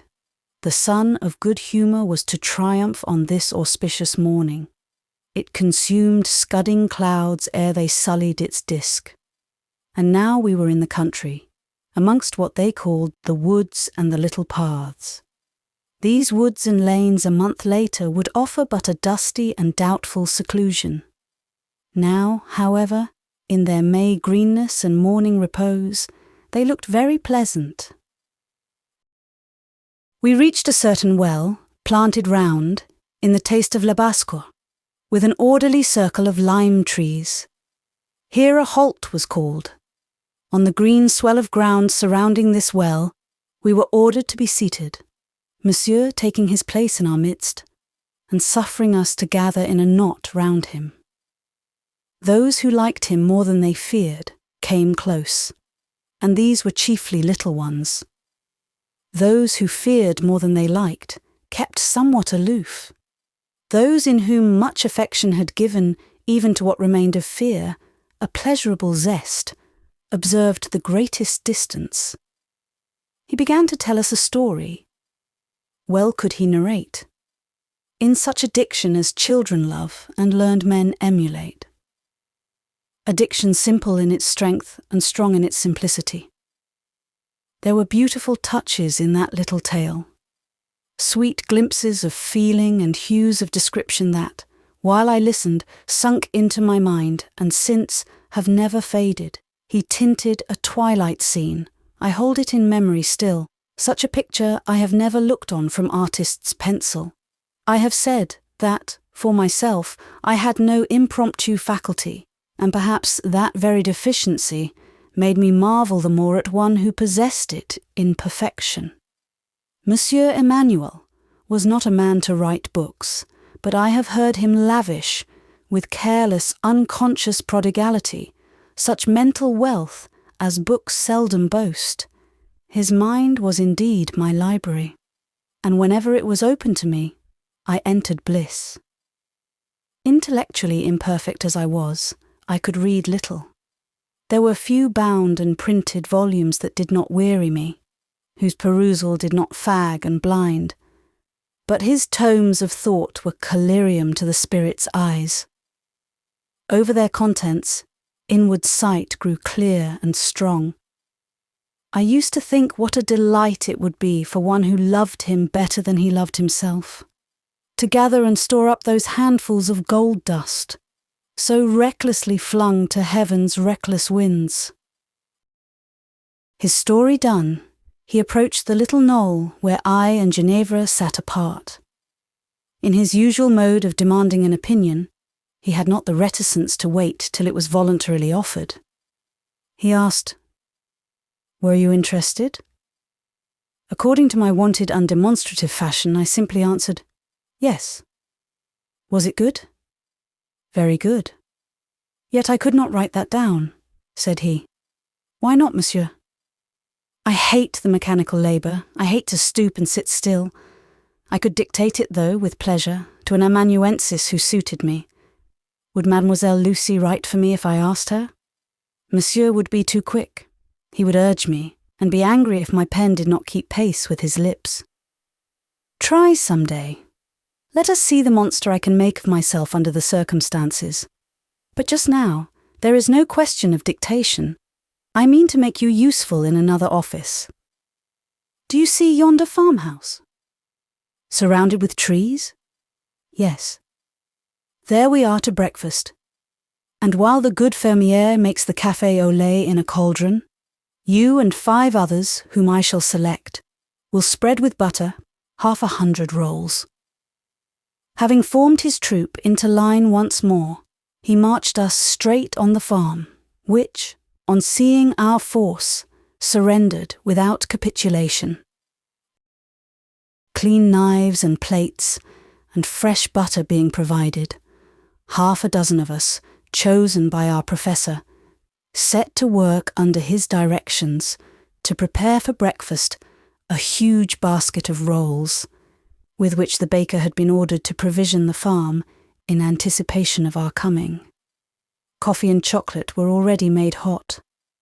Cream and new-laid eggs were added to the treat, and Monsieur Emmanuel, always generous, would have given a large order for jambon and confitures in addition, but that some of us, who presumed perhaps upon our influence, insisted that it would be a most reckless waste of victual. He railed at us for our pains, terming us des ménageres avares.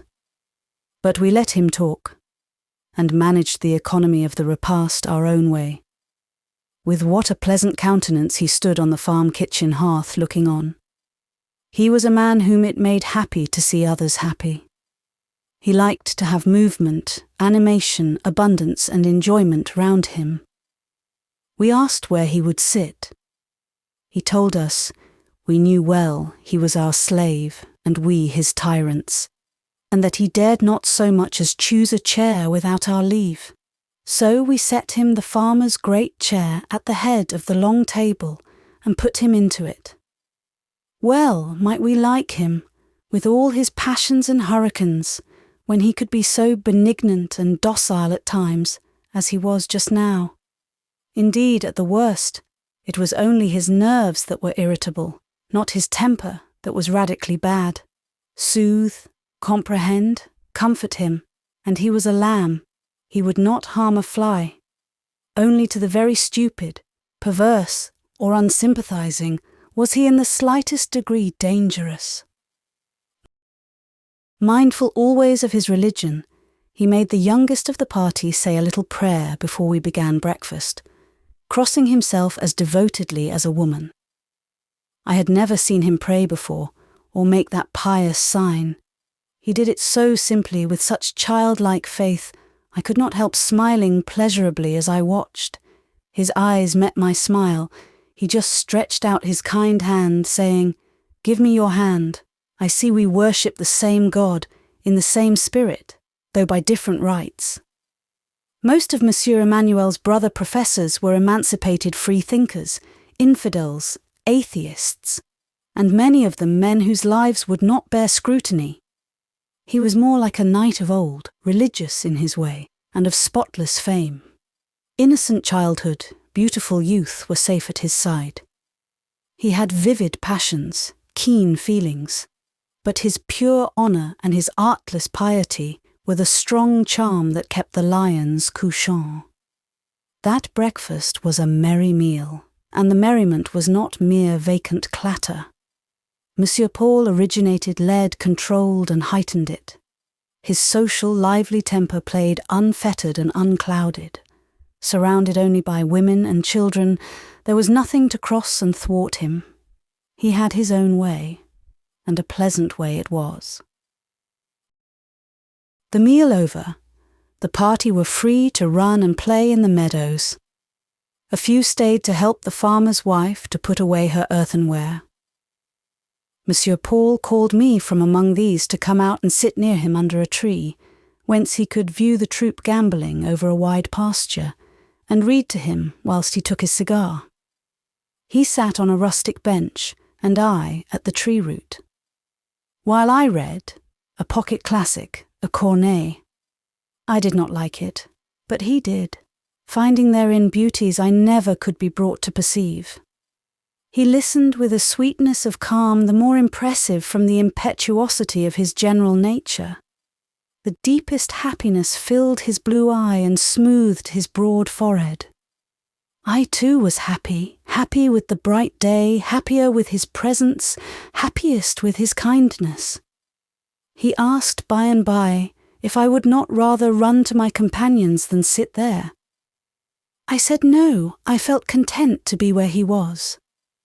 He asked whether, if I were his sister, I should always be content to stay with a brother such as he. I said I believed I should, and I felt it. Again he inquired whether, if he were to leave Villette and go far away, I should be sorry, and I dropped Corneille and made no reply. "Little sister," said he, "how long could you remember me if we were separated?" "That, monsieur, I can never tell, because I do not know how long it will be before I shall cease to remember everything earthly. If I were to go beyond seas for 2, 3, 5 years, should you welcome me on my return?" "Monsieur, how could I live in the interval? Yet I have been very hard on you, very demanding." I hid my face with the book, for it was covered with tears. I asked him why he talked so, and he said he would talk so no more, and cheered me again with the kindest encouragement. Still, the gentleness with which he treated me during the rest of the day went somehow to my heart. It was too tender. It was mournful. I would rather he had been abrupt, whimsical, and irate, as was his wont. When hot noon arrived, for the day turned out as we had anticipated, glowing as June, our shepherd collected his sheep from the pasture and proceeded to lead us all softly home.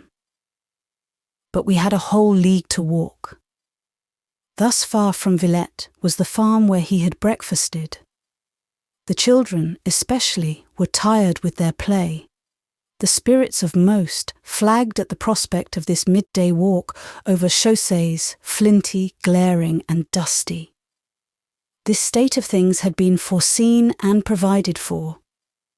Just beyond the boundary of the farm, we met 2 spacious vehicles coming to fetch us. such conveyances as are hired out purposely for the accommodation of school parties.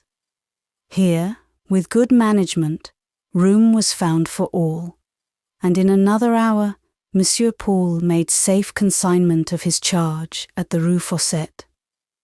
It had been a pleasant day. It would have been perfect, but for the breathing of melancholy which had dimmed its sunshine a moment. That tarnish was renewed the same evening. Just about sunset, I saw Monsieur Emmanuel come out of the front door, accompanied by Madame Beck. They paced the centre alley for nearly an hour, talking earnestly. He, looking grave yet restless, she, wearing an amazed, expostulatory, dissuasive air. I wondered what was under discussion, and when Madame Beck re-entered the house as it darkened, leaving her kinsman Paul yet lingering in the garden, I said to myself, "He called me petite sœur this morning. If he were really my brother, how I should like to go to him just now and ask what it is that presses on his mind. See how he leans against that tree, with his arms crossed and his brow bent. He wants consolation, I know. Madame does not console. She only remonstrates. What now?" Starting from quiescence to action, Monsieur Paul came striding erect and quick down the garden. The carré doors were yet open. I thought he was probably going to water the orange trees in the tubs, after his occasional custom. On reaching the court, however, he took an abrupt turn and made for the berceau and the first-class glass door. There, in that first class I was, thence I had been watching him, but there I could not find courage to await his approach. He had turned so suddenly, he strode so fast, he looked so strange. The coward within me grew pale, shrank, and, not waiting to listen to reason, and hearing the shrubs crush and the gravel crunch to his advance, she was gone on the wings of panic. Nor did I pause till I had taken sanctuary in the oratory, now empty. Listening there with beating pulses and an unaccountable, undefined apprehension, I heard him pass through all the schoolrooms, clashing the doors impatiently as he went. I heard him invade the refectory, which the lecture pieuse was now holding under hallowed constraint. I heard him pronounce these words, "Where is Mademoiselle Lucy?" And just as, summoning my courage, I was preparing to go down and do what after all I most wished to do in the world, namely meet him, the wiry voice of St. Pierre replied glibly and falsely, "She is in bed." And he passed, with the stamp of vexation, into the corridor. There Madame Beck met, captured, chid, convoyed to the street door, and finally dismissed him. As that street door closed, a sudden amazement at my own perverse proceedings struck like a blow upon me.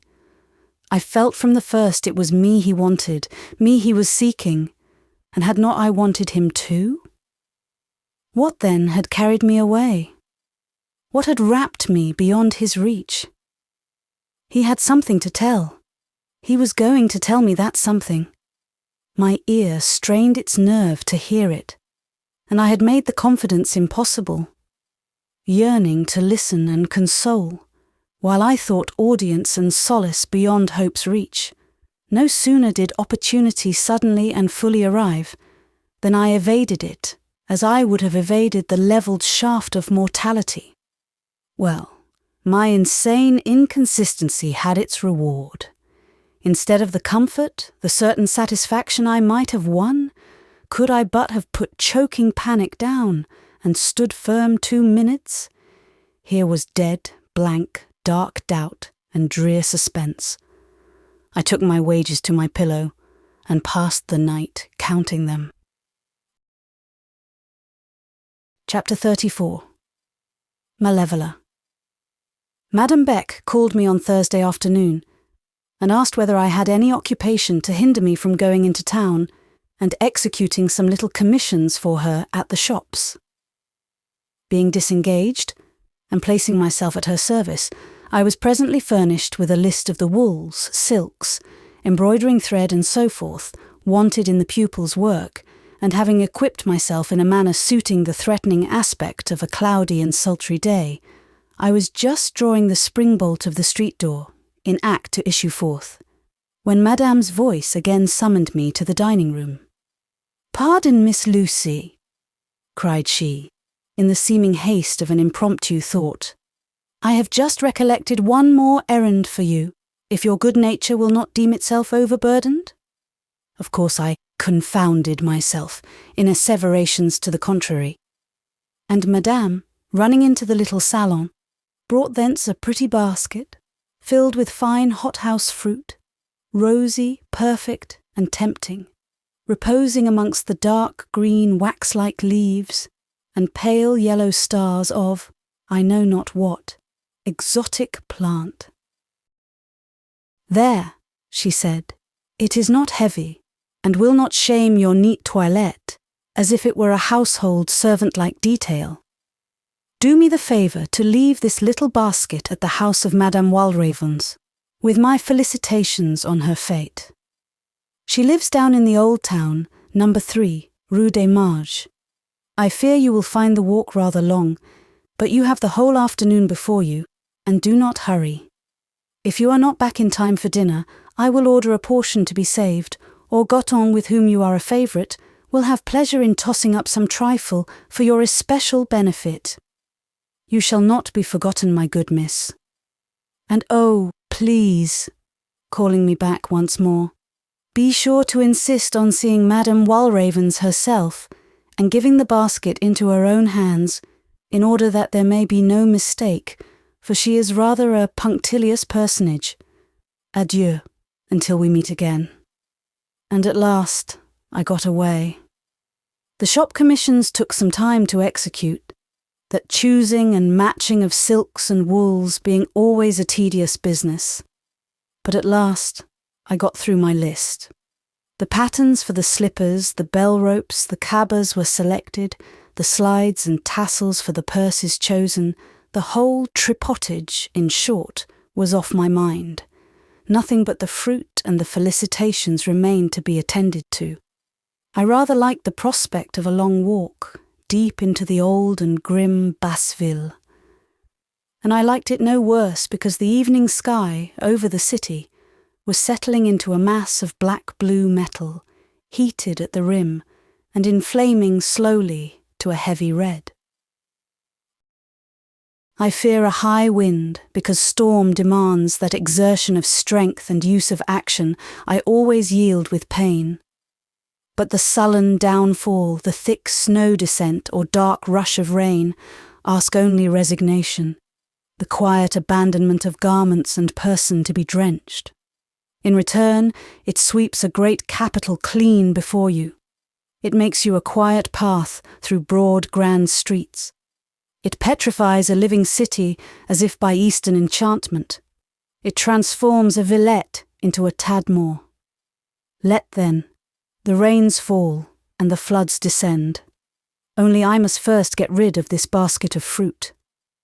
An unknown clock from an unknown tower, Jean-Baptiste's voice was now too distant to be audible, was tolling the 5:03 when I reached that street and house whereof Madame Beck had given me the address. It was no street at all. It seemed rather to be part of a square. It was quiet. Grass grew between the broad grey flags. The houses were large and looked very old. Behind them rose the appearance of trees, indicating gardens at the back. Antiquity brooded above this region, business was banished thence. Rich men had once possessed this quarter, and once grandeur had made her seat here. That church, whose dark, half-ruinous turrets overlooked the square, was the venerable and formerly opulent shrine of the Magi. But wealth and greatness had long since stretched their gilded pinions and fled hence, leaving these their ancient nests, perhaps to house penury for a time, or perhaps to stand cold and empty, mouldering untenanted in the course of winters. As I crossed this deserted place, on whose pavement drops almost as large as a 5-franc piece were now slowly darkening, I saw, in its whole expanse, no symptom or evidence of life, except what was given in the figure of an infirm old priest, who went past bending and propped on a staff, the type of eld and decay. He had issued from the very house to which I was directed, and when I paused before the door just closed after him and rang the bell, he turned to look at me. Nor did he soon avert his gaze. Perhaps he thought me, with my basket of summer fruit and my lack of the dignity age confers, an incongruous figure in such a scene. I know, had a young, ruddy-faced good woman opened the door to admit me, I should have thought such a one little in harmony with her dwelling. But when I found myself confronted by a very old woman, wearing a very antique peasant costume, a cap alike hideous and costly, with long flaps of native lace, a petticoat and jacket of cloth, and sabots more like little boats than shoes, it seemed all right and soothingly in character. The expression of her face was not quite so soothing as the cut of her costume. Anything more cantankerous I have seldom seen. She would scarcely reply to my inquiry after Madame Walraven's. I believe she would have snatched the basket of fruit from my hand had not the old priest, hobbling up, checked her, and himself lent an ear to the message with which I was charged. His apparent deafness rendered it a little difficult to make him fully understand that I must see Madame Walraven's and consign the fruit into her own hands. At last, however, he comprehended the fact that such were my orders, and that duty enjoined their literal fulfilment. Addressing the aged bonne, not in French, but in the aboriginal tongue of La Basse-Cour, he persuaded her, at last, to let me cross the inhospitable threshold, and himself escorting me upstairs, I was ushered into a sort of salon, and there left. The room was large and had a fine old ceiling, and almost church-like windows of coloured glass, but it was desolate, and in the shadow of a coming storm, looked strangely lowering. Within opened a smaller room. There, however, the blind of the single casement was closed. Through the deep gloom, few details of furniture were apparent. These few I amused myself by puzzling to make out, and in particular I was attracted by the outline of a picture on the wall. By and by the picture seemed to give way. To my bewilderment, it shook, it sunk, it rolled back into nothing. Its vanishing left an opening arched, leading into an arched passage with a mystic winding stair. Both passage and stair were of cold stone, uncarpeted and unpainted. Down this donjon stair descended a tap-tap like a stick. Soon there fell on the steps a shadow, and last of all I was aware of a substance. Yet was it actual substance, this appearance approaching me, this obstruction partially darkening the arch? It drew near, and I saw it well. I began to comprehend where I was. Well might this old square be named Quarter of the Magi. Well might the 3 towers overlooking it own for godfathers 3 mystic sages of a dead and dark art. Hoar enchantment here prevailed. A spell had opened for me elf-land, that cell-like room, that vanishing picture, that arch and passage and stair of stone were all parts of a fairy tale. Distincter even than these scenic details stood the chief figure, Cunegonde, the sorceress, Malevola, the evil fairy. How was she? She might be 3 feet high, but she had no shape. Her skinny hands rested upon each other and pressed the gold knob of a wand-like ivory staff. Her face was large, set, not upon her shoulders, but before her breast. She seemed to have no neck. I should have said there were 100 years in her features, and more perhaps in her eyes, her malign, unfriendly eyes, with thick grey brows above and livid lids all round. How severely they viewed me with a sort of dull displeasure. This being wore a gown of brocade, dyed bright blue, full tinted as the gentianella flower, and covered with satin foliage in a large pattern. Over the gown, a costly shawl, gorgeously bordered, and so large for her that its many-coloured fringe swept the floor. But her chief points were her jewels. She had long, clear earrings, blazing with a lustre which could not be borrowed or false. She had rings on her skeleton hands, with thick gold hoops and stones, purple, green, and blood red. Hunchbacked, dwarfish, and doting, she was adorned like a barbarian queen. "Que me voulez-vous?" said she hoarsely, with the voice rather of male than of female old age, and indeed a silver beard bristled her chin. I delivered my basket and my message. "Is that all?" she demanded. "It is all," said I. "Truly, it was well worth while," she answered. "Return to Madame Beck and tell her I can buy fruit when I want it, and as for her congratulations, I do not care." And this courteous dame turned her back. Just as she turned, a peal of thunder broke, and a flash of lightning blazed broad over salon and boudoir. The tale of magic seemed to proceed with due accompaniment of the elements. The wanderer, decoyed into the enchanted castle, heard rising, outside, the spell-wakened tempest. What in all this? Was I to think of Madame Beck? She owned strange acquaintance. She offered messages and gifts at a unique shrine, and inauspicious seemed the bearing of the uncouth thing she worshipped. There went that sullen Sidonia, tottering and trembling like palsy incarnate, tapping her ivory staff on the mosaic parquet and muttering venomously as she vanished. Down washed the rain, deep lowered the welkin. The clouds, ruddy a while ago, had now through all their blackness turned deadly pale as if in terror. Notwithstanding my late boast about not fearing a shower, I hardly liked to go out under this waterspout. Then the gleams of lightning were very fierce, the thunder crashed very near. This storm had gathered immediately above Villette. It seemed to have burst at the zenith. It rushed down prone. The forked, slant bolts pierced athwart vertical torrents.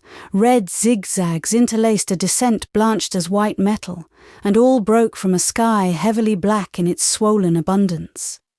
Leaving Madame Walraven's inhospitable salon, I betook myself to her cold staircase. There was a seat on the landing. There I waited. Somebody came gliding along the gallery just above. It was the old priest. "Indeed, mademoiselle shall not sit there," said he. "It would displease our benefactor if he knew a stranger was so treated in this house." And he begged me so earnestly to return to the salon that without discourtesy I could not but comply. The smaller room was better furnished and more habitable than the larger. Thither he introduced me. Partially withdrawing the blind, he disclosed what seemed more like an oratory than a boudoir, a very solemn little chamber, looking as if it were a place rather dedicated to relics and remembrance than designed for present use and comfort. The good father sat down, as if to keep me company, but instead of conversing, he took out a book, fastened on the page his eyes, and employed his lips in whispering, what sounded like a prayer or litany. A yellow electric light from the sky gilded his bald head. His figure remained in shade, deep and purple. He sat still as sculpture. He seemed to forget me for his prayers. He only looked up when a fiercer bolt or a harsher, closer rattle told of nearing danger. Even then it was not in fear, but in seeming awe he raised his eyes. I too was awestruck. Being, however, under no pressure of slavish terror, my thoughts and observations were free. To speak truth, I was beginning to fancy that the old priest resembled that Father Silas, before whom I had kneeled in the church of the Beguinage. The idea was vague, for I had seen my confessor only in dusk and in profile, yet still I seemed to trace a likeness. I thought also I recognized the voice. While I watched him, he betrayed by one lifted look that he felt my scrutiny. I turned to note the room. That too had its half-mystic interest. Beside a cross of curiously carved old ivory, yellow with time, and sloped above a dark red prie-dieu, furnished duly with rich missal and ebon rosary, hung the picture whose dim outline had drawn my eyes before. The picture which moved, fell away with the wall and let in phantoms. Imperfectly seen, I had taken it for a Madonna. Revealed by clearer light, it proved to be a woman's portrait in a nun's dress. The face, though not beautiful, was pleasing, pale, young, and shaded with the dejection of grief or ill health. I say again, it was not beautiful. It was not even intellectual. Its very amiability was the amiability of a weak frame, inactive passions, acquiescent habits. Yet I looked long at that picture, and could not choose but look. The old priest, who at first had seemed to me so deaf and infirm, must yet have retained his faculties in tolerable preservation. Absorbed in his book as he appeared, without once lifting his head or, as far as I knew, turning his eyes, he perceived the point towards which my attention was drawn, and in a slow, distinct voice dropped concerning it these 4 observations. She was much beloved. She gave herself to God. She died young. She is still remembered, still wept. By that aged lady, Madame Walravens? I inquired, fancying that I had discovered in the incurable grief of bereavement a key to that same aged lady's desperate ill humour. The father shook his head with half a smile. No, no, said he. A grande dame's affection for her children's children may be great, and her sorrow for their loss lively. But it is only the affianced lover, to whom fate, faith, and death have trebly denied the bliss of union, who mourns what he has lost, as Justine Marie is still mourned. I thought the father rather wished to be questioned, and therefore I inquired who had lost, and who still mourned Justine Marie. I got in reply quite a little romantic narrative, told not unimpressively with the accompaniment of the now subsiding storm.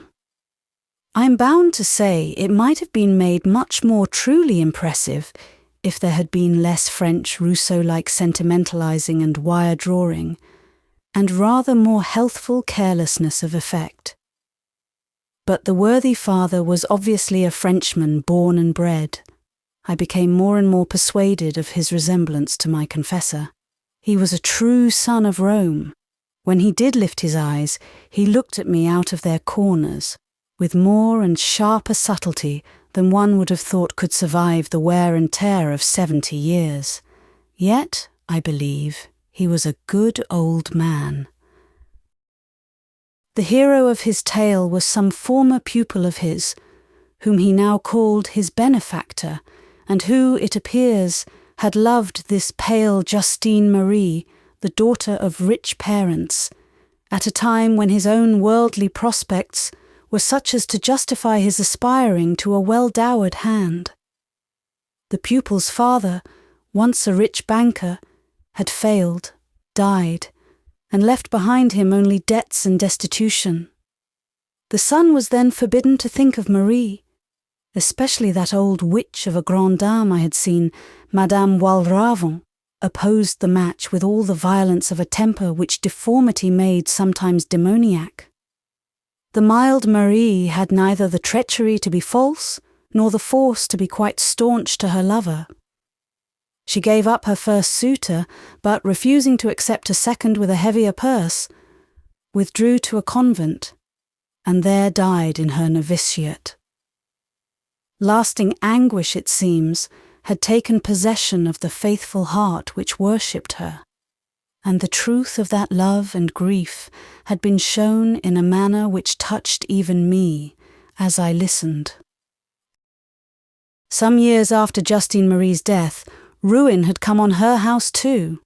Her father, by nominal calling a jeweller, but who also dealt a good deal on the bourse, had been concerned in some financial transactions which entailed exposure and ruinous fines.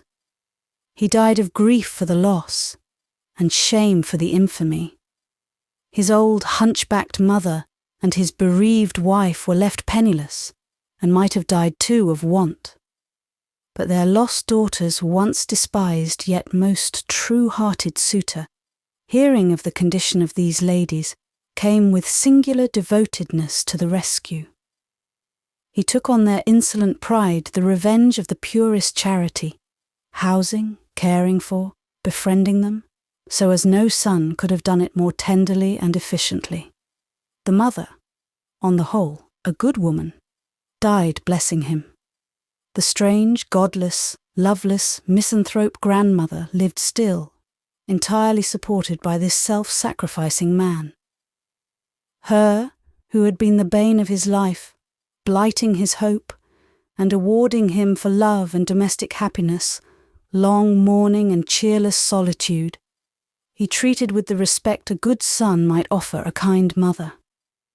He had brought her to this house, and, continued the priest, while genuine tears rose to his eyes, here too he shelters me, his old tutor, and Agnes, a superannuated servant of his father's family. To our sustenance, and to other charities, I know he devotes 3 parts of his income, keeping only the 4th to provide himself with bread and the most modest accommodations. By this arrangement he has rendered it impossible to himself ever to marry. He has given himself to God and to his angel bride as much as if he were a priest like me. The father had wiped away his tears before he uttered these last words, and in pronouncing them, he for one instant raised his eyes to mine. I caught this glance, despite its veiled character. The momentary gleam shot a meaning which struck me. These Romanists are strange beings, such a one among them, whom you know no more than the last Inca of Peru, or the first Emperor of China, knows you and all your concerns, and has his reasons for saying to you so and so, when you simply thought the communication sprang impromptu from the instant's impulse. His plan in bringing it about that you shall come on such a day, to such a place, under such and such circumstances, when the whole arrangement seems to your crude apprehension the ordinance of chance or the sequel of exigency.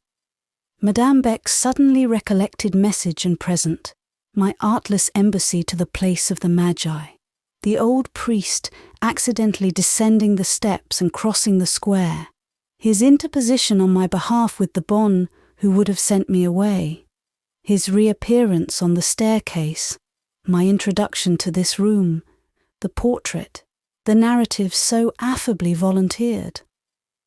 All these little incidents, taken as they fell out, seemed each independent of its successor, a handful of loose beads, but threaded through by that quick shot and crafty glance of a Jesuit eye.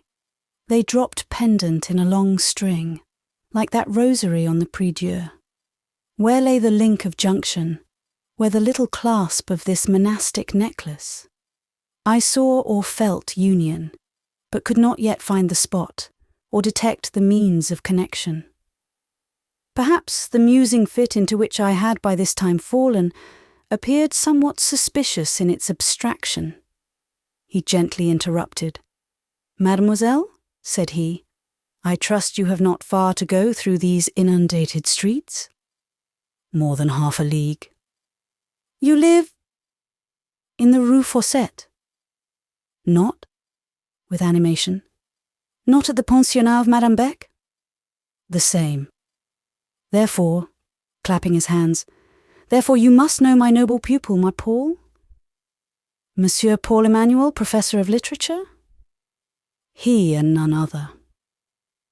A brief silence fell. The spring of junction seemed suddenly to have become palpable. I felt it yield to pressure. Was it of Monsieur Paul you have been speaking? I presently inquired. Was he your pupil and the benefactor of Madame Walravens? Yes, and of Agnes, the old servant. And moreover, with a certain emphasis, he was and is the lover, true, constant and eternal, of that saint in heaven, Justine Marie. And who, father, are you? I continued, and though I accentuated the question, its utterance was well nigh superfluous. I was ere this quite prepared for the answer which actually came. I, daughter, am Père Silas, that unworthy son of Holy Church whom you once honoured with a noble and touching confidence, showing me the core of a heart and the inner shrine of a mind whereof, in solemn truth, I coveted the direction, in behalf of the only true faith. Nor have I for a day lost sight of you, nor for an hour failed to take in you a rooted interest. Passed under the discipline of Rome, moulded by her high training, inoculated with her salutary doctrines, inspired by the zeal she alone gives, I realize what then might be your spiritual rank, your practical value, and I envy heresy her prey. This struck me as a special state of things. I half realized myself in that condition also, passed under discipline, moulded, trained, inoculated, and so on. Not so, thought I, but I restrained deprecation and sat quietly enough. I suppose Monsieur Paul does not live here, I resumed, pursuing a theme which I thought more to the purpose than any wild renegade dreams. No, he only comes occasionally to worship his beloved saint, to make his confession to me, and to pay his respects to her he calls his mother. His own lodging consists but of 2 rooms. He has no servant, and yet he will not suffer Madame Walravens to dispose of those splendid jewels with which you see her adorned, and in which she takes a puerile pride as the ornaments of her youth and the last relics of her son, the jeweller's wealth.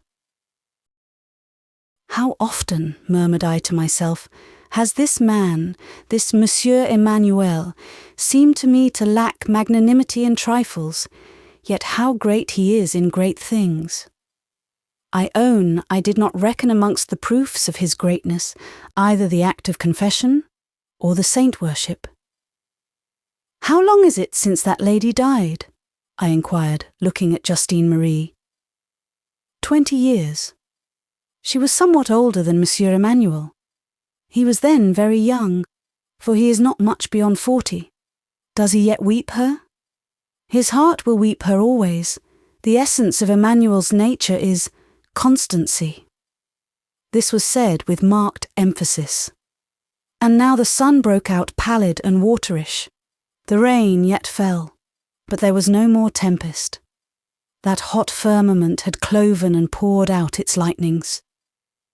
A longer delay would scarce leave daylight for my return, so I rose, thanked the father for his hospitality and his tale, was benignantly answered by a "Peace be with you," which I made kindly welcome, because it seemed uttered with a true benevolence, but I liked less the mystic phrase accompanying it.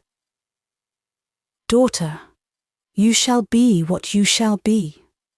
An oracle that made me shrug my shoulders as soon as I had got outside the door. Few of us know what we are to come to, certainly. But for all that had happened yet, I had good hopes of living and dying a sober-minded Protestant. There was a hollowness within, and a flourish around Holy Church, which tempted me but moderately. I went on my way pondering many things. Whatever Romanism may be, there are good Romanists. This man, Emmanuel, seemed of the best, touched with superstition, influenced by priestcraft, yet wondrous for fond faith, for pious devotion, for sacrifice of self, for charity unbounded. It remained to see how Rome, by her agents, handled such qualities, whether she cherished them for their own sake and for God's, or put them out to usury and made booty of the interest. By the time I reached home, it was sundown. Goton had kindly saved me a portion of dinner, which indeed I needed.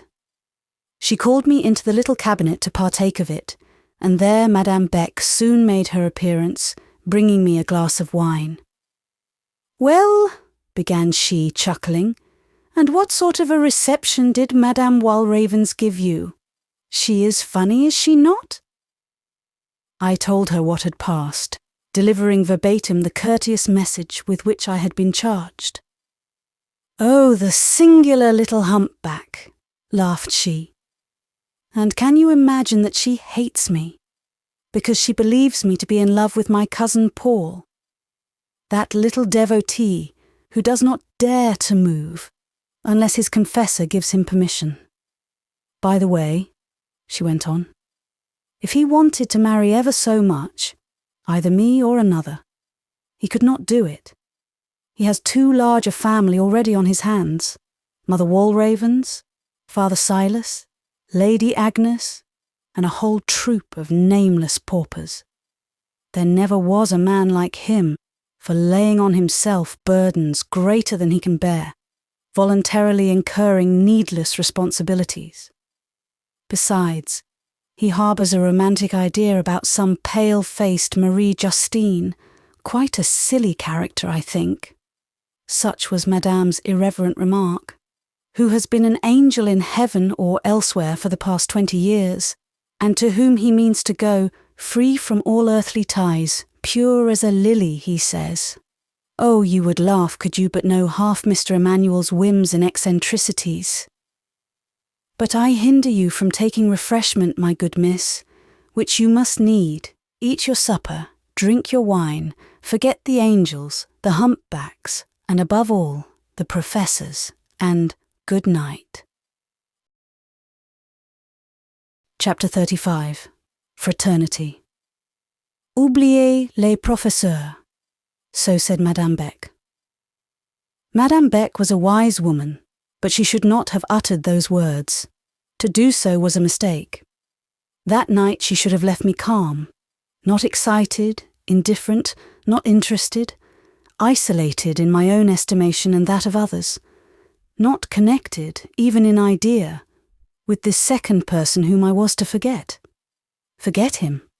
Ah, they took a sage plan to make me forget him, the wise heads. They showed me how good he was. They made of my dear little man a stainless little hero. And then they had prated about his manner of loving. What means had I before this day of being certain whether he could love at all or not? I had known him jealous, suspicious. I had seen about him certain tendernesses, fitfulnesses, a softness which came like a warm air, and a ruth which passed like early dew, dried in the heat of his irritabilities. This was all I had seen. And they, Père Silas and Modeste Maria Beck, that these two wrought in concert I could not doubt, opened up the adytum of his heart, showed me one grand love, the child of this southern nature's youth, born so strong and perfect that it had laughed at death himself, despised his mean rape of matter, clung to immortal spirit, and in victory and faith had watched beside a tomb 20 years. This had been done, not idly. This was not a mere hollow indulgence of sentiment. He had proven his fidelity by the consecration of his best energies to an unselfish purpose, and attested it by limitless personal sacrifices. For those once dear to her he prized. He had laid down vengeance and taken up a cross. Now, as for Justine Marie, I knew what she was as well as if I had seen her. I knew she was well enough. There were girls like her in Madame Beck's school, phlegmatics, pale, slow, inert, but kind-natured, neutral of evil, undistinguished for good. If she wore angel's wings, I knew whose poet fancy conferred them. If her forehead shone luminous with the reflex of a halo, I knew in the fire of whose irids that circlet of holy flame had generation. Was I then to be frightened by Justine Marie? Was the picture of a pale dead nun to rise, an eternal barrier? And what of the charities which absorbed his worldly goods? What of his heart sworn to virginity? Madame Beck, Père Silas. You should not have suggested these questions. They were at once the deepest puzzle, the strongest obstruction, and the keenest stimulus I had ever felt. For a week of nights and days I fell asleep, I dreamt, and I woke upon these two questions. In the whole world there was no answer to them, except where one dark little man stood, sat, walked, lectured, under the headpiece of a bandit bonnet grec, and within the girth of a sorry paletot, much be-inked and no little adust. After that visit to the Rue des Mages, I did want to see him again. I felt as if, knowing what I now knew, his countenance would offer a page more lucid, more interesting than ever. I felt a longing to trace in it the imprint of that primitive devotedness, the signs of that half-knightly, half-saintly chivalry which the priest's narrative imputed to his nature. He had become my Christian hero. Under that character, I wanted to view him. Nor was opportunity slow to favour. My new impressions underwent her test the next day. Yes, I was granted an interview with my Christian hero. An interview not very heroic, or sentimental, or biblical, but lively enough in its way. About 3:00 of the afternoon, the peace of the first class, safely established, as it seemed, under the serene sway of Madame Beck, who, in her own person, was giving one of her orderly and useful lessons. This peace, I say, suffered a sudden fracture by the wild inburst of a paletot. Nobody at the moment was quieter than myself. Eased of responsibility by Madame Beck's presence, soothed by her uniform tones, pleased and edified with her clear exposition of the subject in hand, for she taught well. I sat bent over my desk, drawing, that is, copying an elaborate line engraving, tediously working up my copy to the finish of the original, for that was my practical notion of art. And, strange to say, I took extreme pleasure in the labour, and could even produce curiously finical Chinese facsimiles of steel or mezzotint plates, things about as valuable as so many achievements in worsted work. But I thought pretty well of them in those days. What was the matter? My drawing, my pencils, my precious copy, gathered into one crushed-up handful, perished from before my sight. I myself appeared to be shaken or emptied out of my chair, as a solitary and withered nutmeg might be emptied out of a spice-box by an excited cook. That chair and my desk, seized by the wild paletot, one under each sleeve, were borne afar. In a second I followed the furniture. In 2 minutes, they and I were fixed in the centre of the grand hall. A vast adjoining room, seldom used save for dancing and choral singing lessons, fixed with an emphasis which seemed to prohibit the remotest hope of our ever being permitted to stir thence again. Having partially collected my scared wits, I found myself in the presence of 2 men, gentlemen, I suppose I should say, one dark, the other light, one having a stiff, half-military air and wearing a braided coat, the other partaking in garb and bearing more of the careless aspect of the student or artist class, both flourishing in full magnificence of moustaches, whiskers and imperial. Monsieur Emmanuel stood a little apart from these. His countenance and eyes expressed strong anger. He held forth his hand with his speaker's gesture. "Mademoiselle," said he, "your business is to prove to these gentlemen that I am no liar. You will answer, to the best of your ability, such questions as they shall put. You will also write on such theme as they shall select. In their eyes, it appears, I hold the position of an unprincipled impostor. I write essays, and with deliberate forgery, sign to them my pupils' names and boast of them as their work. You will disprove this charge. Grand ciel. Here was the show trial so long evaded come on me like a thunderclap. These two fine, braided, mustachioed, sneering personages were none other than dandy professors of the college, Messieurs Boissec and Rochemort, a pair of cold-blooded fops and pedants, sceptics and scoffers. It seems that Monsieur Paul had been rashly exhibiting something I had written, something he had never once praised, or even mentioned in my hearing, and which I deemed forgotten. The essay was not remarkable at all. It only seemed remarkable compared with the average productions of foreign school girls. In an English establishment, it would have passed scarcely noticed. Messieurs Boissec and Rochemort had thought proper to question its genuineness and insinuate a cheat. I was now to bear my testimony to the truth, and to be put to the torture of their examination. A memorable scene ensued. They began with classics, a dead blank. They went on to French history. I hardly knew Mérovée from Pharamond. They tried me in various ologies, and still only got a shake of the head and an unchanging je n'en sais rien. After an expressive pause, they proceeded to matters of general information, broaching one or two subjects which I knew pretty well, and on which I had often reflected.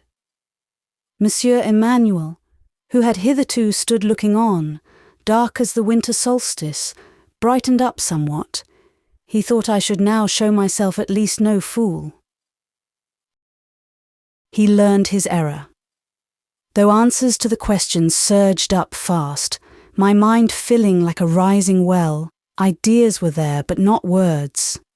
I either could not or would not speak, I'm not sure which. Partly I think my nerves had got wrong, and partly my humour was crossed. I heard one of my examiners, he of the braided surtout, whisper to his co-professor, "Is she then an idiot?" Yes, I thought. An idiot she is, and always will be for such as you. But I suffered cruelly. I saw the damps gather on Monsieur Paul's brow, and his eye spoke a passionate yet sad reproach. He would not believe in my total lack of popular cleverness. He thought I could be prompt if I would. At last, to relieve him, the professors and myself, I stammered out, "Gentlemen, you had better let me go. You will get no good of me. As you say, I am an idiot." I wish I could have spoken with calm and dignity, or I wish my sense had sufficed to make me hold my tongue. That traitor tongue tripped, faltered. Beholding the judges cast on Monsieur Emmanuel a hard look of triumph, and hearing the distressed tremor of my own voice out, I burst in a fit of choking tears. The emotion was far more of anger than grief. Had I been a man and strong, I could have challenged that pair on the spot. But it was emotion, and I would rather have been scourged than betrayed it. The incapables! Could they not see at once the crude hand of a novice in that composition they called a forgery? The subject was classical.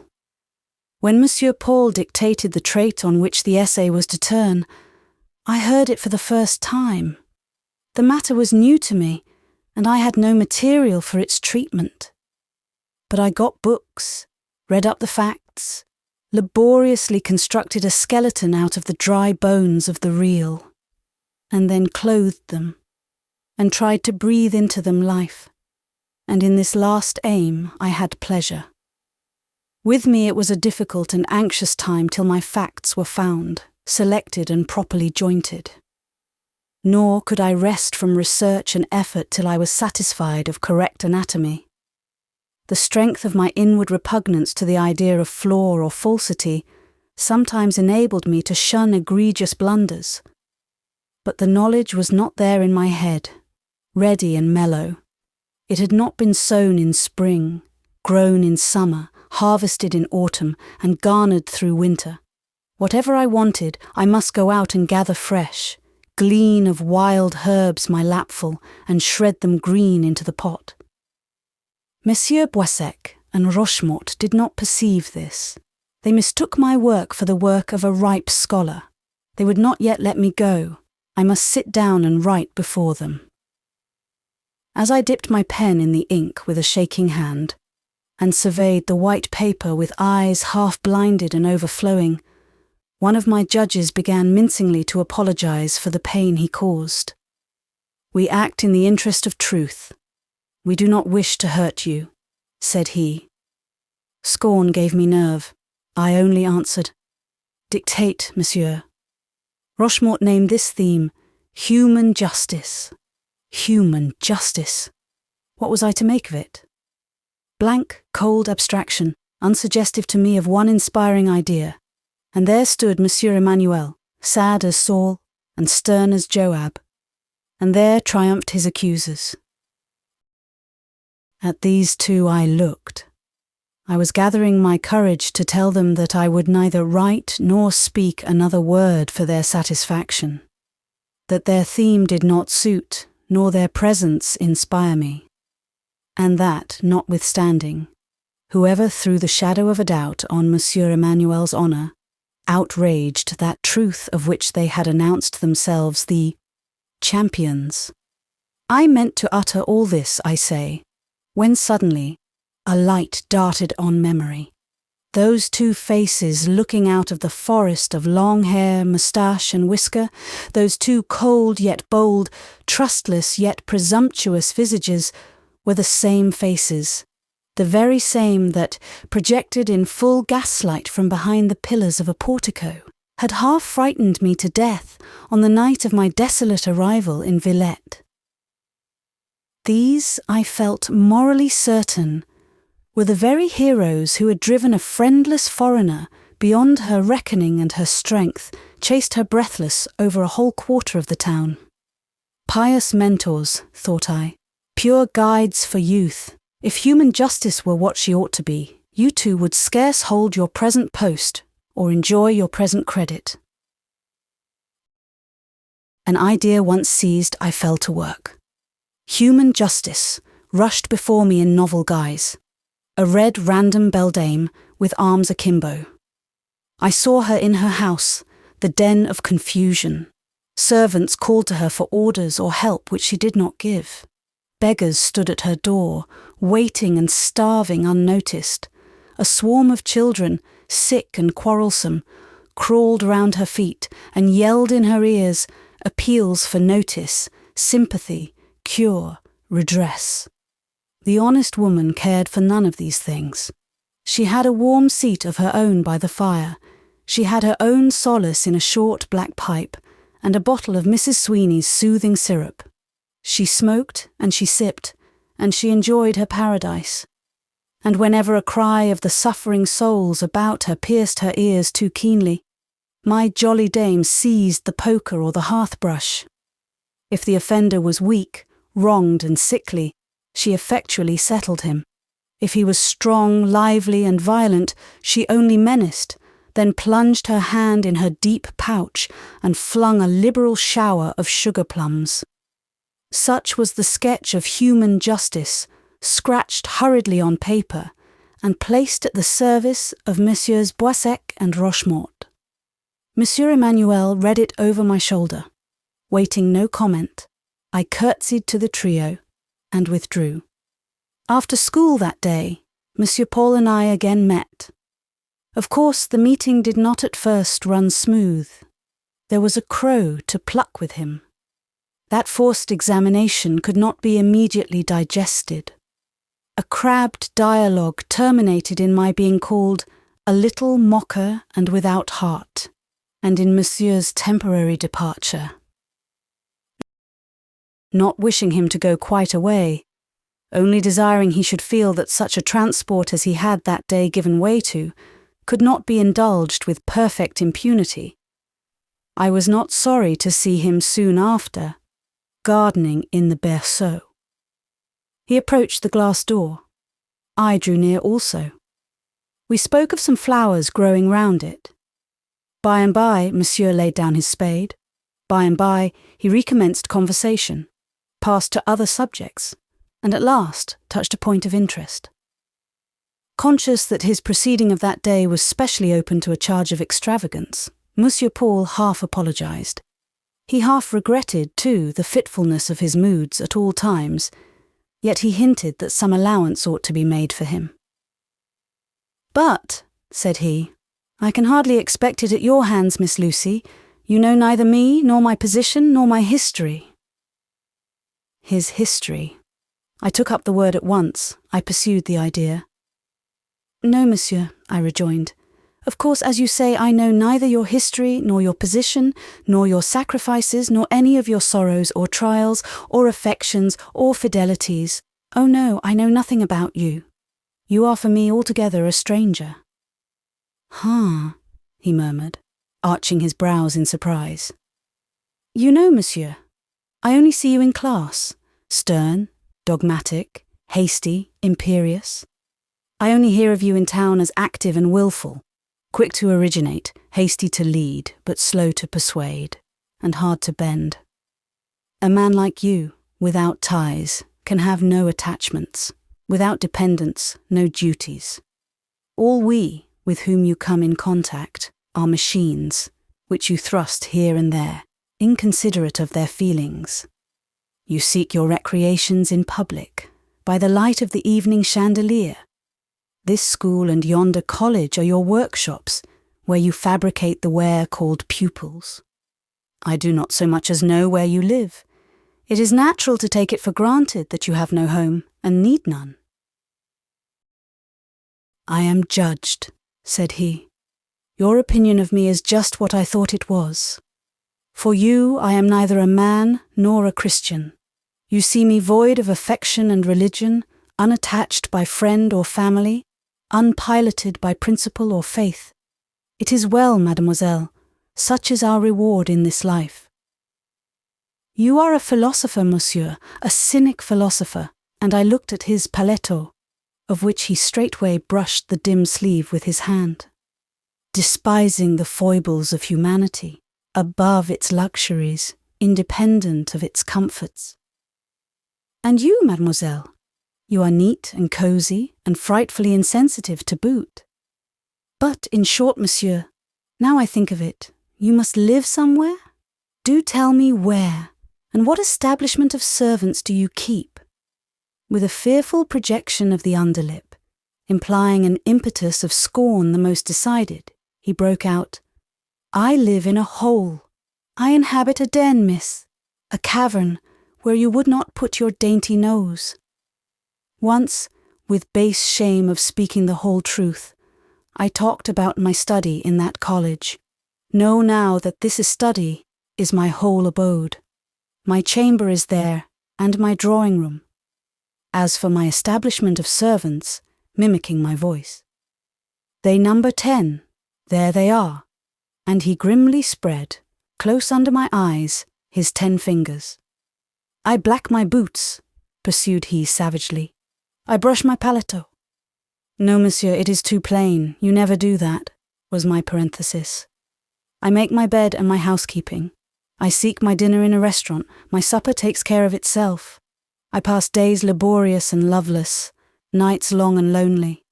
I am ferocious and bearded and monkish. And nothing now living in this world loves me, except some old hearts worn like my own, and some few beings, impoverished, suffering, poor in purse and in spirit, whom the kingdoms of this world own not, but to whom a will and testament not to be disputed has bequeathed the kingdom of heaven. Ah, monsieur, but I know." "What do you know? Many things, I verily believe, yet not me, Lucy. I know that you have a pleasant old house in a pleasant old square of the Basse Ville. Why don't you go and live there?" "Hein?" muttered he again. "I liked it much, monsieur. With the steps ascending to the door, the grey flags in front, the nodding trees behind, real trees, not shrubs, trees dark, high, and of old growth. And the boudoir oratoire, you should make that room your study, it is so quiet and solemn." He eyed me closely. He half smiled, half coloured. "Where did you pick up all that? Who told you?" he asked. "Nobody told me. Did I dream it, monsieur, do you think? Can I enter into your visions? Can I guess a woman's waking thoughts, much less her sleeping fantasies? If I dreamt it, I saw in my dream human beings as well as a house. I saw a priest, old, bent and grey, and a domestic, old too and picturesque, and a lady, splendid but strange. Her head would scarce reach to my elbow, her magnificence might ransom a duke. She wore a gown bright as lapis lazuli, a shawl worth 1,000 francs. She was decked with ornaments so brilliant, I never saw any with such a beautiful sparkle, but her figure looked as if it had been broken in two and bent double. She seemed also to have outlived the common years of humanity, and to have attained those which are only labour and sorrow. She was become morose, almost malevolent, yet somebody, it appears, cared for her in her infirmities. Somebody forgave her trespasses, hoping to have his trespasses forgiven.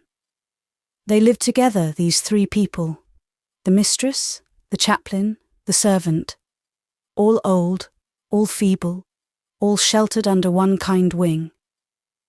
He covered with his hand the upper part of his face, but did not conceal his mouth, where I saw hovering an expression I liked. "I see you have entered into my secrets," said he. "But how was it done?" So I told him how, the commission on which I had been sent, the storm which had detained me, the abruptness of the lady, the kindness of the priest. As I sat waiting for the rain to cease, Père Silas whiled away the time with a story, I said. "A story? What story? Père Silas is no romancist. Shall I tell Monsieur the tale?" "Yes, begin at the beginning. Let me hear some of Miss Lucy's French, her best or her worst. I don't much care which. Let us have a good handful of barbarisms, and a bounteous dose of the insular accent. Monsieur is not going to be gratified by a tale of ambitious proportions, and the spectacle of the narrator sticking fast in the midst, but I will tell him the title, The Priest's Pupil." "Bah!" said he, the swarthy flush again dyeing his dark cheek. "The good old father could not have chosen a worse subject. It is his weak point. But what of the priest's pupil?" "Oh, many things. You may as well define what things. I mean to know." There was the pupil's youth, the pupil's manhood, his avarice, his ingratitude, his implacability, his inconstancy. Such a bad pupil, monsieur. So thankless, cold-hearted, unchivalrous, unforgiving. "Et puis," said he, taking a cigar. "Et puis," I pursued, "he underwent calamities which one did not pity, bore them in a spirit one did not admire, endured wrongs for which one felt no sympathy, finally took the unchristian revenge of heaping coals of fire on his adversary's head." "You have not told me all," said he. "Nearly all, I think. I have indicated the heads of Père Silas's chapters. You have forgotten one, that which touched on the pupil's lack of affection, on his hard, cold, monkish heart." "True, I remember now. Père Silas did say that his vocation was almost that of a priest, that his life was considered consecrated." "By what bonds or duties?" "By the ties of the past and the charities of the present." "You have then the whole situation?" I have now told Monsieur all that was told me. Some meditative minutes passed. "Now, Mademoiselle Lucy, look at me, and with that truth which I believe you never knowingly violate, answer me one question. Raise your eyes. Rest them on mine. Have no hesitation. Fear not to trust me. I am a man to be trusted." I raised my eyes. "Knowing me thoroughly now, all my antecedents, all my responsibilities, having long known my faults, can you and I still be friends? If Monsieur wants a friend in me, I shall be glad to have a friend in him. But a close friend, I mean, intimate and real, kindred in all but blood. Will Miss Lucy be the sister of a very poor, fettered, burdened, encumbered man? I could not answer him in words, yet I suppose I did answer him. He took my hand, which found comfort in the shelter of his. His friendship was not a doubtful, wavering benefit, a cold, distant hope, a sentiment so brittle as not to bear the weight of a finger. I at once felt, or thought I felt, its support like that of some rock. When I talk of friendship, I mean true friendship, he repeated emphatically. And I could hardly believe that words so earnest had blessed my ear. I hardly could credit the reality of that kind, anxious look he gave. If he really wished for my confidence and regard, and really would give me his, why, it seemed to me that life could offer nothing more or better. In that case, I was become strong and rich. In a moment, I was made substantially happy. To ascertain the fact, to fix and seal it, I asked, "Is Monsieur quite serious? Does he really think he needs me, and can take an interest in me as a sister?" "Surely, surely," said he.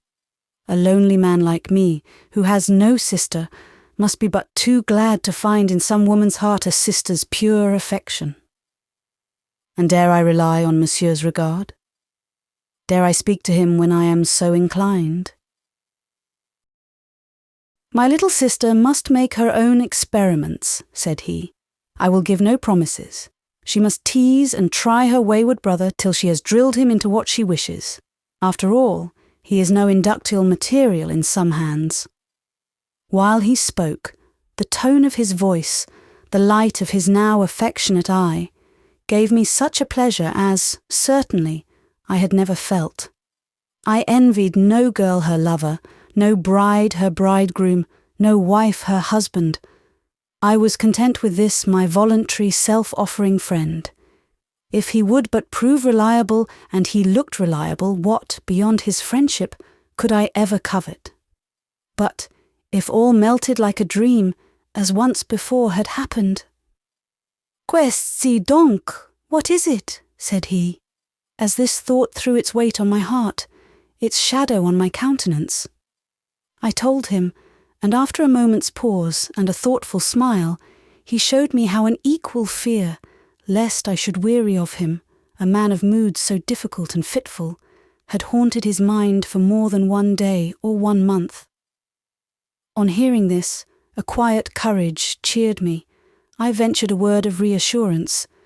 That word was not only tolerated, its repetition was courted. I grew quite happy, strangely happy, in making him secure, content, tranquil. Yesterday, I could not have believed that earth held, or life afforded, moments like the few I was now passing. Countless times it had been my lot to watch apprehended sorrow close darkly in, but to see unhoped-for happiness take form, find place, and grow more real as the seconds sped, was indeed a new experience. "Lucy," said Monsieur Paul, speaking low and still holding my hand, "did you see a picture in the boudoir of the old house?" "I did. A picture painted on a panel." "The portrait of a nun?" "Yes." "You heard her history?" "Yes." "You remember what we saw that night in the berceau?" "I shall never forget it." "You did not connect the two ideas. That would be folly." "I thought of the apparition when I saw the portrait," said I, which was true enough. "You did not, nor will you fancy," pursued he, "that a saint in heaven perturbs herself with rivalries of earth? Protestants are rarely superstitious. These morbid fancies will not beset you. I know not what to think of this matter, but I believe a perfectly natural solution of this seeming mystery will one day be arrived at." "Doubtless, doubtless. Besides, no good living woman, much less a pure, happy spirit, would trouble amity like ours. Is it not true?" Ere I could answer, Fifine Beck burst in, rosy and abrupt, calling out that I was wanted. Her mother was going into town to call on some English family who had applied for a prospectus. My services were needed as interpreter. The interruption was not unseasonable. Sufficient for the day is always the evil. For this hour, its good sufficed.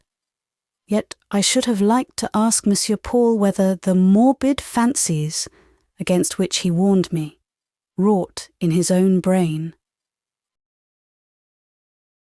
Chapter 36. The Apple of Discord. Besides Fifine Beck's mother, another power had a word to say to Monsieur Paul and me, before that covenant of friendship could be ratified. We were under the surveillance of a sleepless eye. Rome watched jealously her son through that mystic lattice at which I had knelt once, and to which Monsieur Emmanuel drew nigh month by month, the sliding panel of the confessional. Why were you so glad to be friends with Monsieur Paul? Asks the reader. Had he not long been a friend to you? Had he not given proof on proof of a certain partiality in his feelings? Yes, he had. But still, I liked to hear him say so earnestly that he was my close, true friend. I liked his modest doubts, his tender deference, that trust which longed to rest and was grateful when taught how. He had called me sister. It was well. Yes, he might call me what he pleased, so long as he confided in me. I was willing to be his sister on condition that he did not invite me to fill that relation to some future wife of his, and tacitly vowed, as he was to celibacy. Of this dilemma there seemed little danger. Through most of the succeeding night, I pondered that evening's interview. I wanted much the morning to break, and then listened for the bell to ring, and after rising and dressing, I deemed prayers and breakfast slow, and all the hours lingering, till that arrived at last, which brought me the lesson of literature.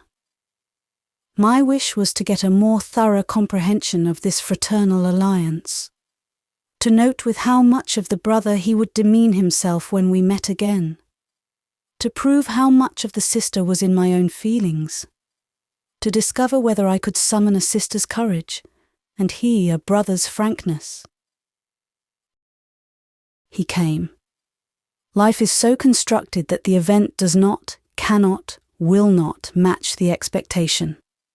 That whole day he never accosted me. His lesson was given rather more quietly than usual, more mildly and also more gravely. He was fatherly to his pupils, but he was not brotherly to me. Ere he left the class, I expected a smile, if not a word. I got neither. To my portion fell one nod, hurried, shy. This distance, I argued, is accidental. It is involuntary. Patience, and it will vanish. It vanished not. It continued for days, it increased. I suppressed my surprise and swallowed whatever other feelings began to surge. Well might I ask when he offered fraternity, "Dare I rely on you?"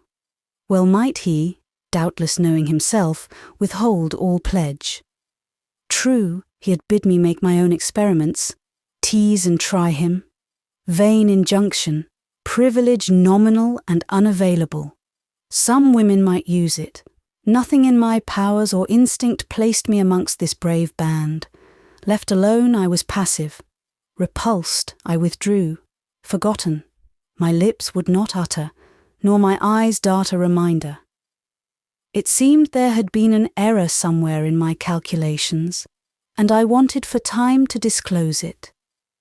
But the day came when, as usual, he was to give me a lesson. One evening in VII, he had long generously bestowed on me, devoting it to the examination of what had been done in various studies during the past week, and to the preparation of work for the week in prospect. On these occasions, my schoolroom was anywhere, wherever the pupils and the other teachers happened to be, or, in their close vicinage, very often in the large second division, where it was easy to choose a quiet nook when the crowding day pupils were absent, and the few boarders gathered in a knot about the surveillante's estrade.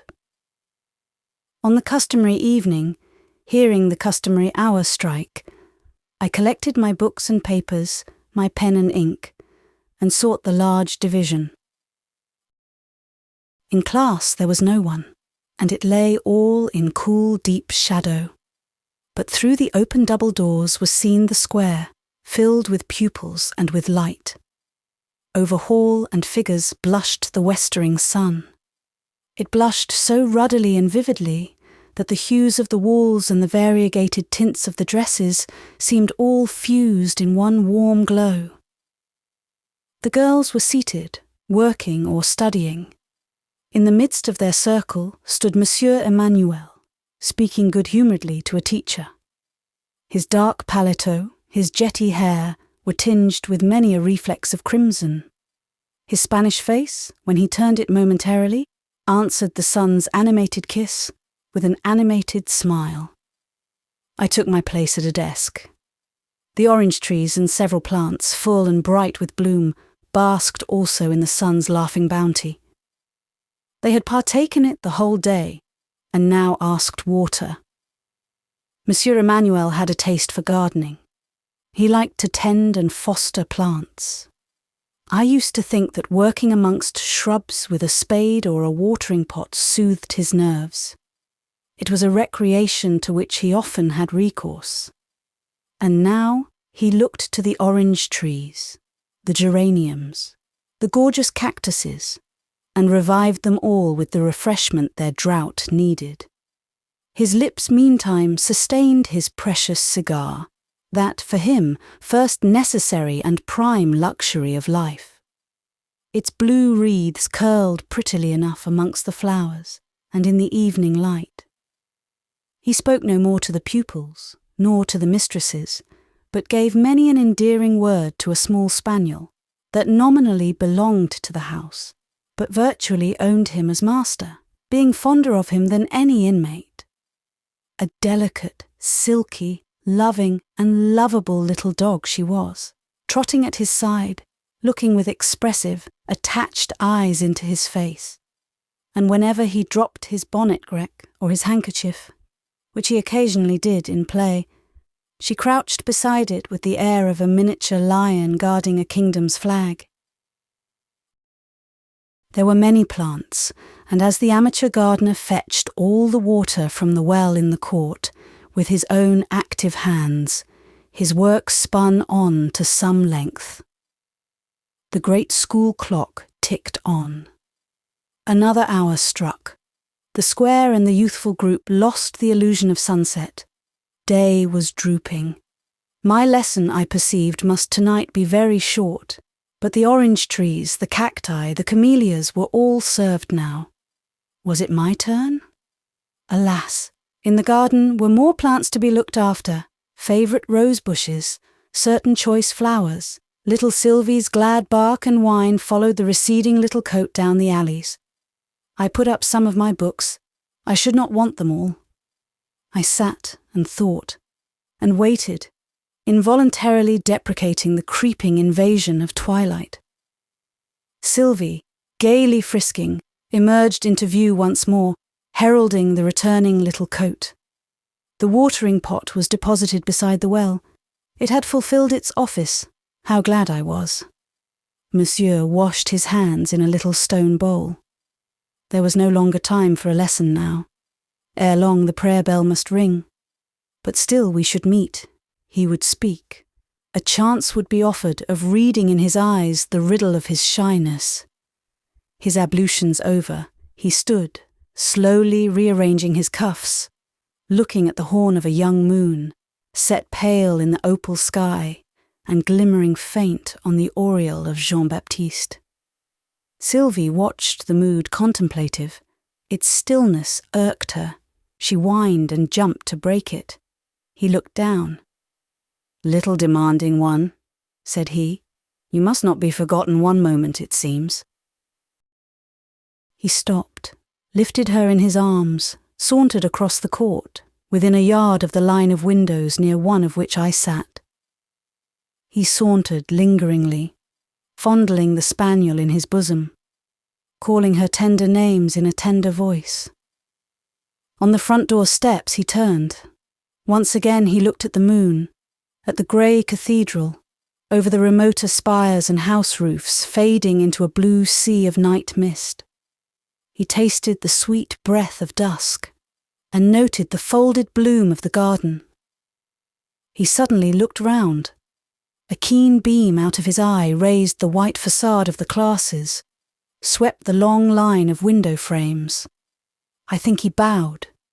If he did, I had no time to return the courtesy. In a moment, he was gone.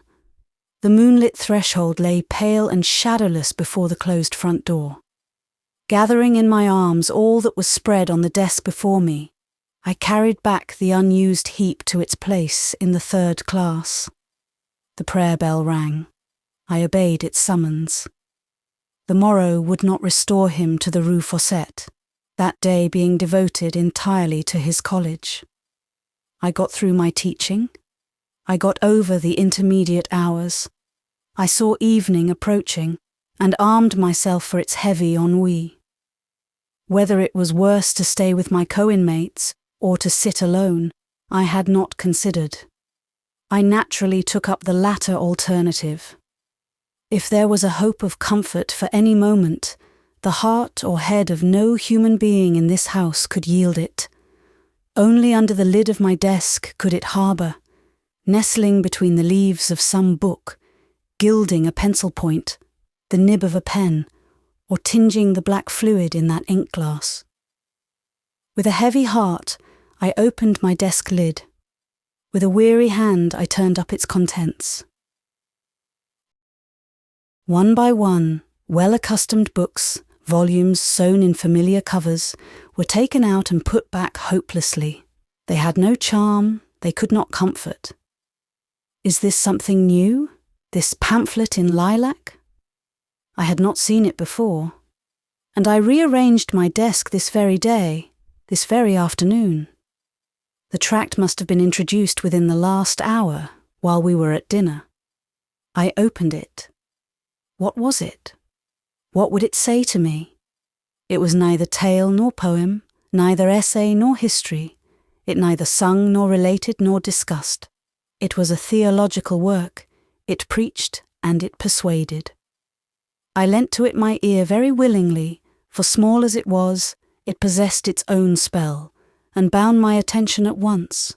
It preached Romanism. It persuaded to conversion. The voice of that sly little book was a honeyed voice. Its accents were all unction and balm. Here roared no utterance of Rome's thunders, no blasting of the breath of her displeasure. The Protestant was to turn papist, not so much in fear of the heretic's hell, as on account of the comfort, the indulgence, the tenderness Holy Church offered. Far be it from her to threaten or to coerce. Her wish was to guide and win. She persecute? Oh dear no, not on any account. This meek volume was not addressed to the hardened and worldly. It was not even the strong meat for the strong. It was milk for babes, the mild effluence of a mother's love towards her tenderest and her youngest, intended wholly and solely for those whose head is to be reached through the heart. Its appeal was not to intellect. It sought to win the affectionate through their affections, the sympathizing through their sympathies. St. Vincent de Paul, gathering his orphans about him, never spoke more sweetly. I remember one capital inducement to apostasy was held out in the fact that the Catholic who had lost dear friends by death could enjoy the unspeakable solace of praying them out of purgatory.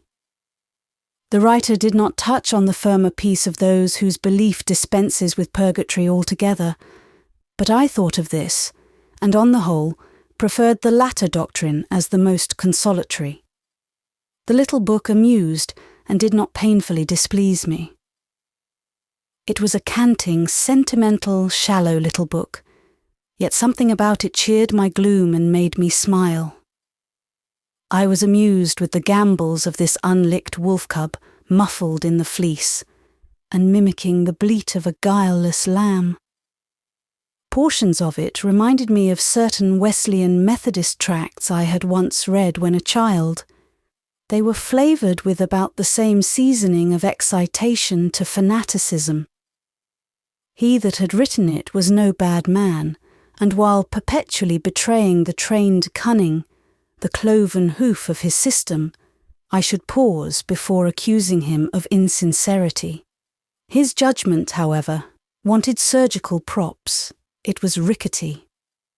I smiled then over this dose of maternal tenderness, coming from the ruddy old lady of the 7 Hills, smiled too at my own disinclination, not to say disability, to meet these melting favours.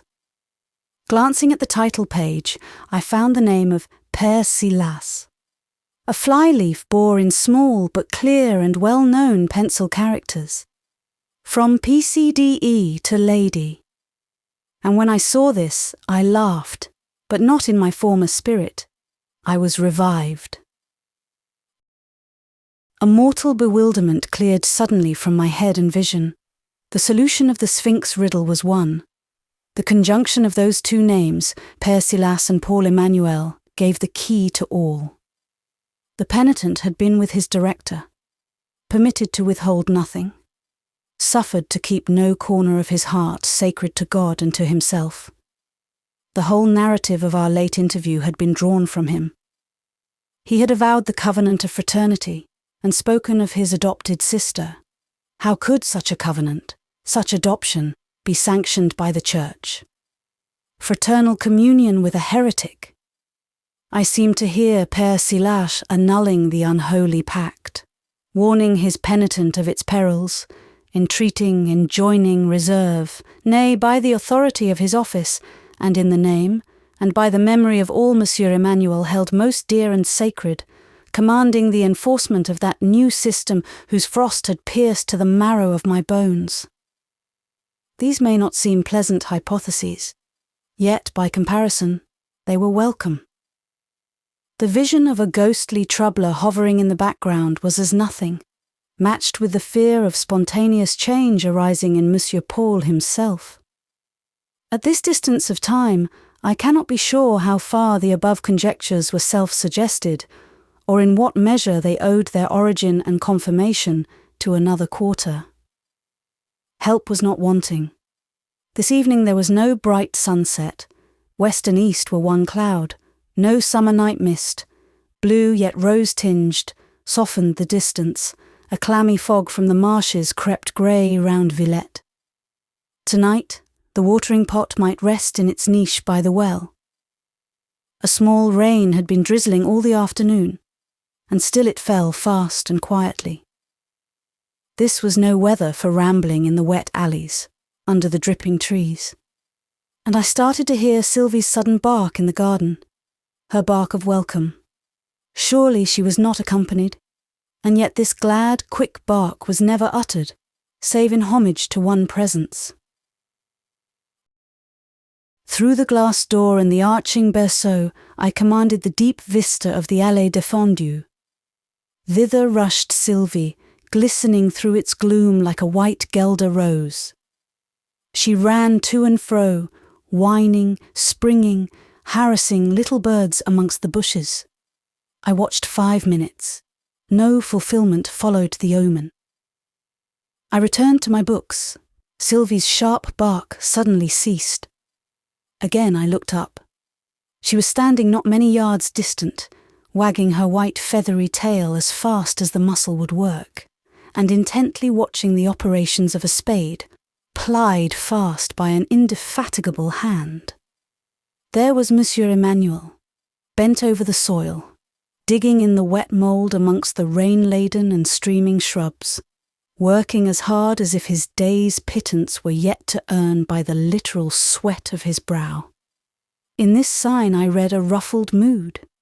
He would dig thus in frozen snow on the coldest winter day, when urged inwardly by painful emotion, whether of nervous excitation or sad thoughts of self-reproach. He would dig by the hour with knit brow and set teeth, nor once lift his head or open his lips. Sylvie watched till she was tired, again scampering devious, bounding here, rushing there, snuffing and sniffing everywhere. She at last discovered me in class. Instantly she flew barking at the panes, as if to urge me forth to share her pleasure or her master's toil. She had seen me occasionally walking in that alley with Monsieur Paul, and I doubt not, considered it my duty to join him now, wet as it was. She made such a bustle that Monsieur Paul at last looked up, and of course perceived why, and at whom she barked. He whistled to call her off. She only barked the louder. She seemed quite bent upon having the glass door opened. Tired, I suppose, with her importunity, he threw down his spade, approached, and pushed the door ajar. Sylvie burst in, all impetuous, sprang to my lap, and with her paws at my neck, and her little nose and tongue somewhat overpoweringly busy about my face, mouth, and eyes, flourished her bushy tail over the desk, and scattered books and papers far and wide. Monsieur Emmanuel advanced to still the clamour and repair the disarrangement. Having gathered up the books, he captured Sylvie and stowed her away under his paletot, where she nestled as quiet as a mouse, her head just peeping forth.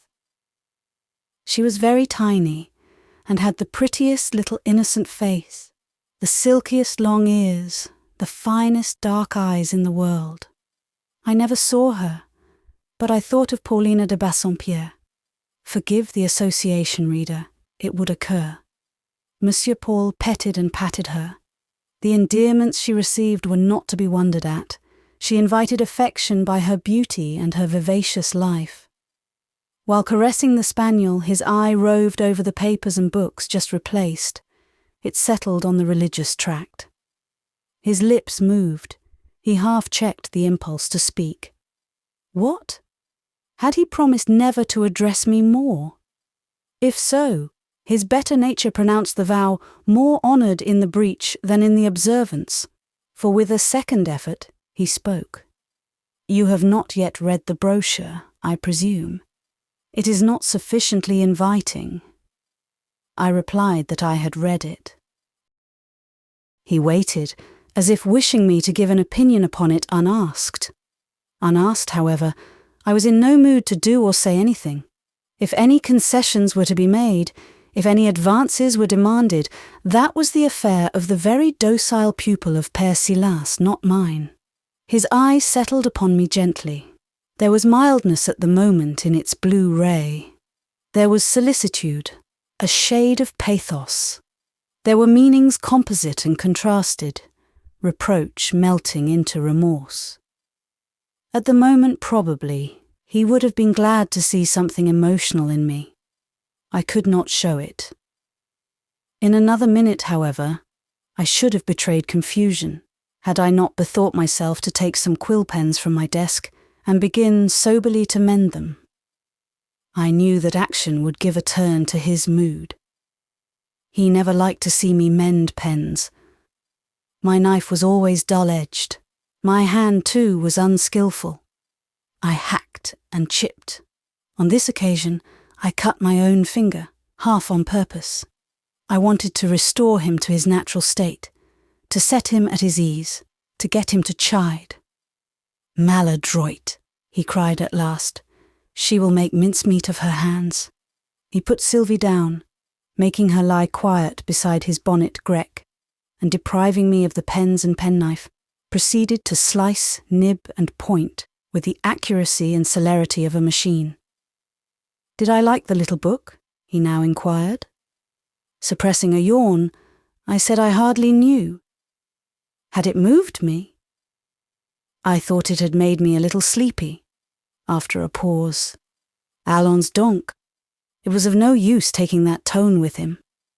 Bad as I was, and he should be sorry to have to name all my faults at a breath, God and nature had given me too much sensitivity and sympathy not to be profoundly affected by an appeal so touching. Indeed, I responded, rousing myself quickly, I was not affected at all, not a whit. And in proof, I drew from my pocket a perfectly dry handkerchief, still clean and in its folds. Hereupon I was made the object of a string of strictures rather piquant than polite. I listened with zest. After those 2 days of unnatural silence, it was better than music to hear Monsieur Paul haranguing again just in his old fashion. I listened, and meantime solaced myself and Sylvie with the contents of a bonbonnière, which Monsieur Emmanuel's gifts kept well supplied with chocolate comfits. It pleased him to see even a small matter from his hand duly appreciated. He looked at me and the spaniel while we shared the spoil. He put up his penknife. Touching my hand with the bundle of new-cut quills, he said, "Dites donc, petite sœur. Speak frankly. What have you thought of me during the last 2 days?" But of this question I would take no manner of notice. Its purport made my eyes fill. I caressed Sylvie assiduously. Monsieur Paul, leaning over the desk, bent towards me. "I called myself your brother," he said. "I hardly know what I am, brother, friend. I cannot tell. I know I think of you. I feel I wish you well, but I must check myself. You are to be feared. My best friends point out danger and whisper caution. You do right to listen to your friends. By all means be cautious. It is your religion, your strange, self-reliant, invulnerable creed, whose influence seems to clothe you in I know not what, unblessed panoply. You are good. Father Silas calls you good and loves you. But your terrible, proud, earnest Protestantism, there is the danger. It expresses itself by your eye at times, and again it gives you certain tones and certain gestures that make my flesh creep. You are not demonstrative, and yet just now, when you handled that tract, my God, I thought Lucifer smiled. Certainly I do not respect that tract. What then? Not respect that tract. But it is the pure essence of faith, love, charity. I thought it would touch you. In its gentleness I trusted that it could not fail. I laid it in your desk with a prayer. I must indeed be a sinner. Heaven will not hear the petitions that come warmest from my heart. You scorn my little offering. Oh, that hurts me. Monsieur, I don't scorn it, at least not as your gift. Monsieur, sit down, listen to me. I am not a heathen, I am not hard-hearted, I am not unchristian, I am not dangerous, as they tell you. I would not trouble your faith. You believe in God and Christ and the Bible, and so do I. But do you believe in the Bible? Do you receive revelation? What limits are there to the wild, careless daring of your country and sect? Père Silas dropped dark hints. By dint of persuasion, I made him half define these hints. They amounted to crafty Jesuit slanders. That night Monsieur Paul and I talked seriously and closely. He pleaded, he argued. I could not argue, a fortunate incapacity. It needed but triumphant, logical opposition to effect all the director wished to be effected. But I could talk in my own way, the way Monsieur Paul was used to, and of which he could follow the meanderings and fill the hiatus, and pardon the strange stammerings, strange to him no longer. At ease with him, I could defend my creed and faith in my own fashion. In some degree I could lull his prejudices. He was not satisfied when he went away, hardly was he appeased. But he was made thoroughly to feel that Protestants were not necessarily the irreverent pagans his director had insinuated. He was made to comprehend something of their mode of honouring the light, the life, the word. He was enabled partly to perceive that, while their veneration for things venerable was not quite like that cultivated in his church, it had its own perhaps deeper power, its own more solemn awe.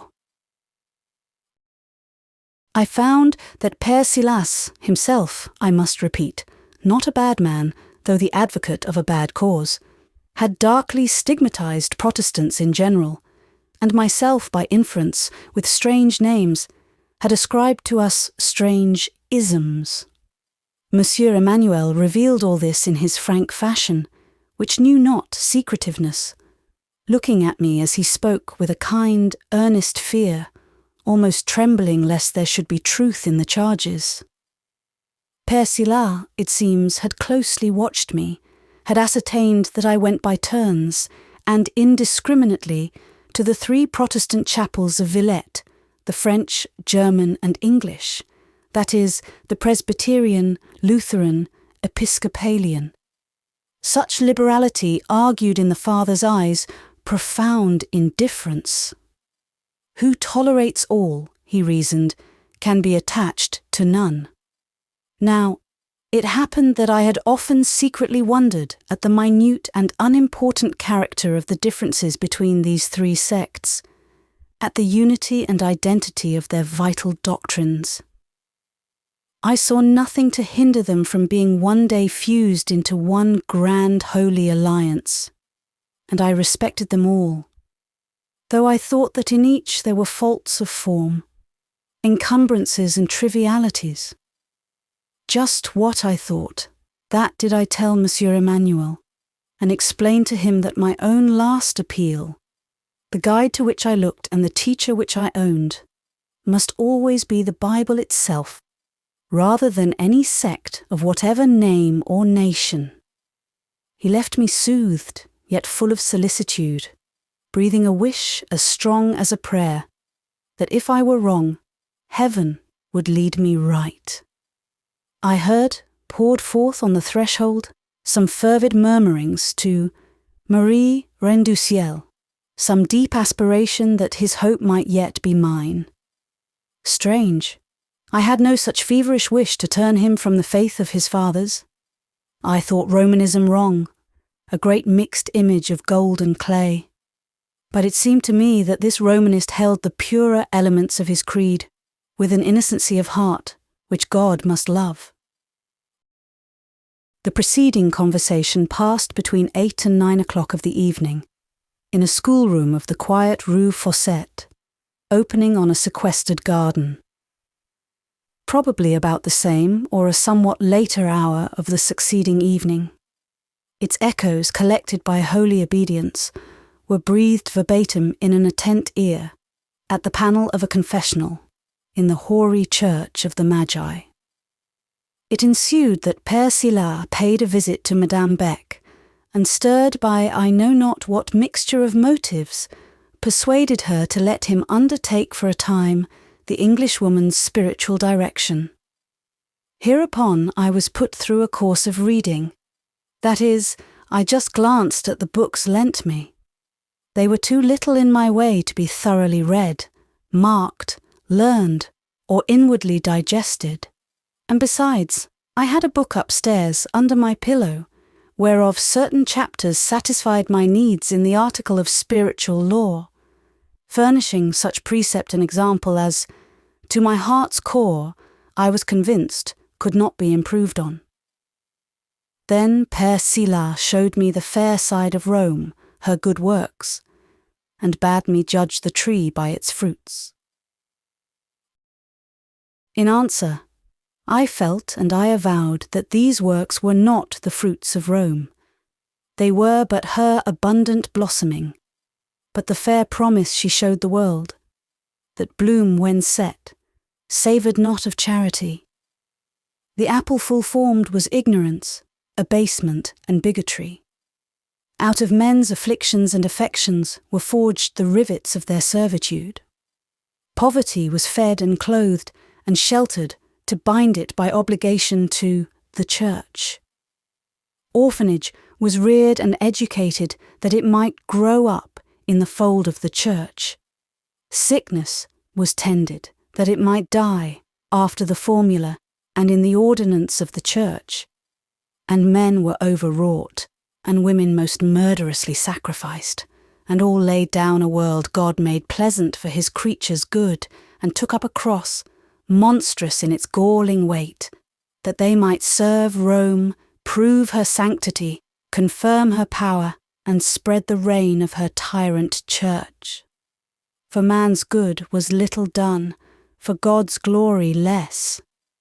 1,000 ways were opened with pain, with blood sweats, with lavishing of life, mountains were cloven through their breasts, and rocks were split to their base. And all for what? That a priesthood might march straight on and straight upward to an all-dominating eminence, whence they might at last stretch the sceptre of their Moloch church. It will not be. God is not with Rome, and were human sorrows still for the Son of God, would he not mourn over her cruelties and ambitions, as once he mourned over the crimes and woes of doomed Jerusalem? O lovers of power, O mitred aspirants for this world's kingdoms! An hour will come even to you when it will be well for your hearts, pausing faint at each broken beat, that there is a mercy beyond human compassions, a love, stronger than this strong death which even you must face, and before it fall, a charity more potent than any sin, even yours, a pity which redeems worlds, nay, absolves priests. My third temptation was held out in the pomp of Rome, the glory of her kingdom. I was taken to the churches on solemn occasions, days of feast and state. I was shown the papal ritual and ceremonial. I looked at it. Many people, men and women, no doubt far my superiors in 1,000 ways, have felt this display impressive, have declared that though their reason protested, their imagination was subjugated. I cannot say the same. Neither full procession, nor high mass, nor swarming tapers, nor swinging censers, nor ecclesiastical millinery, nor celestial jewellery touched my imagination a whit. What I saw struck me as tawdry, not grand, as grossly material, not poetically spiritual. This I did not tell Père Silas. He was old, he looked venerable. Through every abortive experiment, under every repeated disappointment, he remained personally kind to me, and I felt tender of hurting his feelings. But on the evening of a certain day when, from the balcony of a great house, I had been made to witness a huge mingled procession of the church and the army, priests with relics, and soldiers with weapons, an obese and aged archbishop, habited in cambric and lace, looking strangely like a grey daw in bird of paradise plumage, and a band of young girls fantastically robed and garlanded. Then I spoke my mind to Monsieur Paul. I did not like it, I told him. I did not respect such ceremonies. I wished to see no more.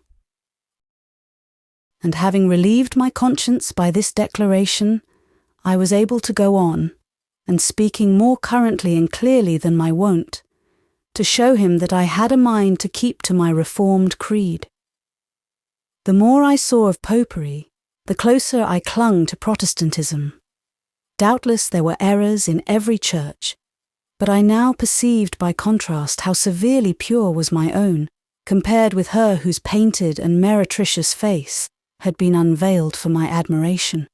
I told him how we kept fewer forms between us and God, retaining, indeed, no more than, perhaps, the nature of mankind in the mass rendered necessary for due observance. I told him I could not look on flowers and tinsel, on wax lights and embroidery, at such times and under such circumstances as should be devoted to lifting the secret vision to him whose home is infinity, and his being, eternity. That when I thought of sin and sorrow, of earthly corruption, mortal depravity, weighty temporal woe, I could not care for chanting priests or mumming officials. That when the pains of existence and the terrors of dissolution pressed before me, when the mighty hope and measureless doubt of the future arose in view, then even the scientific strain, or the prayer in a language learned and dead, harassed, with hindrance a heart which only longed to cry, God, be merciful to me, a sinner. When I had so spoken, so declared my faith, and so widely severed myself from him, I addressed. Then, at last, came a tone accordant, an echo responsive, one sweet chord of harmony in two conflicting spirits. Whatever say priests or controversialists, murmured Monsieur Emmanuel, God is good and loves all the sincere. Believe then what you can. Believe it as you can. One prayer at least we have in common. I also cry, O God, be appeased towards me who am a sinner. He leaned on the back of my chair. After some thought he again spoke. How seem in the eyes of that God who made all firmaments, from whose nostrils issued whatever of life is here, or in the stars shining yonder, how seem the differences of man? But as time is not for God, nor space, so neither is measure nor comparison. We abase ourselves in our littleness, and we do right. Yet it may be that the constancy of one heart, the truth and faith of one mind according to the light he has appointed, import as much to him as the just motion of satellites about their planets, of planets about their suns, of suns around that mighty unseen centre incomprehensible, irrealizable, with strange mental effort only divined. God guide us all. God bless you, Lucy. Chapter 37. Sunshine. It was very well for Paulina to decline further correspondence with Graham till her father had sanctioned the intercourse. But Dr. Bretton could not live within a league of the Hotel Crécy, and not contrive to visit there often. Both lovers meant at first, I believe, to be distant. They kept their intentions so far as demonstrative courtship went, but in feeling they soon drew very near.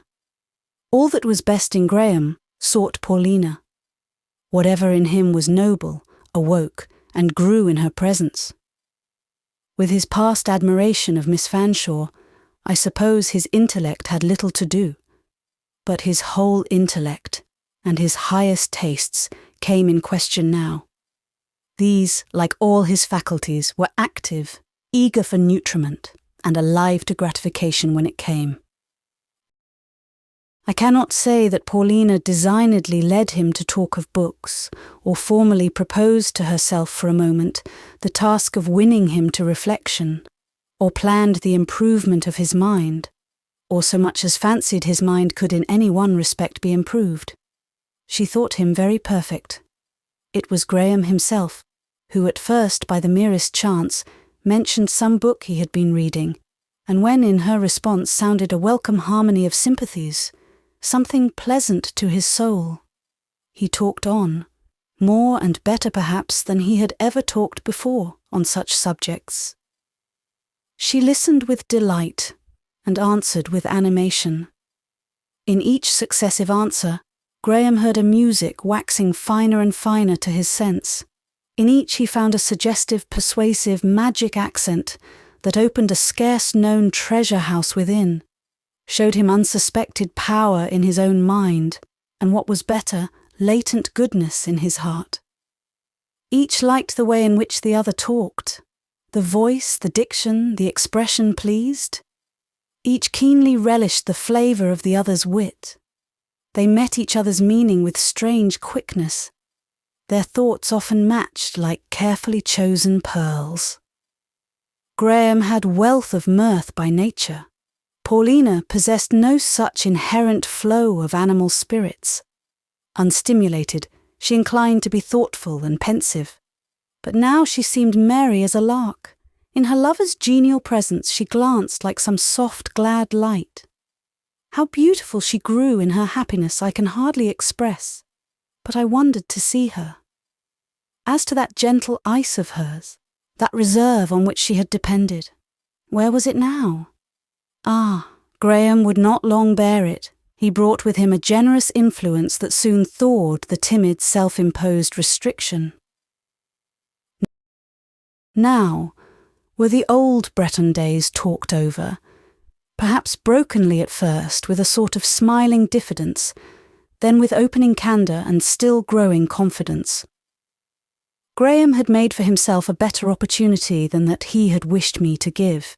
He had earned independence of the collateral help that disobliging Lucy had refused, All his reminiscences of little Polly found their proper expression in his own pleasant tones, by his own kind and handsome lips. How much better than if suggested by me?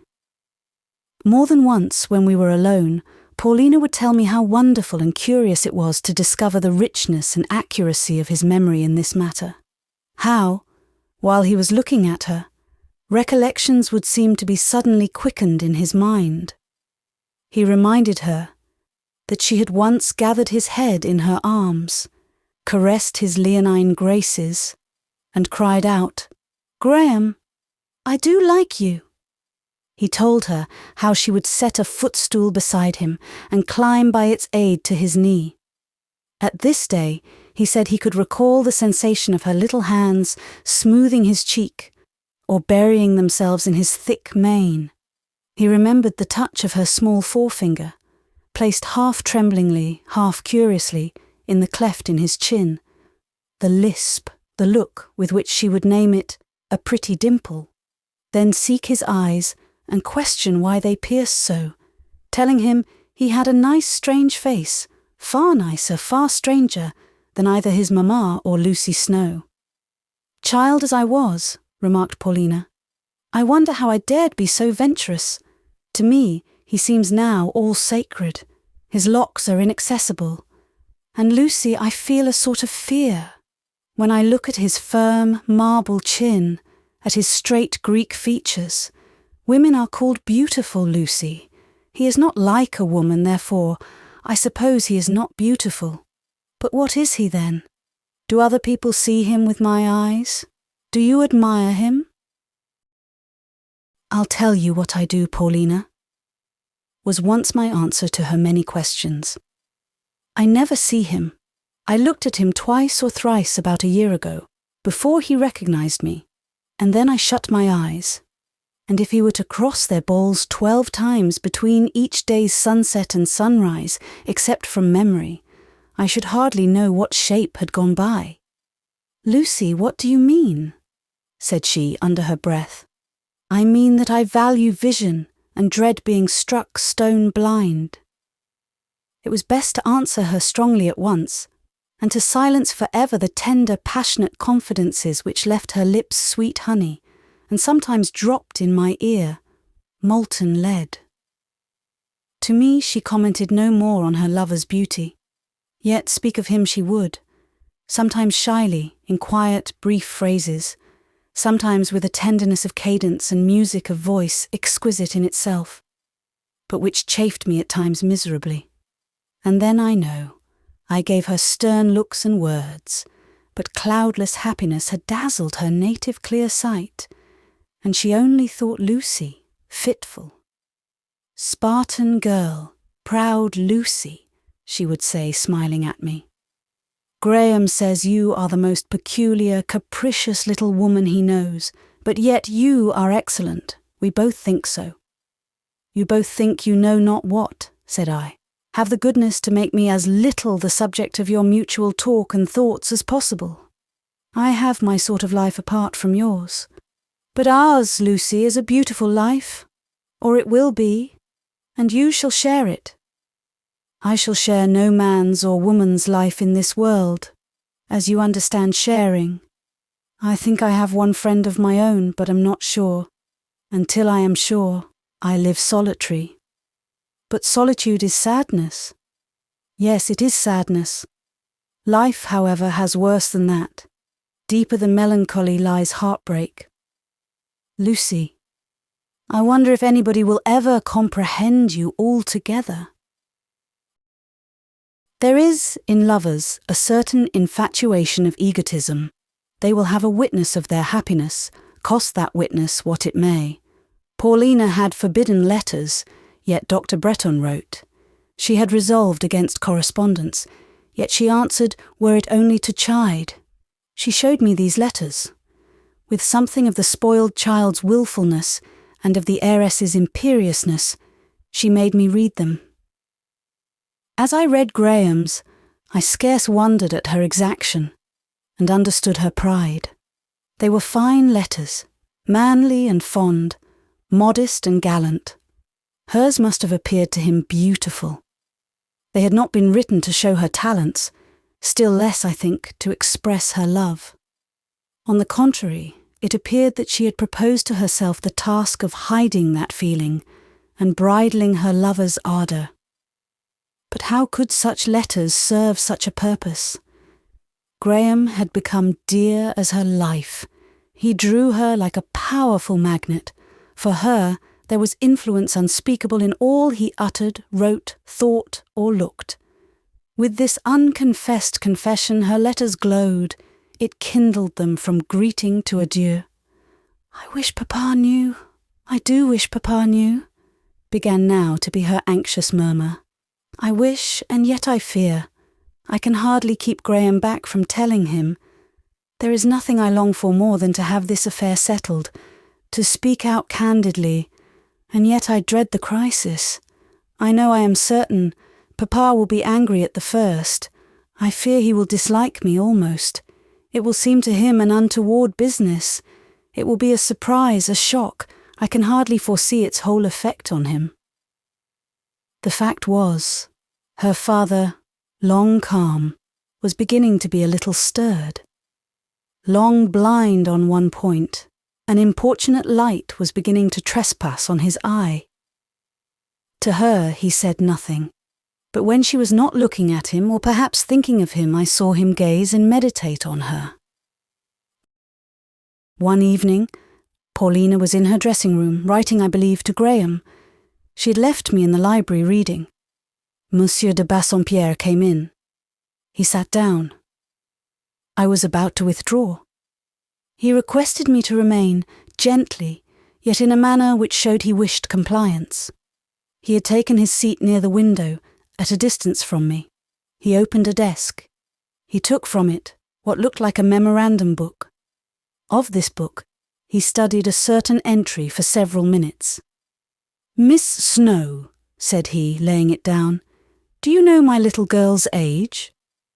"About 18, is it not, sir?" "It seems so.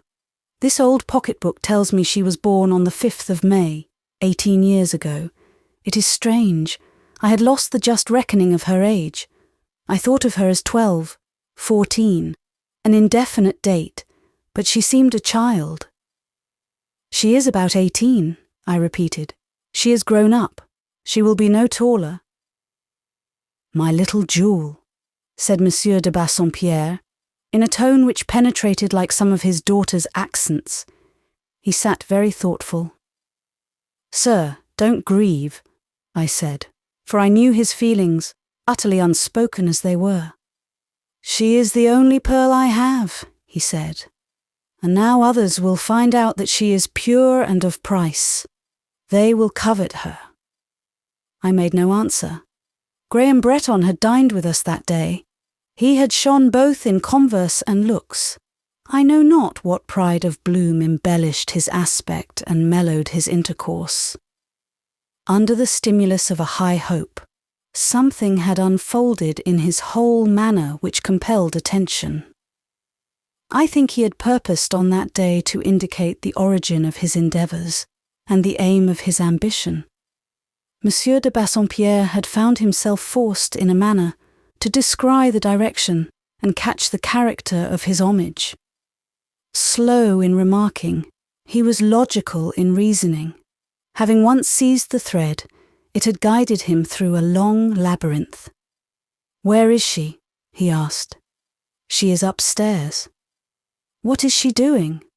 "She is writing." "She writes, does she? Does she receive letters?" "None but such as she can show me. And, sir, they have long wanted to consult you." "Pshaw! They don't think of me, an old father. I am in the way." "Ah, Monsieur de Bassompierre, not so, that can't be. But Paulina must speak for herself, and Dr. Bretton too must be his own advocate." "It is a little late. Matters are advanced, it seems." "Sir, till you approve, nothing is done. Only they love each other." "Only," he echoed. Invested by fate with the part of confidant and mediator, I was obliged to go on. "Hundreds of times has Dr. Bretton been on the point of appealing to you, sir. but with all his high courage, he fears you mortally. He may well fear me. He has touched the best thing I have. Had he but let her alone, she would have remained a child for years yet. So, are they engaged? They could not become engaged without your permission. It is well for you, Miss Snowe, to talk and think with that propriety which always characterises you. But this matter is a grief to me. My little girl was all I had. I have no more daughters and no son. Bretton might as well have looked elsewhere. There are scores of rich and pretty women who would not, I dare say, dislike him. He has looks and conduct and connection. Would nothing serve him but my Polly? If he had never seen your Polly, others might and would have pleased him. Your niece, Miss Fanshawe, for instance. Ah, I would have given him Ginevra with all my heart. But Polly, I can't let him have her. No, I can't. He is not her equal, he affirmed rather gruffly. In what particular is he her match? They talk of fortune. I am not an avaricious or interested man, but the world thinks of these things, and Polly will be rich. Yes, that is known, said I. All Villette knows her as an heiress. Do they talk of my little girl in that light? They do, sir. He fell into deep thought. I ventured to say, would you, sir, think anyone Paulina's match? Would you prefer any other to Dr. Bretton? Do you think higher rank or more wealth would make much difference in your feelings towards a future son-in-law? You touch me there, said he. Look at the aristocracy of Villette. You would not like them, sir? I should not. Never a duke, baron, or viscount of the lot. I am told many of these persons think about her, sir, I went on, gaining courage on finding that I met attention rather than repulse. Other suitors will come, therefore, if Dr. Bretton is refused. Wherever you go, I suppose, aspirants will not be wanting. Independent of heiress-ship, it appears to me that Paulina charms most of those who see her. Does she? How? My little girl is not thought a beauty. Sir, Miss de Bassompierre is very beautiful. Nonsense. Begging your pardon, Miss Snowe, but I think you are too partial. I like Polly. I like all her ways and all her looks, but then I am her father, and even I never thought about beauty. She is amusing, fairy-like, interesting to me. You must be mistaken in supposing her handsome. She attracts, sir. She would attract without the advantages of your wealth and position. My wealth and position? Are these any bait to Graham? If I thought so. Dr. Bretton knows these points perfectly, as you may be sure, Monsieur de Bassompierre, and values them as any gentleman would, as you would yourself, under the same circumstances, but they are not his baits. He loves your daughter very much. He feels her finest qualities, and they influence him worthily. What? Has my little pet fine qualities? Ah, sir, did you observe her that evening when so many men of eminence and learning dined here? I certainly was rather struck and surprised with her manner that day. Its womanliness made me smile. And did you see those accomplished Frenchmen gather round her in the drawing-room? I did, but I thought it was by way of relaxation, as one might amuse oneself with a pretty infant. Sir, she demeaned herself with distinction, and I heard the French gentleman say she was pétrie d'esprit et de grâce. Dr. Bretton thought the same. She is a good, dear child, that is certain, and I do believe she has some character. When I think of it, I was once ill. Polly nursed me. They thought I should die. She, I recollect, grew at once stronger and tenderer as I grew worse in health. And as I recovered, what a sunbeam she was in my sick room. Yes, she played about my chair as noiselessly and as cheerful as light. And now she is sought in marriage. I don't want to part with her, said he, and he groaned. You have known Dr. and Mrs. Bretton so long, I suggested. It would be less like separation to give her to him than to another. He reflected rather gloomily. True, I have long known Louisa Bretton, he murmured. She and I are indeed old friends. A sweet, kind girl she was when she was young. You talk of beauty, Miss Snowe. She was handsome, if you will, tall, straight, and blooming. Not the mere child or elf my Polly seems to me. At 18, Louisa had a carriage and stature fit for a princess. She is a comely and a good woman now. The lad is like her, I have always thought so, and favoured and wished him well. Now he repays me by this robbery. My little treasure used to love her old father dearly and truly. It is all over now, doubtless. I am an encumbrance. The door opened. His little treasure came in. She was dressed, so to speak, in evening beauty. That animation which sometimes comes with the close of day warmed her eye and cheek. A tinge of summer crimson heightened her complexion. Her curls fell full and long on her lily neck. Her white dress suited the heat of June. Thinking me alone, she had brought in her hand the letter just written, brought it folded but unsealed. I was to read it. When she saw her father, her tripping step faltered a little, paused a moment. The colour in her cheek flowed rosy over her whole face. Polly, said Monsieur de Bassompierre in a low voice with a grave smile. Do you blush at seeing Papa? That is something new. I don't blush. I never do blush, affirmed she, while another eddy from the heart sent up its scarlet. But I thought you were in the dining room, and I wanted Lucy. You thought I was with John Graham Bretton, I suppose, but he has just been called out. He will be back soon, Polly. He can post your letter for you. It will save Mathieu a course, as he calls it. I don't post letters, said she, rather pettishly. What do you do with them then? Come here and tell me. Both her mind and gesture seemed to hesitate a second, to say, shall I come? But she approached. How long is it since you became a letter-writer, Polly? It only seems yesterday when you were at your pot-hooks, labouring away absolutely with both hands at the pen. Papa, they are not letters to send to the post in your letter bag. They are only notes, which I give now and then into the person's hands, just to satisfy. The person? That means Miss Snowe, I suppose. No, Papa, not Lucy. Who then? Perhaps Mrs. Bretton? No, Papa, not Mrs. Bretton. Who then, my little daughter? Tell Papa the truth. Oh, Papa, she cried with earnestness. I will tell you the truth, all the truth. I am glad to tell you, glad, though I tremble. She did tremble. Growing excitement, kindling feeling, and also gathering courage, shook her. I hate to hide my actions from you, Papa. I fear you and love you above everything but God. Read the letter, look at the address. She laid it on his knee. He took it up and read it through, his hand shaking, his eyes glistening meantime. He refolded it, and viewed the writer with a strange, tender, mournful amaze.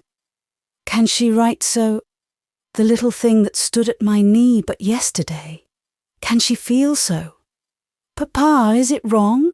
Does it pain you? There is nothing wrong in it, my innocent little Mary, but it pains me. But Papa, listen, you shall not be pained by me. I would give up everything, almost, correcting herself. I would die rather than make you unhappy. That would be too wicked. She shuddered. Does the letter not please you? Must it not go? Must it be torn? It shall, for your sake if you order it. I order nothing. Order something, Papa.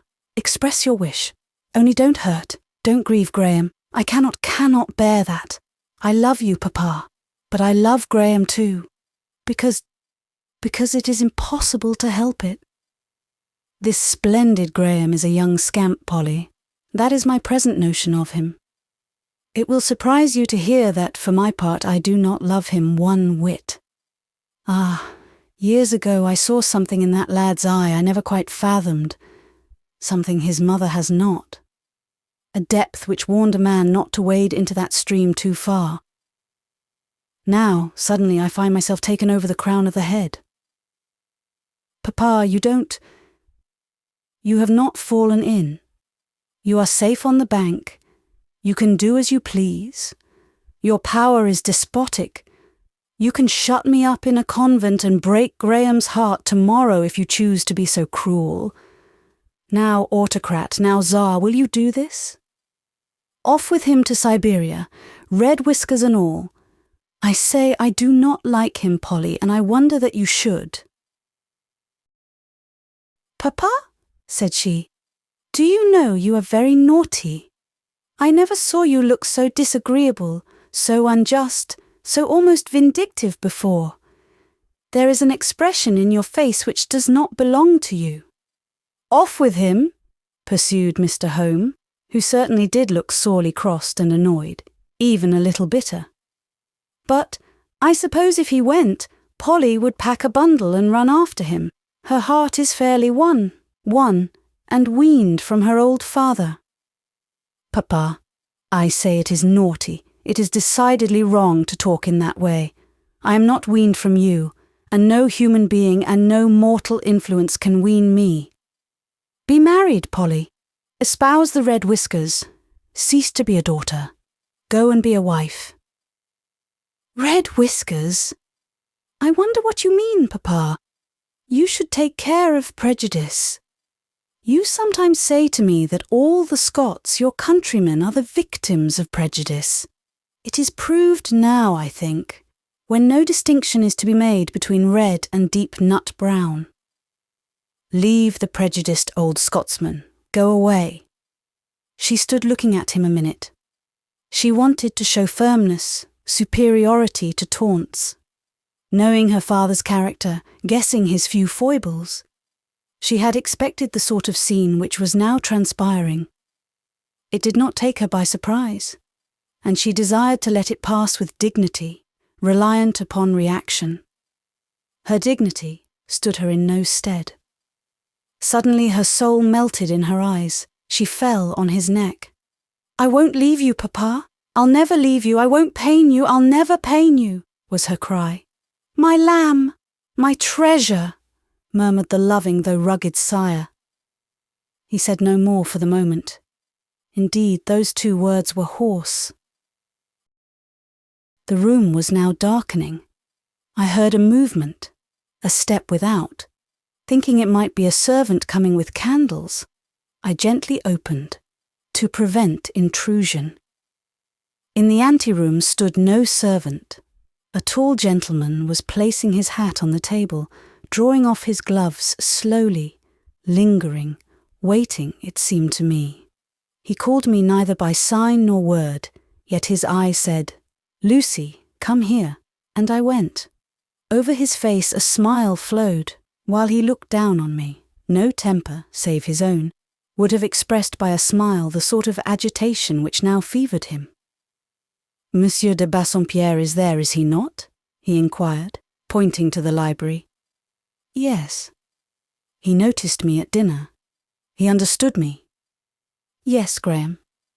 I am brought up for judgment then, and so is she. Mr. Home, we now and always continued to term him Mr. Home at times, is talking to his daughter. Ha! These are sharp moments, Lucy. He was quite stirred up. His young hand trembled. A vital, I was going to write mortal, but such words ill apply to one all living like him. A vital suspense now held, now hurried, his breath. In all this trouble his smile never faded. Is he very angry, Lucy?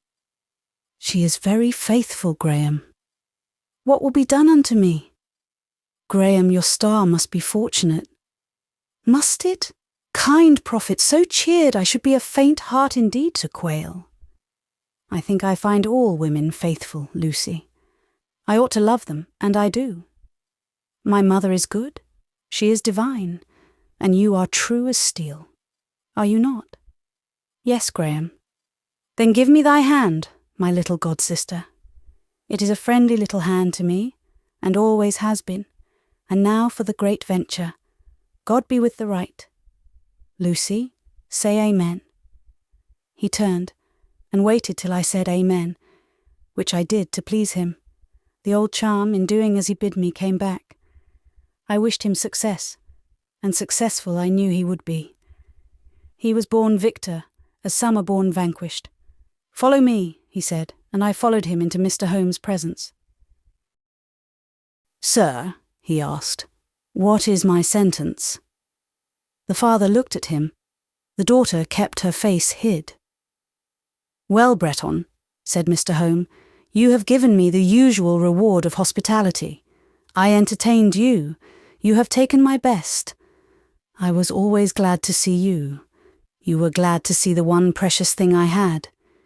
You spoke me fair, and meantime I will not say you robbed me, but I am bereaved, and what I have lost, you, it seems, have won. Sir, I cannot repent. Repent! Not you. You triumph, no doubt. John Graham, you descended partly from a Highlander and a chief, and there is a trace of the Celt in all you look, speak, and think. You have his cunning and his charm. The red, well then, Polly, the fair hair, the tongue of guile and brain of wile, are all come down by inheritance. Sir, I feel honest enough, said Graham, and a genuine English blush covered his face with its warm witness of sincerity.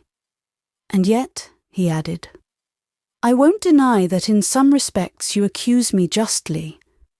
In your presence, I have always had a thought which I dared not show you. I did truly regard you as the possessor of the most valuable thing the world owns for me. I wished for it. I tried for it. Sir, I ask for it now. John, you ask much. Very much, sir. It must come from your generosity, as a gift, from your justice, as a reward. I can never earn it. Aye, listen to the Highland tongue, said Mr. Home. Look up, Polly. Answer this braw wooer. Send him away. She looked up. She shyly glanced at her eager, handsome suitor. She gazed tenderly on her furrowed sire. Papa, I love you both, said she. I can take care of you both. I need not send Graham away. He can live here.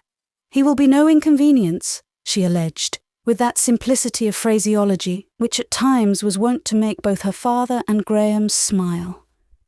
They smiled now. He will be a prodigious inconvenience to me, still persisted Mr. Home. I do not want him, Polly. He is too tall. He is in my way. Tell him to march. You will get used to him, Papa.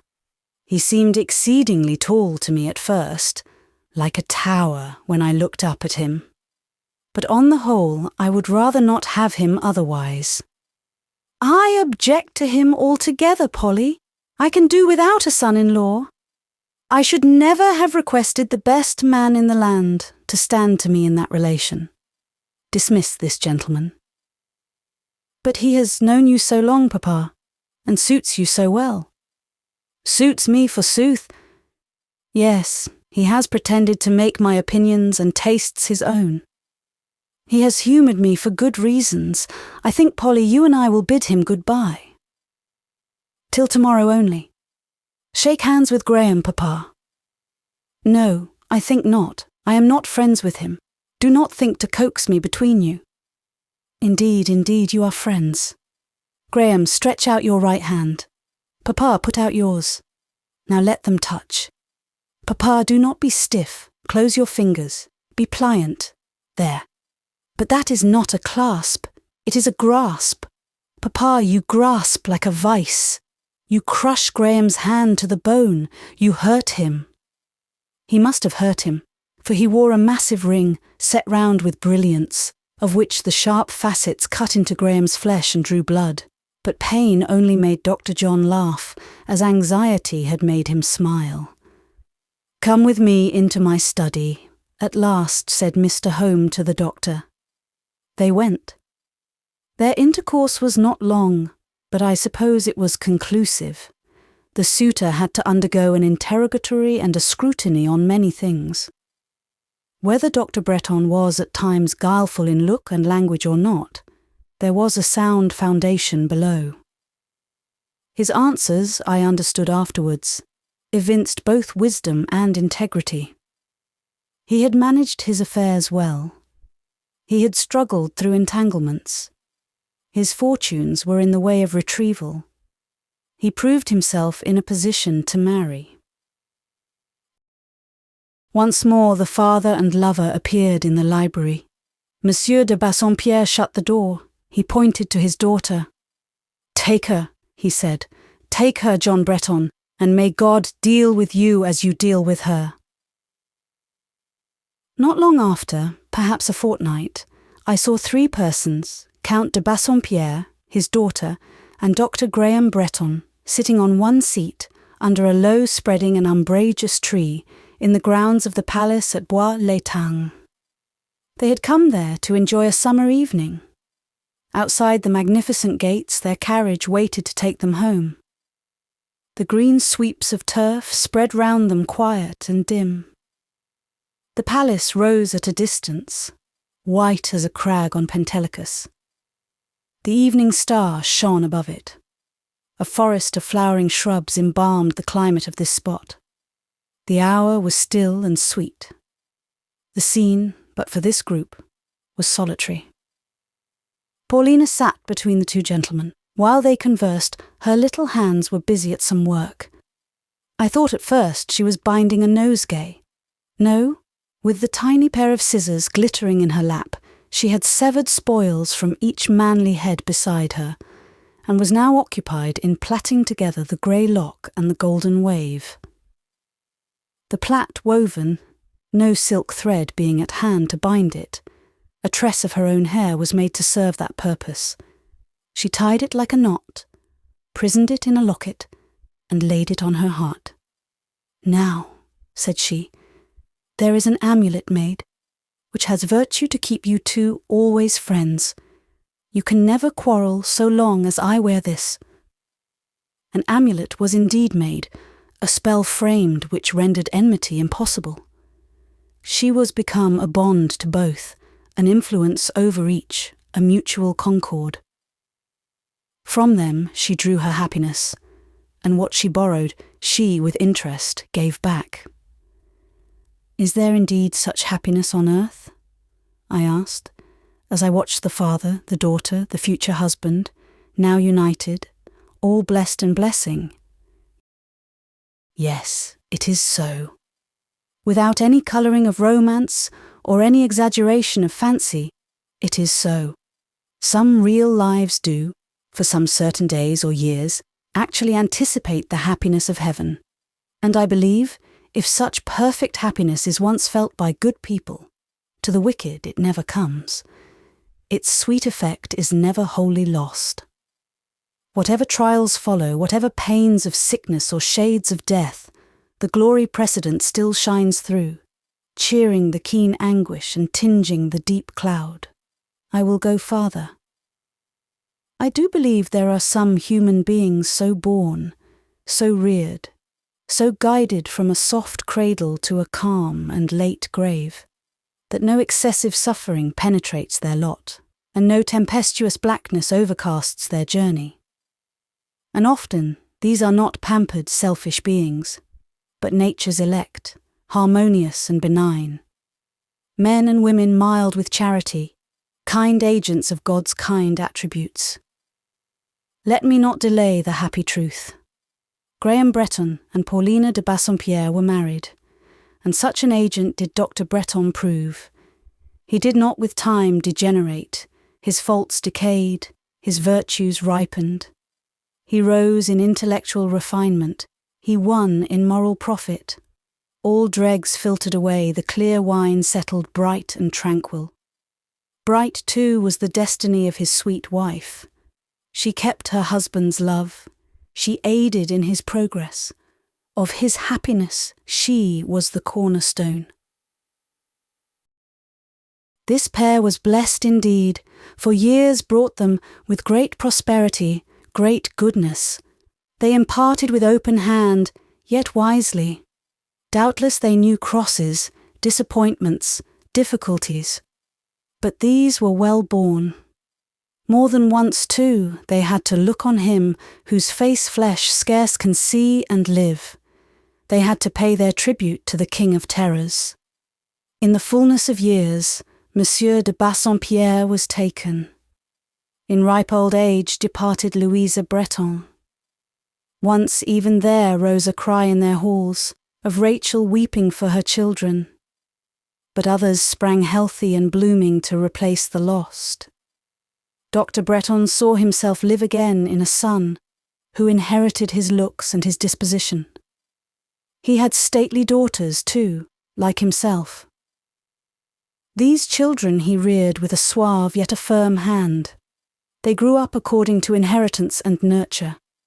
In short, I do but speak the truth when I say that these two lives of Graham and Paulina were blessed, like that of Jacob's favoured son, with blessings of heaven above, blessings of the deep that lies under. It was so, for God saw that it was good. Chapter 38. Cloud. But it is not so for all. What then? His will be done, as done it surely will be, whether we humble ourselves to resignation or not. The impulse of creation forwards it. The strength of powers, seen and unseen, has its fulfillment in charge. Proof of a life to come must be given. In fire and in blood, if needful, must that proof be written. In fire and in blood do we trace the record throughout nature. In fire and in blood does it cross our own experience. Sufferer, faint not through terror of this burning evidence. Tired wayfarer, gird up thy loins, look upward, march onward. Pilgrims and brother mourners, join in friendly company. Dark through the wilderness of this world stretches the way for most of us. Equal and steady be our tread, be our cross, our banner.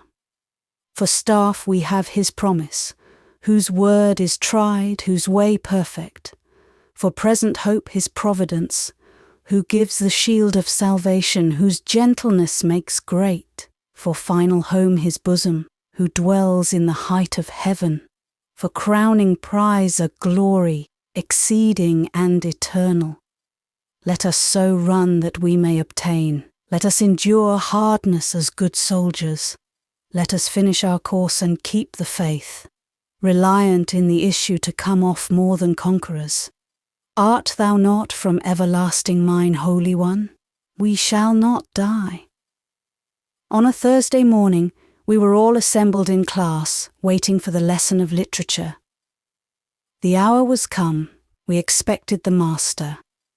The pupils of the first class sat very still. The cleanly written compositions, prepared since the last lesson, lay ready before them, neatly tied with ribbon, waiting to be gathered by the hand of the professor as he made his rapid round of the desks. The month was July, the morning fine. The glass door stood ajar. Through it played a fresh breeze, and plants, growing at the lintel, waved, bent, looked in, seeming to whisper tidings. Monsieur Emmanuel was not always quite punctual. We scarcely wondered at his being a little late, but we wondered when the door at last opened, and instead of him with his swiftness and his fire, there came quietly upon us the cautious Madame Beck. She approached Monsieur Paul's desk, she stood before it, she drew round her the light shawl covering her shoulders, beginning to speak in low yet firm tones, and with a fixed gaze, she said, "This morning there will be no lesson of literature." The second paragraph of her address followed, after about 2 minutes' pause. "It is probable the lessons will be suspended for a week. I shall require at least that space of time to find an efficient substitute for Monsieur Emmanuel. Meanwhile, it shall be our study to fill the blanks usefully. Your professor ladies," she went on, intends, if possible, duly to take leave of you. At the present moment, he has not leisure for that ceremony. He is preparing for a long voyage. A very sudden and urgent summons of duty calls him to a great distance. He has decided to leave Europe for an indefinite time. Perhaps he may tell you more himself. Ladies, instead of the usual lesson with Monsieur Emmanuel, you will this morning read English with Mademoiselle Lucy. She bent her head courteously, drew closer the folds of her shawl, and passed from the class. A great silence fell, then a murmur went round the room. I believe some pupils wept. Some time elapsed. The noise, the whispering, the occasional sobbing increased. I became conscious of a relaxation of discipline, a sort of growing disorder, as if my girls felt that vigilance was withdrawn, and that surveillance had virtually left the class. Habit and the sense of duty enabled me to rally quickly, to rise in my usual way, to speak in my usual tone, to enjoin, and finally to establish quiet. I made the English reading long and close. I kept them at it the whole morning. I remember feeling a sentiment of impatience towards the pupils who sobbed. Indeed, their emotion was not of much value. It was only a hysteric agitation. I told them so unsparingly. I half ridiculed them. I was severe. The truth was, I could not do with their tears, or that gasping sound. I could not bear it. A rather weak-minded, low-spirited pupil kept it up when the others had done. Relentless necessity obliged and assisted me so to accost her that she dared not carry on the demonstration, that she was forced to conquer the convulsion. That girl would have had a right to hate me, except that, when school was over and her companions departing, I ordered her to stay. And when they were gone, I did what I had never done to one among them before, pressed her to my heart and kissed her cheek. But, this impulse yielded to, I speedily put her out of the class, for upon that poignant strain she wept more bitterly than ever. I filled with occupation every minute of that day, and should have liked to sit up all night if I might have kept a candle burning. The night, however, proved a bad time and left bad effects, preparing me ill for the next day's ordeal of insufferable gossip. Of course, this news fell under general discussion. Some little reserve had accompanied the first surprise, that soon wore off. Every mouth opened, every tongue wagged. Teachers, pupils, the very servants mouthed the name of Emmanuel. He whose connection with the school was contemporary with its commencement, thus suddenly to withdraw. All felt it strange. They talked so much, so long, so often, that out of the very multitude of their words and rumours grew at last some intelligence.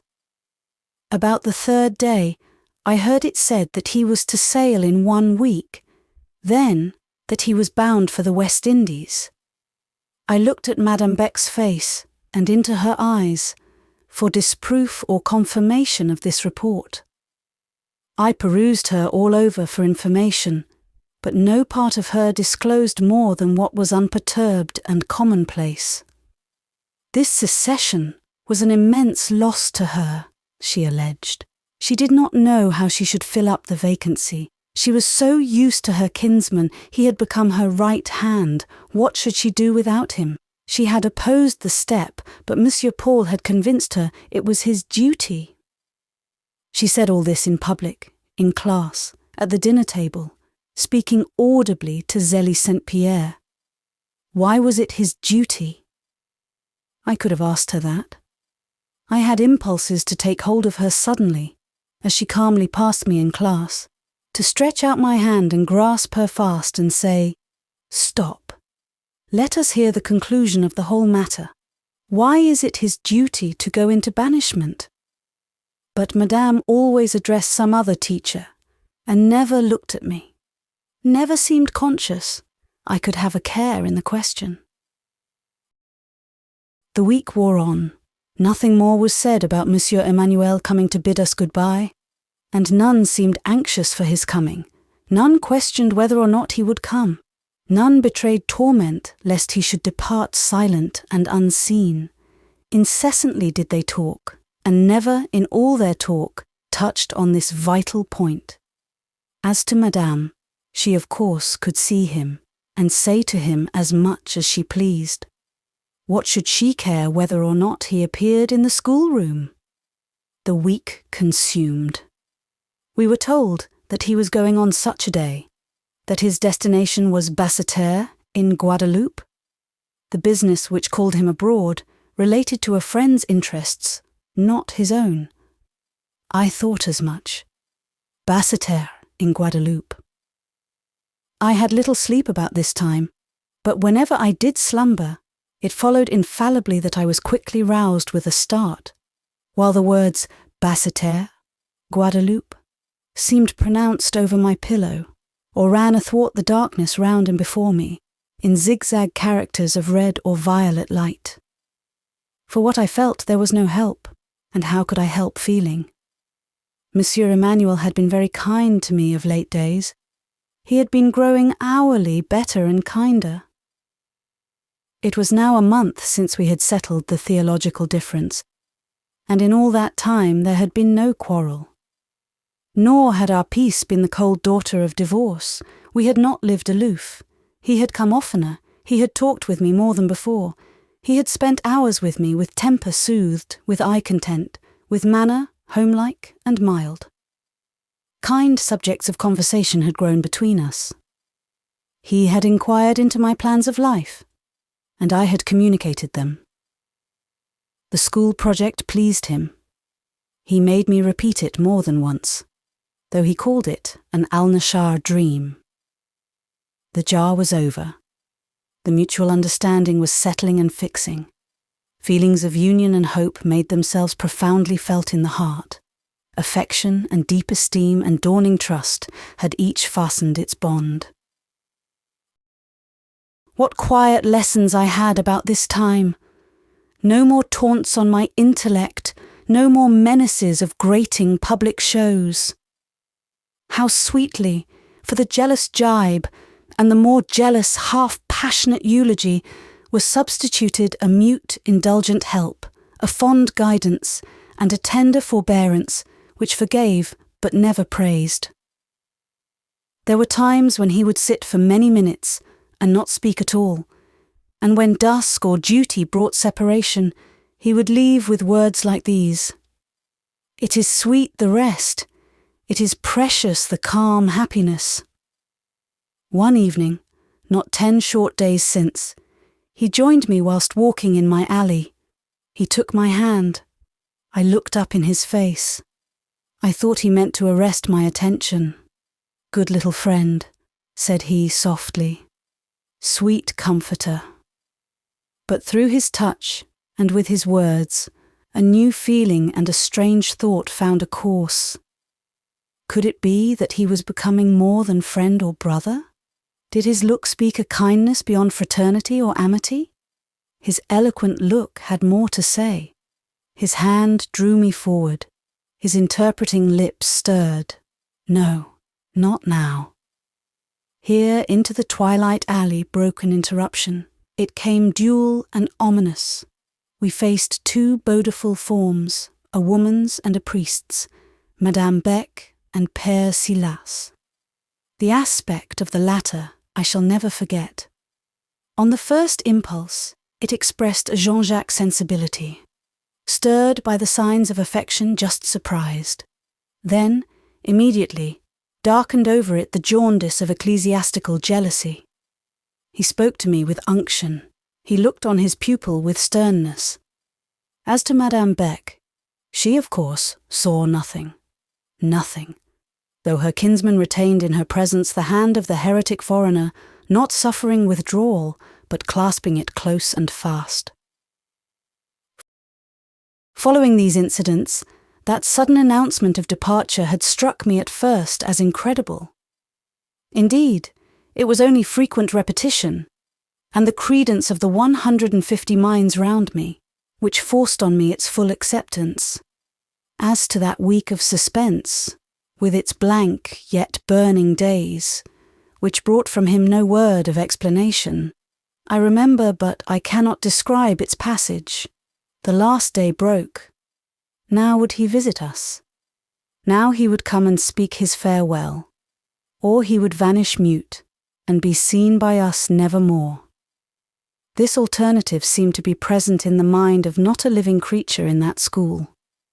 All rose at the usual hour, all breakfasted as usual, all without reference to or apparent thought of their late professor, betook themselves with wonted phlegm to their ordinary duties. So oblivious was the house, so tame, so trained its proceedings, so inexpectant its aspect, I scarce knew how to breathe in an atmosphere thus stagnant, thus smothering. Would no one lend me a voice? Had no one a wish, no one a word, no one a prayer to which I could say, Amen?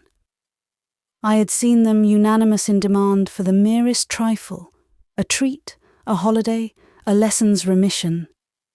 They would not now band to besiege Madame Beck and insist on a last interview with a master who had certainly been loved, at least by some, loved as they could love.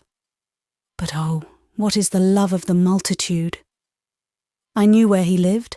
I knew where he was to be heard of or communicated with. The distance was scarce a stone's throw. Had it been in the next room, unsummoned, I could make no use of my knowledge.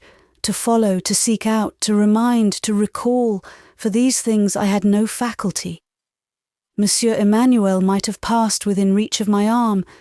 Had he passed silent and unnoticing, silent and stirless should I have suffered him to go by. Morning wasted. Afternoon came, and I thought all was over. My heart trembled in its place. My blood was troubled in its current. I was quite sick, and hardly knew how to keep at my post, or do my work. Yet the little world round me plodded on indifferent. All seemed jocund, free of care or fear or thought. The very pupils who 7 days since had wept hysterically at a startling piece of news appeared quite to have forgotten the news, its import, and their emotion. A little before 5 o'clock, the hour of dismissal, Madame Beck sent for me to her chamber to read over and translate some English letter she had received, and to write for her the answer. Before settling to this work, I observed that she softly closed the 2 doors of her chamber. She even shut and fastened the casement, though it was a hot day, and free circulation of air was usually regarded by her as indispensable. Why this precaution? A keen suspicion, an almost fierce distrust, suggested such question. Did she want to exclude sound? What sound? I listened as I had never listened before. I listened like the evening and winter wolf, snuffing the snow, scenting prey, and hearing far off the traveller's tramp. Yet I could both listen and write. About the middle of the letter I heard, what checked my pen, a tread in the vestibule. No doorbell had rung. Rosine, acting doubtless by orders, had anticipated such reveille. Madame saw me halt. She coughed, made a bustle, spoke louder. The tread had passed on to the classes. Proceed, said Madame. But my hand was fettered, my ear enchained, my thoughts were carried off captive. The classes formed another building. The hall parted them from the dwelling house. Despite distance and partition, I heard the sudden stir of numbers, a whole division rising at once. They are putting away work, said Madame. It was indeed the hour to put away work, but why that sudden hush, that instant quell of the tumult? Wait, Madame. I will see what it is. And I put down my pen and left her. Left her? No, she would not be left. Powerless to detain me, she rose and followed, close as my shadow. I turned on the last step of the stair. "Are you coming too?" I asked. "Yes," said she, meeting my glance with a peculiar aspect, a look clouded yet resolute. We proceeded then, not together, but she walked in my steps. He had come. Entering the first class, I saw him. There once more appeared the form most familiar. I doubt not they had tried to keep him away.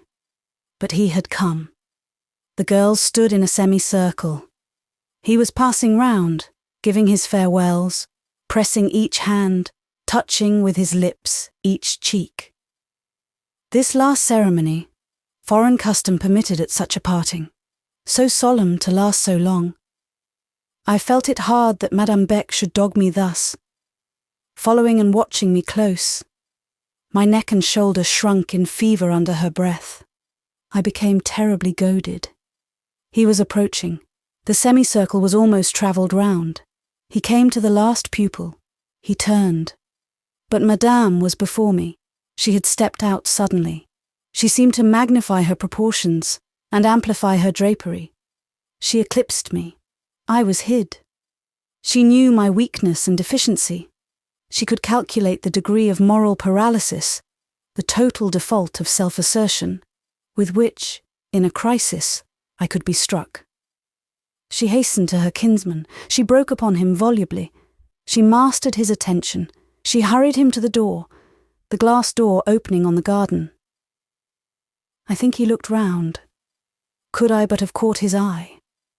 Courage, I think, would have rushed in to aid feeling, and there would have been a charge and perhaps a rescue. But already the room was all confusion, the semicircle broken into groups. My figure was lost among 30 more conspicuous. Madame had her will. Yes, she got him away, and he had not seen me. He thought me absent. 5 o'clock struck. The loud dismissal bell rang. The school separated. The room emptied. There seems to my memory an entire darkness and distraction in some certain minutes. I then passed alone. A grief inexpressible over a loss unendurable. What should I do? Oh, what should I do? When all my life's hope was thus torn by the roots out of my riven, outraged heart. What I should have done I know not. When a little child, the least child in the school, broke with its simplicity and its unconsciousness into the raging yet silent centre of that inward conflict. "Mademoiselle," lisped the treble voice, "I am to give you that. Monsieur Paul said I was to seek you all over the house, from the attic to the cellar, and when I found you, to give you that." And the child delivered a note. The little dove dropped on my knee, its olive leaf plucked off. I found neither address nor name, only these words.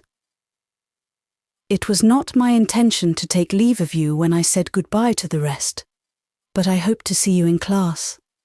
I was disappointed. The interview is deferred. Be ready for me. Ere I sail, I must see you at leisure and speak with you at length. Be ready. My moments are numbered, and just now monopolized. Besides, I have a private business on hand which I will not share with any nor communicate, even to you. Paul. Be ready? Then it must be this evening. Was he not to go on the morrow? Yes, of that point I was certain. I had seen the date of his vessel's departure advertised. Oh, I would be ready, but could that longed-for meeting really be achieved? The time was so short. The schemers seemed so watchful, so active, so hostile. The way of access appeared straight as a gully, deep as a chasm. Apollyon straddled across it, breathing flames. Could my great heart overcome? Could my guide reach me? Who might tell? Yet I began to take some courage, some comfort. It seemed to me that I felt a pulse of his heart beating, yet true to the whole throb of mine. I waited for my champion. Apollyon came trailing his hell behind him. I think if eternity held torment, its form would not be fiery rack, nor its nature despair. I think that on a certain day amongst those days which never dawned and will not set, an angel entered Hades, stood, shone, smiled, delivered a prophecy of conditional pardon, kindled a doubtful hope of bliss to come, not now, but at a day and hour unlooked for, revealed in his own glory and grandeur the height and compass of his promise, spoke thus, then towering, became a star, and vanished into his own heaven. His legacy was suspense, a worse boon than despair. All that evening I waited, trusting in the dove-sent olive leaf, yet in the midst of my trust, terribly fearing. My fear pressed heavy. Cold and peculiar, I knew it for the partner of a rarely belied presentiment. The first hours seemed long and slow. In spirit I clung to the flying skirts of the last. They passed like drift cloud, like the rack scudding before a storm. They passed. All the long, hot summer day burned away like a Yule log. The crimson of its close perished. I was left bent among the cool blue shades over the pale and ashen gleams of its night. Prayers were over. It was bedtime. My co-inmates were all retired. I still remained in the gloomy first class, forgetting, or at least disregarding, rules I had never forgotten or disregarded before. How long I paced that class, I cannot tell. I must have been afoot many hours. Mechanically had I moved aside benches and desks, and had made for myself a path down its length.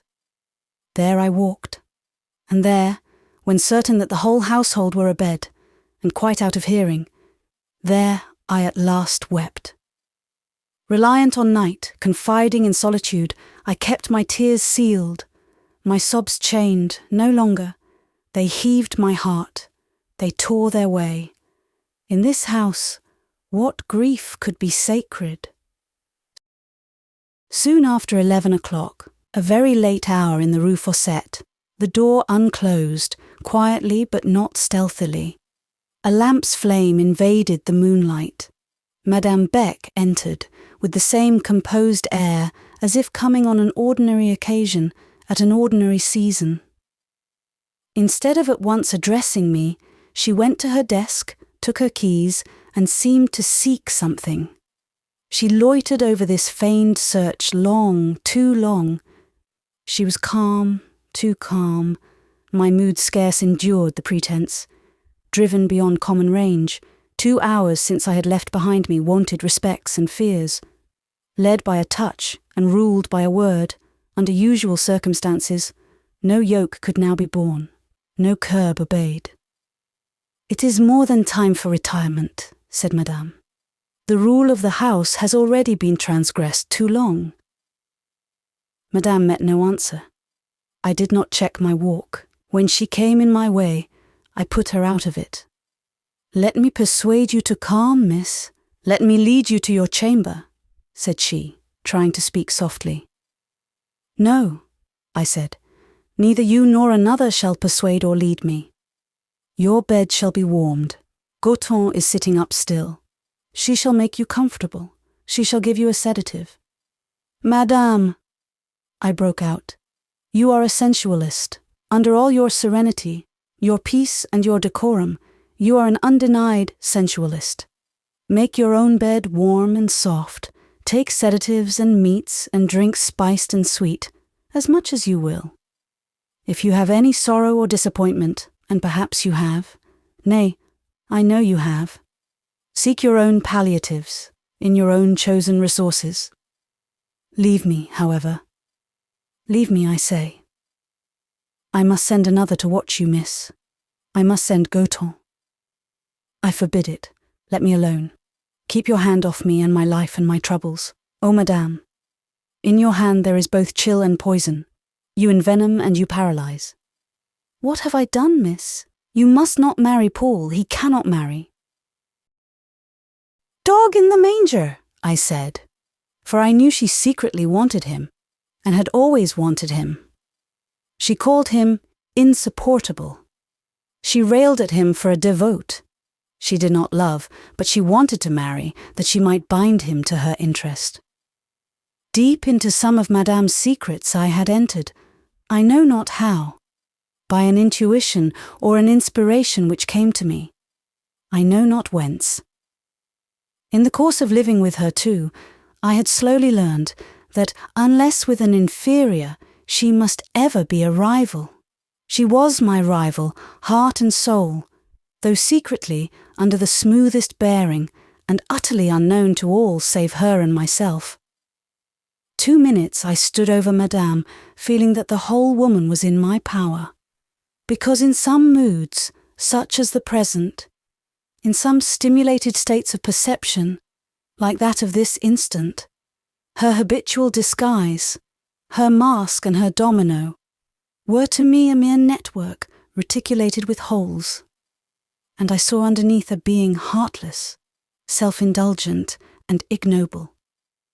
She quietly retreated from me, meek and self-possessed, though very uneasy. She said, "If I would not be persuaded to take rest, she must reluctantly leave me," which she did immediately, perhaps even more glad to get away than I was to see her vanish. This was the sole flash-eliciting, truth-extorting encounter which ever occurred between me and Madame Beck. This short night scene was never repeated. It did not in the least change her manner to me. I do not know that she revenged it. I do not know that she hated me the worse for my fell candour. I think she shielded herself with the secret philosophy of her strong mind, and resolved to forget what it irked her to remember. I know that to the end of our mutual lives there occurred no repetition of, no allusion to, that fiery passage. That night passed. All nights, even the starless night before dissolution, must wear away. About 6 o'clock, the hour which called up the household, I went out to the court and washed my face in its cold, fresh well water. Entering by the carré, a piece of mirror glass, set in an oaken cabinet, repeated my image. It said I was changed. My cheeks and lips were sodden white. My eyes were glassy, and my eyelids swollen and purple. On rejoining my companions, I knew they all looked at me. My heart seemed discovered to them. I believed myself self-betrayed. Hideously certain did it seem that the very youngest of the school must guess why and for whom I despaired. Isabel, the child whom I had once nursed in sickness, approached me. Would she, too, mock me?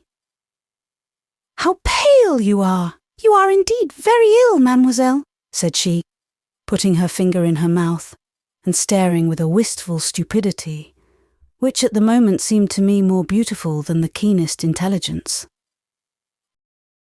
Isabel did not long stand alone in the recommendation of ignorance. Before the day was over, I gathered cause of gratitude towards the whole blind household. The multitude have something else to do than to read hearts and interpret dark sayings. Who wills may keep his own counsel, be his own secret's sovereign. In the course of that day, proof met me on proof, not only that the cause of my present sorrow was unguessed, but that my whole inner life for the last 6 months was still mine only. It was not known, it had not been noted, that I held in peculiar value one life among all lives. Gossip had passed me by, curiosity had looked me over. Both subtle influences, hovering always round, had never become centred upon me. A given organisation may live in a full-fever hospital and escape typhus. Monsieur Emmanuel had come and gone. I had been taught and sought. In season and out of season he had called me, and I had obeyed him. Monsieur Paul wants Miss Lucy. Miss Lucy is with Monsieur Paul. Such had been the perpetual bulletin, and nobody commented, far less condemned. Nobody hinted, nobody jested. Madame Beck read the riddle. None else resolved it. What I now suffered was called illness, a headache. I accepted the baptism. But what bodily illness was ever like this pain, this certainty that he was gone without a farewell, this cruel conviction that fate and pursuing furies, a woman's envy and a priest's bigotry, would suffer me to see him no more? What wonder that the second evening found me like the first, untamed, tortured, again pacing a solitary room in an unalterable passion of silent desolation. Madame Beck did not herself summon me to bed that night. She did not come near me. She sent Ginevra Fanshawe, a more efficient agent for the purpose she could not have employed. Ginevra's first words, "Is your headache very bad tonight?" For Ginevra, like the rest, thought I had a headache, an intolerable headache which made me frightfully white in the face and insanely restless in the foot.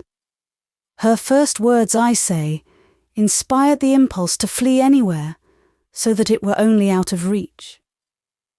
And soon what followed, plaints about her own headaches, completed the business. I went upstairs. Presently I was in my bed, my miserable bed, haunted with quick scorpions. I had not been laid down 5 minutes when another emissary arrived. Goton came, bringing me something to drink. I was consumed with thirst. I drank eagerly. The beverage was sweet, but I tasted a drug.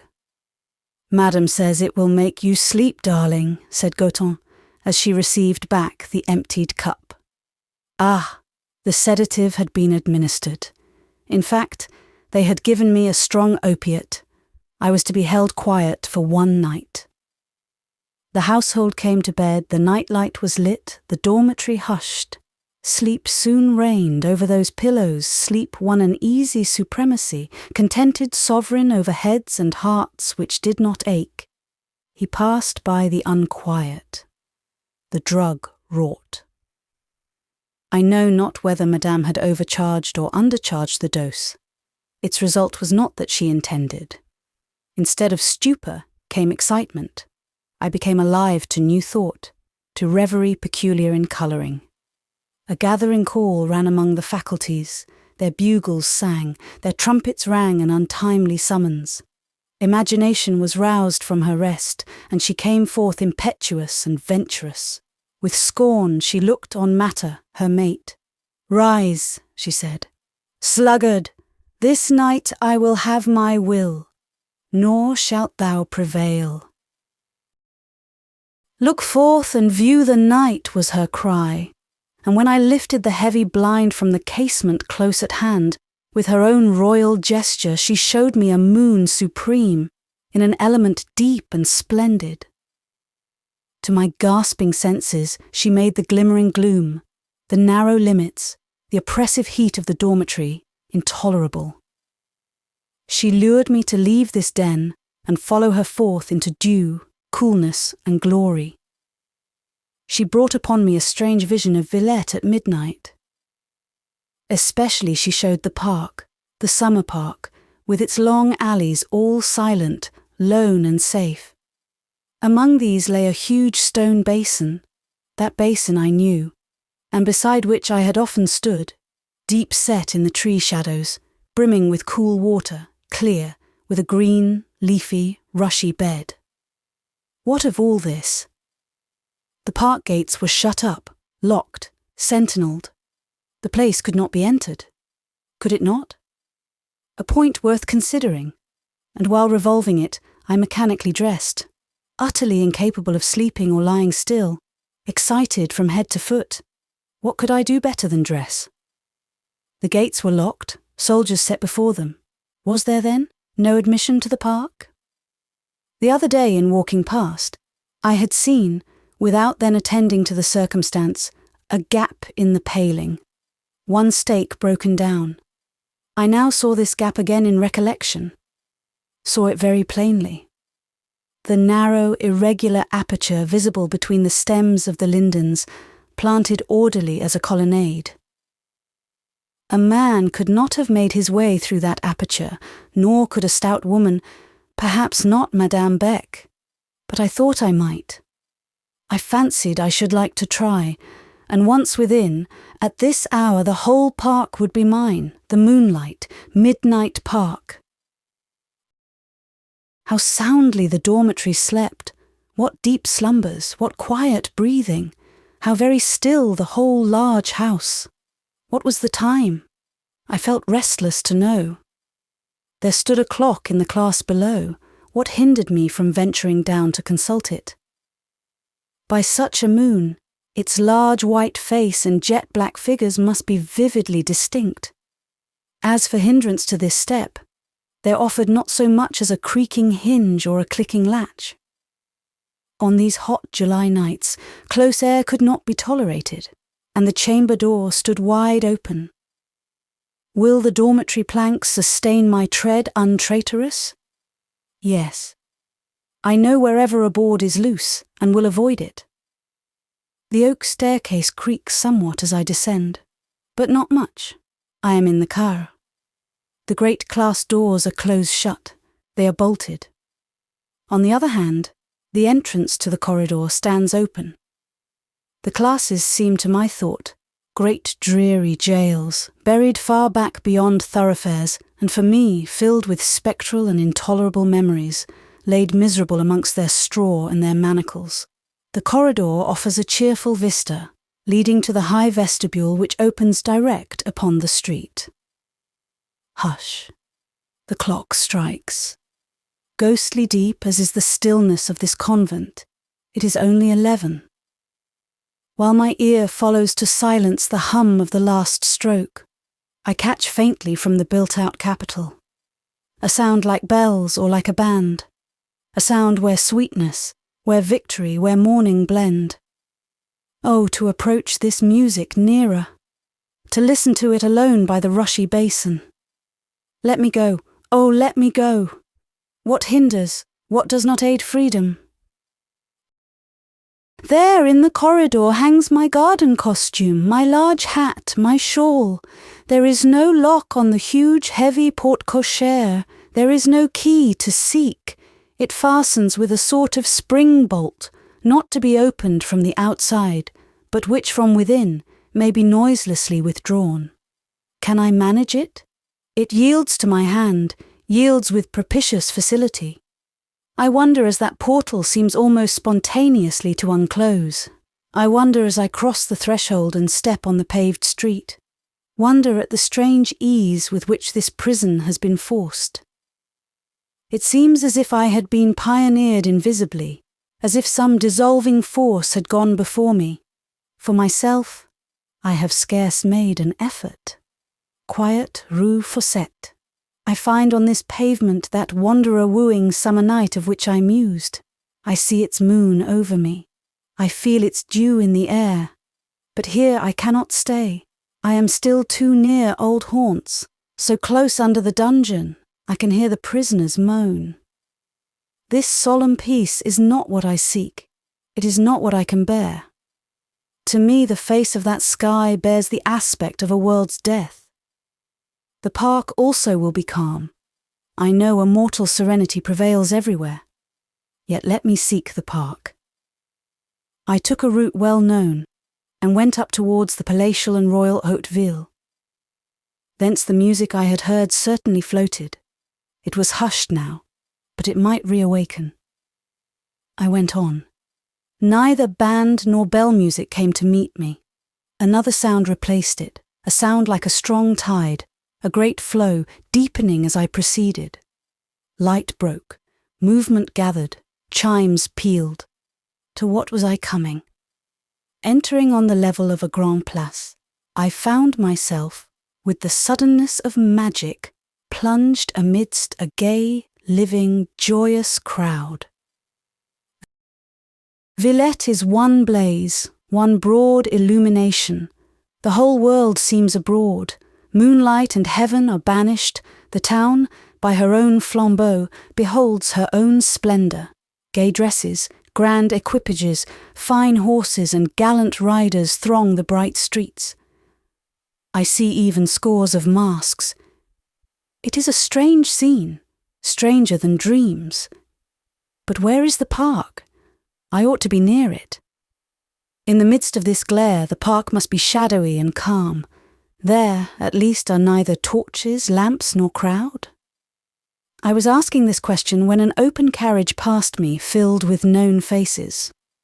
Through the deep throng it could pass but slowly.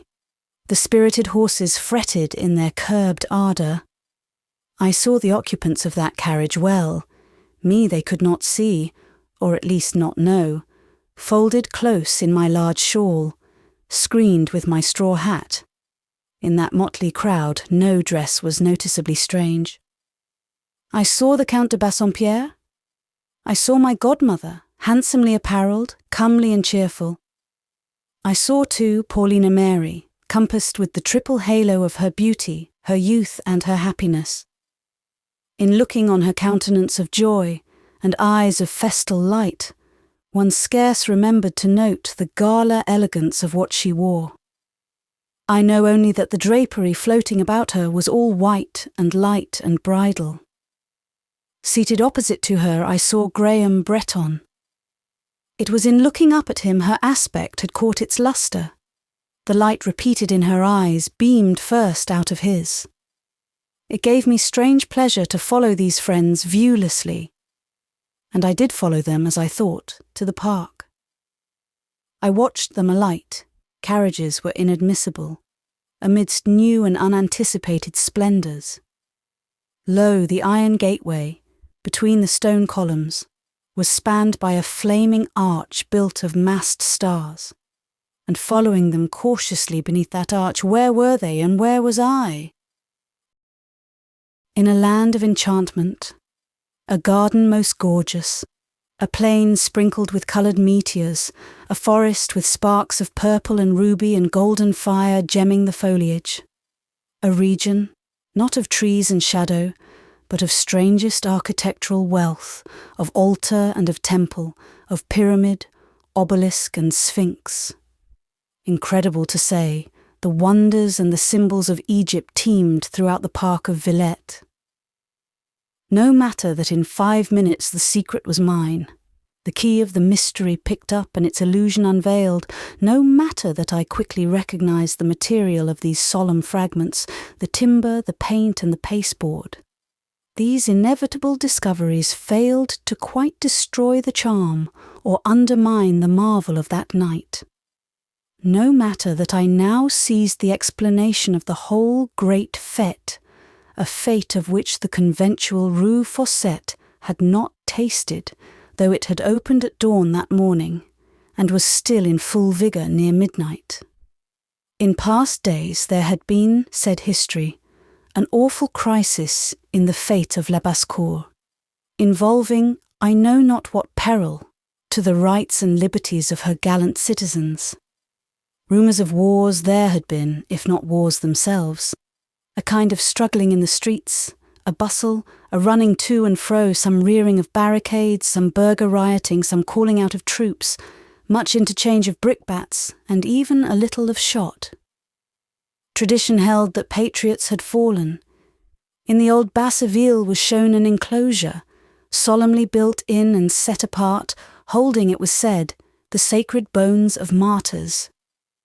Be this as it may, a certain day in the year was still kept as a festival in honour of the said patriots and martyrs of somewhat apocryphal memory, the morning being given to a solemn Te Deum in St. John the Baptist, the evening devoted to spectacles, decorations and illuminations, such as these I now saw.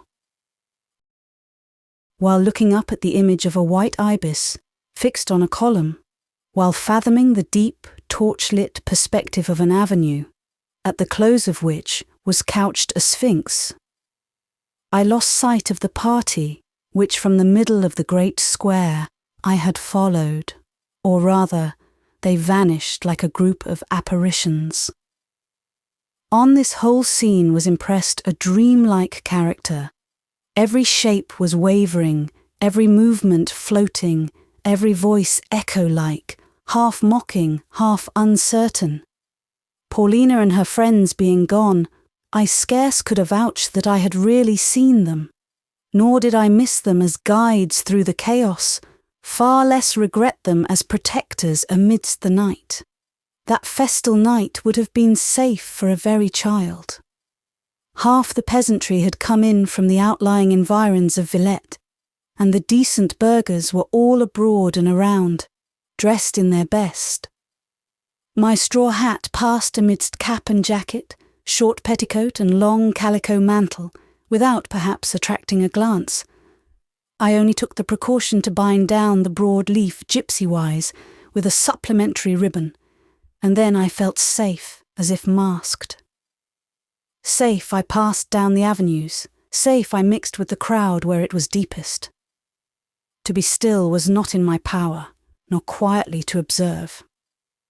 I took a revel of the scene. I drank the elastic night air, the swell of sound, the dubious light, now flashing, now fading.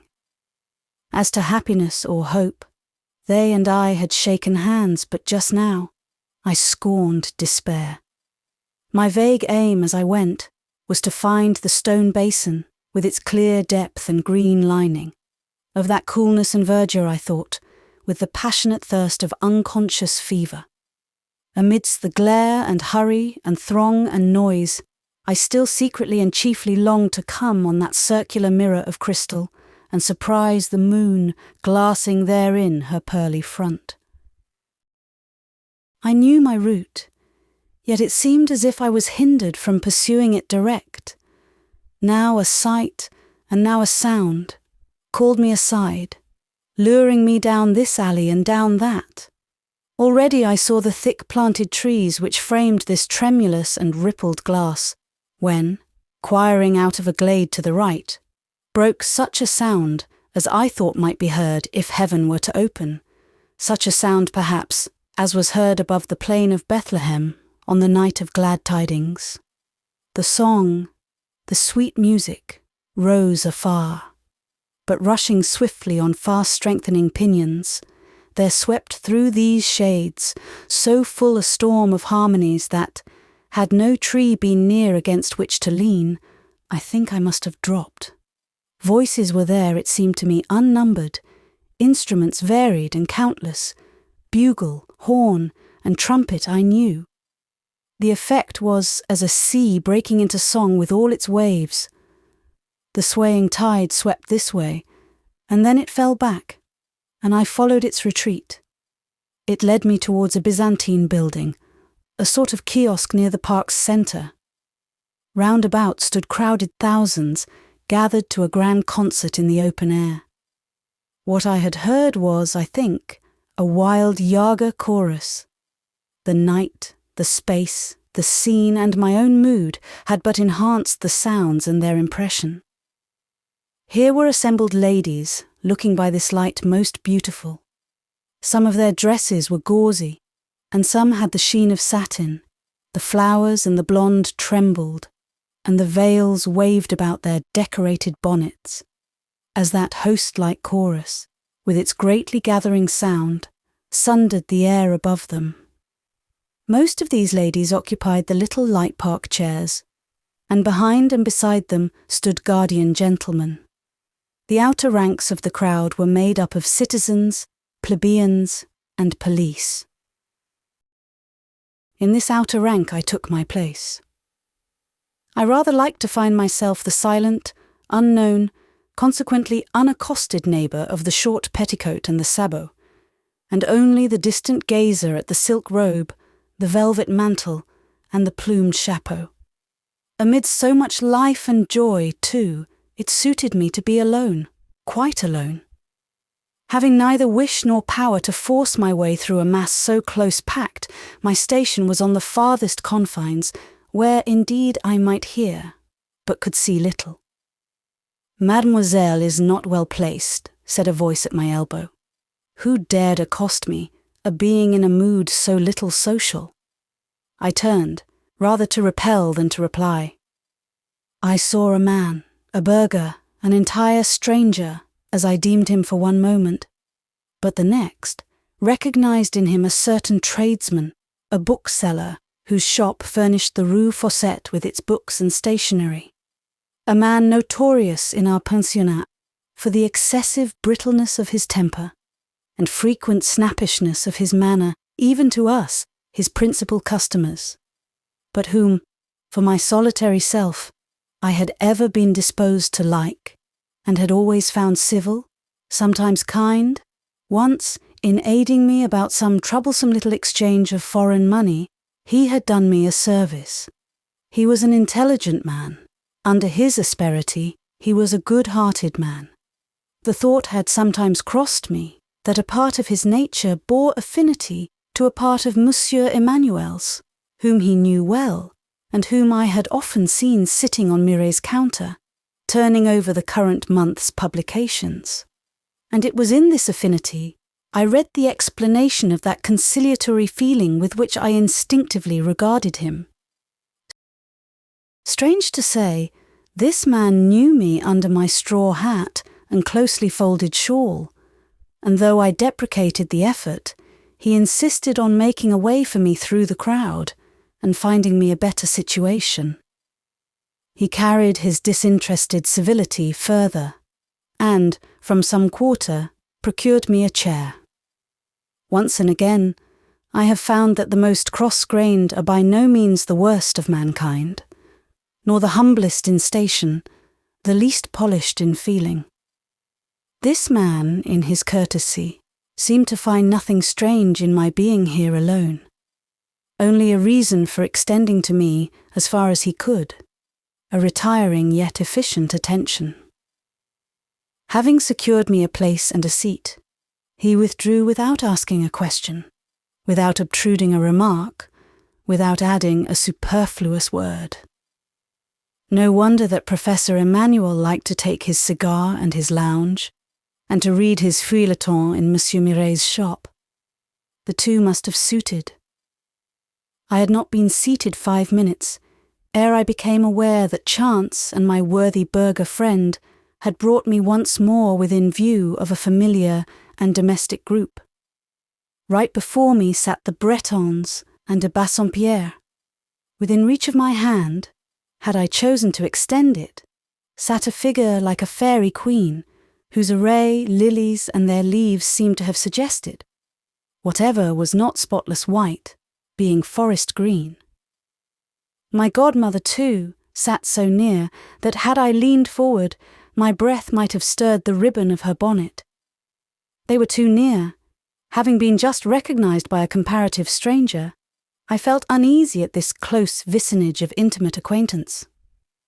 It made me quite start when Mrs. Bretton, turning to Mr. Home and speaking out of a kind impulse of memory, said, "I wonder what my steady little Lucy would say to all this if she were here.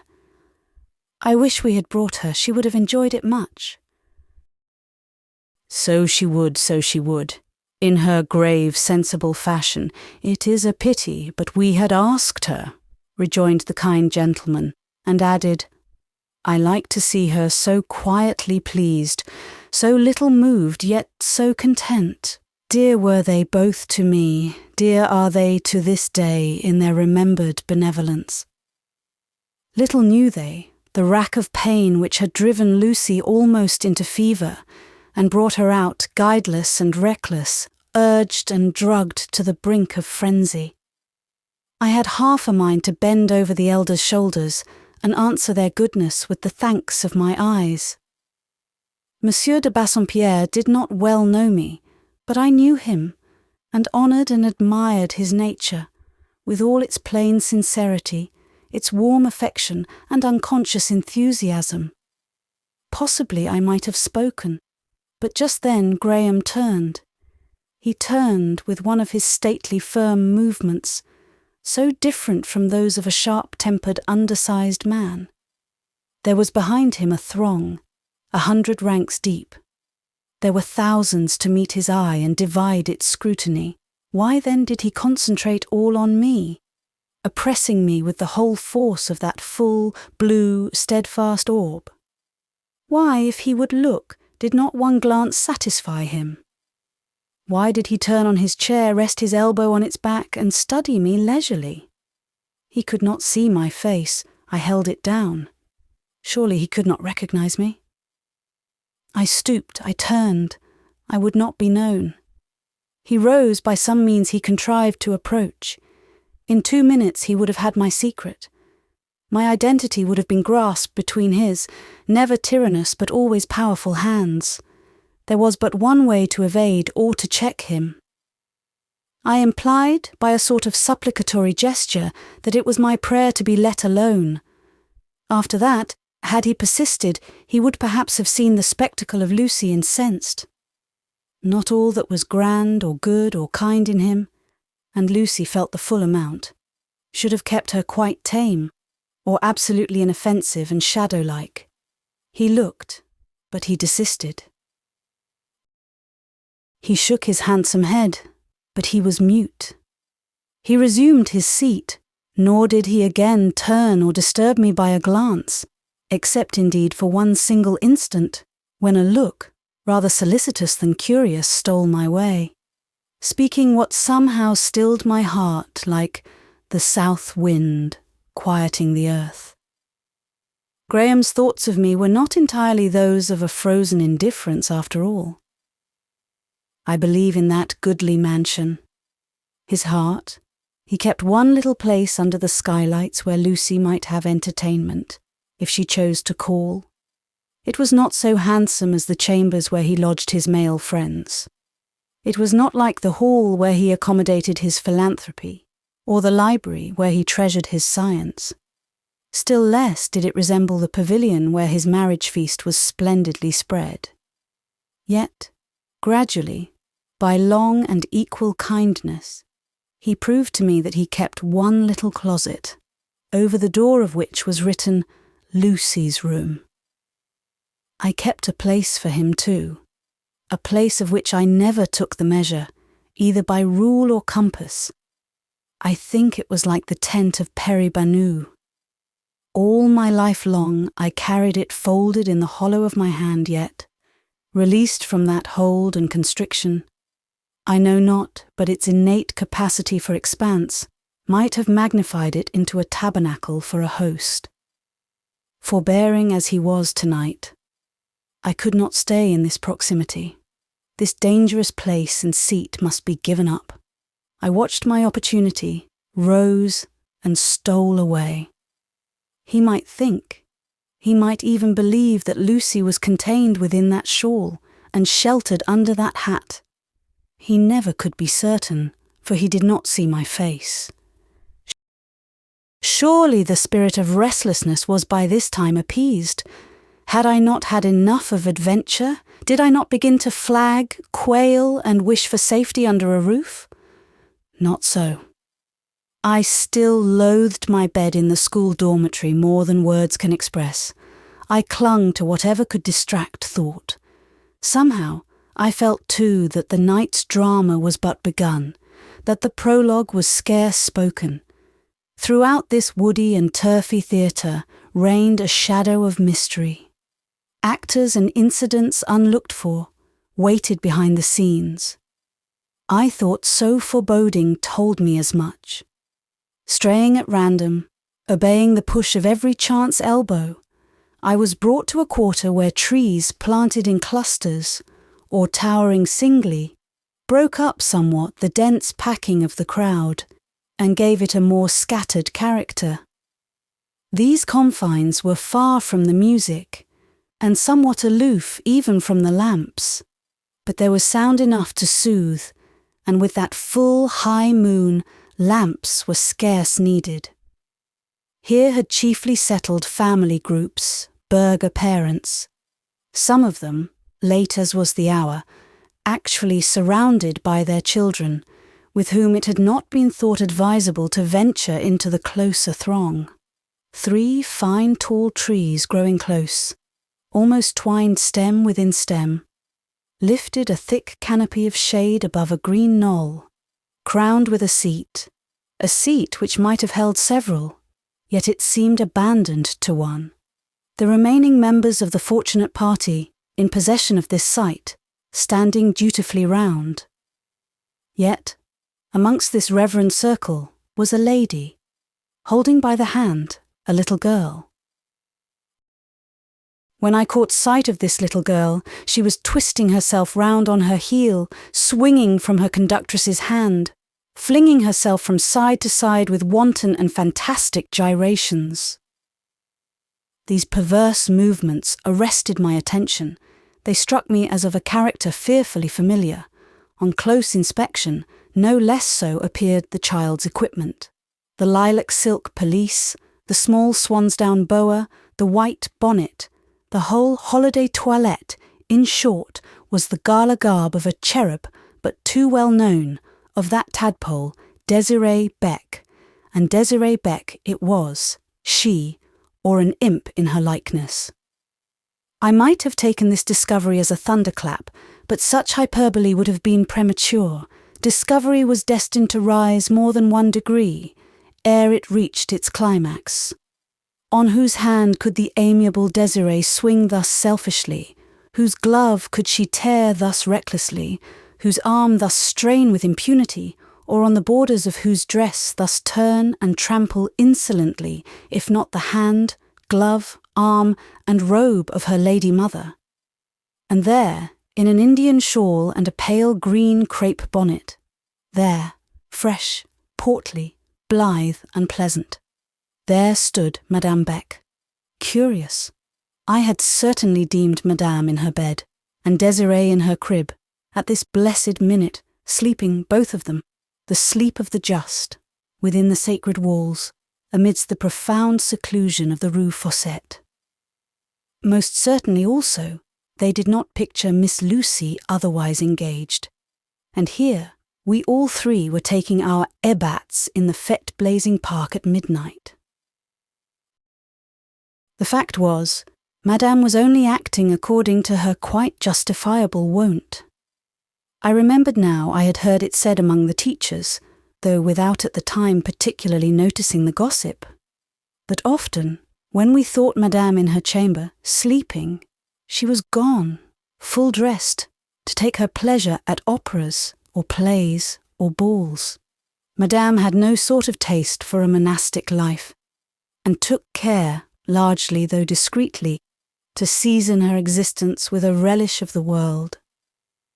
6 gentlemen of her friends stood about her. Amongst these I was not slow to recognise 2 or 3. There was her brother, Monsieur Victor Kint.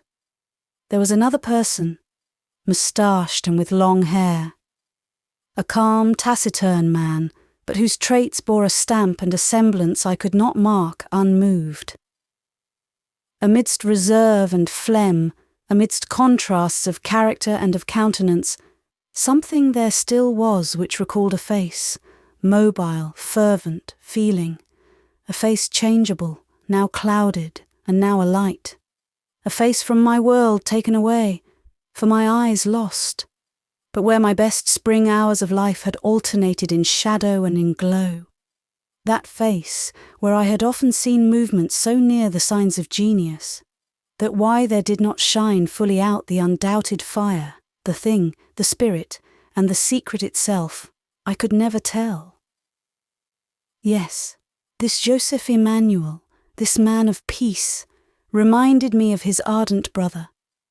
Besides Messieurs Victor and Joseph, I knew another of this party. This third person stood behind and in the shade. His attitude too was stooping, yet his dress and bald white head made him the most conspicuous figure of the group. He was an ecclesiastic. He was Père Silas. Do not fancy, reader, that there was any inconsistency in the priest's presence at this fête. This was not considered a show of Vanity Fair, but a commemoration of patriotic sacrifice. The church patronized it, even with ostentation. There were troops of priests in the park that night. Père Silas stooped over the seat with its single occupant, the rustic bench and that which sat upon it. A strange mass it was, bearing no shape, yet magnificent. You saw, indeed, the outline of a face and features, but these were so cadaverous and so strangely placed, you could almost have fancied a head severed from its trunk, and flung at random on a pile of rich merchandise. The distant lamp rays glanced on clear pendants, on broad rings. Neither the chasteness of moonlight nor the distance of the torches could quite subdue the gorgeous dyes of the drapery. "Hail, Madame Walravens! I think you looked more witch-like than ever." And presently the good lady proved that she was indeed no corpse or ghost, but a harsh and hardy old woman. For upon some aggravation in the clamorous petition of Désirée Beck to her mother, to go to the kiosk and take sweetmeats, the hunchback suddenly fetched her a resounding rap with her gold-knobbed cane. There, then, were Madame Walravens, Madame Beck, Père Silas, the whole conjuration, the secret junta. The sight of them thus assembled did me good. I cannot say that I felt weak before them, or abashed or dismayed. They outnumbered me, and I was worsted and under their feet, but as yet I was not dead. Chapter 39. Old and New Acquaintance. Fascinated as by a basilisk with 3 heads, I could not leave this clique. The ground near them seemed to hold my feet. The canopy of entwined trees held out shadow, the night whispered a pledge of protection, and an officious lamp flashed just one beam to show me an obscure, safe seat, and then vanished. Let me now briefly tell the reader all that, during the past dark fortnight, I have been silently gathering from rumour respecting the origin and the object of Monsieur Emmanuel's departure. The tale is short and not new. Its alpha is mammon, and its omega interest. If Madame Walravens was hideous as a Hindu idol, she seemed also to possess, in the estimation of these her votaries, an idol's consequence. The fact was, she had been rich, very rich, and though, for the present, without the command of money, she was likely one day to be rich again. At Basseterre, in Guadeloupe, she possessed a large estate, received in dowry on her marriage 60 years ago, sequestered since her husband's failure.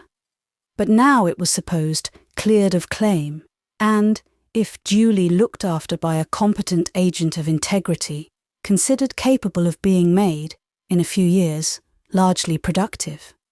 Père Silas took an interest in this prospective improvement for the sake of religion and the church, whereof Magliore Walravens was a devout daughter. Madame Beck, distantly related to the hunchback and knowing her to be without family of her own, had long brooded over contingencies with a mother's calculating forethought, and, harshly treated as she was by Madame Walravens, never ceased to court her for interest's sake. Madame Beck and the priest were thus, for money reasons, equally and sincerely interested in the nursing of the West Indian estate. But the distance was great, and the climate hazardous. The competent and upright agent wanted must be a devoted man. Just such a man had Madame Walravens retained for 20 years in her service, blighting his life, and then living on him, like an old fungus. Such a man had Père Silas trained, taught, and bound to him by the ties of gratitude, habit, and belief. Such a man Madame Beck knew, and could in some measure influence. "My pupil," said Père Silas, "if he remains in Europe, runs risk of apostasy, for he has become entangled with a heretic." Madame Beck made also her private comment, and preferred in her own breast her secret reason for desiring expatriation. The thing she could not obtain, she desired not another to win. Rather would she destroy it. As to Madame Walravens, she wanted her money and her land, and knew Paul, if he liked, could make the best and faithfulest steward. So the 3 self-seekers banded and beset the one unselfish. They reasoned, they appealed, they implored. On his mercy they cast themselves, into his hands they confidingly thrust their interests. They asked but 2 or 3 years of devotion. After that he should live for himself. One of the number perhaps wished that in the meantime he might die. No living being ever humbly laid his advantage at Monsieur Emmanuel's feet, or confidingly put it into his hands, that he spurned the trust or repulsed the repository. What might be his private pain or inward reluctance to leave Europe, what his calculations for his own future, none asked or knew or reported. All this was a blank to me. His conferences with his confessor I might guess. The part duty and religion were made to play in the persuasions used, I might conjecture. He was gone, and had made no sign. There my knowledge closed. With my head bent, and my forehead resting on my hands, I sat amidst grouped tree stems and branching brushwood. Whatever talk passed amongst my neighbours, I might hear if I would. I was near enough, but for some time there was scarce motive to attend. They gossiped about the dresses, the music, the illuminations, the fine night. I listened to hear them say, "It is calm weather for his voyage. The Antigua, his ship, will sail prosperously." No such remark fell. Neither the Antigua nor her course nor her passenger were named. Perhaps the light chat scarcely interested old Madame Walravens more than it did me. She appeared restless, turning her head now to this side, now that, looking through the trees and among the crowd, as if expectant of an arrival and impatient of delay. "Where are they? Why do they not come?" I heard her mutter more than once. And at last, as if determined to have an answer to her question, which hitherto none seemed to mind, she spoke aloud this phrase, a phrase brief enough, simple enough, but it sent a shock through me. "Ladies and gentlemen," said she, "where then is Justine Marie?" Justine Marie? What was this? Justine Marie, the dead nun? Where was she? Why in her grave, Madame Walravens? What can you want with her? You shall go to her, but she shall not come to you. Thus I should have answered had the response lain with me, but nobody seemed to be of my mind. Nobody seemed surprised, startled, or at a loss. The quietest commonplace answer met the strange, the dead disturbing, the Witch of Endor query of the hunchback. "Justine Marie," said one, "is coming. She is in the kiosk. She will be here presently." Out of this question and reply sprang a change in the chat. Chat it still remained, easy, desultory, familiar gossip. Hint, allusion, comment, went round the circle, but all so broken, so dependent on references to persons not named or circumstances not defined, that listen as intently as I would, and I did listen now with a fated interest, I could make out no more than that some scheme was on foot, in which this ghostly Justine Marie, dead or alive, was concerned. This family junta seemed grasping at her somehow for some reason. There seemed question of a marriage, of a fortune, for whom I could not quite make out. Perhaps for Victor Kint, perhaps for Joseph Emmanuel. Both were bachelors. Once I thought the hints and jests rained upon a young, fair-haired foreigner of the party, whom they called Heinrich Müller.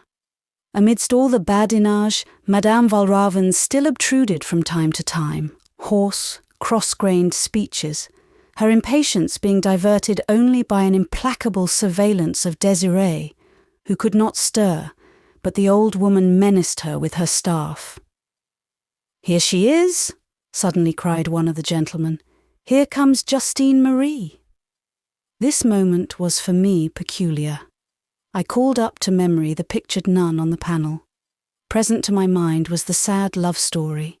I saw in thought the vision of the garret, the apparition of the alley, the strange birth of the cradle.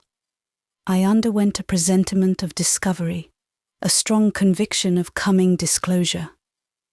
Ah, when imagination once runs riot, where do we stop? What winter tree so bare and branchless?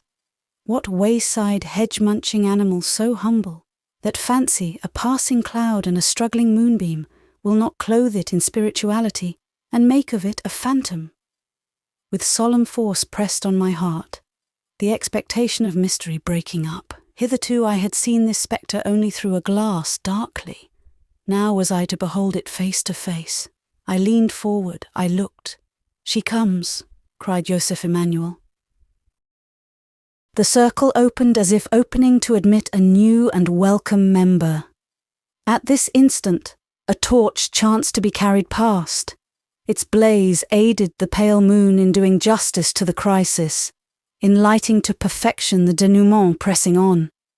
Surely those near me must have felt some little of the anxiety I felt, in degree so unmeted. Of that group, the coolest must have held his breath for a time.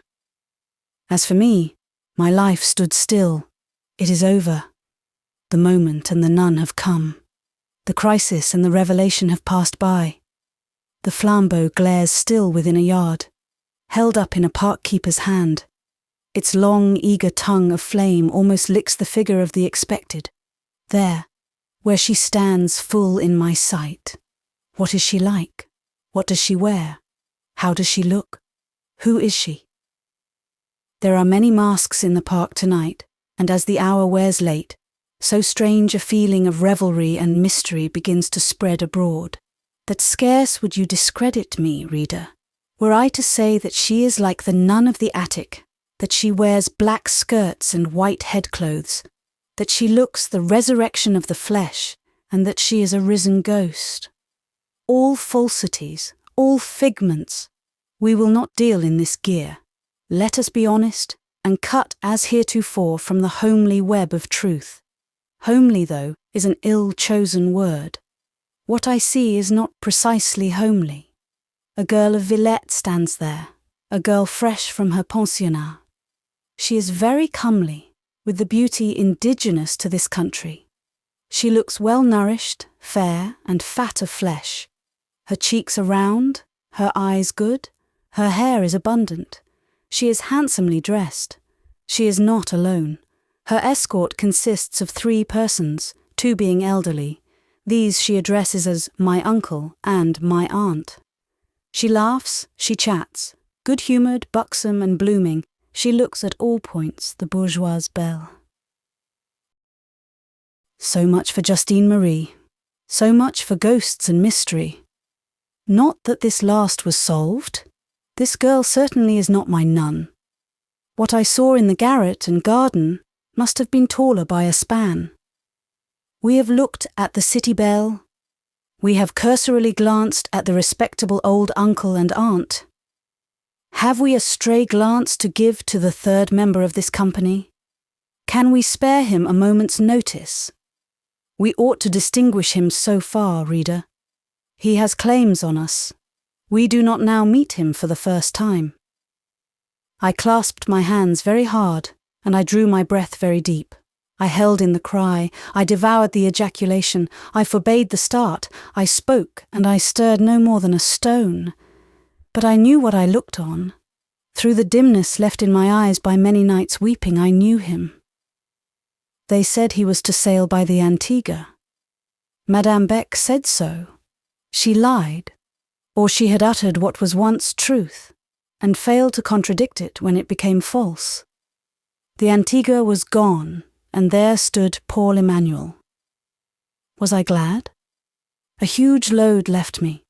Was it a fact to warrant joy? I know not. Ask first what were the circumstances attendant on this respite.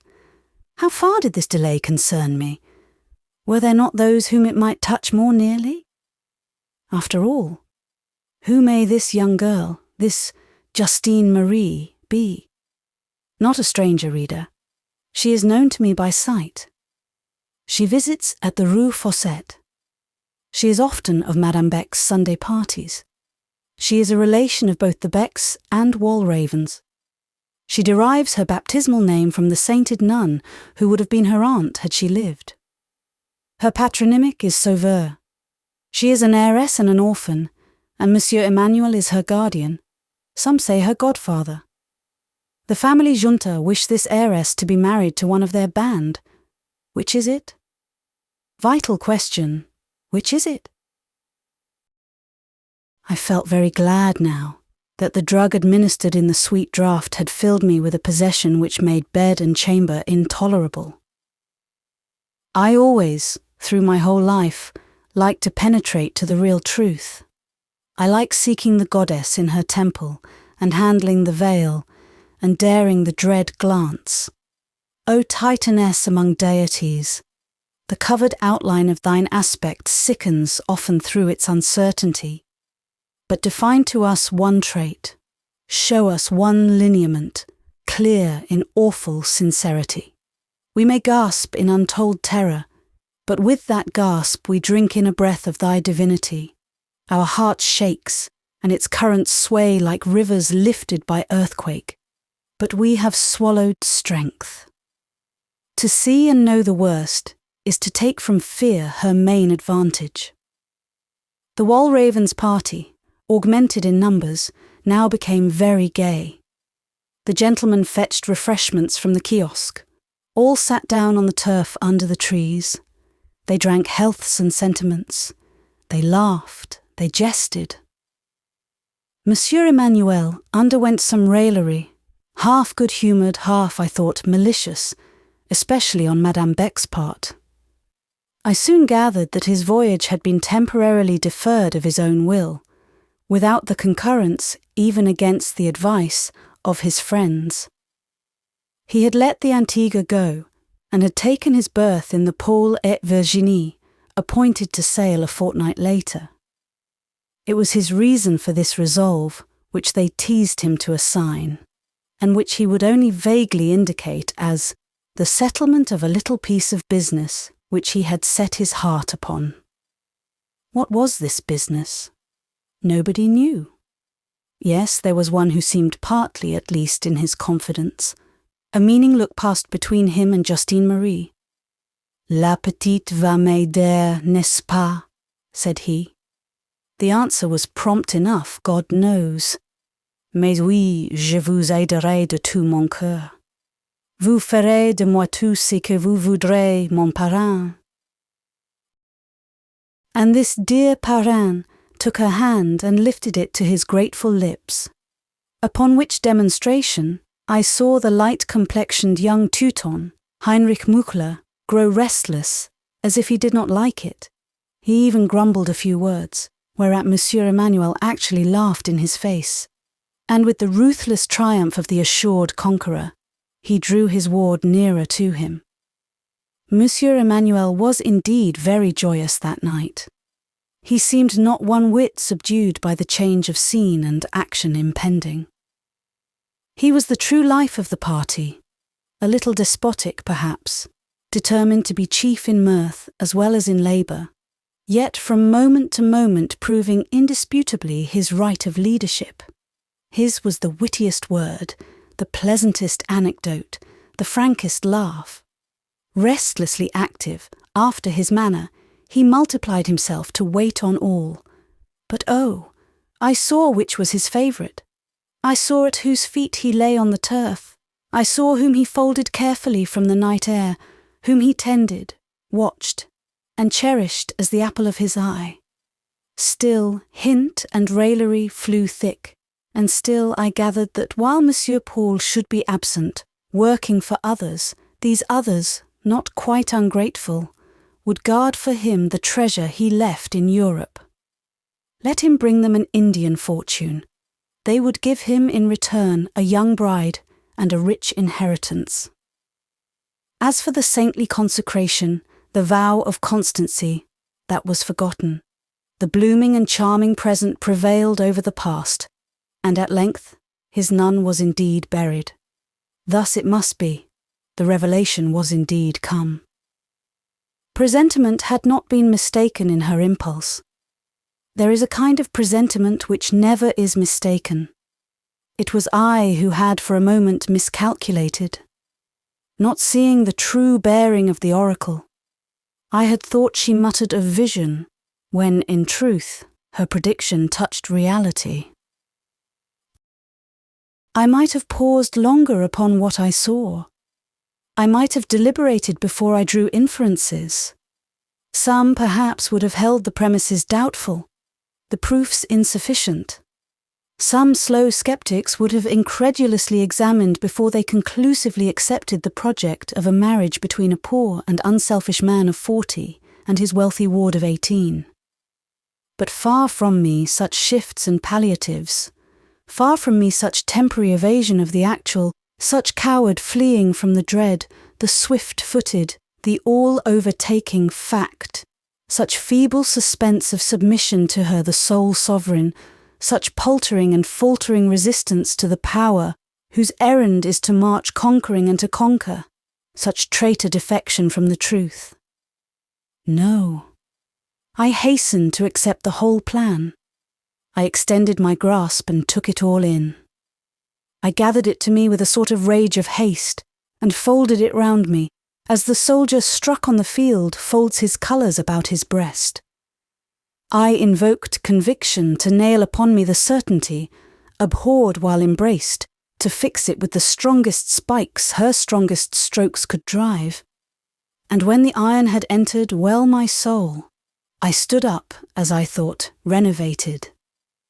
In my infatuation, I said, "Truth, you are a good mistress to your faithful servants. While a lie pressed me, how I suffered. Even when the falsehood was still sweet, still flattering to the fancy and warm to the feelings, it wasted me with hourly torment. The persuasion that affection was won could not be divorced from the dread that, by another turn of the wheel, it might be lost. Truth stripped away falsehood and flattery and expectancy, and here I stand, free.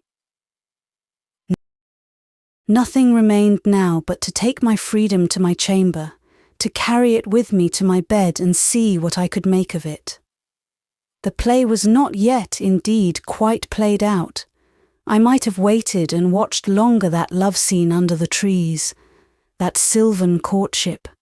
Had there been nothing of love in the demonstration, my fancy in this hour was so generous, so creative, she could have modelled for it the most salient lineaments, and given it the deepest life and highest colour of passion. But I would not look. I had fixed my resolve, but I would not violate my nature. And then, something tore me so cruelly under my shawl, something so dug into my side, a vulture so strong in beak and talon, I must be alone to grapple with it. I think I never felt jealousy till now.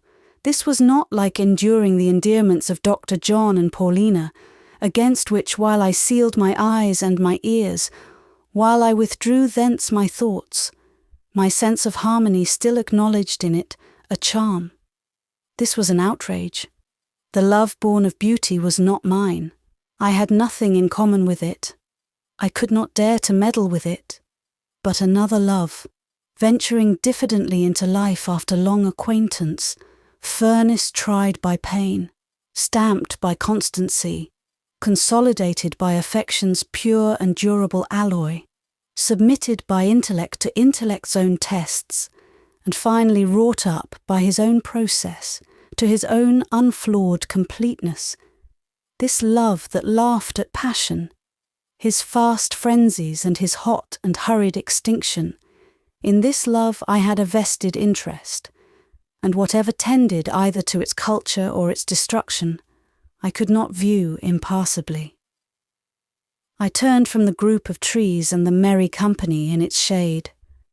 Midnight was long past, the concert was over, the crowds were thinning.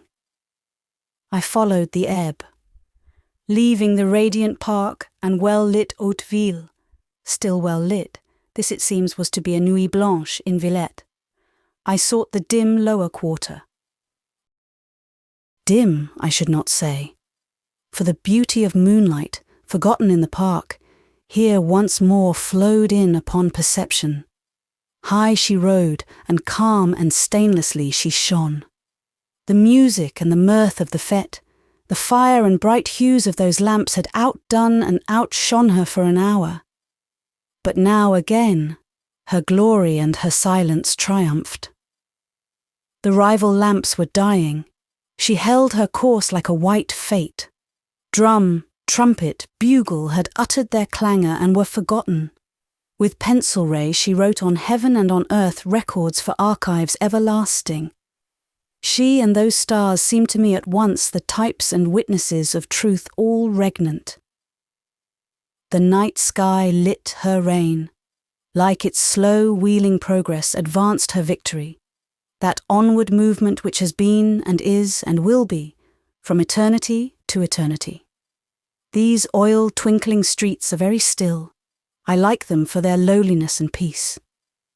Homeward-bound burghers pass me now and then, but these companies are pedestrians, make little noise, and are soon gone.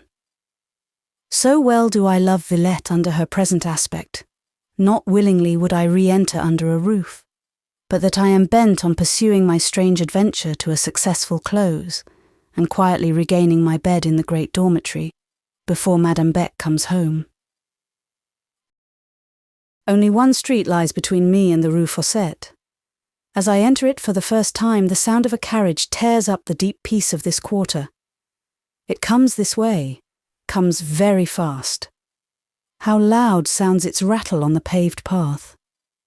The street is narrow, and I keep carefully to the causeway. The carriage thunders past, but what do I see or fancy I see as it rushes by? Surely something white fluttered from that window. Surely a hand waved a handkerchief. Was that signal meant for me? Am I known? Who could recognize me? That is not Monsieur de Bassompierre's carriage, nor Mrs. Bretton's. And besides, neither the Hôtel Crécy nor the Château of La Terrasse lies in that direction. Well, I have no time for conjecture. I must hurry home. Gaining the Rue Fossette, reaching the pensionnat, all there was still. No fiacre had yet arrived with Madame and Désirée. I had left the great door ajar. Should I find it thus? Perhaps the wind or some other accident may have thrown it to with sufficient force to start the spring bolt. In that case, hopeless became admission. My adventure must issue in catastrophe. I lightly pushed the heavy leaf. Would it yield? Yes. As soundless, as unresisting, as if some propitious genius had waited on a sesame charm in the vestibule within. Entering with bated breath, quietly making all fast, shoelessly mounting the staircase, I sought the dormitory and reached my couch. I reached it, and once more drew a free inspiration. The next moment, I almost shrieked. Almost, but not quite, thank heaven. Throughout the dormitory, throughout the house, there reigned at this hour the stillness of death. All slept, and in such hush, it seemed that none dreamed. Stretched on the 19 beds lay 19 forms, at full length and motionless. On mine, the 20th couch, nothing ought to have lain. I had left it void, and void should have found it. What then do I see between the half-drawn curtains? What dark, usurping shape, supine, long, and strange? Is it a robber who has made his way through the open street door and lies there in wait? It looks very black. I think it looks not human. Can it be a wandering dog that has come in from the street and crept and nestled hither? Will it spring? Will it leap out if I approach? Approach I must. Courage! One step! My head reeled, for by the faint night lamp I saw stretched on my bed the old phantom, the nun. A cry at this moment might have ruined me. Be the spectacle what it might, I could afford neither consternation, scream, nor swoon. Besides, I was not overcome. Tempered by late incidents, my nerves disdained hysteria. Warm from illuminations and music and thronging thousands, thoroughly lashed up by a new scourge, I defied spectra. In a moment, without exclamation, I had rushed on the haunted couch. Nothing leapt out, or sprung, or stirred. All the movement was mine, so was all the life, the reality, the substance, the force. As my instinct felt, I tore her up, the incubus. I held her on high, the goblin. I shook her loose, the mystery. and down she fell, down all around me, down in shreds and fragments, and I trode upon her. Here again, behold the branchless tree, the unstabled Rosinante, the film of cloud, the flicker of moonshine. The long nun proved a long bolster, dressed in a long black stole, and artfully invested with a white veil. The garments in very truth, strange as it may seem, were genuine nuns' garments, and by some hand they had been disposed with a view to illusion. Whence came these vestments? Who contrived this artifice? These questions still remained. To the head bandage was pinned a slip of paper. It bore in pencil these mocking words: "The nun of the attic bequeaths to Lucy Snowe her wardrobe. She will be seen in the Rue Fossette no more." And what and who was she that had haunted me? She I had actually seen 3 times. Not a woman of my acquaintance had the stature of that ghost. She was not of a female height. Not to any man I knew could the machination for a moment be attributed. Still mystified beyond expression, but as thoroughly, as suddenly, relieved from all sense of the spectral and unearthly, scorning also to wear out my brain with the fret of a trivial though insoluble riddle. I just bundled together stole, veil, and bandages, thrust them beneath my pillow, lay down, listened till I heard the wheels of Madame's home-returning fiacre, then turned, and worn out by many nights' vigils, conquered too, perhaps, by the now reacting narcotic, I deeply slept. Chapter 40. The Happy Pair. The day succeeding this remarkable midsummer night proved no common day. I do not mean that it brought signs in heaven above or portents on the earth beneath, nor do I allude to meteorological phenomena, to storm, flood, or whirlwind. On the contrary, the sun rose jocund with a July face. Morning decked her beauty with rubies, and so filled her lap with roses that they fell from her in showers, making her path blush. The hours woke fresh as nymphs, and emptying on the early hills their dew vials, they stepped out dismantled of vapour. Shadowless, azure, and glorious, they led the sun's steeds on a burning and unclouded course. In short, it was as fine a day as the finest summer could boast. But I doubt whether I was not the sole inhabitant of the Rue Fossette who cared or remembered to note this pleasant fact.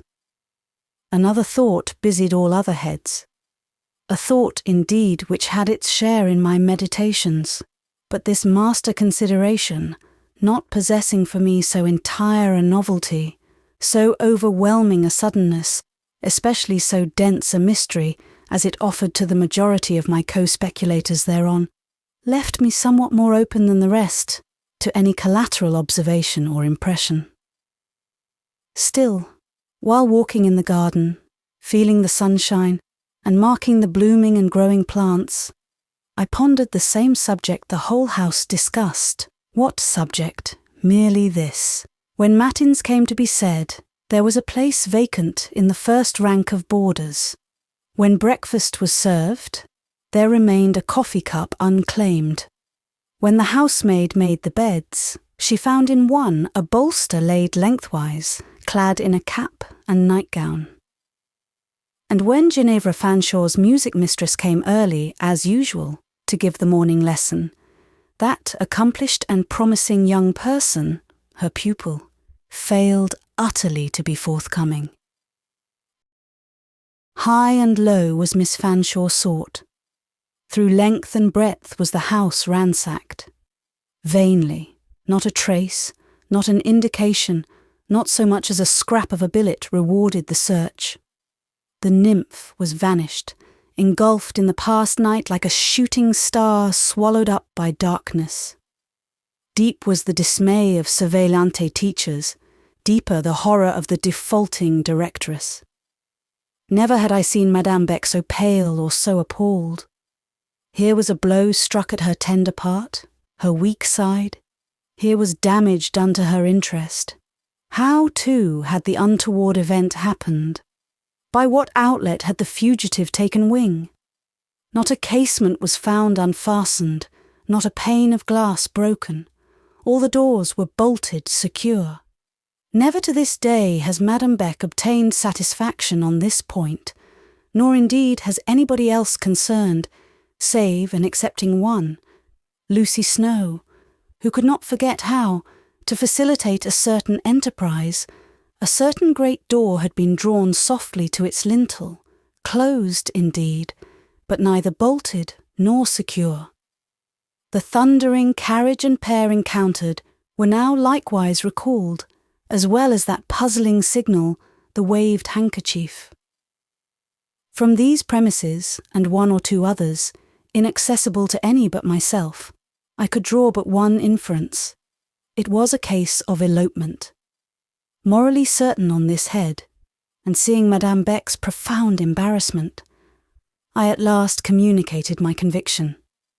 Having alluded to Monsieur de Hamal's suit, I found, as I expected, that Madame Beck was perfectly au fait to that affair. She had long since discussed it with Mrs. Cholmondeley, and laid her own responsibility in the business on that lady's shoulders.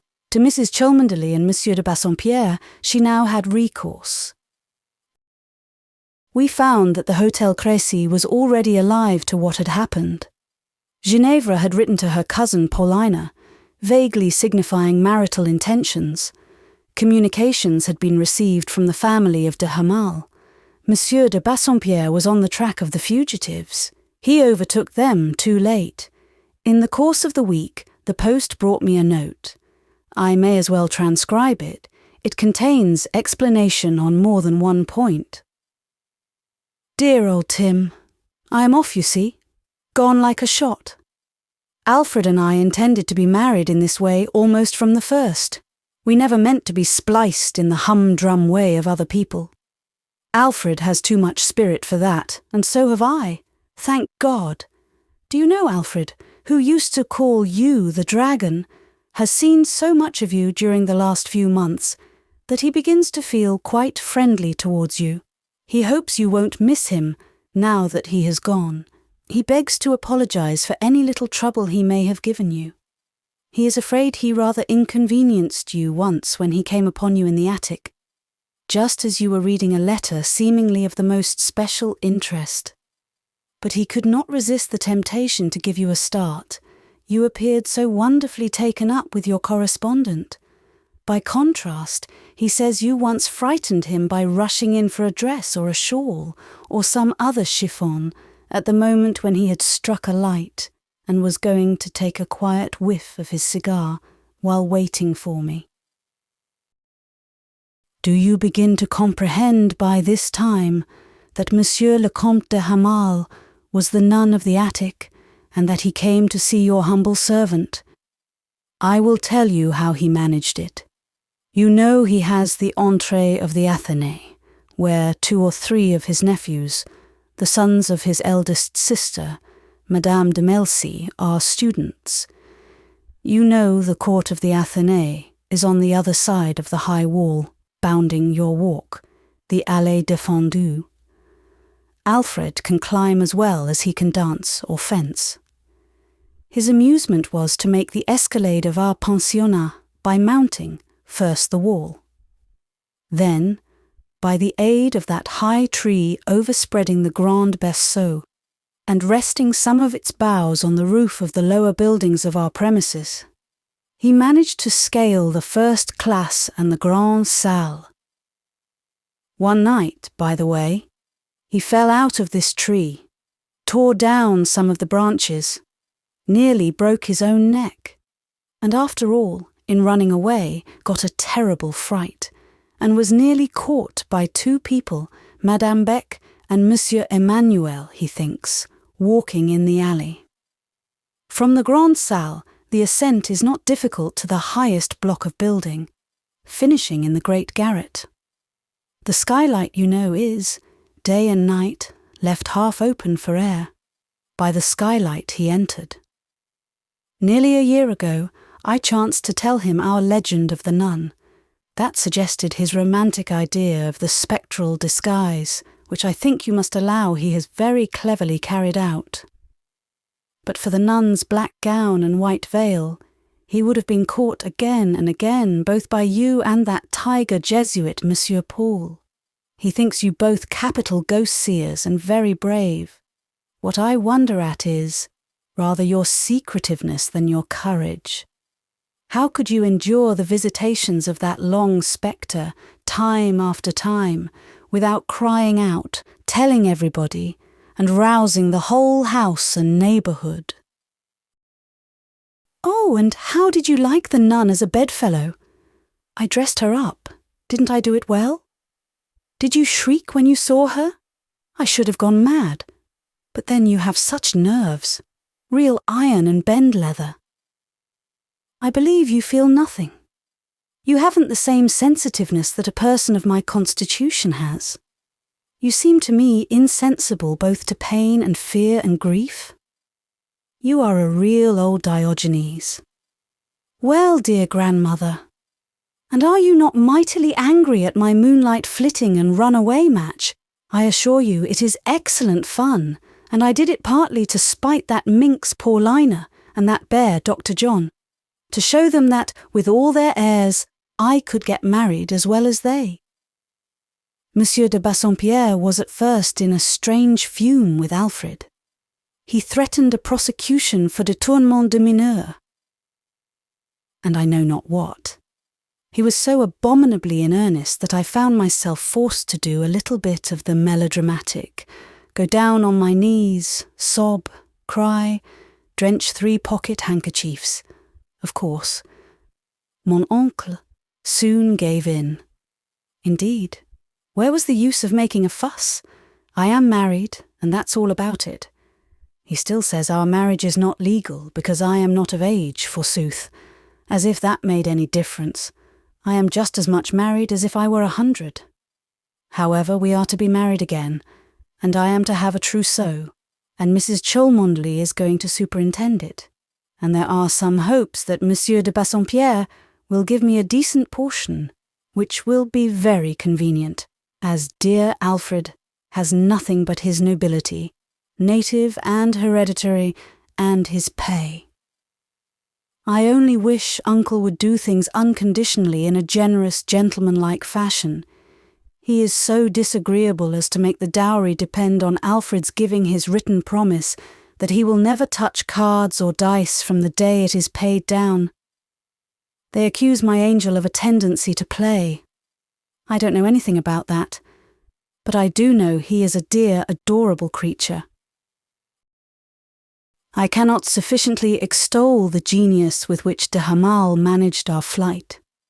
How clever in him to select the night of the fête, when Madame, for he knows her habits, as he said, would infallibly be absent at the concert in the park. I suppose you must have gone with her. I watched you rise and leave the dormitory about 11 o'clock. How you returned alone and on foot, I cannot conjecture. That surely was you we met in the narrow old Rue Saint-Jean. Did you see me wave my handkerchief from the carriage window? Adieu. Rejoice in my good luck. Congratulate me on my supreme happiness, and believe me, dear cynic and misanthrope, yours in the best of health and spirits, Ginevra Laura de Hamal, née Fanshawe. P.S. Remember, I am a countess now. Papa, Mamma, and the girls at home will be delighted to hear that. My daughter the Countess. My sister the Countess. Bravo. Sounds rather better than Mrs. John Bretton, doesn't it? In winding up Mistress Fanshawe's memoirs, the reader will no doubt expect to hear that she came finally to bitter expiation of her youthful levities. Of course, a large share of suffering lies in reserve for her future. A few words will embody my farther knowledge respecting her. I saw her towards the close of her honeymoon. She called on Madame Beck and sent for me into the salon. She rushed into my arms laughing. She looked very blooming and beautiful. Her curls were longer, her cheeks rosier than ever. Her white bonnet and her Flanders veil, her orange flowers and her bride's dress became her mightily. "I have got my portion," she cried at once. Ginevra ever stuck to the substantial. I always thought there was a good trading element in her composition, much as she scorned the bourgeoise. And Uncle de Bassompierre is quite reconciled. I don't mind his calling Alfred en nincompoop. That's only his coarse Scotch breeding. And I believe Paulina envies me, and Dr. John is wild with jealousy, fit to blow his brains out, and I'm so happy. I really think I've hardly anything left to wish for, unless it be a carriage and a hotel, and oh, I must introduce you to mon mari. Alfred, come here." And Alfred appeared from the inner salon, where he was talking to Madame Beck, receiving the blended felicitations and reprimands of that lady. I was presented under my various names, the Dragon, Diogenes, and Timon. The young colonel was very polite. He made me a prettily turned, neatly worded apology about the ghost visits and so forth, concluding with saying that the best excuse for all his iniquities stood there, pointing to his bride.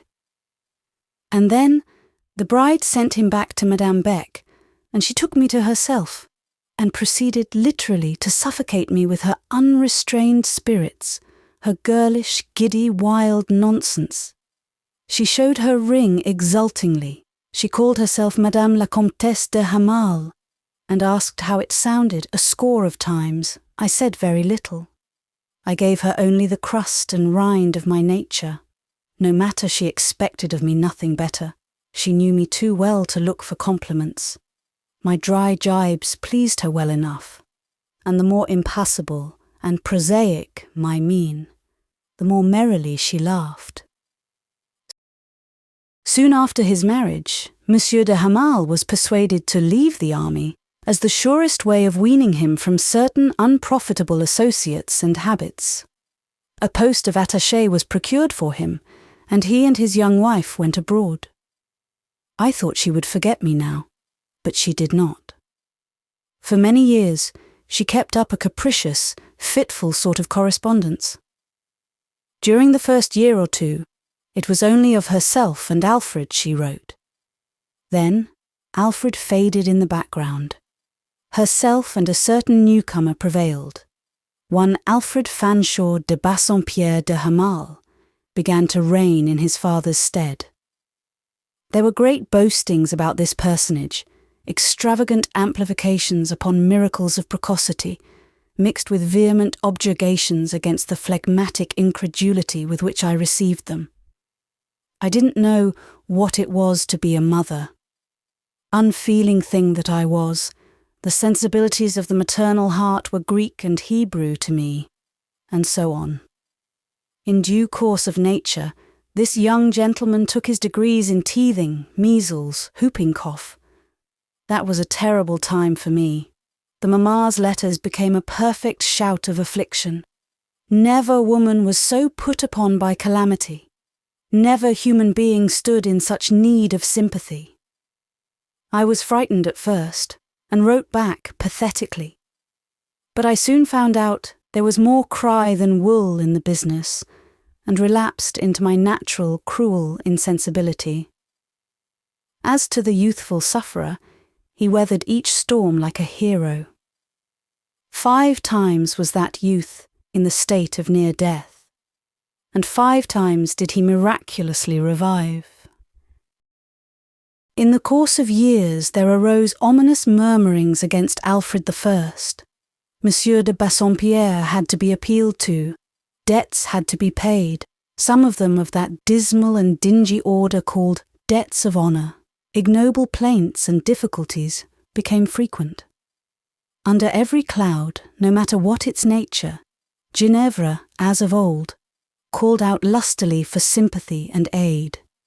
She had no notion of meeting any distress single-handed. In some shape, from some quarter or other, she was pretty sure to obtain her will, and so she got on, fighting the battle of life by proxy, and on the whole, suffering as little as any human being I have ever known. Chapter 41. Faubourg Clotilde.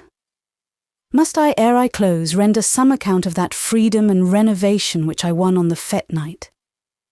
Must I tell how I and the 2 stalwart companions I brought home from the illuminated park bore the test of intimate acquaintance?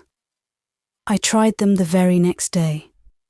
They had boasted their strength loudly when they reclaimed me from love and its bondage, but upon my demanding deeds, not words, some evidence of better comfort, some experience of a relieved life. Freedom excused himself as for the present impoverished and disabled to assist, and renovation never spoke. He had died in the night suddenly.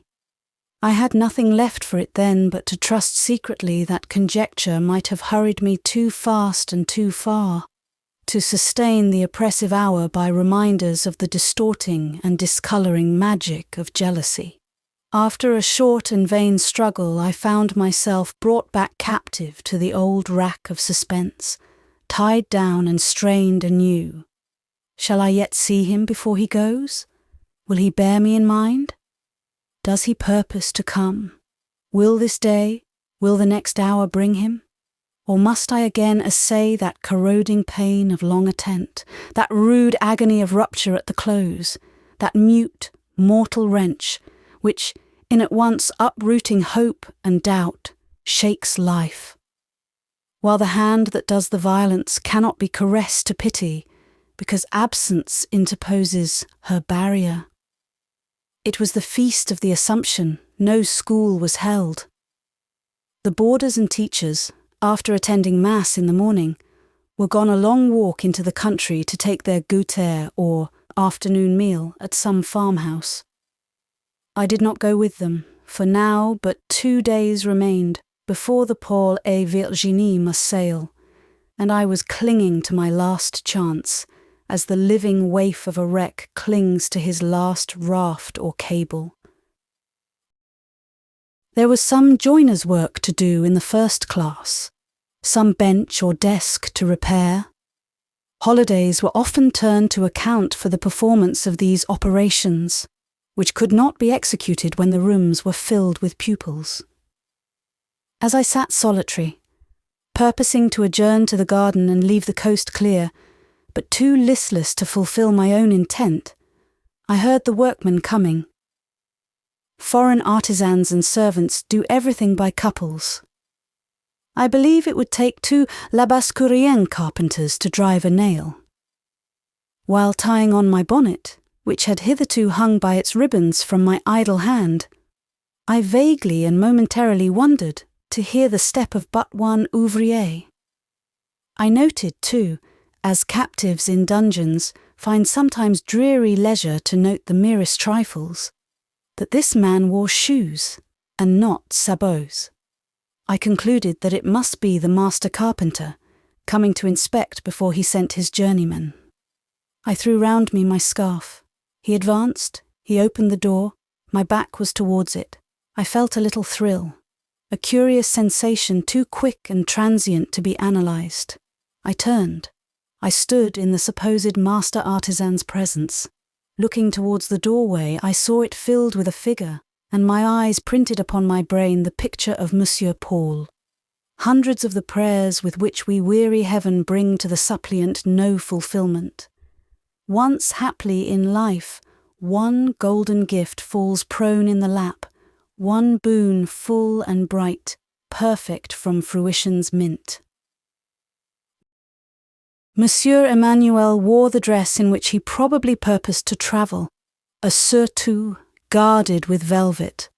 I thought him prepared for instant departure, and yet I had understood that 2 days were yet to run before the ship sailed.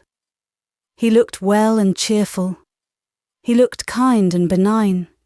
He came in with eagerness. He was close to me in 1 second. He was all amity. It might be his bridegroom mood which thus brightened him. Whatever the cause, I could not meet his sunshine with cloud. If this were my last moment with him, I would not waste it in forced, unnatural distance. I loved him well, too well not to smite out of my path even jealousy herself, when she would have obstructed a kind farewell. A cordial word from his lips, or a gentle look from his eyes, would do me good, for all the span of life that remained to me.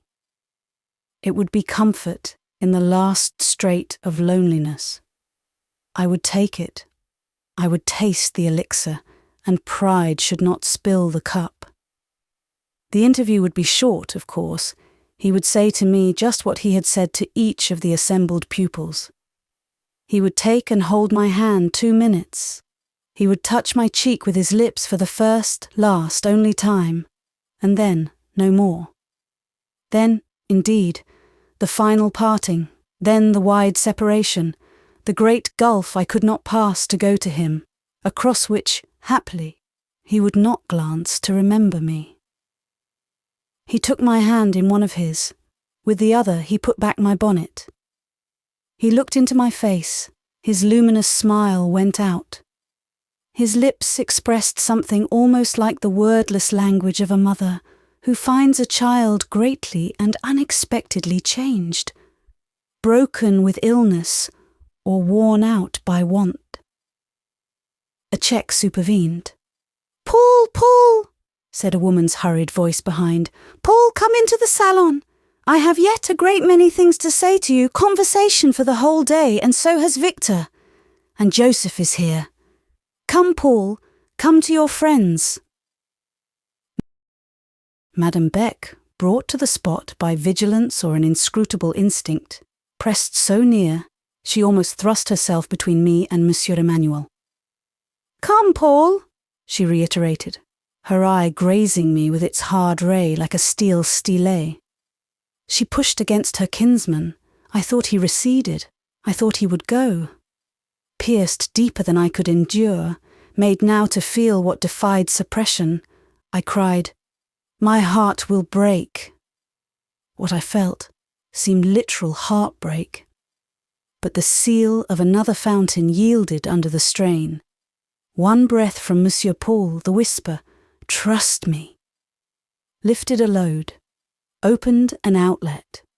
With many a deep sob, with thrilling, with icy shiver, with strong trembling, and yet with relief, I wept.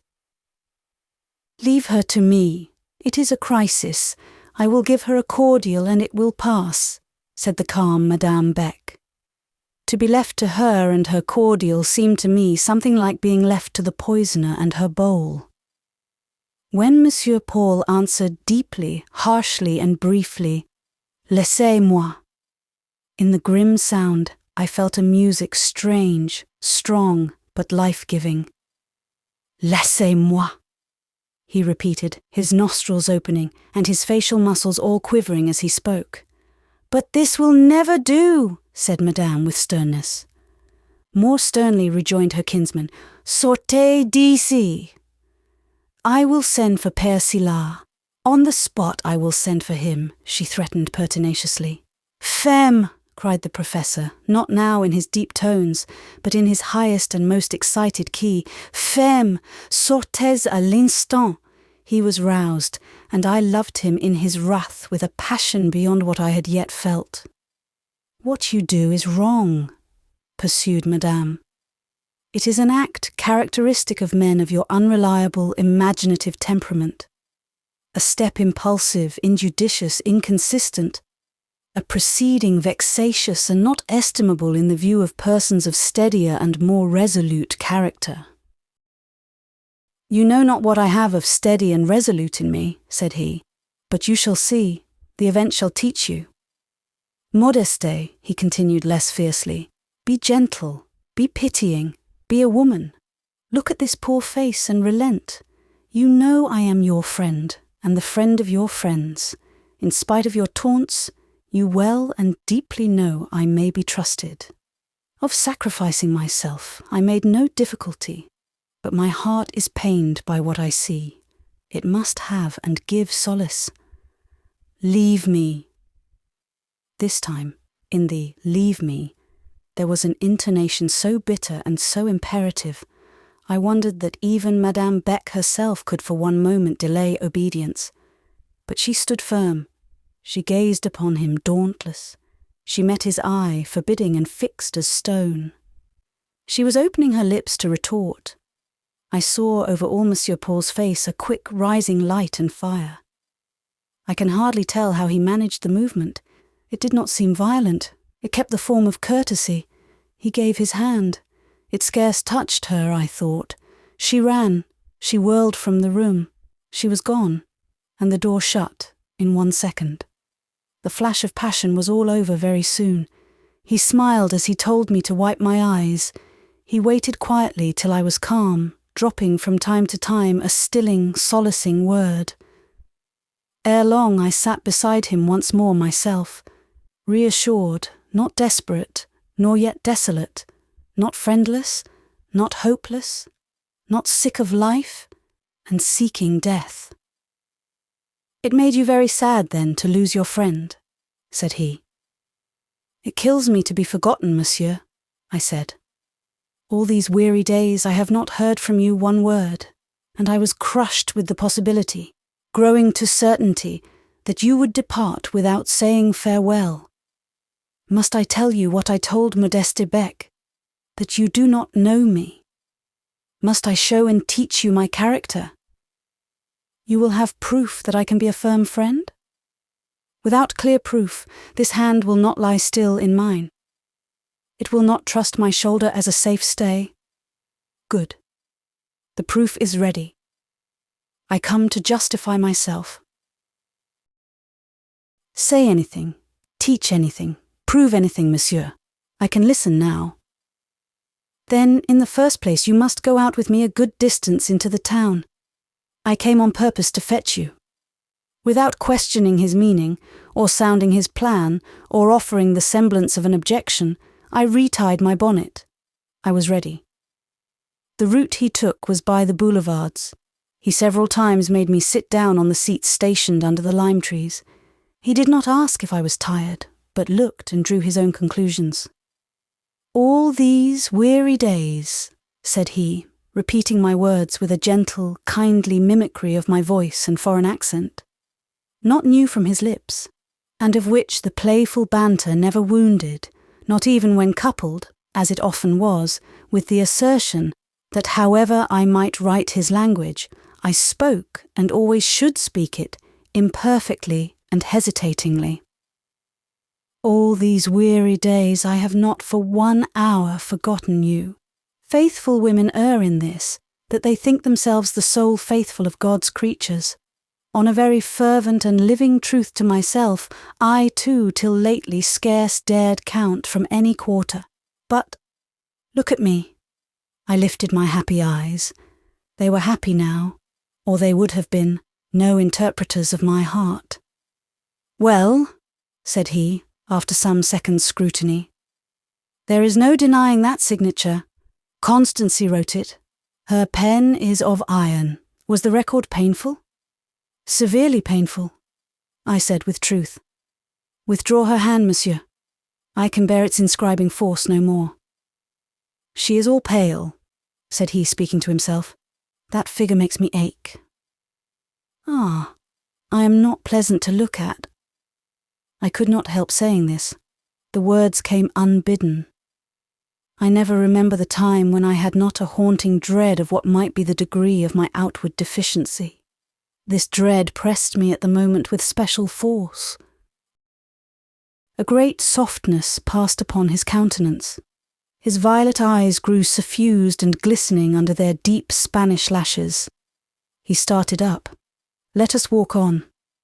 Do I displease your eyes much?" I took courage to urge. The point had its vital import for me. He stopped, and gave me a short, strong answer.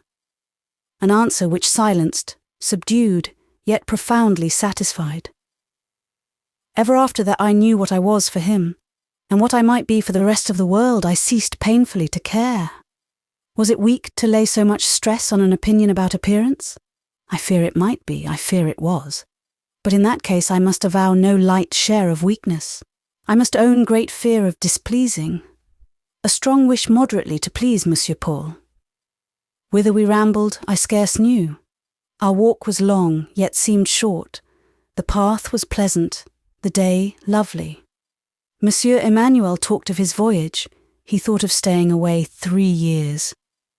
On his return from Guadeloupe, he looked forward to release from liabilities and a clear course. And what did I purpose doing in the interval of his absence? He asked. I had talked once, he reminded me, of trying to be independent and keeping a little school of my own. Had I dropped the idea? Indeed, I had not. I was doing my best to save what would enable me to put it in practice. He did not like leaving me in the Rue Fossette. He feared I should miss him there too much. I should feel desolate. I should grow sad. This was certain, but I promised to do my best to endure. Still, said he, speaking low, there is another objection to your present residence. I should wish to write to you sometimes. It would not be well to have any uncertainty about the safe transmission of letters, and in the Rue Fossette, in short, our Catholic discipline in certain matters, though justifiable and expedient, might possibly, under peculiar circumstances, become liable to misapplication, perhaps abuse.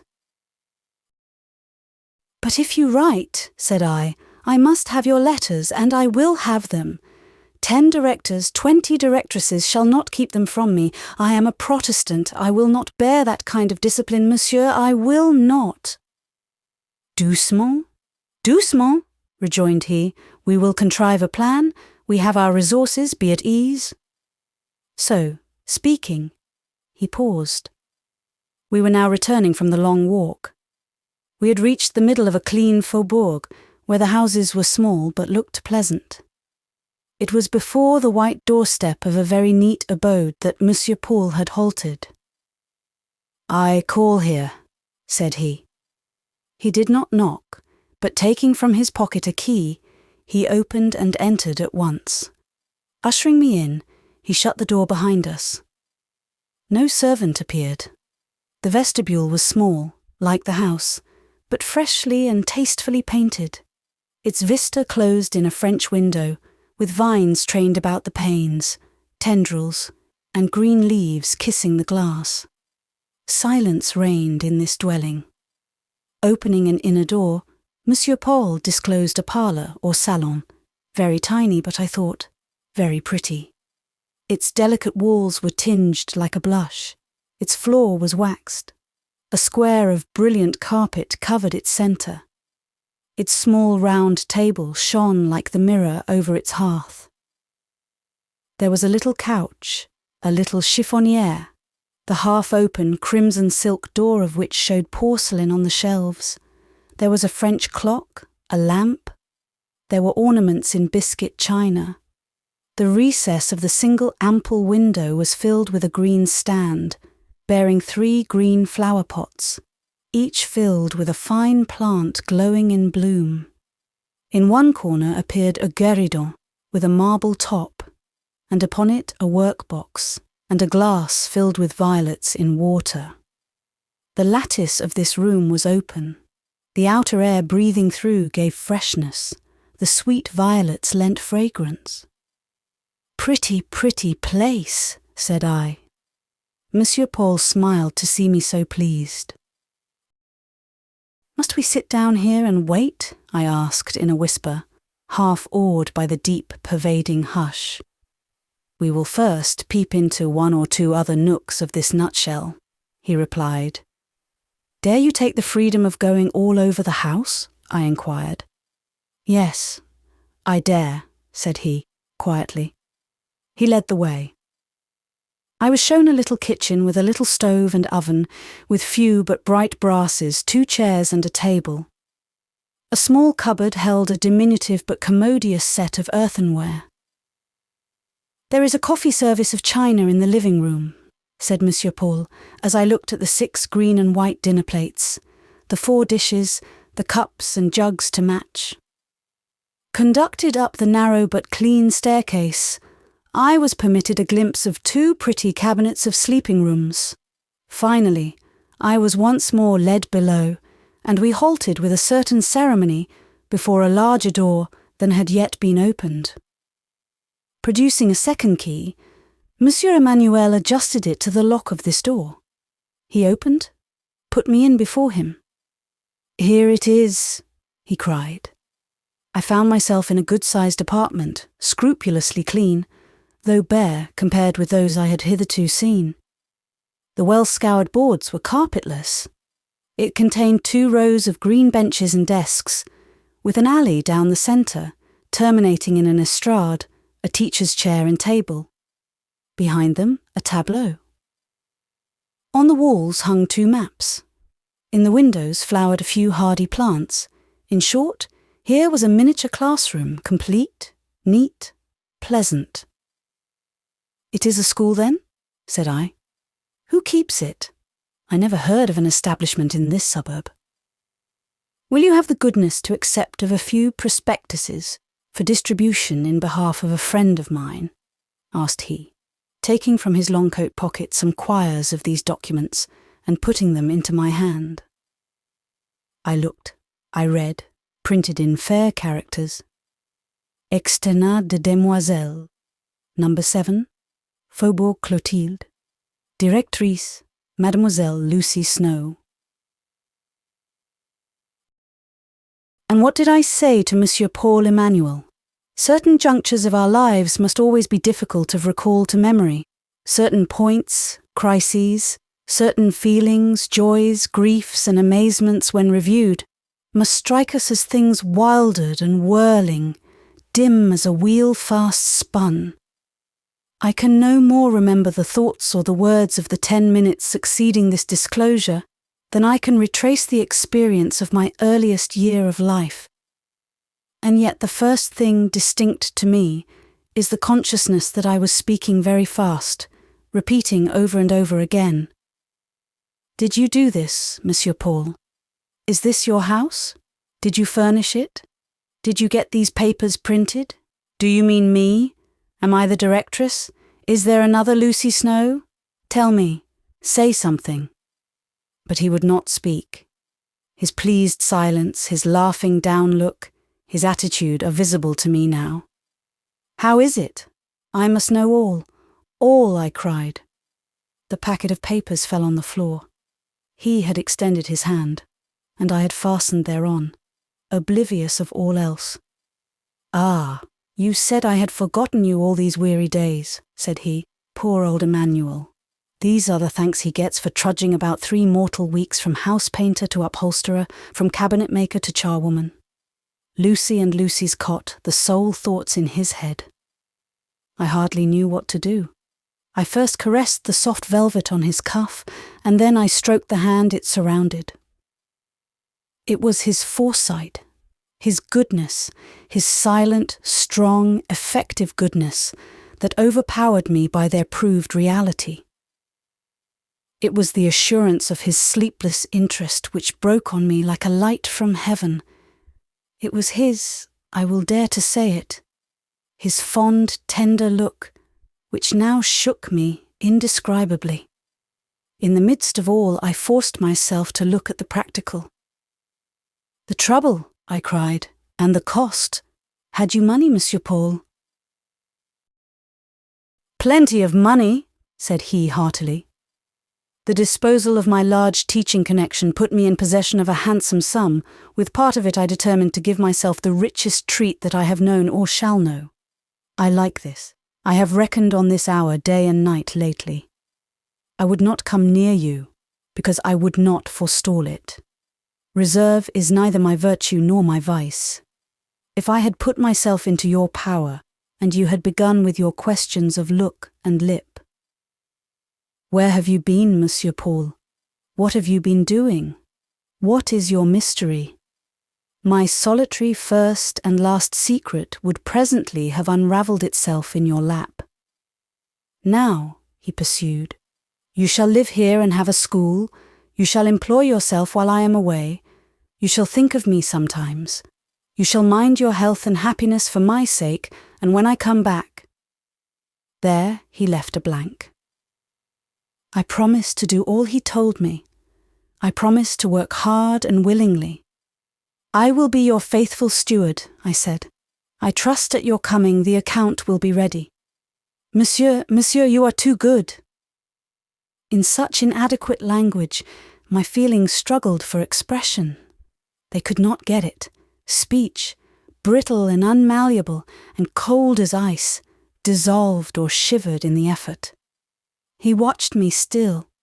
He gently raised his hand to stroke my hair. It touched my lips in passing. I pressed it close. I paid it tribute. He was my king. Royal for me had been that hand's bounty. To offer homage was both a joy and a duty. The afternoon hours were over, and the stiller time of evening shaded the quiet faubourg. Monsieur Paul claimed my hospitality. Occupied and afoot since morning, he needed refreshment. He said I should offer him chocolate in my pretty gold and white china service. He went out and ordered what was needful from the restaurant. He placed the small guéridon and 2 chairs on the balcony outside the French window under the screening vines. With what shy joy I accepted my part as hostess, arranged the salver, served the benefactor guest. This balcony was in the rear of the house. The gardens of the faubourg were round us, fields extended beyond. The air was still, mild and fresh. Above the poplars, the laurels, the cypresses and the roses, looked up a moon so lovely and so halcyon.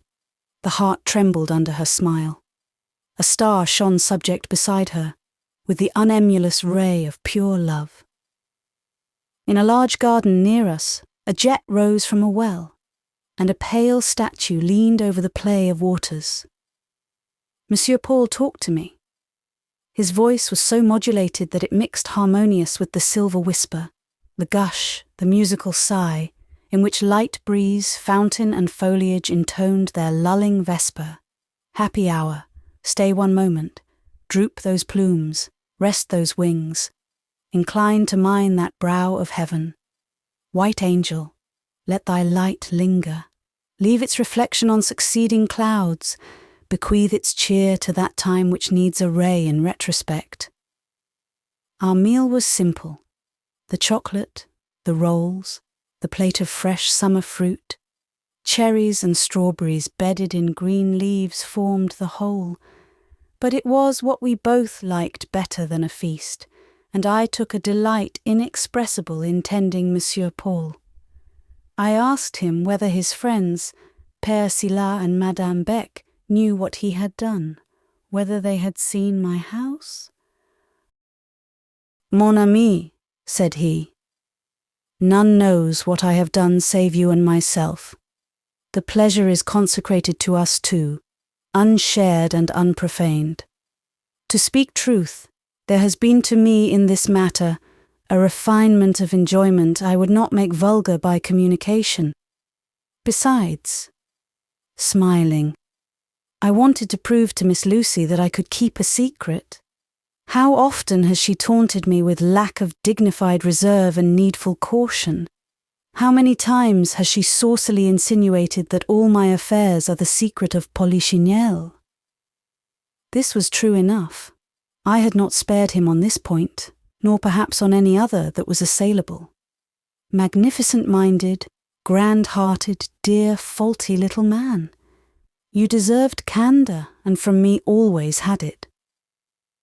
Continuing my queries, I asked to whom the house belonged, who was my landlord, the amount of my rent. He instantly gave me these particulars in writing. He had foreseen and prepared all things. The house was not Monsieur Paul's, that I guessed.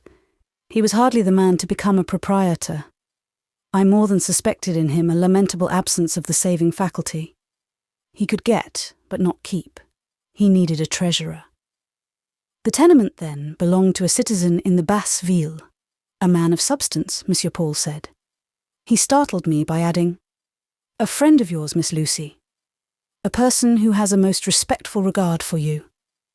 And, to my pleasant surprise, I found the landlord was none other than Monsieur Miret, the short-tempered and kind-hearted bookseller, who had so kindly found me a seat that eventful night in the park.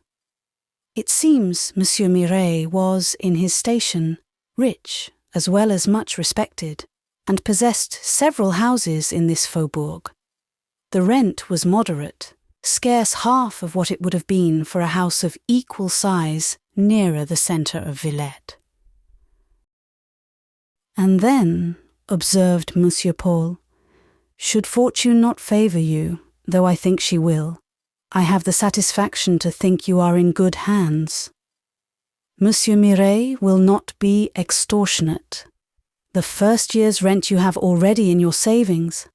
Afterwards Miss Lucy must trust God and herself. But now, what will you do for pupils? I must distribute my prospectuses.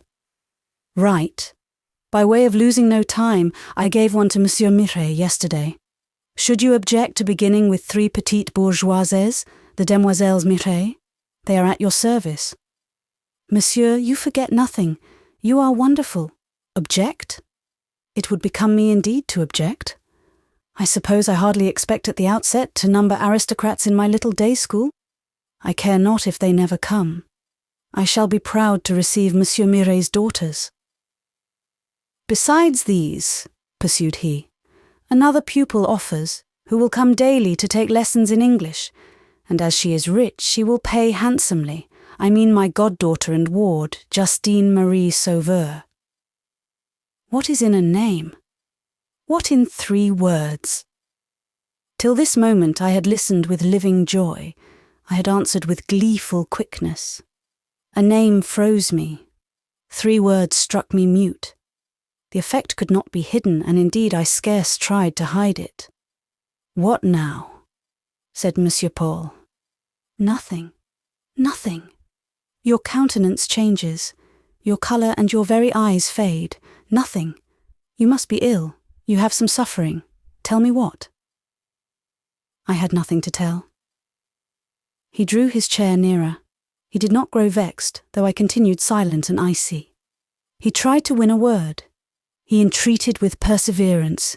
He waited with patience. "Justine Marie is a good girl," said he, "docile and amiable, not quick, but you will like her." "I think not. I think she must not come here." Such was my speech. "Do you wish to puzzle me? Do you know her?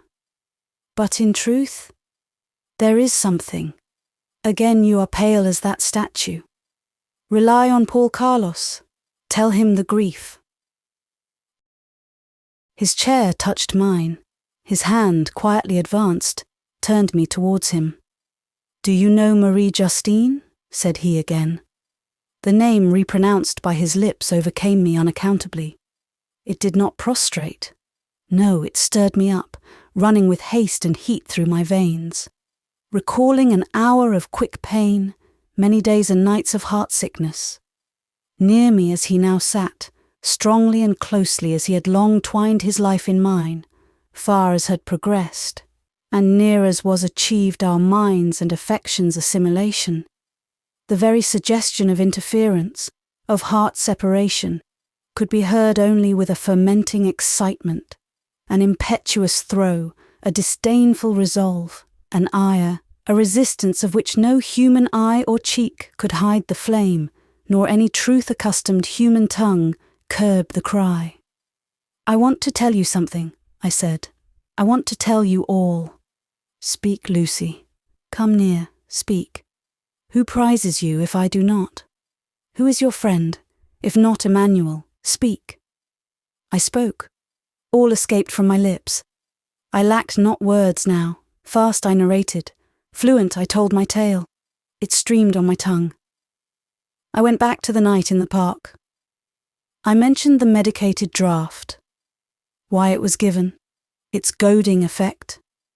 How it had torn rest from under my head, shaken me from my couch, carried me abroad with the lure of a vivid yet solemn fancy. A summer night's solitude on turf, under trees, near a deep, cool lakelet.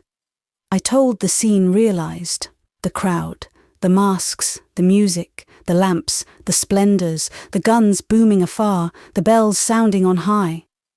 All I had encountered I detailed, all I had recognised, heard and seen, how I had beheld and watched himself, how I listened, how much heard, what conjectured, the whole history in brief, summoned to his confidence, rushed thither, truthful, literal, ardent, bitter.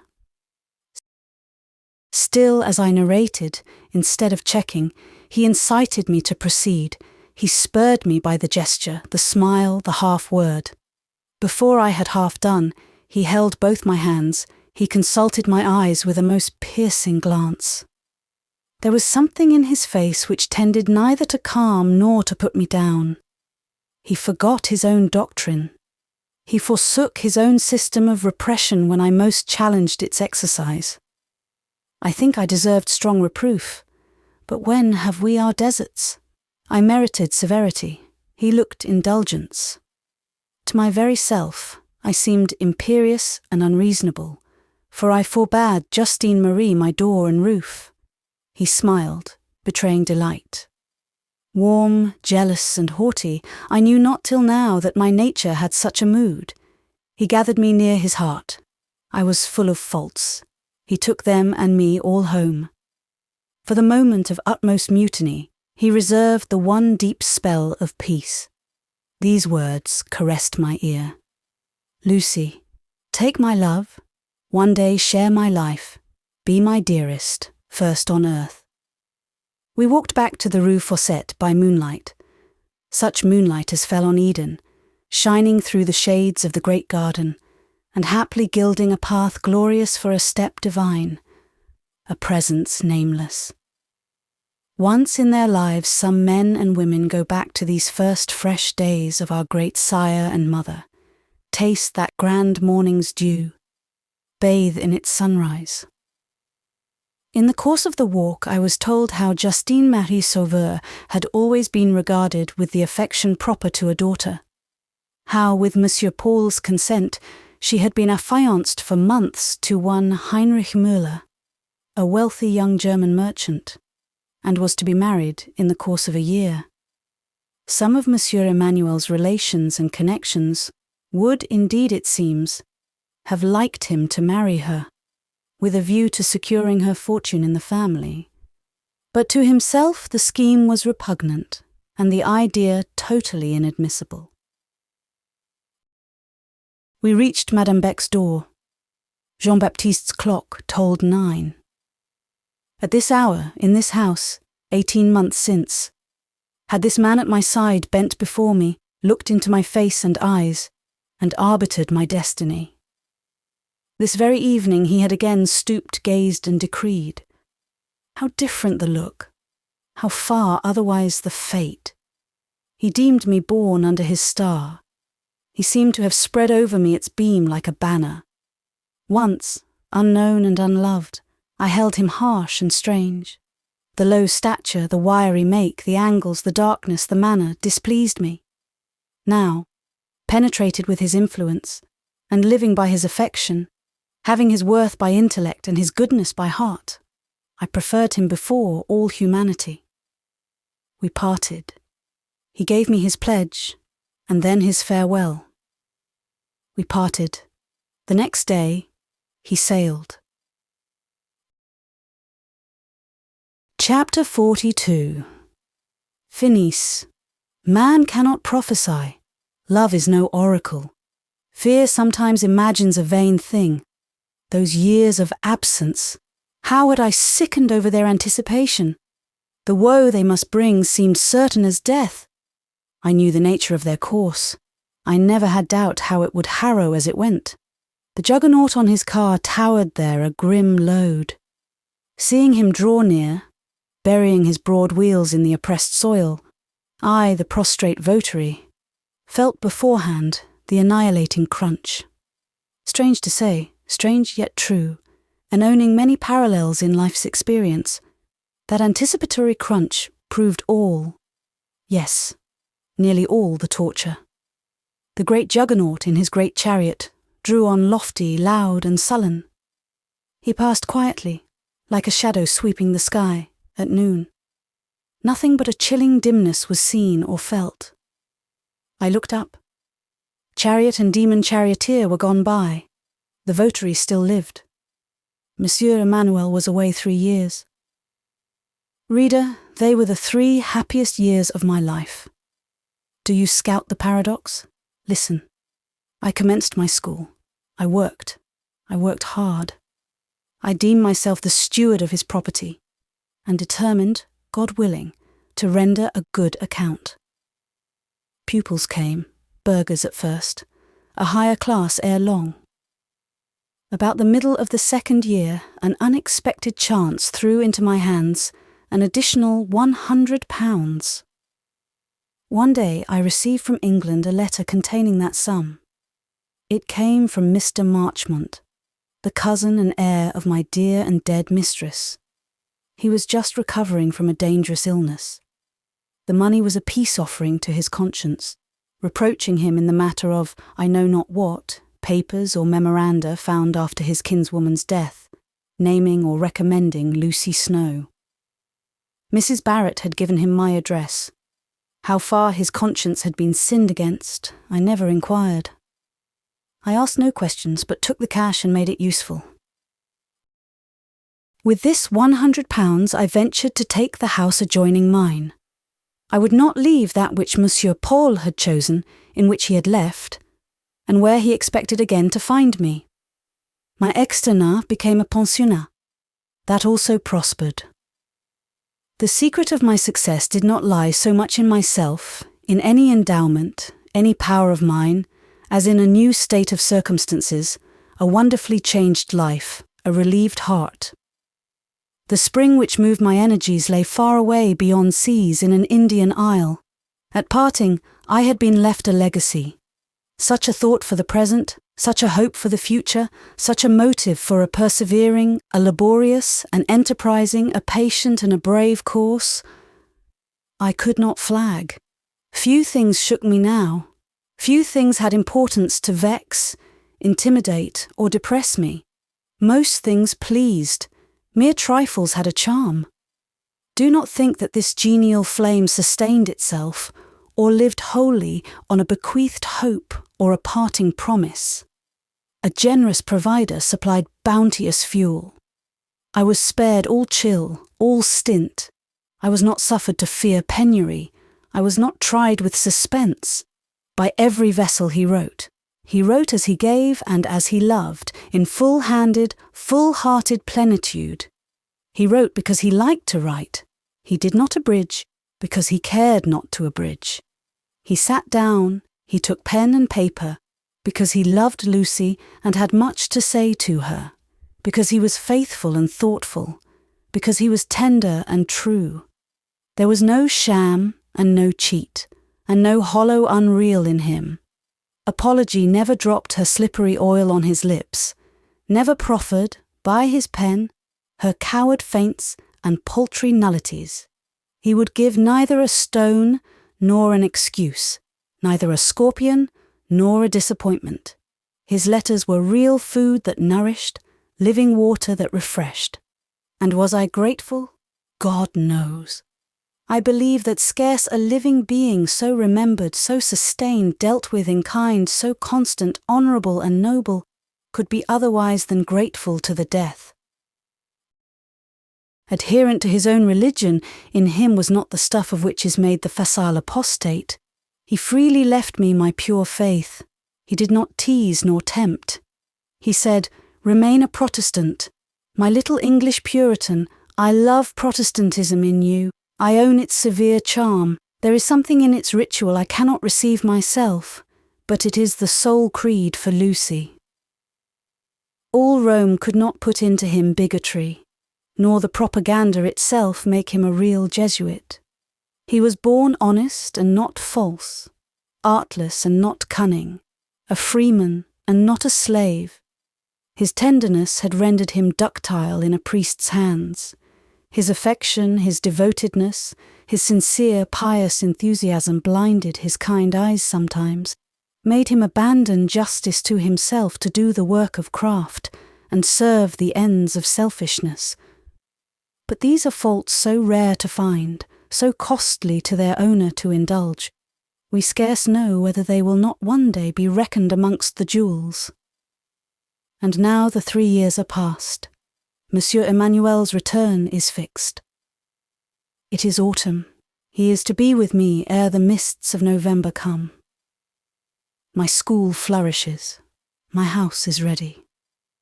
I have made him a little library, filled its shelves with the books he left in my care. I have cultivated out of love for him. I was naturally no florist. The plants he preferred, and some of them are yet in bloom. I thought I loved him when he went away. I love him now in another degree. He is more my own. The sun passes the equinox, the days shorten, the leaves grow sere, but he is coming. Frosts appear at night. November has sent his fogs in advance. The wind takes its autumn moan. But he is coming. The skies hang full and dark. A rack sails from the west. The clouds cast themselves into strange forms, arches and broad radiations. There rise resplendent mornings, glorious, royal, purple as a monarch in his state. The heavens are one flame. So wild are they. They rival battle at its thickest. So bloody they shame victory in her pride. I know some signs of the sky. I have noted them ever since childhood. God watch that sail. Oh, guard it. The wind shifts to the west. Peace, peace, banshee, keening at every window. It will rise, it will swell, it shrieks out long. Wander as I may through the house this night, I cannot lull the blast. The advancing hours make it strong. By midnight all sleepless watchers hear and fear a wild southwest storm. That storm roared frenzied for 7 days. It did not cease till the Atlantic was strewn with wrecks. It did not lull till the deeps had gorged their full of sustenance.